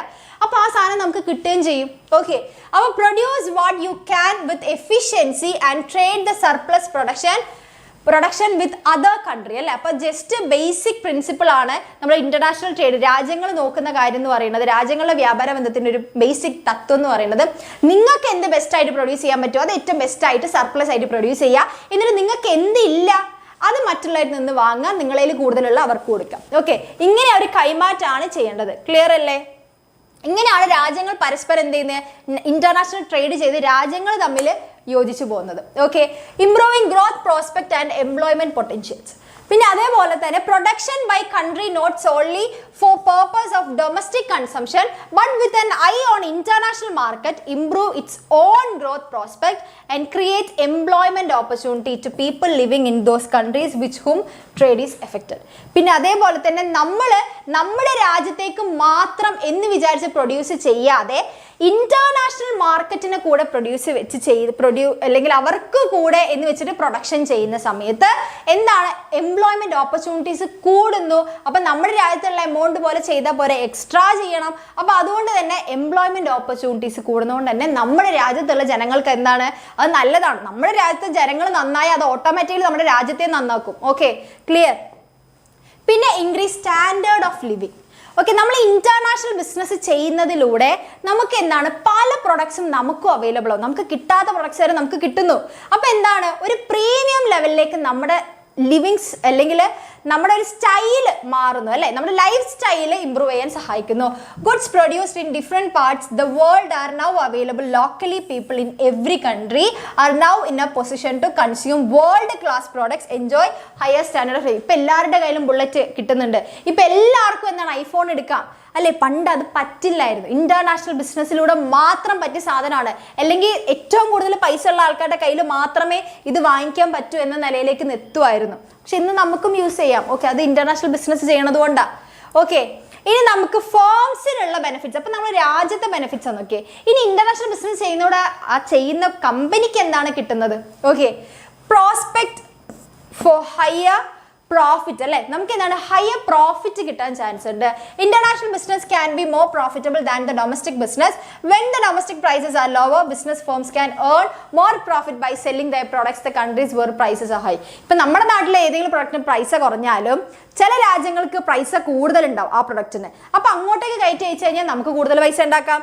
പിന്നെ അതേപോലെ തന്നെ increase capacity utilisation. Production on a large scale often leads to economy of scale അല്ലേ. അപ്പം നമ്മൾ വലിയ രീതിയിൽ പ്രൊഡക്ഷൻ ചെയ്യുന്ന സമയത്ത് നമ്മുടെ എക്കണോമി ഓഫ് സ്കെയിൽ ഇൻക്രീസ് ചെയ്യും, which in turn lower production cost and improve per unit profit margin അല്ലേ. അതുകൊണ്ട് തന്നെ നമ്മൾ വലിയ എമൗണ്ട് ചെയ്യുന്ന സമയത്ത് നമുക്ക് മൊത്തത്തിൽ ചെയ്യുമ്പോൾ പ്രൊഡക്ഷൻ കുറയ്ക്കാൻ വേണ്ടി പറ്റും അല്ലേ. അപ്പോൾ നമ്മളെ ബിസിനസ്സിന്റെ കോസ്റ്റ് ഓഫ് പ്രൊഡക്ഷൻ കുറച്ചുകൊണ്ട് നമുക്കത് നല്ല രീതിയിൽ ബെനിഫിറ്റ് ചെയ്യും. പിന്നെ പ്രോസ്പെക്ട് ഫോർ ഗ്രോത്ത് അല്ലേ. അത് international business is good option for the firm who product getting saturated in local market. This firm can considerably improve prospectus of their growth by entering into overseas market അല്ലേ. അതേപോലെ നമ്മുടെ നാട്ടിൽ ഇപ്പോൾ demand കുറയുകയാണെങ്കിൽ തന്നെ നമുക്ക് വേറൊരു മാർക്കറ്റ് കൂടെ തുറന്ന് കിട്ടുകയാണ്. അങ്ങനെ നമുക്ക് കിടലനായിട്ട് ബിസിനസ് ചെയ്യാം. Okay, clear. പിന്നെ ബെനിഫിറ്റ്സ് ഫേം എന്ന് വേറൊരു കാര്യം നോക്കിക്കഴിഞ്ഞാൽ വേ out intense competition in domestic market. ഇപ്പം നമ്മുടെ പ്രൊഡക്റ്റ് ഇപ്പം ഞാനൊരു ജാമാണ് കൊടുക്കുന്നത്, ആ ജാമിന് ഒത്തിരി കോമ്പറ്റീറ്റേഴ്സ് ഉണ്ടാവും എൻ്റെ നാട്ടിൽ. പക്ഷേ ഇതേ ജാമിന് ഞാൻ ചിലപ്പോൾ ഇന്റർനാഷണൽ മാർക്കറ്റിലേക്ക് കൊടുക്കുമ്പോൾ അവിടെ എനിക്ക് അത്ര കോമ്പറ്റീറ്റേഴ്സ് ഉണ്ടാവില്ല. അപ്പോൾ അതും എനിക്ക് ലാഭമാണ് അല്ലേ. When competition in domestic market is intense cross border transaction is the only solution to achieve significant growth. ഇനി നെക്സ്റ്റ് നോക്കിക്കഴിഞ്ഞാൽ ബെനിഫിറ്റ് ഫേംസ് ആണ്. ഫേംസിന് കിട്ടുന്ന ബെനിഫിറ്റ്സ് എന്തൊക്കെയാണെന്ന് നോക്കിക്കഴിഞ്ഞാൽ ഫേംസിനല്ല അതിൻ്റെ ബെനിഫിറ്റ്സ് നോക്കിക്കഴിഞ്ഞാൽ ഇംപ്രൂവ്ഡ് ബിസിനസ് വിഷൻ ആണ്. നമ്മുടെ ബിസിനസിന്റെ വിഷൻ ഇംപ്രൂവ് ചെയ്യാൻ വേണ്ടി ഹെൽപ്പ് ചെയ്യും. The growth of foreign business of many companies is essentially a part of their strategic management. The vision to become international actually comes from their urge to grow അല്ലേ. ഇപ്പം ഞാൻ brand ആവണം എന്ന് വിചാരിക്കുന്നത് എന്താണ്? ഇപ്പം ഞാൻ ഗ്രോ ചെയ്യണം എന്ന് വിചാരിച്ചിട്ടാണ്. തീർച്ചയായിട്ടും A+ കിട്ടും. ഓക്കെ, ശുഭപ്രതീക്ഷ 100% വിജയം.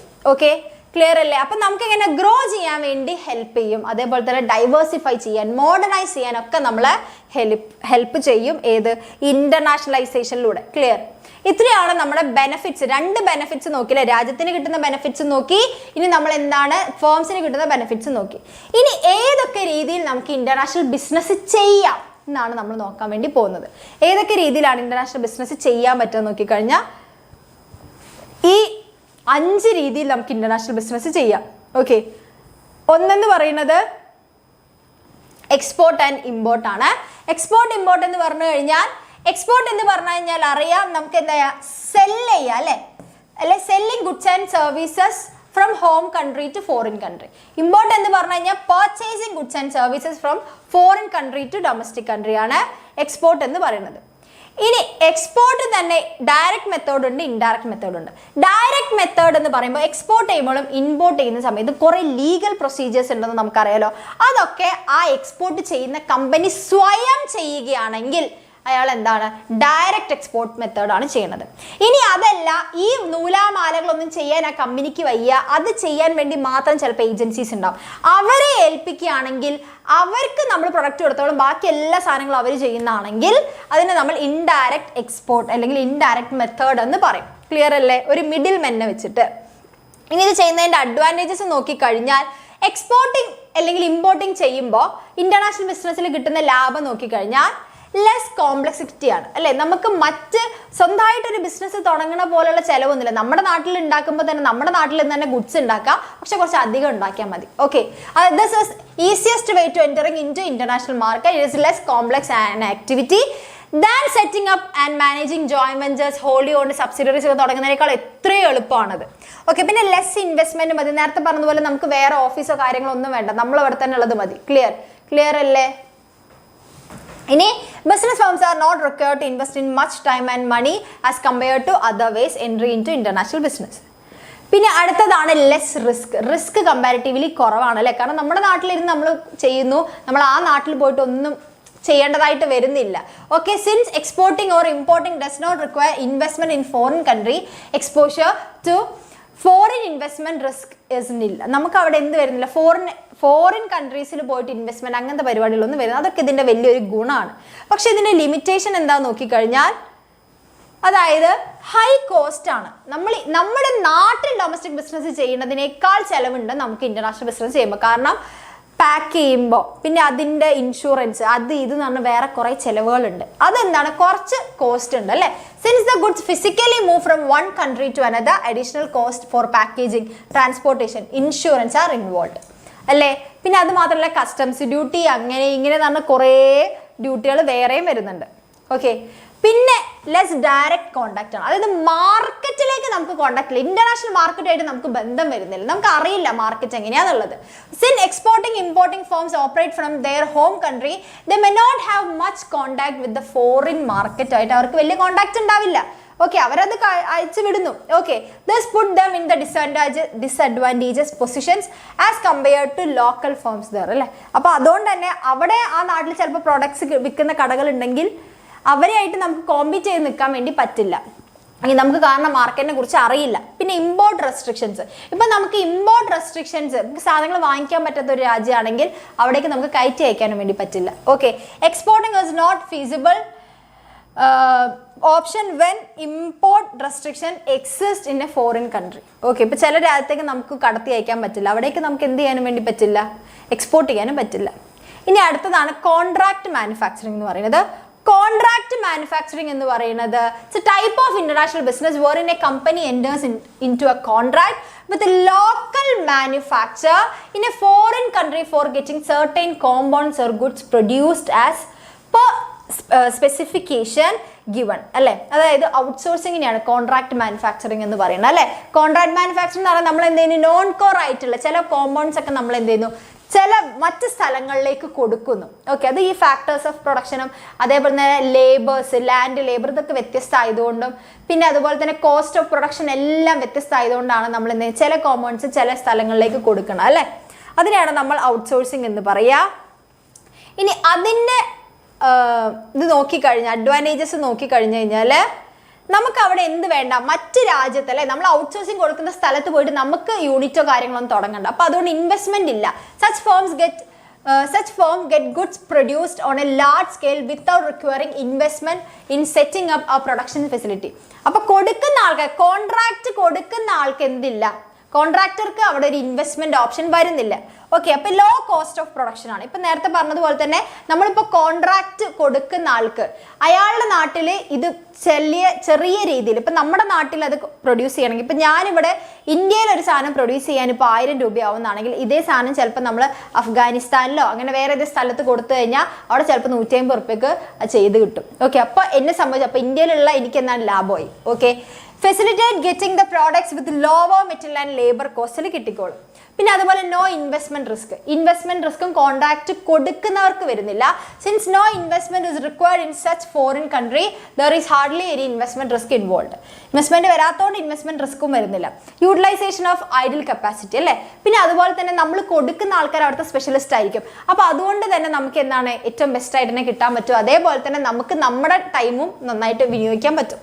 Local manufacturers in foreign countries are also in advantageous positions as they can utilize their ideal production capacity. Okay, പിന്നെ അടുത്തതെന്ന് പറയുന്നത് ബെനിഫിറ്റ് ടു എക്സ്പോർട്ട് ഇൻസെൻറ്റീവ്സ് ആണ് അല്ലേ. പിന്നെ എന്ന് പറയുന്നത് നമ്മൾ എക്സ്പോർട്ട് ചെയ്യുമ്പോൾ കിട്ടുന്ന ലാഭമുണ്ട്. ഓക്കെ, ഞാനിപ്പോൾ എന്ത് ചെയ്യുന്നു, ഞാൻ ഇവിടുന്ന് ഇപ്പോൾ കോൺട്രാക്ട് എടുത്തു, അപ്പോൾ ഒരു ജപ്പാൻ്റെ ഒരു ഓർഡർ ഞാൻ ഇവിടുന്ന് എടുത്തു കഴിഞ്ഞാൽ എനിക്ക് ജപ്പാനിലേക്ക് കയറ്റി അയക്കുമ്പോൾ കിട്ടുന്ന ലാഭമുണ്ട്. അതായത് ഇവിടെ ഉണ്ടാക്കുന്നതുണ്ട്, അതല്ലാതെ എക്സ്പോർട്ട് ചെയ്യുമ്പോൾ അഡീഷണൽ കാശും കിട്ടും അല്ലേ. Since local manufactures get involve in the international business they can avail incentives if available to export firms. Okay, ഇത്രയാണ് അതിൻ്റെ ലാഭം എന്ന് പറയുന്നത്. പക്ഷെ അതിൻ്റെ ലിമിറ്റേഷൻസും ഉണ്ട് അല്ലേ. ഇതിൽ കുറച്ച് കോൺട്രാക്ട് മാനുഫാക്ചറിങ് നമുക്ക് എന്തുണ്ട്, ലിമിറ്റേഷൻ ഉണ്ട്. കാരണം ക്വാളിറ്റി പ്രോബ്ലംസ് വരാം. നമ്മൾ സ്പെസിഫിക്കേഷൻ കൊടുത്താലും നമ്മൾ പ്രൊഡക്ഷനിൽ ഡയറക്റ്റ് എന്താവുന്നില്ല, ഇൻവോൾവ് ആവാത്തതുകൊണ്ട് തന്നെ ക്വാളിറ്റിയിൽ പ്രശ്നം വരാം അല്ലേ. Local firms not adhering to the quality standard pose quality problems to the international firm. അതുകൊണ്ട് തന്നെ നമ്മൾ ക്വാളിറ്റി ഇല്ലാത്ത സാധനമൊക്കെ ചെയ്തു കൊടുത്തു കഴിഞ്ഞാൽ ആ ഇന്റർനാഷണൽ ഫേം ആയിരിക്കണം അത് ബെയർ ചെയ്യേണ്ടത്. No freedom in production process. പിന്നെ as local firm have to produce strictly as per the terms and specification the lose the freedom in the production process. പിന്നെ ഈ കോൺട്രാക്ട് കിട്ടിയ കമ്പനികളെ വെച്ച് നോക്കുന്ന സമയത്ത് അവർക്ക് എന്തുണ്ടായാലും അവർക്ക് അവരുടെ ഇഷ്ടത്തിന് പ്രൊഡക്ഷൻ ചെയ്യാൻ പറ്റില്ല. ഇവരെന്താണോ പറയുന്നത് അതനുസരിച്ച് തന്നെ ചിലപ്പോൾ ചെയ്യേണ്ടി വരും അല്ലേ. പിന്നെ എന്ന് പറയുന്നത് നോ ഫ്രീഡം ടു സെൽ. പിന്നെ ഇത് കിട്ടിയ ലോക്കൽ കമ്പനികൾക്ക് എന്ത് ചെയ്യാം, അവർക്ക് അത് വിൽക്കാനുള്ള അധികാരമില്ല അല്ലേ. As the goods are produced according to the terms of the contract they cannot freely sell in the open market this reduce their profitability. പിന്നെ അതേപോലെ തന്നെ എന്താണ്, അവർക്കത് നമ്മളൊരു കോൺട്രാക്റ്റിന്റെ ബേസിലാണ് ചെയ്ത, ടേംസ് ആൻഡ് കണ്ടീഷന്റെ ബേസിൽ ചെയ്തുകൊണ്ട് തന്നെ അത് ഈസി ആയിട്ട് വിൽക്കാനൊന്നും പറ്റില്ല. Clear, set. അതാണ് കോൺട്രാക്ട് മാനുഫാക്ചറിങ് എന്ന് പറയുന്നത്. ഇനിയുള്ളത് ലൈസൻസിങ് ആണ്. ലൈസൻസിങ് ആൻഡ് ഫ്രാഞ്ചൈസിങ് എന്താന്നുള്ളത് നമ്മൾ പറഞ്ഞിട്ടുണ്ടായിരുന്നു അല്ലേ. Licensing എന്ന് പറയുന്നത് contractual arrangement in which one firms grant access to its patent, trade secret, trade mark, technology to another firm. അതിനെയാണ് നമ്മൾ എന്തെന്ന് പറയാ ലൈസൻസിങ് എന്ന് പറയുന്നത്. പക്ഷെ ഫ്രാഞ്ചൈസിങ് എന്ന് പറയുന്നത് refers to granting of permission by the parent company to another firm in a foreign country to provide service under its trademark. അവിടെ ട്രേഡ് മാർക്ക് മാത്രമല്ല, ആ ട്രേഡ് മാർക്കിന്റെ അണ്ടറിൽ സർവീസ് കൂടെ കൊടുത്തിരിക്കണം. ക്ലിയർ? സെറ്റ്. അപ്പോൾ ഇങ്ങനെ ചെയ്യുന്നതിൻ്റെ അഡ്വാൻറ്റേജ്, നമ്മൾ ഫ്രാഞ്ചൈസിങ് അല്ലെങ്കിൽ ലൈസൻസിങ് ചെയ്യുന്നത് കൊണ്ടുള്ള അഡ്വാൻറ്റേജസ് നോക്കിക്കഴിഞ്ഞാൽ നമുക്ക് എന്തില്ല, ലൈസൻസർക്ക് അല്ലെങ്കിൽ ഫ്രാഞ്ചൈസർക്ക് എന്ത് വരുന്നില്ല, ലെസ് എക്സ്പെൻസീവ് മൂഡാണ്. കാരണം ഞാൻ അത് കൊടുക്കുന്നു, ഓക്കെ, എൻ്റെ ട്രേഡ് മാർക്ക് സർവീസ് കൊടുക്കണം എന്ന് പറയുമ്പോൾ അത് വാങ്ങിക്കുന്ന ആ ലോക്കലായിട്ടുള്ള ആൾക്കാർ അല്ലെങ്കിൽ ലോക്കൽ കമ്പനി ഓണർ എന്തായിരിക്കും, അവരായിരിക്കും അതിനെക്കുറിച്ച് കൂടുതൽ കാര്യങ്ങൾ ചെയ്യുക അല്ലേ. അതായത് licensing and franchising are makes the investment in setting up business unit അല്ലേ. പിന്നെ അതേപോലെ തന്നെ hence it is less expensive mode for the licensor അല്ലെങ്കിൽ ഫ്രാഞ്ചൈസർ. ക്ലിയർ അല്ലേ? പിന്നെ അതേപോലെ തന്നെ നോ റിസ്ക് ഓഫ് ലോസ്, അത് ലൈസൻസർക്ക് അവിടെ ഇൻവെസ്റ്റ്മെന്റ് വരുന്നില്ല. No or little investment is made by the licensor അല്ലെങ്കിൽ franchiser. He is not a party to the loss if any that occur in foreign business. അപ്പോൾ അതുകൊണ്ട് തന്നെ ഇന്ത്യയിൽ ഞാനിപ്പോൾ അത് കൊടുത്തു, ഇന്ത്യയിൽ നഷ്ടം സംഭവിച്ചാൽ എന്നെ ബാധിക്കില്ല. ഓക്കെ, അത് ബാധിക്കുക അതിൻ്റെ ലൈസൻസിനെ തന്നെയായിരിക്കും അല്ലേ. പിന്നെ അതേപോലെ ലെസ് ഗവൺമെന്റ് ഇന്റർവെൻഷൻ ആണ്. അതായത് ലൈസൻസർക്കോ അല്ലെങ്കിൽ ഫ്രാഞ്ചൈസർക്കോ എന്ത് വരുന്നില്ല, ഗവൺമെന്റ് അവരെ ഇടപെടുത്തുക, അവർക്ക് അവരെ ഗവൺമെന്റിനെ നോക്കേണ്ട ആവശ്യമില്ല അല്ലെ, അത് ആ ലോക്കൽ പാർട്ടി ചെയ്തോളും. Business in the foreign country manage by licence അല്ലെങ്കിൽ franchisee who is a local person, hence there are limited risk to take over government interventions ആണ്, അയാൾ ടേക്ക് ഓവർ ചെയ്തോളും. പിന്നെ അതുകൊണ്ട് തന്നെ നമ്മളൊരു ബിസിനസ് അവിടെ ചെന്ന് തുടങ്ങുന്നതായിട്ടുള്ള ഒരു രീതിയിലുള്ള ചെലവുകളോ ഇൻവെസ്റ്റ്മെന്റ് കോസ്റ്റോ ഒന്നും വരുന്നില്ല. പിന്നെ നമുക്ക് എന്താ ഫ്രീ ആയിട്ട് ഒരു മാർക്കറ്റ് കൂടെ കിട്ടുന്നു. ഓക്കെ, ഗ്രേറ്റർ മാർക്കറ്റ് നോളജ്, അതായത് നമ്മുടെ ലൈസൻസിക്ക് ഞാൻ ആർക്കാണോ കോൺട്രാക്ട് കൊടുത്തത് അയാൾക്ക് എന്തുണ്ടാവും, ആ മാർക്കറ്റിനെ കുറിച്ച് നല്ല നോളജ് ഉണ്ടായിരിക്കും അല്ലേ. ഫ്രാഞ്ചൈസി അല്ലെങ്കിൽ license is a local person, he can have greater market knowledge and contact. This will be helpful to licensor. ഇത് ലൈസൻസർക്ക് ഹെൽപ്ഫുൾ ആയിരിക്കും, കാരണം അയാളുടെ പ്രൊഡക്റ്റ് എന്താണ് കറക്റ്റ് ആയിട്ട് തന്നെ അവിടെ സെല് ചെയ്യപ്പെട്ടോളും. റൈറ്റ്. ഇനി protection of trade mark. Trade mark protection ഉള്ളത് കൊണ്ട് തന്നെ നമ്മുടെ ആ പ്രൊഡക്റ്റ് എന്താണ് വേറെ ആരും ഉപയോഗിക്കാനും പോകുന്നില്ല. On account of strict laws in the foreign country firm other than the licensee അല്ലെങ്കിൽ franchisee cannot make use of such trademark or patents അല്ലേ. അതുകൊണ്ട് തന്നെ വേറെ ആർക്കും അത് യൂസ് ചെയ്യാൻ വേണ്ടി പറ്റില്ല. അത്രയാണ് ഇതിൻ്റെ ലാഭം എന്ന് പറയുന്നത്. അതേപോലെ തന്നെ ഇതിൻ്റെ ഒരു നെഗറ്റീവ് ഉണ്ട്, കോട്ടങ്ങളുണ്ട് അല്ലേ. എന്ന് വെച്ചാൽ ഡ്യൂപ്ലിക്കേറ്റ് പ്രൊഡക്ട്സ് വരാനുള്ള ചാൻസ് ഉണ്ട്. അതായത് getting experience with the production and marketing of franchised product. The licensee അല്ലെങ്കിൽ ഫ്രാഞ്ചൈസി അല്ലെ, കുറേ കാലം ഈ പ്രൊഡക്റ്റ് ചെയ്ത് ഇതിൻ്റെ ട്രേഡ് സീക്രട്ട് ഒക്കെ അറിഞ്ഞു കഴിഞ്ഞ് കഴിഞ്ഞാൽ ഈ ഫ്രാഞ്ചൈസിക്ക് എന്ത് ചെയ്യാം, അത് ഡ്യൂപ്ലിക്കേറ്റ് ആയിട്ട് ഉണ്ടാക്കി അയാൾക്ക് അതിന്ന് ലാഭം കൊയ്യാം. ഓക്കെ, അങ്ങനെയും അയാൾക്ക് ചെയ്യാം അല്ലേ. So on identical product with slightly changes in the different brand name, this can cause loss of business to licensor. അതുകൊണ്ട് തന്നെ ലൈസൻസർക്ക് അത് ഒരു നഷ്ടം വരാനുള്ള ചാൻസ് ഉണ്ട്. പിന്നെ സീക്രസി ഉണ്ടാവില്ല, ട്രേഡ് സീക്രട്ട് ഒക്കെ പോയി അല്ലേ. There are chances of trade secret being lost in the foreign market. Foreign മാർക്കറ്റിൽ ട്രേഡ് സീക്രട്ട് നഷ്ടപ്പെടാനുള്ള ചാൻസ് ഉണ്ട്. പിന്നെയാണ് എന്തെന്ന് പറയുന്നത്, ചാൻസ് ഓഫ് കോൺഫ്ലിക്റ്റ് വരാനുള്ള ചാൻസ് ഉണ്ട്. അത് ഞാൻ എൻ്റെ ഫണ്ട് ഇപ്പം ലൈസൻസർ എന്ത് ചെയ്യുന്നുണ്ട്, അയാൾക്ക് ട്രേഡ് മാർക്ക് കൊടുത്തു, പക്ഷെ റിട്ടേൺ ആയിട്ട് അയാൾ വാടക തരാമെന്ന് പറഞ്ഞ പോലെ റോയാലിറ്റി തരണം അല്ലേ. അതായത് റോയാലിറ്റി തരാനുണ്ട്, ചില സമയത്ത് ഇത് തരാണ്ടിരിക്കുക, അല്ലെങ്കിൽ എന്തെങ്കിലും അക്കൗണ്ട്സ് പരമായിട്ടോ ഫൈനാൻഷ്യൽ ആയിട്ടോ പിന്നെ അതുപോലെ തന്നെ പ്രൊഡക്ഷൻ ക്വാളിറ്റി ഒക്കെ ആയിട്ട് എന്താണ് അങ്ങോട്ട് അടി ഉണ്ടാവാൻ ചാൻസ് ഇല്ല അല്ലേ. There are chances of different opinions. This may be relating to maintenance of accounts, payment of royalty, non adherence to quality അല്ല, non adherence to quality of products. ഇതിനൊക്കെ എന്താണ് ചാൻസ് ഉണ്ട്. അപ്പോൾ ഇതും എന്താണ് ഇതിൻ്റെ ഒരു ലിമിറ്റേഷൻ ആണ്. ഇനി ഉള്ളതാണ് ജോയിന്റ് വെഞ്ചർ അല്ലേ. ഇപ്പോൾ ഏതൊക്കെ രീതിയിൽ ഇന്റർനാഷണൽ ബിസിനസ് ചെയ്യാൻ നമ്മൾ നോക്കുന്നത് 5 രീതികളാണുള്ളത്. അതിലിപ്പോൾ ഇതാണ് 4ാമത്തെ രീതിയാണ് ജോയിന്റ് വെഞ്ചർ എന്ന് പറയുന്നത്. ജോയിന്റ് വെഞ്ചർ എന്ന് പറയുന്നത് it's an organization formed by of agreement between 2 or more business അല്ലേ, ബിസിനസ് എന്റർപ്രൈസസ് തമ്മിൽ കോൺട്രാക്റ്റിൽ ഏർപ്പെടുന്നു അല്ലെ. അവർ തമ്മിൽ ഒരു കോൺട്രാക്റ്റിൽ എന്ത് ചെയ്യുന്നു, ഒരു പുതിയ ബിസിനസ് തുടങ്ങുന്നു. ഓക്കെ, അതിലൊന്ന് ഇന്റർനാഷണൽ കമ്പനിയും ഒന്ന് ഡൊമസ്റ്റിക് കമ്പനി ആയിരിക്കും. Joint venture means starting A firm which is jointly owned by two or more otherwise independent firm. A joint venture comes into being three major ways ആണ്. Okay, 3 രീതിയിലാണ് main ആയിട്ട് വരുന്നത്. ഒന്നെങ്കിൽ foreign investor buying and interest in an local firm, ഒരു local ഫേമിൽ interest by ചെയ്യുക foreign investor, അല്ലെങ്കിൽ local firm acquiring and interest in the existing foreign firm, അല്ലെങ്കിൽ ഏതെങ്കിലും ഈ ലോക്കൽ ഇൻവെസ്റ്റർ എന്ത് ചെയ്യുന്നു ഫോറിൻ ഫേമിലേക്ക് വാങ്ങിക്കുന്നു, അല്ലെങ്കിൽ ബോത്ത് ഫേംസ് എന്ത് ചെയ്യുന്നു ഒരുമിച്ച് ഒരു പുതിയ ഇതാവുന്നു, അല്ലെങ്കിൽ ഒരു ഫോറിൻ ആൾ വന്നിട്ട് നമ്മുടെ ലോക്കൽ ഫേമിന്റെ ഭാഗമാവുക, അല്ലെങ്കിൽ ലോക്കൽ ഫേംസ് എന്ന ഫോറിൻ ഫേമിന്റെ ഭാഗമാവുക, അല്ലെങ്കിൽ ഇവർ രണ്ടുപേരും കൂടെ ചേർന്നിട്ട് ഒരു പുതിയ ഫേം തുടങ്ങും. ഇങ്ങനെ 3 രീതിയിലാണ് വരാൻ ചാൻസ്. അപ്പോൾ ഇതിന്റെ അഡ്വാൻറ്റേജസ് നോക്കിക്കഴിഞ്ഞാൽ ലെസ് ഫൈനാൻഷ്യൽ ബർഡൻ ആണ്. ഫൈനാൻഷ്യൽ ബർഡൻ എന്താവുന്നു, ഇവർ എന്ത് ചെയ്യുന്നുണ്ട്, ഷെയർ ചെയ്തെടുക്കുന്നുണ്ട് അല്ലേ. Since both of them invest there is less financial burden to international firm. Okay, ഇപ്പം ഞാനിപ്പോൾ ഇങ്ങോട്ട് ഇന്ത്യയിൽ വന്ന് ഇൻവെസ്റ്റ് ചെയ്യുകയാണെങ്കിൽ എനിക്ക് എന്തായിരിക്കും കുറച്ചുകൂടെ കുറവായിരിക്കും ഫൈനാൻഷ്യൽ ബർഡൻ. ഓക്കെ, ഫോറിൻ കൺട്രിയിലുള്ള ആൾക്ക് ഫോറിൻ കമ്പനിക്ക് ഇൻവെസ്റ്റ്മെൻറ്റ് എന്തായിരിക്കും കുറവായിരിക്കും. ഓക്കെ, ഡൊമസ്റ്റിക് കമ്പനിയിലേക്ക് വരുമ്പോൾ ഇപ്പം ലാർജ് സ്കെയിൽ ഓപ്പറേഷൻ നടക്കും. With vast resources at the disposal by forming joint venture, large project requiring huge capital outlay can be undertaken. പിന്നെ 2 പേരും കൂടെ ചേരുമ്പോൾ 2 പേരുടെ റിസോഴ്സസും ഫൈനാൻഷ്യലി ആയിക്കോട്ടെ ഫിസിക്കൽ റിസോഴ്സ് വരുന്നത് കൊണ്ട് തന്നെ വലിയ വലിയ പ്രൊജക്റ്റിലേക്ക് പോകാൻ വേണ്ടി ഹെൽപ്പ് ചെയ്യും.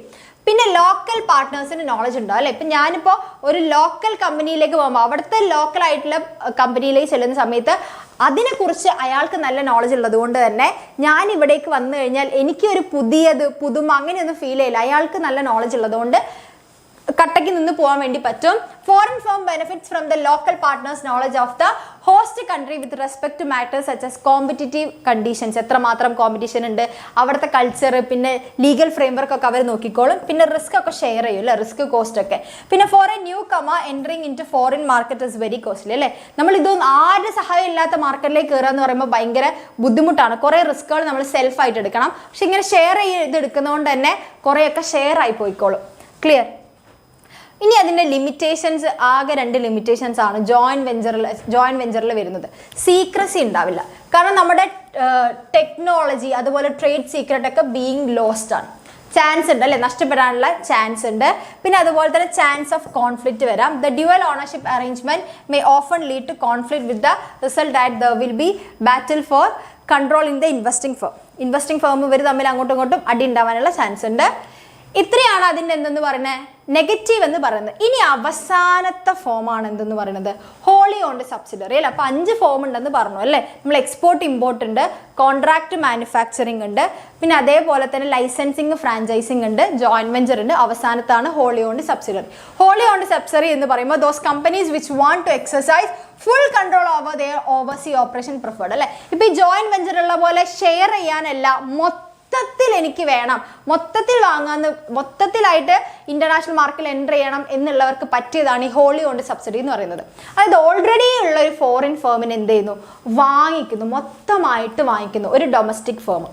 Okay, when a parent company, a holding company, acquires full control over the foreign company by making 100% investment in equity share. അപ്പോൾ നമ്മൾ മൊത്തത്തിൽ വാങ്ങിക്കാന്ന് പറയുമ്പോൾ അതിൻ്റെ ഇക്വിറ്റി ഷെയർസിൽ എന്താ ചെയ്യുക, 100% ഇൻവെസ്റ്റ്മെന്റ് നടത്തുന്നതിനാണ് നമ്മൾ എന്തെന്ന് പറയുന്നത്, ഈ ഹോളി ഓൺഡ് കമ്പനി എന്ന് പറയുന്നത്, സബ്സിഡറി എന്ന് പറയുന്നത്. ഇനി ഇങ്ങനെ ചെയ്യുമ്പോഴുള്ള അഡ്വാൻറ്റേജസ് നോക്കിക്കഴിഞ്ഞാൽ ഫുൾ കൺട്രോൾ കിട്ടും. The parent firm is able to exercise full control over its operations in the foreign country. മൊത്തത്തിൽ നമുക്ക് ആ കമ്പനീനെ കിട്ടും. സീക്രസി മെയിൻറ്റെയിൻ, അതുകൊണ്ട് തന്നെ നമ്മുടെ സീക്രസി മറ്റുള്ള ഫോറിൻ ഫേമായിട്ട് നമ്മൾ ഷെയർ ചെയ്യേണ്ട. Since the parent company on its own look after the entire operations of foreign subsidiary, it is not required to disclose the technology or trade secret to others. അതുകൊണ്ട് തന്നെ trade സീക്രട്ടോ technology ഒന്നും share ചെയ്യേണ്ട ആവശ്യം വരുന്നില്ല. പിന്നെ ഇതിൻ്റെ ഒരു ലിമിറ്റേഷൻ എന്ന് പറഞ്ഞാൽ 100% ഇക്വിറ്റി ഷെയർസ് ആണ് നമ്മൾ ചെയ്യേണ്ടത്. അപ്പോൾ അതുകൊണ്ട് തന്നെ ഹ്യൂജ് ഇൻവെസ്റ്റ്മെൻറ്റ് വരുന്നുണ്ട്. ഓക്കെ, അതുകൊണ്ട് not suitable for small scale medium enterprises ആണ്. അതുകൊണ്ട് തന്നെ നമുക്ക് വലിയ രീതിയിലുള്ള ഇൻവെസ്റ്റ്മെൻറ്റ് വരുന്നത് കൊണ്ട് കുഞ്ഞു കമ്പനികൾക്ക് പറ്റില്ല. അത്യാവശ്യം നല്ല രീതിയിലുള്ള കമ്പനികൾക്ക് എന്ത് ചെയ്യാൻ വേണ്ടി പറ്റുള്ളൂ, ഇത് ചെയ്യാൻ വേണ്ടി പറ്റുള്ളൂ അല്ലേ. ക്ലിയർ? സെറ്റ്. പിന്നെ നോ റിസ്ക് ഷെയറിംഗ് ആണ്. റിസ്ക് ആരും ഷെയർ ചെയ്യാനുണ്ടാവില്ല. ഒറ്റയ്ക്ക് തന്നെ ഇവരെല്ലാ ഷെയർസും എടുക്കണം അല്ലേ. Parent company alone has to bear the entire losses ആണ്. എല്ലാ ലോസസും അവർ തന്നെ എടുക്കണം. പ്രോഫിറ്റ് കിട്ടിയാലും എടുക്കാം, പ്രോഫിറ്റ് അവർക്ക് തന്നെയാണ്, നഷ്ടം അവർക്ക് തന്നെയാണ്. പിന്നെ പൊളിറ്റിക്കൽ റിസ്ക് ഉണ്ടാവും അല്ലേ, ഹയർ പൊളിറ്റിക്കൽ റിസ്ക്. കാരണം ആ നാട്ടിലെ പോളിസീസ്, ലോസ് അല്ലെങ്കിൽ റൂൾസ് ആൻഡ് റെഗുലേഷൻസ് ഒന്നും നമുക്ക് അറിയില്ല. അപ്പം അതുകൊണ്ട് അവരെന്ത് ചെയ്യണം, ഇത് മെയിനായിട്ട് അവർ തന്നെ ഒറ്റയ്ക്ക് ഹാൻഡിൽ ചെയ്തുകൊണ്ടിരിക്കണം. Okay, clear. അപ്പോൾ ഇത്രയാണ് നമുക്ക് ഇതിൽ ഇപ്പോൾ പഠിക്കേണ്ടത്. ബാക്കി നമുക്ക് ഇമ്പോർട്ട് എക്സ്പോർട്ട് പ്രൊസീജിയർ ആണ്, അത് നമുക്ക് രണ്ടാമത്തെ സെഷനായിട്ട് പഠിക്കാം. Okay, clear. അപ്പോൾ അതിന് മുൻപായിട്ട് നമുക്ക് എന്ത് ചെയ്യാം, യദുസാറിനെ ഇങ്ങോട്ട് വിളിക്കാം, ബാക്കി യദുസാറ് പഠിപ്പിക്കും. അതിനുശേഷം ഇതിൻ്റെ ബാക്കി ഭാഗവും ഫോർമേഷൻ ഓഫ് എ കമ്പനിയും കൂടെ പഠിച്ചു കഴിഞ്ഞാൽ തീർന്നു. Okay, set, ready, സെറ്റാണേ.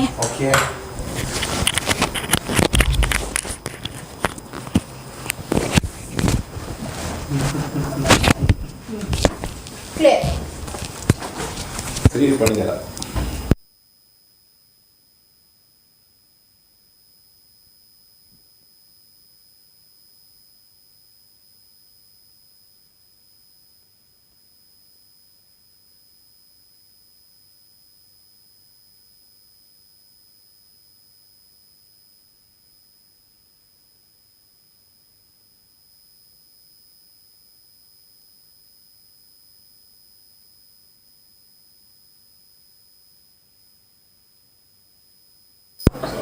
ഓക്കെ, ടൈമുണ്ട്.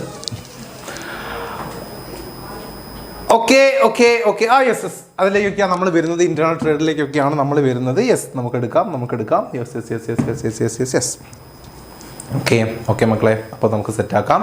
അപ്പോൾ നമ്മൾ കണ്ടിന്യൂ ചെയ്യാം. ഓക്കെ, അപ്പം ഇന്റർണൽ ട്രേഡിലേക്ക് പോകുന്നതിന് മുൻപ് നമുക്ക് നമ്മുടെ നാലാമത്തെ ബിസിനസ് സർവീസ്. ഓക്കെ, നമ്മൾ ഇമ്പോർട്ടൻറ്റ് ചാപ്റ്റേഴ്സ് തന്നെയാണ് ഡിസ്കസ് ചെയ്യാൻ പോകുന്നത്. അപ്പോൾ ബിസിനസ് സർവീസ്, ഇന്റർണൽ ട്രേഡ് നമുക്ക് എടുക്കാം. ഓക്കെ അപ്പോൾ ബിസിനസ് സർവീസ് എടുത്തിട്ട് നമുക്ക് നേരെ ഇന്റർണൽ ട്രേഡിലേക്ക് പറയായോ, ഞാൻ കുറേ സ്ഥലം ഇവിടെ നിന്ന് വിൽക്കുന്നത്. ഓക്കെ അപ്പോൾ 1 സെക്കൻഡ് നമുക്കൊന്ന് ഇന്റേണൽ ട്രേഡിലേക്ക് പോവാം.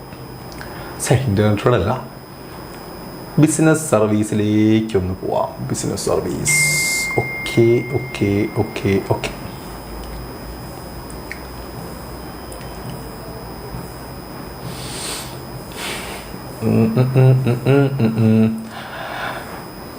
റെഡി. ഇന്നിപ്പോൾ സ്കൂളിൽ പോയ കുട്ടികളൊക്കെ തിരിച്ചു വന്നിട്ടുണ്ടാകുമല്ലോ. യെസ് മക്കളെ, എല്ലാവർക്കും ഒന്ന് ഷെയർ ചെയ്ത് കൊടുത്തേ, എല്ലാവരും ഒന്ന് വിളിച്ചിട്ട് വന്നേ. നമ്മളെ ലാസ്റ്റ് ചാപ്റ്ററിലേക്ക് എത്താനായിട്ടുണ്ട്. അപ്പം അടിപൊളിയായിട്ട് തന്നെ പഠിക്കേണ്ടതുണ്ട്. ഈ ചാപ്റ്ററുകളൊക്കെ നല്ല വെയിറ്റേജ് വരുന്ന ചാപ്റ്ററുകളാണ്. Okay, yes. അപ്പം ബിസിനസ് സർവീസ് നമ്മുടെ നാലാമത്തെ ചാപ്റ്ററിലേക്ക് നമ്മൾ പോവുകയാണ്. ഓക്കെ യെസ്, അപ്പോൾ നമുക്ക് സ്റ്റാർട്ട് ചെയ്യാം. അപ്പോൾ ബിസിനസ് സർവീസ് എന്ന് പറയുന്ന ചാപ്റ്ററിൽ എന്തൊക്കെയാണ് നിങ്ങൾക്ക് പഠിക്കാനുള്ളത് നമുക്ക് സെറ്റായിട്ട് നോക്കാം. റെഡി? ഓക്കെ, അപ്പോൾ ആദ്യം തന്നെ എന്താണ് സർവീസ് എന്നുള്ളത് മക്കൾ പഠിച്ചു വെച്ചിരിക്കുക. എന്താ സർവീസ് എന്ന് പറഞ്ഞു കഴിഞ്ഞാൽ, ഓക്കെ, നമ്മൾ പറഞ്ഞിട്ടുണ്ട് എന്താ service. A service is an activity or benefit offered by one party to another that is essentially intangible and does not result in ownership of anything. അല്ലെ, നമുക്ക് ഓണർഷിപ്പിൽ നിന്നും വെക്കാൻ പറ്റുന്ന കാര്യമല്ല. അല്ലെ, ഒരു ഇൻടാഞ്ചിബിൾ ആയിട്ടുള്ള ബെനിഫിറ്റ് ആണ് നമുക്ക് കിട്ടുന്ന ഒരു ഇൻടാഞ്ചിബിൾ ബെനിഫിറ്റ് ആണ്, അല്ലെങ്കിൽ നമ്മൾ മറ്റൊരാൾക്ക് ഓഫർ ചെയ്യുന്ന ഒരു ഇൻടാഞ്ചിബിൾ ബെനിഫിറ്റിനെയാണ് നമ്മൾ എന്ത് പറയുക, സർവീസ് എന്ന് പറയാം. ഓക്കെ, എന്തൊക്കെ നമുക്ക് എന്താണ് ഒരു എക്സാമ്പിൾ ആയിട്ട് പറയാൻ പറ്റുന്ന കാര്യം. നെറ്റ്വർക്ക് സർവീസ് ആയാലും, ട്രാൻസ്പോർട്ടേഷൻ ആയാലും, ടീച്ചിങ് ആയാലും, ബാങ്കിങ് ആയാലും, ഹെൽത്ത് കെയർ ആയാലും ഒക്കെ അല്ലെ, ഇതൊക്കെ എന്ത് തന്നെയാണ് ഒരു സർവീസ് ആണ്. അല്ലെ, അപ്പം നമുക്കിവിടെ നോക്കാനുള്ള എന്താണ് ഈ സർവീസിന്റെ കുറച്ച് നാച്ചുർ ഉണ്ട്. അത് നിങ്ങൾ നിർബന്ധമായിട്ടും പഠിച്ചു വെച്ചിരിക്കുക. ഈ ഒരു ടേം സാർ പറഞ്ഞിട്ടുണ്ടായിരുന്നത് ഇൻടാകോസെ വേവോ. ഓക്കെ, ഇൻടാകോസെ വേവോ അത് ഓർത്ത് വെക്കണം എന്ന് പറഞ്ഞത് എന്താണ്, intangibility, inconsistency, inseparability, inventory and involvement. Okay, അപ്പം ഇതൊക്കെ വൺ വേർഡ് ആയിട്ട് ചോദിക്കാറുണ്ട്, നമ്മൾ കഴിഞ്ഞ റിപ്പീറ്റഡ് ആയിട്ട് ക്വസ്റ്റ്യൻസിൽ കാണാറുണ്ട്. അപ്പം എന്തൊക്കെയാ ഒരു സർവീസിന്റെ നാച്ചുർ? ഇൻടാഞ്ചിബിൾ ആയിരിക്കും. നമ്മൾ പറഞ്ഞിട്ടുണ്ട് അല്ലെ, എന്താണ് സർവീസ് എന്ന് പറഞ്ഞാൽ എപ്പോഴും എന്താണ് നമുക്ക് കാണാൻ പറ്റുന്നതല്ല, അല്ലെ, പിടിക്കാനോ എടുത്ത് പോക്കറ്റ് ഇടാനോ പറ്റുന്ന കാര്യമല്ല. അല്ലെ, ഇറ്റ്സ് എൻ ഇൻടാഞ്ചിബിൾ. അല്ലെ, ടച്ച് ചെയ്യാനോ കാണാനോ ഒന്നും പറ്റുന്ന കാര്യമല്ല. അല്ലെ, അപ്പൊ അത് തന്നെയാണ് ആദ്യത്തെ നാച്ചുർ. Yes, intangibility. ദെൻ അടുത്തെന്താണ് ഇൻകൺസിസ്റ്റൻസി. ഇതൊന്നും നിങ്ങളോട് എക്സ്പ്ലെയിൻ ചെയ്തു അല്ലെങ്കിൽ 4 മാർക്ക് 5 മാർക്കിനും എഴുതൂ എന്നൊന്നും ചോദിക്കാറില്ല. പക്ഷെ എന്നാൽ 2 മാർക്കിനൊക്കെ ചോദിക്കും എന്താണ് നാച്ചുർ അല്ലെങ്കിൽ എന്താണ് ഈ ഒരു നാച്ചുറൽ കൊണ്ട് ഉദ്ദേശിക്കുന്നത് എന്താണ്, അല്ലെങ്കിൽ വൺ വേർഡ് ക്വസ്റ്റ്യൻസ് കുറേ നാച്ചുറൽ വന്നിട്ട് ഇതിൽ നാച്ചുറൽ അല്ലാത്ത ഐ മീൻ സർവീസിന്റെ നാച്ചുറൽ അല്ലാത്ത ഏത് ഓഡ് വൺ ഏത് സെലക്ട് ചെയ്യും, അങ്ങനെയൊക്കെയാണ് ക്വസ്റ്റ്യൻ വരിക. അപ്പോൾ ആ പോയിന്റ്സുകൾ ഓർത്ത് വെക്കുക. ഇൻകൺസിസ്റ്റൻസി അല്ലെ, എന്താണ് ഇൻകൺസിസ്റ്റൻസി? സർവീസ് എന്ന് പറഞ്ഞാൽ എന്താ, കൺസിസ്റ്റന്റ് ആയിട്ട് ഒരേപോലെ പോകുന്നതല്ല അല്ലെ, not always the same because they depend on each customers needs അല്ലെ. ഓരോ വ്യക്തിയുടെയും ആവശ്യങ്ങൾക്കനുസരിച്ച് എന്ത് ചെയ്യുന്നുണ്ട്, അത് മാറിക്കൊണ്ടിരിക്കുന്നുണ്ട് അല്ലെ. അപ്പൊ എന്താ ഇൻകൺസിസ്റ്റന്റ് ആണ് എന്തെന്ന് സർവീസ് എന്ന് പറഞ്ഞു കഴിഞ്ഞാൽ. അടുത്തെന്താ ഇൻസെപ്പറബിലിറ്റി അല്ലെ, വേറെ അല്ല അല്ലെ, സെപ്പറേറ്റ് ചെയ്യാൻ പറ്റുന്നില്ല. എന്തിനെ? Service are produced and consumed at the same time ആണല്ലോ. അപ്പോൾ പ്രൊഡക്ഷനെയും കൺസപ്ഷനെയും നമുക്ക് എന്താണ് സെപ്പറേറ്റ് ചെയ്യാൻ പറ്റുന്നതല്ല അല്ലെ. നമ്മളെന്താണ് ഒരു പ്രൊഡക്റ്റിന്റെ കേസ് എങ്ങനെയാ, ഇന്ന് പ്രൊഡ്യൂസ് ചെയ്ത് കഴിഞ്ഞാൽ അല്ലെ അതെന്താ അടുത്ത ആഴ്ചയോ അതിന്റെ അടുത്ത ആഴ്ചയൊക്കെ ആയിരിക്കും അത് വിൽറ്റ് പോകുക. പക്ഷെ ഒരു എന്താണ് സർവീസിന്റെ കേസ് എങ്ങനെയാണ് അല്ലെ, അത് എപ്പോൾ പ്രൊഡ്യൂസ് ചെയ്യപ്പെടുന്നു ആ ഒരു ടൈമിൽ തന്നെയാണ് എന്ത് ചെയ്യുന്നത്, അത് കൺസ്യൂം ചെയ്യപ്പെടുന്നതും. പോയിന്റ് ഓർത്ത് വയ്ക്കാം.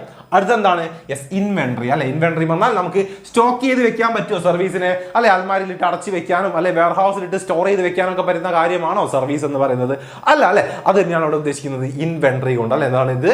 Cannot be stored in future use because they have no physical form. ഒരു ഫിസിക്കൽ ഫോം ഇല്ലാത്തത് കൊണ്ട് തന്നെ നമുക്കത് സ്റ്റോക്ക് അല്ലെ സ്റ്റോർ ചെയ്ത് വെക്കാൻ പറ്റുന്നതല്ല. പിന്നെ അടുത്ത് എന്താ ഇൻവോൾവ്മെന്റ് അല്ലെ, അതെ കസ്റ്റമേഴ്സിന് അല്ലെ. On the one of the most important characteristics of service is the participation of the customer. നമ്മൾ പറഞ്ഞു അല്ലെ, പ്രൊഡ്യൂസ് ചെയ്യപ്പെടുന്നതും കൺസ്യൂം ചെയ്യപ്പെടുന്നതും എന്താണ്, ഒരേ സമയത്താണ്. അപ്പൊ എന്താണ്, ഒരു കസ്റ്റമറുടെ ഇൻവോൾവ്മെന്റ് എപ്പോഴും എവിടെ ഉണ്ടാവും, ഒരു സർവീസ് ഉണ്ടാവുന്നിടത്ത് ഉണ്ടാകും. ഓക്കെ അല്ലേ.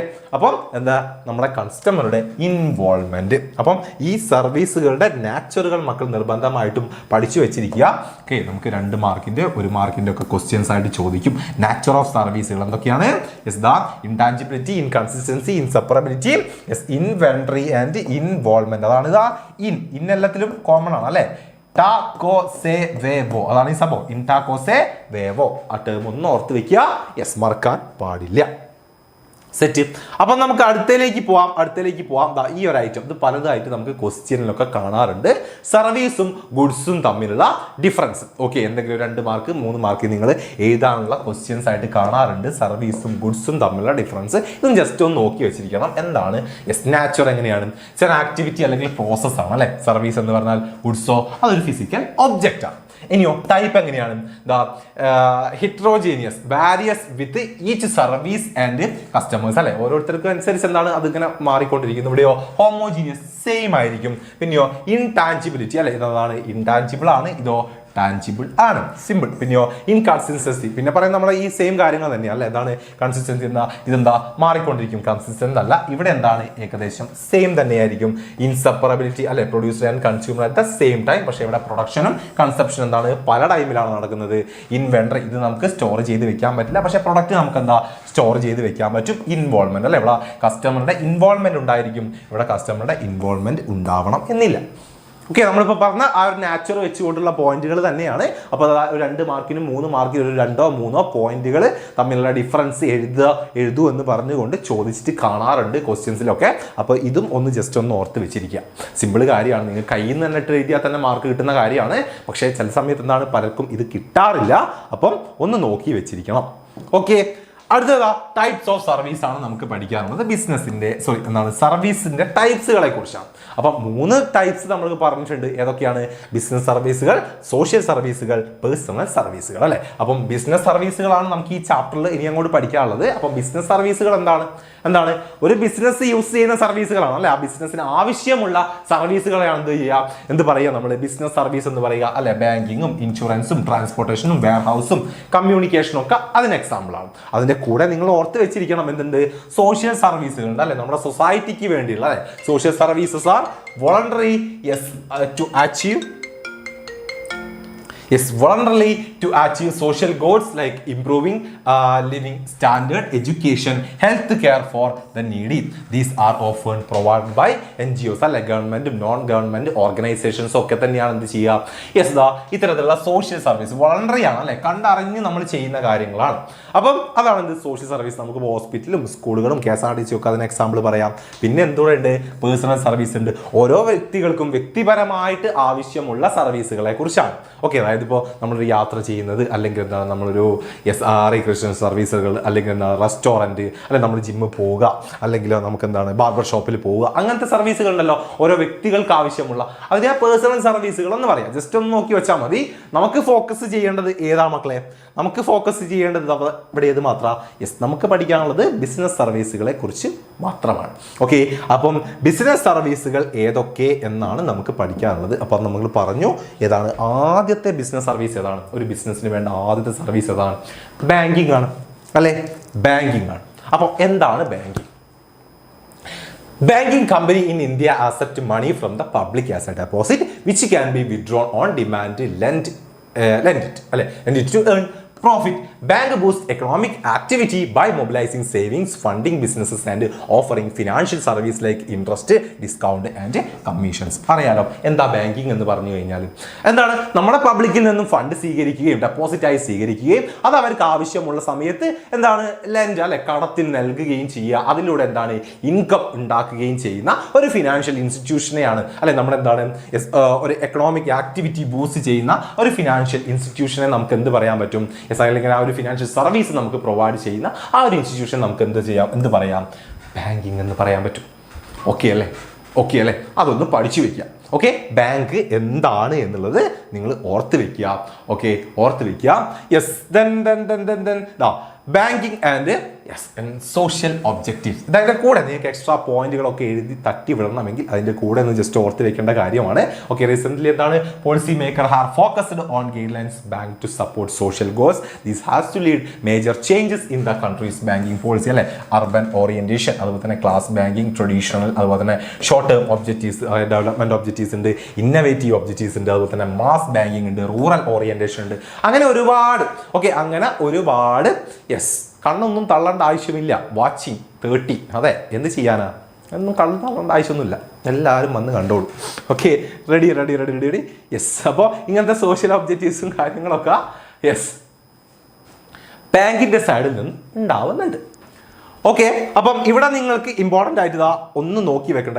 ബാങ്കിങ് ഒക്കെ എന്ത് എന്നൊക്കെ എഴുതുന്നുണ്ടെങ്കിൽ ഇപ്പോൾ അതാ കഴിഞ്ഞ മോഡൽ എക്സാമിന് എസ് എ ക്വസ്റ്റ്യൻ വന്നല്ലോ അല്ലെ? എന്താണ് എസ് എ ക്വസ്റ്റ്യൻ വന്നിട്ടുള്ളത്? കൊമേഴ്ഷ്യൽ ബാങ്കിന്റെ ഫംഗ്ഷൻസ് എഴുതൂ അല്ലെ? എത്ര പേരൊക്കെ പഠിച്ചു പോയിട്ടുണ്ട്? കൊമേഴ്ഷ്യൽ ബാങ്കിന്റെ ഫംഗ്ഷൻസ് എഴുതൂ അല്ലെ? അപ്പം വലിയ 8 മാർക്കിന്റെ ഒക്കെ എസ് എക്ക് ആയിട്ട് ചോദിക്കുന്ന സമയത്ത് ബാങ്കിങ്ങിലൂടെയൊക്കെ നമ്മൾ സ്റ്റാർട്ട് ചെയ്യുക. ഡയറക്റ്റ് കൊമേഴ്ഷ്യൽ ബാങ്കിലേക്ക് പോകാതെ എന്താണ് ബാങ്കിങ് എന്നൊക്കെ എഴുതി ബാങ്കിൻ്റെ ഈ ടൈപ്പുകളൊക്കെ ഒന്ന് മെൻഷൻ ചെയ്തുകൊണ്ട് കൊമേഴ്ഷ്യൽ ബാങ്കിലേക്ക് വരികയും അതിന്റെ ഫംഗ്ഷൻസ് എഴുതാനൊക്കെ ശ്രമിക്കുക. Okay, ready? അപ്പം ടൈപ്സിൽ നമുക്കറിയാം ബാങ്കിന്റെ കൊമേഴ്ഷ്യൽ ബാങ്ക് ഉണ്ട്, കോപ്പറേറ്റീവ് ബാങ്ക് ഉണ്ട്, സ്പെഷ്യലൈസ്ഡ് ബാങ്ക് ഉണ്ട്, സെൻട്രൽ ബാങ്ക് ഉണ്ട് അല്ലെ? അപ്പം ഇവിടെ നമുക്ക് ഫോക്കസ് ചെയ്യേണ്ടത് ആരെ മാത്രമാണ്? നമ്മുടെ കൊമേഴ്ഷ്യൽ ബാങ്കിനെ മാത്രമാണ്. അപ്പൊ കൊമേഴ്ഷ്യൽ ബാങ്ക് എന്ത് പഠിച്ചു വെച്ചോളൂ. കൊമേഴ്ഷ്യൽ ബാങ്ക് ആർ ഇൻസ്റ്റിറ്റ്യൂഷൻ, നമ്മൾ ബാങ്കിൽ പറഞ്ഞ സെയിം കാര്യം തന്നെ. Okay, dealing in money, these are governed by Indian banking regulation act 1949 and according to banking means accepting deposit of money from the public and purpose of lending or investment. There are 2 type of commercial bank. Okay, public sector ബാങ്കും ഉണ്ട്, അതുപോലെ തന്നെ private sector ബാങ്കുകളും ഉണ്ട്. Okay, 2 type ബാങ്കുകളുണ്ട്, public സെക്ടറും private sector ബാങ്കുകളും. Okay, അപ്പം പബ്ലിക് സെക്ടർ ബാങ്കുകളും പ്രൈവറ്റ് സെക്ടർ ബാങ്കുകളും ഒന്ന് ജസ്റ്റ് നിങ്ങൾ മെൻഷൻ ചെയ്തിരിക്കണം, പഠിച്ചു വെച്ചിരിക്കണം. Public sector bank are those in which the government has the major stake and they usually need to emphasise social objective അല്ലെ? സോഷ്യൽ ഒബ്ജക്റ്റീവ്സിന് പ്രാധാന്യം കൊടുക്കുന്ന ഗവൺമെന്റിന്റെ അണ്ടറിൽ അല്ലെങ്കിൽ ഗവൺമെന്റ് ആയിരിക്കും എന്ത് ചെയ്യുക, അത് കൺട്രോൾ ചെയ്യുന്നത് അല്ലെ? ആ ടൈപ്പ് എന്താണ് ബാങ്കിനെ നമ്മൾ എന്ത് പറയുക? പബ്ലിക് സെക്ടർ ബാങ്കുകൾ എന്ന് പറയാ. നമ്മുടെ SIBയും അതുപോലെ തന്നെ പഞ്ചാബ് നാഷണൽ ബാങ്കും ഒക്കെ SBI ഒക്കെ എന്തിന് എക്സാമ്പിൾ ആണ്? നമ്മുടെ പബ്ലിക് സെക്ടർ ബാങ്കുകൾക്ക് എക്സാമ്പിൾ ആണ്. അപ്പൊ പ്രൈവറ്റ് സെക്ടർ ബാങ്കുകൾ അറിയാലോ അല്ലെ? എന്താണ്? മാനേജ്ഡ് ബൈ പ്രൈവറ്റ് അല്ലെ? പ്രൈവറ്റ് പാർട്ടീസ് അല്ലെങ്കിൽ ഏതെങ്കിലും പ്രൈവറ്റ് കമ്പനി, പ്രൈവറ്റ് സെക്ടേഴ്സിന്റെ ഒക്കെ അണ്ടറിലുള്ള എന്താണ് ബാങ്കിനെ നമ്മൾ എന്ത് പറയാ? പ്രൈവറ്റ് സെക്ടർ ബാങ്കുകൾ എന്ന് പറയാം. അവരുടെ ലക്ഷ്യം എന്താണ്? സോഷ്യൽ സർവീസുകളേക്കാൾ കൂടുതലായിട്ട് എന്താണ്? പ്രോഫിറ്റ് മേക്കിംഗ് ചെയ്യുക തന്നെയാണ്. പക്ഷെ അവിടെ എന്താണ്? Subject matter regulated by the reserve bank അല്ലെ? റിസർവ് ബാങ്ക് ഓഫ് ഇന്ത്യയുടെ നിയമപ്രകാരം മാത്രമേ അവർക്ക് വർക്ക് ചെയ്യാൻ പറ്റുകയുള്ളൂ. നമ്മുടെ HDFC ബാങ്കും ICICI ബാങ്കുകളും ആക്സിസ് ബാങ്കുകളും ഒക്കെ പ്രൈവറ്റ് സെക്ടർ ബാങ്കുകൾക്ക് എക്സാമ്പിൾ ആണ്. ഓക്കെ, അപ്പൊ കൊമേഴ്ഷ്യൽ ബാങ്ക് എന്ത്, അതിന്റെ ആ 2 ടൈപ്പുകളും മക്കൾ പഠിച്ചു വെച്ചിരിക്കണം. റിപ്പീറ്റഡ് ക്വസ്റ്റ്യൻ ആണ് ഈ ഒരു കാര്യം. ഫങ്ഷൻസ് ഓഫ് കൊമേഴ്ഷ്യൽ ബാങ്ക് അല്ലെ? കൊമേഴ്ഷ്യൽ ബാങ്കിന്റെ ഫങ്ഷൻസ് അല്ലെ? മോഡൽ എക്സാമിന് ഈ ഒരു ക്വസ്റ്റ്യൻസ് വൃത്തിക്ക് എഴുതി വെച്ച എത്ര ആൾക്കാരുണ്ട് ഇവിടെ? ഒന്ന് പറഞ്ഞേ. അടിപൊളിയായിട്ട് എഴുതി വെച്ചിട്ടുണ്ടായിരുന്നോ കൊമേഴ്ഷ്യൽ ബാങ്കിന്റെ ഫങ്ഷൻസ്? ഉണ്ടായിരുന്നോ? നമ്മൾ റിപ്പീറ്റ് ആയിട്ട് കാണാറുണ്ടല്ലോ.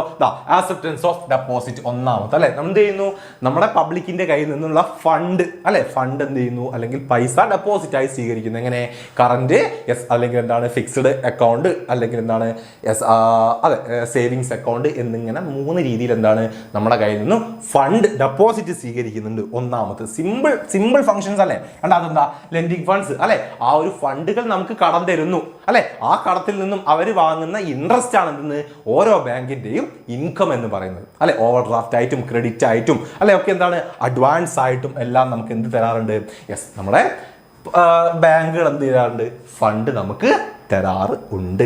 ഓക്കെ, അടുത്തെന്താ, ചെക്ക് ഫെസിലിറ്റീസ് ആണ് അല്ലെ. എന്താണ് ചെക്ക് ഫെസിലിറ്റീസ് എന്ന് പറഞ്ഞാൽ ഒരു ക്രെഡിറ്റ് ഇൻസ്ട്രുമെന്റ് ആണ് അല്ലെ. Bank render a very important service to their customers by collecting their cheque drawn അല്ലെ. എന്താണ്, ഒരാൾക്ക് ഫണ്ട് കൊടുക്കാനോ അല്ലെങ്കിൽ നമുക്ക് ഒരു ഫണ്ട് വിഡ്രോ ചെയ്തെടുക്കാനോ ഒക്കെ യൂസ് ചെയ്യാവുന്ന ഒരു ക്രെഡിറ്റ് ഇൻസ്ട്രുമെന്റ് ആണ് എന്തെന്ന് പറയുന്നത്, നമ്മുടെ ചെക്ക് ഫെസിലിറ്റീസ് എന്ന് പറയുന്നത് അല്ലെ. അപ്പൊ ബാങ്ക് നമുക്ക് തരുന്ന ഏറ്റവും നല്ലൊരു ഓപ്ഷൻ ആണെന്ന്, അത് ഒരു ഫെസിലിറ്റി ആണെന്ന് ചെക്ക് ഫെസിലിറ്റീസ് എന്ന് പറയുന്നത്. ദെൻ അടുത്ത എന്താണ്, റെമിറ്റൻസ് ഓഫ് ഫണ്ട് ആണ് അല്ലെ. എന്താ remittance of fund, fund transfer facility ആണ് അല്ലെ. പണ്ടൊക്കെ എന്താണ്, ഓക്കെ വൺ സെക്കൻഡ്, പണ്ടൊക്കെ എന്താണ് നമ്മൾ ഈ മെയിൽ ത്രൂ ഒക്കെ നമ്മൾ എന്താക്കാറുണ്ടായിരുന്നു, ഓക്കെ മെയിൽ ത്രൂ ഒക്കെ നമ്മൾ അയക്കാറുണ്ടായിരുന്നു, ഫണ്ട് അയക്കാറുണ്ടായിരുന്നു അല്ലെ. അല്ലെങ്കിൽ എന്താണ് പോസ്റ്റൽ ത്രൂ നമ്മൾ എന്താ ചെക്കുകൾ അയക്കാറുണ്ടായിരുന്നു. അങ്ങനത്തെ ഫണ്ട് ട്രാൻസ്ഫറിങ് പരിപാടീസ് ഉണ്ടായിരുന്നു. പക്ഷെ ഇപ്പൊ അത് പോയി അല്ലെ. ഇപ്പൊ നമുക്ക് അതിൻ്റെ ആവശ്യമില്ല അല്ലെ. കാരണം അറിയാലോ UPI ട്രാൻസാക്ഷൻസും കാര്യങ്ങളും. പക്ഷെ അതും നമുക്ക് എന്താണ് ബാങ്കുകൾ പ്രൊവൈഡ് ചെയ്യുന്ന ഒരു സർവീസ് ആയിട്ട് നമ്മൾ കാണണം. ഓക്കെ, അപ്പം റെമിറ്റൻസ് ഓഫ് ഫണ്ട് ഉണ്ട്. പിന്നെ എന്തുണ്ട്, അലൈഡ് സർവീസ്. അലൈഡ് സർവീസുകൾ എന്ന് പറഞ്ഞു കഴിഞ്ഞാൽ എന്താണ് അല്ലെ, ഇതൊന്നും കൂടാതെ എക്സ്ട്രാ നമുക്ക് തരുന്നു. നമ്മുടെ എന്താണ് കറണ്ട് ബില്ല് അടയ്ക്കുക, വാട്ടർ ബില്ല് അടയ്ക്കുക, നമ്മുടെ ഇൻഷുറൻസ് പ്രീമിയം അടയ്ക്കുക, അങ്ങനത്തെ എന്താണ് ഒരുപാട് സർവീസുകൾ ബാങ്കുകൾ നമുക്ക് വേണ്ടി തരാറുണ്ട് അല്ലെ, ചെയ്യാറുണ്ട്. അപ്പൊ അത്തരത്തിലുള്ള മറ്റ് സർവീസുകളെ എന്ത് പറയാം, അലൈഡ് സർവീസുകൾ എന്ന് പറയും. ഓക്കെ അല്ലേ, അല്ലെങ്കിൽ അതർ സർവീസുകൾ. സെറ്റ്. അപ്പം കൊമേഴ്ഷ്യൽ ബാങ്ക് അതിന്റെ ഫങ്ഷൻസ് ഇമ്പോർട്ടൻ്റ് ആണ്, പഠിച്ചു വെച്ചോളാം. ഓക്കെ, അപ്പം ബിസിനസ് സർവീസുകളിൽ ആദ്യത്തെ സർവീസ് ബാങ്കിങ് ആണ്. എന്താണ് ബാങ്കിങ്, പഠിച്ചു വെക്കുക. ബാങ്കിങ്ങിന്റെ 2 ടൈപ്പ്, പബ്ലിക് സെക്ടർ ബാങ്കും എന്താണ് ടൈപ്സ് നമ്മൾ കൊമേഴ്ഷ്യൽ ബാങ്കും എല്ലാം പറഞ്ഞു, സെൻട്രൽ ബാങ്ക് എല്ലാം പറഞ്ഞു. അതിൽ കൊമേഴ്ഷ്യൽ ബാങ്കാണ് നമുക്ക് ഫോക്കസ് ചെയ്യേണ്ടത്. കൊമേഴ്ഷ്യൽ ബാങ്ക് എന്താണ്, അതിന്റെ 2 ടൈപ്പ്, പബ്ലിക് സെക്ടറും പ്രൈവറ്റ് സെക്ടർ ബാങ്കും, അതിൽ കൊമേഴ്ഷ്യൽ ബാങ്കിന്റെ ഫങ്ഷൻസ്. Okay, ready. ഇനി ഇതിന്റെ കൂടെ വരുന്ന കാര്യമാണ് ഇത് ഇ ബാങ്കിങ് എന്ന് പറഞ്ഞത് അല്ലെ. ഇലക്ട്രോണിക് ബാങ്കിങ് അല്ലെങ്കിൽ ഇന്റർനെറ്റ് ബാങ്കിങ് എന്ന് നമുക്ക് പറയാം. This new digital marketplace, a bank financial institution have started providing service over internet. This type of service provided by the bank on internet is called e-banking. Internet through നമുക്ക് എന്താ banking സർവീസുകൾ provide ചെയ്യുന്നതിനെ നമുക്ക് എന്ത് പറയാം, E banking എന്ന് പറയാം. ഇതൊക്കെ അടിച്ച് എഴുതിക്കൂടാ കേട്ടോ, അതൊക്കെ ജനറൽ കാര്യമാണ്, നിങ്ങൾക്ക് അറിയാവുന്ന കാര്യമല്ലേ. എന്തൊക്കെ നിങ്ങൾക്ക് എഴുതാൻ പറ്റും, ഇ ബാങ്കിങ്ങിന് എന്തൊക്കെ എക്സാമ്പിൾ എഴുതാൻ പറ്റും. നിങ്ങളിപ്പോൾ കാണുന്നതല്ല അല്ലെ, നമ്മളിപ്പോൾ യൂസ് ചെയ്യുന്ന എല്ലാ സർവീസുകളും എന്താണ്, ഈ ബാങ്കിങ് സർവീസുകളാണ്. അതൊക്കെ വെച്ച് അടിപൊളിയായിട്ട് അങ്ങോട്ട് എഴുതിക്കോളാം. ഓക്കെ സാർ, ബിസിനസ്സിൽ സ്റ്റഡി പാസ്സായില്ല, 22 മാർക്കേ കിട്ടിയുള്ളൂ മോഡൽ എക്സാമിന്. അടിപൊളി. അപ്പോൾ മനസ്സിലായിട്ടുണ്ടല്ലോ അല്ലേ, മോഡൽ എക്സാമിന് എങ്ങനെയായിരുന്നു പഠിച്ചത്, അതൊക്കെ മാറ്റി പിടിച്ചോ, നല്ല രീതിക്ക് ഇരുന്ന് പഠിച്ചോ. പബ്ലിക് എക്സാമിന് നല്ല രീതിക്ക് ഇരുന്ന് പഠിച്ചോ, അറിയാലോ. ഇന്നും നാളെ നല്ല രീതിക്ക് ഇരുന്ന് പഠിച്ചോളാം. എക്സാമിൻ്റെ തലേന്ന് ഒരൊറ്റ ദിവസം നിങ്ങൾക്ക് പബ്ലിക് എക്സാമിൽ ബിസിനസ് സ്റ്റഡീസിനുള്ളത്. ആ ഒരൊറ്റ ദിവസം കൊണ്ട് നിങ്ങൾക്ക് എവിടെ എത്താൻ പറ്റില്ലേ. അപ്പോൾ ഇന്ന് ഇരുന്ന് കണ്ടോളാം ക്ലാസ്സുകളും കാര്യങ്ങളും, നാളെ ഇരുന്ന് വൃത്തിക്ക് ഇരുന്ന് പഠിച്ചോളാം. ഓക്കെ, അപ്പം ഈ ബാങ്കിങ് നിങ്ങൾ നിർബന്ധമായിട്ട് പഠിച്ചു വെച്ചിരിക്കണം. അതിൻ്റെ കൂടെ എന്താ, ഈ ബാങ്കിങ്ങിൻ്റെ കുറച്ച് ബെനിഫിറ്റുകളും കാര്യങ്ങളും അല്ലെ, എന്തൊക്കെയാണ് എന്ത് വേണം നിങ്ങൾക്ക് എഴുതി വെക്കാം അല്ലെ. എന്താണ് ഫെസിലിറ്റി ചെയ്യുന്ന ഡിജിറ്റൽ പേയ്മെന്റ് അല്ല, ഡിജിറ്റൽ പേയ്മെന്റ് പ്രൊവൈഡ് ചെയ്യുന്നുണ്ട്. പിന്നെ അതുപോലെ തന്നെ എന്താണ് പ്രൊവൈഡ് 24/365 ഡേയ്സ് സർവീസുകളുണ്ട്. Customers can make some permitted transaction from ഓഫീസോ ഹൗസോ അല്ലെ പെട്ടെന്ന് ട്രാവലിങ്ങോ എപ്പോൾ വേണമെങ്കിലും നമുക്ക് ചെയ്യാവുന്നതാണ്. അതുപോലെ തന്നെ എന്താ, നമുക്ക് ഫിനാൻഷ്യൽ ഡിസിപ്ലിൻ പ്രൊവൈഡ് ചെയ്യുന്നുണ്ട്. അതുപോലെ തന്നെ gated customer satisfaction on offering unlimited access അല്ലെ. ബാങ്കിൽ അൺലിമിറ്റഡ് ആക്സസ് നമുക്ക് എന്താണ് ഈ ബാങ്കിങ് ത്രൂ നമുക്ക് കിട്ടുന്നുണ്ട് അല്ലെ. എപ്പം വേണമെങ്കിലും എങ്ങനെ വേണമെങ്കിലും നമുക്ക് അതിൻ്റെ സർവീസുകൾ കിട്ടാറുണ്ട്.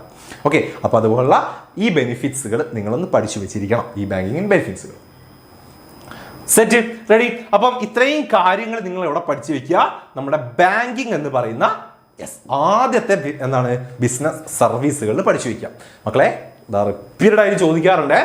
എന്നാ ബാങ്കിങ്, കൊമേഴ്ഷ്യൽ ബാങ്ക്, അതിന്റെ ഫങ്ഷൻസ്, ടൈപ്സ്, ഈ ബാങ്കിങ് കാര്യങ്ങൾ പഠിച്ചോളാം മക്കളെ. ഇതൊക്കെ നിങ്ങൾ റിപ്പീറ്റഡ് ആയി ചോദിക്കുന്നത് എന്ന് പറയുമ്പോൾ നിങ്ങൾ വിചാരിക്കും ഇതൊന്നും എസ് എക്ക് കാണില്ലല്ലോ, 4 മാർക്കിന് കാണില്ലല്ലോ, 3 മാർക്കിന് എല്ലാ വർഷവും ഉണ്ടാവില്ലല്ലോ.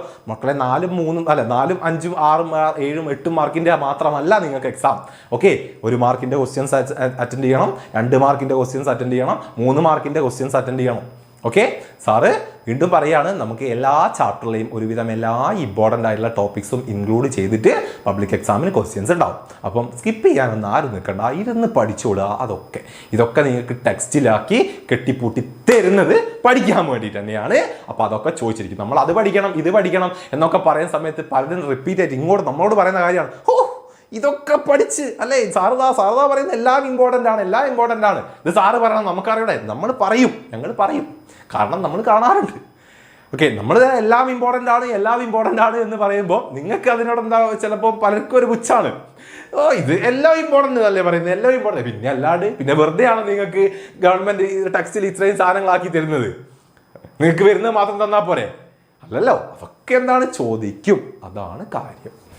Okay, ready? അപ്പോൾ പഠിച്ചു വെച്ചിട്ട് തന്നെ പോവുക. സെറ്റ്. അപ്പോൾ അടുത്ത് നമുക്കറിയാലോ ഫങ്ഷൻസ് ഏതാ? ഇൻഷുറൻസ് ആണ് അല്ലെ. ഇൻഷുറൻസ് ഇഷ്ടംപോലെ പഠിക്കാറുണ്ട്.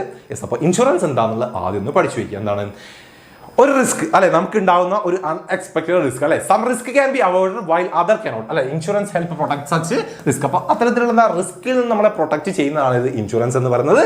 എന്താണ്? ഇറ്റ്സ് എൻ എഗ്രിമെന്റ് ആണ് അല്ലെ, ഒരു എഗ്രിമെന്റ് ബിറ്റ്വീൻ 2 പാർട്ടീസ് അല്ലെ. One the insurer and insurer company അല്ലെ. ഇൻഷുറർ അല്ലെങ്കിൽ ഇൻഷുറൻസ് കമ്പനിയും അല്ലെങ്കിലോ ഒരു പേഴ്സൺ അല്ലെ, ഇൻഷുർഡ് എന്ന് പറയുന്ന ഒരു വ്യക്തിയും തമ്മിലുള്ള ഒരു എഗ്രിമെന്റ് ആണ്. എന്താണ് ആ agreement? Promise to pay for a losses return for a fee അല്ലെ. ഒരു പ്രീമിയം അല്ലെങ്കിൽ എന്താണ് ഒരു എമൗണ്ട് അടച്ചുകൊണ്ട് അല്ലെ, ഒരു പ്രീമിയം അടച്ചുകൊണ്ട് എന്താണ് നമുക്ക് ഉണ്ടാകുന്ന ഒരു അൺഎക്സ്പെക്ടഡ് ലോസിൽ നിന്നും ഒരു റിട്ടേൺ ഉണ്ടാവുക എന്നുള്ളതാണ്. അതാണിത്. അങ്ങനെയുള്ള എന്താണ് ഇൻഷുർഡ് കമ്പനിയും ഇൻഷുർഡും തമ്മിലുള്ള ആ ഒരു എഗ്രിമെന്റിനെ നമുക്ക് എന്ത് പറയാം? ഇൻഷുറൻസ് എന്ന് പറയാൻ പറ്റും. ഓക്കെ. അപ്പം ഈ ഇൻഷുറൻസിൽ നിങ്ങൾ പഠിച്ചു വെച്ചിരിക്കേണ്ട കുറച്ച് കാര്യങ്ങളുണ്ട്. ഫങ്ഷൻസ്. ഒന്നാമത്തെ കാര്യം ഫങ്ഷൻസ് ആണ്. ഇൻഷുറൻസിന്റെ ഫങ്ഷൻസ് പഠിച്ചു വെച്ചോളാം. ഓക്കെ, പഠിച്ചു വെച്ചോളാം. എന്തൊക്കെയാണ്? Providing certainty, protection, risk sharing, then assist in capital formation. ഒരു ഇൻഷുറൻസിന്റെ എന്തെല്ലാം കാര്യങ്ങളാണ് ഇൻഷുറൻസിൽ ചെയ്യപ്പെടുന്നത് എന്നുള്ളതാണ് ഫങ്ഷൻസും പ്രിൻസിപ്പിൾസും അങ്ങോട്ടും ഇങ്ങോട്ടും മാറിപ്പോകാൻ പാടില്ല. അപ്പോൾ ഫങ്ഷൻസ് ആകെ 4 ഉള്ളൂ. എന്തൊക്കെ ഇൻഷുറൻസ് ചെയ്യുന്നത്? ഒന്നാമത് പ്രൊവൈഡിങ് സെർട്ടനിറ്റി ആണ് അല്ലെ. അൺഎക്സ്പെക്ടഡ് ആയിട്ടുള്ള insurance provide certainty to payment of risk of the losses there are uncertain of happening of time and the amount of losses. Insurance remove these uncertainty അല്ലെ, uncertain ആയിട്ട് സംഭവിക്കുന്ന കാര്യങ്ങൾ, അതുകൊണ്ടുണ്ടാകുന്ന ബാരിയേഴ്സിനെ ആരും നമ്മളെ ഇൻഷുറൻസ് ഇതാക്കി തരുന്നുണ്ട് അല്ലെ. അതെന്താണ്? അവോയ്ഡ് ചെയ്യാൻ ഇൻഷുറൻസ് നമ്മളെ സഹായിക്കുന്നുണ്ട്. ഒന്നാമത്തത് പ്രൊവൈഡിങ് സെർട്ടനിറ്റി തന്നെയാണ്, അത് ഓർത്ത് വെച്ചോളാം. സെക്കൻഡ് പ്രൊട്ടക്ഷൻ ആണ് അല്ലെ. നമുക്ക് എന്താണ്? The second main function of insurance is to provide protection from probable chance of losses അല്ലെ. Insurance cannot stop the happening, പക്ഷെ എന്താണ്? of a risk of event but can be compensate of losses അല്ലെ. നമുക്കെന്താ ആ ഒരു ലോസിനെ അവർ തടഞ്ഞു നിർത്തുകയല്ല, പക്ഷെ അതിനെന്താണ്? ഒരു കോമ്പൻസേഷൻ നമുക്ക് കിട്ടുകയാണ് ഇൻഷുറൻസിലൂടെ കിട്ടുന്നത് അല്ലെ, ചെയ്യുന്നത്. അപ്പോൾ ആ ഒരു പ്രൊട്ടക്ഷൻ ഉണ്ട്. പിന്നെയോ റിസ്ക് ഷെയർ ചെയ്യുന്നുണ്ട് അല്ലെ. ഒരു വ്യക്തിക്ക് ഉണ്ടായ നഷ്ടം ഇൻഷുറൻസ് എടുത്ത ഒരുപാട് ആളുകളിലേക്ക് ഷെയർ ചെയ്യപ്പെടുകയാണ്. അതല്ല ഇൻഷുറൻസ് അല്ലെ. ഒരുപാട് ആളുകൾ അടച്ചിട്ടുള്ള പ്രീമിയത്തിൽ നിന്നാണ് എന്തെന്നാ ഒരു നഷ്ടമുണ്ടായിട്ടുള്ള ഏതെങ്കിലും ഒരു വ്യക്തിക്ക് അവർ ആ ഫണ്ട് കൊടുക്കുന്നത്. സോ അതാണ് എന്തെന്ന് റിസ്ക് ഷെയറിംഗ് എന്ന് പറഞ്ഞു കഴിഞ്ഞാൽ. ഓക്കെ, ദെൻ ലാസ്റ്റ് എന്താണ്? Assisting capital formation. Capital form ചെയ്യാനും അവരെന്താകുന്നുണ്ട്? ഹെൽപ്പ് ചെയ്യുന്നുണ്ട്. എന്താ ക്യാപിറ്റൽ ഫോർമേഷൻ എന്ന് പറഞ്ഞു കഴിഞ്ഞാൽ അവർക്ക് പ്രീമിയത്തിലൂടെ കിട്ടുന്ന എമൗണ്ട് ഒക്കെ അവരെന്താണ് വെറുതെ ഇങ്ങനെ അക്കൗണ്ടിൽ ഇങ്ങനെ വെക്കുകയാണോ? അല്ല, അവരെന്ത് ചെയ്യുന്നുണ്ട്? അത് മറ്റ് എന്താണ് ഇപ്പം പല ബിസിനസ്സുകളിലും അല്ലെങ്കിൽ മറ്റ് ക്യാപിറ്റൽ ഫോം ചെയ്യുന്ന പല പ്രോഗ്രാമുകളിലൊക്കെ അവരത് ഇൻവെസ്റ്റ് ചെയ്യുന്നുണ്ട്. Okay, the accumulated fund of the insurance received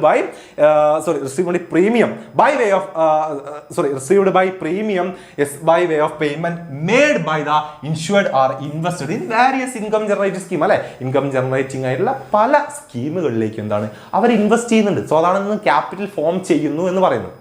okay, അപ്പൊ ഈ 4 എന്തെന്ന് ഒരു ഇൻഷുറൻസിന്റെ ഫങ്ഷൻസ് എന്ന് പറയുന്നത് providing certainty, protection, risk sharing and assisting capital formation. അത് പഠിച്ചു വെച്ചോളാം. Okay ready? ഇനി നിങ്ങൾക്ക് ഇതോടെ പഠിക്കേണ്ടത് അടുത്ത കാര്യമാണ് ഇതാ നമ്മുടെ പ്രിൻസിപ്പിൾസ് ഓഫ് ഇൻഷുറൻസ് ആണ്. ഇൻഷുറൻസിന്റെ പ്രിൻസിപ്പിൾ. അപ്പോൾ ഫംഗ്ഷൻസും ഇൻഷുറൻസിന്റെ പ്രിൻസിപ്പിൾസും മറന്നു പോകാൻ പാടില്ല. ഓക്കെ, അപ്പോൾ utmost good faith, insurable interest, indemnity, subrogation, causa proxima, contribution, then mitigation of loss. ഇത്രയും കാര്യങ്ങൾ നിർബന്ധമായിട്ടും നിങ്ങൾ പഠിച്ചു വെച്ചിരിക്കണം. ഓക്കെ, ഒന്നും മിസ്സായി പോകാൻ പാടില്ല. അത് നമ്മൾ പറഞ്ഞൊരു കോഡായിരുന്നു കേട്ടോ. ഇത് ഇന്ന് ഉത്തമൻ കൊക്ക സബ്മിറ്റ് ചെയ്തു എന്നുള്ളത്. ഇന്ന് ഉത്തമൻ കൊക്ക സബ്മിറ്റ് ചെയ്തു ആ സംഭവമാണ്. ഓക്കെ, ജസ്റ്റ് ഒന്ന് ഓക്കെ ആ സംഭവമാണ്. ജസ്റ്റ് ഒന്ന് ഓർത്ത് വയ്ക്കുക. അതൊന്നും ഓർത്ത് വയ്ക്കേണ്ട ആവശ്യമില്ല, നിങ്ങൾക്ക് സിമ്പിൾ ആയിട്ട് കിട്ടും. ഒന്നാമത്തെ എന്താ? അറ്റ്മോസ്റ്റ് ഗുഡ് ഫെയ്ത്ത് ആണ്, അല്ലെ? വിശ്വാസമാണ്. വിശ്വാസത്തിന്റെ പേരിലാണ്. എന്താണ്? പരസ്പരം ട്രസ്റ്റ് ബേസ് ചെയ്തുകൊണ്ടുള്ളതാണ്, അല്ലെ? Insurance is based on trust. Both the insurance and insured must share all important facts honestly, അല്ലെ? പരസ്പരം എല്ലാ കാര്യങ്ങളും അങ്ങോട്ടും ഇങ്ങോട്ടും ഷെയർ ചെയ്തിരിക്കണം. ലൈഫ് ഇൻഷുറൻസ് ഒക്കെ എടുക്കാൻ പോകുമ്പോൾ നമ്മളെ രോഗത്തെ കുറിച്ചൊക്കെ നമുക്ക് മറച്ചു വെക്കാൻ പാടുണ്ടോ? ഇല്ല, അല്ലെ? അങ്ങനത്തെ കാര്യങ്ങളെല്ലാം നമ്മൾ എന്താണ്? പരസ്പരം ഇൻഷുർഡും ഇൻഷുറൻസ് കമ്പനിയും ഷെയർ ചെയ്തിരിക്കണം എന്നുള്ളതാണ്. സോ അറ്റ്മോസ്റ്റ് ഗുഡ് ഫെയ്ത്ത് ആണ് ഒന്നാമത്തെ പ്രിൻസിപ്പിൾ. സെക്കൻഡ് എന്താണ്? ഇൻഷൂറബിൾ ഇൻട്രസ്റ്റ് ആണ്, അല്ലെ? ഇൻഷൂർ ചെയ്യാനുള്ള ഒരു ഇൻട്രസ്റ്റ് നമുക്ക് എന്താ ആ ഒരു പ്രൊഡക്റ്റിന് ഉണ്ടാവണം, അല്ലെ? ആ ഒരു എന്താണ്? ഇപ്പൊ എന്തെങ്കിലും ഒരു വസ്തു ആണെങ്കിൽ A person buying insurance must have A financial interest, അല്ലെ? ആ ഒരു തിങ്കിൽ നമുക്ക് എന്ത് വേണം? ഒരു ഫിനാൻഷ്യൽ ഇൻട്രസ്റ്റ് ഉണ്ടാകണം. അതിനെന്തെങ്കിലും സംഭവിച്ചാൽ നമുക്ക് ഫിനാൻഷ്യലി ഒരു ലോസ് ഉണ്ടാവണം എന്ന് ഉറപ്പുള്ള വസ്തുക്കളെ നമുക്ക് എന്താക്കാൻ പറ്റുള്ളൂ? ഇൻഷുറൻസ് ചെയ്യാൻ പറ്റുകയുള്ളൂ. പിന്നെന്താണ്? ഇൻഡെംനിറ്റി, അല്ലെ? എന്താണ് indemnity? Except in life insurance the insured get compensation equal to the actual loss, അല്ലെ? എന്താണ്? പകരം കിട്ടുക എന്നൊക്കെ ഉള്ളതാണ്, അല്ലെങ്കിൽ എന്താണ്? നഷ്ടം നികത്തുക എന്നുള്ളതാണ്, അല്ലെ? പക്ഷെ അത് എവിടെ മാത്രം? അക്സെപ്റ്റ് ലൈഫ് ഇൻഷുറൻസ്, അല്ലെ? ലൈഫ് ഇൻഷുറൻസ് ഒഴിച്ച് മറ്റെല്ലാ ഇൻഷുറൻസിലും എന്താണ്? നമുക്കതിന് ആക്ച്വൽ ലോസ് എന്ത് ചെയ്യുന്നു? അതെ, കോമ്പൻസേറ്റ് ചെയ്യപ്പെടുന്നുണ്ട്, അല്ലെ? പക്ഷെ എവിടെ എന്ത് ചെയ്യുന്നില്ല? നമ്മുടെ ലൈഫ് ഇൻഷുറൻസ് ചെയ്യുന്നില്ല. കാരണം എന്തുകൊണ്ടാണ്? അവിടെ ഒരു ജീവനാണ്, അല്ലെ? അതിന് നമുക്ക് എത്ര പൈസ കിട്ടിയാലും നമുക്ക് എന്താണ്? അത് കോമ്പൻസേഷൻ ഒന്നും അല്ല. ഓക്കെ, അടുത്തെന്താണ്? സബ്രോഗേഷൻ ആണ്. എന്താ സബ്രോഗേഷൻ? പകരം കൊടുക്കുക എന്നുള്ളതാണ്, അല്ലെ? After the insured paid the full the loss the insurer get the right to claim or recover from damaged property, അല്ലെ? ആ ഡാമേജ് പ്രോപ്പർട്ടിക്ക് നമുക്ക് ക്ലെയിം കിട്ടി കഴിഞ്ഞാൽ ആ പ്രോപ്പർട്ടി പിന്നെ ആരുടേതാണ്? നമ്മുടെ ഇൻഷുറൻസ് കമ്പനിയുടേതാണ്. അതാണ് സബ്രോഗേഷൻ, പകരം കൊടുക്കുക എന്ന് പറയുന്നത്. പകരം നമ്മളത് ഫണ്ട് കിട്ടിക്കഴിഞ്ഞാൽ ആർക്ക് കൊടുത്തിരിക്കണം? നമ്മുടെ ഇൻഷുറൻസ് കമ്പനിക്ക് കൊടുത്തിരിക്കണം. അടുത്തെന്താ? കോസ പ്രോക്സിമ, അല്ലെ? ഉത്തമ കാരണം എന്നാണ് നമ്മൾ പറയാ. എന്തിനു വേണ്ടിയിട്ടാണ് നമ്മൾ അല്ലെങ്കിൽ എങ്ങനെ ഏതൊരു കോസിന് എതിരെയാണ് നമ്മൾ ഇൻഷുറൻസ് എടുത്തിട്ടുള്ളത്? ആ കോസ് കൊണ്ട് തന്നെ വേണം നമുക്ക് എന്താക്കാൻ? ആ ഒരു നഷ്ടം സംഭവിക്കാൻ. ഓൺലി ദ നിയറസ്റ്റ് അല്ലെങ്കിൽ direct cause of the loss is considered for claim, അല്ലെ? ആ ഡയറക്റ്റ് കോസ് മാത്രമേ ക്ലെയിമിന് നമ്മൾ കൺസിഡർ ചെയ്യുകയുള്ളൂ. ഓക്കെ ദെൻ ആറാമത്തെ എന്താണ്? കോൺട്രിബ്യൂഷൻ, അല്ലെ? കോൺട്രിബ്യൂഷൻ പലരും ഉടായിപ്പായിട്ട് ചെയ്യുന്ന കാര്യമാണ്, അല്ലെ? ഒരേ വസ്തുവിന് തന്നെ നമ്മൾ എന്താ 2 ഇൻഷുറൻസ് എടുത്തു കഴിഞ്ഞാൽ നമുക്ക് ഈ 2ൽ നിന്നും നമുക്ക് ഇൻഷുറൻസ് കിട്ടുമോ? ഇല്ല, അല്ലെ? ആക്ച്വൽ ലോസ് എത്രയാണോ ആ ആക്ച്വൽ ലോസ് ഈ 2 ഇൻഷുറൻസ് കമ്പനികളും കൂടെ ഷെയർ ചെയ്തുകൊണ്ടാണ് നമുക്ക് എന്താകുന്നത്? തരുന്നത്. അല്ലാതെ 2ൽ നിന്ന് നമുക്ക് എന്ത് കിട്ടുന്നില്ല? ഫണ്ട് കിട്ടുന്നില്ല. ഓക്കെ അല്ലേ? യെസ്. പിന്നെ എന്താണ് ലാസ്റ്റത്തത്? മിറ്റിഗേഷൻ ഓഫ് ലോസ് ആണ്, അല്ലെ? നമ്മൾ എന്ത് ചെയ്യാൻ പാടില്ല? നമ്മൾ ഇൻഷുറൻസ് എടുത്തിട്ടുണ്ട് എന്ന് കരുതിക്കൊണ്ട് എന്താണ് നമ്മൾ അതിന് ഉണ്ടാവുന്ന ആ ഒരു നാശനഷ്ടം നോക്കി നിൽക്കാൻ പാടില്ല, അല്ലെ? അത് കുറയ്ക്കാനുള്ള, അല്ലെ? മിറ്റിഗേഷൻ ഓഫ് ലോസ് ആണ്. ആ ലോസ് കുറയ്ക്കാനുള്ള രീതിയിൽ എല്ലാ കാര്യങ്ങളും നമ്മൾ ചെയ്തിരിക്കണം എന്നുള്ളതാണ് മിറ്റിഗേഷൻ ഓഫ് ലോസ്. അപ്പം ഇത്രയും കാര്യങ്ങളാണ് എന്തെന്ന് നമ്മുടെ ഇൻഷുറൻസിന്റെ പ്രിൻസിപ്പിളിൽ വരുന്നത്. അപ്പം ഈ പോയിന്റ്സ് മറക്കാൻ പാടില്ല. പ്രിൻസിപ്പിൾസും ഫങ്ഷൻസും ഇമ്പോർട്ടന്റ് ആണ്, പഠിച്ചു വെച്ചോളാം. ഓക്കെ, സെറ്റ്, റെഡി അല്ലേ? ഓക്കെ, അപ്പം ഇൻഷുറൻസിന്റെ പോയിന്റ്സുകൾ എന്താണ്? പ്രിൻസിപ്പിൾസും ഫങ്ഷൻസും ഇമ്പോർട്ടന്റ് ആണ്. അതിനുശേഷം ടൈപ്സ് ഓഫ് ഇൻഷുറൻസ് മക്കൾ പഠിച്ചു വെച്ചിരിക്കുക. ഓക്കെ, ലൈഫ് ഇൻഷുറൻസ് ഉണ്ട്, മറൈൻ ഉണ്ട്, ഫയർ ഇൻഷുറൻസ് ഉണ്ട്, പിന്നെ അതർ ഇൻഷുറൻസും ഉണ്ട്. ഓക്കെ, അപ്പൊ ഈ 4 എണ്ണം ഓർത്ത് വെക്കുക. ഈ അതറിൽ ഏതെങ്കിലും ഒരു 2-3 എണ്ണം ജസ്റ്റ് ഒന്ന് മക്കൾ പഠിച്ചു വെച്ചിരിക്കുക. ഇതിൽ ഓരോന്നും ഓർക്കേണ്ടതുണ്ട്. നമുക്ക് ലൈഫ് ഇൻഷുറൻസിനെ കുറിച്ച് തന്നെ പഠിക്കാം ആദ്യം. ലൈഫ് ഇൻഷുറൻസ് എന്ന് പറഞ്ഞാൽ അറിയാലോ, life insurance is a contract where the insurance company agreed to pay fixed amount to the insured or their family either on the death or affected set of period in return for regular payment called premium, അല്ലെ? It is contract of assurance not indemnity. ഇതെന്താണ്? ഒരു assurance നൽകുന്ന ആണ്, അല്ലാതെ ഒരു എന്താണ്? ആ ഒരു നഷ്ടം നികത്തുന്നതല്ല, അല്ലെ? ജസ്റ്റ് ഒരു അഷുറൻസ് മാത്രം പ്രൊവൈഡ് ചെയ്യുന്ന ഒരു ഇൻഷുറൻസ് ആണ് ഇത് ലൈഫ് ഇൻഷുറൻസ് എന്ന് പറയുന്നത് അല്ലേ. നമ്മുടെ മരിച്ചു കഴിഞ്ഞാൽ നമ്മുടെ എന്താണ് നോമിനികൾക്കോ അല്ലെങ്കിൽ പാരൻസിനോ അല്ലെങ്കിൽ നമ്മുടെ എന്താണ് പിന്നെ വൈഫിനോ ഒക്കെ അല്ലെങ്കിൽ നമ്മുടെ മക്കൾക്കൊക്കെ എന്താണ് ആ ഒരു ഫണ്ട് കിട്ടുക എന്നുള്ള രീതിയിൽ ഇൻഷുറൻസ് കമ്പനിയും ഒരു വ്യക്തിയും തമ്മിലുള്ള ആ ഒരു എഗ്രിമെന്റിനെ നമ്മൾ എന്ത് പറയുക, യെസ് ദ ലൈഫ് ഇൻഷുറൻസ് എന്ന് പറയും. ഓക്കെ, ഈ പോയിന്റ് ആണ് ഓർത്ത് വെക്കേണ്ടത്. It is not a contract of assurance, it's a contract of assurance not indemnity. ആ പോയിന്റ് ആണ് ഇതിൽ main.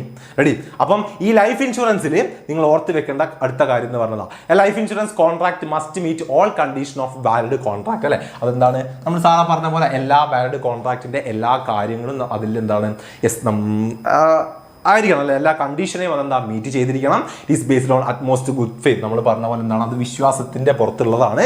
Life insurance contract is not contract of indemnity. നമ്മൾ പറഞ്ഞു അല്ലെ, അതാണ് ഇൻഡെംനിറ്റി കോൺട്രാക്റ്റുകളല്ല, അതൊരു അഷുറൻസ് കോൺട്രാക്റ്റുകളാണ്. ഓക്കെ, അപ്പം നമ്മൾ പറഞ്ഞിട്ടുള്ള എല്ലാ പ്രിൻസിപ്പിളും കാര്യങ്ങളും ഒക്കെ മീറ്റ് ചെയ്യുന്നത് തന്നെ ആയിരിക്കണം ഏത് ലൈഫ് ഇൻഷുറൻസ് എന്ന് പറയുന്നത്. അപ്പോൾ ആ ലൈഫ് ഇൻഷുറൻസിന് നമുക്ക് കുറച്ച് ടൈപ്പുകൾ പഠിക്കാനുണ്ട്. ഓരോന്നും ഓർത്ത് വെച്ചിരിക്കുക. ഓക്കെ, നമുക്ക് എന്താ ഇൻഷുറൻസിന്റെ ടൈപ്പ് ഒക്കെ ചോദിക്കുമ്പോൾ ജസ്റ്റ് എന്താ ഒന്ന് മെൻഷൻ ചെയ്ത് കൊടുക്കണം. ഓൾ ലൈഫ് പോളിസി എന്ന് പറഞ്ഞു കഴിഞ്ഞാൽ ആ പേരിൽ തന്നെ ഉണ്ട് എന്താണ് ആജീവനാന്തം നമ്മൾ എന്താ പ്രീമിയം അടച്ചുകൊണ്ടിരിക്കുന്നു. In this policy the money is paid to the depend only after the death of the insured അല്ലെ, the last for the all life. But premium may be paid for a limited time അല്ലെ. Limited ടൈമിലേക്ക് വേണ്ടിയിട്ടുള്ളതാണ്. Yes, എന്താണ് നമ്മളത് life long നമ്മളെന്താണ് അതിങ്ങനെ അടച്ചുകൊണ്ടിരിക്കുന്നു. അത് എത്ര എന്താണ് ഇപ്പോൾ നമ്മൾ മരണം സംഭവിക്കുന്നത് വരെ. ഓക്കെ, അങ്ങനെ നമ്മൾ പേയ്മെന്റ് ചെയ്യും. അതിനുശേഷം എന്താണ് കിട്ടിക്കൊണ്ടിരിക്കും, നമുക്ക് ആ ഒരു ഫണ്ട് കിട്ടുന്നതാണ് അല്ലെങ്കിൽ നമ്മുടെ നോമിനീസിന്. പക്ഷെ ഇവിടെ എന്താണ് ഇപ്പം ചില ഫണ്ടുകളുണ്ട്, അതായത് ഇപ്പം ഇത്ര കാലം കഴിഞ്ഞാൽ നമുക്കത് തിരിച്ചു കിട്ടുക. എൻഡോമെന്റ് പോളിസി ഒക്കെ എക്സാമ്പിളാണ്. These type of policy run for a specific period അല്ലെ. These policy pay the amount either on the death or insured at the end of fixed period. ആ പീരീഡിന് ശേഷമോ അല്ലെങ്കിൽ മരണത്തിന് ശേഷമോ എന്താ ആ ഒരു ഫണ്ട് നമുക്ക് തിരിച്ചു കിട്ടുന്നുണ്ട്. പിന്നെ ജോയിന്റ് ലൈഫ് പോളിസി ഉണ്ട് അല്ലെ. രണ്ടാളുകൾ അല്ലെങ്കിൽ കപ്പിൾസ് അല്ലെങ്കിൽ അല്ലെ രണ്ട് വ്യക്തികൾ തമ്മിൽ എന്താണ് അവരുടെ ലൈഫ് എന്താണ് ആ ഒരു ഫാമിലിക്ക് വേണ്ടി അവർ എടുക്കുന്നതാണ് അല്ലെ. The policy taken by 2 people, the amount is paid survivor when one die അല്ലെ. It is usually used to couple അല്ലെ. കപ്പിളോ അല്ലെങ്കിൽ ബിസിനസ് പാർട്ട്നേഴ്സ് ഒക്കെയാണ് ഏറ്റവും കൂടുതൽ ഇത് ചെയ്യുന്നത്, ജോയിന്റ് ലൈഫ് പോളിസി എടുക്കുന്നത്. അടുത്ത ആനുറ്റി പോളിസി ആണ്. This policy regular payment start after insured reaches a certain age. Premium can be paid in instalment അല്ലെ. നമ്മളെന്താ ഒരു ഏജ് ആയി കഴിഞ്ഞാൽ അല്ലെങ്കിൽ റിട്ടയർമെന്റ് ലൈഫിലൊക്കെ നമുക്ക് എന്താ ഒരു നിശ്ചിത എമൗണ്ട് റിട്ടേൺ ആയി കിട്ടണം എന്നുള്ള രീതിയിൽ നമ്മളെന്താ ഇപ്പോഴേ ഒരു പ്രീമിയം അടച്ചുകൊണ്ട് സെറ്റ് ചെയ്യുന്നതാണ്. അതാണ് ഇത് ആനുറ്റി പോളിസി എന്ന് പറയുന്നത്. ദെൻ ലാസ്റ്റ് ചിൽഡ്രൻസ് എൻഡോമെന്റ് പോളിസിയാണ് അല്ലെ. കുട്ടികൾക്ക് വേണ്ടി രക്ഷിതാക്കൾ എടുത്തു വെക്കുന്ന അവരെ എഡ്യൂക്കേഷന്, അവരെ വിവാഹം, കല്യാണം അല്ലെ അങ്ങനത്തെ കാര്യങ്ങൾക്കൊക്കെ വേണ്ടി ഭാവിയിലേക്ക് ഇതാ ഇപ്പോഴേ എന്ത് ചെയ്യുന്നു രക്ഷിതാക്കൾ എടുത്തു വെക്കുന്ന പോളിസി എന്ത് പറയുക, ചിൽഡ്രൻസ് എൻഡോമെന്റ് പോളിസി എന്ന് പറയും. ഓക്കെ, അപ്പൊ ലൈഫ് ഇൻഷുറൻസും അതിന്റെ ടൈപ്സും നിർബന്ധമായിട്ടും പഠിച്ചു വെച്ചിരിക്കുക. അടുത്തത് ഫയർ ഇൻഷുറൻസ് ആണ്. ഒന്നും നോക്കാനില്ല, just fire insurance is the 1 year contract. ഓർത്ത് വെക്കേണ്ട കാര്യം ഇതൊക്കെ ഉള്ളൂ. 1 year കോൺട്രാക്ട് ആണ്. Where insurance pay a damage caused by the accidental fire അല്ലെ. ആക്സിഡന്റൽ ഫയറിലൂടെ നമുക്ക് ഉണ്ടാവുന്ന ഒരു ലോസിനെതിരെ നമ്മൾ ചെയ്തു വെക്കുന്നതാണ് ഇത് നമ്മുടെ ഫയർ ഇൻഷുറൻസ് എന്ന് പറയുന്നത്. ഇതെന്താ ഇയർലി നമ്മളത് റിന്യൂ ചെയ്തിരിക്കണം അല്ലെ. Premium can be paid in full or part അല്ലെ. പാർട്ടായിട്ടോ ഫുള്ളായിട്ടോ നമുക്ക് അത് അടയ്ക്കാൻ പറ്റുന്നതാണ്. അപ്പോൾ അവിടെ ശ്രദ്ധിക്കുക, there must be actual loss. അവിടെ ഒരു ആക്ച്വൽ ലോസ് ഉണ്ടായിരിക്കണം. There must be accidental and non intention അല്ലെ. ആക്സിഡന്റൽ ആയിട്ട് തന്നെ ആയിരിക്കണം എന്തുണ്ടാവേണ്ടത്, നമ്മുടെ ഫയർ ഉണ്ടായിരിക്കണം. അല്ലാതെ തീയിട്ട് പോയിട്ട് ഫയർ ഇൻഷുറൻസ് കിട്ടണം എന്ന് പറഞ്ഞു കഴിഞ്ഞാൽ അത് നമുക്ക് കിട്ടുന്നത് അല്ല. ഓർത്ത് വെക്കാം. ഓക്കെ, ഫയർ ഇൻഷുറൻസിൽ സെപ്പറേറ്റ് ഒന്നും പഠിക്കാനല്ല, നമുക്ക് ടൈപ്പുകളും കാര്യങ്ങളൊന്നും വരുന്നില്ല. ദെൻ മറൈൻ ഇൻഷുറൻസ് ഉണ്ട്. മറൈൻ ഇൻഷുറൻസ് എന്ന് പറഞ്ഞാൽ അറിയാലോ അല്ലെ, നമ്മൾ ഷിപ്പ് അല്ലെങ്കിൽ കപ്പലിന് വേണ്ടി അല്ല. Marine insurance protect against the loss or damage to ship, cargo and freight അല്ലെ. ഒരു കപ്പലിന് അല്ലെങ്കിൽ അതിൽ കൊണ്ടുപോകുന്ന ചരക്കുകൾക്ക് അല്ലെങ്കിൽ നമ്മുടെ ആ ഒരു കടത്തുകൂലി ഇതിനൊക്കെ എതിരെ ആയിട്ട് എന്താണ്, അതായത് നമ്മുടെ കടലിലൊക്കെ നടക്കുന്നതാ collisions, fire, piracy, enemy attack അങ്ങനത്തെ കാര്യങ്ങൾക്ക് എതിരായിട്ട് ഒരു കപ്പൽ കമ്പനി എടുത്തു വെക്കുന്ന ഇൻഷുറൻസ് ആണ് എന്തെന്ന് മറൈൻ ഇൻഷുറൻസ് എന്ന് പറയുക. Promise to compensate the insure for such losses. The insurance pay a premium for the protection അല്ലെ. അവരെന്ത് ചെയ്യണം, ഒരു പ്രീമിയം അടച്ചുകൊണ്ടിരിക്കണം. ഓക്കെ, ഒരു പ്രീമിയം അടച്ചുകൊണ്ടിരിക്കണം. സെറ്റ്. അപ്പോൾ ഇവിടെ നിങ്ങൾക്ക് എന്താ ടൈപ്പ് പഠിക്കാറുണ്ട്. അപ്പം മെറൈൻ ഇൻഷുറൻസിലും ലൈഫ് ഇൻഷുറൻസിലുമാണ് നിങ്ങൾക്ക് എന്ത് പഠിക്കാറുള്ളത്? ടൈപ്സുകൾ ഓർത്ത് വെക്കാറുള്ളത്. സിമ്പിൾ ആണ്. ടൈപ്സ് ഏതൊക്കെയാ? ഒന്ന് ഷിപ്പ് ഓൺ ഹൾ ഇൻഷുറൻസ് ആണ് അല്ലെ, എന്തിനു വേണ്ടിയിട്ട് നമ്മൾ എടുക്കുന്ന നമ്മുടെ കപ്പലിന് വേണ്ടി അല്ലെ, ടൈറ്റാനിക് പോയി ഇടിച്ച പോലെ മഞ്ഞ് മലയിലൊന്നും പോയി ഇടിച്ച് മുറിഞ്ഞ് പോവാതിരിക്കാൻ അല്ലെ, അതിനു വേണ്ടി നമ്മൾ കപ്പലിന് വേണ്ടി എടുത്ത് വെക്കുന്നതാണ് ഇത് ഷിപ്പ് ഓർ ഹൾ ഇൻഷുറൻസ് എന്ന് പറയുന്നത്. ദെൻ കാർഗോ ഇൻഷുറൻസ് ഉണ്ട് അല്ലെ, അതിൽ കൊണ്ടുപോകുന്ന അല്ലെ, ഷിപ്പിൽ കൊണ്ടുപോകുന്ന ഈ ഒരു ഐറ്റംസ് അല്ലെ, ഇതാണ് നമ്മുടെ പ്രൊഡക്റ്റ് അല്ലെങ്കിൽ എന്താണ് യെസ് ആ ഒരു ചരക്കുകൾക്ക് അല്ലെ, അതിനു വേണ്ടി നമ്മൾ എടുത്ത് വെക്കുന്നതാണ് ഇത് കാർഗോ ഇൻഷുറൻസ്. കാരണം ആ ഒരു ഐറ്റംസ് നമുക്ക് വേണ്ട ഡെസ്റ്റിനേഷനിൽ എത്തിച്ച് കിട്ടിയിട്ടില്ലെങ്കിൽ നമുക്ക് അതിൽ നിന്ന് ആ ഫണ്ടുകളും കാര്യങ്ങളൊന്നും കിട്ടില്ല അല്ലെ. അപ്പോൾ അതിനു വേണ്ടി അല്ലെ, the cargo while being transported by ship is subjected to many risks. These may be at port, that is okay, a risk of theft, loss of goods on voyage alle, thus the insurance policy can be issued to cover against such risk. അപ്പോൾ ഈ റിസ്കിനൊക്കെ എതിരായിട്ട് നമ്മൾ എടുത്ത് വെക്കുന്നതാണ് cargo എന്ന് പറയുന്നത്. Then last എന്തുണ്ട്?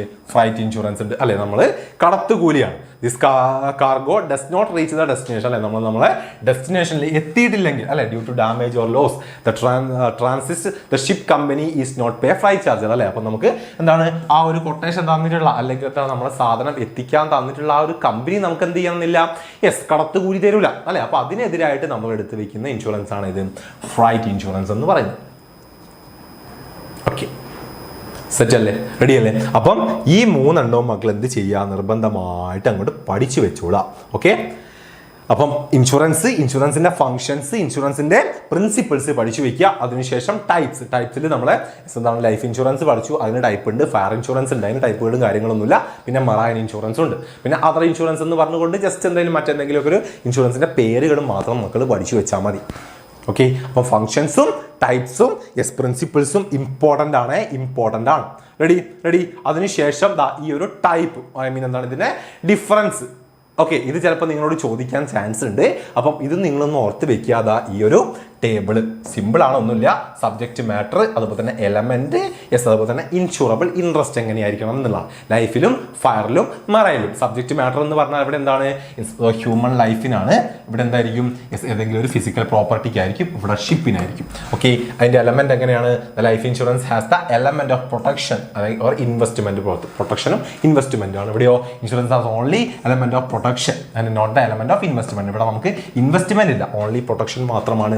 പിന്നെയോ ഇൻഷുറബിൾ ഇൻട്രസ്റ്റ് എങ്ങനെയാണ്? യെസ്, അവിടെ insurable interest must be present at the time of effecting the policy but need not necessary at the time of when the claim അല്ലെ. ക്ലെയിം ഉള്ള സമയത്ത് നമുക്ക് അതിനോട് എന്ത് വേണമെന്നില്ല, യെസ് നമ്മളെ ഇൻഷുറബിൾ ഇൻട്രസ്റ്റ് വേണമെന്നില്ല. പക്ഷെ ഇവിടെ എന്താണ്, യെസ് നമുക്കത് ഉണ്ടായിരിക്കണം രണ്ട് സ്ഥലത്തും. ഓക്കെ, പിന്നെ വരുന്ന പോയിന്റ് ഏതാ? ഡ്യൂറേഷൻ എങ്ങനെയാണ്? ഇത് നമുക്ക് എന്താണ്, യെസ് 5 to 30 years അങ്ങനെയൊക്കെ പോകുന്നതാണ്. യെസ്, എത്ര കാലത്തേക്ക് വേണമെങ്കിലും നമുക്ക് എടുക്കാം. ഇത് ലൈഫ് ഇൻഷുറൻസ്. പിന്നെ ഫയർ ഇൻഷുറൻസ് 1 year ആണ്, ഇതും ഏകദേശം 1 year തന്നെയാണ്. ഓക്കെ, പിന്നെന്താ ഇൻഡെംനിറ്റി അല്ലെ, ഇൻഡെംനിറ്റി പകരം കൊടുക്കുക എന്നുള്ളതാണ്. Life insurance not the based on principles of indemnity നമ്മൾ പറഞ്ഞു, ജസ്റ്റ് അഷ്വറൻസ് ആണ് അല്ലെ. പക്ഷെ ഇവിടെ എന്താണ്, അത് ഇൻഡെംനിറ്റി ആണ്. ദെൻ ലോസ് മെഷേർഡ് അല്ലെ, ഇവിടെ നമുക്ക് എന്താ ലോസ് മെഷർ ചെയ്യാൻ പറ്റില്ല, ഒരാളെ ജീവനാണ് അല്ലെ. ഇവിടെ നമുക്ക് ആ ഒരു ലോസ് കൃത്യമായിട്ട് മെഷർ ചെയ്യാൻ പറ്റും. അടുത്തെന്താ surrender value or paid up value ആണ് അല്ലെ. Life insurance policy as the surrender value or paid up value. ഇവിടെ സറണ്ടർ വാല്യൂ അല്ലെങ്കിൽ പെയ്ഡ് അപ്പ് വാല്യൂ. അപ്പോൾ പകുതിക്ക് എന്നൊക്കെ വെച്ച് നമ്മൾ ഇൻഷുറൻസ് നിർത്തിക്കഴിഞ്ഞാലും നമ്മൾ എത്ര അടച്ചു അതിന്റെ ബേസിൽ നമുക്ക് പേയ്മെന്റ് കിട്ടിയിരിക്കും. ഇവിടെയോ fire insurance does not have any surrender value അല്ലെ ഓർ പെയ്ഡ് അപ്പ് വാല്യൂ. ഇവിടെ എന്തില്ല, അങ്ങനെ surrender value paid up value ഒന്നുമില്ല. നമ്മൾ അടയ്ക്കുമ്പോൾ കംപ്ലീറ്റ് തന്നെ അടയ്ക്കണം, ഇല്ലെങ്കിൽ അതെന്താകുന്നു, യെസ് ഒഴിവാക്കും. Okay, policy amount. അതെ, സാറാണ് അവിടെ ബൈക്കിലുള്ളത്. ഓ നീ കണ്ടുപിടിച്ചല്ലേ, ഞാനാണത്. എറുപ്പിടാ, അതെ ഞാൻ തന്നെ. സ്റ്റെക്കാലോ. Okay,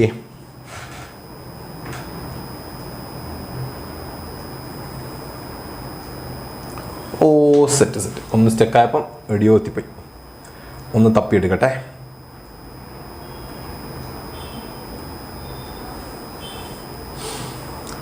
okay, ready. അടുത്ത പോളിസി എമൗണ്ട് എങ്ങനെയാ? One can insure for any amount അല്ലെ, എത്ര എമൗണ്ടിന് വേണമെങ്കിൽ ചെയ്യാം. ഇവിടെ life insurance amount is policy cannot be more than അല്ലെ ദ വാല്യൂ ഓഫ് നമ്മൾ ഏത് പ്രൊഡക്റ്റ് ആണ് ഫയർ ഇൻഷുറൻസിന് കൊടുക്കുന്നത് അതിനേക്കാൾ കൂടാൻ പാടില്ല. ഇവിടെ അതിന്റെ മാർക്കറ്റ് വാല്യൂ നോക്കുക, കാർഗോയുടെ ആയാലും അല്ലെങ്കിൽ ഷിപ്പിന്റെ ആയാലും ഒക്കെ. ദെൻ കണ്ടിൻജൻസി ഓഫ് റിസ്ക് അല്ലെ, there is an element of certainty. നമുക്കറിയാം അവിടെ സംഭവിക്കും എന്നുള്ളത് അല്ലെ. ഇവിടെ എന്താണ്, യെസ് അത് സംഭവിക്കാം സംഭവിക്കാതിരിക്കാം എന്നുള്ള രീതിയിലാണ് നമ്മുടെ ഫയർ ഇൻഷുറൻസും അല്ലെങ്കിൽ നമ്മുടെ മറൈൻ ഇൻഷുറൻസും പോകുന്നത്. ഓക്കെ, കപ്പലിലും അതെ, കപ്പലിലും ഞാൻ തന്നെ, എല്ലാം ഞാൻ തന്നെ, തൂണിലും തുരുമ്പിലും എന്ത് സാറുണ്ട്. Okay set. അപ്പം ഈ ഒരു ടൈപ്സ് നിങ്ങളൊന്ന് ഓർത്ത് വെച്ചിരിക്കണം. ഇതിന്റെ മേജർ ആയിട്ടുള്ള കുറച്ച് പോയിന്റ്സുകൾ ഓർത്ത് വെച്ചിരിക്കുക. ഡിഫറൻസ് ഒക്കെ ചോദിച്ചാൽ നിങ്ങൾക്ക് ഏറ്റവും ബെസ്റ്റ് ഇതാ ഇങ്ങനെ ടൈപ്പ് എഴുതി വെക്കുന്നതാണ്. ഓക്കെ, അങ്ങനെയെങ്കിൽ അടുത്ത് നമുക്ക് കമ്മ്യൂണിക്കേഷൻ സർവീസുകളിലേക്ക് പോവാം. എന്താണ് കമ്മ്യൂണിക്കേഷൻ സർവീസുകൾ? അറിയാലോ കമ്മ്യൂണിക്കേഷൻ സർവീസുകൾ അല്ല, എന്താണ് ബിസിനസ് യൂസ് ചെയ്യുന്ന communication service help business stay connected with customers, supplier and other. Business need fast, accurate and reliable way to share information. Modern technology, especially electronic media, play a big role in this. The main type of services are postal services and telecom services. അല്ലേ, നമ്മുടെ ഒരു ബിസിനസ്സിന് എന്താണ് ആർക്കൊക്കെ വേണ്ടിയിട്ട് നമ്മുടെ സപ്ലയേഴ്സിന് കൺസ്യൂമേഴ്സിനൊക്കെ contact ചെയ്യേണ്ടി വരും അല്ലേ. അപ്പോൾ അങ്ങനെ നമ്മൾ എന്താണ് കമ്മ്യൂണിക്കേഷൻ നടത്തുന്ന കമ്മ്യൂണിക്കേഷൻ നടത്താൻ വേണ്ടി നമ്മൾ യൂസ് ചെയ്യുന്ന ഒരുപാട് എന്തുണ്ട്, യെസ് സർവീസുകളുണ്ട് അല്ലെ. പോസ്റ്റൽ സർവീസുകളും ടെലികോം സർവീസുകളുമാണ് അതിൽ നിങ്ങൾ പഠിക്കേണ്ടത്. പോസ്റ്റൽ സർവീസുകൾ ഓർത്ത് വെച്ചുള്ള Indian post and telegraph department. Okay, postal service across India country is divided into 33 postal circles to manage post office. These circle handle daily work through regional area. ഓരോ divisional ഏരിയാസിന് നമ്മൾ divide ചെയ്ത് വെച്ചിട്ടുള്ള ഈ 23 postal ഡിപ്പാർട്ട്മെന്റുകളാണ് എന്താ ഓരോ ഏരിയാസിലേക്കുള്ളത് നമ്മൾ set ചെയ്ത് വെക്കുക. അപ്പോൾ various facilities provide by the postal department. അപ്പോൾ ഇവർ എന്താണ് എന്ന സാധനങ്ങൾ അയക്കുക എന്നുള്ളത് മാത്രമല്ല ഒരു പോസ്റ്റൽ സർവീസിലൂടെ നമുക്ക് കിട്ടുന്ന അല്ലെ ഫിനാൻഷ്യൽ ഫെസിലിറ്റീസും അതുപോലെ തന്നെ മെയിൽ ഫെസിലിറ്റീസും ആര് നമുക്ക് പ്രൊവൈഡ് ചെയ്യുന്നുണ്ട്, പോസ്റ്റൽ സർവീസുകൾ നമുക്ക് പ്രൊവൈഡ് ചെയ്യുന്നുണ്ട്. അപ്പൊ നോക്കിക്കോ എന്തൊക്കെ ഫിനാൻഷ്യൽ ഫെസിലിറ്റീസാ.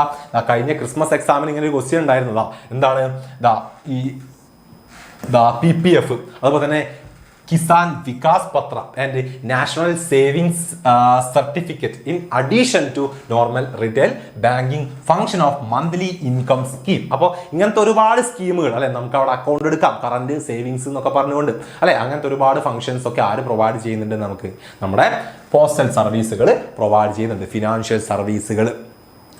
ഓക്കെ ദെൻ അതിന്റെ കൂടെ തന്നെ എന്താണ് മെയിൽ സർവീസുകളുണ്ട്. അറിയാലോ mail service consist of parcel facility ആണല്ലോ, നമുക്ക് പാർസൽ അയക്കാൻ പറ്റും അല്ലെ. That is transmission of articles from one place to another, registration facility to provide security of the transmitted article and insurance facilities provide by the insurance cover അല്ലെ. നമ്മൾ അയക്കുന്ന സാധനങ്ങൾക്ക് എന്താ ഇൻഷുറൻസ് പോളിസികൾ നമുക്ക് എന്താ ഇതിലൂടെ തന്നെ സെറ്റ് ചെയ്യാൻ പറ്റും. ആ ഒരു പ്രൊഡക്റ്റിന് എന്താണ് ഒരു സെക്യൂരിറ്റി എന്നുള്ള രീതിയിൽ ഇൻഷുറൻസും പോസ്റ്റ് ഓഫീസ് സർവീസ് ത്രൂ നമുക്ക് എന്താക്കാം ഇൻഷുറൻസ് സർവീസുകളുമുണ്ട്.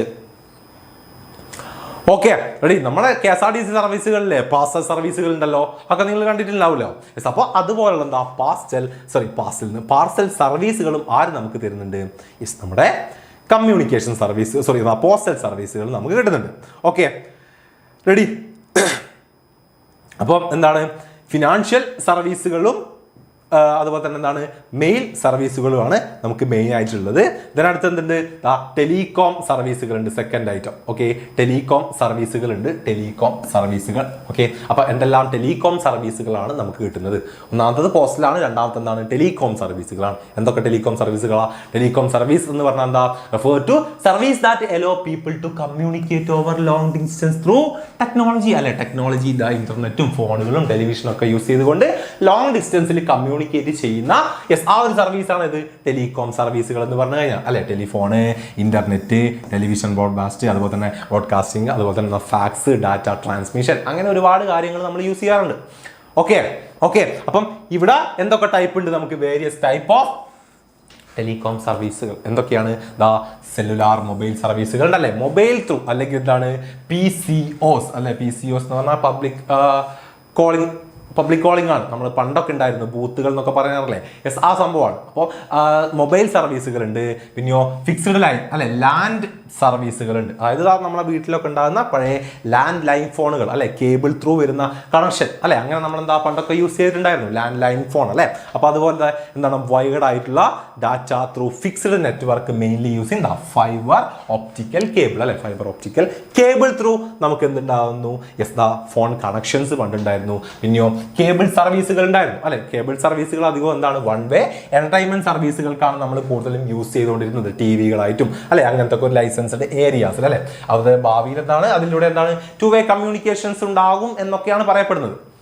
ഓക്കെ, ദെൻ വിസാറ്റ് സർവീസുകൾ ഉണ്ട്, വെരി സ്മോൾ അപ്പർച്ചർ ടെർമിനൽ എന്നാണ് നമ്മൾ അതിന് പറയുക. അതായത് നമ്മുടെ സൈസ് ബേസിൽ നമ്മൾ എന്താണ് നമ്മുടെ സാറ്റലൈറ്റിനെ പറയുന്നതാണ് എന്താ വിസാറ്റ് എന്ന് പറയുന്നത്. അത് ചെറിയ സാറ്റലൈറ്റിനെയാണ് വിസാറ്റ് എന്ന് പറയുക.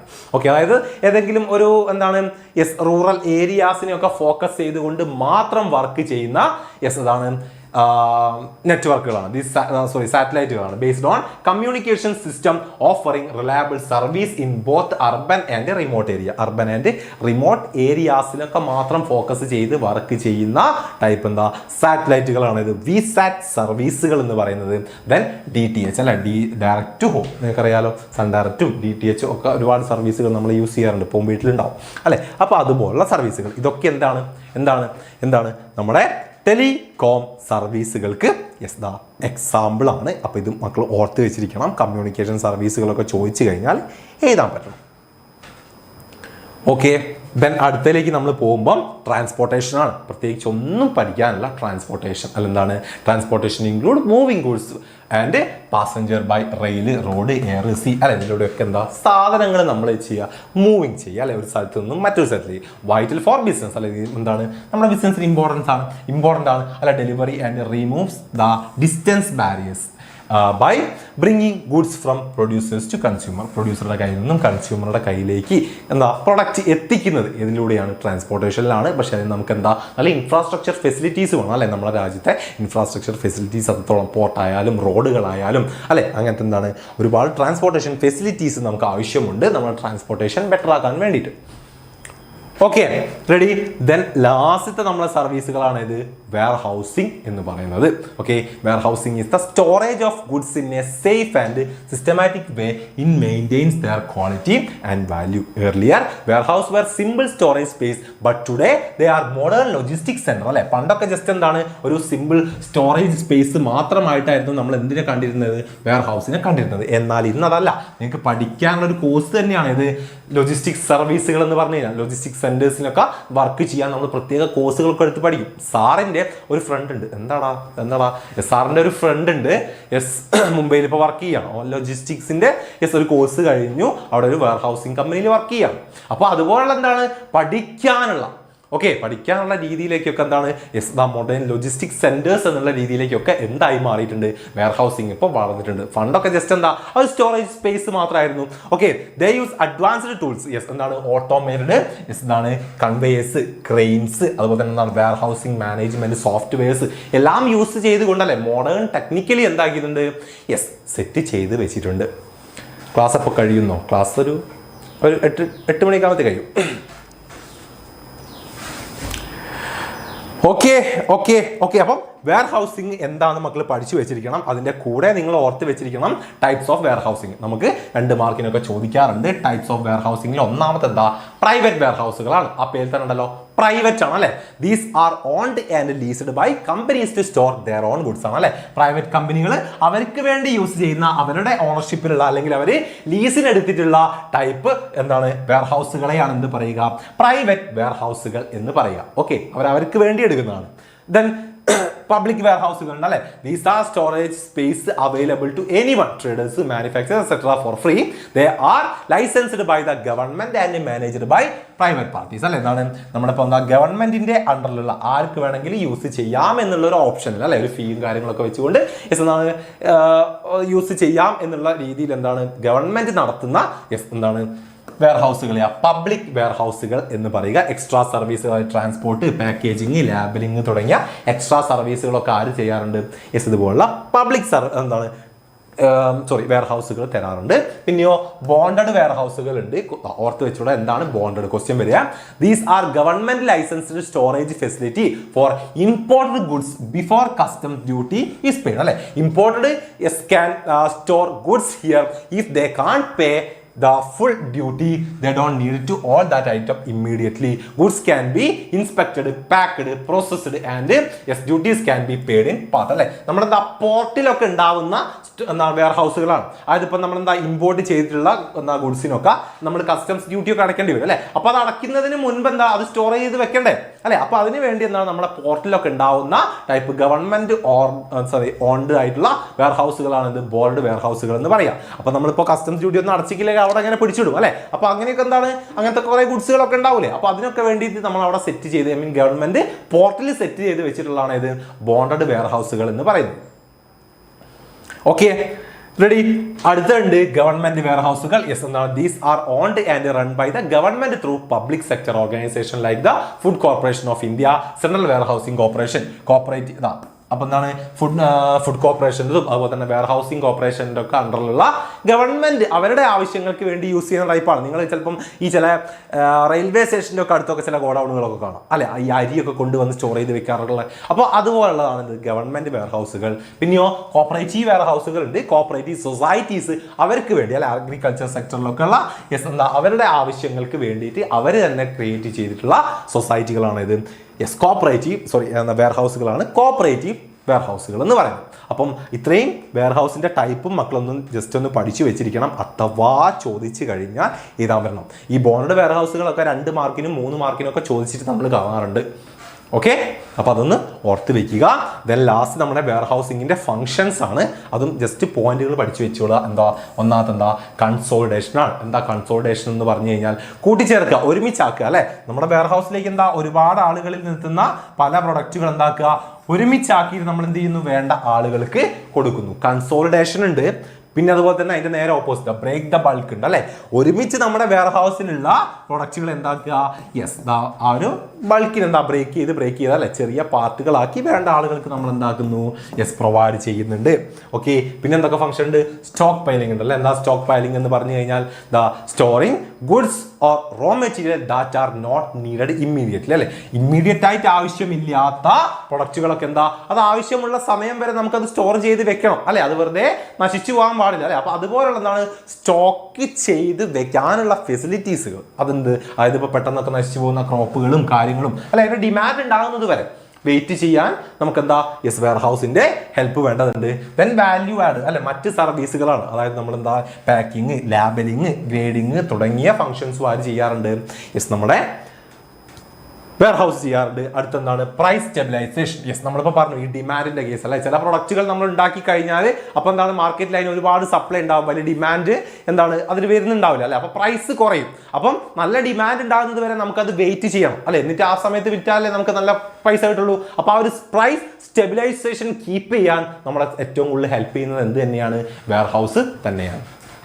ലാസ്റ്റ് ഫൈനാൻസിങ് ഉണ്ട്. Warehouse owners advance money to the owners on security of goods and further supply goods on the credit time of customers. അല്ലെ, കസ്റ്റമേഴ്സിനും അല്ലെങ്കിൽ മറ്റാളുകൾക്കും പ്രൊഡ്യൂസേഴ്സിനും ഒക്കെ ഒരുപാട് ഫിനാൻസിങ് സർവീസുകളും ആര് പ്രൊവൈഡ് ചെയ്യുന്നുണ്ട്? നമ്മുടെ വെയർ ഹൗസ് പ്രൊവൈഡ് ചെയ്യുന്നുണ്ട്. ഓക്കെ അപ്പം ഇത്രയും കാര്യങ്ങൾ നിങ്ങൾ ബിസിനസ് സർവീസുകൾ എന്ന് പറയുന്ന ചാപ്റ്ററിൽ പഠിച്ചു വെച്ചിരിക്കുക. ബാങ്കിൽ നിന്ന് നമ്മൾ തുടങ്ങി, ഇൻഷുറൻസിലൂടെ നമ്മൾ പോയി, ഇൻഷുറൻസ് കഴിഞ്ഞു, നമ്മുടെ കമ്മ്യൂണിക്കേഷൻ സർവീസുകളിലൂടെ, ട്രാൻസ്പോർട്ടേഷനിലൂടെ അവസാനം വെയർ ഹൗസിൽ വന്ന് എത്തി നമ്മൾ. ഓക്കെ, പാട്ട് പാടിക്കോ സാർ? രേണു മിസ്സിനെ നമുക്ക് പാട്ട് പാടിക്കാം. ഡോണ്ട് വറി, നമുക്ക് പാടിക്കാം. ഓക്കെ, അപ്പം ഇത്രയും കാര്യങ്ങൾ ബിസിനസ് സർവീസ് എന്ന് പറയുന്ന ചാപ്റ്ററിൽ നിങ്ങൾ പഠിച്ച് വെച്ചിരിക്കുക. ഓക്കെ അല്ലേ?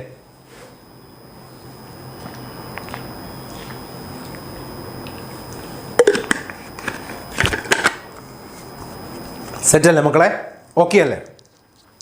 റെഡി അല്ലേ?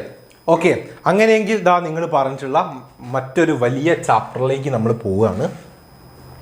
മറ്റൊരു പെരുത്ത ചാപ്റ്റർ. ഓക്കെ, നമ്മുടെ ഇന്റേണൽ ട്രേഡ് എന്ന് പറയുന്ന ചാപ്റ്ററിലേക്ക് നമ്മൾ പോയിക്കൊണ്ടിരിക്കുകയാണ്. അപ്പം ഇന്റേണൽ ട്രേഡ് എന്ന് പറയുന്ന ചാപ്റ്റർ നമുക്ക് പഠിക്കാം.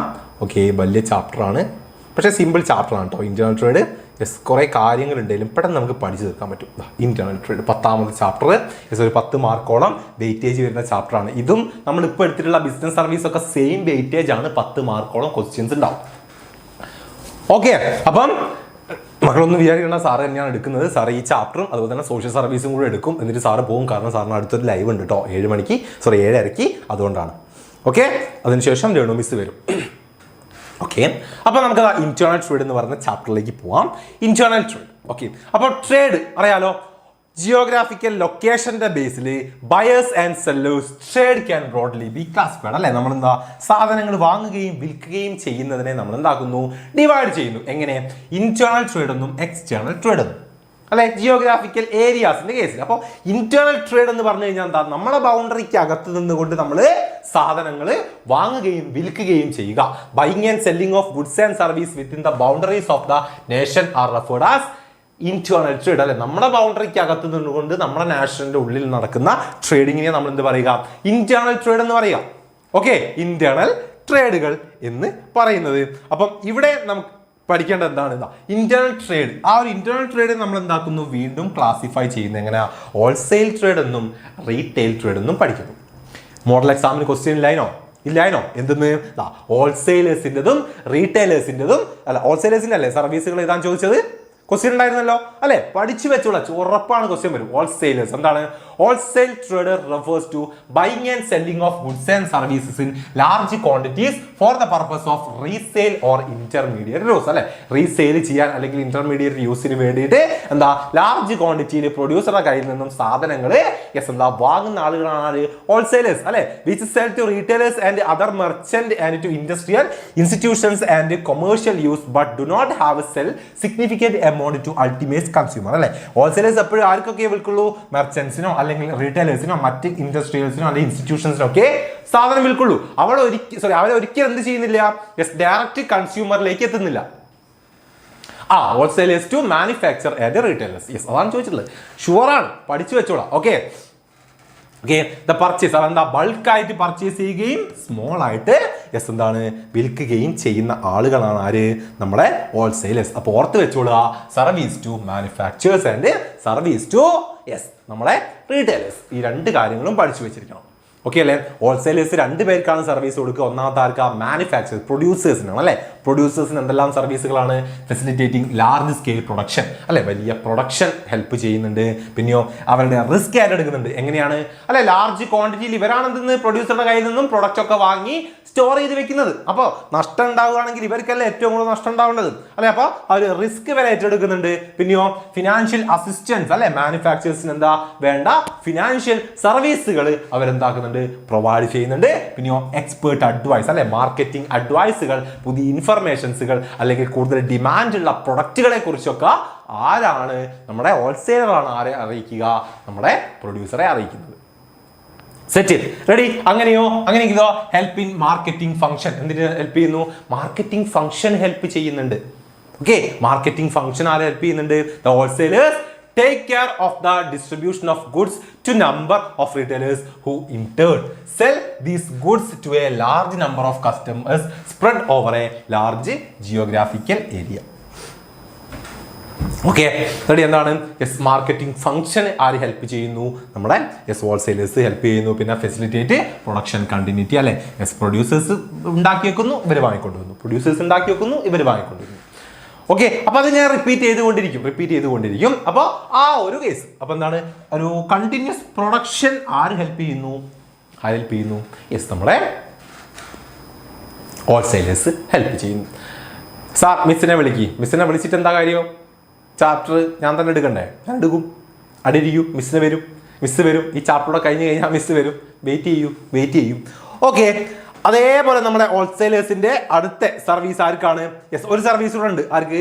നമ്മുടെ മാനുഫാക്ചർ. എന്താ? Storage facilities. അല്ലെ, ആർക്ക്? നമ്മുടെ പ്രൊഡ്യൂസേഴ്സ് ഉണ്ടാക്കി വെക്കുന്ന പല പ്രൊഡക്റ്റുകളും സ്റ്റോർ ചെയ്ത് വെക്കാൻ ആര് ഹെൽപ്പ് ചെയ്യുന്നു? മാനുഫാക്ചേഴ്സ് ഹെൽപ്പ് ചെയ്യുന്നു. Okay, ready? ഇതിനടുത്ത് എന്താ? Service to retailers. അല്ലെ, മാനുഫാക്ചർ ചെയ്താണ് ഹോൾസെയിലേഴ്സ് ആർക്ക്? റീറ്റെയിലേഴ്സിന് കൊടുക്കുന്ന സർവീസുകൾ പഠിച്ചു വെച്ചോളാം. അവൈലബിലിറ്റി ഓഫ് ഗുഡ്സ് ആണ് അല്ലെ, ഗുഡ്സ് അവൈലബിൾ അല്ലെ, ഗുഡ്സിന്റെ അവൈലബിലിറ്റി.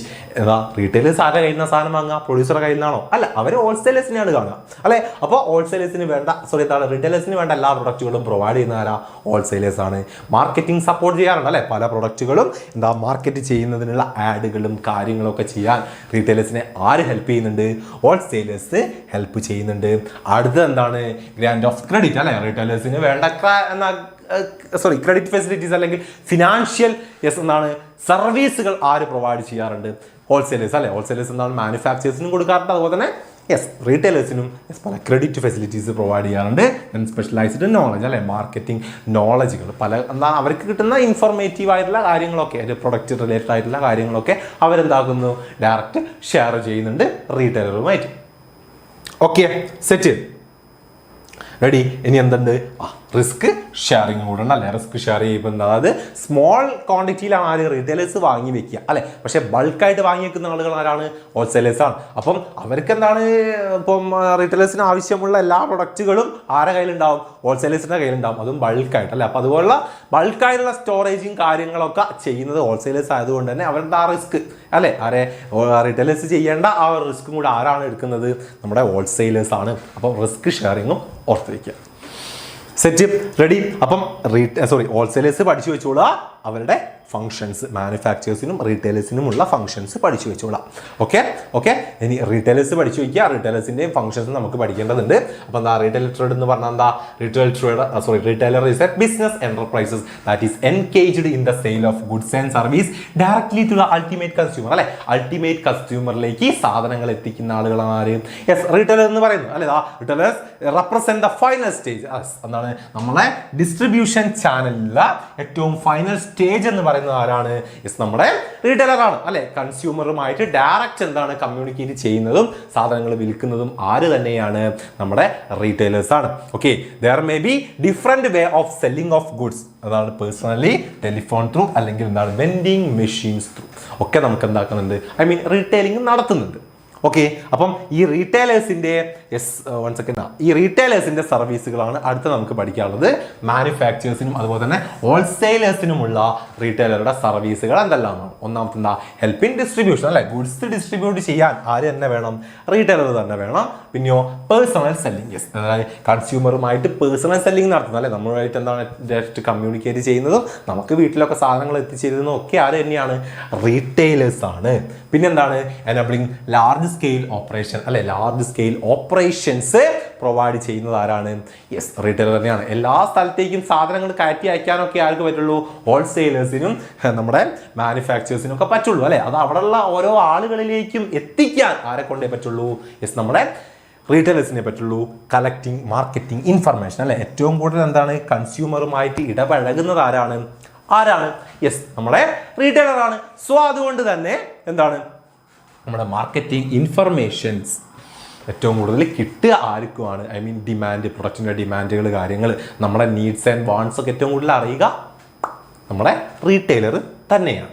ഓക്കെ, എന്തുണ്ട്? ഹെൽപ്പ് ഇൻ പ്രൊമോഷൻ അല്ലെ. ഗുഡ്സ് പ്രൊമോട്ട് ചെയ്യുന്നതിന് പല എന്താണ് ആഡുകളും കാര്യങ്ങളും ഒക്കെ വെക്കുന്നത് ആര് തന്നെയാണ്? നമ്മുടെ റീറ്റെയിലർ തന്നെയാണ്. നിങ്ങൾ കാണാറില്ലേ കടയിൽ ഓരോ പരസ്യത്തിൻ്റെയും ഒക്കെ ഓരോന്ന് തൂക്കിയിടാറില്ല, ചെറിയ രീതിയിലുള്ള ബോർഡുകളും കാര്യങ്ങളും ഒക്കെ വെക്കാമെന്ന് കാണാറില്ലേ? അപ്പോൾ അതുപോലെ എന്താണ് പ്രൊഡക്റ്റ് പ്രൊമോഷനും ആര് ഹെൽപ്പ് ചെയ്യുന്നുണ്ട്? റീറ്റെയിലർ ഹെൽപ്പ് ചെയ്യുന്നുണ്ട്. ദെൻ കൺസ്യൂമേഴ്സിന് എന്തെല്ലാം സർവീസുകൾ റീറ്റെയിലേഴ്സ് പ്രൊവൈഡ് ചെയ്യുന്നുണ്ട്? സിമ്പിൾ, നമുക്ക് കിട്ടുന്നൊക്കെ ഒന്ന് ഓർത്താൽ മതി. റെഗുലർ അവൈലബിലിറ്റി ഓഫ് പ്രൊഡക്റ്റ് അല്ലെ. പ്രൊഡക്റ്റിന്റെ റെഗുലർ അവൈലബിലിറ്റി. നോമ്പുണ്ടോ? യെസ്, അസ്സലാമു അലൈക്കും. വലൈക്കും സലാം. ഓക്കെ. അപ്പോൾ റെഗുലർ അവൈലബിലിറ്റി ഓഫ് പ്രൊഡക്റ്റ് അല്ലെ. പ്രൊഡക്റ്റ് നമുക്ക് എപ്പം വേണമെങ്കിലും പോയാൽ സാധനങ്ങൾ വാങ്ങാൻ പറ്റും അല്ലെ. ഗോപാലത്തിന്റെ പിടിയിൽ ഓടിപ്പോയാൽ നമുക്ക് എപ്പം വേണമെങ്കിൽ സാധനം കിട്ടാറില്ലേ? യെസ്. പിന്നെയോ ന്യൂ പ്രൊഡക്റ്റ് ഇൻഫർമേഷൻ അല്ലെ. പുതിയ പ്രൊഡക്റ്റിനെ കുറിച്ചുള്ള ഇൻഫർമേഷൻ നമുക്ക് പ്രൊവൈഡ് ചെയ്യാറുണ്ട്. പിന്നെയോ കൺവീനിയൻസ് ഇൻ ബൈ അല്ലെ. നമുക്ക് പെട്ടെന്ന് പോയിട്ടൊക്കെ ഒരു സാധനമൊക്കെ വാങ്ങണമെങ്കിൽ നമ്മൾ ഏറ്റവും കൂടുതൽ ആരെയാണ് യൂസ് ചെയ്യുക? അതുപോലുള്ള റീറ്റെയിലേഴ്സിനെയാണ് അല്ലെ. പിന്നെയോ വൈഡ് സെലക്ഷൻ. യെസ്, ഒരുപാട് പ്രൊഡക്റ്റ് ഉണ്ടാവും. ഉപ്പ് തൊട്ട് കർപ്പൂരം വരെ എന്തുണ്ട് നമ്മുടെ ഗോപാലത്തിന്റെ പിടിയിൽ ഉണ്ടാവാറില്ലേ? യെസ്. അപ്പം വൈഡ് സെലക്ഷൻ ആണ്. പിന്നെന്താ? ആഫ്റ്റർ സെയിൽ സർവീസ് അല്ലെ. ആ ഒരു പ്രൊഡക്ഷന് കൺസംഷന് ശേഷമുള്ള സെയിൽസിന് ശേഷമുള്ള ഒരുപാട് സർവീസുകൾ അവർ നമുക്ക് പ്രൊവൈഡ് ചെയ്യാറുണ്ട്. പിന്നെ പ്രൊവൈഡ് ക്രെഡിറ്റ് ഫെസിലിറ്റി അല്ലെ. നമുക്ക് കടത്തിന് സാധനങ്ങൾ തരികയും ചെയ്യുന്നുണ്ട് ആര്? പല റീറ്റെയിലർമാരും. ഓക്കെ ഓക്കെ, അപ്പം ഇത് നിർബന്ധമായിട്ടും പഠിച്ചു വെക്കുക, ഇമ്പോർട്ടൻ്റ് ആണ്. മോഡൽ എക്സാമിന് പോലും ക്വസ്റ്റ്യൻസ് വന്നിട്ടുണ്ട്. അപ്പോൾ പഠിച്ചോളാം. എത്ര പേര് എഴുതിയിട്ടുണ്ടെന്നൊന്നും അറിയില്ല. നമ്മൾ ഷുവർ ക്വസ്റ്റ്യൻ പറഞ്ഞ സമയത്ത് പറഞ്ഞിട്ടുണ്ടായിരുന്നു ഇവരുടെ സർവീസ് പഠിച്ചിട്ട് പോകണം എന്നുള്ളത്.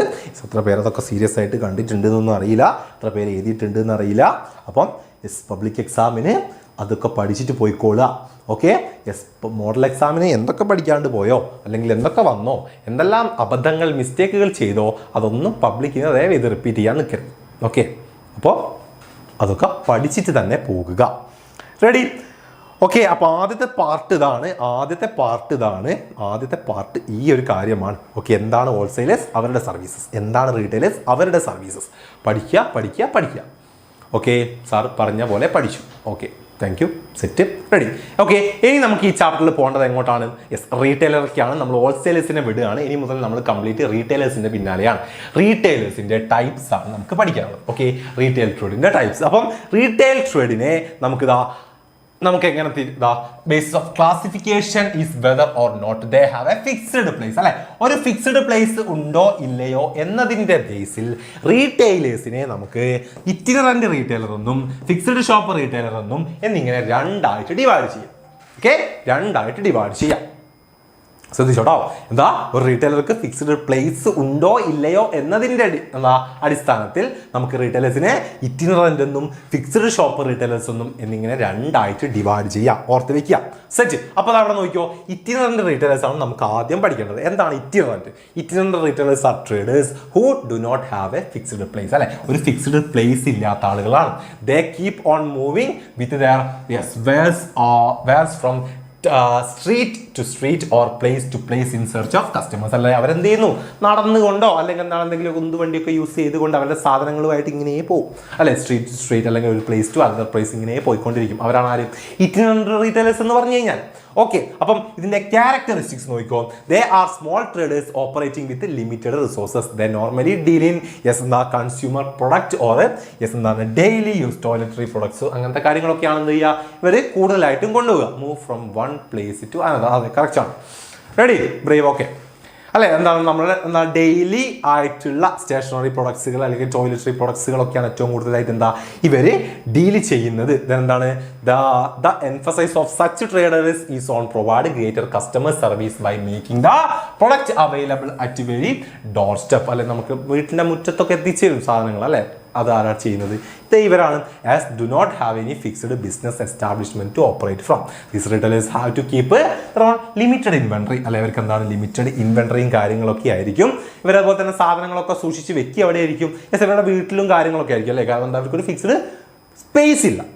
ഓക്കെ, അപ്പം അതാണ് എന്തെന്ന് ഇറ്റിനറന്റ് റീറ്റെയിലർ എന്ന് പറഞ്ഞു കഴിഞ്ഞാൽ. അപ്പം ഈ ഇറ്റിനറന്റ്, അതായത് എന്താ, ഇവർക്ക് സ്ഥലങ്ങളോ ഫിക്സ്ഡ് സ്പേസ് ഇല്ലാത്ത ആളുകളാണ് ഇറ്റിനറന്റ് റീറ്റെയിലേഴ്സ്. ഇവരെ നമുക്ക് 4ആയിട്ട് ഡിവൈഡ് ചെയ്യാം. ഈ 4 പഠിച്ചു വെച്ചോളാം. 2 മാർക്ക് 3 മാർക്കിനൊക്കെ ചോദിക്കും എന്താണ് ചീപ്പ് ജാക്സ്, അല്ലെങ്കിൽ 1 വേർഡ് ക്വസ്റ്റ്യൻസ് ഒക്കെ ഇഷ്ടം പോലെ വരിക. ഓക്കെ, ഓഡ് 1 ചൂസ് ചെയ്യൂ എന്നൊക്കെ ഉള്ള രീതിയിൽ. അപ്പൊ കൃത്യമായിട്ട് ഇത് നോക്കി വെച്ചിരിക്കണം. മോഡൽ എക്സാമിനും ക്വസ്റ്റ്യൻസ് ഉണ്ടായിരുന്നു. അപ്പൊ ടൈപ്പ് ഓഫ് ഇറ്റിനറന്റ് റീറ്റെയിലേഴ്സിന് നമുക്ക് പെഡ്ലേഴ്സ് ആൻഡ് ഹോക്കേഴ്സ് എന്ന് പറയാം. എന്താ പെഡ്ലേഴ്സ് ആൻഡ് ഹോക്കേഴ്സ്? ആ പേര് തന്നെ, പെഡൽ അല്ലെങ്കിൽ hawkers R probably amongst the oldest form who carry products on a bicycle, a hand cart അല്ലെങ്കിൽ cycle rickshaw on their head and moving one place to another. അല്ലെ, സൈക്കിളിലോ അല്ലെങ്കിൽ ചുമട്ടിലൊക്കെ വെച്ചുകൊണ്ട് എന്ത് ചെയ്യുക, സാധനം കയ്യിലൊക്കെ വെച്ചുകൊണ്ട് ഒരു സ്ഥലത്ത് നിന്ന് മറ്റൊരു സൈഡിലേക്ക് ചവിട്ടി സൈക്കിളൊക്കെ ചവിട്ടി പോകുന്ന ആളുകളാണ്. Okay, peddlers and hawkers ഓർത്തോടുക.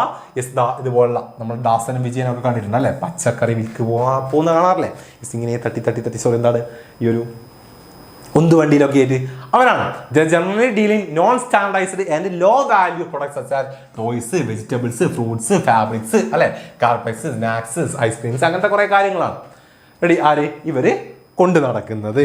Ready, പിന്നെ ആരുണ്ട്? മാർക്കറ്റ് ട്രേഡേഴ്സ് ഉണ്ട്. യെസ്, ഒന്ന് ഓർത്ത് വെച്ചോളേ. Market traders are the small retailers who open their shop at different place on fixed day or a date such as every Saturday or alternative Saturdays. അല്ലെ, ഒരു specific ഡേയ്സിൽ മാത്രം ഒരു സ്പെസിഫിക് പ്ലേസിൽ അവരവരുടെ ഷോപ്പ് അല്ലെങ്കിൽ എന്താ അതുപോലത്തെ വെച്ച് വിൽപ്പന എന്നൊക്കെയുള്ള രീതിയിലുള്ള അവരവരുടെ പ്രൊഡക്റ്റുകൾ സെറ്റ് ചെയ്യുകയും അത് വിൽക്കുകയും ചെയ്യുന്ന ആളുകളാണ്.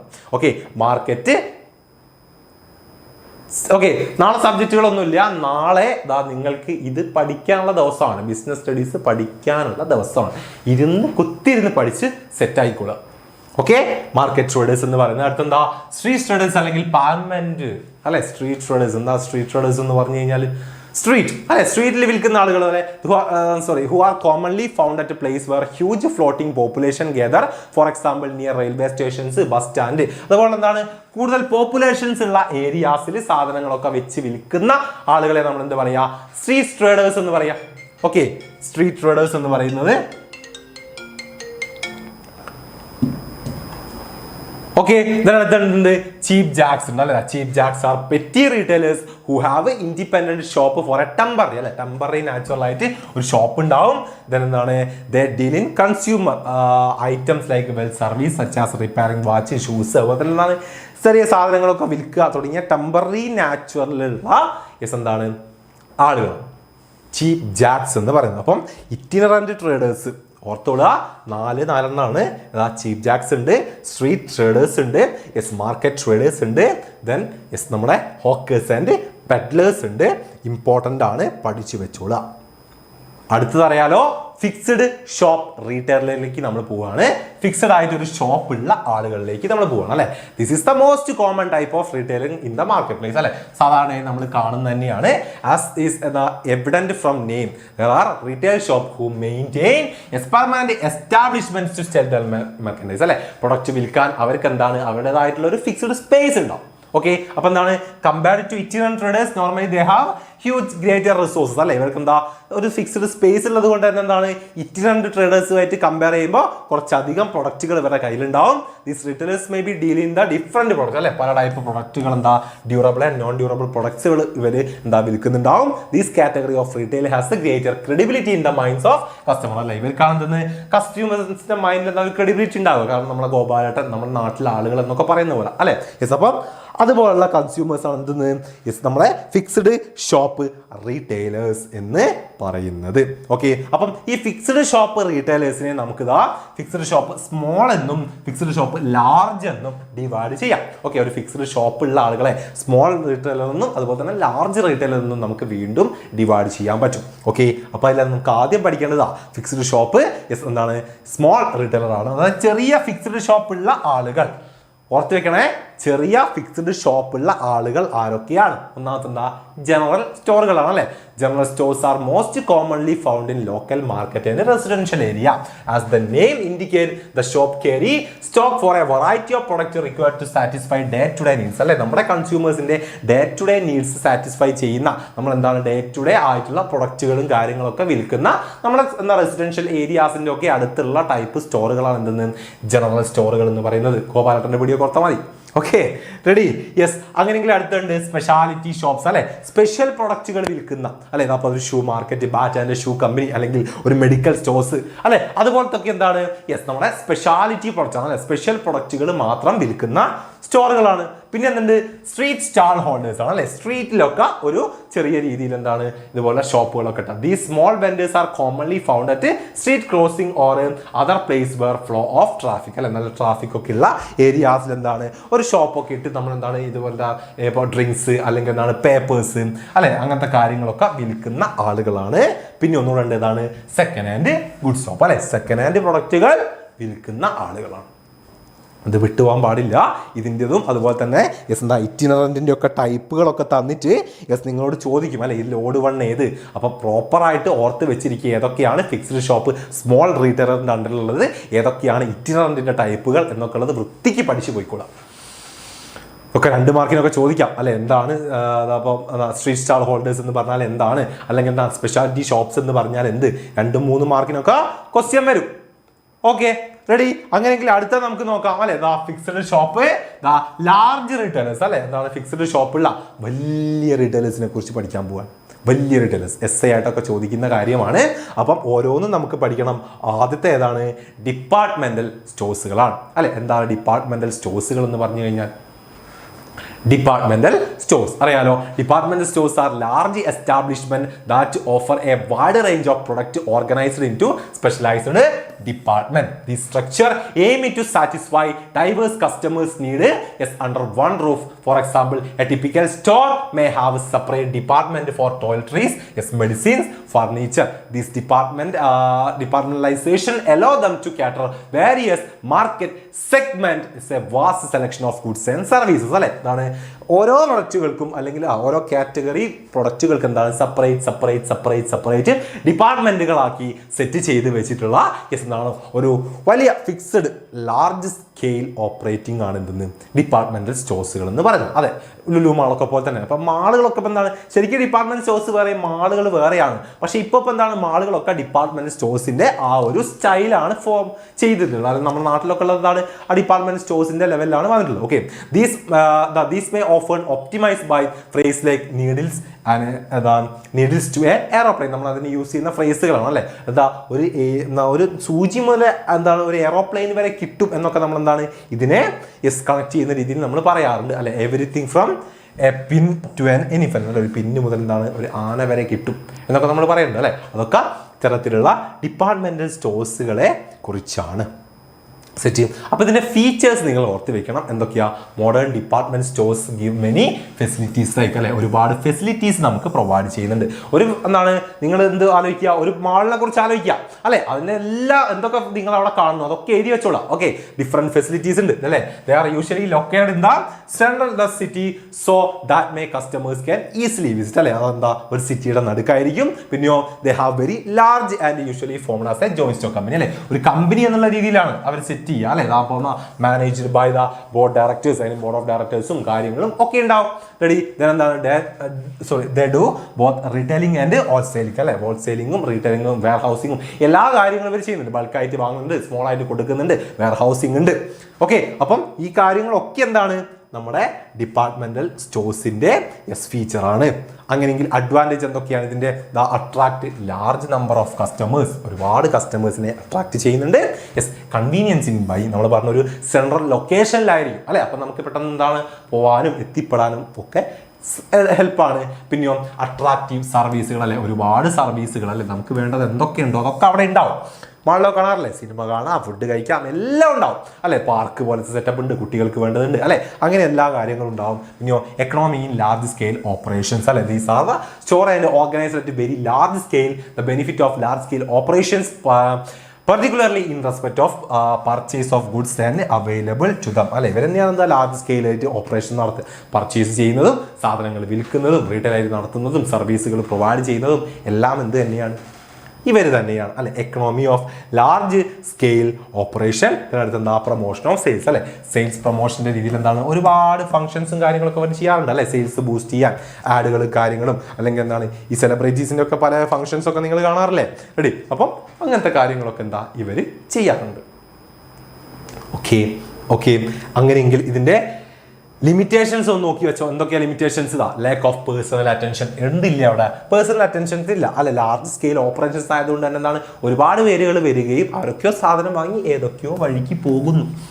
Okay, ready. പിന്നെ എന്താ? ഹൈ ഓപ്പറേറ്റിംഗ് കോസ്റ്റ് അല്ലെ. വലിയ സെറ്റപ്പിലായിരിക്കും. അപ്പൊ അതിൻ്റെതായുള്ള ചെലവുകളും കാര്യങ്ങളും ഇവർക്ക് ഉണ്ടാവും. ഹൈ ഓപ്പറേറ്റിംഗ് കോസ്റ്റ് ഉണ്ട്. പിന്നെയോ ഹൈ പോസിബിലിറ്റി ഓഫ് ലോസസ് അല്ലെ. വലിയ ചെലവുകൾ അല്ലെ. ലോസ്, എന്തെങ്കിലുമൊക്കെ ഒരു ലോസ് സംഭവിച്ചു കഴിഞ്ഞാൽ അത് വലിയ രീതിയിൽ എന്താ അവരെ എഫക്റ്റ് ചെയ്യുന്നുണ്ട്. പിന്നെയോ ഇൻകൺവീനിയന്റ് ലൊക്കേഷൻ, നമുക്ക് പെട്ടെന്ന് ഒരു സാധനങ്ങളൊക്കെ വേണമെങ്കിൽ പോയി വാങ്ങാൻ പറ്റുന്ന രീതിക്ക് ആയിരിക്കില്ല എന്തെന്ന് ഇത്തരത്തിലുള്ള എന്താണ് ഡിപ്പാർട്ട്മെന്റ് സ്റ്റോഴ്സുകളൊക്കെ അല്ലെ. നമുക്കത് പെട്ടെന്ന് ഒരു പച്ചക്കറി വാങ്ങണം എന്ന് പറഞ്ഞ് നമുക്ക് എന്താ മാളിൽ പോകാൻ പറ്റുമോ? അവിടെ അടുത്തുള്ള ആളുകളൊക്കെ ആണെങ്കിൽ ഓക്കെ. അതല്ലാത്ത നമ്മളിപ്പോൾ സാധാരണ ആളുകൾക്കൊക്കെ അവിടെ പോകാൻ പറ്റുമോ?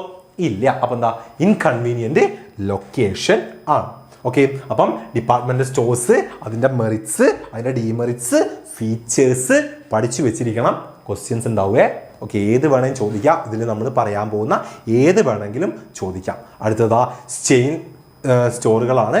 ചെയിൻ സ്റ്റോറുകൾ എന്ന് പറഞ്ഞാൽ അറിയാലോ, ചെയിൻ സ്റ്റോറുകളാ retail network owned and operated by manufacturers or intermediates. These stores are spread across various locations often nationwide and have a similar appearance. They typically sell standardized branded and consumer products with a high sale turnover. All shops in the chain are managed by the same organization. അല്ലേ, നമ്മുടെ എന്താണ് രാജ്യത്ത് പല പല പല സ്ഥലത്തുകളായി chain ആയിട്ട് അല്ലെ എന്താണ് ഒരു മെയിൻ ഒരു ഓർഗനൈസേഷൻ്റെ അണ്ടറിലാണ് എന്ത് ചെയ്യുക, ഇവർ എല്ലാവരും വർക്ക് ചെയ്യുന്നത് അല്ലെ. ഡിസ്പ്ലേഡൊക്കെ എന്താണ് സെയിം ആയിരിക്കും. The merchandise strategies offering the same product and displaying in the uniformity അല്ലെ, യൂണിഫോമിറ്റി ഒക്കെ കീപ്പ് ചെയ്ത് ഒരേ പ്രൊഡക്റ്റുകളൊക്കെ പ്രൊവൈഡ് ചെയ്യുന്നതാണ് ഇത് ചെയിൻ സ്റ്റോഴ്സ് എന്ന് പറഞ്ഞു കഴിഞ്ഞാൽ. അപ്പോൾ അതിന്റെ ഫീച്ചേഴ്സ് എന്താ? These shops are located in fairly, നമ്മൾ നേരത്തെ ഇവിടെ പറഞ്ഞ പോലെ ഡിപ്പാർട്ട്മെന്റ് സ്റ്റോഴ്സ് പറഞ്ഞ പോലെ തന്നെ അങ്ങനത്തെ ഒരു ഏരിയാസിലായിരിക്കും. പിന്നെയോ each retail stop is under the direct supervision on the branch manager അല്ലെ. ഓരോ ബ്രാഞ്ചിൽ എന്താണ് ഓരോ ആളുകൾ ഉണ്ടാവും, ബ്രാഞ്ച് മാനേജേഴ്സ് ഉണ്ടാവും. ദേ cell similar range of commodity ആയിരിക്കും ഇവർക്ക് ഉണ്ടാവുക. ദേ സെൽ സെൻട്രലൈസ്ഡ് മാനേജ്മെന്റ്, എല്ലാവർക്കും എന്താ ഒരു സെൻട്രലൈസ്ഡ് മാനേജ്മെന്റ് ഉണ്ടാവും പർച്ചേസിങ്ങിനും പ്രൈസിങ്ങിനും ഒക്കെ. Aim to eliminate middle man, ഇവിടെ മിഡിൽ മാൻമാർ ഉണ്ടാവുന്നില്ല. പിന്നെയോ work on the base of cash and carry അല്ലെ, ഇവിടെ ഡപ്റ്റുകളും കാര്യങ്ങളും ഇല്ല, ക്യാഷ് ആൻഡ് ക്യാരി ബേസ് ആണ്. It has centralised buying and centralised selling അല്ലെ. എല്ലായിടത്തും എന്താണ് ഒരുമിച്ചാണ് സാധനങ്ങൾ വാങ്ങുകയും അത് വിൽക്കുകയും ചെയ്യുന്നത്. Centralised selling and purchasing and selling ആണ്. Okay ready? യെസ്. അങ്ങനെയെങ്കിൽ ഇതിൻ്റെ അഡ്വാൻറ്റേജസ് നോക്കി വെച്ചോളാം. എന്താ? Economies of scale. നമ്മൾ പറഞ്ഞു ഇവിടെ എന്താണ് മിഡിൽ മാൻമാരൊന്നും ഉണ്ടാവില്ല. അതായത് central procurement, the multiple shop organisation enjoy the economies of the scale. അവർ തന്നെയാണ് എന്താണ് എല്ലാ കാര്യങ്ങളും വാങ്ങുകയും സാധനങ്ങൾ ഉണ്ടാക്കുകയും വിൽക്കുകയും എല്ലാം ചെയ്യുന്നത്. എലിമിനേഷൻ ഓഫ് മിഡിൽ മാൻമാർ ഇവിടെ ഉണ്ടാകുന്നില്ല. ഓക്കെ, അതാണ് അവരുടെ മെയിൻ എയിം എന്ന് പറയുന്നത്. പിന്നെയോ ഇവിടെ ബാഡ് ഡെപ്റ്റ് ഉണ്ടാകുന്നില്ല. ഗുഡ്സ് ട്രാൻസ്ഫർ ചെയ്യാൻ പറ്റും. എന്താണ് ഗുഡ്സ് ട്രാൻസ്ഫർ ചെയ്യാന്ന് പറഞ്ഞാൽ? അത് ഇവരുടെ മറ്റൊരു ഷോപ്പിൽ ഗുഡ്സിലേക്ക് എന്ത് ചെയ്യാം, ഇവിടുന്ന് അങ്ങോട്ട് മാറ്റാം അല്ലെ. ഇപ്പൊ എന്താ കോഴിക്കോടുള്ള സ്റ്റുഡിയോയിൽ നിന്നും ബാലുശ്ശേരിയിലെ സ്റ്റുഡിയോയിലേക്ക് സാധനം മാറ്റാം അവിടെ അല്ലെങ്കിലും. അപ്പം അതുപോലെ എന്താണ് ഗുഡ്സ് ട്രാൻസ്ഫർ ചെയ്യാൻ പറ്റും. പിന്നെയോ ഡിഫ്യൂഷൻ ഓഫ് റിസ്ക് അല്ലെ, റിസ്ക് കുറയ്ക്കാം അല്ലെ. The losses incurred by one shop may be covered by the profit of another അല്ലെ. ഒരു ഷോപ്പിന് എന്താ ലോസ് ആണെങ്കിൽ അതെന്താ മറ്റ് ഷോപ്പുകളിൽ ഉണ്ടാകുന്ന പ്രോഫിറ്റിൽ നിന്ന് അവർക്ക് എന്താ കവർ ചെയ്യാൻ പറ്റും. പിന്നെയോ ലോ കോസ്റ്റ് ആണ് അല്ലെ, because centralised purchasing and eliminating on middle man അല്ലെ. മിഡിൽ മാൻമാരില്ല. സെൻട്രലൈസ്ഡ് പർച്ചേസിങ്ങും പ്രൊമോഷനും സെയിൽസും ഒക്കെ നടത്തുന്നത് കൊണ്ട് തന്നെ അവർക്ക് എന്താണ് ചെലവ് കുറവായിരിക്കും. എല്ലാവർക്കും വേണ്ടി എന്താ ഒരുമിച്ച് ബൾക്കായിട്ടൊക്കെ സാധനങ്ങൾ എടുക്കുകയും വിൽക്കുകയാണ് ചെയ്യുന്നത്. അപ്പം ടോട്ടലി എന്താണ് അവർക്ക് ചെലവ് കുറവായിരിക്കും. ഓക്കെ, അപ്പം അങ്ങനത്തെ ഗുണങ്ങളും കാര്യങ്ങളും ഉണ്ട്. പിന്നെ ലിമിറ്റേഷൻസ് ശ്രദ്ധിച്ചോ, എന്തൊക്കെയാ? ലിമിറ്റഡ് സെലക്ഷൻ ഓഫ് ഗുഡ്സ് അല്ലെ. നമുക്കറിയാം എന്താണ് ഏകദേശം എന്താണ് യൂണിഫോമിറ്റി നമ്മൾ എപ്പോഴും എന്താ അവരുടെ പ്രൊഡക്റ്റിൽ അവർ കീപ്പ് ചെയ്തിരിക്കും. ലാക്ക് ഓഫ് ഇനീഷ്യേറ്റീവ് അല്ലെ, എന്താണ് ഇനീഷ്യേറ്റീവ് കുറവായിരിക്കും. എന്താണ് ഓരോ ബ്രാഞ്ച് മാനേജർക്കും അവർക്ക് അവരുടേതായിട്ടുള്ള ഇഷ്ടത്തിനുള്ള കാര്യങ്ങൾ തീരുമാനിക്കാനുള്ളൊന്നും അവകാശം ഉണ്ടാവില്ല അല്ലെ. ഇവരൊക്കെ ഒരു ഹെഡ് ഓഫീസിൽ ഒരാളുണ്ടാവും. അവര് എന്താ അവരുടെ കയ്യിൽ നിന്ന് കിട്ടുന്ന ഇൻസ്ട്രക്ഷന് വേണ്ടിയിട്ട് നമ്മൾ ഓരോ ഡിപ്പാർട്ട്മെന്റിന്റെ ഓരോ ബ്രാഞ്ചിന്റെയും മാനേജർ വെയിറ്റ് ചെയ്യേണ്ടതുണ്ട്. Okay ready? പിന്നെന്താണ് ലാക്ക് ഓഫ് പേഴ്സണൽ ടച്ച്. ആളുകൾ തമ്മിൽ എന്താ പേഴ്സണൽ ടച്ച് ഇല്ല. ഒരുപാട് ആളുകൾ വരുന്നു, അവർ സാധനങ്ങൾ വാങ്ങുന്നു, അതുപോലെ തന്നെ എംപ്ലോയീസ് ആയാലും അങ്ങനെയായാലും ഓക്കെ. പിന്നെന്താ difficulty to change in demand അല്ല. എന്താ ഡിമാൻഡ് ആ ഒരു പ്രൊഡക്റ്റ് അവർ വിൽക്കുന്ന ആ ഒരു പ്രൊഡക്റ്റിന് ഡിമാൻഡ് കുറവാണെങ്കിൽ അത് അവരെ ബാധിക്കും. ഓക്കെ, അത് അവരെ ബാധിക്കുന്ന കാര്യമായിരിക്കും. റെഡി? പക്ഷേ ഡ്രസ്സിന് നമ്മൾ സ്റ്റുഡിയോ ഒന്നും പേടിക്കണം, ഡ്രസ്സിനൊന്നും ഡിമാൻഡ് കുറയൂല അല്ലെ. അല്ലാത്ത മറ്റെന്തെങ്കിലും ഒരു ടൈപ്പ് പ്രൊഡക്റ്റുകളാണെങ്കിൽ അതെന്താ അവരെ ബാധിക്കുന്ന കേസുകളാണ്. ഇതൊന്ന് പഠിച്ചു വെച്ചോളാം. എന്താ ഡിപ്പാർട്ട്മെന്റ് സ്റ്റോഴ്സുകളും മൾട്ടിപ്പിൾ ഷോപ്സ് ചെയിൻ സ്റ്റോറുകളും തമ്മിലുള്ള ഡിഫറൻസ്. ഓക്കെ, ലൊക്കേഷൻ എങ്ങനെയായിരിക്കും? Department store located central place ആണ്. നമ്പർ ഓഫ് പ്ലേസസിൽ എന്തുണ്ടാവും? മൾട്ടിപ്പിൾ ഷോപ്സ് ഉണ്ടാവും. റേഞ്ച് ഓഫ് പ്രൊഡക്റ്റ് എങ്ങനെയാണ്? ഇവിടെ ഒരുപാട് പ്രൊഡക്റ്റുകൾ ഉണ്ടാവും. ഇവിടെ എന്താ ഏകദേശം സിമിലർ പ്രൊഡക്റ്റുകൾ തന്നെയായിരിക്കും.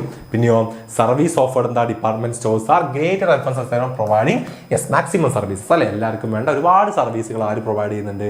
ഡിപ്പാർട്ട്മെന്റൽ സ്റ്റോഴ്സ് പ്രൊവൈഡ് ചെയ്യുന്നുണ്ട്. പിന്നെയോ multiple stops provide very limited service confined അല്ലെ. അവിടെ എന്താണ് ലിമിറ്റഡ് സർവീസുകൾ മാത്രമാണ്. ഈസി ആവുമോ? ഈസി ആവും. നിങ്ങൾ പഠിച്ചാൽ ഈസി ആവും. മോഡൽ എക്സാം ഒക്കെ മെജോറിറ്റി കുട്ടികളും എന്താണ് ഈസി എന്നാണല്ലോ പറഞ്ഞിട്ടുള്ളത്. സെറ്റായിട്ട് എഴുതി എന്നൊക്കെ പറഞ്ഞിട്ടുണ്ടായിരുന്നല്ലോ. പഠിച്ചാൽ നിങ്ങൾക്ക് ഈസി ആവും. ഈ വലിയ രീതിയിലുള്ള ഇൻഡയറക്റ്റ് ക്വസ്റ്റ്യൻസ് ഒന്നും നിങ്ങൾക്ക് അങ്ങ് ചോദിക്കില്ല. മോഡൽ എക്സാമിനൊക്കെ കുറവല്ലായിരുന്നു ഇൻഡയറക്റ്റ് ക്വസ്റ്റ്യൻസ്. നല്ല ഡയറക്റ്റ് ക്വസ്റ്റ്യൻസ് അല്ലേ വന്നത്, അടിപൊളിയായിട്ട് എഴുതാൻ പറ്റുന്നത്. ഓക്കെ, പിന്നെയോ പ്രൈസിങ് എങ്ങനെയാണ്? പ്രൈസിങ് പോളിസി എങ്ങനെയാണ്? യെസ്, അവിടെ ഒരു യൂണിഫോമിറ്റി ഉണ്ടാവില്ല, പല പ്രൊഡക്റ്റുകൾക്കും പലതാണ്. പക്ഷേ ഇവിടെ എന്താണ്, മൾട്ടിപ്പിൾ ഷോപ്സ് നമുക്കറിയാം, ഒരു യൂണിഫോമിറ്റി ഉണ്ടാവും പ്രൈസിങ്ങിനും കാര്യത്തിലൊക്കെ. ഓക്കെ അല്ലേ? റെഡി? യെസ്, പിന്നെയോ ക്ലാസ് ഓഫ് കസ്റ്റമേഴ്സ് അല്ലെ, ഡിപ്പാർട്ട്മെന്റ് സ്റ്റോഴ്സ് ആർ യെസ് ആർക്ക് വേണ്ടിയുള്ള റിലേറ്റീവ്ലി ഹൈ ഇൻകം ഗ്രൂപ്പിനെ ഫോക്കസ് ചെയ്തുകൊണ്ടുള്ളതാണ് ഇത് ഡിപ്പാർട്ട്മെന്റ് സ്റ്റോഴ്സ്. ഇവിടെയോ അവിടെ ഡിഫറെന്റ് ടൈപ്പ് ഓഫ് കസ്റ്റമേഴ്സ് അല്ലെ, ആരും സാധാരണക്കാരെയൊക്കെ ഫോക്കസ് ചെയ്തുകൊണ്ടുള്ളതാണ്. പിന്നെയോ ക്രെഡിറ്റ് ഫെസിലിറ്റീസ് ഇവിടെ ഡിപ്പാർട്ട്മെന്റ് സ്റ്റോഴ്സിൽ നമ്മൾ പ്രൊവൈഡ് ചെയ്യാറുണ്ട്. പക്ഷേ ഇവിടെ ചെയിൻ സ്റ്റോപ്സിൽ അതില്ല, സ്റ്റോഴ്സിൽ അതില്ല.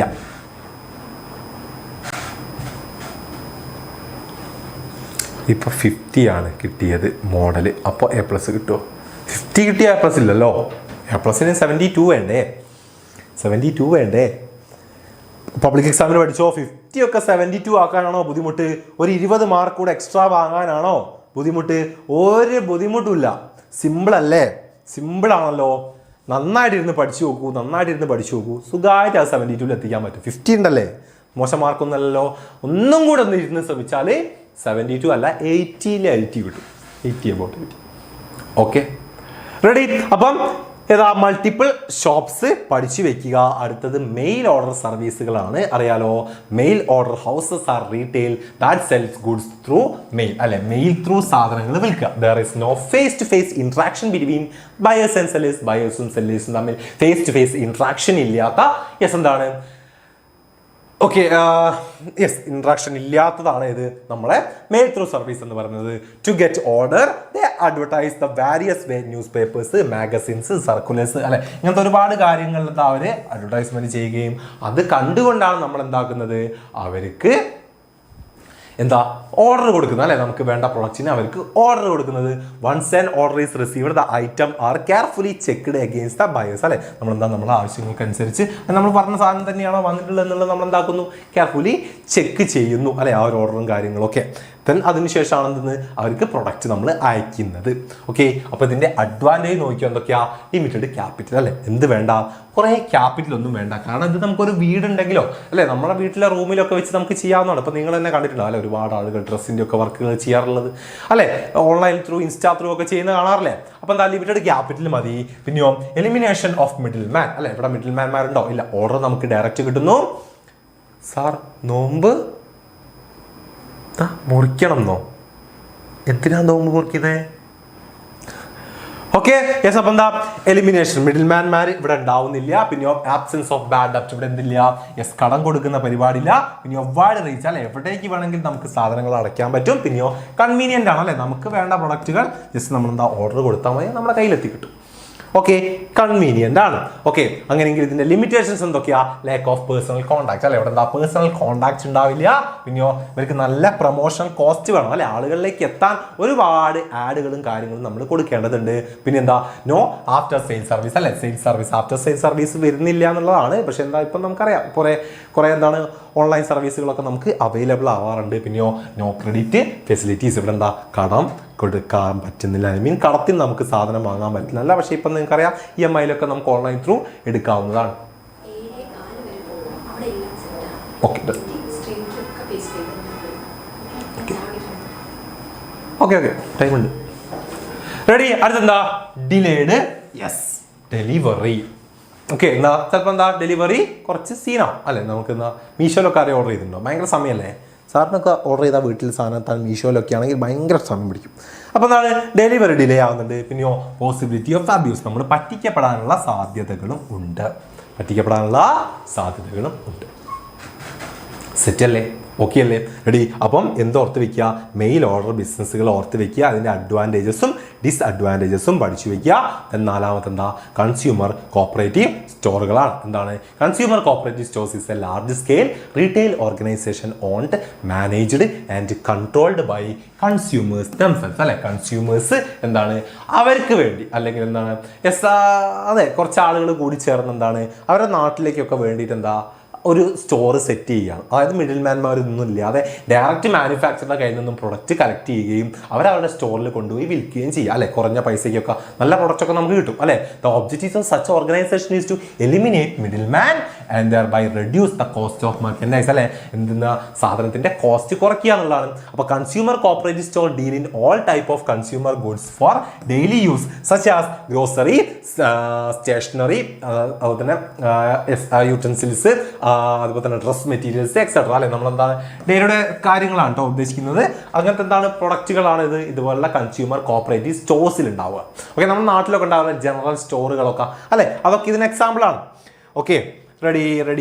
അപ്പോൾ അതുപോലെ എന്താ കൺസ്യൂമർ കോപ്പറേറ്റീവ് സ്റ്റോഴ്സുകൾ. അപ്പോൾ അതിൻ്റെ എന്താണ് അഡ്വാൻറ്റേജ് എന്നൊക്കെയാ ഈസി ഫോർമേഷൻ ആണ്. നമുക്കറിയാം എന്താ ഒരു മിനിമം 10 ആളുകളൊക്കെ ബേസ് ചെയ്തുകൊണ്ട് വെച്ചുകൊണ്ട് നമുക്ക് എന്താക്കാം ഇത് യൂസ് ചെയ്യാൻ പറ്റും. നമ്മളത് രജിസ്റ്റർ ചെയ്തല്ലേ, കോപ്പറേറ്റീവ് സൊസൈറ്റി ആക്ട് ത്രൂ നമ്മളത് രജിസ്റ്റർ ചെയ്തുകൊണ്ടാണ് ഇത് സ്റ്റാർട്ട് ചെയ്യുന്നത്. പിന്നെയോ ലിമിറ്റഡ് ലാബിലിറ്റി ആയിരിക്കും അല്ലെ, ഓരോ വ്യക്തികളും എത്രയാണ് അതിൽ ക്യാപിറ്റലായിട്ട് ഇൻവെസ്റ്റ് ചെയ്യുന്നത് അതിൻ്റെ ബേസിലായിരിക്കും എന്തെന്ന് ഇവരുടെ എന്നത് ലാബിലിറ്റി എന്ന് പറയുന്നത്. നമ്മൾ പഠിച്ചിട്ടില്ലേ, ഫോംസ് പഠിച്ചില്ലേ, ആ സെയിം കാര്യം അത് ഓർത്തങ്ങ് എഴുതിയാൽ മതി. ഓക്കെ, അടുത്തെന്താ ഡെമോക്രാറ്റിക് മാനേജ്മെന്റ് ആണ് അല്ലെ. ഇവിടുത്തെ മാനേജ്മെന്റ് എന്താ ഡെമോക്രാറ്റിക് ആണ്. എല്ലാവരും കൂടി സാർ ചാപ്റ്റർ സ്കിപ്പ് ചെയ്യാൻ പറ്റില്ലേ പബ്ലിക് എക്സാമിനോ? ബെസ്റ്റ്, പബ്ലിക് എക്സാമിന് ചാപ്റ്റർ സ്കിപ്പ് ചെയ്യണം പോടാറുണ്ട്. ഓക്കെ, ഡെമോക്രാറ്റിക് മാനേജ്മെന്റ് അല്ലെ, എന്താ എല്ലാവരും കൂടെ കൂടിച്ചേർന്നുകൊണ്ട് ഒരാളെ തിരഞ്ഞെടുക്കുകയാണ് ചെയ്യുക, പ്രസിഡന്റോ സെക്രട്ടറിയൊക്കെ ആയിട്ട് അല്ലെ. അപ്പം വോട്ടിംഗ് റൈറ്റ്സ് ഉണ്ടാവും, വോട്ടിംഗ് ത്രൂ ആണ്. പിന്നെ ലോവർ പ്രൈസ് അല്ലെ, ഇവിടെ മിഡിൽ മാൻമാരൊന്നും ഇല്ലാത്തത് കൊണ്ട് തന്നെ പ്രൊഡക്റ്റിനൊക്കെ എന്താണ് പ്രൈസ് വളരെ കുറവായിരിക്കും. ദെൻ അതിന്റെ ലിമിറ്റേഷൻസ് എന്തൊക്കെയാണ്? ലാക്ക് ഓഫ് ഇനീഷ്യേറ്റീവ് അല്ലെ, എന്താണ് ഒരു സ്വയം കണ്ടറിഞ്ഞ് കാര്യങ്ങൾ ചെയ്യുക, അല്ലെങ്കിൽ എന്താണ് അറിഞ്ഞ് ഇനീഷ്യേറ്റീവ് എടുത്ത് കാര്യങ്ങൾ ചെയ്യുക, ആ ഒരു മൈൻഡ് എല്ലാവർക്കും ഉണ്ടാവണം എന്നില്ല. ഓക്കെ, അവൻ ചെയ്തോട്ടെ ഇവൻ ചെയ്തോട്ടെ എന്നുള്ളൊരു മൈൻഡായിരിക്കും. പിന്നെയോ ഷോർട്ടേജ് ഓഫ് ഫണ്ട് അല്ലെ, അവിടെയുള്ള സാധാരണക്കാരുള്ള ആളുകളാണ് അതിൻ്റെ ക്യാപിറ്റലൊക്കെ ഇൻവെസ്റ്റ് ചെയ്യുന്നത്. അപ്പോൾ അവർ ഇൻവെസ്റ്റ് ചെയ്യുന്നതുകൊണ്ട് തന്നെ എന്താണ് കുറച്ചൊക്കെ ഫണ്ടുകൾ അവിടെ ഉണ്ടാവുന്നുള്ളൂ. പിന്നെയോ ലാക്ക് ഓഫ് ബിസിനസ് ട്രെയിനിങ് അല്ലെ, സാധാരണക്കാരായിട്ടുള്ള നമ്മുടെ നാട്ടിലെ ആളുകൾ സെറ്റ് ചെയ്യുന്നതാണ് ഇത് കോപ്പറേറ്റീവ് സൊസൈറ്റി സ്റ്റോഴ്സുകൾ എന്ന് പറഞ്ഞു കഴിഞ്ഞാൽ. അപ്പം അതിലെന്താണ് അവർക്ക് എല്ലാ ബിസിനസ്സും നോക്കി നടത്താനുള്ള സ്കില്ലുകളോ കാര്യങ്ങളോ പെർഫെക്റ്റ് ആയിട്ട് ഉണ്ടാവണം എന്നില്ല. ഓക്കെ അല്ലേ, സെറ്റ് അല്ലേ. അപ്പം കോപ്പറേറ്റീവ് സ്റ്റോഴ്സ് മക്കൾ അങ്ങോട്ട് പഠിച്ചു വെക്കുക. ദെൻ അടുത്ത എന്താണ് അഞ്ചാമത്തത് നമ്മുടെ സൂപ്പർ മാർക്കറ്റുകളാണ്. നിങ്ങൾ കണ്ടിട്ടുണ്ടാവും സൂപ്പർ മാർക്കറ്റുകൾ, ഓർത്ത് വയ്ക്കുക. Supermarket are largest stores that sell a wide range of product at low price. They offer a vast selection of goods from groceries and household items. ഇവിടെ എന്താണ് വൺ റൂഫാണ് അല്ലെ, ഒരു റൂഫിന് അണ്ടറിൽ നമുക്ക് എന്താ ഒരുവിധം സാധനങ്ങളൊക്കെ കിട്ടും. പക്ഷെ ഇവിടെ എന്തും കൂടെയാണ് ഒരു പോയിന്റ് ഓർത്ത് വെക്കേണ്ടത്, എന്താണ് സെൽഫ് സർവീസ് ആണ്. ഓക്കെ, ഡിപ്പാർട്ട്മെന്റൽ സ്റ്റോഴ്സിനും ഏകദേശം ഇതിനും എന്താണ് ഓൾ അണ്ടർ വൺ റൂഫ് എന്നാണ്. പക്ഷേ ഇവിടെ എന്തുകൂടെ ഉൾപ്പെടും? സെൽഫ് സർവീസ് കൂടെ ഉൾപ്പെടും അല്ലെ. Customers can easily find what they need thank to clear pricing and quality label അല്ലെ. ദ സെൽഫ് സർവീസ്, ഇതാണ് ഇവിടുത്തെ മെയിൻ പോയിന്റ് അല്ലെ. Self service system allow quick and convenient shopping. Supermarket are typically located in major shopping centres അല്ലെ. Major areas തന്നെയായിരിക്കും എന്തെന്നാ പല സൂപ്പർ മാർക്കറ്റുകളും ഉണ്ടാവുക. ഓക്കെ, റെഡി. അപ്പം എന്താണ് പ്രൊഡക്റ്റ് അണ്ടർ വൺ റൂഫ് എന്ന് കൊടുത്തു കഴിഞ്ഞാൽ ഡിപ്പാർട്ട്മെന്റ് സ്റ്റോഴ്സും, product under one roof and with self service ആണെങ്കിൽ സൂപ്പർ മാർക്കറ്റും ആണ്. അത് അങ്ങോട്ടും ഇങ്ങോട്ടും മാറിപ്പോകാൻ പാടില്ല, രണ്ടിനും ഏകദേശം അത് യൂസ് ചെയ്യും. പക്ഷെ ഇവിടെ എക്സ്ട്രാ എന്തുണ്ട്? സെൽഫ് സർവീസ് ഉണ്ട് എന്നുള്ള മക്കൾ പഠിച്ചു വെക്കുക. അപ്പം ഇതിന്റെ ഫീച്ചേഴ്സ് എന്തൊക്കെയാണ്? The buyers can purchase different product as per their requirement അല്ലെ. എന്താണ് ഒറ്റ റൂഫിന്റെ ഇടയിൽ നമുക്ക് വേണ്ട എല്ലാ പ്രൊഡക്റ്റുകളും നമുക്ക് പർച്ചേസ് ചെയ്യാം. A supermarket operate on the principle of self service അല്ലെ, സെൽഫ് സർവീസ് ബേസിലാണ്. പിന്നെയോ the price of the product are generally lower than. ഇവിടെ എന്താണ് പ്രൈസ് ഓഫ് ദ പ്രൊഡക്റ്റ് എന്താണ് ജനറലി എന്താണ് കുറവായിരിക്കും. പിന്നെയോ the goods are sold on cash basis only. ഇവിടെ കടം പറയുന്ന പരിപാടിയില്ല. The supermarket are generally located in central location. Central ലൊക്കേഷനിലായിരിക്കും. ഫീച്ചേഴ്സ് എന്താ ഒരുവിധം എല്ലാത്തിനും സെയിം തന്നെയാണ് വരുന്നത്. സെൻട്രൽ ലൊക്കേഷനും കടമില്ല, അങ്ങനത്തെ കാര്യങ്ങളൊക്കെ തന്നെയാണ്. ഇവിടെ എക്സ്ട്രാ എന്താ സെൽഫ് സർവീസ് ഉണ്ട്.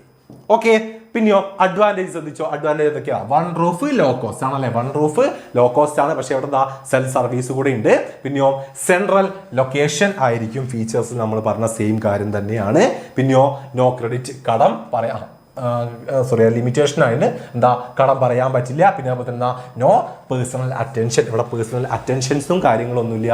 പിന്നെയോ പ്രൊഡക്റ്റിന്റെ മിസ് ഹാൻഡ്ലിംഗ് ഉണ്ടാവുന്നുണ്ട്. അതുപോലെ തന്നെ ഹ്യൂജ് ക്യാപിറ്റൽ അല്ലെ, നല്ല ഫണ്ട് നമുക്ക് ആവശ്യമുണ്ട് വലിയൊരു സെറ്റപ്പിൽ ഇത് സ്റ്റാർട്ട് ചെയ്യാൻ വേണ്ടിയിട്ട്. ഓക്കെ, പോയിന്റുകൾ മാത്രം ഒന്ന് ഓർത്ത് വെച്ചാൽ മതി, നിങ്ങൾക്ക് അടിപൊളിയായിട്ട് എഴുതാൻ പറ്റും.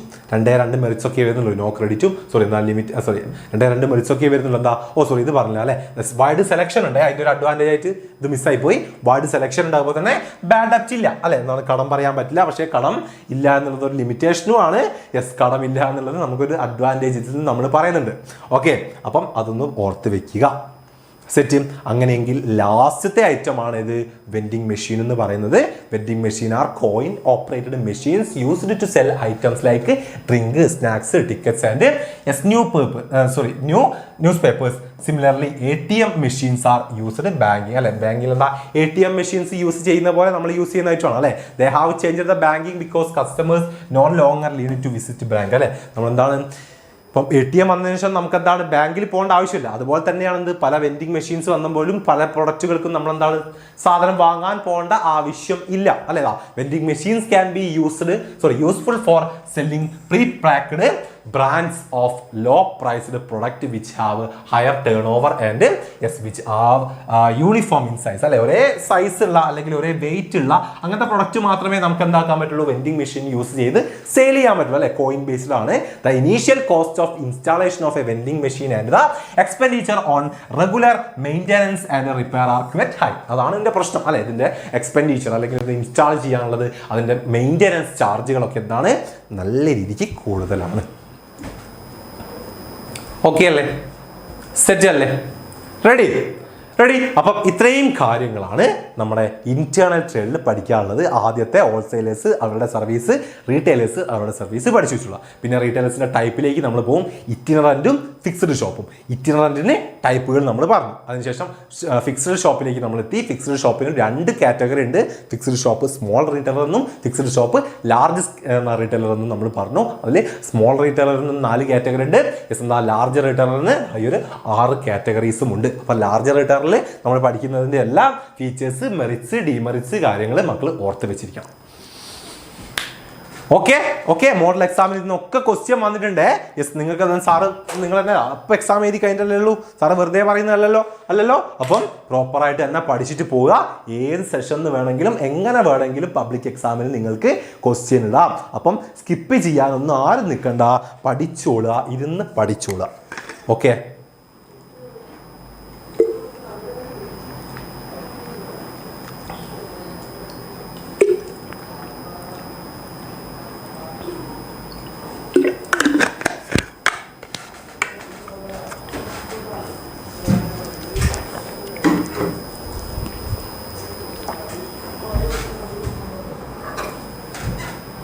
Okay, ready.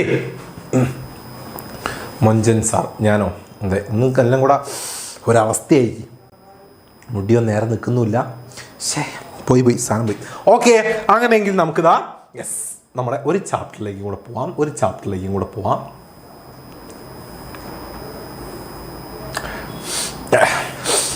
സോഷ്യൽ റെസ്പോൺസിബിലിറ്റി എന്ന ചാപ്റ്ററൂടെ നമുക്ക് എടുക്കാനുണ്ട്. അവിടെ കഴിഞ്ഞാൽ ലാസ്റ്റ് ചാപ്റ്ററായിട്ട് രേണു മിസ് വരും. അപ്പോൾ അത്രയേ ഉള്ളൂ നമ്മുടെ ചാപ്റ്റർ വരുന്നത്. ഓക്കെ, അപ്പം സോഷ്യൽ റെസ്പോൺസിബിലിറ്റി എന്ന് പറയുന്ന ചാപ്റ്ററിലേക്ക് നമ്മൾ പോവുകയാണ്. Okay, social responsibility. One second.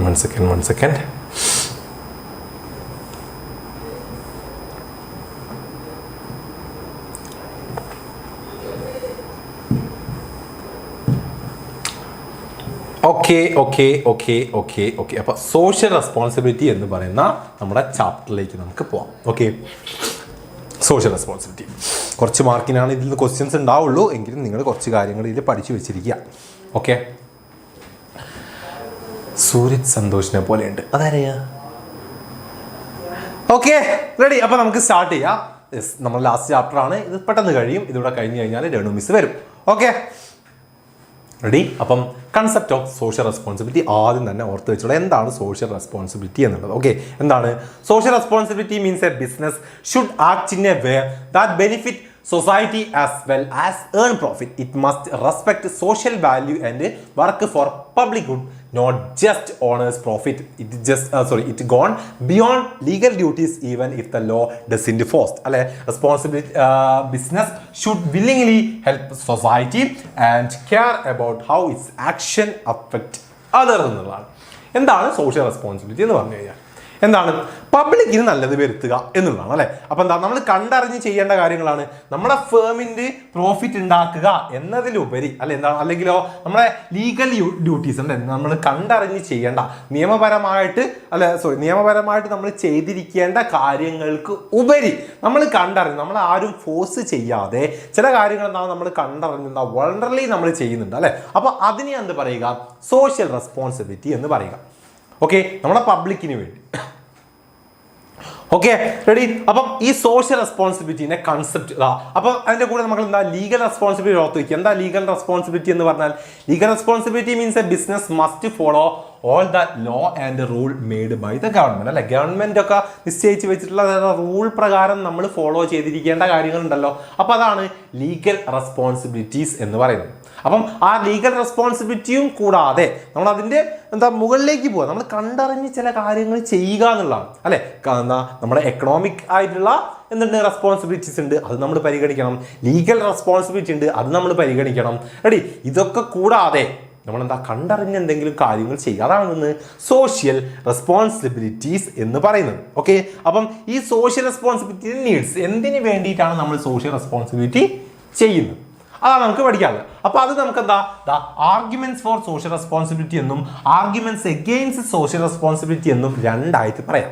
Okay, social റെസ്പോൺസിബിലിറ്റിക്ക് വേണ്ടിയുള്ള ആർഗ്യുമെന്റ്സും ഉണ്ട്, സോഷ്യൽ റെസ്പോൺസിബിലിറ്റി വേണ്ട എന്ന് പറയുന്ന ആർഗ്യുമെന്റ്സും ഉണ്ട്. ഓക്കെ, അപ്പൊ അത് ഓരോന്നും നമുക്ക് പഠിച്ചിരിക്കണം. സിമ്പിൾ ആണ്. അപ്പൊ എന്തിനാണ് social responsibility? Argument for social റെസ്പോൺസിബിലിറ്റിക്ക് വേണ്ടിയുള്ള ആർഗ്യുമെന്റ് എന്തൊക്കെയാ? Justification for existence and growth. ഒന്നാമത് നമ്മുടെ നിലനിൽപ്പിന് എക്സിസ്റ്റൻസിന് വേണ്ടിയിട്ടാണ് അല്ലെ. നമുക്ക് നിലനിന്ന് പോവാൻ സോഷ്യൽ റെസ്പോൺസിബിലിറ്റി ചെയ്യണം, അല്ലെങ്കിൽ പണി കിട്ടും എന്നുള്ള കാര്യമാണ് അല്ലെ. Business existence to serve people by providing goods and service. Profit is important but should be seen as a result of good service അല്ലെ. നല്ല സർവീസുകളും കാര്യങ്ങളൊക്കെ പ്രൊവൈഡ് ചെയ്യണം നമ്മൾ. എന്നാലേ നിനക്ക് മടുപ്പില്ലേ? രാവിലെ തൊട്ട് തുടങ്ങിയല്ലേ സാറിനോടാണ്. ഓക്കെ, അപ്പം സോഷ്യൽ റെസ്പോൺസിബിലിറ്റിയും കാര്യങ്ങളൊക്കെ ചെയ്താലേ നമുക്ക് അവിടെ ഒരു എക്സിസ്റ്റൻസും ഗ്രോത്തും ഉണ്ടാവുകയുള്ളൂ. ഒന്നാമത്തെ കാര്യം. രണ്ടാമത്തെ ലോങ് ടേം ഇൻട്രസ്റ്റ് ആണ് അല്ലെ. നമുക്ക് long term interest, long term നമ്മളെന്താണ് നിലനിൽക്കണമെങ്കിൽ, നമ്മുടെ സൊസൈറ്റിയിൽ അത് ഉണ്ടാവണമെങ്കിൽ എന്ത് വേണം മക്കളെ? സോഷ്യൽ റെസ്പോൺസിബിലിറ്റി വേണം, നമ്മൾ ചെയ്തിരിക്കണം. ഓക്കെ, പിന്നെ എന്താ ഉള്ളത്?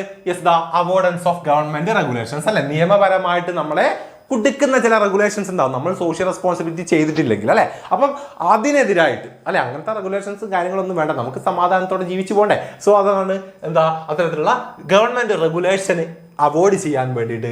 പിന്നെയോ മെയിൻ്റെനൻസ് ഓഫ് സൊസൈറ്റിയെ മെയിൻറ്റെയിൻ ചെയ്യാനാണ്. ലോ കാണ്ട് കവർ എവരിത്തിങ് അല്ലെ. എല്ലാ കാര്യങ്ങളും നിയമം കവർ ചെയ്യുന്നില്ല. അപ്പോൾ നമ്മൾ കവർ ചെയ്യേണ്ട, അല്ലെങ്കിൽ നമ്മൾ ഡീൽ ചെയ്യേണ്ട കുറച്ച് കാര്യങ്ങളുണ്ട് അല്ലെ, ഒരു സാമൂഹിക ജീവി എന്നുള്ള രീതിയിൽ. അപ്പം അത് നമ്മൾ കണ്ടറിഞ്ഞ് ചെയ്യുക എന്നുള്ളതാണ്. അടുത്ത availability of resource with business അല്ലെ. ബിസിനസ്സിൽ അവൈലബിലിറ്റി അല്ല, ബിസിനസ്സിൽ റിസോഴ്സസ് അവൈലബിൾ ആവുന്നതിന്റെ ബേസ് അല്ലേ. ദ മണി, സ്കിൽഡ് പീപ്പിൾ അല്ലെ, എക്സ്പീരിയൻസ്, ഇതൊക്കെ ഉള്ളതാണ് ഒരു ബിസിനസ് എന്ന് പറഞ്ഞു കഴിഞ്ഞാൽ. അപ്പൊ അത് പ്രോപ്പറായിട്ട് നമ്മുടെ സൊസൈറ്റിക്ക് വേണ്ടി നമ്മൾ യൂസ് ചെയ്യണം എന്നുള്ളതാണ്. അടുത്തെന്താ converting problem into opportunity. പല പ്രോബ്ലത്തെയും നമ്മൾ നമ്മുടെ ഓപ്പർച്യൂണിറ്റി ആയിട്ട് കൺവേർട്ട് ചെയ്യുക എന്നുള്ളതാണ്. നമുക്ക് അവിടെ നിലനിന്ന് പോവാൻ, അല്ലെങ്കിൽ നമുക്കൊരു ഓപ്ഷൻ ആയിട്ട് നമ്മൾ എന്താക്കണം, അതിനെ കൺവേർട്ട് ചെയ്യണം എന്നുള്ളതാണ്. പിന്നെന്താ ബെറ്റർ എൻവിറോൺമെന്റ്. നമ്മുടെ ബിസിനസ്സിന് വേണ്ടി ഒരു ബെറ്റർ എൻവിറോൺമെന്റ് ക്രിയേറ്റ് ചെയ്യാൻ വേണ്ടി നമ്മൾ സോഷ്യൽ റെസ്പോൺസിബിലിറ്റി ചെയ്യണം. പിന്നെയോ holding business responsibility for social problem അല്ലെ. നമ്മളെന്താണ് ബിസിനസ് റെസ്പോൺസിബിലിറ്റി സോഷ്യൽ പ്രോബ്ലത്തിന് വേണ്ടി നമ്മൾ മാറ്റി വെക്കേണ്ടതുണ്ട്, നമ്മൾ അത് ചെയ്യേണ്ടതുണ്ട് എന്നുള്ളതാണ്. ഓക്കെ, അപ്പം ഇത്രയും കാര്യങ്ങളാണ് സോഷ്യൽ റെസ്പോൺസിബിലിറ്റിക്ക് വേണ്ടിയുള്ള ആർഗ്യുമെന്റ്സ് എന്ന് പറയുന്നത്. ജനറൽ പോയിന്റുകളാണ്. ഈ പോയിന്റ്സുകൾ പഠിച്ചു വെച്ചാൽ മതി. ഇതിനൊക്കെ നിങ്ങൾക്ക് എങ്ങനെ വേണമെങ്കിലും എക്സ്പ്ലനേഷൻസ് എഴുതി വെക്കാം. ഓക്കെ, അങ്ങനെയെങ്കിൽ ആർഗ്യുമെന്റ്സ് എഗെയിൻസ്റ്റ് ഉണ്ട് അല്ലെ. സോഷ്യൽ റെസ്പോൺസിബിലിറ്റി വേണ്ട എന്ന് പറയുന്ന ടൈപ്പ് ആർഗ്യുമെന്റ്സ് ഉണ്ട്. അതൊക്കെയാണ്. ഒന്ന്, violation of profit maximisation objective ആണ്. ഇനി എന്താണ് റെസ്പോൺസിബിലിറ്റി ചെയ്ത് കഴിഞ്ഞാൽ അത് നമ്മളെ ബിസിനസിന്റെ ഒബ്ജക്റ്റീവ് പ്രോഫിറ്റ് ഉണ്ടാക്കുക എന്ന് പറയുന്ന ഒബ്ജക്റ്റീവിന് എതിരാണ് എന്നാണ് പറഞ്ഞിട്ടുള്ളത്.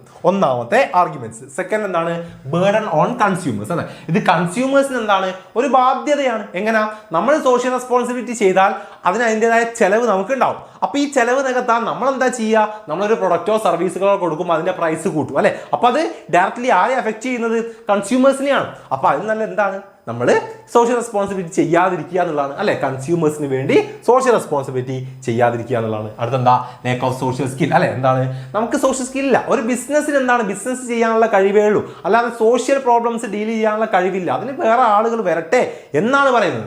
Okay, ready. പിന്നെ എന്താണ്, lack of broad public support. എന്തല്ല, ഒരു ബിസിനസ്സിന് നല്ല രീതിക്ക് എന്താണ്, ഒരു പബ്ലിക് സപ്പോർട്ട് കിട്ടുന്നില്ല.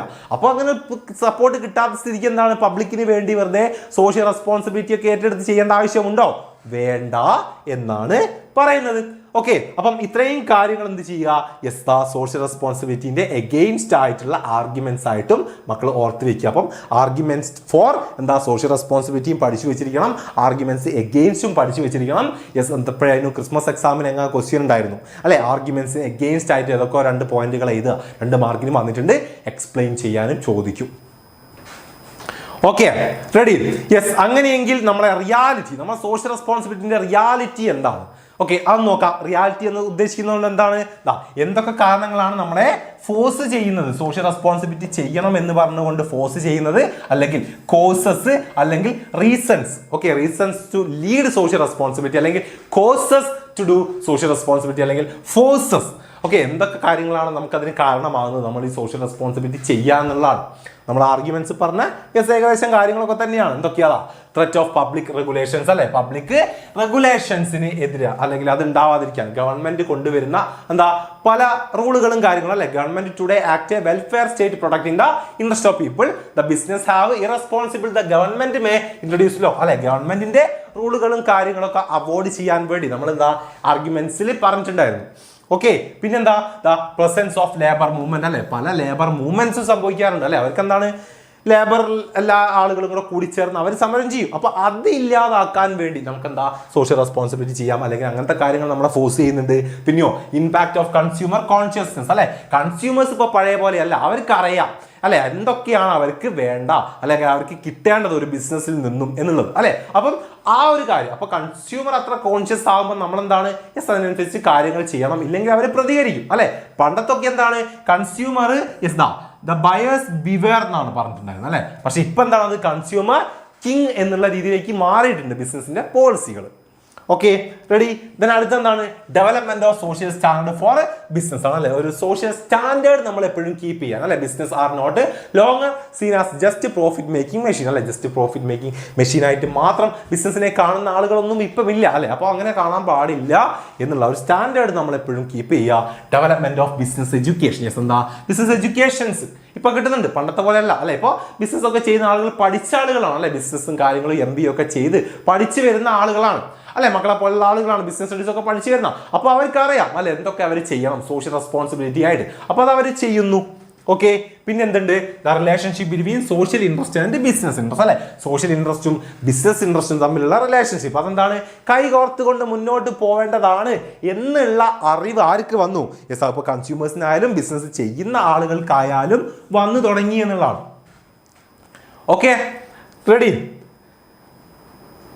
ഓക്കെ, അങ്ങനെയെങ്കിൽ അടുത്തെന്താ, ഡെവലപ്മെന്റ് ഓഫ് പ്രൊഫഷണൽ മാനേജീരിയൽ ക്ലാസ്സുകൾ അല്ലെ. നമ്മൾ നേരത്തെ പറഞ്ഞു നന്നായിട്ട് പഠിച്ചിട്ടുള്ള ആളുകളാണ് പ്രൊഫഷണൽ മാനേജീരിയൽ ക്ലാസ്സുകളും കാര്യങ്ങളും ബിസിനസ്സിനും അവിടെ വർക്ക് ചെയ്യുന്ന ആളുകൾക്കൊക്കെ കിട്ടി തുടങ്ങിയിട്ടുണ്ട്. സോ അതുകൊണ്ട് തന്നെ എന്താണ്, അവർക്കറിയാം സോഷ്യൽ റെസ്പോൺസിബിലിറ്റി ചെയ്യേണ്ടതുണ്ട് എന്നുള്ളത്. അപ്പം ഇത്രയും ഘടകങ്ങളാണ് എന്ത് ചെയ്യുന്നത്, നമ്മളെ ഇപ്പം സോഷ്യൽ റെസ്പോൺസിബിലിറ്റി ചെയ്യാൻ എന്താ ഫോഴ്സ് ചെയ്യുന്നത് എന്നുള്ളതാണ്. Okay, ready. അപ്പൊ അടുത്ത നോക്കിക്കോ, kinds of social responsibility types അല്ലെ. എന്തൊക്കെ ഉണ്ട്, എക്കണോമിക് റെസ്പോൺസിബിലിറ്റി ഉണ്ട്, ലീഗൽ റെസ്പോൺസിബിലിറ്റി ഉണ്ട്, എത്തിക്കൽ റെസ്പോൺസിബിലിറ്റി, അതുപോലെ തന്നെ ഡിസ്ക്രിഷണറി റെസ്പോൺസിബിലിറ്റി ഉണ്ട്. 4 ടൈപ്പ് റെസ്പോൺസിബിലിറ്റീസ് ഉണ്ട് നമുക്ക് പഠിക്കാം. ഓക്കെ, അപ്പോൾ ഓരോന്ന് ഓർത്ത് വയ്ക്കുക. എന്താ, economic, business enterprises is basically an economic entity and therefore the primary social responsibility is economic ആണല്ലേ. എന്താണ്, produce goods and service that society want to sell them at profit അല്ലെ. അതാണ് അത് ആദ്യത്തെ എന്താണ് നമ്മുടെ സോഷ്യൽ റെസ്പോൺസിബിലിറ്റി എന്ന് പറയുന്നത്. അതായത് എന്താണ് എക്കണോമിക്കലി നമുക്ക് പ്രോഫിറ്റ് ഉണ്ടാക്കുക, നമ്മുടെ സൊസൈറ്റിക്ക് വേണ്ട പ്രൊഡക്റ്റുകളൊക്കെ പ്രൊവൈഡ് ചെയ്യുക എന്നുള്ളതാണ് ഒന്നാമത്. സെക്കൻഡ് എന്താണ് ലീഗൽ റെസ്പോൺസിബിലിറ്റിയാ, നിയമപരമായിട്ട് ലോഫുള്ളി നമ്മളെ ഫോഴ്സ് ചെയ്യുന്ന അല്ലെങ്കിൽ നിയമപരമായി നമ്മൾ ചെയ്തിരിക്കേണ്ട റൂളുകളും കാര്യങ്ങളൊക്കെയുള്ള റെസ്പോൺസിബിലിറ്റിയാണ്, റൂളുകളിലൊക്കെ വെച്ചിട്ടുള്ള കാര്യങ്ങൾ. ഓക്കെ, പിന്നെ എന്തുണ്ട് എത്തിക്കൽ ഉണ്ട് അല്ലെ. എത്തിക്കലി നമ്മൾ എന്താണ് that include behaviour of the firm that is expected by society but not qualified in law അല്ലെ. നിയമപരമായിട്ട് പറയുന്ന കാര്യങ്ങളല്ല, പക്ഷെ എന്താ നമ്മൾ നമ്മുടെ ബിഹേവിയറിലൂടെ ചെയ്യേണ്ട കാര്യങ്ങളാണ് അല്ലെ. ഫോർ എക്സാമ്പിൾ എന്താ respect in the religion sentiments and dignity of being advertising for a product. ഒരു പ്രൊഡക്റ്റ് ഒക്കെ എന്താ അഡ്വർടൈസ് ഒക്കെ ചെയ്യുന്ന സമയം നമ്മൾ നോക്കേണ്ട ഡിഗ്നിറ്റി അല്ലെങ്കിൽ എന്താണ് നമ്മൾ റിലീജിയൻസിനൊക്കെ നമ്മൾ കൊടുത്തിരിക്കേണ്ട റെസ്പെക്റ്റും കാര്യങ്ങളൊക്കെ ഉൾപ്പെടുന്നതാണ് ഇത് എത്തിക്കൽ റെസ്പോൺസിബിലിറ്റി എന്ന് പറയുന്നത്. അപ്പൊ എത്തിക്കൽ റെസ്പോൺസിബിലിറ്റി ഉണ്ട്. ലാസ്റ്റ് എന്താ ഡിസ്ക്രിഷണറി റെസ്പോൺസിബിലിറ്റി. എന്താണ് it means the company voluntarily choose അല്ലെ, അവർ സ്വമേധയാ ചൂസ് ചെയ്ത് ചെയ്യുന്നത്. ഫോർ എക്സാമ്പിൾ എന്താ ഇറ്റ് മേ ഡൊണേറ്റ് മണി അല്ലെ, സ്കൂളിന് എന്താ പൈസ കൊടുക്കുക അല്ലെങ്കിൽ സ്കൂൾ ഉണ്ടാക്കുക അല്ലെങ്കിൽ എന്താണ് എർത്ത് ക്വേക്ക് അല്ലെ, നമ്മളെന്താണ് ഫ്ലഡുകളൊക്കെ വന്നു കഴിഞ്ഞാൽ അതിനുള്ള സഹായങ്ങൾ ചെയ്യുക. അങ്ങനത്തെ കാര്യങ്ങളാണ് ഇത് ഡിസ്ക്രിഷണറി റെസ്പോൺസിബിലിറ്റി എന്ന് പറയുന്നത്. അപ്പം ടൈപ്സ് ഓർത്ത് വെച്ചോളുക, ഇമ്പോർട്ടൻ്റ് ആണ്. ഓക്കെ, അപ്പം 4 ടൈപ്പ് എന്താ സോഷ്യൽ റെസ്പോൺസിബിലിറ്റികളാണുള്ളത്. എന്തൊക്കെയാ ദാ economic, legally, ethical and discretionary responsibilities. Okay, ready, set. അങ്ങനെയെങ്കിൽ അടുത്ത ഇമ്പോർട്ടന്റ് കാര്യം social responsibility to a different interested group. ഈ 4 ഇൻട്രസ്റ്റഡ് ഗ്രൂപ്പുകളോടുമുള്ള നമ്മുടെ എന്തെന്നാ സോഷ്യൽ റെസ്പോൺസിബിലിറ്റീസ്. ഇത് പഠിച്ചു വെക്കണേ, ഷുവർ ആണ്, ക്വസ്റ്റ്യൻസ് ഉണ്ടാവും. നോക്കി വെച്ചു. അപ്പൊ ഒന്നാമത്തെ ആരാ ഷെയർ ഹോൾഡേഴ്സ് ആണ് അല്ലെ. അപ്പൊ ഒരു ഷെയർ ഹോൾഡേഴ്സിനോടുള്ള ഒരു ബിസിനസിന്റെ എന്താണ് റെസ്പോൺസിബിലിറ്റി എന്തൊക്കെയാണ്? അവർക്ക് ഫെയർ റിട്ടേൺ പ്രോഫിറ്റ് ഉണ്ടായി കൊടുക്കുക, അവരുടെ മണി അല്ലെ അത് പ്രൊട്ടക്ട് ചെയ്യുക, പിന്നെയോ റെഗുലർ ആൻഡ് കറക്റ്റ് ഇൻഫർമേഷൻ അവർക്ക് പ്രൊവൈഡ് ചെയ്യുക, പിന്നെയോ ഫ്യൂച്ചർ പ്ലാനുകളെ കുറിച്ച് അവരെ അറിയിക്കുക. ഓക്കെ, അതേപോലെ ടുവേർഡ്സ് വർക്കേഴ്സിനോട് എന്തെല്ലാം റെസ്പോൺസിബിലിറ്റി ഉണ്ട്?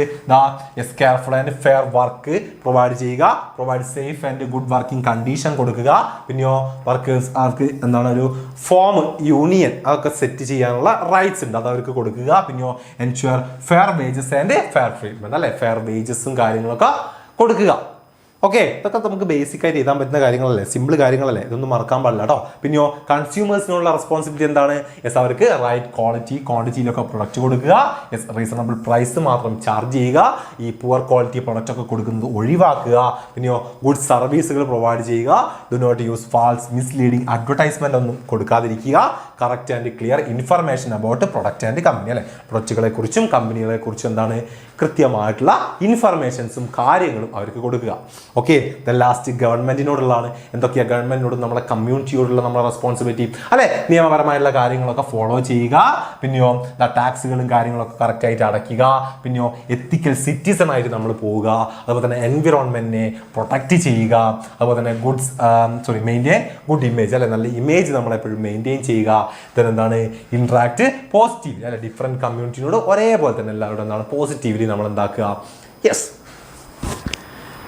ഇടപഴകുക എന്നുള്ളതാണ്. അപ്പം മേജർ സ്റ്റേക്ക് ഹോൾഡേഴ്സ് ആരൊക്കെയാണ്? ഷെയർ ഹോൾഡേഴ്സ്, അതുപോലെ തന്നെ എന്താണ് ഗവൺമെന്റ് ഉണ്ട്, കൺസ്യൂമേഴ്സ് ഉണ്ട്, വർക്കേഴ്സ് ഉണ്ട് അല്ലെ. ഇവരോടൊക്കെയുള്ള നമ്മുടെ റെസ്പോൺസിബിലിറ്റീസ് ചോദിച്ചു കഴിഞ്ഞാൽ എഴുതണേ, ബേസിക് നിങ്ങൾക്ക് വായി തോന്നുന്ന ഒക്കെ എഴുതി വെക്കാം, ജനറൽ പോയിന്റുകളാണ്. ഓക്കെ, സെറ്റ് അല്ലേ, റെഡി അല്ലേ? ഓക്കെ, അങ്ങനെയെങ്കിൽ അടുത്തത് നമുക്ക് അവിടെയാണ് ബിസിനസ് ആൻഡ് എൻവിറോൺമെന്റൽ പ്രൊട്ടക്ഷൻ ആണ് അല്ലെ. നമ്മളെ ഇൻഡസ്ട്രിയൽ അല്ലെ ഡെവലപ്മെന്റ്സ് കാര്യങ്ങളൊക്കെ കൊണ്ട് നമുക്ക് വൻ രീതിയിൽ ഉണ്ടാവുന്നുണ്ട്, ഒരുപാട് പൊല്യൂഷൻസും കാര്യങ്ങളും ഉണ്ടാവാറുണ്ട്. ഓക്കെ, അപ്പം അതിന് എതിരായിട്ട് അതായത് ഇപ്പം എയർ പൊല്യൂഷൻസ് ഉണ്ട്, വാട്ടർ പൊല്യൂഷൻസ് ഉണ്ട്, ലാൻഡ് പൊല്യൂഷൻസ് ഉണ്ട്, അതുപോലെ തന്നെ നോയിസ് പൊല്യൂഷൻസ് ഉണ്ട്. അപ്പൊ ഇതുപോലെ പൊല്യൂഷൻസ് കാര്യം ചിലപ്പോൾ ഈ ജനറൽ ക്വസ്റ്റ്യൻസ് ഒക്കെ ചോദിക്കും കേട്ടോ, പൊല്യൂഷൻസിനെ കുറിച്ച് എഴുതുക, അങ്ങനത്തെ കാര്യങ്ങളൊക്കെ ഉണ്ടാവും. അപ്പോൾ ഈ പൊല്യൂഷൻസിനെ കുറിച്ചൊക്കെ അടിച്ച് പറത്തി എഴുതി വെച്ചോളുക, ഒക്കെ ജനറൽ ആയിട്ടുള്ള കാര്യമാണ്. അപ്പം നീഡ് ഫോർ പൊല്യൂഷൻ കൺട്രോൾ ആണ് നിങ്ങൾ പഠിച്ചു വെച്ചിരിക്കണം അല്ലെ. Key reason for pollution control അല്ലെ. എന്തിനു വേണ്ടിയിട്ടാണ് നമ്മൾ പൊല്യൂഷൻ കൺട്രോൾ ചെയ്യേണ്ടത്? ഓക്കെ, എന്താണ് ഒന്നാമത്തെ എന്താ റിഡക്ഷൻ ഓഫ് ഹെൽത്ത് ഹസാർഡ് ആണല്ലേ. നമ്മുടെ ആരോഗ്യം നമ്മൾ നോക്കണ്ടേ അല്ലെ. There is increasing evidence that many diseases like cancer, heart attack and lungs compliances are caused by pollution അല്ലെ. ഇതുപോലുള്ള ഒരുപാട് രോഗങ്ങൾ ഇപ്പൊ ഉണ്ടാകുന്നത് എന്തുകൊണ്ടാണ്? പൊല്യൂഷൻ കൊണ്ടാണ്.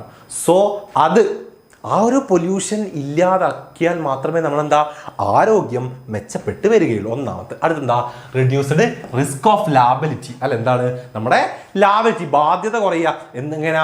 നമ്മുടെ ഇപ്പോൾ എക്സാമ്പിൾ പറയുകയാണെങ്കിൽ നമ്മുടെ ബിസിനസ് ഉണ്ടാക്കുന്ന പൊല്യൂഷൻ, അതുകൊണ്ടുണ്ടാകുന്ന ആഫ്റ്റർ എഫക്റ്റ്, അത് പരിഹരിക്കേണ്ടത് ആര് തന്നെയാണ്? നമ്മുടെ ബിസിനസ് തന്നെയാണ്. അപ്പോൾ അതിൻ്റെതായിട്ടുള്ള ചെലവുകളും കാര്യങ്ങളൊക്കെ നമുക്ക് വരും, അല്ലെ? ബാധ്യതകളൊക്കെ ഉണ്ടാവും. അപ്പോൾ ആ ഒരു ബാധ്യതകൾ ഇല്ലാതിരിക്കണമെങ്കിൽ ഏറ്റവും നല്ല ഓപ്ഷൻ എന്താ? പൊല്യൂഷൻ ഇല്ലാതെ നോക്കുക എന്നുള്ളത് തന്നെയല്ലേ? It is possible that an enterprise is held liable to pay compensation to people affected by the toxicity of the gases അല്ലെങ്കിൽ ലിക്വിഡ് സോളിഡ് വേസ്റ്റസ്, അല്ലെ? അതൊക്കെ നമ്മൾ മാക്സിമം കുറയ്ക്കുക. എൻവിറോൺമെന്റിന് അതുപോലുള്ള കോഴ്സുകളൊക്കെ ഉണ്ടായാൽ നമുക്ക് തന്നെ എന്താണ്? അതൊരു ലാബിലിറ്റി ആയിട്ട് വരും. പിന്നെ എന്താ? Cost savings. നമ്മളെന്താണ്? ചെലവുകളും കാര്യങ്ങളും കുറയ്ക്കാൻ വേണ്ടി the effective pollution control programme is also needed to save cost of operation. അല്ലെ നമ്മുടെ ബിസിനസ് ഓപ്പറേഷൻ കോസ്റ്റുകൾ കുറയ്ക്കാൻ നമ്മൾ പൊല്യൂഷൻ കുറയ്ക്കുന്നത് നല്ലതാണ്. പിന്നെയോ ഇംപ്രൂവ്ഡ് പബ്ലിക് ഇമേജ്. നമുക്കൊരു പബ്ലിക് ഇമേജ് ഉണ്ടാക്കിയെടുക്കാൻ നമ്മൾ പൊല്യൂഷൻ കൺട്രോൾ ചെയ്യുക. പിന്നെയോ അതർ സോഷ്യൽ ബെനിഫിറ്റ്സ്, അല്ലെ? നമ്മുടെ വിസിബിലിറ്റി, ക്ലിയർനെസ്, അതുപോലെ തന്നെ ബിൽഡിംഗ്, അതുപോലെ ബെറ്റർ ക്വാളിറ്റി ഓഫ് ലൈഫ്, അങ്ങനത്തെ എന്താണ് അതർ ബിസിനസ് ബെനിഫിറ്റുകൾക്ക് വേണ്ടി നമ്മളെന്താ പൊല്യൂഷനും കാര്യങ്ങളൊക്കെ കൺട്രോൾ ചെയ്തിരിക്കേണ്ടതുണ്ട്. ഓക്കെ, അപ്പം ഇതൊക്കെ കൊണ്ടാണ് നമ്മൾ എന്താക്കേണ്ടത്? പൊല്യൂഷൻ കൺട്രോൾ ചെയ്യണം എന്ന് പറയുന്നത്. അടുത്തത് role of business in environmental protection ആണ്. അപ്പം എൻവിറോൺമെന്റൽ പ്രൊട്ടക്ഷനിൽ എന്തെല്ലാം കാര്യങ്ങൾ ഒരു ബിസിനസ് ചെയ്യേണ്ടതുണ്ട്? ഇതൊക്കെ ചോദിക്കും കേട്ടോ, ഇതൊക്കെ ചോദിക്കും. നിങ്ങളൊരു ബിസിനസ് മാൻ ആണ്, അപ്പം എൻവിറോൺമെന്റൽ പ്രൊട്ടക്ഷൻ നിങ്ങൾ എന്തൊക്കെ കാര്യങ്ങളാണ് ചെയ്യുന്നത് എന്നൊക്കെയുള്ള ക്വസ്റ്റ്യൻസ് ജനറൽ ആയിട്ടൊക്കെ ചോദിച്ചേക്കാം. അപ്പം എഴുതി വെക്കണം. ഒന്നാമത്തെ എന്താണ്? Commitment from top manage to protect the environment, അല്ലെ? ആദ്യം തന്നെ എന്ത് വേണം? ടോപ്പ് മാനേജ്മെന്റിന്റെ കമ്മിറ്റ്മെന്റ് ഉണ്ടാവണം. എന്തിന്? ഈ ഒരു എൻവിറോൺമെന്റൽ പ്രൊട്ടക്ഷൻ ആദ്യമായി ഇറങ്ങേണ്ട ആരാണ്? ടോപ്പ് മാനേജ്മെന്റ് ആണ്. അവര് ഇനി എത്ര ചാപ്റ്റർ ഉണ്ടോ? ഇതിലൂടെ കഴിഞ്ഞ ഒരു ചാപ്റ്ററും കൂടെ ഉള്ളൂ, അത് എടുക്കാൻ മിസ് വരും. ഓക്കെ, അപ്പം ആദ്യം ടോപ്പ് മാനേജ്മെന്റ് ഈ ഒരു കാര്യത്തിൽ ഇറങ്ങുക എന്നുള്ളതാണ്. അടുത്തെന്താ? All employees in environmental protection. അതിനുശേഷമോ എല്ലാ എംപ്ലോയികളെയും എന്താക്കുക? എൻവിറോൺമെന്റൽ പ്രൊട്ടക്ഷനിലേക്ക് ഇൻവോൾവ് ചെയ്യിക്കുക. അതിനുശേഷം നമ്മൾ എന്താ ചെയ്യേണ്ടത്? Use good material and better technology and trained employee, അല്ലെ? നല്ല മെറ്റീരിയലും കാര്യങ്ങളും നല്ല ടെക്നോളജികളും ട്രെയിൻഡ് ആയിട്ടുള്ള എംപ്ലോയീസിനെ എന്ത് ചെയ്യുക? ഉപയോഗിക്കുക നമ്മളെ ബിസിനസ്സിന്. പിന്നെയോ follow government law and rules and prevent pollution, അല്ലെ? ഗവൺമെന്റ് നിയമപരമായിട്ട് കൊണ്ടുവന്നുള്ള റൂളുകളും കാര്യങ്ങളും പൊല്യൂഷൻ കൺട്രോളിലൊക്കെ നമ്മൾ അത് കൃത്യമായിട്ട് ഫോളോ ചെയ്തിരിക്കണം. പിന്നെയോ take part in government programme for pollution control, അല്ലെ? പൊല്യൂഷൻ കൺട്രോളിന്റെ ഭാഗമായിട്ട് ഗവൺമെന്റ് ചെയ്യുന്ന പല പ്രോഗ്രാമുകൾ ഉണ്ടല്ലോ, അതിലൊക്കെ നമ്മളും ഭാഗമാവുക, നമ്മളും ചെയ്യുക. ഓക്കെ, പിന്നെന്താ? Regularly review pollution control programme, അല്ലെ? നമ്മളെന്താ ഒരു പൊല്യൂഷൻ കൺട്രോൾ പ്രോഗ്രാം നമ്മൾ സെറ്റ് ചെയ്യുകയും എന്ത് ചെയ്യുകയും വേണം? അത് റിവ്യൂ പ്രോഗ്രാം ആയിട്ട് നമ്മളെന്താ വീക്കിലിയോ അല്ലെങ്കിൽ മന്ത്ലിയോ നമ്മളത് ചെയ്യുകയും വേണം. ഓക്കെ അല്ലേ? റെഡി? അപ്പൊ ഇത്രയും കാര്യങ്ങൾ എന്താണ്? ഒന്നുകൂടെ ഉണ്ട്. എന്താ? Educate involve stakeholders in pollution control, അല്ല? എന്താണ്? പൊല്യൂഷൻ കൺട്രോളിൽ നമ്മുടെ എല്ലാ ആളുകളെയും, സ്റ്റേക്ക് ഹോൾഡേഴ്സ്, നമ്മുടെ കൺസ്യൂമേഴ്സ്, നമ്മുടെ സപ്ലയേഴ്സ്, അല്ലെ? എല്ലാ ആളുകളെയും ഇൻക്ലൂഡ് ചെയ്യുക, ഉൾപ്പെടുത്തിയിരിക്കണം എന്നുള്ളതാണ്. ഓക്കെ, അപ്പൊ ഇത്രയും കാര്യങ്ങളാണ് എന്തെന്ന് പൊല്യൂഷൻ കൺട്രോളിൽ ഒരു ബിസിനസ് ചെയ്യേണ്ട കാര്യങ്ങൾ. Role of business in environmental protection പഠിച്ചു വെച്ചിരിക്കണം, ഇമ്പോർട്ടൻ്റ് ആണ്. Okay, ready? അങ്ങനെയെങ്കിൽ നമുക്ക് എന്താ ഈ ചാപ്റ്ററിന്റെ ലാസ്റ്റ് പോർഷനിലേക്ക് പോവാം. എത്തിക്സ് എന്താണ് എന്നുള്ളത് പഠിച്ചു വെച്ചോളാം. ഓക്കെ, എത്തിക്സ് എന്താണെന്നുള്ളത് വൃത്തിക്ക് പഠിച്ചു വെച്ചോളാം. ഓക്കെ. എത്തിക്സ് എന്താണെന്നത് പഠിക്കുക. എന്താണ് ethics? The word ethics is derived from the Greek word ethos, which means എന്താ?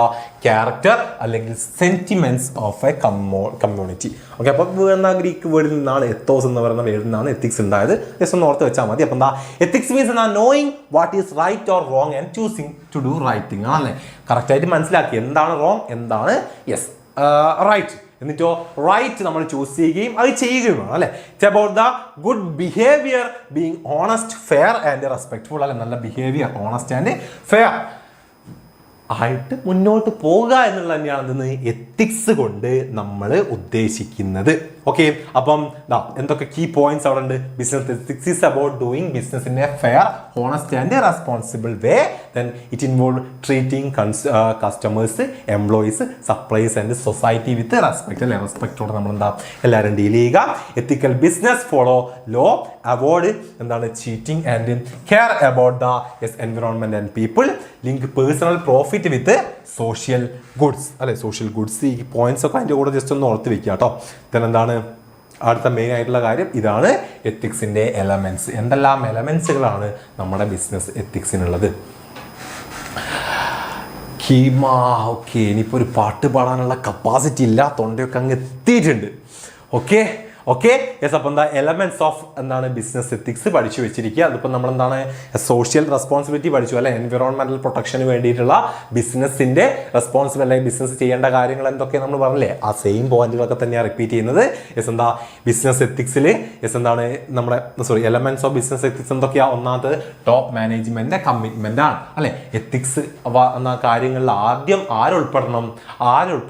നമ്മുടെ ടോപ്പ് മാനേജ്മെന്റ് ഇറങ്ങുക. CEO ആയാലും നമ്മളെന്താണ് അവർ ആദ്യം തന്നെ അതിൽ ഉൾപ്പെടുക. അതിന് ശേഷം പബ്ലിക്കേഷൻ ഓഫ് എ കോഡ് അല്ലെ, നമ്മൾ ചെയ്യേണ്ട എന്താണ് എല്ലാ എത്തിക്കൽ കാര്യങ്ങളും എന്ത് ചെയ്യുക, നമ്മളൊരു കോഡായിട്ട് പബ്ലിഷ് ചെയ്യുക എന്നുള്ളതാണ്.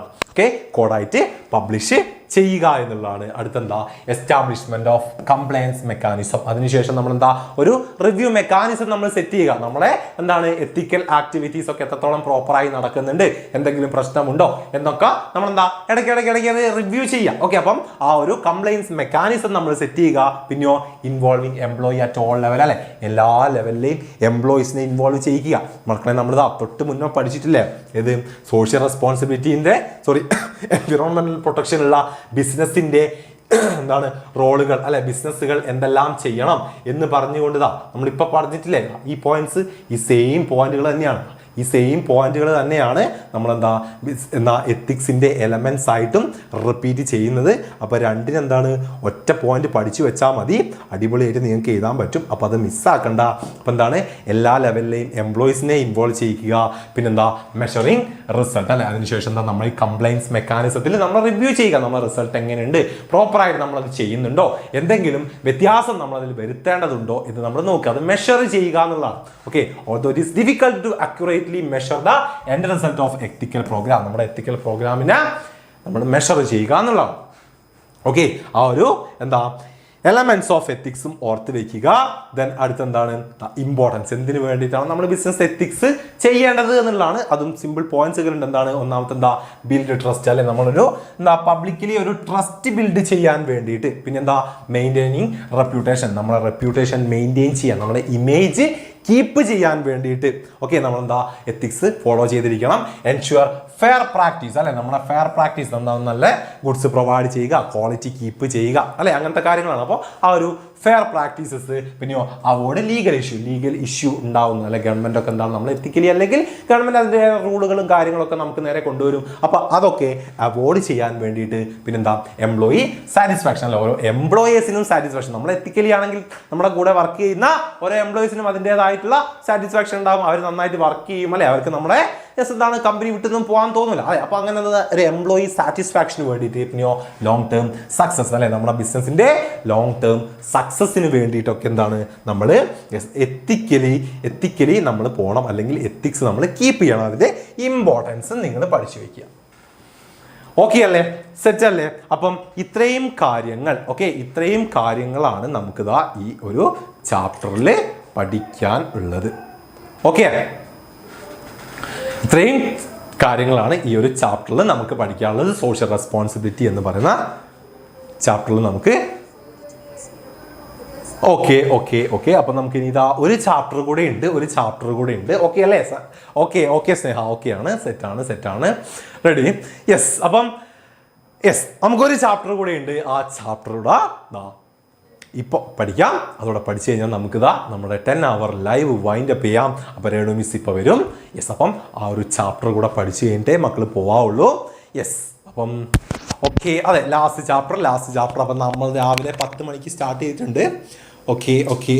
അപ്പോൾ രേണു മിസ് എത്തിയിട്ടുണ്ട്. അപ്പം നാളത്തെ ദിവസം എന്ന് പറയുന്നത് നിങ്ങൾക്ക് ഈ കാര്യങ്ങളൊക്കെ പ്രോപ്പറായിട്ട് വീണ്ടും ഇരുന്ന് റിക്യാപ്പ് ചെയ്യാനുള്ള ടൈമാണ്. അപ്പം അത് വൃത്തിക്ക് യൂസ് ചെയ്തോളാം. നന്നായിട്ടിരുന്ന് നാളെ ദിവസം പഠിച്ചോളാം. ബിസിനസ് സ്റ്റഡീസ് നന്നായിട്ടിരുന്ന് പഠിക്കുക. കാരണം രണ്ടാമത്തെ എക്സാമാണ് ബിസിനസ് സ്റ്റഡീസ്. അപ്പോൾ രണ്ടാമത് നമുക്ക് സമയമല്ല, ഒറ്റ ദിവസം എങ്ങനെയാണ് നമുക്ക് രണ്ടാമതല്ല അല്ലേ. ഒറ്റ ദിവസം എങ്ങനെയാണ് നമുക്ക് ബിസിനസ് സ്റ്റഡീസിന് സമയം കിട്ടുന്നത് എന്നുള്ള ഓർത്തോളുക. ആ ഒരു തലേന്ന് നമുക്കിരുന്ന് പഠിക്കാൻ പറ്റൂല. അപ്പം ഇന്നും നാളെയായിട്ട് നല്ല രീതിക്ക് ബിസിനസ് സ്റ്റഡീസ് പഠിച്ച് പെർഫെക്റ്റ് ആക്കി വെച്ചോളുക. എത്ര പഠിച്ച ചാപ്റ്ററുകളാണെങ്കിലും റിപ്പീറ്റ് ചെയ്ത് പഠിക്കുക. നല്ല രീതിക്ക് പ്രിപ്പയർ ചെയ്തോളുക. ഓക്കെ അല്ലേ? പ്ലസ് ടു ലൈവ് നാളെ ഉണ്ട്. പ്ലസ് ടുവിൻ്റെ ഇപ്പോൾ സ്റ്റഡി പ്ലാൻ പറയാൻ സാർ അപ്പം അങ്ങോട്ട് വരുന്നുണ്ട്. ഓക്കെ, നീ അവിടെ പോയി നിന്നോ, ആ ലൈവ് കയറി നിൽക്ക്, അപ്പം വരാം. Okay yes. ഓക്കെ, എഫേർട്ട് കഴിഞ്ഞിട്ടില്ല. എഫേർട്ട് കഴിഞ്ഞിട്ടില്ല. നമുക്ക് ഒരു ചാപ്റ്റർ കൂടി ഉണ്ട്. രണ്ടു മിസ് ഒന്ന് സെറ്റ് ആവട്ടെ. രണ്ടു മിസ് ഇപ്പോൾ വരും. അപ്പം ആ ചാപ്റ്ററോടെ പഠിച്ചിട്ട് പോവുക. അപ്പം നമ്മൾ ഇന്ന് പറഞ്ഞ കാര്യങ്ങളൊക്കെ വൃത്തിക്ക് നാളെ ഇരുന്ന് പഠിച്ചുകൂടാം. നല്ല രീതിക്ക് നാളെ പ്രിപ്പയർ ചെയ്യുക. Okay, ready? നാളെ ഫ്രീ ആണ്, ലൈവ് ഒന്നും ഇല്ല എന്ന് വിചാരിച്ച് മറ്റ് ചാപ്റ്ററുകളൊന്നും പഠിക്കാൻ പോകണ്ട. നമ്മുടെ പ്ലാൻ പ്രകാരം നിങ്ങൾ പഠിച്ചിരിക്കേണ്ടത് ബിസിനസ് സ്റ്റഡീസ് ആണ്. ബിസിനസ് സ്റ്റഡീസിന് മാത്രമേ നമുക്ക് പ്രോപ്പറായിട്ടൊരു സമയം കിട്ടാത്തതുള്ളൂ. അത് ഓർത്ത് വെക്കുക. Okay, ready? ഓക്കെ, ഞാൻ ആ മിസ്സിന് കൈമാറുന്നു.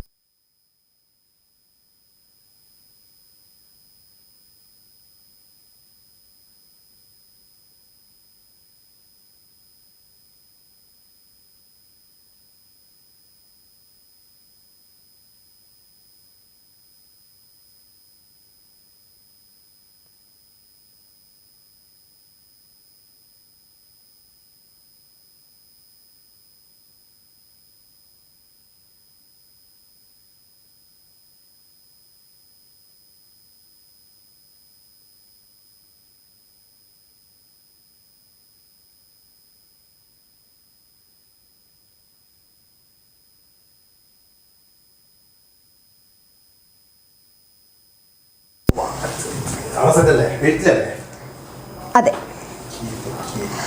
ഓക്കെ ഗായ്സ്, അപ്പൊ നമുക്ക് നേരത്തെ ഇന്റർനാഷണൽ ബിസിനസിന്റെ ഒരു ചെറിയ ഭാഗം കൂടെ നോക്കിയതിന് ശേഷം ബാക്കിയിലേക്ക് പോകാം അല്ലെ.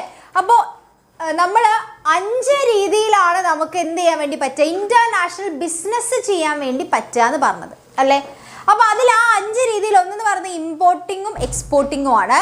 പിന്നെ കോൺട്രാക്ട് മാനുഫാക്ചറിങ് ഉണ്ട്, പിന്നെ ലൈസൻസിങ് ആൻഡ് ഫ്രാഞ്ചൈസിങ് ഉണ്ട്, ജോയിന്റ് വെഞ്ചർ ഉണ്ട്, പിന്നെ അതുപോലെ ഹോളി ഓൺഡ് സബ്സിഡറീസ്. ഈ 5 എണ്ണം വഴിയാണ് നമുക്ക് ഇന്റർനാഷണൽ ബിസിനസ് ചെയ്യാൻ പറ്റുക. നമ്മൾ പഠിച്ചു. ക്ലിയർ? 1 വേർഡ് ക്വസ്റ്റ്യൻസ് തരാം. +1ന്റെ +2ന്റെ 1 വേർഡ് ക്വസ്റ്റ്യൻസ് എല്ലാ ചാപ്റ്റേഴ്സിലെയും തരാം. Okay, clear? ഇപ്പൊ സാറ് പോയി, അതുകൊണ്ടാണ് ഞാൻ റിപ്ലൈ തന്നത്. ഓക്കെ, അപ്പോൾ ഇനി എക്സ്പോർട്ടിങ്ങും ഇമ്പോർട്ടിങ്ങിനെ കുറിച്ച് നമ്മൾ പഠിക്കണം അല്ലേ. ബാക്കി 4 എണ്ണത്തിനെ കുറിച്ച് നമ്മൾ ഡീറ്റെയിൽ ആയിട്ട് പഠിച്ച സ്ഥിതിക്ക് ഇനി എക്സ്പോർട്ടിങ്ങും ഇമ്പോർട്ടിംഗ് ആണ് നമ്മൾ നോക്കാൻ വേണ്ടി പോകുന്നത്. എക്സ്പോർട്ട് പ്രൊസീജിയർ, ഇമ്പോർട്ട് പ്രൊസീജിയർ അല്ലേ.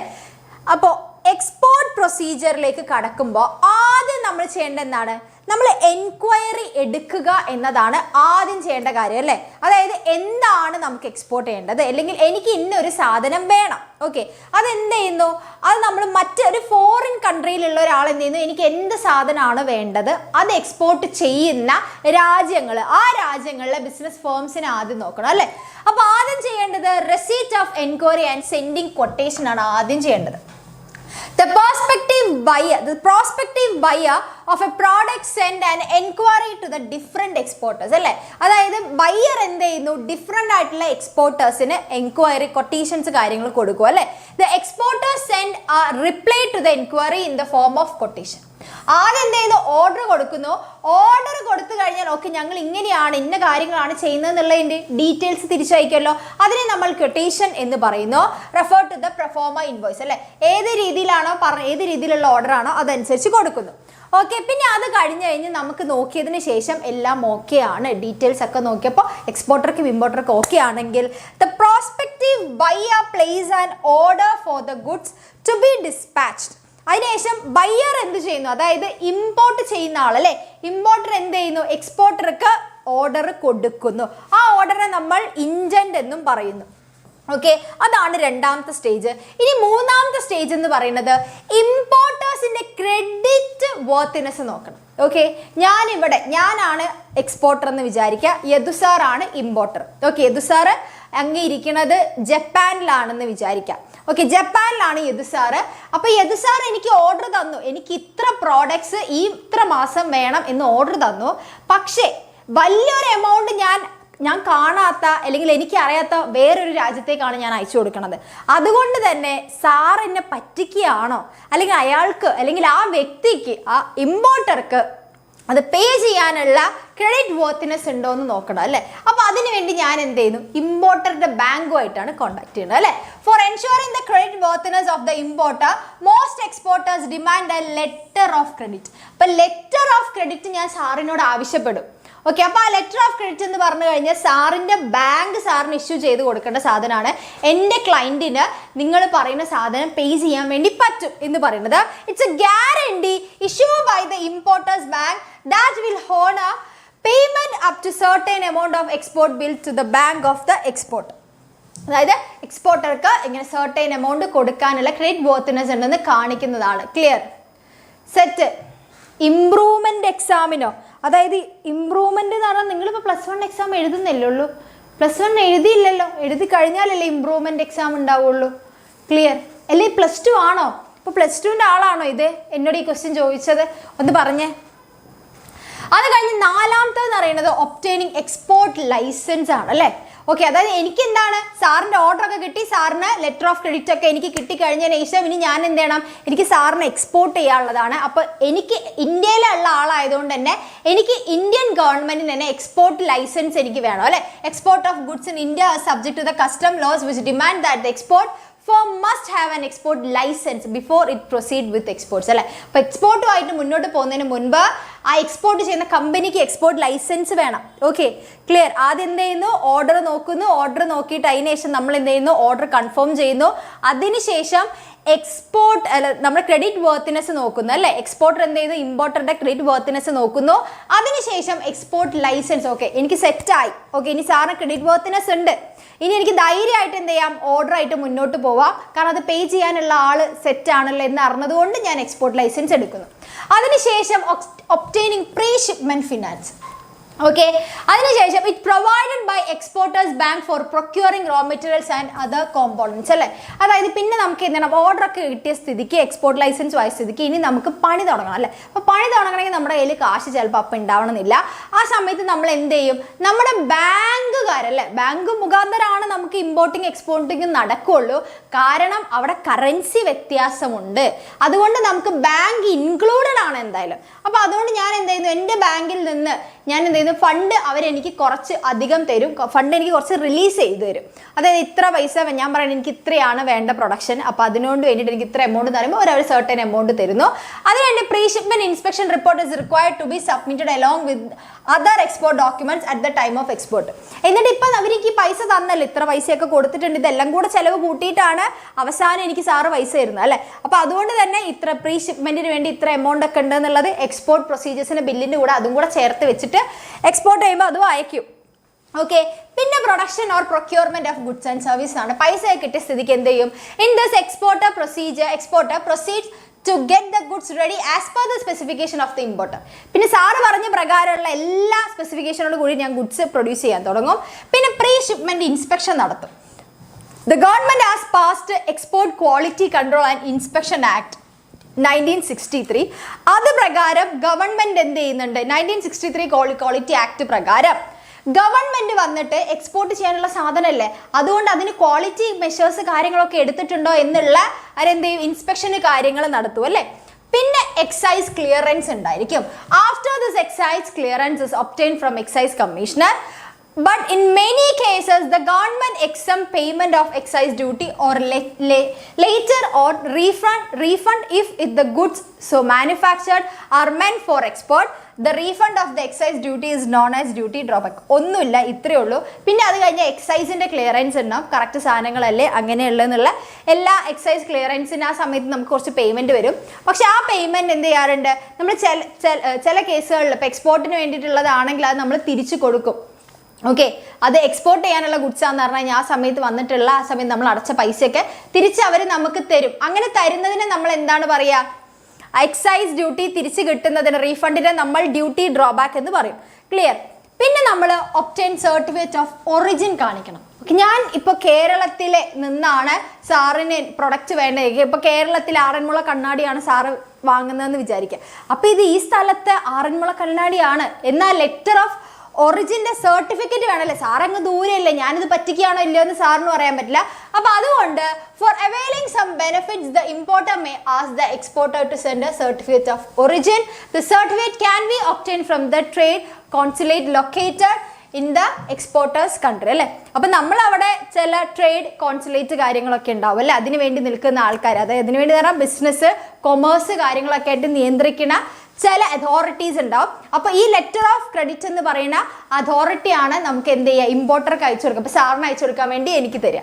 അതിനുശേഷം reservation of shipping space, production കഴിഞ്ഞു, എക്സൈസ് ക്ലിയറൻസ് കഴിഞ്ഞു, എല്ലാം സെറ്റായി, ക്വാളിറ്റി ചെക്കിങ് കഴിഞ്ഞു, ഒക്കെ ആയി, സർട്ടിഫിക്കറ്റ് ഓഫ് ഒറിജിനും കിട്ടി. ഇനി എന്ത് ചെയ്യണം, ഷിപ്പിൽ കയറ്റി അയക്കുകയാണ്. ഷിപ്പിലാണെങ്കിൽ ഷിപ്പിൻ്റെ സ്പേസ് എടുക്കണം, അല്ലെങ്കിൽ നമ്മൾ കാർഗോ ആയിട്ട് അല്ലെങ്കിൽ എയർ വഴിയാണ് പോകുന്നതെന്നുണ്ടെങ്കിൽ അതിനനുസരിച്ചുള്ള സ്പേസ് നമ്മൾ നോക്കണം അല്ലേ.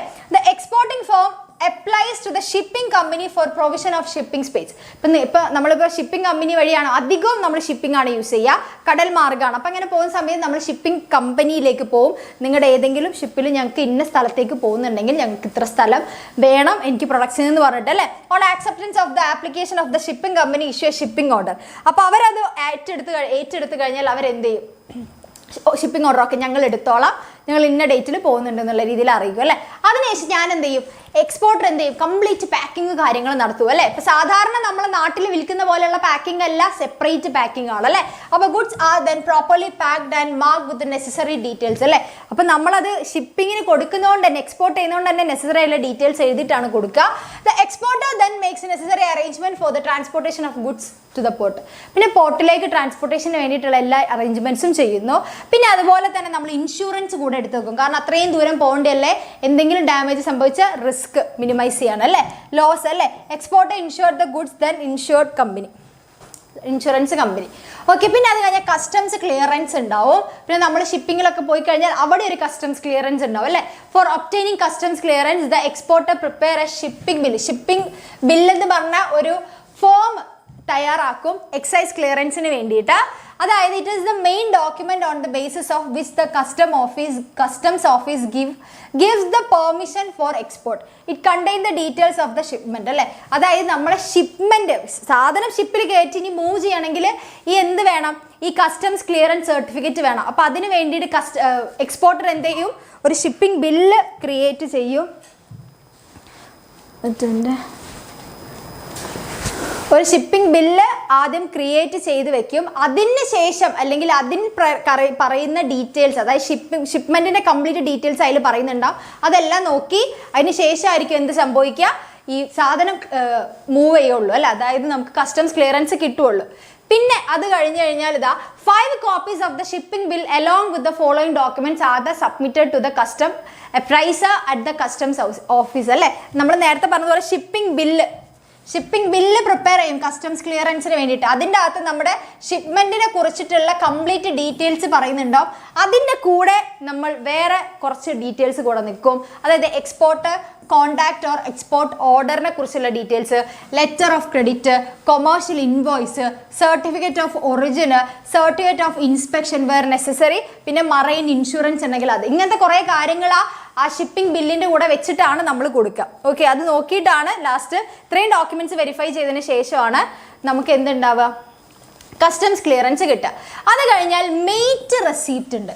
മെയ്റ്റ് റെസീപ്റ്റ് എന്ന് പറഞ്ഞു കഴിഞ്ഞാൽ ആ കൊണ്ടുപോകുന്ന കപ്പലിലെ കപ്പിത്താൻ സർട്ടിഫൈ ചെയ്യുന്ന ഒരു ബില്ലാണ് അല്ലേ. The goods are then loaded on board the ship for which the captain of the ship issues a document called mate receipt to the port superintendent.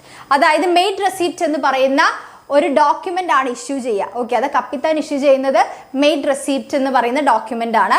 The port superintendent on receipt of the port dues hand over the made receipt to the exporter, his agent, exporter അല്ലെങ്കിൽ അതിൻ്റെ agent എന്ന് പറയാൻ കാരണം എന്താ വെച്ചാൽ നമ്മൾ പറഞ്ഞിട്ടുണ്ട് ചില കമ്പനികൾ ഡയറക്റ്റ് എക്സ്പോർട്ട് പ്രൊസീജിയേഴ്സ് അവർ തന്നെ ചെയ്യും. അല്ലാത്തവർ ഇമ്പോർട്ടർ എന്ന് പറയുമ്പോൾ അവർ വേറെ ആൾക്കാർ മിഡിൽമെന്നെ വെച്ചിട്ട് ഈ പ്രൊസീജിയേഴ്സ് ഒക്കെ ചെയ്യുന്നവരുണ്ട്. അപ്പോൾ ഡയറക്റ്റ് ചെയ്യുന്നവരാണെങ്കിൽ എക്സ്പോർട്ടർക്ക് കൊടുക്കും, ഇൻഡയറക്റ്റ് ആണെങ്കിൽ ആ എക്സ്പോർട്ടർ ഏർപ്പാടാക്കിയ മിഡിൽമെന്ന് കൊടുക്കും. Okay, clear. പിന്നെ payment or freight and issue of bill of lading. Okay, bill of lading എന്ന് പറയുമ്പോൾ വളരെ ഇമ്പോർട്ടൻ്റ് ആയിട്ടുള്ള ഒരു ഡോക്യുമെന്റ് ആണ്. അതെന്താണെന്ന് വെച്ച് കഴിഞ്ഞാൽ ദ എക്സ്പോർട്ടർ അല്ലെങ്കിൽ C&F അല്ലേ, അത് അവർ ഏർപ്പാടാക്കിയ മിഡിൽ മാൻ എന്ത് ചെയ്യും, surrender the mate receipt to the shipping company for computation of freight. അതായത് ഷിപ്പിംഗ് കമ്പനി, ആ കമ്പനിയുടെ ഷിപ്പിലാണ് എന്ത് പോകുന്നത്, നമ്മുടെ പ്രൊഡക്റ്റ് പോകുന്നത്.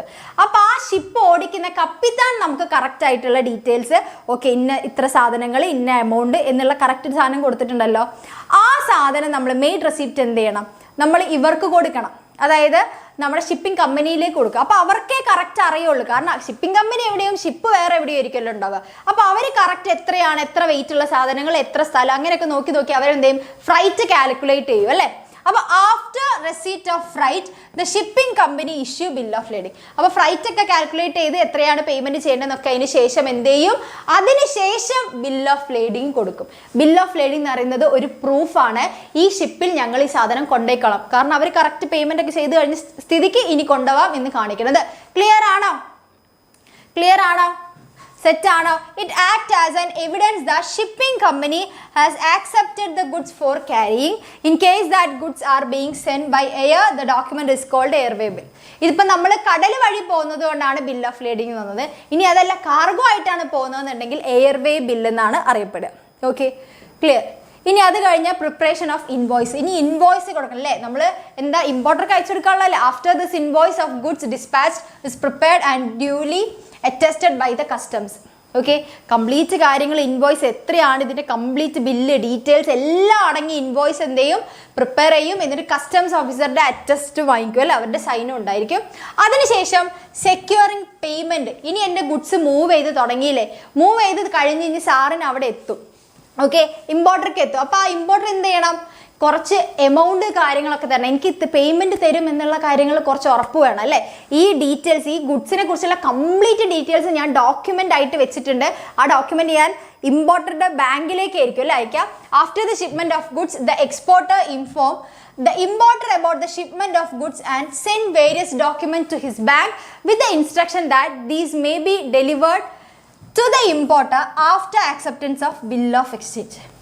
അതായത് ഞാൻ എന്ത് ചെയ്യുന്നു, കംപ്ലീറ്റ് ഡോക്യുമെന്റ്സും അടങ്ങിയിട്ടുള്ള കംപ്ലീറ്റ് ഡീറ്റെയിൽസ് അടങ്ങിയ ഡോക്യുമെന്റ്സ് ഞാൻ എന്ത് ചെയ്യും, ഇമ്പോർട്ടറുടെ ബാങ്കിലേക്ക് അയച്ചു കൊടുക്കും. എന്നിട്ട് അവിടെ കണ്ടീഷനും വെക്കും. അതായത് എനിക്ക് സെർട്ടൈൻ എമൗണ്ട് കിട്ടിയതിന് ശേഷം മാത്രമേ ഈ ഡോക്യുമെന്റ്സ് ഇമ്പോർട്ടർക്ക് കൊടുക്കാൻ പാടൂ. കാരണം ആ ഡോക്യുമെന്റ്സ് കിട്ടിയാലേ സാറിന് അവിടെ ഇതുപോലെ ചെക്കിംഗ് ഉണ്ടാവും, അത് ക്ലിയർ ചെയ്യാൻ വേണ്ടി പറ്റുള്ളൂ. ഓക്കെ, അപ്പം അങ്ങനെ കിട്ടുന്നതിന് മുൻപ് എന്ത് ചെയ്യണം, എനിക്ക് ബിൽ ഓഫ് എക്സ്ചേഞ്ച് തന്ന സാധനം ഉണ്ട്. അതായത് ഈ ഡോക്യുമെന്റ്സ് തരുന്ന അല്ലെങ്കിൽ ഈ ഡോക്യുമെന്റ്സ് കൈമാറുന്നതിന് മുമ്പ് എനിക്ക് സെർട്ടൈൻ എമൗണ്ട് തരണം, എന്നാലേ ഇത് വിട്ടുകൊടുക്കാൻ പാടുള്ളൂ എന്ന് പറഞ്ഞിട്ട്. Bill of exchange is an order to the importer to pay a certain amount of money or to the order of a certain person to the bearer of the instrument. ഒന്നെങ്കിൽ എന്ത് ചെയ്യണം, ബാങ്ക് വഴി direct തരണം, അല്ലെങ്കിൽ ഏതെങ്കിലും middlemen ഉണ്ടെങ്കിൽ അവർക്ക് കൊടുത്തിട്ട് ഇത്ര എമൗണ്ട് എനിക്ക് കിട്ടിയതിന് ശേഷം മാത്രമേ നിങ്ങൾക്ക് എന്ത് ചെയ്യുള്ളൂ, ഇത് റിലീസ് ചെയ്ത് കിട്ടുള്ളൂ അല്ലേ. അപ്പോൾ ഇത്രയും കാര്യങ്ങൾ ചെയ്തിട്ടാണ് എന്ത് ചെയ്യുന്നത്, നമ്മൾ എക്സ്പോർട്ട് പ്രൊസീജിയേഴ്സ് കംപ്ലീറ്റ് ചെയ്യണത്. ഓക്കെ, ആദ്യം എന്താണ്, ഓർഡർ എൻക്വയറി നടത്തും. ഓർഡർ എൻക്വയറി നടത്തിയതിന് ശേഷം ഞാൻ അങ്ങോട്ടൊരു റിപ്ലൈ കൊടുക്കും, എക്സ്പോർട്ടർ റിപ്ലൈ കൊടുക്കും. ആ റിപ്ലൈ ബോധിച്ചു കഴിഞ്ഞാൽ ഇമ്പോർട്ടർ എന്ത് ചെയ്യും, രണ്ടാമത്തെ സ്റ്റെപ്പായിട്ട് ഓർഡർ കൺഫേം ചെയ്യും. ഓർഡർ കൺഫേം ചെയ്തതിന് ശേഷം ഇമ്പോർട്ടൻ്റെ ക്രെഡിറ്റ് വർത്തിനെസ് അറിയണം അല്ലേ. ഓർഡർ എടുത്ത ആൾക്ക് പൈസ അത്രയും പേയ്മെൻറ്റ് ചെയ്യാനുള്ള കപ്പാസിറ്റി ഉണ്ടോ എന്നുള്ളത് അറിയാൻ വേണ്ടിയിട്ട്, ഇമ്പോർട്ടറെ ക്രെഡിറ്റ് വർത്തിനെസ് അറിയാൻ വേണ്ടിയിട്ട് എക്സ്പോർട്ടർ എന്ത് ചെയ്യും, ഇമ്പോർട്ടറുടെ ബാങ്കിനോട് ആവശ്യപ്പെടും. അവരെന്ത് ചെയ്യും, ഒരു ലെറ്റർ ഓഫ് ക്രെഡിറ്റ് എന്ന് പറയുന്ന സാധനം കൊടുക്കും. അതിനുശേഷം എക്സ്പോർട്ടർ എന്ത് ചെയ്യും, ലൈസൻസിന് അപ്ലൈ ചെയ്യും. എനിക്ക് എക്സ്പോർട്ട് ചെയ്യാൻ ബാക്കിയെല്ലാം സെറ്റായി, ഇമ്പോർട്ടറും ഓർഡറും എല്ലാം സെറ്റായി കഴിഞ്ഞ സ്ഥിതിക്ക് ഇനി ലൈസൻസ് എടുക്കും. ലൈസൻസിന് ശേഷം എന്ത് ചെയ്യും, നമ്മൾ പ്രീ ഷിപ്മെന്റ് ഫിനാൻസ് അല്ലേ. അതായത് നമുക്ക് സാധനങ്ങൾ സേവനങ്ങൾ ഇനി സാധനങ്ങൾ എന്ത് ചെയ്യണം, ഉണ്ടാക്കണം. അതിന് തുടങ്ങുന്നതിന് മുമ്പ് കുറച്ച് ഫണ്ട് വേണം. അതിന് വേണ്ടിയിട്ട് നമ്മുടെ ബാങ്കുകാർ നമുക്ക് കുറച്ച് ഫണ്ട് തരും. എന്നിട്ട് ആ ഫണ്ട് തന്ന ഡീറ്റെയിൽസ് ഒക്കെ നമ്മൾ ഈ ഇമ്പോർട്ടറുടെ കൊടുക്കുന്ന ഡോക്യുമെന്റ്സിൻ്റെ അകത്ത് ചേർത്ത് വെക്കുകയും വേണം. ഓക്കെ, അതിനുശേഷം പിന്നെ പ്രൊഡക്ഷൻ തുടങ്ങും. അതിനുശേഷം പ്രീ ഷിപ്മെന്റ് ഇൻസ്പെക്ഷൻ ഉണ്ട്. അതായത് പ്രൊഡക്ഷൻ ഒക്കെ ചെയ്ത് കഴിഞ്ഞതിന് ശേഷം അതിൻ്റെ ക്വാളിറ്റി ചെക്കിന് വേണ്ടിയിട്ട് നമ്മുടെ ഗവൺമെൻറ് ഏർപ്പാടാക്കുന്ന ഒരു ക്വാളിറ്റി ചെക്കിംഗ് ആണ്, അത് ചെയ്യണം. ഓക്കെ, അതിനുശേഷം പിന്നെ എക്സൈസ് ക്ലിയറൻസ് ഉണ്ടാവും. എക്സൈസിൻ്റെ ക്ലിയറൻസ് കഴിയും. അതിനുശേഷം പിന്നെ നമുക്ക് എന്ത് ചെയ്യണം, സർട്ടിഫിക്കറ്റ് ഓഫ് ഒറിജിൻ അല്ലെ, ഈ നാട്ടിൽ നിന്ന് തന്നെയാണ് ഇത് എക്സ്പോർട്ട് ചെയ്യുന്നത്, ഇപ്പം ഇന്ത്യയിലെ പ്രൊഡക്റ്റ് തന്നെയാണെന്ന് കാണിക്കുന്ന സർട്ടിഫിക്കറ്റ് ഓഫ് ഒറിജിൻ വേണം. അതും എക്സ്പോർട്ടർ കിട്ടിയതിന് ശേഷം നമ്മൾ ഷിപ്പിങ്ങിന് വേണ്ടിയിട്ടുള്ള സ്പേസ് ഷിപ്പിംഗ് കമ്പനിയിലേക്ക് കൊടുക്കണം. അതിനുശേഷം അവരെ ആക്സെപ്റ്റ് ചെയ്ത് കഴിഞ്ഞാൽ പാക്കിംഗ് തുടങ്ങണം. പാക്കിംഗ് കൊടുത്തു കഴിഞ്ഞാൽ നമ്മൾ എന്ത് ചെയ്യണം? ഇൻഷുറൻസിന് അപ്ലൈ ചെയ്യണം. ഇൻഷുറൻസ് കിട്ടിക്കഴിഞ്ഞാൽ കസ്റ്റംസ് ക്ലിയറൻസ് ഉണ്ടാവും അല്ലേ? നമ്മൾ അവിടേക്ക് പോകുന്ന സമയത്ത്, പോർട്ടിലേക്ക് പോകുന്ന സമയത്ത് കസ്റ്റംസ് ക്ലിയറൻസ് ഉണ്ടാവും. അത് ക്ലിയർ ആക്കണം. അതിനുശേഷം നമുക്ക് ആ കൊണ്ടുപോകുന്ന ഷിപ്പിലെ മെയ്റ്റിൻ്റെ റെസിപ്റ്റ് വേണം. ഡീറ്റെയിൽസ് പറഞ്ഞുകൊണ്ട് ആ മെയ്റ്റ് കൊടുത്ത റെസിപ്റ്റ് നമ്മൾ എന്ത് ചെയ്യും? ഷിപ്പിംഗ് കമ്പനിയിലേക്ക് അയക്കും. എന്നിട്ട് അവിടെ നിന്ന് നമ്മുടെ ഫ്രൈറ്റ് കാര്യങ്ങൾ കാൽക്കുലേറ്റ് ചെയ്യും. അതിനുശേഷം നമ്മൾ കംപ്ലീറ്റ് ഫ്രൈറ്റ് കാര്യങ്ങൾ കാൽക്കുലേറ്റ് ചെയ്തതിനു ശേഷം ഇൻവോയ്സ് പ്രിപ്പയർ ചെയ്യും. ഓക്കെ, ഇൻവോയ്സ് നമ്മൾ പ്രിപ്പയർ ചെയ്യും. ആ ഇൻവോയ്സ് ചേർത്തുകൊണ്ട് ബാക്കി എല്ലാ ഡോക്യുമെന്റ്സും ചേർത്തുകൊണ്ട് നമ്മൾ എന്ത് ചെയ്യും? പേയ്മെന്റ് സെക്യൂർഡ് ആക്കാൻ വേണ്ടിയിട്ട് ഇമ്പോർട്ടർക്ക് അയച്ചു കൊടുക്കും. ഓക്കെ, പേയ്മെന്റ് സെക്യൂരിറ്റിക്ക് വേണ്ടിയിട്ട് എല്ലാ ഡോക്യുമെന്റ്സും ഇമ്പോർട്ടറുടെ ബാങ്കിലേക്ക് അയച്ചു കൊടുക്കും. ഒരു കണ്ടീഷനും വെക്കും, ബിൽ ഓഫ് എക്സ്ചേഞ്ചിന് ശേഷം മാത്രമേ ഈ ഡോക്യുമെന്റ്സ് നിങ്ങൾക്ക് വിട്ട് കിട്ടുള്ളൂ. അപ്പോൾ ഇത്രയാണെന്ന് പറയുന്നത് എക്സ്പോർട്ടിന്റെ പ്രൊസീജിയർ എന്ന് പറയുന്നത്. ക്ലിയർ? 17 പ്രൊസീജിയർ വരുന്നുണ്ട്. പക്ഷെ ഇമ്പോർട്ട് പ്രൊസീജിയർ എന്ന് പറയുമ്പോൾ 10 വരുന്നുള്ളൂ. ഓക്കെ, ഇതിന്റെ കുറേയൊക്കെ നേരെ ഓപ്പോസിറ്റ് ആയിരിക്കും അവിടെ നടക്കുന്ന കാര്യങ്ങൾ. ഓക്കെ, അപ്പോൾ എക്സ്പോർട്ട് ചെയ്യാനാണ് ഏറ്റവും കൂടുതൽ എന്തുള്ളത്? പ്രൊസീജിയേഴ്സ് വരുന്നത്. ഇമ്പോർട്ട് പ്രൊസീജിയേഴ്സ് കമ്പാരിറ്റീവ്ലി ഭയങ്കര സിമ്പിൾ ആണ്. ആദ്യം ചെയ്യണ പോലെ തന്നെ ട്രേഡ് എൻക്വയറി ആണ്. ഓക്കെ, ഇമ്പോർട്ടർ എന്ത് ചെയ്തു? ട്രേഡ് എൻക്വയറി നടത്തുന്നു അല്ലേ? The importing firm has to gather information about the countries and firms which export the given product. അവർക്ക് വേണ്ട പ്രൊഡക്ട്സ് ആരൊക്കെയാണ് എക്സ്പോർട്ട് ചെയ്യുന്നത്, ഏതൊക്കെ രാജ്യങ്ങളിൽ, ഏതൊക്കെ കമ്പനികൾ എന്നുള്ളത് നോക്കണം. അതിനുശേഷം അവരെന്ത് ചെയ്യും? Procure of import licence. Okay, അതിനുശേഷം ഓർഡർ ഒക്കെ കിട്ടിയതിന് ശേഷം അവർ ഇമ്പോർട്ട് ലൈസൻസിന് വേണ്ടിയിട്ട് അവർ കൊടുക്കും അല്ലേ? അത് in India it is obligatory for every importer to get registered with, ഒന്നെങ്കിൽ അല്ലേ ഇമ്പോർട്ട് ചെയ്യണമെങ്കിൽ ഇമ്പോർട്ടർ രജിസ്റ്റർ ചെയ്യണം. ഒന്നെങ്കിൽ ആരായിട്ട്? ഡയറക്ടറേറ്റ് ജനറൽ ഫോറിൻ ട്രേഡോ അല്ലെങ്കിൽ regional import export licensing authority ആയിട്ടോ, അല്ലെങ്കിൽ ഇമ്പോർട്ട് എക്സ്പോർട്ട് കോഡ് അതിൻ്റെ ഒരു നമ്പറോ അവർ ഒബ്റ്റെയിൻ ചെയ്ത് വെച്ചിരിക്കണം. ക്ലിയർ അല്ലേ? ഇനി അത് കഴിഞ്ഞ ശേഷം ഫോറിൻ എക്സ്ചേഞ്ച് വേണം. കാരണം ഇവർക്ക് കുറച്ച് പൈസ കാര്യങ്ങളൊക്കെ കൊടുക്കണ്ടേ, എന്നാലല്ലേ നമുക്ക് എന്ത് കിട്ടുള്ളൂ? ബിൽ ഓഫ് എക്സ്ചേഞ്ച് തരുന്ന സമയത്ത് നമുക്ക് കുറച്ച് പൈസ കൊടുത്താലേ ഡോക്യുമെന്റ്സ് ഒക്കെ വിട്ട് കിട്ടുള്ളൂ. അപ്പോൾ അവരുടെ എമൗണ്ട് ആണ് നമ്മൾ കൊടുക്കേണ്ടത്. അപ്പോൾ നമ്മൾ എന്ത് ചെയ്യണം? For obtaining foreign exchange sanction, the importer has to make an application to the bank authorized by RBI. അപ്പം നമ്മൾ ഇന്ത്യയിലുള്ള ആൾക്കാരാകുമ്പോൾ എന്ത് ചെയ്യണം? നമ്മൾ RBI ആയിട്ട് ചേർന്ന് RBI ആയിട്ട് ഓതറൈസ് ചെയ്ത് നിൽക്കുന്ന ഏതെങ്കിലും ബാങ്ക്, ആ വഴിയേ നമുക്ക് ഫോറിൻ എക്സ്ചേഞ്ച് കിട്ടുള്ളൂ. ക്ലിയർ? പിന്നെ പ്ലേസ് ഇൻഡന്റ് അല്ലെങ്കിൽ order. The importer place an import order or indent with the exporter or supply the specified product അല്ലേ? പിന്നെ നമ്മൾ ഓർഡർ കൺഫേം ചെയ്യുന്നു. ഓക്കെ, പിന്നെ ഒബ്റ്റെയിനിങ് ലെറ്റർ ഓഫ് ക്രെഡിറ്റ്. പിന്നെ ഇമ്പോർട്ടറുടെ ക്രെഡിറ്റ് വർത്തിനെസ് കാണിക്കാൻ വേണ്ടി എക്സ്പോർട്ടർക്ക് നമ്മളൊരു ലെറ്റർ കൊടുക്കും അല്ലേ? The importer must obtain the letter of credit from his bank and forward it to the overseas supplier. Okay, പിന്നെ അറേഞ്ചിങ് ഫോർ ഫിനാൻസ്. പിന്നെ നമുക്ക് കൊടുക്കാനുള്ള ഫണ്ട് അറേഞ്ച് ചെയ്യണം. Okay, the importer should make arrangements in the advance to pay the exporter on the arrival of goods at the port. പിന്നെ receipt of shipment advice. പിന്നെ shipment advice it obtain from the exporter. അതായത് complete ഷിപ്മെന്റിനെ കുറിച്ചുള്ള details അറിയണ്ടേ? ഏത് ഷിപ്പിലാണ് വരുന്നത്, എത്ര products ഉണ്ട്, എങ്ങനെയാണ് അത് വരുന്നത് എന്നുള്ള കംപ്ലീറ്റ് ഡീറ്റെയിൽസ് എന്ത് ചെയ്യും? എക്സ്പോർട്ടർ കയ്യിൽ നിന്ന് ഇമ്പോർട്ടർ ചോദിച്ച് മനസ്സിലാക്കും. പിന്നെ റിട്ടയർമെന്റ് ഓഫ് ഇമ്പോർട്ട് ഡോക്യുമെന്റ്. അതായത് the acceptance of bill of exchange four the purpose of getting delivery is known as retirement of import document. അതായത് നമ്മൾ ബിൽ ഓഫ് എക്സ്ചേഞ്ച് സ്വീകരിക്കുക, ആ ഒരു ഡോക്യുമെന്റ് സ്വീകരിച്ചതിന് ശേഷം മാത്രമേ, ആ ഡോക്യുമെന്റ് സ്വീകരിക്കുമ്പോൾ നമ്മൾ സർട്ടൻ എമൗണ്ട് മണി അവിടെ കൊടുക്കും. അങ്ങനെ കൊടുക്കുമ്പോൾ മാത്രമേ നമുക്ക് കംപ്ലീറ്റ് ആയിട്ട് ആ ഇമ്പോർട്ട് ചെയ്യാനുള്ള സാധനം വിട്ട് കിട്ടുന്നുള്ളൂ. ഈ ഒരു പ്രോസസ്സിനെയാണ് നമ്മൾ റിട്ടയർമെന്റ് ഓഫ് ഇമ്പോർട്ട് ഡോക്യുമെന്റ് എന്ന് പറയുന്നത്. ക്ലിയർ അല്ലേ? അതിനുശേഷം here the bank hand over the import document to the importer. Okay, ഇമ്പോർട്ടിന്റെ കംപ്ലീറ്റ് ഡോക്യുമെന്റ്സ് എന്ത് ചെയ്യുന്നു? എക്സ്പോർട്ടർ കൊടുത്ത പ്രകാരം ഇമ്പോർട്ടറുടെ ബാങ്ക് അത് അവർക്ക് കൊടുക്കുന്നു. പിന്നെ arrival of goods, the person in charge of the ship അല്ലെങ്കിൽ airway inform the officer in charge at the dock അല്ലെങ്കിൽ port about the arrival of goods in the importing country through a document called import general manifest. അല്ലെ, import general manifest എന്ന് പറയുന്ന ഒരു ഡോക്യുമെന്റിലൂടെ ഏത് രാജ്യത്തേക്ക്, ആ രാജ്യത്തെ ഏത് പോർട്ടിലേക്കാണോ ഈ ഷിപ്പിലെ ഈ സാധനങ്ങൾ വരാൻ വേണ്ടി പോകുന്നത്, അപ്പോൾ അവിടുത്തെ സൂപ്രണ്ട് ഉണ്ടാവില്ല, അവിടുത്തെ പോർട്ടിന്റെ കാര്യങ്ങൾ നോക്കുന്ന ആൾ ഇൻചാർജ് ഉണ്ടാവില്ല, അവർക്ക് അറിയിച്ചു കൊടുക്കും. ആണ് അറൈവൽ ഓഫ് ഗുഡ്സ് എന്ന് പറയുന്നത്. അതിനുശേഷം എന്ത് ചെയ്യും? കസ്റ്റംസ് ക്ലിയറൻസ് ഉണ്ടാവും. അവിടെ കസ്റ്റംസ് ക്ലിയറൻസ് ഉണ്ടാവും അല്ലേ? The importer files a form called bill of entry for assessment of customs duty. അപ്പോൾ കസ്റ്റംസ് ക്ലിയറൻസിന് വേണ്ടിയിട്ട് എന്ത് ചെയ്യും, അവർ ഒരു ഫോം ഫില്ല് ചെയ്യും അല്ലേ, അതിന് ബിൽ ഓഫ് എൻട്രി എന്നാണ് പറയുന്നത്. മറ്റേത് ഷിപ്പിംഗ് ബില്ലൊക്കെ ചെയ്യുന്നില്ല, അതേപോലെ ഇമ്പോർട്ടർ ചെയ്യുന്നത് പോലെ ഇവരെന്ത് ചെയ്യും, ബിൽ ഓഫ് എൻട്രി എന്ന് പറയുന്ന ഒരു ഫോം ഫില്ല് ചെയ്യും, എന്നിട്ട് കസ്റ്റംസിൻ്റെ അടുത്ത് കൊടുത്ത് കസ്റ്റംസിൻ്റെ പ്രൊസീജിയേഴ്സ് കംപ്ലീറ്റ് ക്ലിയർ ചെയ്യും. Okay, after payment of import duty അല്ലെ, ഇമ്പോർട്ട് ചെയ്യുമ്പോൾ വരുന്ന കുറച്ച് എമൗണ്ട് ഉണ്ട്, അത് കൊടുത്തതിന് ശേഷം the bill of entry has to be presented to the dock superintendent. Customs clearance കഴിഞ്ഞു, അതിനുശേഷം നമ്മൾ എമൗണ്ട് പേ ചെയ്തു, അതിനുശേഷം നമ്മൾ ആ ഡോക്യുമെന്റ് എന്ത് ചെയ്യണം, ഡോക് സൂപ്രണ്ടന്റിന് കാണിക്കണം. ഓക്കെ, ആഫ്റ്റർ ഹിസ് എക്സാമിനേഷൻ, അതിനുശേഷം അയാൾ കറക്റ്റായിട്ട് എക്സാമിൻ ചെയ്തിട്ട് എല്ലാം ഓക്കെ ആണെങ്കിൽ handed over to the authority, port അതോറിറ്റിക്ക് കൊടുക്കും. ഓക്കെ, പിന്നെ after receiving necessary charge the port authority issue the release order. അതിനുശേഷം പോർട്ട് അതോറിറ്റി ഒക്കെ നോക്കും, ഒക്കെ സെറ്റ് ആണെങ്കിൽ അവരെന്ത് ചെയ്യും, ഈ ഗുഡ്സ് സാധനങ്ങൾ റിലീസ് ചെയ്യാനുള്ള ഓർഡർ കൊടുക്കും. അതിനുശേഷം മാത്രം എന്ത് ചെയ്യാൻ വേണ്ടി പറ്റുള്ളൂ, ഇമ്പോർട്ടർക്ക് അയാളുടെ സാധനങ്ങൾ കൊണ്ടുപോയിട്ട് യൂസ് ചെയ്യാനോ സെല് ചെയ്യാനോ പറ്റും. ഓക്കെ, അപ്പോൾ ഇത്രയാണ് എന്തെന്ന് പറയുന്നത് ഇമ്പോർട്ട് പ്രൊസീജിയേഴ്സ് എന്ന് പറയുന്നത്. ക്ലിയർ ആണോ?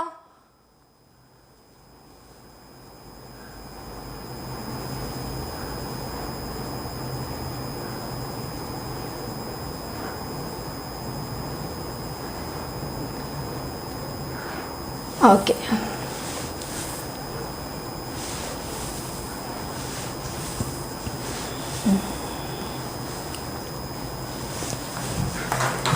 ക്ലിയർ ആണെങ്കിൽ ഒന്ന് പറയണേ. അങ്ങനെയാണെങ്കിൽ നമ്മുടെ അടുത്ത അവസാനത്തെ ചാപ്റ്റർ ആണ് ഈ ഫോർമേഷൻ ഓഫ് എ കമ്പനി. ഇത് കഴിഞ്ഞു നമ്മുടെ 10 hours ലൈവ് ഇതോടെ തീരുകയാണ്. ഓക്കെ, ഞാൻ ചായയൊക്കെ കുടിച്ചു, നിങ്ങൾ ചായയൊക്കെ കുടിച്ച് സെറ്റായിട്ടാണോ ഇരിക്കുന്നത്? ബ്രേക്ക് ഒന്നും വേണ്ടല്ലോ നിങ്ങൾക്ക്, ചായ കുടിക്കാനോ അങ്ങനെ എന്തെങ്കിലും ബ്രേക്കോ കാര്യങ്ങളോ എന്തെങ്കിലും വേണോ? വേണ്ടല്ലോ, വേണമെങ്കിൽ വേണമെന്ന് പറയും, വേണ്ടെങ്കിൽ വേണ്ടാന്ന് പറയും. ഓക്കെ, ഞാൻ കുറച്ച് കിട്ടിയ ഗ്യാപ്പിൽ പോയി ചായയൊക്കെ കുടിച്ചു. Okay, set. ഓ, പാട്ട് ഇത് കഴിഞ്ഞാൽ ഞാൻ പാട്ട് പാടാന്ന് പറഞ്ഞിട്ടുണ്ടായിരുന്നു അല്ലേ, അപ്പത്തെ ഒരു ആവേശത്തിൽ പറഞ്ഞതായിരുന്നു. ഓക്കെ, ബ്രേക്ക് വേണോ? ഒരു 5 minute ബ്രേക്ക് മതിയോ നിങ്ങൾക്ക്? 5 minute ബ്രേക്ക് മതിയോ അല്ലെ 10 minute ബ്രേക്കാ? ഒറ്റ മിനിറ്റ്, ഫോൺ എടുക്കട്ടെ.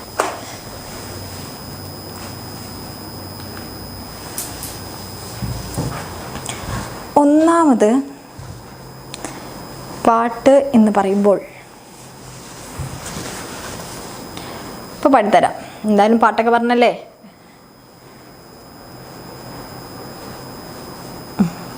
ഏതാണ് പാട്ട്?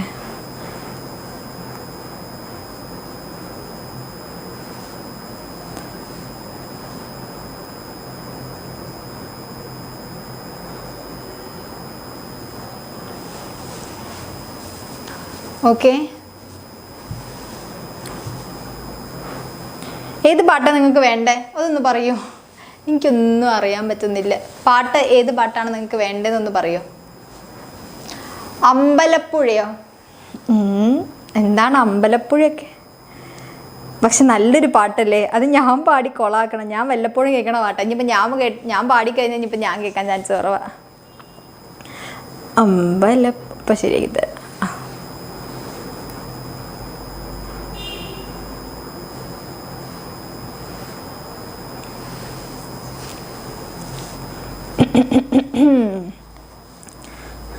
അല്ലെങ്കിൽ എനിക്ക് പാട്ട് പാടാൻ അറിയില്ല. അത് ആദ്യത്തെ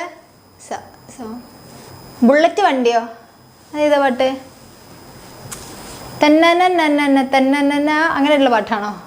ഹെഡ്ഫോൺസ് വെക്കണ്ട എന്നാണ് എനിക്ക് പറയാനുള്ളത്. വെച്ച് കഴിഞ്ഞാൽ ബുള്ളറ്റ് സോങ് ഏതാണ്? ബുള്ളറ്റ്. ഇപ്പം ഞാൻ അമ്പലപ്പുഴ പിടിക്കാം. അപ്പോൾ അല്ലെങ്കിൽ ശബ്ദം ശരിയില്ല. അതിൻ്റെ കൂടെ ഇപ്പോൾ 10 മണിക്കൂറിൻ്റെ അടുത്തോളം ഞങ്ങൾ മാറി മാറി സംസാരിച്ചത് കൊണ്ട് ശബ്ദം തീരെ കൊള്ളില്ല. ഓക്കെ, മിന്നൽവളയാണോ വേണ്ടത്? എന്നാൽ മിന്നൽവള പിടിക്കണോ? അമ്പലപ്പുഴ വേണ്ടെങ്കിൽ മിന്നൽവള പഠിക്കാം. മിന്നൽവളയാണല്ലോ കുറച്ച്. അമ്പലപ്പുഴ എന്ന് പറയുമ്പോൾ ഞാൻ കുറച്ച് 90s കിഡ് ആയോ എന്ന് എനിക്കൊരു സംശയം. എന്നാൽ അമ്പലപ്പുഴ എന്ന് കുറേ പറഞ്ഞു. ഓക്കെ, ഇനി ഫിക്സ് ചെയ്ത് പോയില്ലേ. മിന്നൽവള വേണമെങ്കിൽ ഞാൻ ലൈവ് കഴിഞ്ഞിട്ട് പാടാം. ഓക്കെ, അതും വേണമെങ്കിൽ പാടാം. നിങ്ങൾ കേൾക്കാൻ റെഡി ആണെങ്കിൽ മിന്നൽവള പാടാം. Okay okay. അമ്പലപ്പുഴ ഉണ്ണിക്കണ്ണനോടു നീ എന്തു പരിഭവം മെല്ലെയോതി വന്നുവോ കൽവിളക്കുകൾ പാതി മിന്നി നിൽക്കവേ എന്തു നൽകുവാൻ എന്നെ കാത്തു നിന്നു നീ തൃപ്രസാദവും മൗന ചുംബനങ്ങളും പങ്കുവയ്ക്കുവാനോടി വന്നതാണു ഞാൻ രാഗചന്ദനം നിന്റെ നെറ്റിയിൽ തൊടാൻ ഗോപകന്യയായോടി വന്നതാണു ഞാൻ അമ്പലപ്പുഴേ ഉണ്ണിക്കണ്ണനോടു നീ എന്തു പരിഭവം മെല്ലെയോതി നിന്നുവോ കൽവിളക്കുകൾ പാതി മിന്നി നിൽക്കവേ എന്തു നൽകുവാൻ എന്നെ കാത്തു നിന്നു നീ. പോരെ പാടി.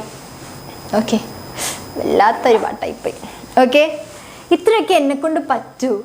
ഇതൊക്കെ എൻ്റെ മാക്സിമാണ് ഈ പാടുന്ന കാര്യത്തിൽ. Okay, clear? നീ എന്നെ ഊതിയതാണല്ലേ, ഊതല്ലേ മോനെ, തീപ്പൊരി തെറിക്കും. ഓക്കെ, വേണമെങ്കിൽ മിന്നൽവിളക്ക് പാടാട്ടോ, എനിക്ക് കുഴപ്പമൊന്നുമില്ല. അതിലേശം ഓവറല്ലേടാ, നീ മെൽറ്റായി പോയി എന്നൊക്കെ പറയുമ്പോൾ കുറച്ചൊന്ന് കുറക്കി. ക്ലിയർ?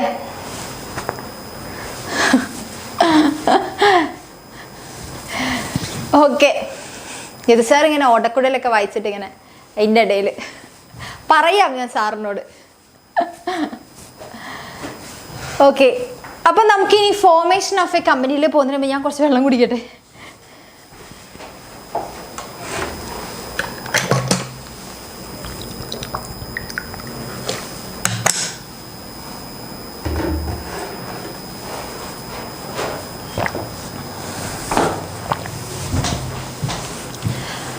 ഓക്കെ, ഇപ്പോൾ ഒരു 10 മിനിറ്റ് ബ്രേക്ക് ആയില്ലേ നിങ്ങൾക്ക്? പാട്ട് വരുന്ന ഗ്യാപ്പിലൊക്കെ പോയിട്ട് നിങ്ങൾക്ക് വേണമെങ്കിൽ ഫുഡൊക്കെ കഴിക്കാമായിരുന്നു. ഫുഡൊക്കെ കഴിച്ചവരുണ്ടാവും.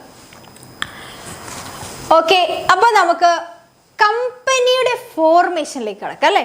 അതായത് നിങ്ങൾ നമ്മുടെ ഫോംസ് ഓഫ് ബിസിനസ് ഓർഗനൈസേഷനിൽ പറഞ്ഞിട്ടുണ്ടായിരുന്നു എന്തെന്ന് പറയണത്, പല ടൈപ്പ് ബിസിനസ് ഓർഗനൈസേഷൻ അല്ലേ, അത് ഓൺ ചെയ്യുന്നതും മാനേജ് ചെയ്യുന്നതിൻ്റെ ബേസിൽ പല ടൈപ്പായിട്ട് കാറ്റഗറൈസ് ചെയ്തു. അതിലൊന്നാണ് നമ്മുടെ ജോയിന്റ് സ്റ്റോക്ക് കമ്പനി എന്ന് പറയുന്നത്. അപ്പം മറ്റ് കമ്പനികൾ അല്ലെ മറ്റ് ഫോംസ് ഓഫ് ഓർഗനൈസേഷൻസുമായിട്ട് നിങ്ങൾ കമ്പയർ ചെയ്ത സമയത്ത് നിങ്ങൾക്ക് മനസ്സിലായിട്ടുണ്ടാവും അതിൻ്റെ ഒരു പ്രത്യേകതകൾ അല്ലെങ്കിൽ അതിൻ്റെ ഒരു മെയിൻ ഫീച്ചർ എന്ന് പറയുന്നതിൽ ഒന്നുള്ളതാണ് ഫോർമേഷൻ കുറച്ച് ബുദ്ധിമുട്ടാണ്. മറ്റ് കമ്പനികൾ ഫോം ചെയ്യുന്നതിനേക്കാൾ പ്രൊസീജിയേഴ്സ് എവിടെ വരുന്നുണ്ട്? നമ്മുടെ ഈ കമ്പനി ഫോം ചെയ്യാൻ, ഒരു ജോയിന്റ് സ്റ്റോക്ക് കമ്പനി ഫോം ചെയ്യാൻ വരുന്നുണ്ട് അല്ലേ? അപ്പോൾ ആ കമ്പനീനെ കുറിച്ച് അല്ലെങ്കിൽ അതിൻ്റെ ഫോർമേഷൻ സമയത്ത് വരുന്ന പ്രൊസീജിയേഴ്സ്, എങ്ങനെയാണ് നമ്മളൊരു കമ്പനി ഫോം ചെയ്യണത്, എന്തൊക്കെ നിയമ നടപടികളിലൂടെ കടന്നു പോയിട്ടാണ് ഒരു കമ്പനി അല്ലെങ്കിൽ നമ്മൾ ഇന്ന് കാണുന്ന പല കമ്പനികളും എക്സിസ്റ്റൻസിൽ വന്നത് എന്നാണ് നമ്മൾ നോക്കാൻ വേണ്ടി പോണത്. ഓക്കെ, അപ്പോൾ ഫോർമേഷൻ ഓഫ് എ കമ്പനിയിലേക്ക് നമ്മൾ കടക്കുകയാണ്. Formation of a company is a complex activity involving completion of legal formalities and procedures. അല്ലെ, ലീഗൽ ഫോർമാലിറ്റീസും പ്രൊസീജിയേഴ്സും ഒക്കെ അടങ്ങിയ ഒരു വലിയ കോംപ്ലക്സ് ആയിട്ടുള്ള ആക്ടിവിറ്റിയാണ് ഒരു കമ്പനിയുടെ ഫോർമേഷൻ എന്ന് പറയുന്നത്. The process of company formation divided into 4 stages. അപ്പോൾ കമ്പനിയുടെ ഫോർമേഷനെ നമ്മൾ 4 സ്റ്റേജസ് ആയിട്ട് 4 ഘട്ടങ്ങളായിട്ട് തിരിച്ചിട്ടുണ്ട്. ഏതൊക്കെയാണ് ആ ഘട്ടങ്ങൾ എന്ന് നോക്കിക്കഴിഞ്ഞാൽ promotion, incorporation, subscription of capital, commencement of business എന്ന 4 ആയിട്ടാണ് നമ്മൾ ഡിവൈഡ് ചെയ്ത് വെച്ചിട്ടുള്ളത്. ഓക്കെ, 2 ടൈപ്പ് കമ്പനികൾ ഉള്ളത് നമുക്കറിയാം. പബ്ലിക് കമ്പനി ഉണ്ട്, പ്രൈവറ്റ് കമ്പനി ഉണ്ട്. ഓക്കെ, പ്രൈവറ്റ് കമ്പനി എന്ന് പറയുമ്പോൾ അതിൻ്റെ ഷെയർസ് എന്തായിരിക്കും? ലിമിറ്റഡ് ആയിരിക്കും അല്ലേ? ലിമിറ്റഡ് ഷെയർ ഹോൾഡേഴ്സ് ആയിരിക്കും ഉണ്ടായിരിക്കുക. അപ്പോൾ അതുകൊണ്ട് തന്നെ അവർ ഫൈനാൻഷ്യലി ഓക്കെ ആയിരിക്കും. ഓക്കെ എന്ന് പറയുമ്പോൾ അവർക്ക് ക്യാപിറ്റൽ സെറ്റ് ആയിരിക്കും. ഓക്കെ, അപ്പോൾ പ്രൊമോഷൻ സ്റ്റേജും ഇൻകോർപ്പറേഷനും സ്റ്റേജും കൂടെ കടന്നു പോയി കഴിയുമ്പോൾ ഇവിടെ എന്ത് കിട്ടും? സർട്ടിഫിക്കറ്റ് ഓഫ് ഇൻകോർപ്പറേഷൻ അല്ലെങ്കിൽ കമ്പനി നിയമപരമായിട്ട് നിലവിൽ വരുന്ന സ്റ്റേജാണ് ഈ ഇൻകോർപ്പറേഷൻ സ്റ്റേജ് എന്ന് പറയുന്നത്. അപ്പോൾ ഈ ഒരു സ്റ്റേജ് കഴിയുമ്പോൾ തന്നെ എന്തായി, കമ്പനി നിലവിൽ വന്നു, നിയമപരമായിട്ട് ആ കമ്പനി നിലവിൽ വന്നു. അപ്പോൾ പ്രൈവറ്റ് കമ്പനികളുടെ കയ്യിൽ പൈസയും ഉണ്ട്, ക്യാപിറ്റലും ഉണ്ട് അവരുടെ കയ്യിൽ. അപ്പം അതുകൊണ്ട് അവർ ഈ 2 സ്റ്റേജ് കഴിയുമ്പോൾ തന്നെ അവർ കമ്പനി പ്രവർത്തിച്ചു തുടങ്ങും. ഓക്കെ.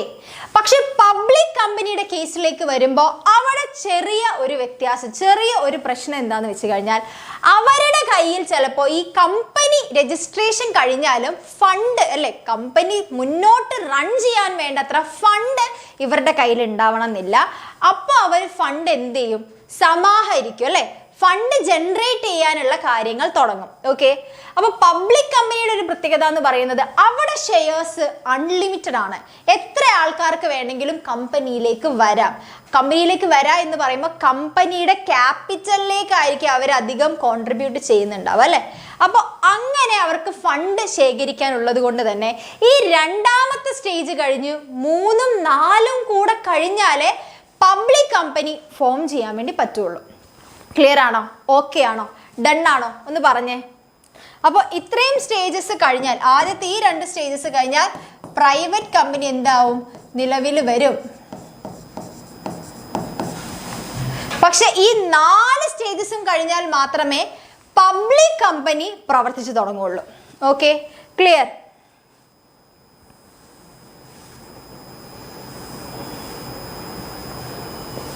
അപ്പൊ നമുക്ക് ആദ്യത്തെ സ്റ്റേജിൽ നിന്ന് തുടങ്ങാം. ആദ്യത്തെ സ്റ്റേജ് ആണ് പ്രൊമോഷൻ എന്ന് പറയുന്നത് അല്ലേ. പ്രൊമോഷൻ എന്ന് പറയുന്നത് ആ കമ്പനിയുടെ ബിഗിനിങ് സ്റ്റേജ് ആണ്, ബിഗിനിങ്. ഓക്കെ. അപ്പൊ പ്രൊമോഷൻ എന്ന് പറയുന്നത് some total of the activity in starting and enterprises. ഒരു ബിസിനസ് തുടങ്ങാൻ വേണ്ട എല്ലാ ആക്ടിവിറ്റീസിൻ്റെയും ആകെ തുകയാണ് നമ്മൾ പ്രൊമോഷൻ എന്ന് പറയുന്നത്. അതായത് നമുക്ക് പെട്ടെന്ന് ഒരു ഐഡിയ കിട്ടിയ ഉടനെ അതിനെ എന്താക്കാൻ വേണ്ടി പറ്റില്ല, നമുക്ക് കമ്പനിയാക്കി മാറ്റാൻ പറ്റില്ല. അങ്ങനെ കമ്പനിയാക്കി മാറ്റാൻ വേണ്ടി നമ്മൾ ഒത്തിരി കാര്യങ്ങൾ ചെയ്യേണ്ടി വരും അല്ലേ.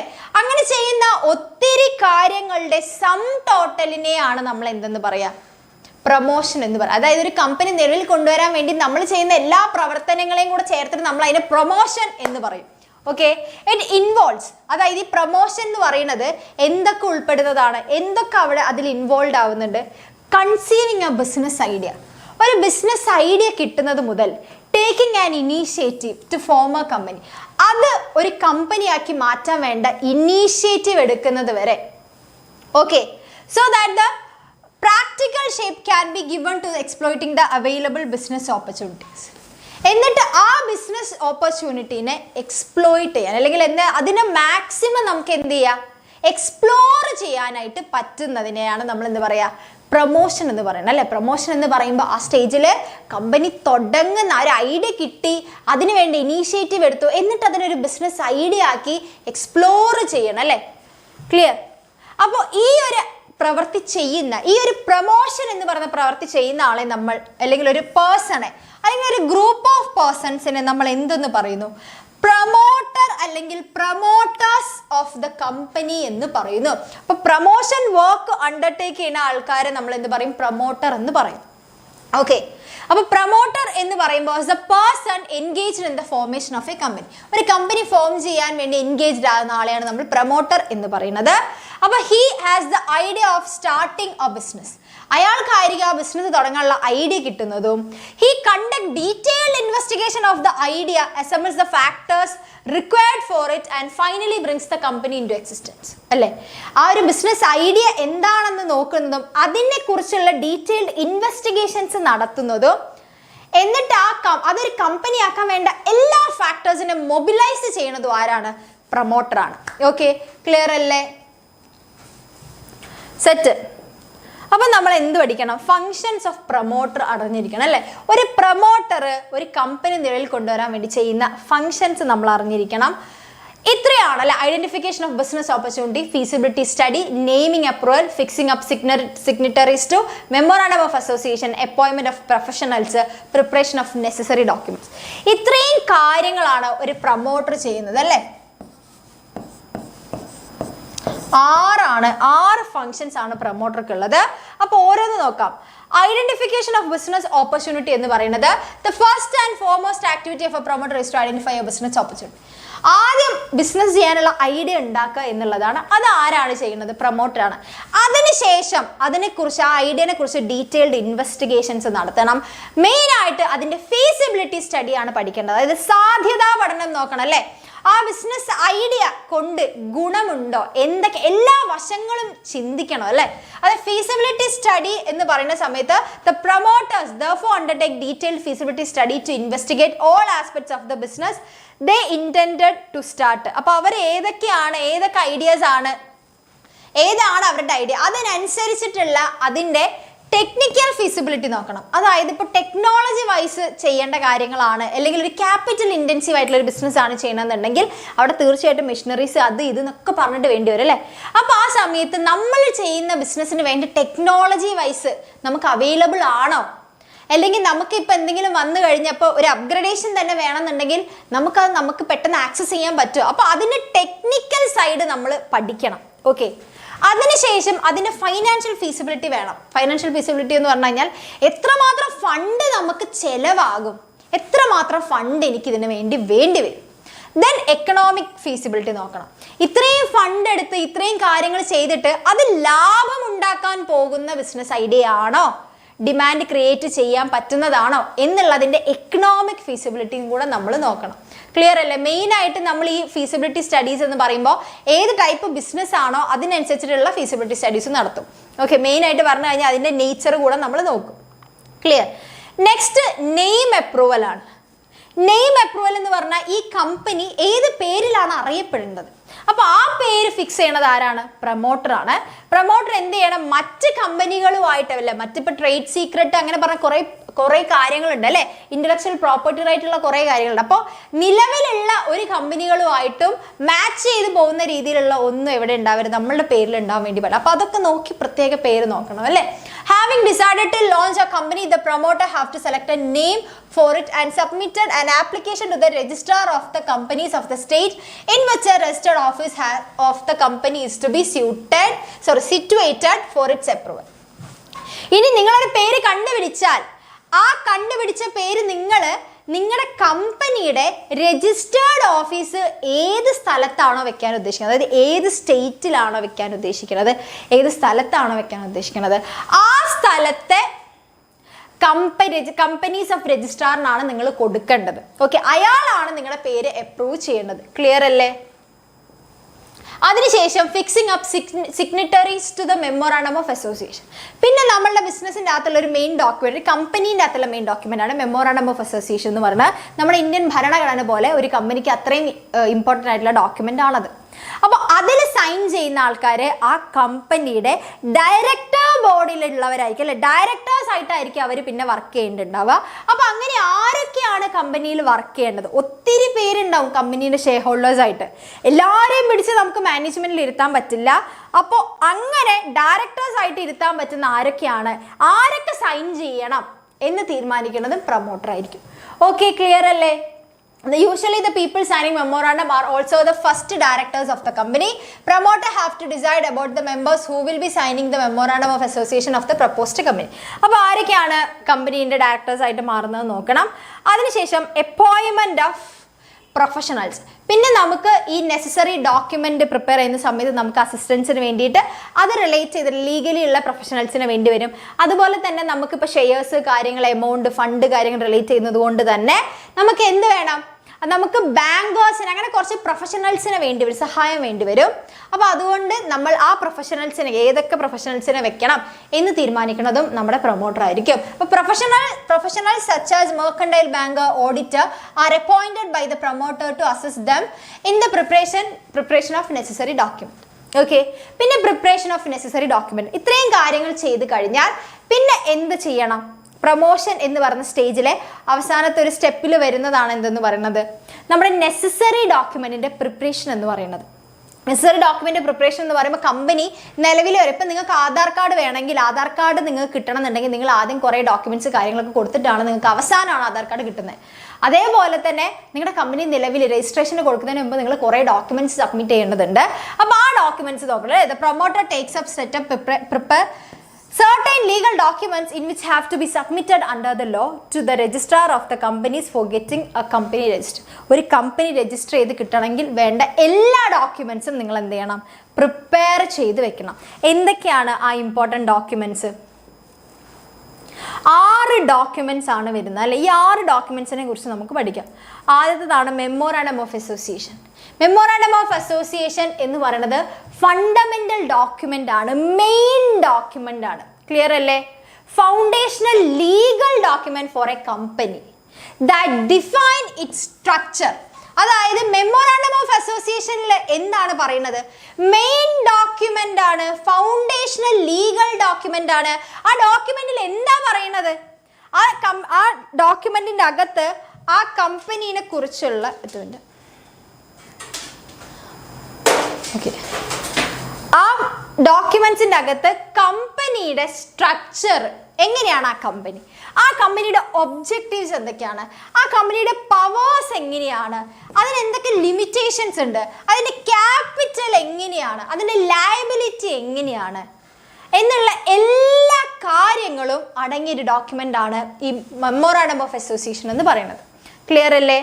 മെയിൻ ആയിട്ട് ഈ മെമ്മോറാണ്ടം ഓഫ് അസോസിയേഷൻ എന്ന് പറയുന്നത് ഔട്ട്സൈഡ് വേൾഡുമായിട്ടുള്ള റിലേഷൻഷിപ്പിനെ കാണിക്കുക. അതായത് മെമ്മോറാണ്ടം ഓഫ് അസോസിയേഷൻ പുറത്തുനിന്ന് ഒരാൾ നോക്കിക്കഴിഞ്ഞാൽ മനസ്സിലാവും എന്ത് കമ്പനിയാണ്, എങ്ങനെയാണ്. അത് വായിച്ച് ഒരു കമ്പനിയുടെ മെമ്മോറാണ്ടം വായിച്ചു കഴിഞ്ഞാൽ മൂന്നാമതൊരാൾക്ക് മനസ്സിലാവും, പുറത്തുനിന്നുള്ള ഒരാൾക്ക് മനസ്സിലാവും എന്താണ് ഈ കമ്പനി എന്ന്.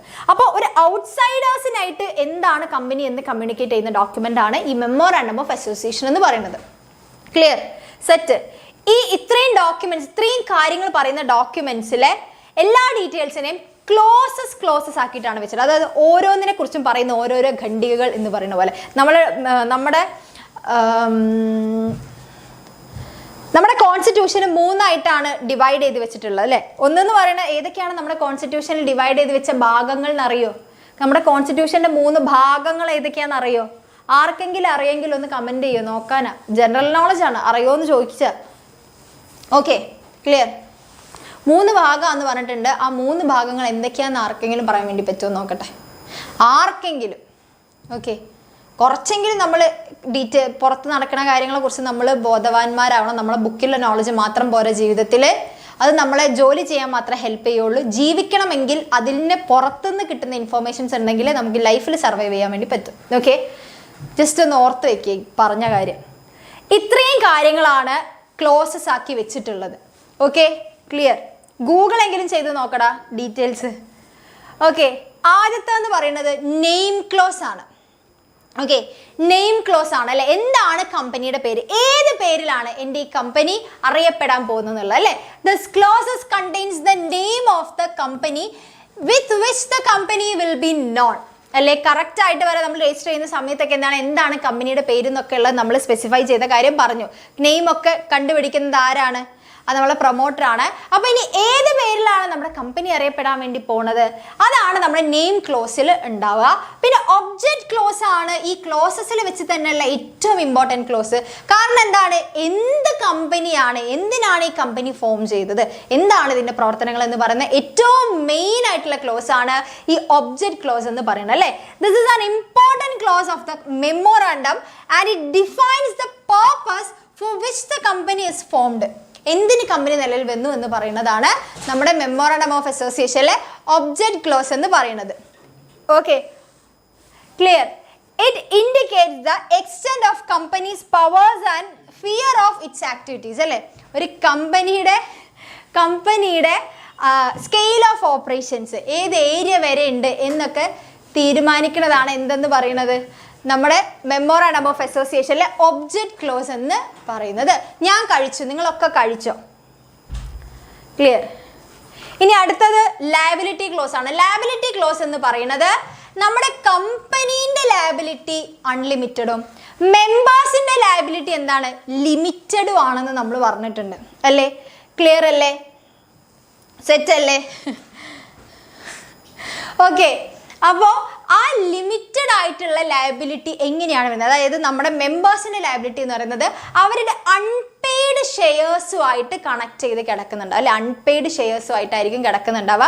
അൺപെയ്ഡ് ഷെയർ എന്ന് പറഞ്ഞു കഴിഞ്ഞാൽ ഞാൻ എടുക്കുന്ന സമയത്ത്, ഞാൻ കമ്പനിയിലേക്ക് വരുന്ന സമയത്ത് ഞാൻ ഇത്ര ശതമാനം ഷെയർസ് വാങ്ങിക്കൊള്ളാം എന്ന് പറയും. പക്ഷെ ഞാൻ അത്രയും തന്നെ പൈസ കൊടുക്കണം എന്നില്ല അല്ലെ. ഞാനിപ്പോൾ ഒരു 10,000 രൂപയാണ് കൊടുക്കാന്ന് പറഞ്ഞെന്നുണ്ടെങ്കിൽ ഞാൻ ചിലപ്പോൾ അതിലൊരു 6,000 രൂപയെ കൊടുത്തിട്ടുണ്ടാവുള്ളൂ. 4,000 രൂപ എന്താണ് അൺപെയ്ഡ് ആയിട്ട് കിടക്കുന്നുണ്ട്. അപ്പോൾ അൺപെയ്ഡ് ആയിട്ട് കിടക്കുന്നുണ്ട്. അപ്പോൾ ആ 4,000-ത്തിനനുസരിച്ചായിരിക്കും എൻ്റെ ലയബിലിറ്റി ഉണ്ടാവുക അല്ലെ. എത്രയാണോ എൻ്റെ അൺപെയ്ഡ് ഷെയർസ് അതിനനുസരിച്ചിട്ടായിരിക്കും എന്തുണ്ടാവുക നമ്മൾ മെമ്പേഴ്സിൻ്റെ ലയബിലിറ്റി എന്ന് പറയുന്നത്. ഇനിയുള്ളത് ക്യാപിറ്റൽ ക്ലോസ് ആണ്. ക്യാപിറ്റൽ ക്ലോസിൻ്റെ അകത്ത് പറയുന്നത് maximum capital which the company will be authorised to raise through the issue of shares. Shares issue ചെയ്തിട്ട് എത്ര മാത്രം മാക്സിമം ക്യാപിറ്റൽ അവർ ശേഖരിക്കാൻ അവർക്ക് പറ്റും കമ്പനിക്ക് എന്നുള്ളതാണ് ഈ ക്യാപിറ്റൽ ക്ലോസിൽ പറയുന്നുള്ളത്.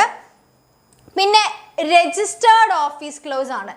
രജിസ്റ്റേർഡ് ഓഫീസ് ക്ലോസ് എന്ന് പറയുമ്പോൾ എവിടെയാണ് നമ്മുടെ ഓഫീസിന്റെ ഹെഡ് ഓഫീസ് അല്ലെങ്കിൽ ഹെഡ് ക്വാർട്ടേഴ്സ് എവിടെയാണ് വരുന്നത് എന്ന് പറയുന്നതാണ്. Okay, it this contain the name of the state in which the registered office of the companies propose to be situated. എവിടെയാണ് നമ്മൾ രജിസ്റ്റർ ഓഫീസ് വെക്കാൻ ഉദ്ദേശിച്ചത്. ചിലപ്പോൾ ഒരു കമ്പനി എന്നൊക്കെ പറയുമ്പോൾ പല സ്ഥലത്തൊക്കെ ബ്രാഞ്ചസ് ഒക്കെ വരാൻ ചാൻസ് ഉണ്ട്. പക്ഷെ എന്നാലും നമ്മൾ എവിടെയായിരിക്കും നമ്മുടെ മെയിൻ എന്ന് പറയുന്നത് അല്ലേ. ക്ലിയർ. പിന്നെ അസോസിയേഷൻ ക്ലോസ് ആണ്. ഇതൊരു ഫോം ഓഫ് ഡിക്ലറേഷൻ ആണ്. അതായത് ഈ ഇതിലൂടെ എന്താണ് പറയുന്നതെന്ന് വെച്ച് കഴിഞ്ഞാൽ നമ്മൾ നേരത്തെ പറഞ്ഞു, നമ്മൾ ആദ്യത്തെ ഫങ്ഷൻസ് ഓഫ് പ്രൊമോട്ടറിൽ പറഞ്ഞു പ്രൊമോട്ടർ എന്ത് ചെയ്യുന്നുണ്ട്, നമ്മൾ മെമ്മോറാണ്ടത്തിൽ സൈൻ ചെയ്യുന്ന സിഗ്നിറ്ററീസിനെ സെറ്റ് ആക്കുന്നത് ഇയാളാണെന്ന് പറഞ്ഞു അല്ലേ.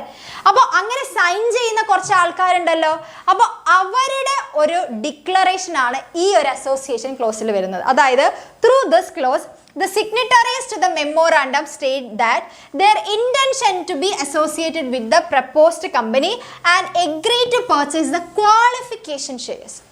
അതായത് നമ്മൾ ഒത്തിരി ഷെയർ ഹോൾഡേഴ്സ് ഉണ്ടാവില്ലേ ഒരു കമ്പനീൻ്റെ അകത്ത്, അതിൽ ഇത്ര ആൾക്കാരെ മാത്രം നമ്മൾ പിടിച്ചിട്ട് ഇങ്ങനെ സൈൻ ചെയ്യിക്കണം എന്നുണ്ടെങ്കിൽ അവർക്ക് മറ്റുള്ള ഷെയർ ഹോൾഡേഴ്സിൽ നിന്ന് എന്തെങ്കിലും ഒരു പ്രത്യേകത വേണം അല്ലേ.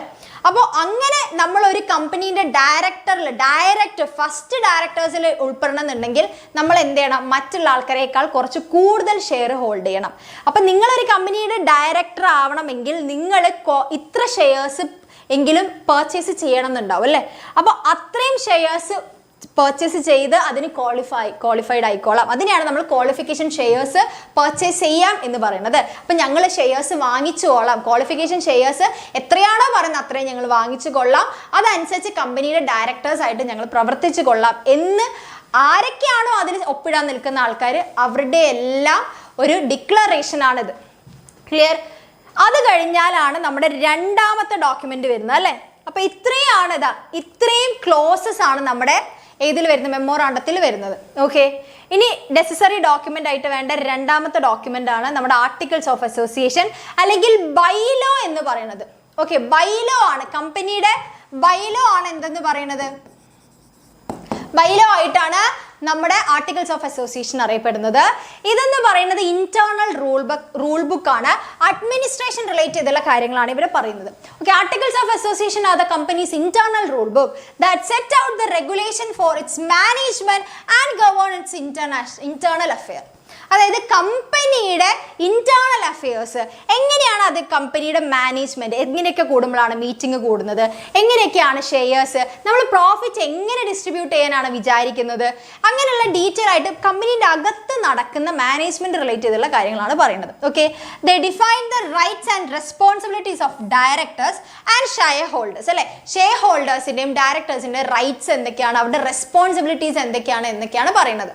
Okay, and outline procedures for things like share എങ്ങനെ ട്രാൻസ്ഫർ ചെയ്യും, മീറ്റിംഗ്സ്, ഡിസ്ട്രിബ്യൂഷൻ ഓഫ് പ്രോഫിറ്റ്, അങ്ങനെയുള്ള കാര്യങ്ങൾ എക്സെട്ര അല്ലെ. അങ്ങനത്തെ കാര്യങ്ങളൊക്കെയാണ് എവിടെ പറയുന്നത്, നമ്മുടെ ആർട്ടിക്കിൾസ് ഓഫ് അസോസിയേഷനിൽ പറയുന്നത്. ഓക്കെ, ഇനി ആർട്ടിക്കിൾസ് ഓഫ് അസോസിയേഷൻ എന്ന് പറയുന്നത് പ്രൈവറ്റ് കമ്പനിക്കാർ ഉണ്ടാവും, അവർ സ്വന്തമായിട്ട് ആർട്ടിക്കിൾസ് ഓഫ് അസോസിയേഷൻ പ്രിപ്പയർ ചെയ്യും. പക്ഷെ പബ്ലിക് കമ്പനിക്കാർക്ക് ആർട്ടിക്കിൾസ് ഓഫ് അസോസിയേഷൻ അത്ര മാൻഡേറ്ററി അല്ല. അതായത് അവർ സെൽഫായിട്ട് പ്രിപ്പയർ ചെയ്യണമെന്നില്ല, അവർക്ക് വേണമെങ്കിൽ അഡോപ്റ്റ് ചെയ്യാം. എവിടെ നിന്ന്, കമ്പനീസ് ആക്ടിൽ നിന്ന് എന്ത് ചെയ്യാം, അവർക്ക് അഡോപ്റ്റ് ചെയ്യാം. എന്തുകൊണ്ടാണെന്ന് വെച്ച് കഴിഞ്ഞാൽ ആർട്ടിക്കിൾസ് ഓഫ് അസോസിയേഷൻ എന്ന് പറയുന്നത് ഇന്റേണൽ റൂൾ ബുക്ക് ആണ് അല്ലേ. അതായത് അഡ്മിനിസ്ട്രേഷൻ റിലേറ്റ് ചെയ്തുള്ള കാര്യങ്ങളാണ്. അപ്പം നമ്മൾ പറഞ്ഞു പ്രൈവറ്റ് കമ്പനിക്ക് എങ്ങനെയാണ് ലിമിറ്റഡ് ഷെയർ ഹോൾഡേഴ്സ് ആണ്. ഓക്കെ, അതിൽ കൂടിപ്പോയാൽ ഇത്ര ആൾക്കാരെ ഉണ്ടാവും, ഇനി അതിലെ ഷെയർ ഹോൾഡേഴ്സിന് എണ്ണം കൂടാൻ പോകുന്നില്ല. അപ്പോൾ അതുകൊണ്ട് തന്നെ നമ്മൾ ഒരു തവണ സെറ്റ് ചെയ്ത് വെച്ച സാധനം വീണ്ടും വീണ്ടും നമുക്ക് പൊളിച്ചെഴുതേണ്ട ആവശ്യം വരില്ല. പക്ഷെ പബ്ലിക് കമ്പനി ആകുമ്പോൾ അതിൽ ഷെയർസിൻ്റെ അല്ലെങ്കിൽ ഷെയർ ഹോൾഡേഴ്സിൻ്റെ എണ്ണം അൺലിമിറ്റഡ് ആയതുകൊണ്ട് തന്നെ പുതിയ പുതിയ ഷെയർ ഹോൾഡേഴ്സ് വരുമ്പോൾ അവർക്കും ചില ടൈപ്പ് ഇക്വിറ്റി ഷെയർ ഹോൾഡേഴ്സ് ആണ് വരുന്നതെന്നുണ്ടെങ്കിൽ അവർക്ക് കമ്പനിയുടെ മാനേജ്മെന്റിൽ ഭാഗമാവും. അപ്പൊ അതുകൊണ്ട് എന്താണ്, അപ്പൊ അവർക്ക് അവരുടേതായ അഭിപ്രായങ്ങൾ പറയേണ്ടി വരും അല്ലേ. അപ്പൊ ഈ റൂൾ ബുക്ക് ഇങ്ങനെ പൊളിച്ചെഴുതിക്കൊണ്ടിരിക്കേണ്ടി വരും. ഓക്കെ, അപ്പൊ അത് ഒഴിവാക്കാൻ വേണ്ടിയിട്ടാണ് നമ്മൾ പൊതുവായിട്ട് നമ്മുടെ കമ്പനിയുടെ നേച്ചറൊക്കെ അനുസരിച്ചിട്ട് കമ്പനീസ് ആക്ട് പ്രകാരം ഒരു കമ്പനി എങ്ങനെ മാനേജ് ചെയ്യണം എന്നൊക്കെ അവർ ഓരോരോ ടേബിളാക്കി കൊടുത്തിട്ടുണ്ട്. അതിൽ ഏതെങ്കിലും നമ്മുടെ കമ്പനിയുടെ പ്രവർത്തനമായിട്ട് കണക്ട് ചെയ്ത് പോകുന്ന ഏതെങ്കിലും ടേബിൾ അഡോപ്റ്റ് ചെയ്യുകയാണ് ചെയ്യുക. ഓക്കെ, ഇത് പബ്ലിക് കമ്പനി. ഓക്കെ, പ്രൈവറ്റ് കമ്പനിക്ക് സ്വന്തമായിട്ടുണ്ടോ? ഓക്കെ, ക്ലിയർ അല്ലേ? ആണെങ്കിൽ ഇപ്പോൾ വെള്ളത്തിൻ്റെ ആവശ്യമില്ല, ഞാൻ കുറച്ച് മുൻപ് കുടിച്ചതുകൊണ്ട്. Clear, set. ഇനി ഇമ്പോർട്ടൻ്റ് ആയിട്ടുള്ള 2 ഡോക്യുമെന്റ്സ് നമ്മൾ നോക്കി. നെസസറി ഡോക്യുമെന്റ്സിന്റെ പ്രിപ്പറേഷൻ ആണ് നോക്കുന്നത്. അതിൽ മെമ്മോറാണ്ടം ഓഫ് അസോസിയേഷൻ നോക്കി, ആർട്ടിക്കിൾസ് ഓഫ് അസോസിയേഷൻ നോക്കി. ഇനി കൺസെന്റ് ഓഫ് പ്രപ്പോസ്ഡ് ഡയറക്ടേഴ്സിനെയാണ് നമ്മൾ നോക്കാൻ വേണ്ടി പോകുന്നത്. അതായത് ഡയറക്ടേഴ്സ് ആയിട്ട് വർക്ക് ചെയ്യുക എന്ന് പറഞ്ഞ ആൾക്കാരുണ്ടല്ലോ, അവരുടെ കൺസെന്റ് വേണം അല്ലേ. Apart from the memorandum of association, written consent of each person named as director is required confirming that they are agreed to act in the capacity and undertake buy and pay for qualification shares as mentioned in the articles of association.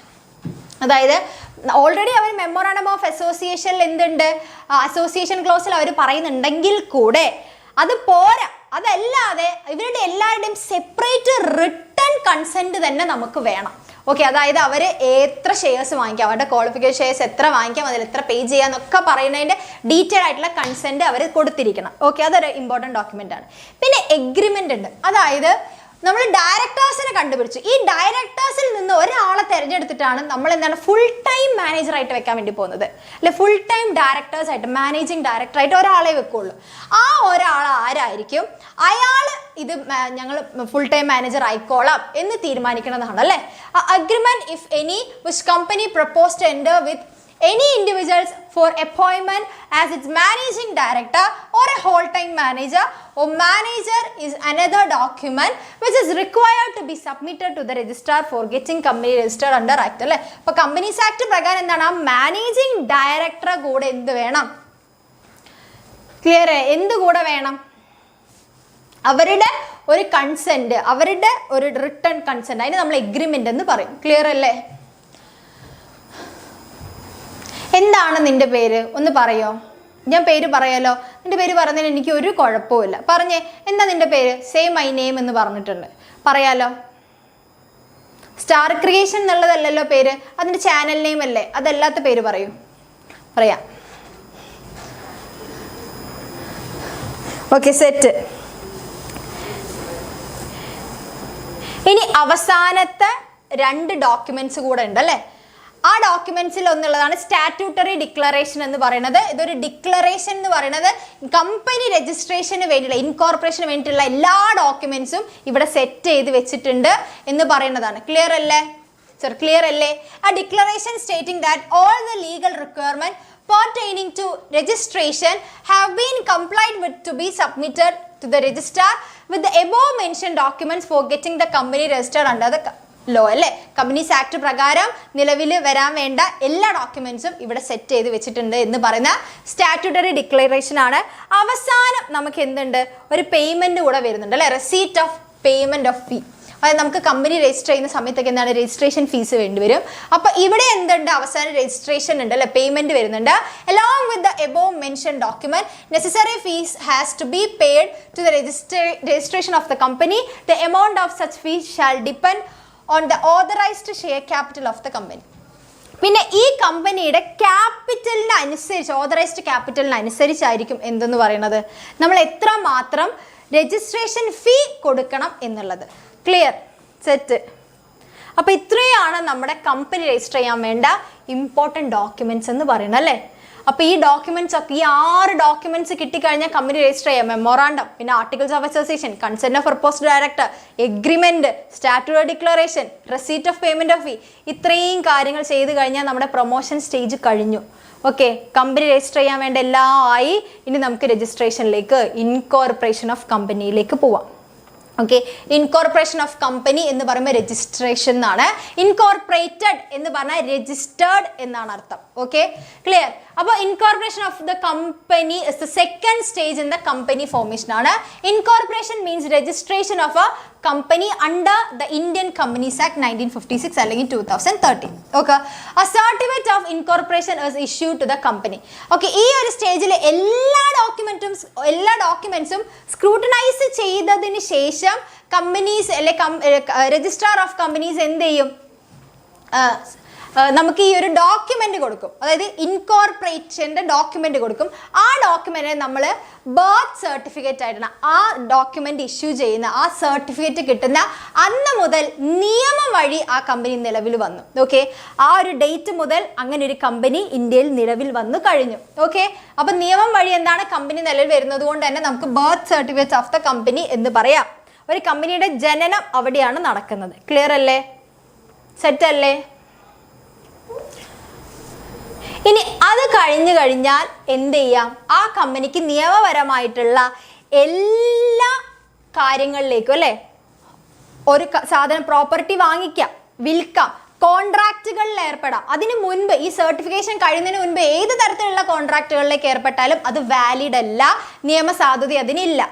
പക്ഷെ ഇതിന് ശേഷം ചെയ്യുന്നതെല്ലാം legally valid ആയിരിക്കും. അപ്പോൾ അത്രയും important ആയിട്ടുള്ള സ്റ്റേജാണ് incorporation എന്ന് പറയുന്നത്. ഈ സ്റ്റേജ് കഴിഞ്ഞു കഴിഞ്ഞാൽ കമ്പനി പ്രവർത്തിക്കാൻ വേണ്ട എല്ലാ കാര്യങ്ങളും ഉണ്ട്.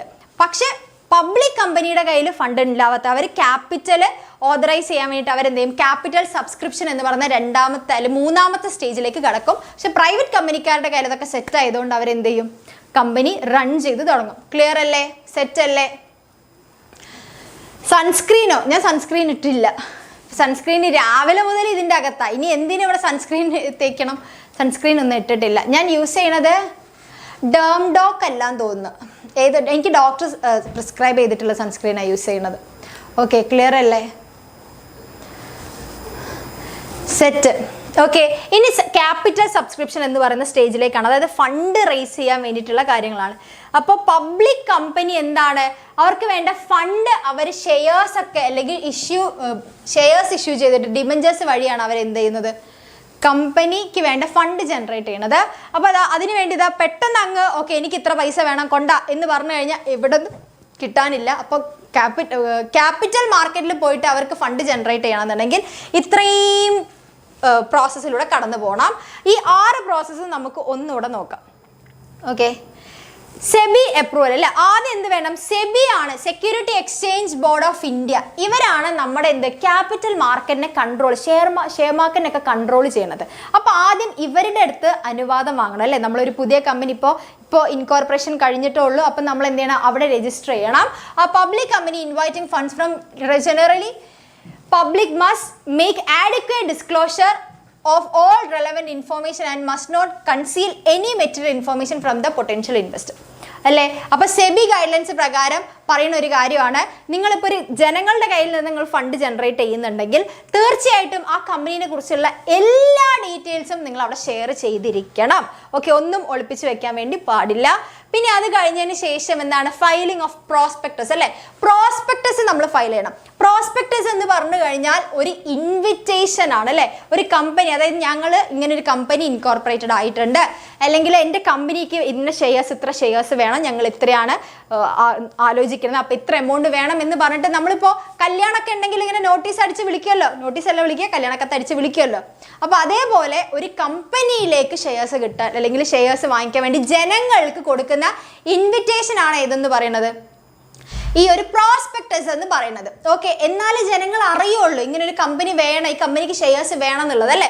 The companies act define prospectus as notice അല്ലെങ്കിൽ സർക്കുലർ അല്ലെങ്കിൽ advertisement or other document inviting deposit from the public or inviting offers from the public four subscription or purchase of any shares or debentures of the body of corporate അല്ലേ? അപ്പോൾ incorporate ചെയ്ത് കഴിഞ്ഞ കമ്പനിക്ക് വേണ്ടിയിട്ടുള്ള വേണ്ട amount ശേഖരിക്കാൻ വേണ്ടിയിട്ടുള്ള അഡ്വർടൈസ്മെന്റോ ഇൻവിറ്റേഷനോ, പബ്ലിക്കിന് വേണ്ടിയിട്ടുള്ള അഡ്വർടൈസ്മെന്റ്, ഇൻവിറ്റേഷൻ, ഇതിനൊക്കെയാണ് നമ്മൾ എന്തെന്ന് പറയുന്നത്?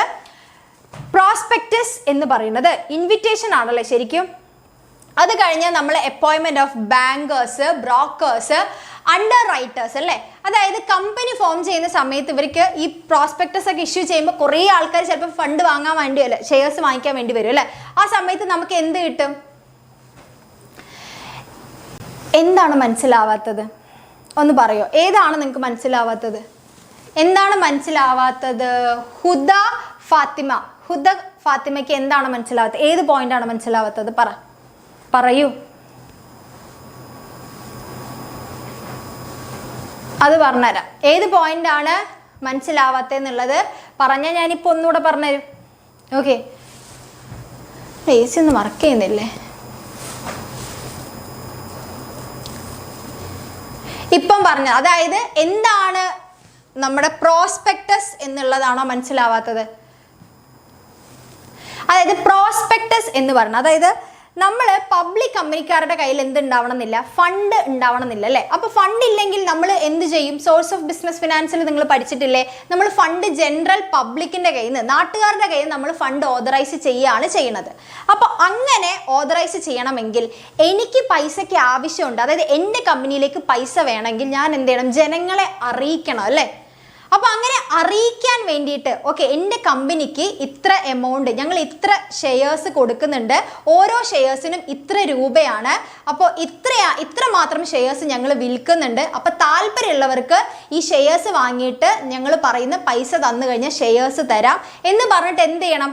കമ്പനീനെ കുറിച്ചുള്ള കംപ്ലീറ്റ് ഡീറ്റെയിൽസ് അടങ്ങുന്ന ഒരു ഇൻവിറ്റേഷൻ പബ്ലിക്കിലേക്ക് കൊടുക്കണം. ഈ പബ്ലിക്കിലേക്ക് കൊടുക്കുക എന്ന് പറയുമ്പോൾ നമ്മളിങ്ങനെ നോട്ടീസ് കൊടുക്കുന്നത് പോലെയല്ല, ഇത് ഷെയർ മാർക്കറ്റ് ആയതുകൊണ്ട് തന്നെ നമ്മൾ അതിൻ്റെ അതോറിറ്റിയിൽ ഇങ്ങനെ റിപ്പോർട്ട് ചെയ്യുകയാണ് ചെയ്യുക. ഓക്കെ, അതിന് വേണ്ടിയിട്ടാണ് നമ്മൾ എന്ത് ചെയ്യുന്നത്? സെബിയുടെ അടുത്തൊക്കെ പോയിട്ട് അപ്രൂവൽ വാങ്ങിക്കുന്നത്. അപ്പോൾ സെബി എന്ന് പറയുന്നത് നമ്മുടെ കംപ്ലീറ്റ് ഷെയർ മാർക്കറ്റിനെ കൺട്രോൾ ചെയ്യുന്ന ഒരു കോർപ്പറേറ്റ്, അല്ലെങ്കിൽ ഒരു security exchange board of India എന്നാണ് പറയുക.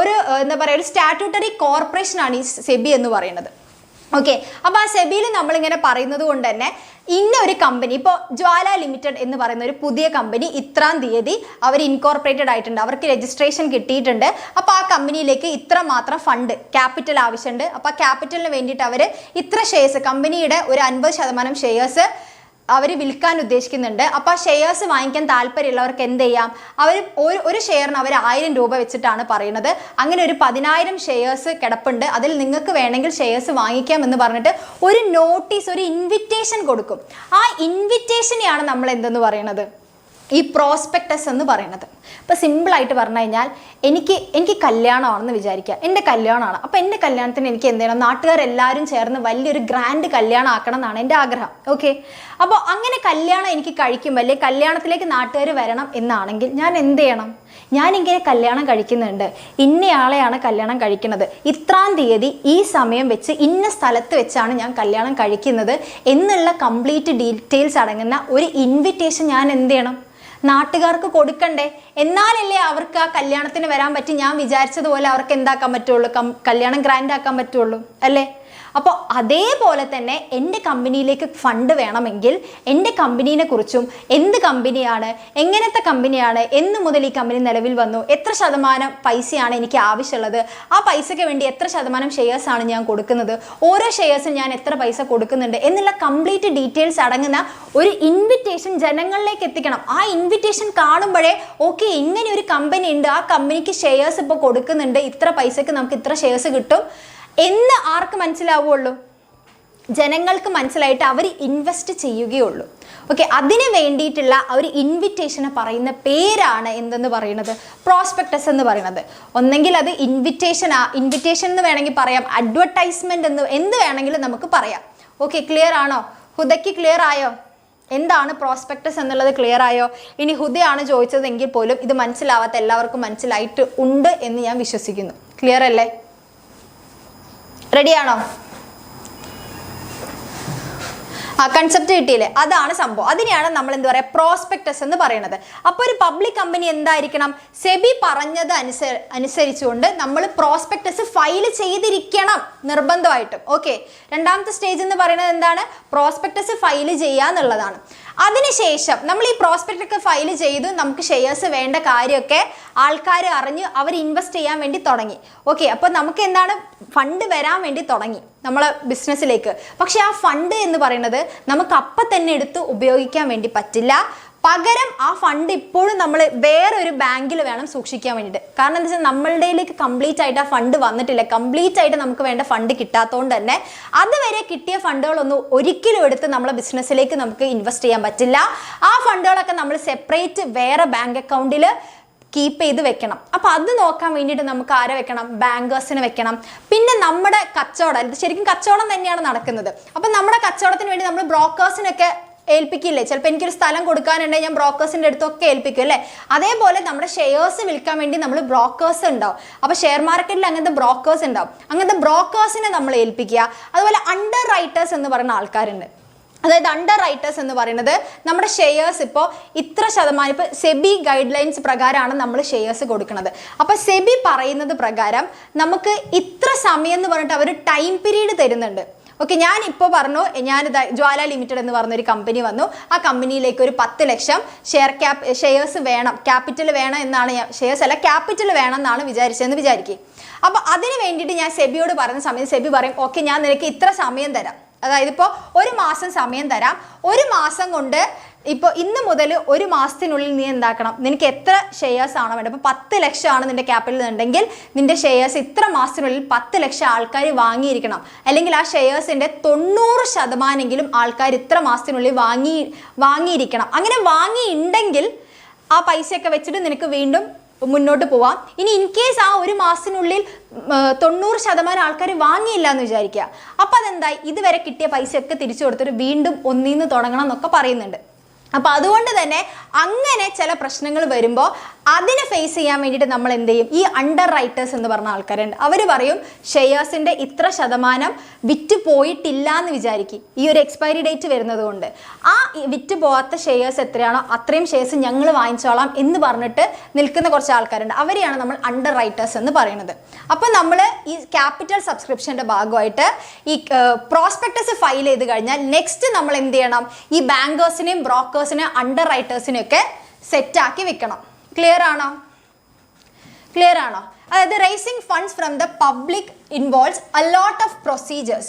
Usually the company appoints bankers, brokers and underwriters for ease of action. അല്ലേ? അപ്പം നമ്മൾ ജനങ്ങളുടെ കയ്യിൽ നിന്നാണ് പൈസ വാങ്ങുന്നത്. അപ്പോൾ അത് ഈസി ആയിട്ട് നടക്കുന്ന പരിപാടിയല്ല. അപ്പോൾ അതുകൊണ്ട് തന്നെ നമ്മൾ എന്ത് ചെയ്യുന്നുണ്ട്? കുറേ പ്രൊസീജിയേഴ്സ് വരുന്നത് കൊണ്ട് തന്നെ നമ്മൾ ഈ ഒരു പ്രോസസ്സിനെ ഒന്ന് ഈസി ആക്കാൻ വേണ്ടി കുറച്ച് ആൾക്കാരുടെ സഹായം സ്വീകരിക്കും. അപ്പോൾ bankers collect the application money from the public. Application money എന്ന് പറയുന്നത് എന്താണ്? ഓക്കെ, ഞാനിപ്പോൾ ഒരു 1 ലക്ഷം ഷെയർസ് ഉണ്ടെന്ന് വിചാരിക്കുക. 1 ലക്ഷം ഷെയർസ് ഉണ്ടെന്ന് വിചാരിക്കുക. 1000 രൂപയാണ് ഓരോ ഷെയർസിനെന്ന് വിചാരിക്കുക. അപ്പോൾ ഞാൻ എന്താണ്, 1 ലക്ഷം ഷെയർസ് അല്ലേ, അതിൽ ഞാൻ പറയുകയാണ് ഞാനൊരു 200 ഷെയർസ് ഞാൻ വാങ്ങിച്ചോളാം എന്ന് ഞാൻ പറഞ്ഞതെന്ന് വിചാരിക്കുക. എന്നിട്ട് അതിന് വേണ്ടിയിട്ട് ഞാൻ കുറച്ച് പൈസയും കൊടുത്തു, ഒരു അഡ്വാൻസ് എന്നുള്ള രീതിയിൽ 200 ഷെയർസ് വാങ്ങിക്കാമെന്നല്ലേ പറഞ്ഞേ. അതുകൊണ്ട് ഞാനൊരു 10 ഷെയർസിൻ്റെ പൈസ 1000 രൂപ വെച്ചിട്ട് ഒരു 10000 രൂപ ഞാൻ അവർക്ക് ഒരു ടോക്കൺ മണിയായിട്ട് കൊടുത്തു എന്ന് വിചാരിക്കുക. ആ പൈസേനെ ആപ്ലിക്കേഷൻ മണി എന്നാണ് പറയുക.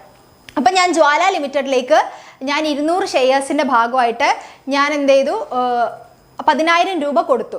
അത് ടോക്കൺ മണി, അതിന് ആപ്ലിക്കേഷൻ മണി എന്നാണ് പറയുക. അപ്പോൾ ഈ ജ്വാലക്കാരെന്ത് ചെയ്യും? ആ പൈസ അവരുടെ അക്കൗണ്ടിലേക്ക്, ജ്വാലേൻ്റെ അക്കൗണ്ടിലേക്കല്ല ഇടുക, ഇതിന് വേണ്ടി ഇപ്പോൾ ക്രിയേറ്റ് ചെയ്തിട്ടുള്ള ആ ആപ്ലിക്കേഷൻ മണി സ്വീകരിക്കാൻ വേണ്ടിയിട്ടുള്ള അക്കൗണ്ടിലേക്ക് ഇടും. ഓക്കെ, അപ്പോൾ ആ പൈസ നോക്കാൻ വേണ്ടിയിട്ടാണ് നമ്മൾ ബാങ്കേഴ്സിനെ സെറ്റ് ചെയ്യുന്നത്. ഓക്കെ, പിന്നെ അതേപോലെ തന്നെ ബ്രോക്കേഴ്സ് എന്ത് ചെയ്യും? Distribute the application forms. അതായത് പ്രോസ്പെക്ടസ് ഒക്കെ ആൾക്കാരിലേക്ക് ഇങ്ങനെ ഡിസ്ട്രിബ്യൂട്ട് ചെയ്തിട്ട് ഇന്ന ഷെയർസ് ഉണ്ട്, നിങ്ങൾ വാങ്ങിച്ചോ, ഇന്ന കമ്പനിയാണ്, നല്ല കമ്പനിയാണ്, പുതിയ കമ്പനിയാണെന്നൊക്കെ പറഞ്ഞിട്ട് എന്താണ്, അവർ നമ്മളുടെ ഷെയർസ് വാങ്ങിക്കാൻ വേണ്ടി നാട്ടുകാരെ എൻകറേജ് ചെയ്യും. ഓക്കെ, അതാണ് ബ്രോക്കേഴ്സ് എന്ന് പറയുന്നത്. അങ്ങനെ നമ്മളുടെ കച്ചവടം കൂടുതൽ എളുപ്പത്തിൽ നടക്കാൻ വേണ്ടി നമ്മൾ ആരെ അപ്പോയിന്റ് ചെയ്യും? ബ്രോക്കേഴ്സിനെ അപ്പോയിന്റ് ചെയ്യും. ഇനി അണ്ടർ റൈറ്റേഴ്സ് എന്ന് പറഞ്ഞ ആളുണ്ട്. അതായത് give guarantee to issue of shares by giving an undertaking to buy a shares for commission if not subscribed by the public. ഇപ്പം ഞാൻ നേരത്തെ പറഞ്ഞതുപോലെ നമ്മുടെ ഷെയർസ് എന്താണ്, ഇപ്പോൾ സെബി പറയും, സെബി പ്രത്യേകിച്ച് നമുക്ക് ഗൈഡ് ലൈനിൽ അവർ പറയും, ഇത്ര സമയം ഞാൻ നിനക്ക് ടൈം തരാം. ഞാൻ ജസ്റ്റ് ഇപ്പോൾ നിങ്ങൾക്ക് മനസ്സിലാൻ വേണ്ടിയിട്ടാണ് കേട്ടോ, എത്ര സമയം ടൈം തരാം എന്നൊക്കെ പറയുന്നത് ഇങ്ങനെയൊന്നല്ല സെബി പറയാം. ഓക്കെ, പക്ഷേ ഞങ്ങൾക്ക് മനസ്സിലാൻ വേണ്ടി പറയാണ്. ഇപ്പോൾ സെബിയുടെ സെക്യൂരിറ്റി ഗൈഡ് ലൈൻസ് അനുസരിച്ച് നമുക്കൊരു ടൈം തരും. ആ ടൈമിനുള്ളിൽ നമ്മൾ ഷെയർസ് വിറ്റ് തീർത്തോളണം. അല്ലാതെ വർഷാവർഷം ഷെയർസ് എന്ന് പറഞ്ഞാൽ നമുക്ക് അവിടെ കിടക്കാൻ വേണ്ടി പറ്റില്ല. ഓക്കെ, അപ്പോൾ അതിനുള്ളിൽ ഷെയർസ് വിറ്റ് പോയില്ലെങ്കിൽ ആ ബാക്കി വരുന്ന ഷെയർസ്, ഞങ്ങൾ ഇത്ര ഷെയർസ് ഞങ്ങൾ എടുത്തോളാം എന്ന്, ഒരു കമ്മീഷൻ്റെ പുറത്ത് എടുത്തോളാം എന്ന് പറയുന്ന ആൾക്കാരാണ് എന്തെന്ന് പറഞ്ഞത് ഈ അണ്ടർ റൈറ്റേഴ്സ് എന്ന് പറയുന്നത്. ഓക്കെ, അവരെയും നമ്മൾ അപ്പോയിന്റ് ചെയ്ത് വെക്കും. കാരണം നമുക്കൊരു ആവശ്യം വന്നാൽ നമ്മുടെ ഷെയർസ് പോയിട്ടില്ലെങ്കിൽ അത് എടുക്കാൻ വേണ്ടിയിട്ടാണ് ഇവരെ വെക്കുന്നത്. ക്ലിയർ ആണോ? സെറ്റ് അല്ലേ? അപ്പോൾ അണ്ടർ റൈറ്റേഴ്സിനെ മനസ്സിലായല്ലോ. അണ്ടർ റൈറ്റേഴ്സിന് എനിക്ക് അണ്ടർടേക്കർ എന്ന വായില് അതന്നെയാ വായില് വരുന്നത്. അതുകൊണ്ട് കഷ്ടപ്പെട്ടാണ് പറയുന്നത് അണ്ടർ റൈറ്റേഴ്സ് എന്ന്. ഓക്കെ, അത് കഴിഞ്ഞാൽ പിന്നെയുള്ള സ്റ്റേജ് എന്ന് പറയുന്നത് നമ്മുടെ മിനിമം സബ്സ്ക്രിപ്ഷൻ എന്ന് പറഞ്ഞ സ്റ്റേജാണ്. അതാണ് ഞാൻ കുറച്ച് മുന്നേ പറഞ്ഞ സ്റ്റേജ്. അതായത് മിനിമം സബ്സ്ക്രിപ്ഷൻ എന്ന് പറയുമ്പോൾ ഞാൻ സെബിയുടെ അടുത്ത് പോയിട്ട് പറയാണ്, സെബി ഞാനൊരു ജ്വാല ലിമിറ്റഡ് എന്ന് പറഞ്ഞൊരു പുതിയ കമ്പനി തുടങ്ങിയിട്ടുണ്ട്. അപ്പോൾ ആ കമ്പനിയിലേക്ക് എനിക്ക് 10 ലക്ഷമാണ് എൻ്റെ ക്യാപിറ്റൽ വേണ്ടത്. അപ്പോൾ 10 ലക്ഷത്തിന് വേണ്ടിയിട്ട് ഞാനൊരു 1 ലക്ഷം ഷെയർസ് ഇഷ്യൂ ചെയ്യുന്നുണ്ട്. ഈ 1 ലക്ഷത്തിൽ ഓരോ ഷെയറിനും 1000 രൂപ വെച്ചാണ് ഞാൻ കൊടുക്കാൻ ഉദ്ദേശിക്കുന്നത്. അപ്പോൾ ഷെയർ മാർക്കറ്റിലേക്ക് എൻ്റെ കമ്പനിയുടെ ഷെയർസ് കൂടെ കൊടുക്കണം. അതിൻ്റെ ഭാഗമായിട്ട് ഞാൻ കമ്പനീനെ കുറിച്ചുള്ള എല്ലാ ഡീറ്റെയിൽസും, ഈ ഷെയർസിൻ്റെ ഡീറ്റെയിൽസും, എത്ര ക്യാപിറ്റലാണ് വേണ്ടത് എന്നറിയുന്ന കംപ്ലീറ്റ് കാര്യങ്ങൾ അടങ്ങിയ പ്രോസ്പെക്ടസ് ഒക്കെ ഞാൻ ഫയൽ ചെയ്തിട്ടുണ്ടെന്ന് പറയുമ്പോൾ സെബി നമ്മളോട് പറയും, അതായത് ജ്വാല ലിമിറ്റഡുകാരോട് പറയും, ഓക്കെ നിങ്ങളുടെ ഷെയർസ് മാർക്കറ്റിൽ വെച്ച് വിറ്റോ, പക്ഷേ ഞാൻ ഇത്ര ഒരു എക്സ്പയറി ഡേറ്റ് ഉണ്ട്, ഇത്ര ടൈമിനുള്ളിൽ നിന്റെ ഷെയർസിൻ്റെ, അതായത് 1 ലക്ഷം ഷെയർസ് ആണെങ്കിൽ അതിൻ്റെ 90% എന്ന് പറയുന്നത് 90,000 ഷെയർസ് ആണ് അല്ലേ. ആ 90,000 ഷെയർസ് ഇത്ര ഡേറ്റിനുള്ളിൽ വിറ്റ് പോകണം. ഇൻ കേസ് അത് വിറ്റ് പോയില്ല എന്നാണെങ്കിൽ അതുവരെ നിനക്ക് ഷെയർ വാങ്ങാമെന്ന് പറഞ്ഞിട്ട് ആൾക്കാർ പൈസ തന്നിട്ടുണ്ടാവല്ലോ. ആ പൈസയൊക്കെ എന്ത് ചെയ്യണം? നീ സെപ്പറേറ്റ് ബാങ്കിലല്ലേ ഇട്ടത്, അതൊക്കെ അവർക്ക് തിരിച്ചു കൊടുക്കണം. എന്നിട്ട് വീണ്ടും ഒന്നുകൂടെ ഫ്രഷ് ആയിട്ട് സ്റ്റാർട്ട് ചെയ്യണം. Okay, clear? ഇനിയിപ്പോൾ അതല്ല, ഞാൻ പറഞ്ഞ ഡേറ്റിനുള്ളിൽ നിന്റെ 90% അല്ല 100% ഷെയർസ്, 1 ലക്ഷം ഷെയർസും പോയി എന്ന് വിചാരിക്കുക. ഇപ്പോൾ 90 ഷെയർസും പോയി, 90,000 ഷെയർസും പോയി, അല്ലെങ്കിൽ 1 ലക്ഷം ഷെയർസ് നിന്റെ ആരെങ്കിലും വാങ്ങിയിട്ടുണ്ടെങ്കിൽ ഓക്കെ, നിന്റെ ഈ സബ്സ്ക്രിപ്ഷൻ ഓഫ് ക്യാപിറ്റൽ എന്ന് പറയുന്നത് കഴിഞ്ഞു. ഇനി നിനക്ക് എന്താ, ആ ഷെയർസിന് വേണ്ടി പൈസ തന്ന ആൾക്കാർക്കൊക്കെ ഷെയർസ് കൊടുക്കാം. ഓക്കെ, ഇൻ കേസ് ആ ഡേറ്റിനുള്ളിൽ നിൻ്റെത് എക്സ്പയർഡ് ആയി പോവുകയാണെങ്കിൽ അതുവരെ കിട്ടിയ പൈസയൊക്കെ തിരിച്ചു കൊടുക്കണം. അതാണ് മിനിമം സബ്സ്ക്രിപ്ഷൻ എന്ന് പറയുന്നത്. ഓക്കെ, ക്ലിയർ ആണോ? അതെന്താന്നുള്ള കോൺസെപ്റ്റാണ് ഞാനിപ്പോൾ പറഞ്ഞത്. Okay, the minimum amount of capital which must be subscribed by the public before a public company can allot shares അല്ലേ. നമുക്ക് ഷെയർസ് അലൗട്ട് ചെയ്യണമെങ്കിൽ അതിന് മുൻപ് ജനറൽ പബ്ലിക് മിനിമം ഇത്രയെങ്കിലും ഷെയർസ് പർച്ചേസ് ചെയ്തിരിക്കണം ഒരു ടൈം പീരീഡിൻ്റെ ഉള്ളിൽ. അതിനെയാണ് നമ്മൾ മിനിമം സബ്സ്ക്രിപ്ഷൻ എന്ന് പറയുന്നത്. നിലവിലെ സെബി ഗൈഡ് ലൈൻസ് അനുസരിച്ചിട്ട് ഒരു കമ്പനി അല്ലെങ്കിൽ സെബി കൊടുക്കുന്ന മിനിമം സബ്സ്ക്രിപ്ഷൻ റേഞ്ച് എന്ന് പറയുന്നത് 90%. ഓക്കെ, ഇപ്പം സെബി പറയുന്ന ഗൈഡ് ലൈൻസ് എന്ന് പറയുന്നത് 90%. Okay, clear? സെറ്റ്? അതെ, this must be stated in the prospectus. അത് കറക്റ്റ് പ്രോസ്പെക്ടസിൽ പറയേ വേണം. ഓക്കെ, ഞാൻ നേരത്തെ പറഞ്ഞില്ലേ, ഇപ്പോൾ പ്രോസ്പെക്ടസ് എന്ന് പറയുന്നത് ഷെയർസിനെ കുറിച്ച്, ഇത്ര ഷെയർസ് ആണ് പറയുന്നത്, ഇന്ന കമ്പനിയാണ്, ഞങ്ങൾ ഇപ്പോൾ ഇൻകോർപ്പറേറ്റഡ് ആയെന്നുള്ള എല്ലാ കാര്യങ്ങളും ഡീറ്റെയിൽസ് അടങ്ങുന്ന ഒരു ഇൻവിറ്റേഷൻ ആണ്, ഒരു നോട്ടീസാണ് നമ്മൾ ജനങ്ങൾക്ക് കൊടുക്കുന്നത് അല്ലേ. അതിൽ കറക്റ്റ് മെൻഷൻ ചെയ്തിട്ടുണ്ടാവും എൻ്റെ എക്സ്പയറി ഡേറ്റ് ഇത്രയാണ്, ഇതിനുള്ളിലാണ് ചെയ്യേണ്ടത്, താല്പര്യമുള്ളവർക്ക് ഈ ഡേറ്റിനുള്ളിൽ വന്നിട്ട് ഷെയർസ് വാങ്ങിക്കണം, അത് കഴിഞ്ഞാൽ ഈ ഡീല് ക്യാൻസൽ ആവും, പിന്നെ പുതിയതായിട്ട് ഒന്നുകൂടെ തുടങ്ങണം അല്ലേ. അപ്പോൾ കറക്റ്റായിട്ട് ഈ മിനിമം സബ്സ്ക്രിപ്ഷനെ കുറിച്ചൊക്കെയുള്ള എല്ലാ ഡീറ്റെയിൽസ് പ്രോസ്പെക്ടസിൽ പറഞ്ഞിരിക്കും. ക്ലിയർ? സെറ്റ് ആണോ? ക്ലിയർ ആണോ? സെബി ടീച്ചർ പേരാണോന്നോ? അവിടെ സെബി എന്ന് പറയുന്നത് security exchange board of India. അത് നമ്മൾ ഫസ്റ്റ് വായിച്ചില്ലേ? ഓക്കെ, അതായത് ഉദാഹരണത്തിൽ പറഞ്ഞു കഴിഞ്ഞാൽ ഇപ്പം സെബി എന്ന് പറഞ്ഞു കഴിഞ്ഞാൽ, അയ്യോ ഇവിടെ നിന്ന് എടുക്കുമോ, അതായത് security exchange board of India എന്ന് പറയുന്നത് സിമ്പിളായിട്ട് ഇപ്പോൾ എന്താണ് ക്യാപിറ്റൽ മാർക്കറ്റ് എന്ന് അറിയാത്ത ആൾക്കാരുണ്ടെങ്കിൽ ഞാൻ പറഞ്ഞുതരാം. അതായത് ഇതാണ് നമ്മുടെ മാർക്കറ്റ് എന്ന് വിചാരിക്കുക. ഇതിപ്പോൾ ഒരു പാളയം മാർക്കറ്റ്, നമ്മളെ ഇവിടുത്തെ ചന്ത അല്ലെ, നിങ്ങളുടെ നാട്ടിലൊക്കെ അങ്ങാടി അങ്ങനത്തെ പരിപാടികളൊക്കെ അല്ലേ. അപ്പോൾ ഇതാണ് അങ്ങാടി. ഈ അങ്ങാടിൻ്റെ അകത്ത് ഇവിടെയൊക്കെ കുറേ ഷോപ്പുകളുണ്ടല്ലോ. ഇവിടെ നിങ്ങൾക്ക് കംപ്ലീറ്റ് ആയിട്ട് പച്ചക്കറി, പഴങ്ങൾ, അങ്ങനത്തെ പല സാധനങ്ങളും വാങ്ങിക്കാൻ പറ്റുന്നൊരു സ്ഥലമാണെന്ന് വിചാരിക്കുക. ഓക്കെ, നിങ്ങൾക്ക് നമ്മളിവിടെ പാളയം മാർക്കറ്റാണ്, നമ്മുടെ കോഴിക്കോട് പാളയം മാർക്കറ്റിലാണ് എന്നുള്ളത്.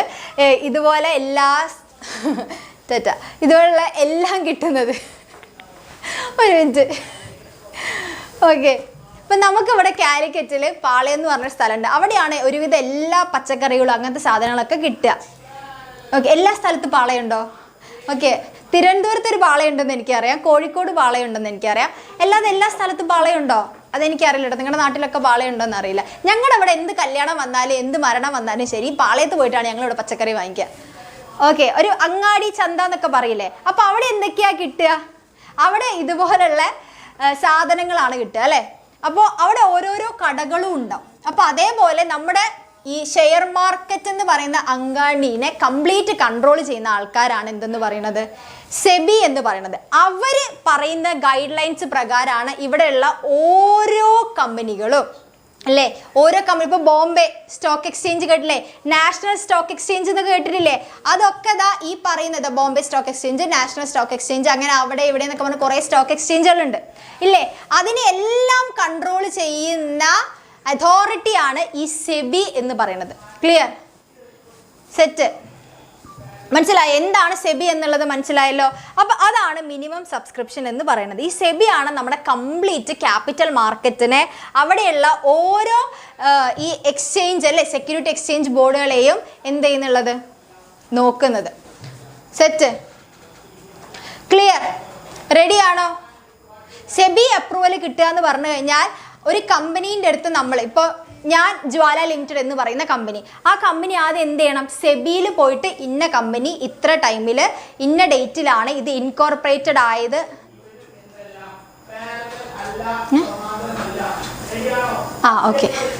ഓക്കെ, അതായത് സെബി അപ്രൂവൽ കിട്ടുക എന്ന് പറഞ്ഞു കഴിഞ്ഞാൽ നിങ്ങൾക്കിപ്പോൾ ഒരു കോളേജിൽ അഡ്മിഷൻ കിട്ടണമെങ്കിൽ നിങ്ങൾക്ക് ചില ആ കോളേജിൻ്റെതായിട്ടുള്ള രീതിയിലുള്ള എല്ലാ കാര്യങ്ങളും നിങ്ങൾ സർട്ടിഫൈ ചെയ്താൽ മാത്രമല്ലേ നിങ്ങൾ ആ കോളേജിൽ എടുക്കുകയുള്ളൂ.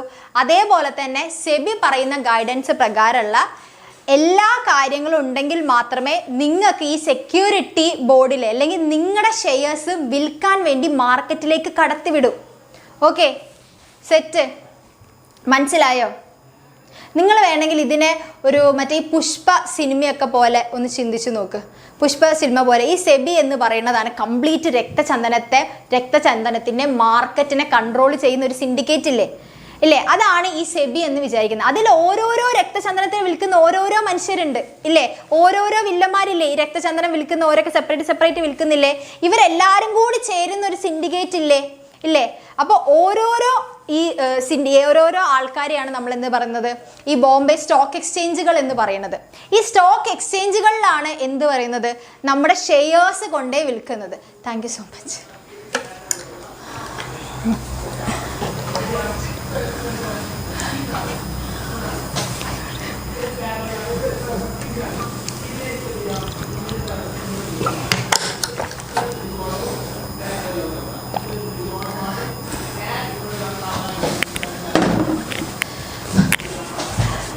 ഓക്കെ, കണ്ടിന്യൂ ചെയ്യാം. എവിടെയെങ്കിലും എന്തെങ്കിലും സംശയം ഉണ്ടെങ്കിൽ ഞാൻ ഒന്നുകൂടെ പറഞ്ഞുതരാം.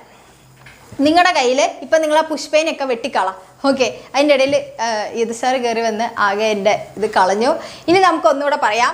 അതായത് നിങ്ങളുടെ കയ്യിൽ വേണ്ട ഒരു പുതിയ പേജ് എടുക്കാം. ഈ സെബി എന്ന് പറയുന്നത് എന്താണെന്ന് വെച്ചാൽ ഞാൻ പറഞ്ഞുതരാം. ഇതാണ് നമ്മുടെ മാർക്കറ്റ്.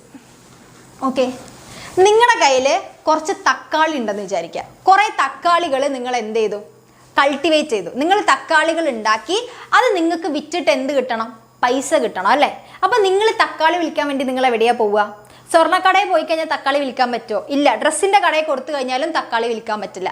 അപ്പം നിങ്ങൾ എന്ത് ചെയ്യണം, തക്കാളികൾ വിൽക്കുന്ന ചന്തകളിൽ കൊണ്ടു കൊടുക്കണം അല്ലേ. അപ്പോൾ കുറേ കടകൾ ചേർന്നൊരു സ്ഥലത്തിനെയാണ് നമ്മൾ എന്തെന്ന് പറയാം, ഈ ചന്ത എന്ന് പറയാം അല്ലേ. അപ്പോൾ ഇതാണ് നിങ്ങളുടെ ചന്ത എന്ന് വിചാരിക്കുക. ഇവിടെ കുറേ കടകളുണ്ട്. ഓക്കെ, ഇവിടെ കുറേ കടകളുണ്ട്. ഓക്കെ, ഈ ചന്ത എന്ന് പറയുന്നത് ഒരാളുടെ കൺട്രോളിലാണെന്ന് നിങ്ങൾ വിചാരിക്കുക. ഈ മൊത്തം ചന്ത എന്ന് പറയുന്നത് കൺട്രോൾ ചെയ്യുന്നത് ഒരു അതോറിറ്റി ഉണ്ട്. ഈ മൊത്തം ഈ ചന്തേനെ കൺട്രോൾ ചെയ്യുന്നത്. ഈ അതോറിറ്റി പറയുന്നത് അനുസരിച്ചാണ് ഈ ഓരോ കടയിലും, അതായത് ഈ ഓരോ കടക്കാരും കച്ചവടം നടത്തുന്നതെന്ന് വിചാരിക്കുക. ഓക്കെ, ഈ അതോറിറ്റി പറയുന്ന റൂൾസും റെഗുലേഷൻസും പാലിച്ചുകൊണ്ടാണ് ഓരോ കടയിലുള്ള ആൾക്കാരും കച്ചവടം നടത്തുന്നതെന്ന് വിചാരിക്കാം. ഓക്കെ, അപ്പോൾ ഇവിടെ നിങ്ങൾക്ക് തക്കാളി കൊടുക്കണം എന്നുണ്ടെങ്കിൽ, അതായത് ഇതിൽ ഏതെങ്കിലും ഒരു കടയിൽ തക്കാളി കൊടുത്താലേ നിങ്ങളുടെ തക്കാളി വിൽക്കപ്പെടുള്ളൂ അല്ലേ. ഇതിൽ ഏതെങ്കിലും ഒരു കടയിൽ കൊടുക്കണം, എന്നാലേ നിങ്ങളുടെ തക്കാളി വിറ്റ് നിങ്ങൾക്ക് പൈസ വാങ്ങിക്കാൻ വേണ്ടി പറ്റുള്ളൂ. ഓക്കെ, അപ്പോൾ അതിനാദ്യം നിങ്ങൾ ആരെടുത്ത് പോകണം?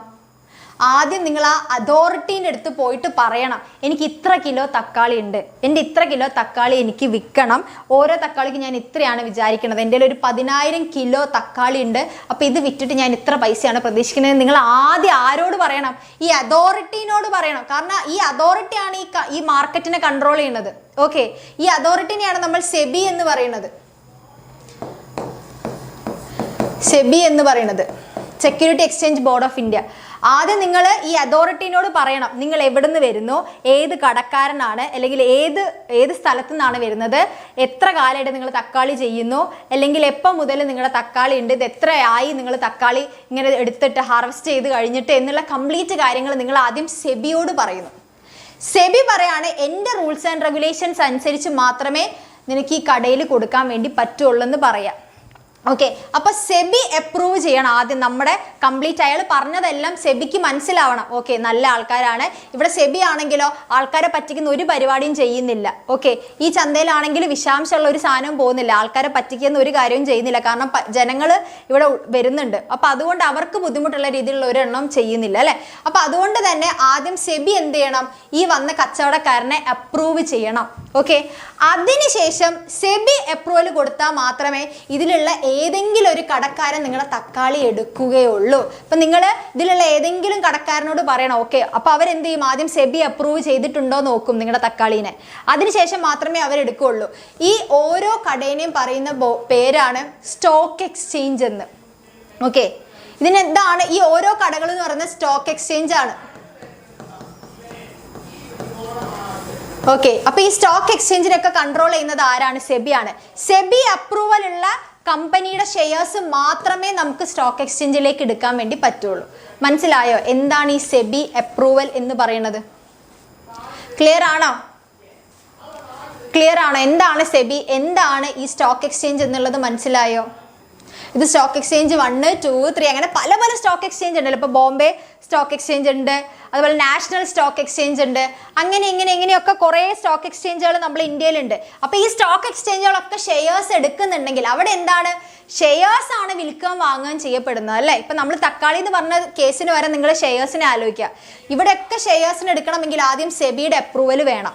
ഓക്കെ, സെബി അപ്രൂവ് ചെയ്ത് എന്നതിന് ശേഷം മാത്രമേ ഇവരെന്ത് ചെയ്യും? പിന്നെ ഈ ജ്വാല ഈ തക്കാളിക്കാരെന്ത് ചെയ്യും? ഓരോ കടക്കാരൻ്റെ അടുത്ത് പോയിട്ട് ആപ്ലിക്കേഷൻ കൊടുക്കും. എൻ്റെ ഇത്ര തക്കാളി ഉണ്ട്, നിങ്ങൾ വാങ്ങിക്കോ എന്ന് എന്ത് ചെയ്യും? ഓരോരുത്തർക്ക് ആപ്ലിക്കേഷൻ കൊടുക്കും. എന്നിട്ട് അവർ സെബി അപ്രൂവലൊക്കെ ചെയ്തതാണോ എന്ന് നോക്കിയിട്ട് മാത്രമേ അവരുടെ തക്കാളി എടുക്കുകയുള്ളൂ. ക്ലിയർ ആണല്ലേ? സെറ്റ് അല്ലേ? സിമ്പിളായിട്ട് ഞാൻ പറഞ്ഞു തന്നതാണ് സെബി എന്താണെന്നുള്ളത്. ക്ലിയർ? ഓക്കെ, അപ്പോൾ വേണേ മിനിമം സബ്സ്ക്രിപ്ഷൻ ഒന്നുകൂടെ പറഞ്ഞു തരാം. അതായത് ഇപ്പം നിങ്ങൾ എന്ത് ചെയ്തു? ഇപ്പം സെബി ഇങ്ങനെ അപ്രൂവ് ചെയ്യുന്ന സമയത്ത് സെബി ആ തക്കാളിക്കാരനോട് പറയും, ഓക്കെ നീ തക്കാളി ഇവിടെ ഏതെങ്കിലും കടയിൽ കൊണ്ടുപോയി വിറ്റോ, പക്ഷേ ഇത്ര ഡേറ്റിനുള്ളിൽ നിന്റെ തക്കാളികൾ ആൾക്കാർ വാങ്ങിയിരിക്കണം. അല്ലെങ്കിൽ മുഴുവൻ വാങ്ങിയില്ലെങ്കിലും അതിൻ്റെ ഒരു 90% ഞാൻ പറയുന്ന ഡേറ്റിനുള്ളിൽ ആൾക്കാർ വാങ്ങിയിട്ടില്ലെങ്കിൽ അതുവരെ നിന്റെ തക്കാളി വാങ്ങിയ സമയത്ത് കിട്ടിയ പൈസ ഇല്ലേ അതൊക്കെ നാട്ടുകാർക്ക് തിരിച്ചു കൊടുക്കണം. എന്നിട്ട് വീണ്ടും ഒന്നുകൂടെ തുടങ്ങണം എന്ന് പറയും. ഓക്കെ, ഇനിയിപ്പോൾ അതല്ല, ഞാൻ പറഞ്ഞ ഡേറ്റിനുള്ളിൽ നിന്റെ തക്കാളി മുഴുവനും ആൾക്കാർ വാങ്ങി, അല്ലെങ്കിൽ മിനിമം 90% ആൾക്കാർ വാങ്ങിയെന്നാണെങ്കിൽ നിനക്ക് എന്ത് ചെയ്യാം? ആ വാങ്ങിയ ആൾക്കാർക്കൊക്കെ തക്കാളി സ്വന്തമായിട്ട് കൊടുക്കാം. എന്നിട്ട് അവർ തരുന്ന പൈസ നിനക്ക് സ്വന്തമായിട്ട് ഉപയോഗിക്കാം.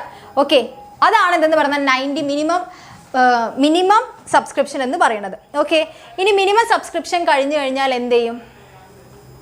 ആപ്ലിക്കേഷൻ സ്റ്റോക്ക് എക്സ്ചേഞ്ച് അല്ല. അപ്പോൾ സ്റ്റോക്ക് എക്സ്ചേഞ്ചിൽ ഏതെങ്കിലും ഒരു സ്റ്റോക്ക് എക്സ്ചേഞ്ചിലേക്ക് എന്ത് ചെയ്യണം? ആപ്ലിക്കേഷൻ കൊടുക്കണം അല്ലേ.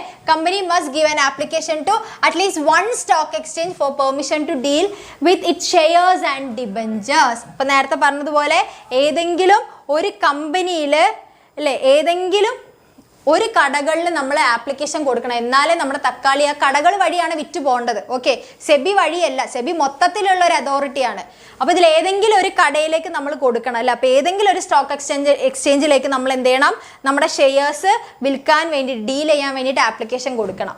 അതിനുശേഷം ഷെയർസൊക്കെ അവരെന്ത് ചെയ്യും? ആപ്ലിക്കേഷനൊക്കെ കിട്ടി, ആപ്ലിക്കേഷനൊക്കെ സെറ്റായി കഴിഞ്ഞാൽ അവർ ഷെയറൊക്കെ വിൽക്കാൻ വേണ്ട കാര്യങ്ങൾ അതുവഴി നമ്മളെ ഷെയർസ് വിറ്റ് പോയിക്കോളും. അതിനുശേഷം നമുക്ക് കിട്ടുന്ന പൈസ, അതായത് നേരത്തെ മിനിമം സബ്സ്ക്രിപ്ഷൻ എക്സ്പയറിന് മുൻപ് നമ്മുടെ ഷെയർസൊക്കെ ആൾക്കാർ വാങ്ങിക്കഴിഞ്ഞാൽ നമുക്ക് എന്ത് ചെയ്യാം? ഷെയർസ് അലോട്ട് ചെയ്ത് കൊടുക്കാം. Once permission from the stock exchange is obtained, the company proceed with the allotment of shares as per the SEBI guidelines. Okay, അതിനുശേഷം SEBI ഗൈഡ്ലൈൻസ് പ്രകാരം കമ്പനീസ് എന്ത് ചെയ്യുന്നു, കൊടുക്കുന്നു. അപ്പോൾ ഇത്രയും ചെയ്ത് കഴിഞ്ഞാൽ എന്തായി, സബ്സ്ക്രിപ്ഷൻ ഓഫ് ക്യാപിറ്റൽ എന്ന് പറയുന്ന ഒരു ഏരിയ കഴിഞ്ഞു. അത് കഴിഞ്ഞാൽ അതിനർത്ഥം ആ കമ്പനി എന്താണ്, ഫൈനാൻഷ്യലി സ്റ്റേബിളായി. ഓക്കെ, നേരത്തെ എന്താണ്, ഇൻകോർപ്പറേറ്റഡ് ആയി. സെക്കൻഡ് സ്റ്റേജിൽ ഇൻകോർപ്പറേറ്റ്, അതായത് രജിസ്റ്റേർഡ് ആയി. ഓക്കെ, ആ കമ്പനി രജിസ്റ്റർ ചെയ്യാൻ വേണ്ട നിയമപരമായിട്ട് കമ്പനി റൺ ചെയ്യാം, പക്ഷെ ഫണ്ട് ഇല്ലായിരുന്നു പബ്ലിക് കമ്പനീൻ്റെ അടുത്ത്. പക്ഷെ സബ്സ്ക്രിപ്ഷൻ ഓഫ് ക്യാപിറ്റൽ എന്ന് പറയുന്ന സ്റ്റേജ് കൂടെ അവർ ചെയ്തത് കൊണ്ട് ഇപ്പോൾ നിയമപരമായിട്ട് അവർ രജിസ്റ്റേർഡ് ആയി. അതുപോലെ തന്നെ ഈ സബ്സ്ക്രിപ്ഷൻ ഓഫ് ക്യാപിറ്റൽ കഴിഞ്ഞതിന് ശേഷം അവർ ഫൈനാൻഷ്യലി എന്തായി, സ്റ്റേബിളായി. ആ ഫൈനാൻഷ്യലി ആ കമ്പനി റൺ ചെയ്യാനുള്ള ഫണ്ട് ആ കമ്പനിയുടെ കയ്യിൽ ഉണ്ട് എന്ന് കാണിക്കുന്ന ഒരു സർട്ടിഫിക്കറ്റ് ആണ് കമൻസ്മെന്റ് ഓഫ് ബിസിനസ് എന്ന് പറയുന്നത്. അപ്പോൾ commencement of business literally means the official start of commercial operations for a company, അല്ലേ? മെയിൻ ആയിട്ട് പറഞ്ഞാൽ public company. Okay, the requirement for a commencement of business declaration exists primarily to protect the public and ensure the company is financially stable before it start operating, അല്ലേ? അപ്പോൾ ഇൻകോർപ്പറേഷനിലൂടെ നിയമപരമായിട്ട് company start ചെയ്യാൻ വേണ്ട എല്ലാ കാര്യങ്ങളും ആ കമ്പനിക്കായി. ഇനിയിപ്പോൾ കമൻസ്മെന്റ് ഓഫ് ബിസിനസ് എന്ന് പറഞ്ഞ സർട്ടിഫിക്കറ്റ് കിട്ടുന്നതിലൂടെ ആ കമ്പനി ഫൈനാൻഷ്യലിയും സ്റ്റേബിൾ ആണ് എന്ന് തെളിയിക്കുന്നു, അല്ലേ? അപ്പോൾ ഇത്രയും കാര്യങ്ങൾ ചെയ്ത് കഴിഞ്ഞാൽ എന്താ, കമൻസ്മെന്റ് ഓഫ് ബിസിനസ് കഴിഞ്ഞാൽ ആ കമ്പനി എന്തായി, ഫൈനാൻഷ്യലി സ്റ്റേബിളായി റൺ ചെയ്യുക, അല്ലേ? ഈ സർട്ടിഫിക്കറ്റിലൂടെ രണ്ട് കാര്യങ്ങളാണ് മനസ്സിലാവുന്നത്. ആ കമ്പനി എന്ത് ചെയ്തു, വേണ്ട മിനിമം ക്യാപിറ്റൽ അവർ ഒപ്പിച്ചു, അല്ലേ? That people who promised to buy shares have actually paid the money for those shares into the company's bank account. This ensure that the company has the necessary fund to begin its operation, അല്ലേ? നമ്മൾ നേരത്തെ എന്താണ്, shares വാങ്ങിച്ച ആൾക്കാർ നമ്മൾക്ക് fund തന്നു, നമ്മൾ അവർക്ക് ഷെയർസ് അലൗട്ട് ചെയ്തു. ഷെയർസ് അലൗട്ട് ചെയ്തുകൊണ്ട് തന്നെ നമ്മുടെ കയ്യിൽ ഇപ്പോൾ അവർ തന്ന പൈസ നമ്മുടെ അക്കൗണ്ടിൽ, നമ്മുടെ കമ്പനിയുടെ അക്കൗണ്ടിൽ കിടപ്പുണ്ട്, വേണ്ട പൈസയായി എന്നല്ലേ. That all the basic legal formalities have been complete. രണ്ടാമത്തെ പോയിന്റ് എന്ന് പറയുന്നത് കമ്പനിക്ക് വേണ്ട എല്ലാ ഫോർമാലിറ്റീസ് അവർ ക്ലിയർ ചെയ്തു. ഒരു കമ്പനിക്ക് വേണ്ട എല്ലാ ലീഗൽ ഫോർമാലിറ്റീസും അവർ സെറ്റ് ചെയ്തു എന്നുള്ള രണ്ട് കാര്യങ്ങളാണ് ഈ സർട്ടിഫിക്കറ്റിലൂടെ കാണിക്കുന്നത്. ക്ലിയർ അല്ലേ? ഇനി മെമ്മോറാണ്ടം ഓഫ് അസോസിയേഷനും ആർട്ടിക്കിൾസ് ഓഫ് അസോസിയേഷനും കമ്പയർ ചെയ്ത് നോക്കിക്കഴിഞ്ഞാൽ ഈ ചാപ്റ്റർ കഴിഞ്ഞല്ലേ. അതായത് ഒബ്ജക്റ്റീവ്സ് നോക്കിക്കഴിഞ്ഞാൽ മെമ്മോറാണ്ടം ഓഫ് അസോസിയേഷൻ എന്ന് പറയുന്നത് എന്താണ്, ഒബ്ജക്ട്സ് ഫോർ കമ്പനി ഫോംഡ് ആണ്, അല്ലേ? അതായത് കമ്പനിയുടെ ഒബ്ജക്ട്സിനെ കുറിച്ചാണ് പറയുന്നത്. ആർട്ടിക്കിൾസ് ഓഫ് അസോസിയേഷൻ എന്ന് പറയുന്നത് റൂൾസ് ഓഫ് ഇന്റേണൽ മാനേജ്മെന്റിനെ കുറിച്ചാണ്. ഓക്കെ, ഇനി പൊസിഷൻ നോക്കുകയാണെങ്കിൽ memorandum of association main document of the കമ്പനിയാണ്. ഓക്കെ, പക്ഷെ ആർട്ടിക്കിൾസ് ഓഫ് അസോസിയേഷൻ എന്നുള്ള subsidiary document to memorandum of association ആണ്, അല്ലേ? അപ്പോൾ മെമ്മോറാണ്ടം ഓഫ് അസോസിയേഷനും പിന്നെ അതുപോലെ കമ്പനീസ് ആക്ടിനും സബ്സിഡറി ആയിട്ട് നിൽക്കുന്ന ഡോക്യുമെന്റ് ആണ് ആർട്ടിക്കിൾസ് ഓഫ് അസോസിയേഷൻ എന്ന് പറയുന്നത്. ക്ലിയർ അല്ലേ? ഇനി അതിൻ്റെ സ്റ്റേറ്റസ് നോക്കിക്കഴിഞ്ഞാൽ നമുക്ക് എന്ത് ചെയ്യാൻ വേണ്ടി പറ്റില്ല, റെക്ടിഫൈ ചെയ്യാൻ വേണ്ടി പറ്റില്ല, അല്ലേ? അതായത് റെക്ടിഫൈ ചെയ്യാൻ നമുക്ക് എന്താണ് എളുപ്പമല്ല. കാരണം നമ്മുടെ ഭരണഘടന പൊളിച്ചെഴുതുക എന്ന് പറയുന്നത് നടക്കുന്ന കാര്യമാണോ? നടക്കുന്ന കാര്യം. അതേപോലെ തന്നെയാണ് നമ്മുടെ മെമ്മോറാണ്ടം ഓഫ് അസോസിയേഷൻ എന്ന് പറയുന്നത് റെക്ടിഫൈ ചെയ്യാൻ വേണ്ടി പറ്റില്ല, അല്ലേ? പക്ഷെ നമ്മുടെ മെമ്മോറാണ്ടം ഓഫ് അസോസിയേഷൻ എന്ത് ചെയ്യാം, റെക്ടിഫൈ ചെയ്യാൻ വേണ്ടി പറ്റും. ക്ലിയർ അല്ലേ? സെറ്റ് അല്ലേ? പിന്നെ ഇതിൻ്റെ റിലേഷൻഷിപ്പ് നോക്കിക്കഴിഞ്ഞാൽ നമ്മുടെ മെമ്മോറാണ്ടം ഓഫ് അസോസിയേഷൻ ഔട്ട്സൈഡേഴ്സും കമ്പനിയും തമ്മിലുള്ള റിലേഷൻഷിപ്പ് ആണെങ്കിൽ ആർട്ടിക്കിൾസ് ഓഫ് അസോസിയേഷൻ എന്താണ്, മെമ്പേഴ്സും കമ്പനിയും തമ്മിലുള്ള റിലേഷൻഷിപ്പിനെയാണ് പറയുന്നത്. പൊസിഷൻ നോക്കിക്കഴിഞ്ഞാൽ മാൻഡേറ്ററി ഡോക്യുമെന്റ് ആണ്. എല്ലാ കമ്പനിക്കും എന്താണ്, ഇപ്പോൾ പബ്ലിക് ആയിക്കോട്ടെ പ്രൈവറ്റ് ആയിക്കോട്ടെ മെമ്മോറാണ്ടം വേണം. പക്ഷേ ആർട്ടിക്കിൾസ് ഓഫ് അസോസിയേഷൻ എന്ന് പറയുന്നത് നോട്ട് കമ്പൽസറി ഫോർ പബ്ലിക് കമ്പനിയാണ്. ഓക്കെ, പബ്ലിക് കമ്പനിക്ക് നിർബന്ധമല്ല. കാരണം അവർക്ക് സ്വന്തമായിട്ട് ഉണ്ടാക്കിയില്ലെങ്കിൽ കുഴപ്പമില്ല. അവർക്ക് അവരുടെ കമ്പനിയുടെ നേച്ചർ അനുസരിച്ച് കമ്പനീസ് ആക്ടിൽ നിന്ന് എന്താ ചെയ്യുക, ടേബിൾ എഫോ ബിയോ അങ്ങനെ ടേബിളുകൾ അവർക്ക് എന്ത് ചെയ്യാം, അഡോപ്റ്റ് ചെയ്യാവുന്നതേ ഉള്ളൂ. അപ്പോൾ ഇത്രയും കാര്യങ്ങളെ നമുക്ക് പഠിക്കാനുള്ളൂ. ക്ലിയർ? സെറ്റ്. കഴിഞ്ഞു നമ്മുടെ ഈ ഒരു ലൈവ് കഴിഞ്ഞു.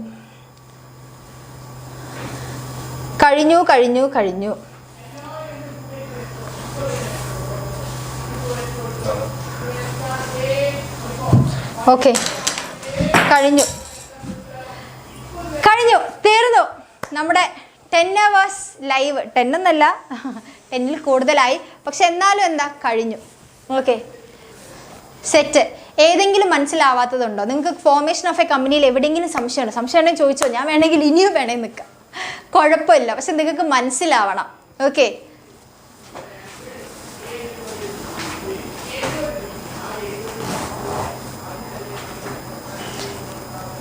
സാരംഗ് ക്ലാസ്സിലെ ചിരി പടർത്തിയാണോ എന്ന് ചോദിച്ചിട്ടുണ്ട്. മിസ്സേ 1%. മിസ്സേ thank you for the efforts. പിന്നെ സെറ്റായി മിസ്സേ അതെ എടാ, അത് നിങ്ങൾക്ക് ഡിലീറ്റഡ് അല്ലേ ടോപ്പിക്സ്? Okay, clear, set.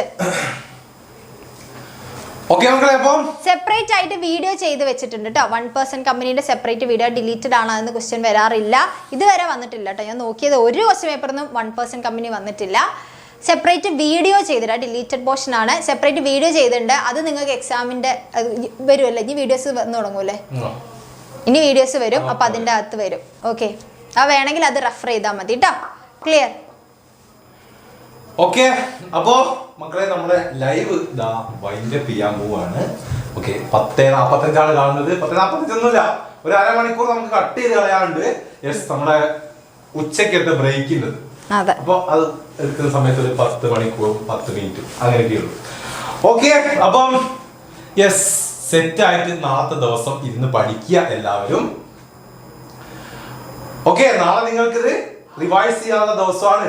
അത് അടിപൊളിയായിട്ട് ഇരുന്ന് പഠിക്കുക എല്ലാവരും. ഓക്കെ, റെഡി അല്ലേ? അപ്പം ഇന്നത്തെ ക്ലാസ്സുകളും കാര്യങ്ങളും ഒക്കെ റെഡി അല്ലേ?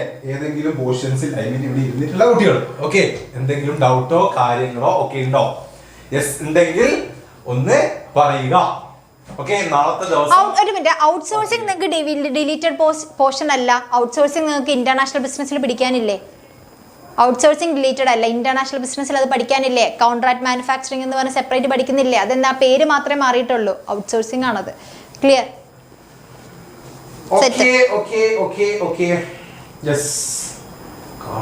നീ കാട്ടാക്കട എവിടെയാടാ? ഇപ്പത്തെ പയ്യന്മാര് സീസ് കൂടിയ വണ്ടിയായിട്ട് അത് കണ്ടില്ലായിരുന്നു സാറ്?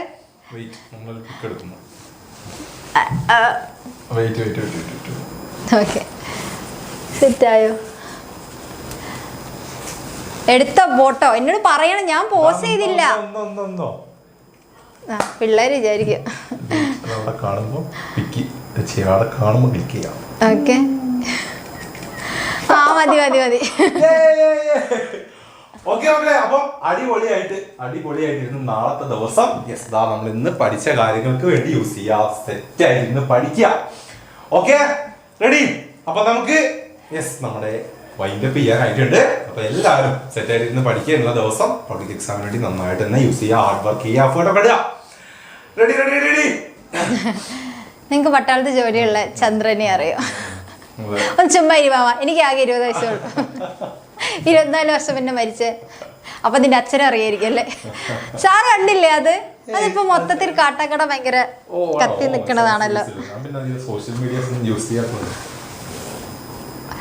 പെരിയ മനുഷ്യൻ എങ്ങനെ ഞാൻ മറന്ന് ഇപ്പൊ ചെന്ന് നോക്കിയാൽ കാണാം. ഒരു 10-15 റീൽ എനിക്ക് അയച്ചിട്ടുണ്ടാവും. ഇനി അതൊക്കെ നോക്കി അതിന് റിയാക്ഷൻ കൊടുക്കണം, എന്നിട്ടാണ് പറയുന്നത്. അപ്പൊ നമുക്ക് ബൈ ബൈ പറയാം അല്ലെ? അപ്പൊ എല്ലാവർക്കും ബൈ ബൈ. നാളെ അടിപൊളിയായിട്ട് ഇരുന്ന് പഠിക്കുക എല്ലാവരും. ബിസിനസ് സെറ്റ് ആക്കുക. യെസ്, അപ്പൊ നമ്മൾ അങ്ങോട്ട് ചലിക്കുന്നു. യെസ്, അതെ, ഞാൻ ഹൈറ്റ് കൂടിയതാ, അല്ലാണ്ട് മിസ് ഹൈറ്റ് കുറഞ്ഞതല്ല.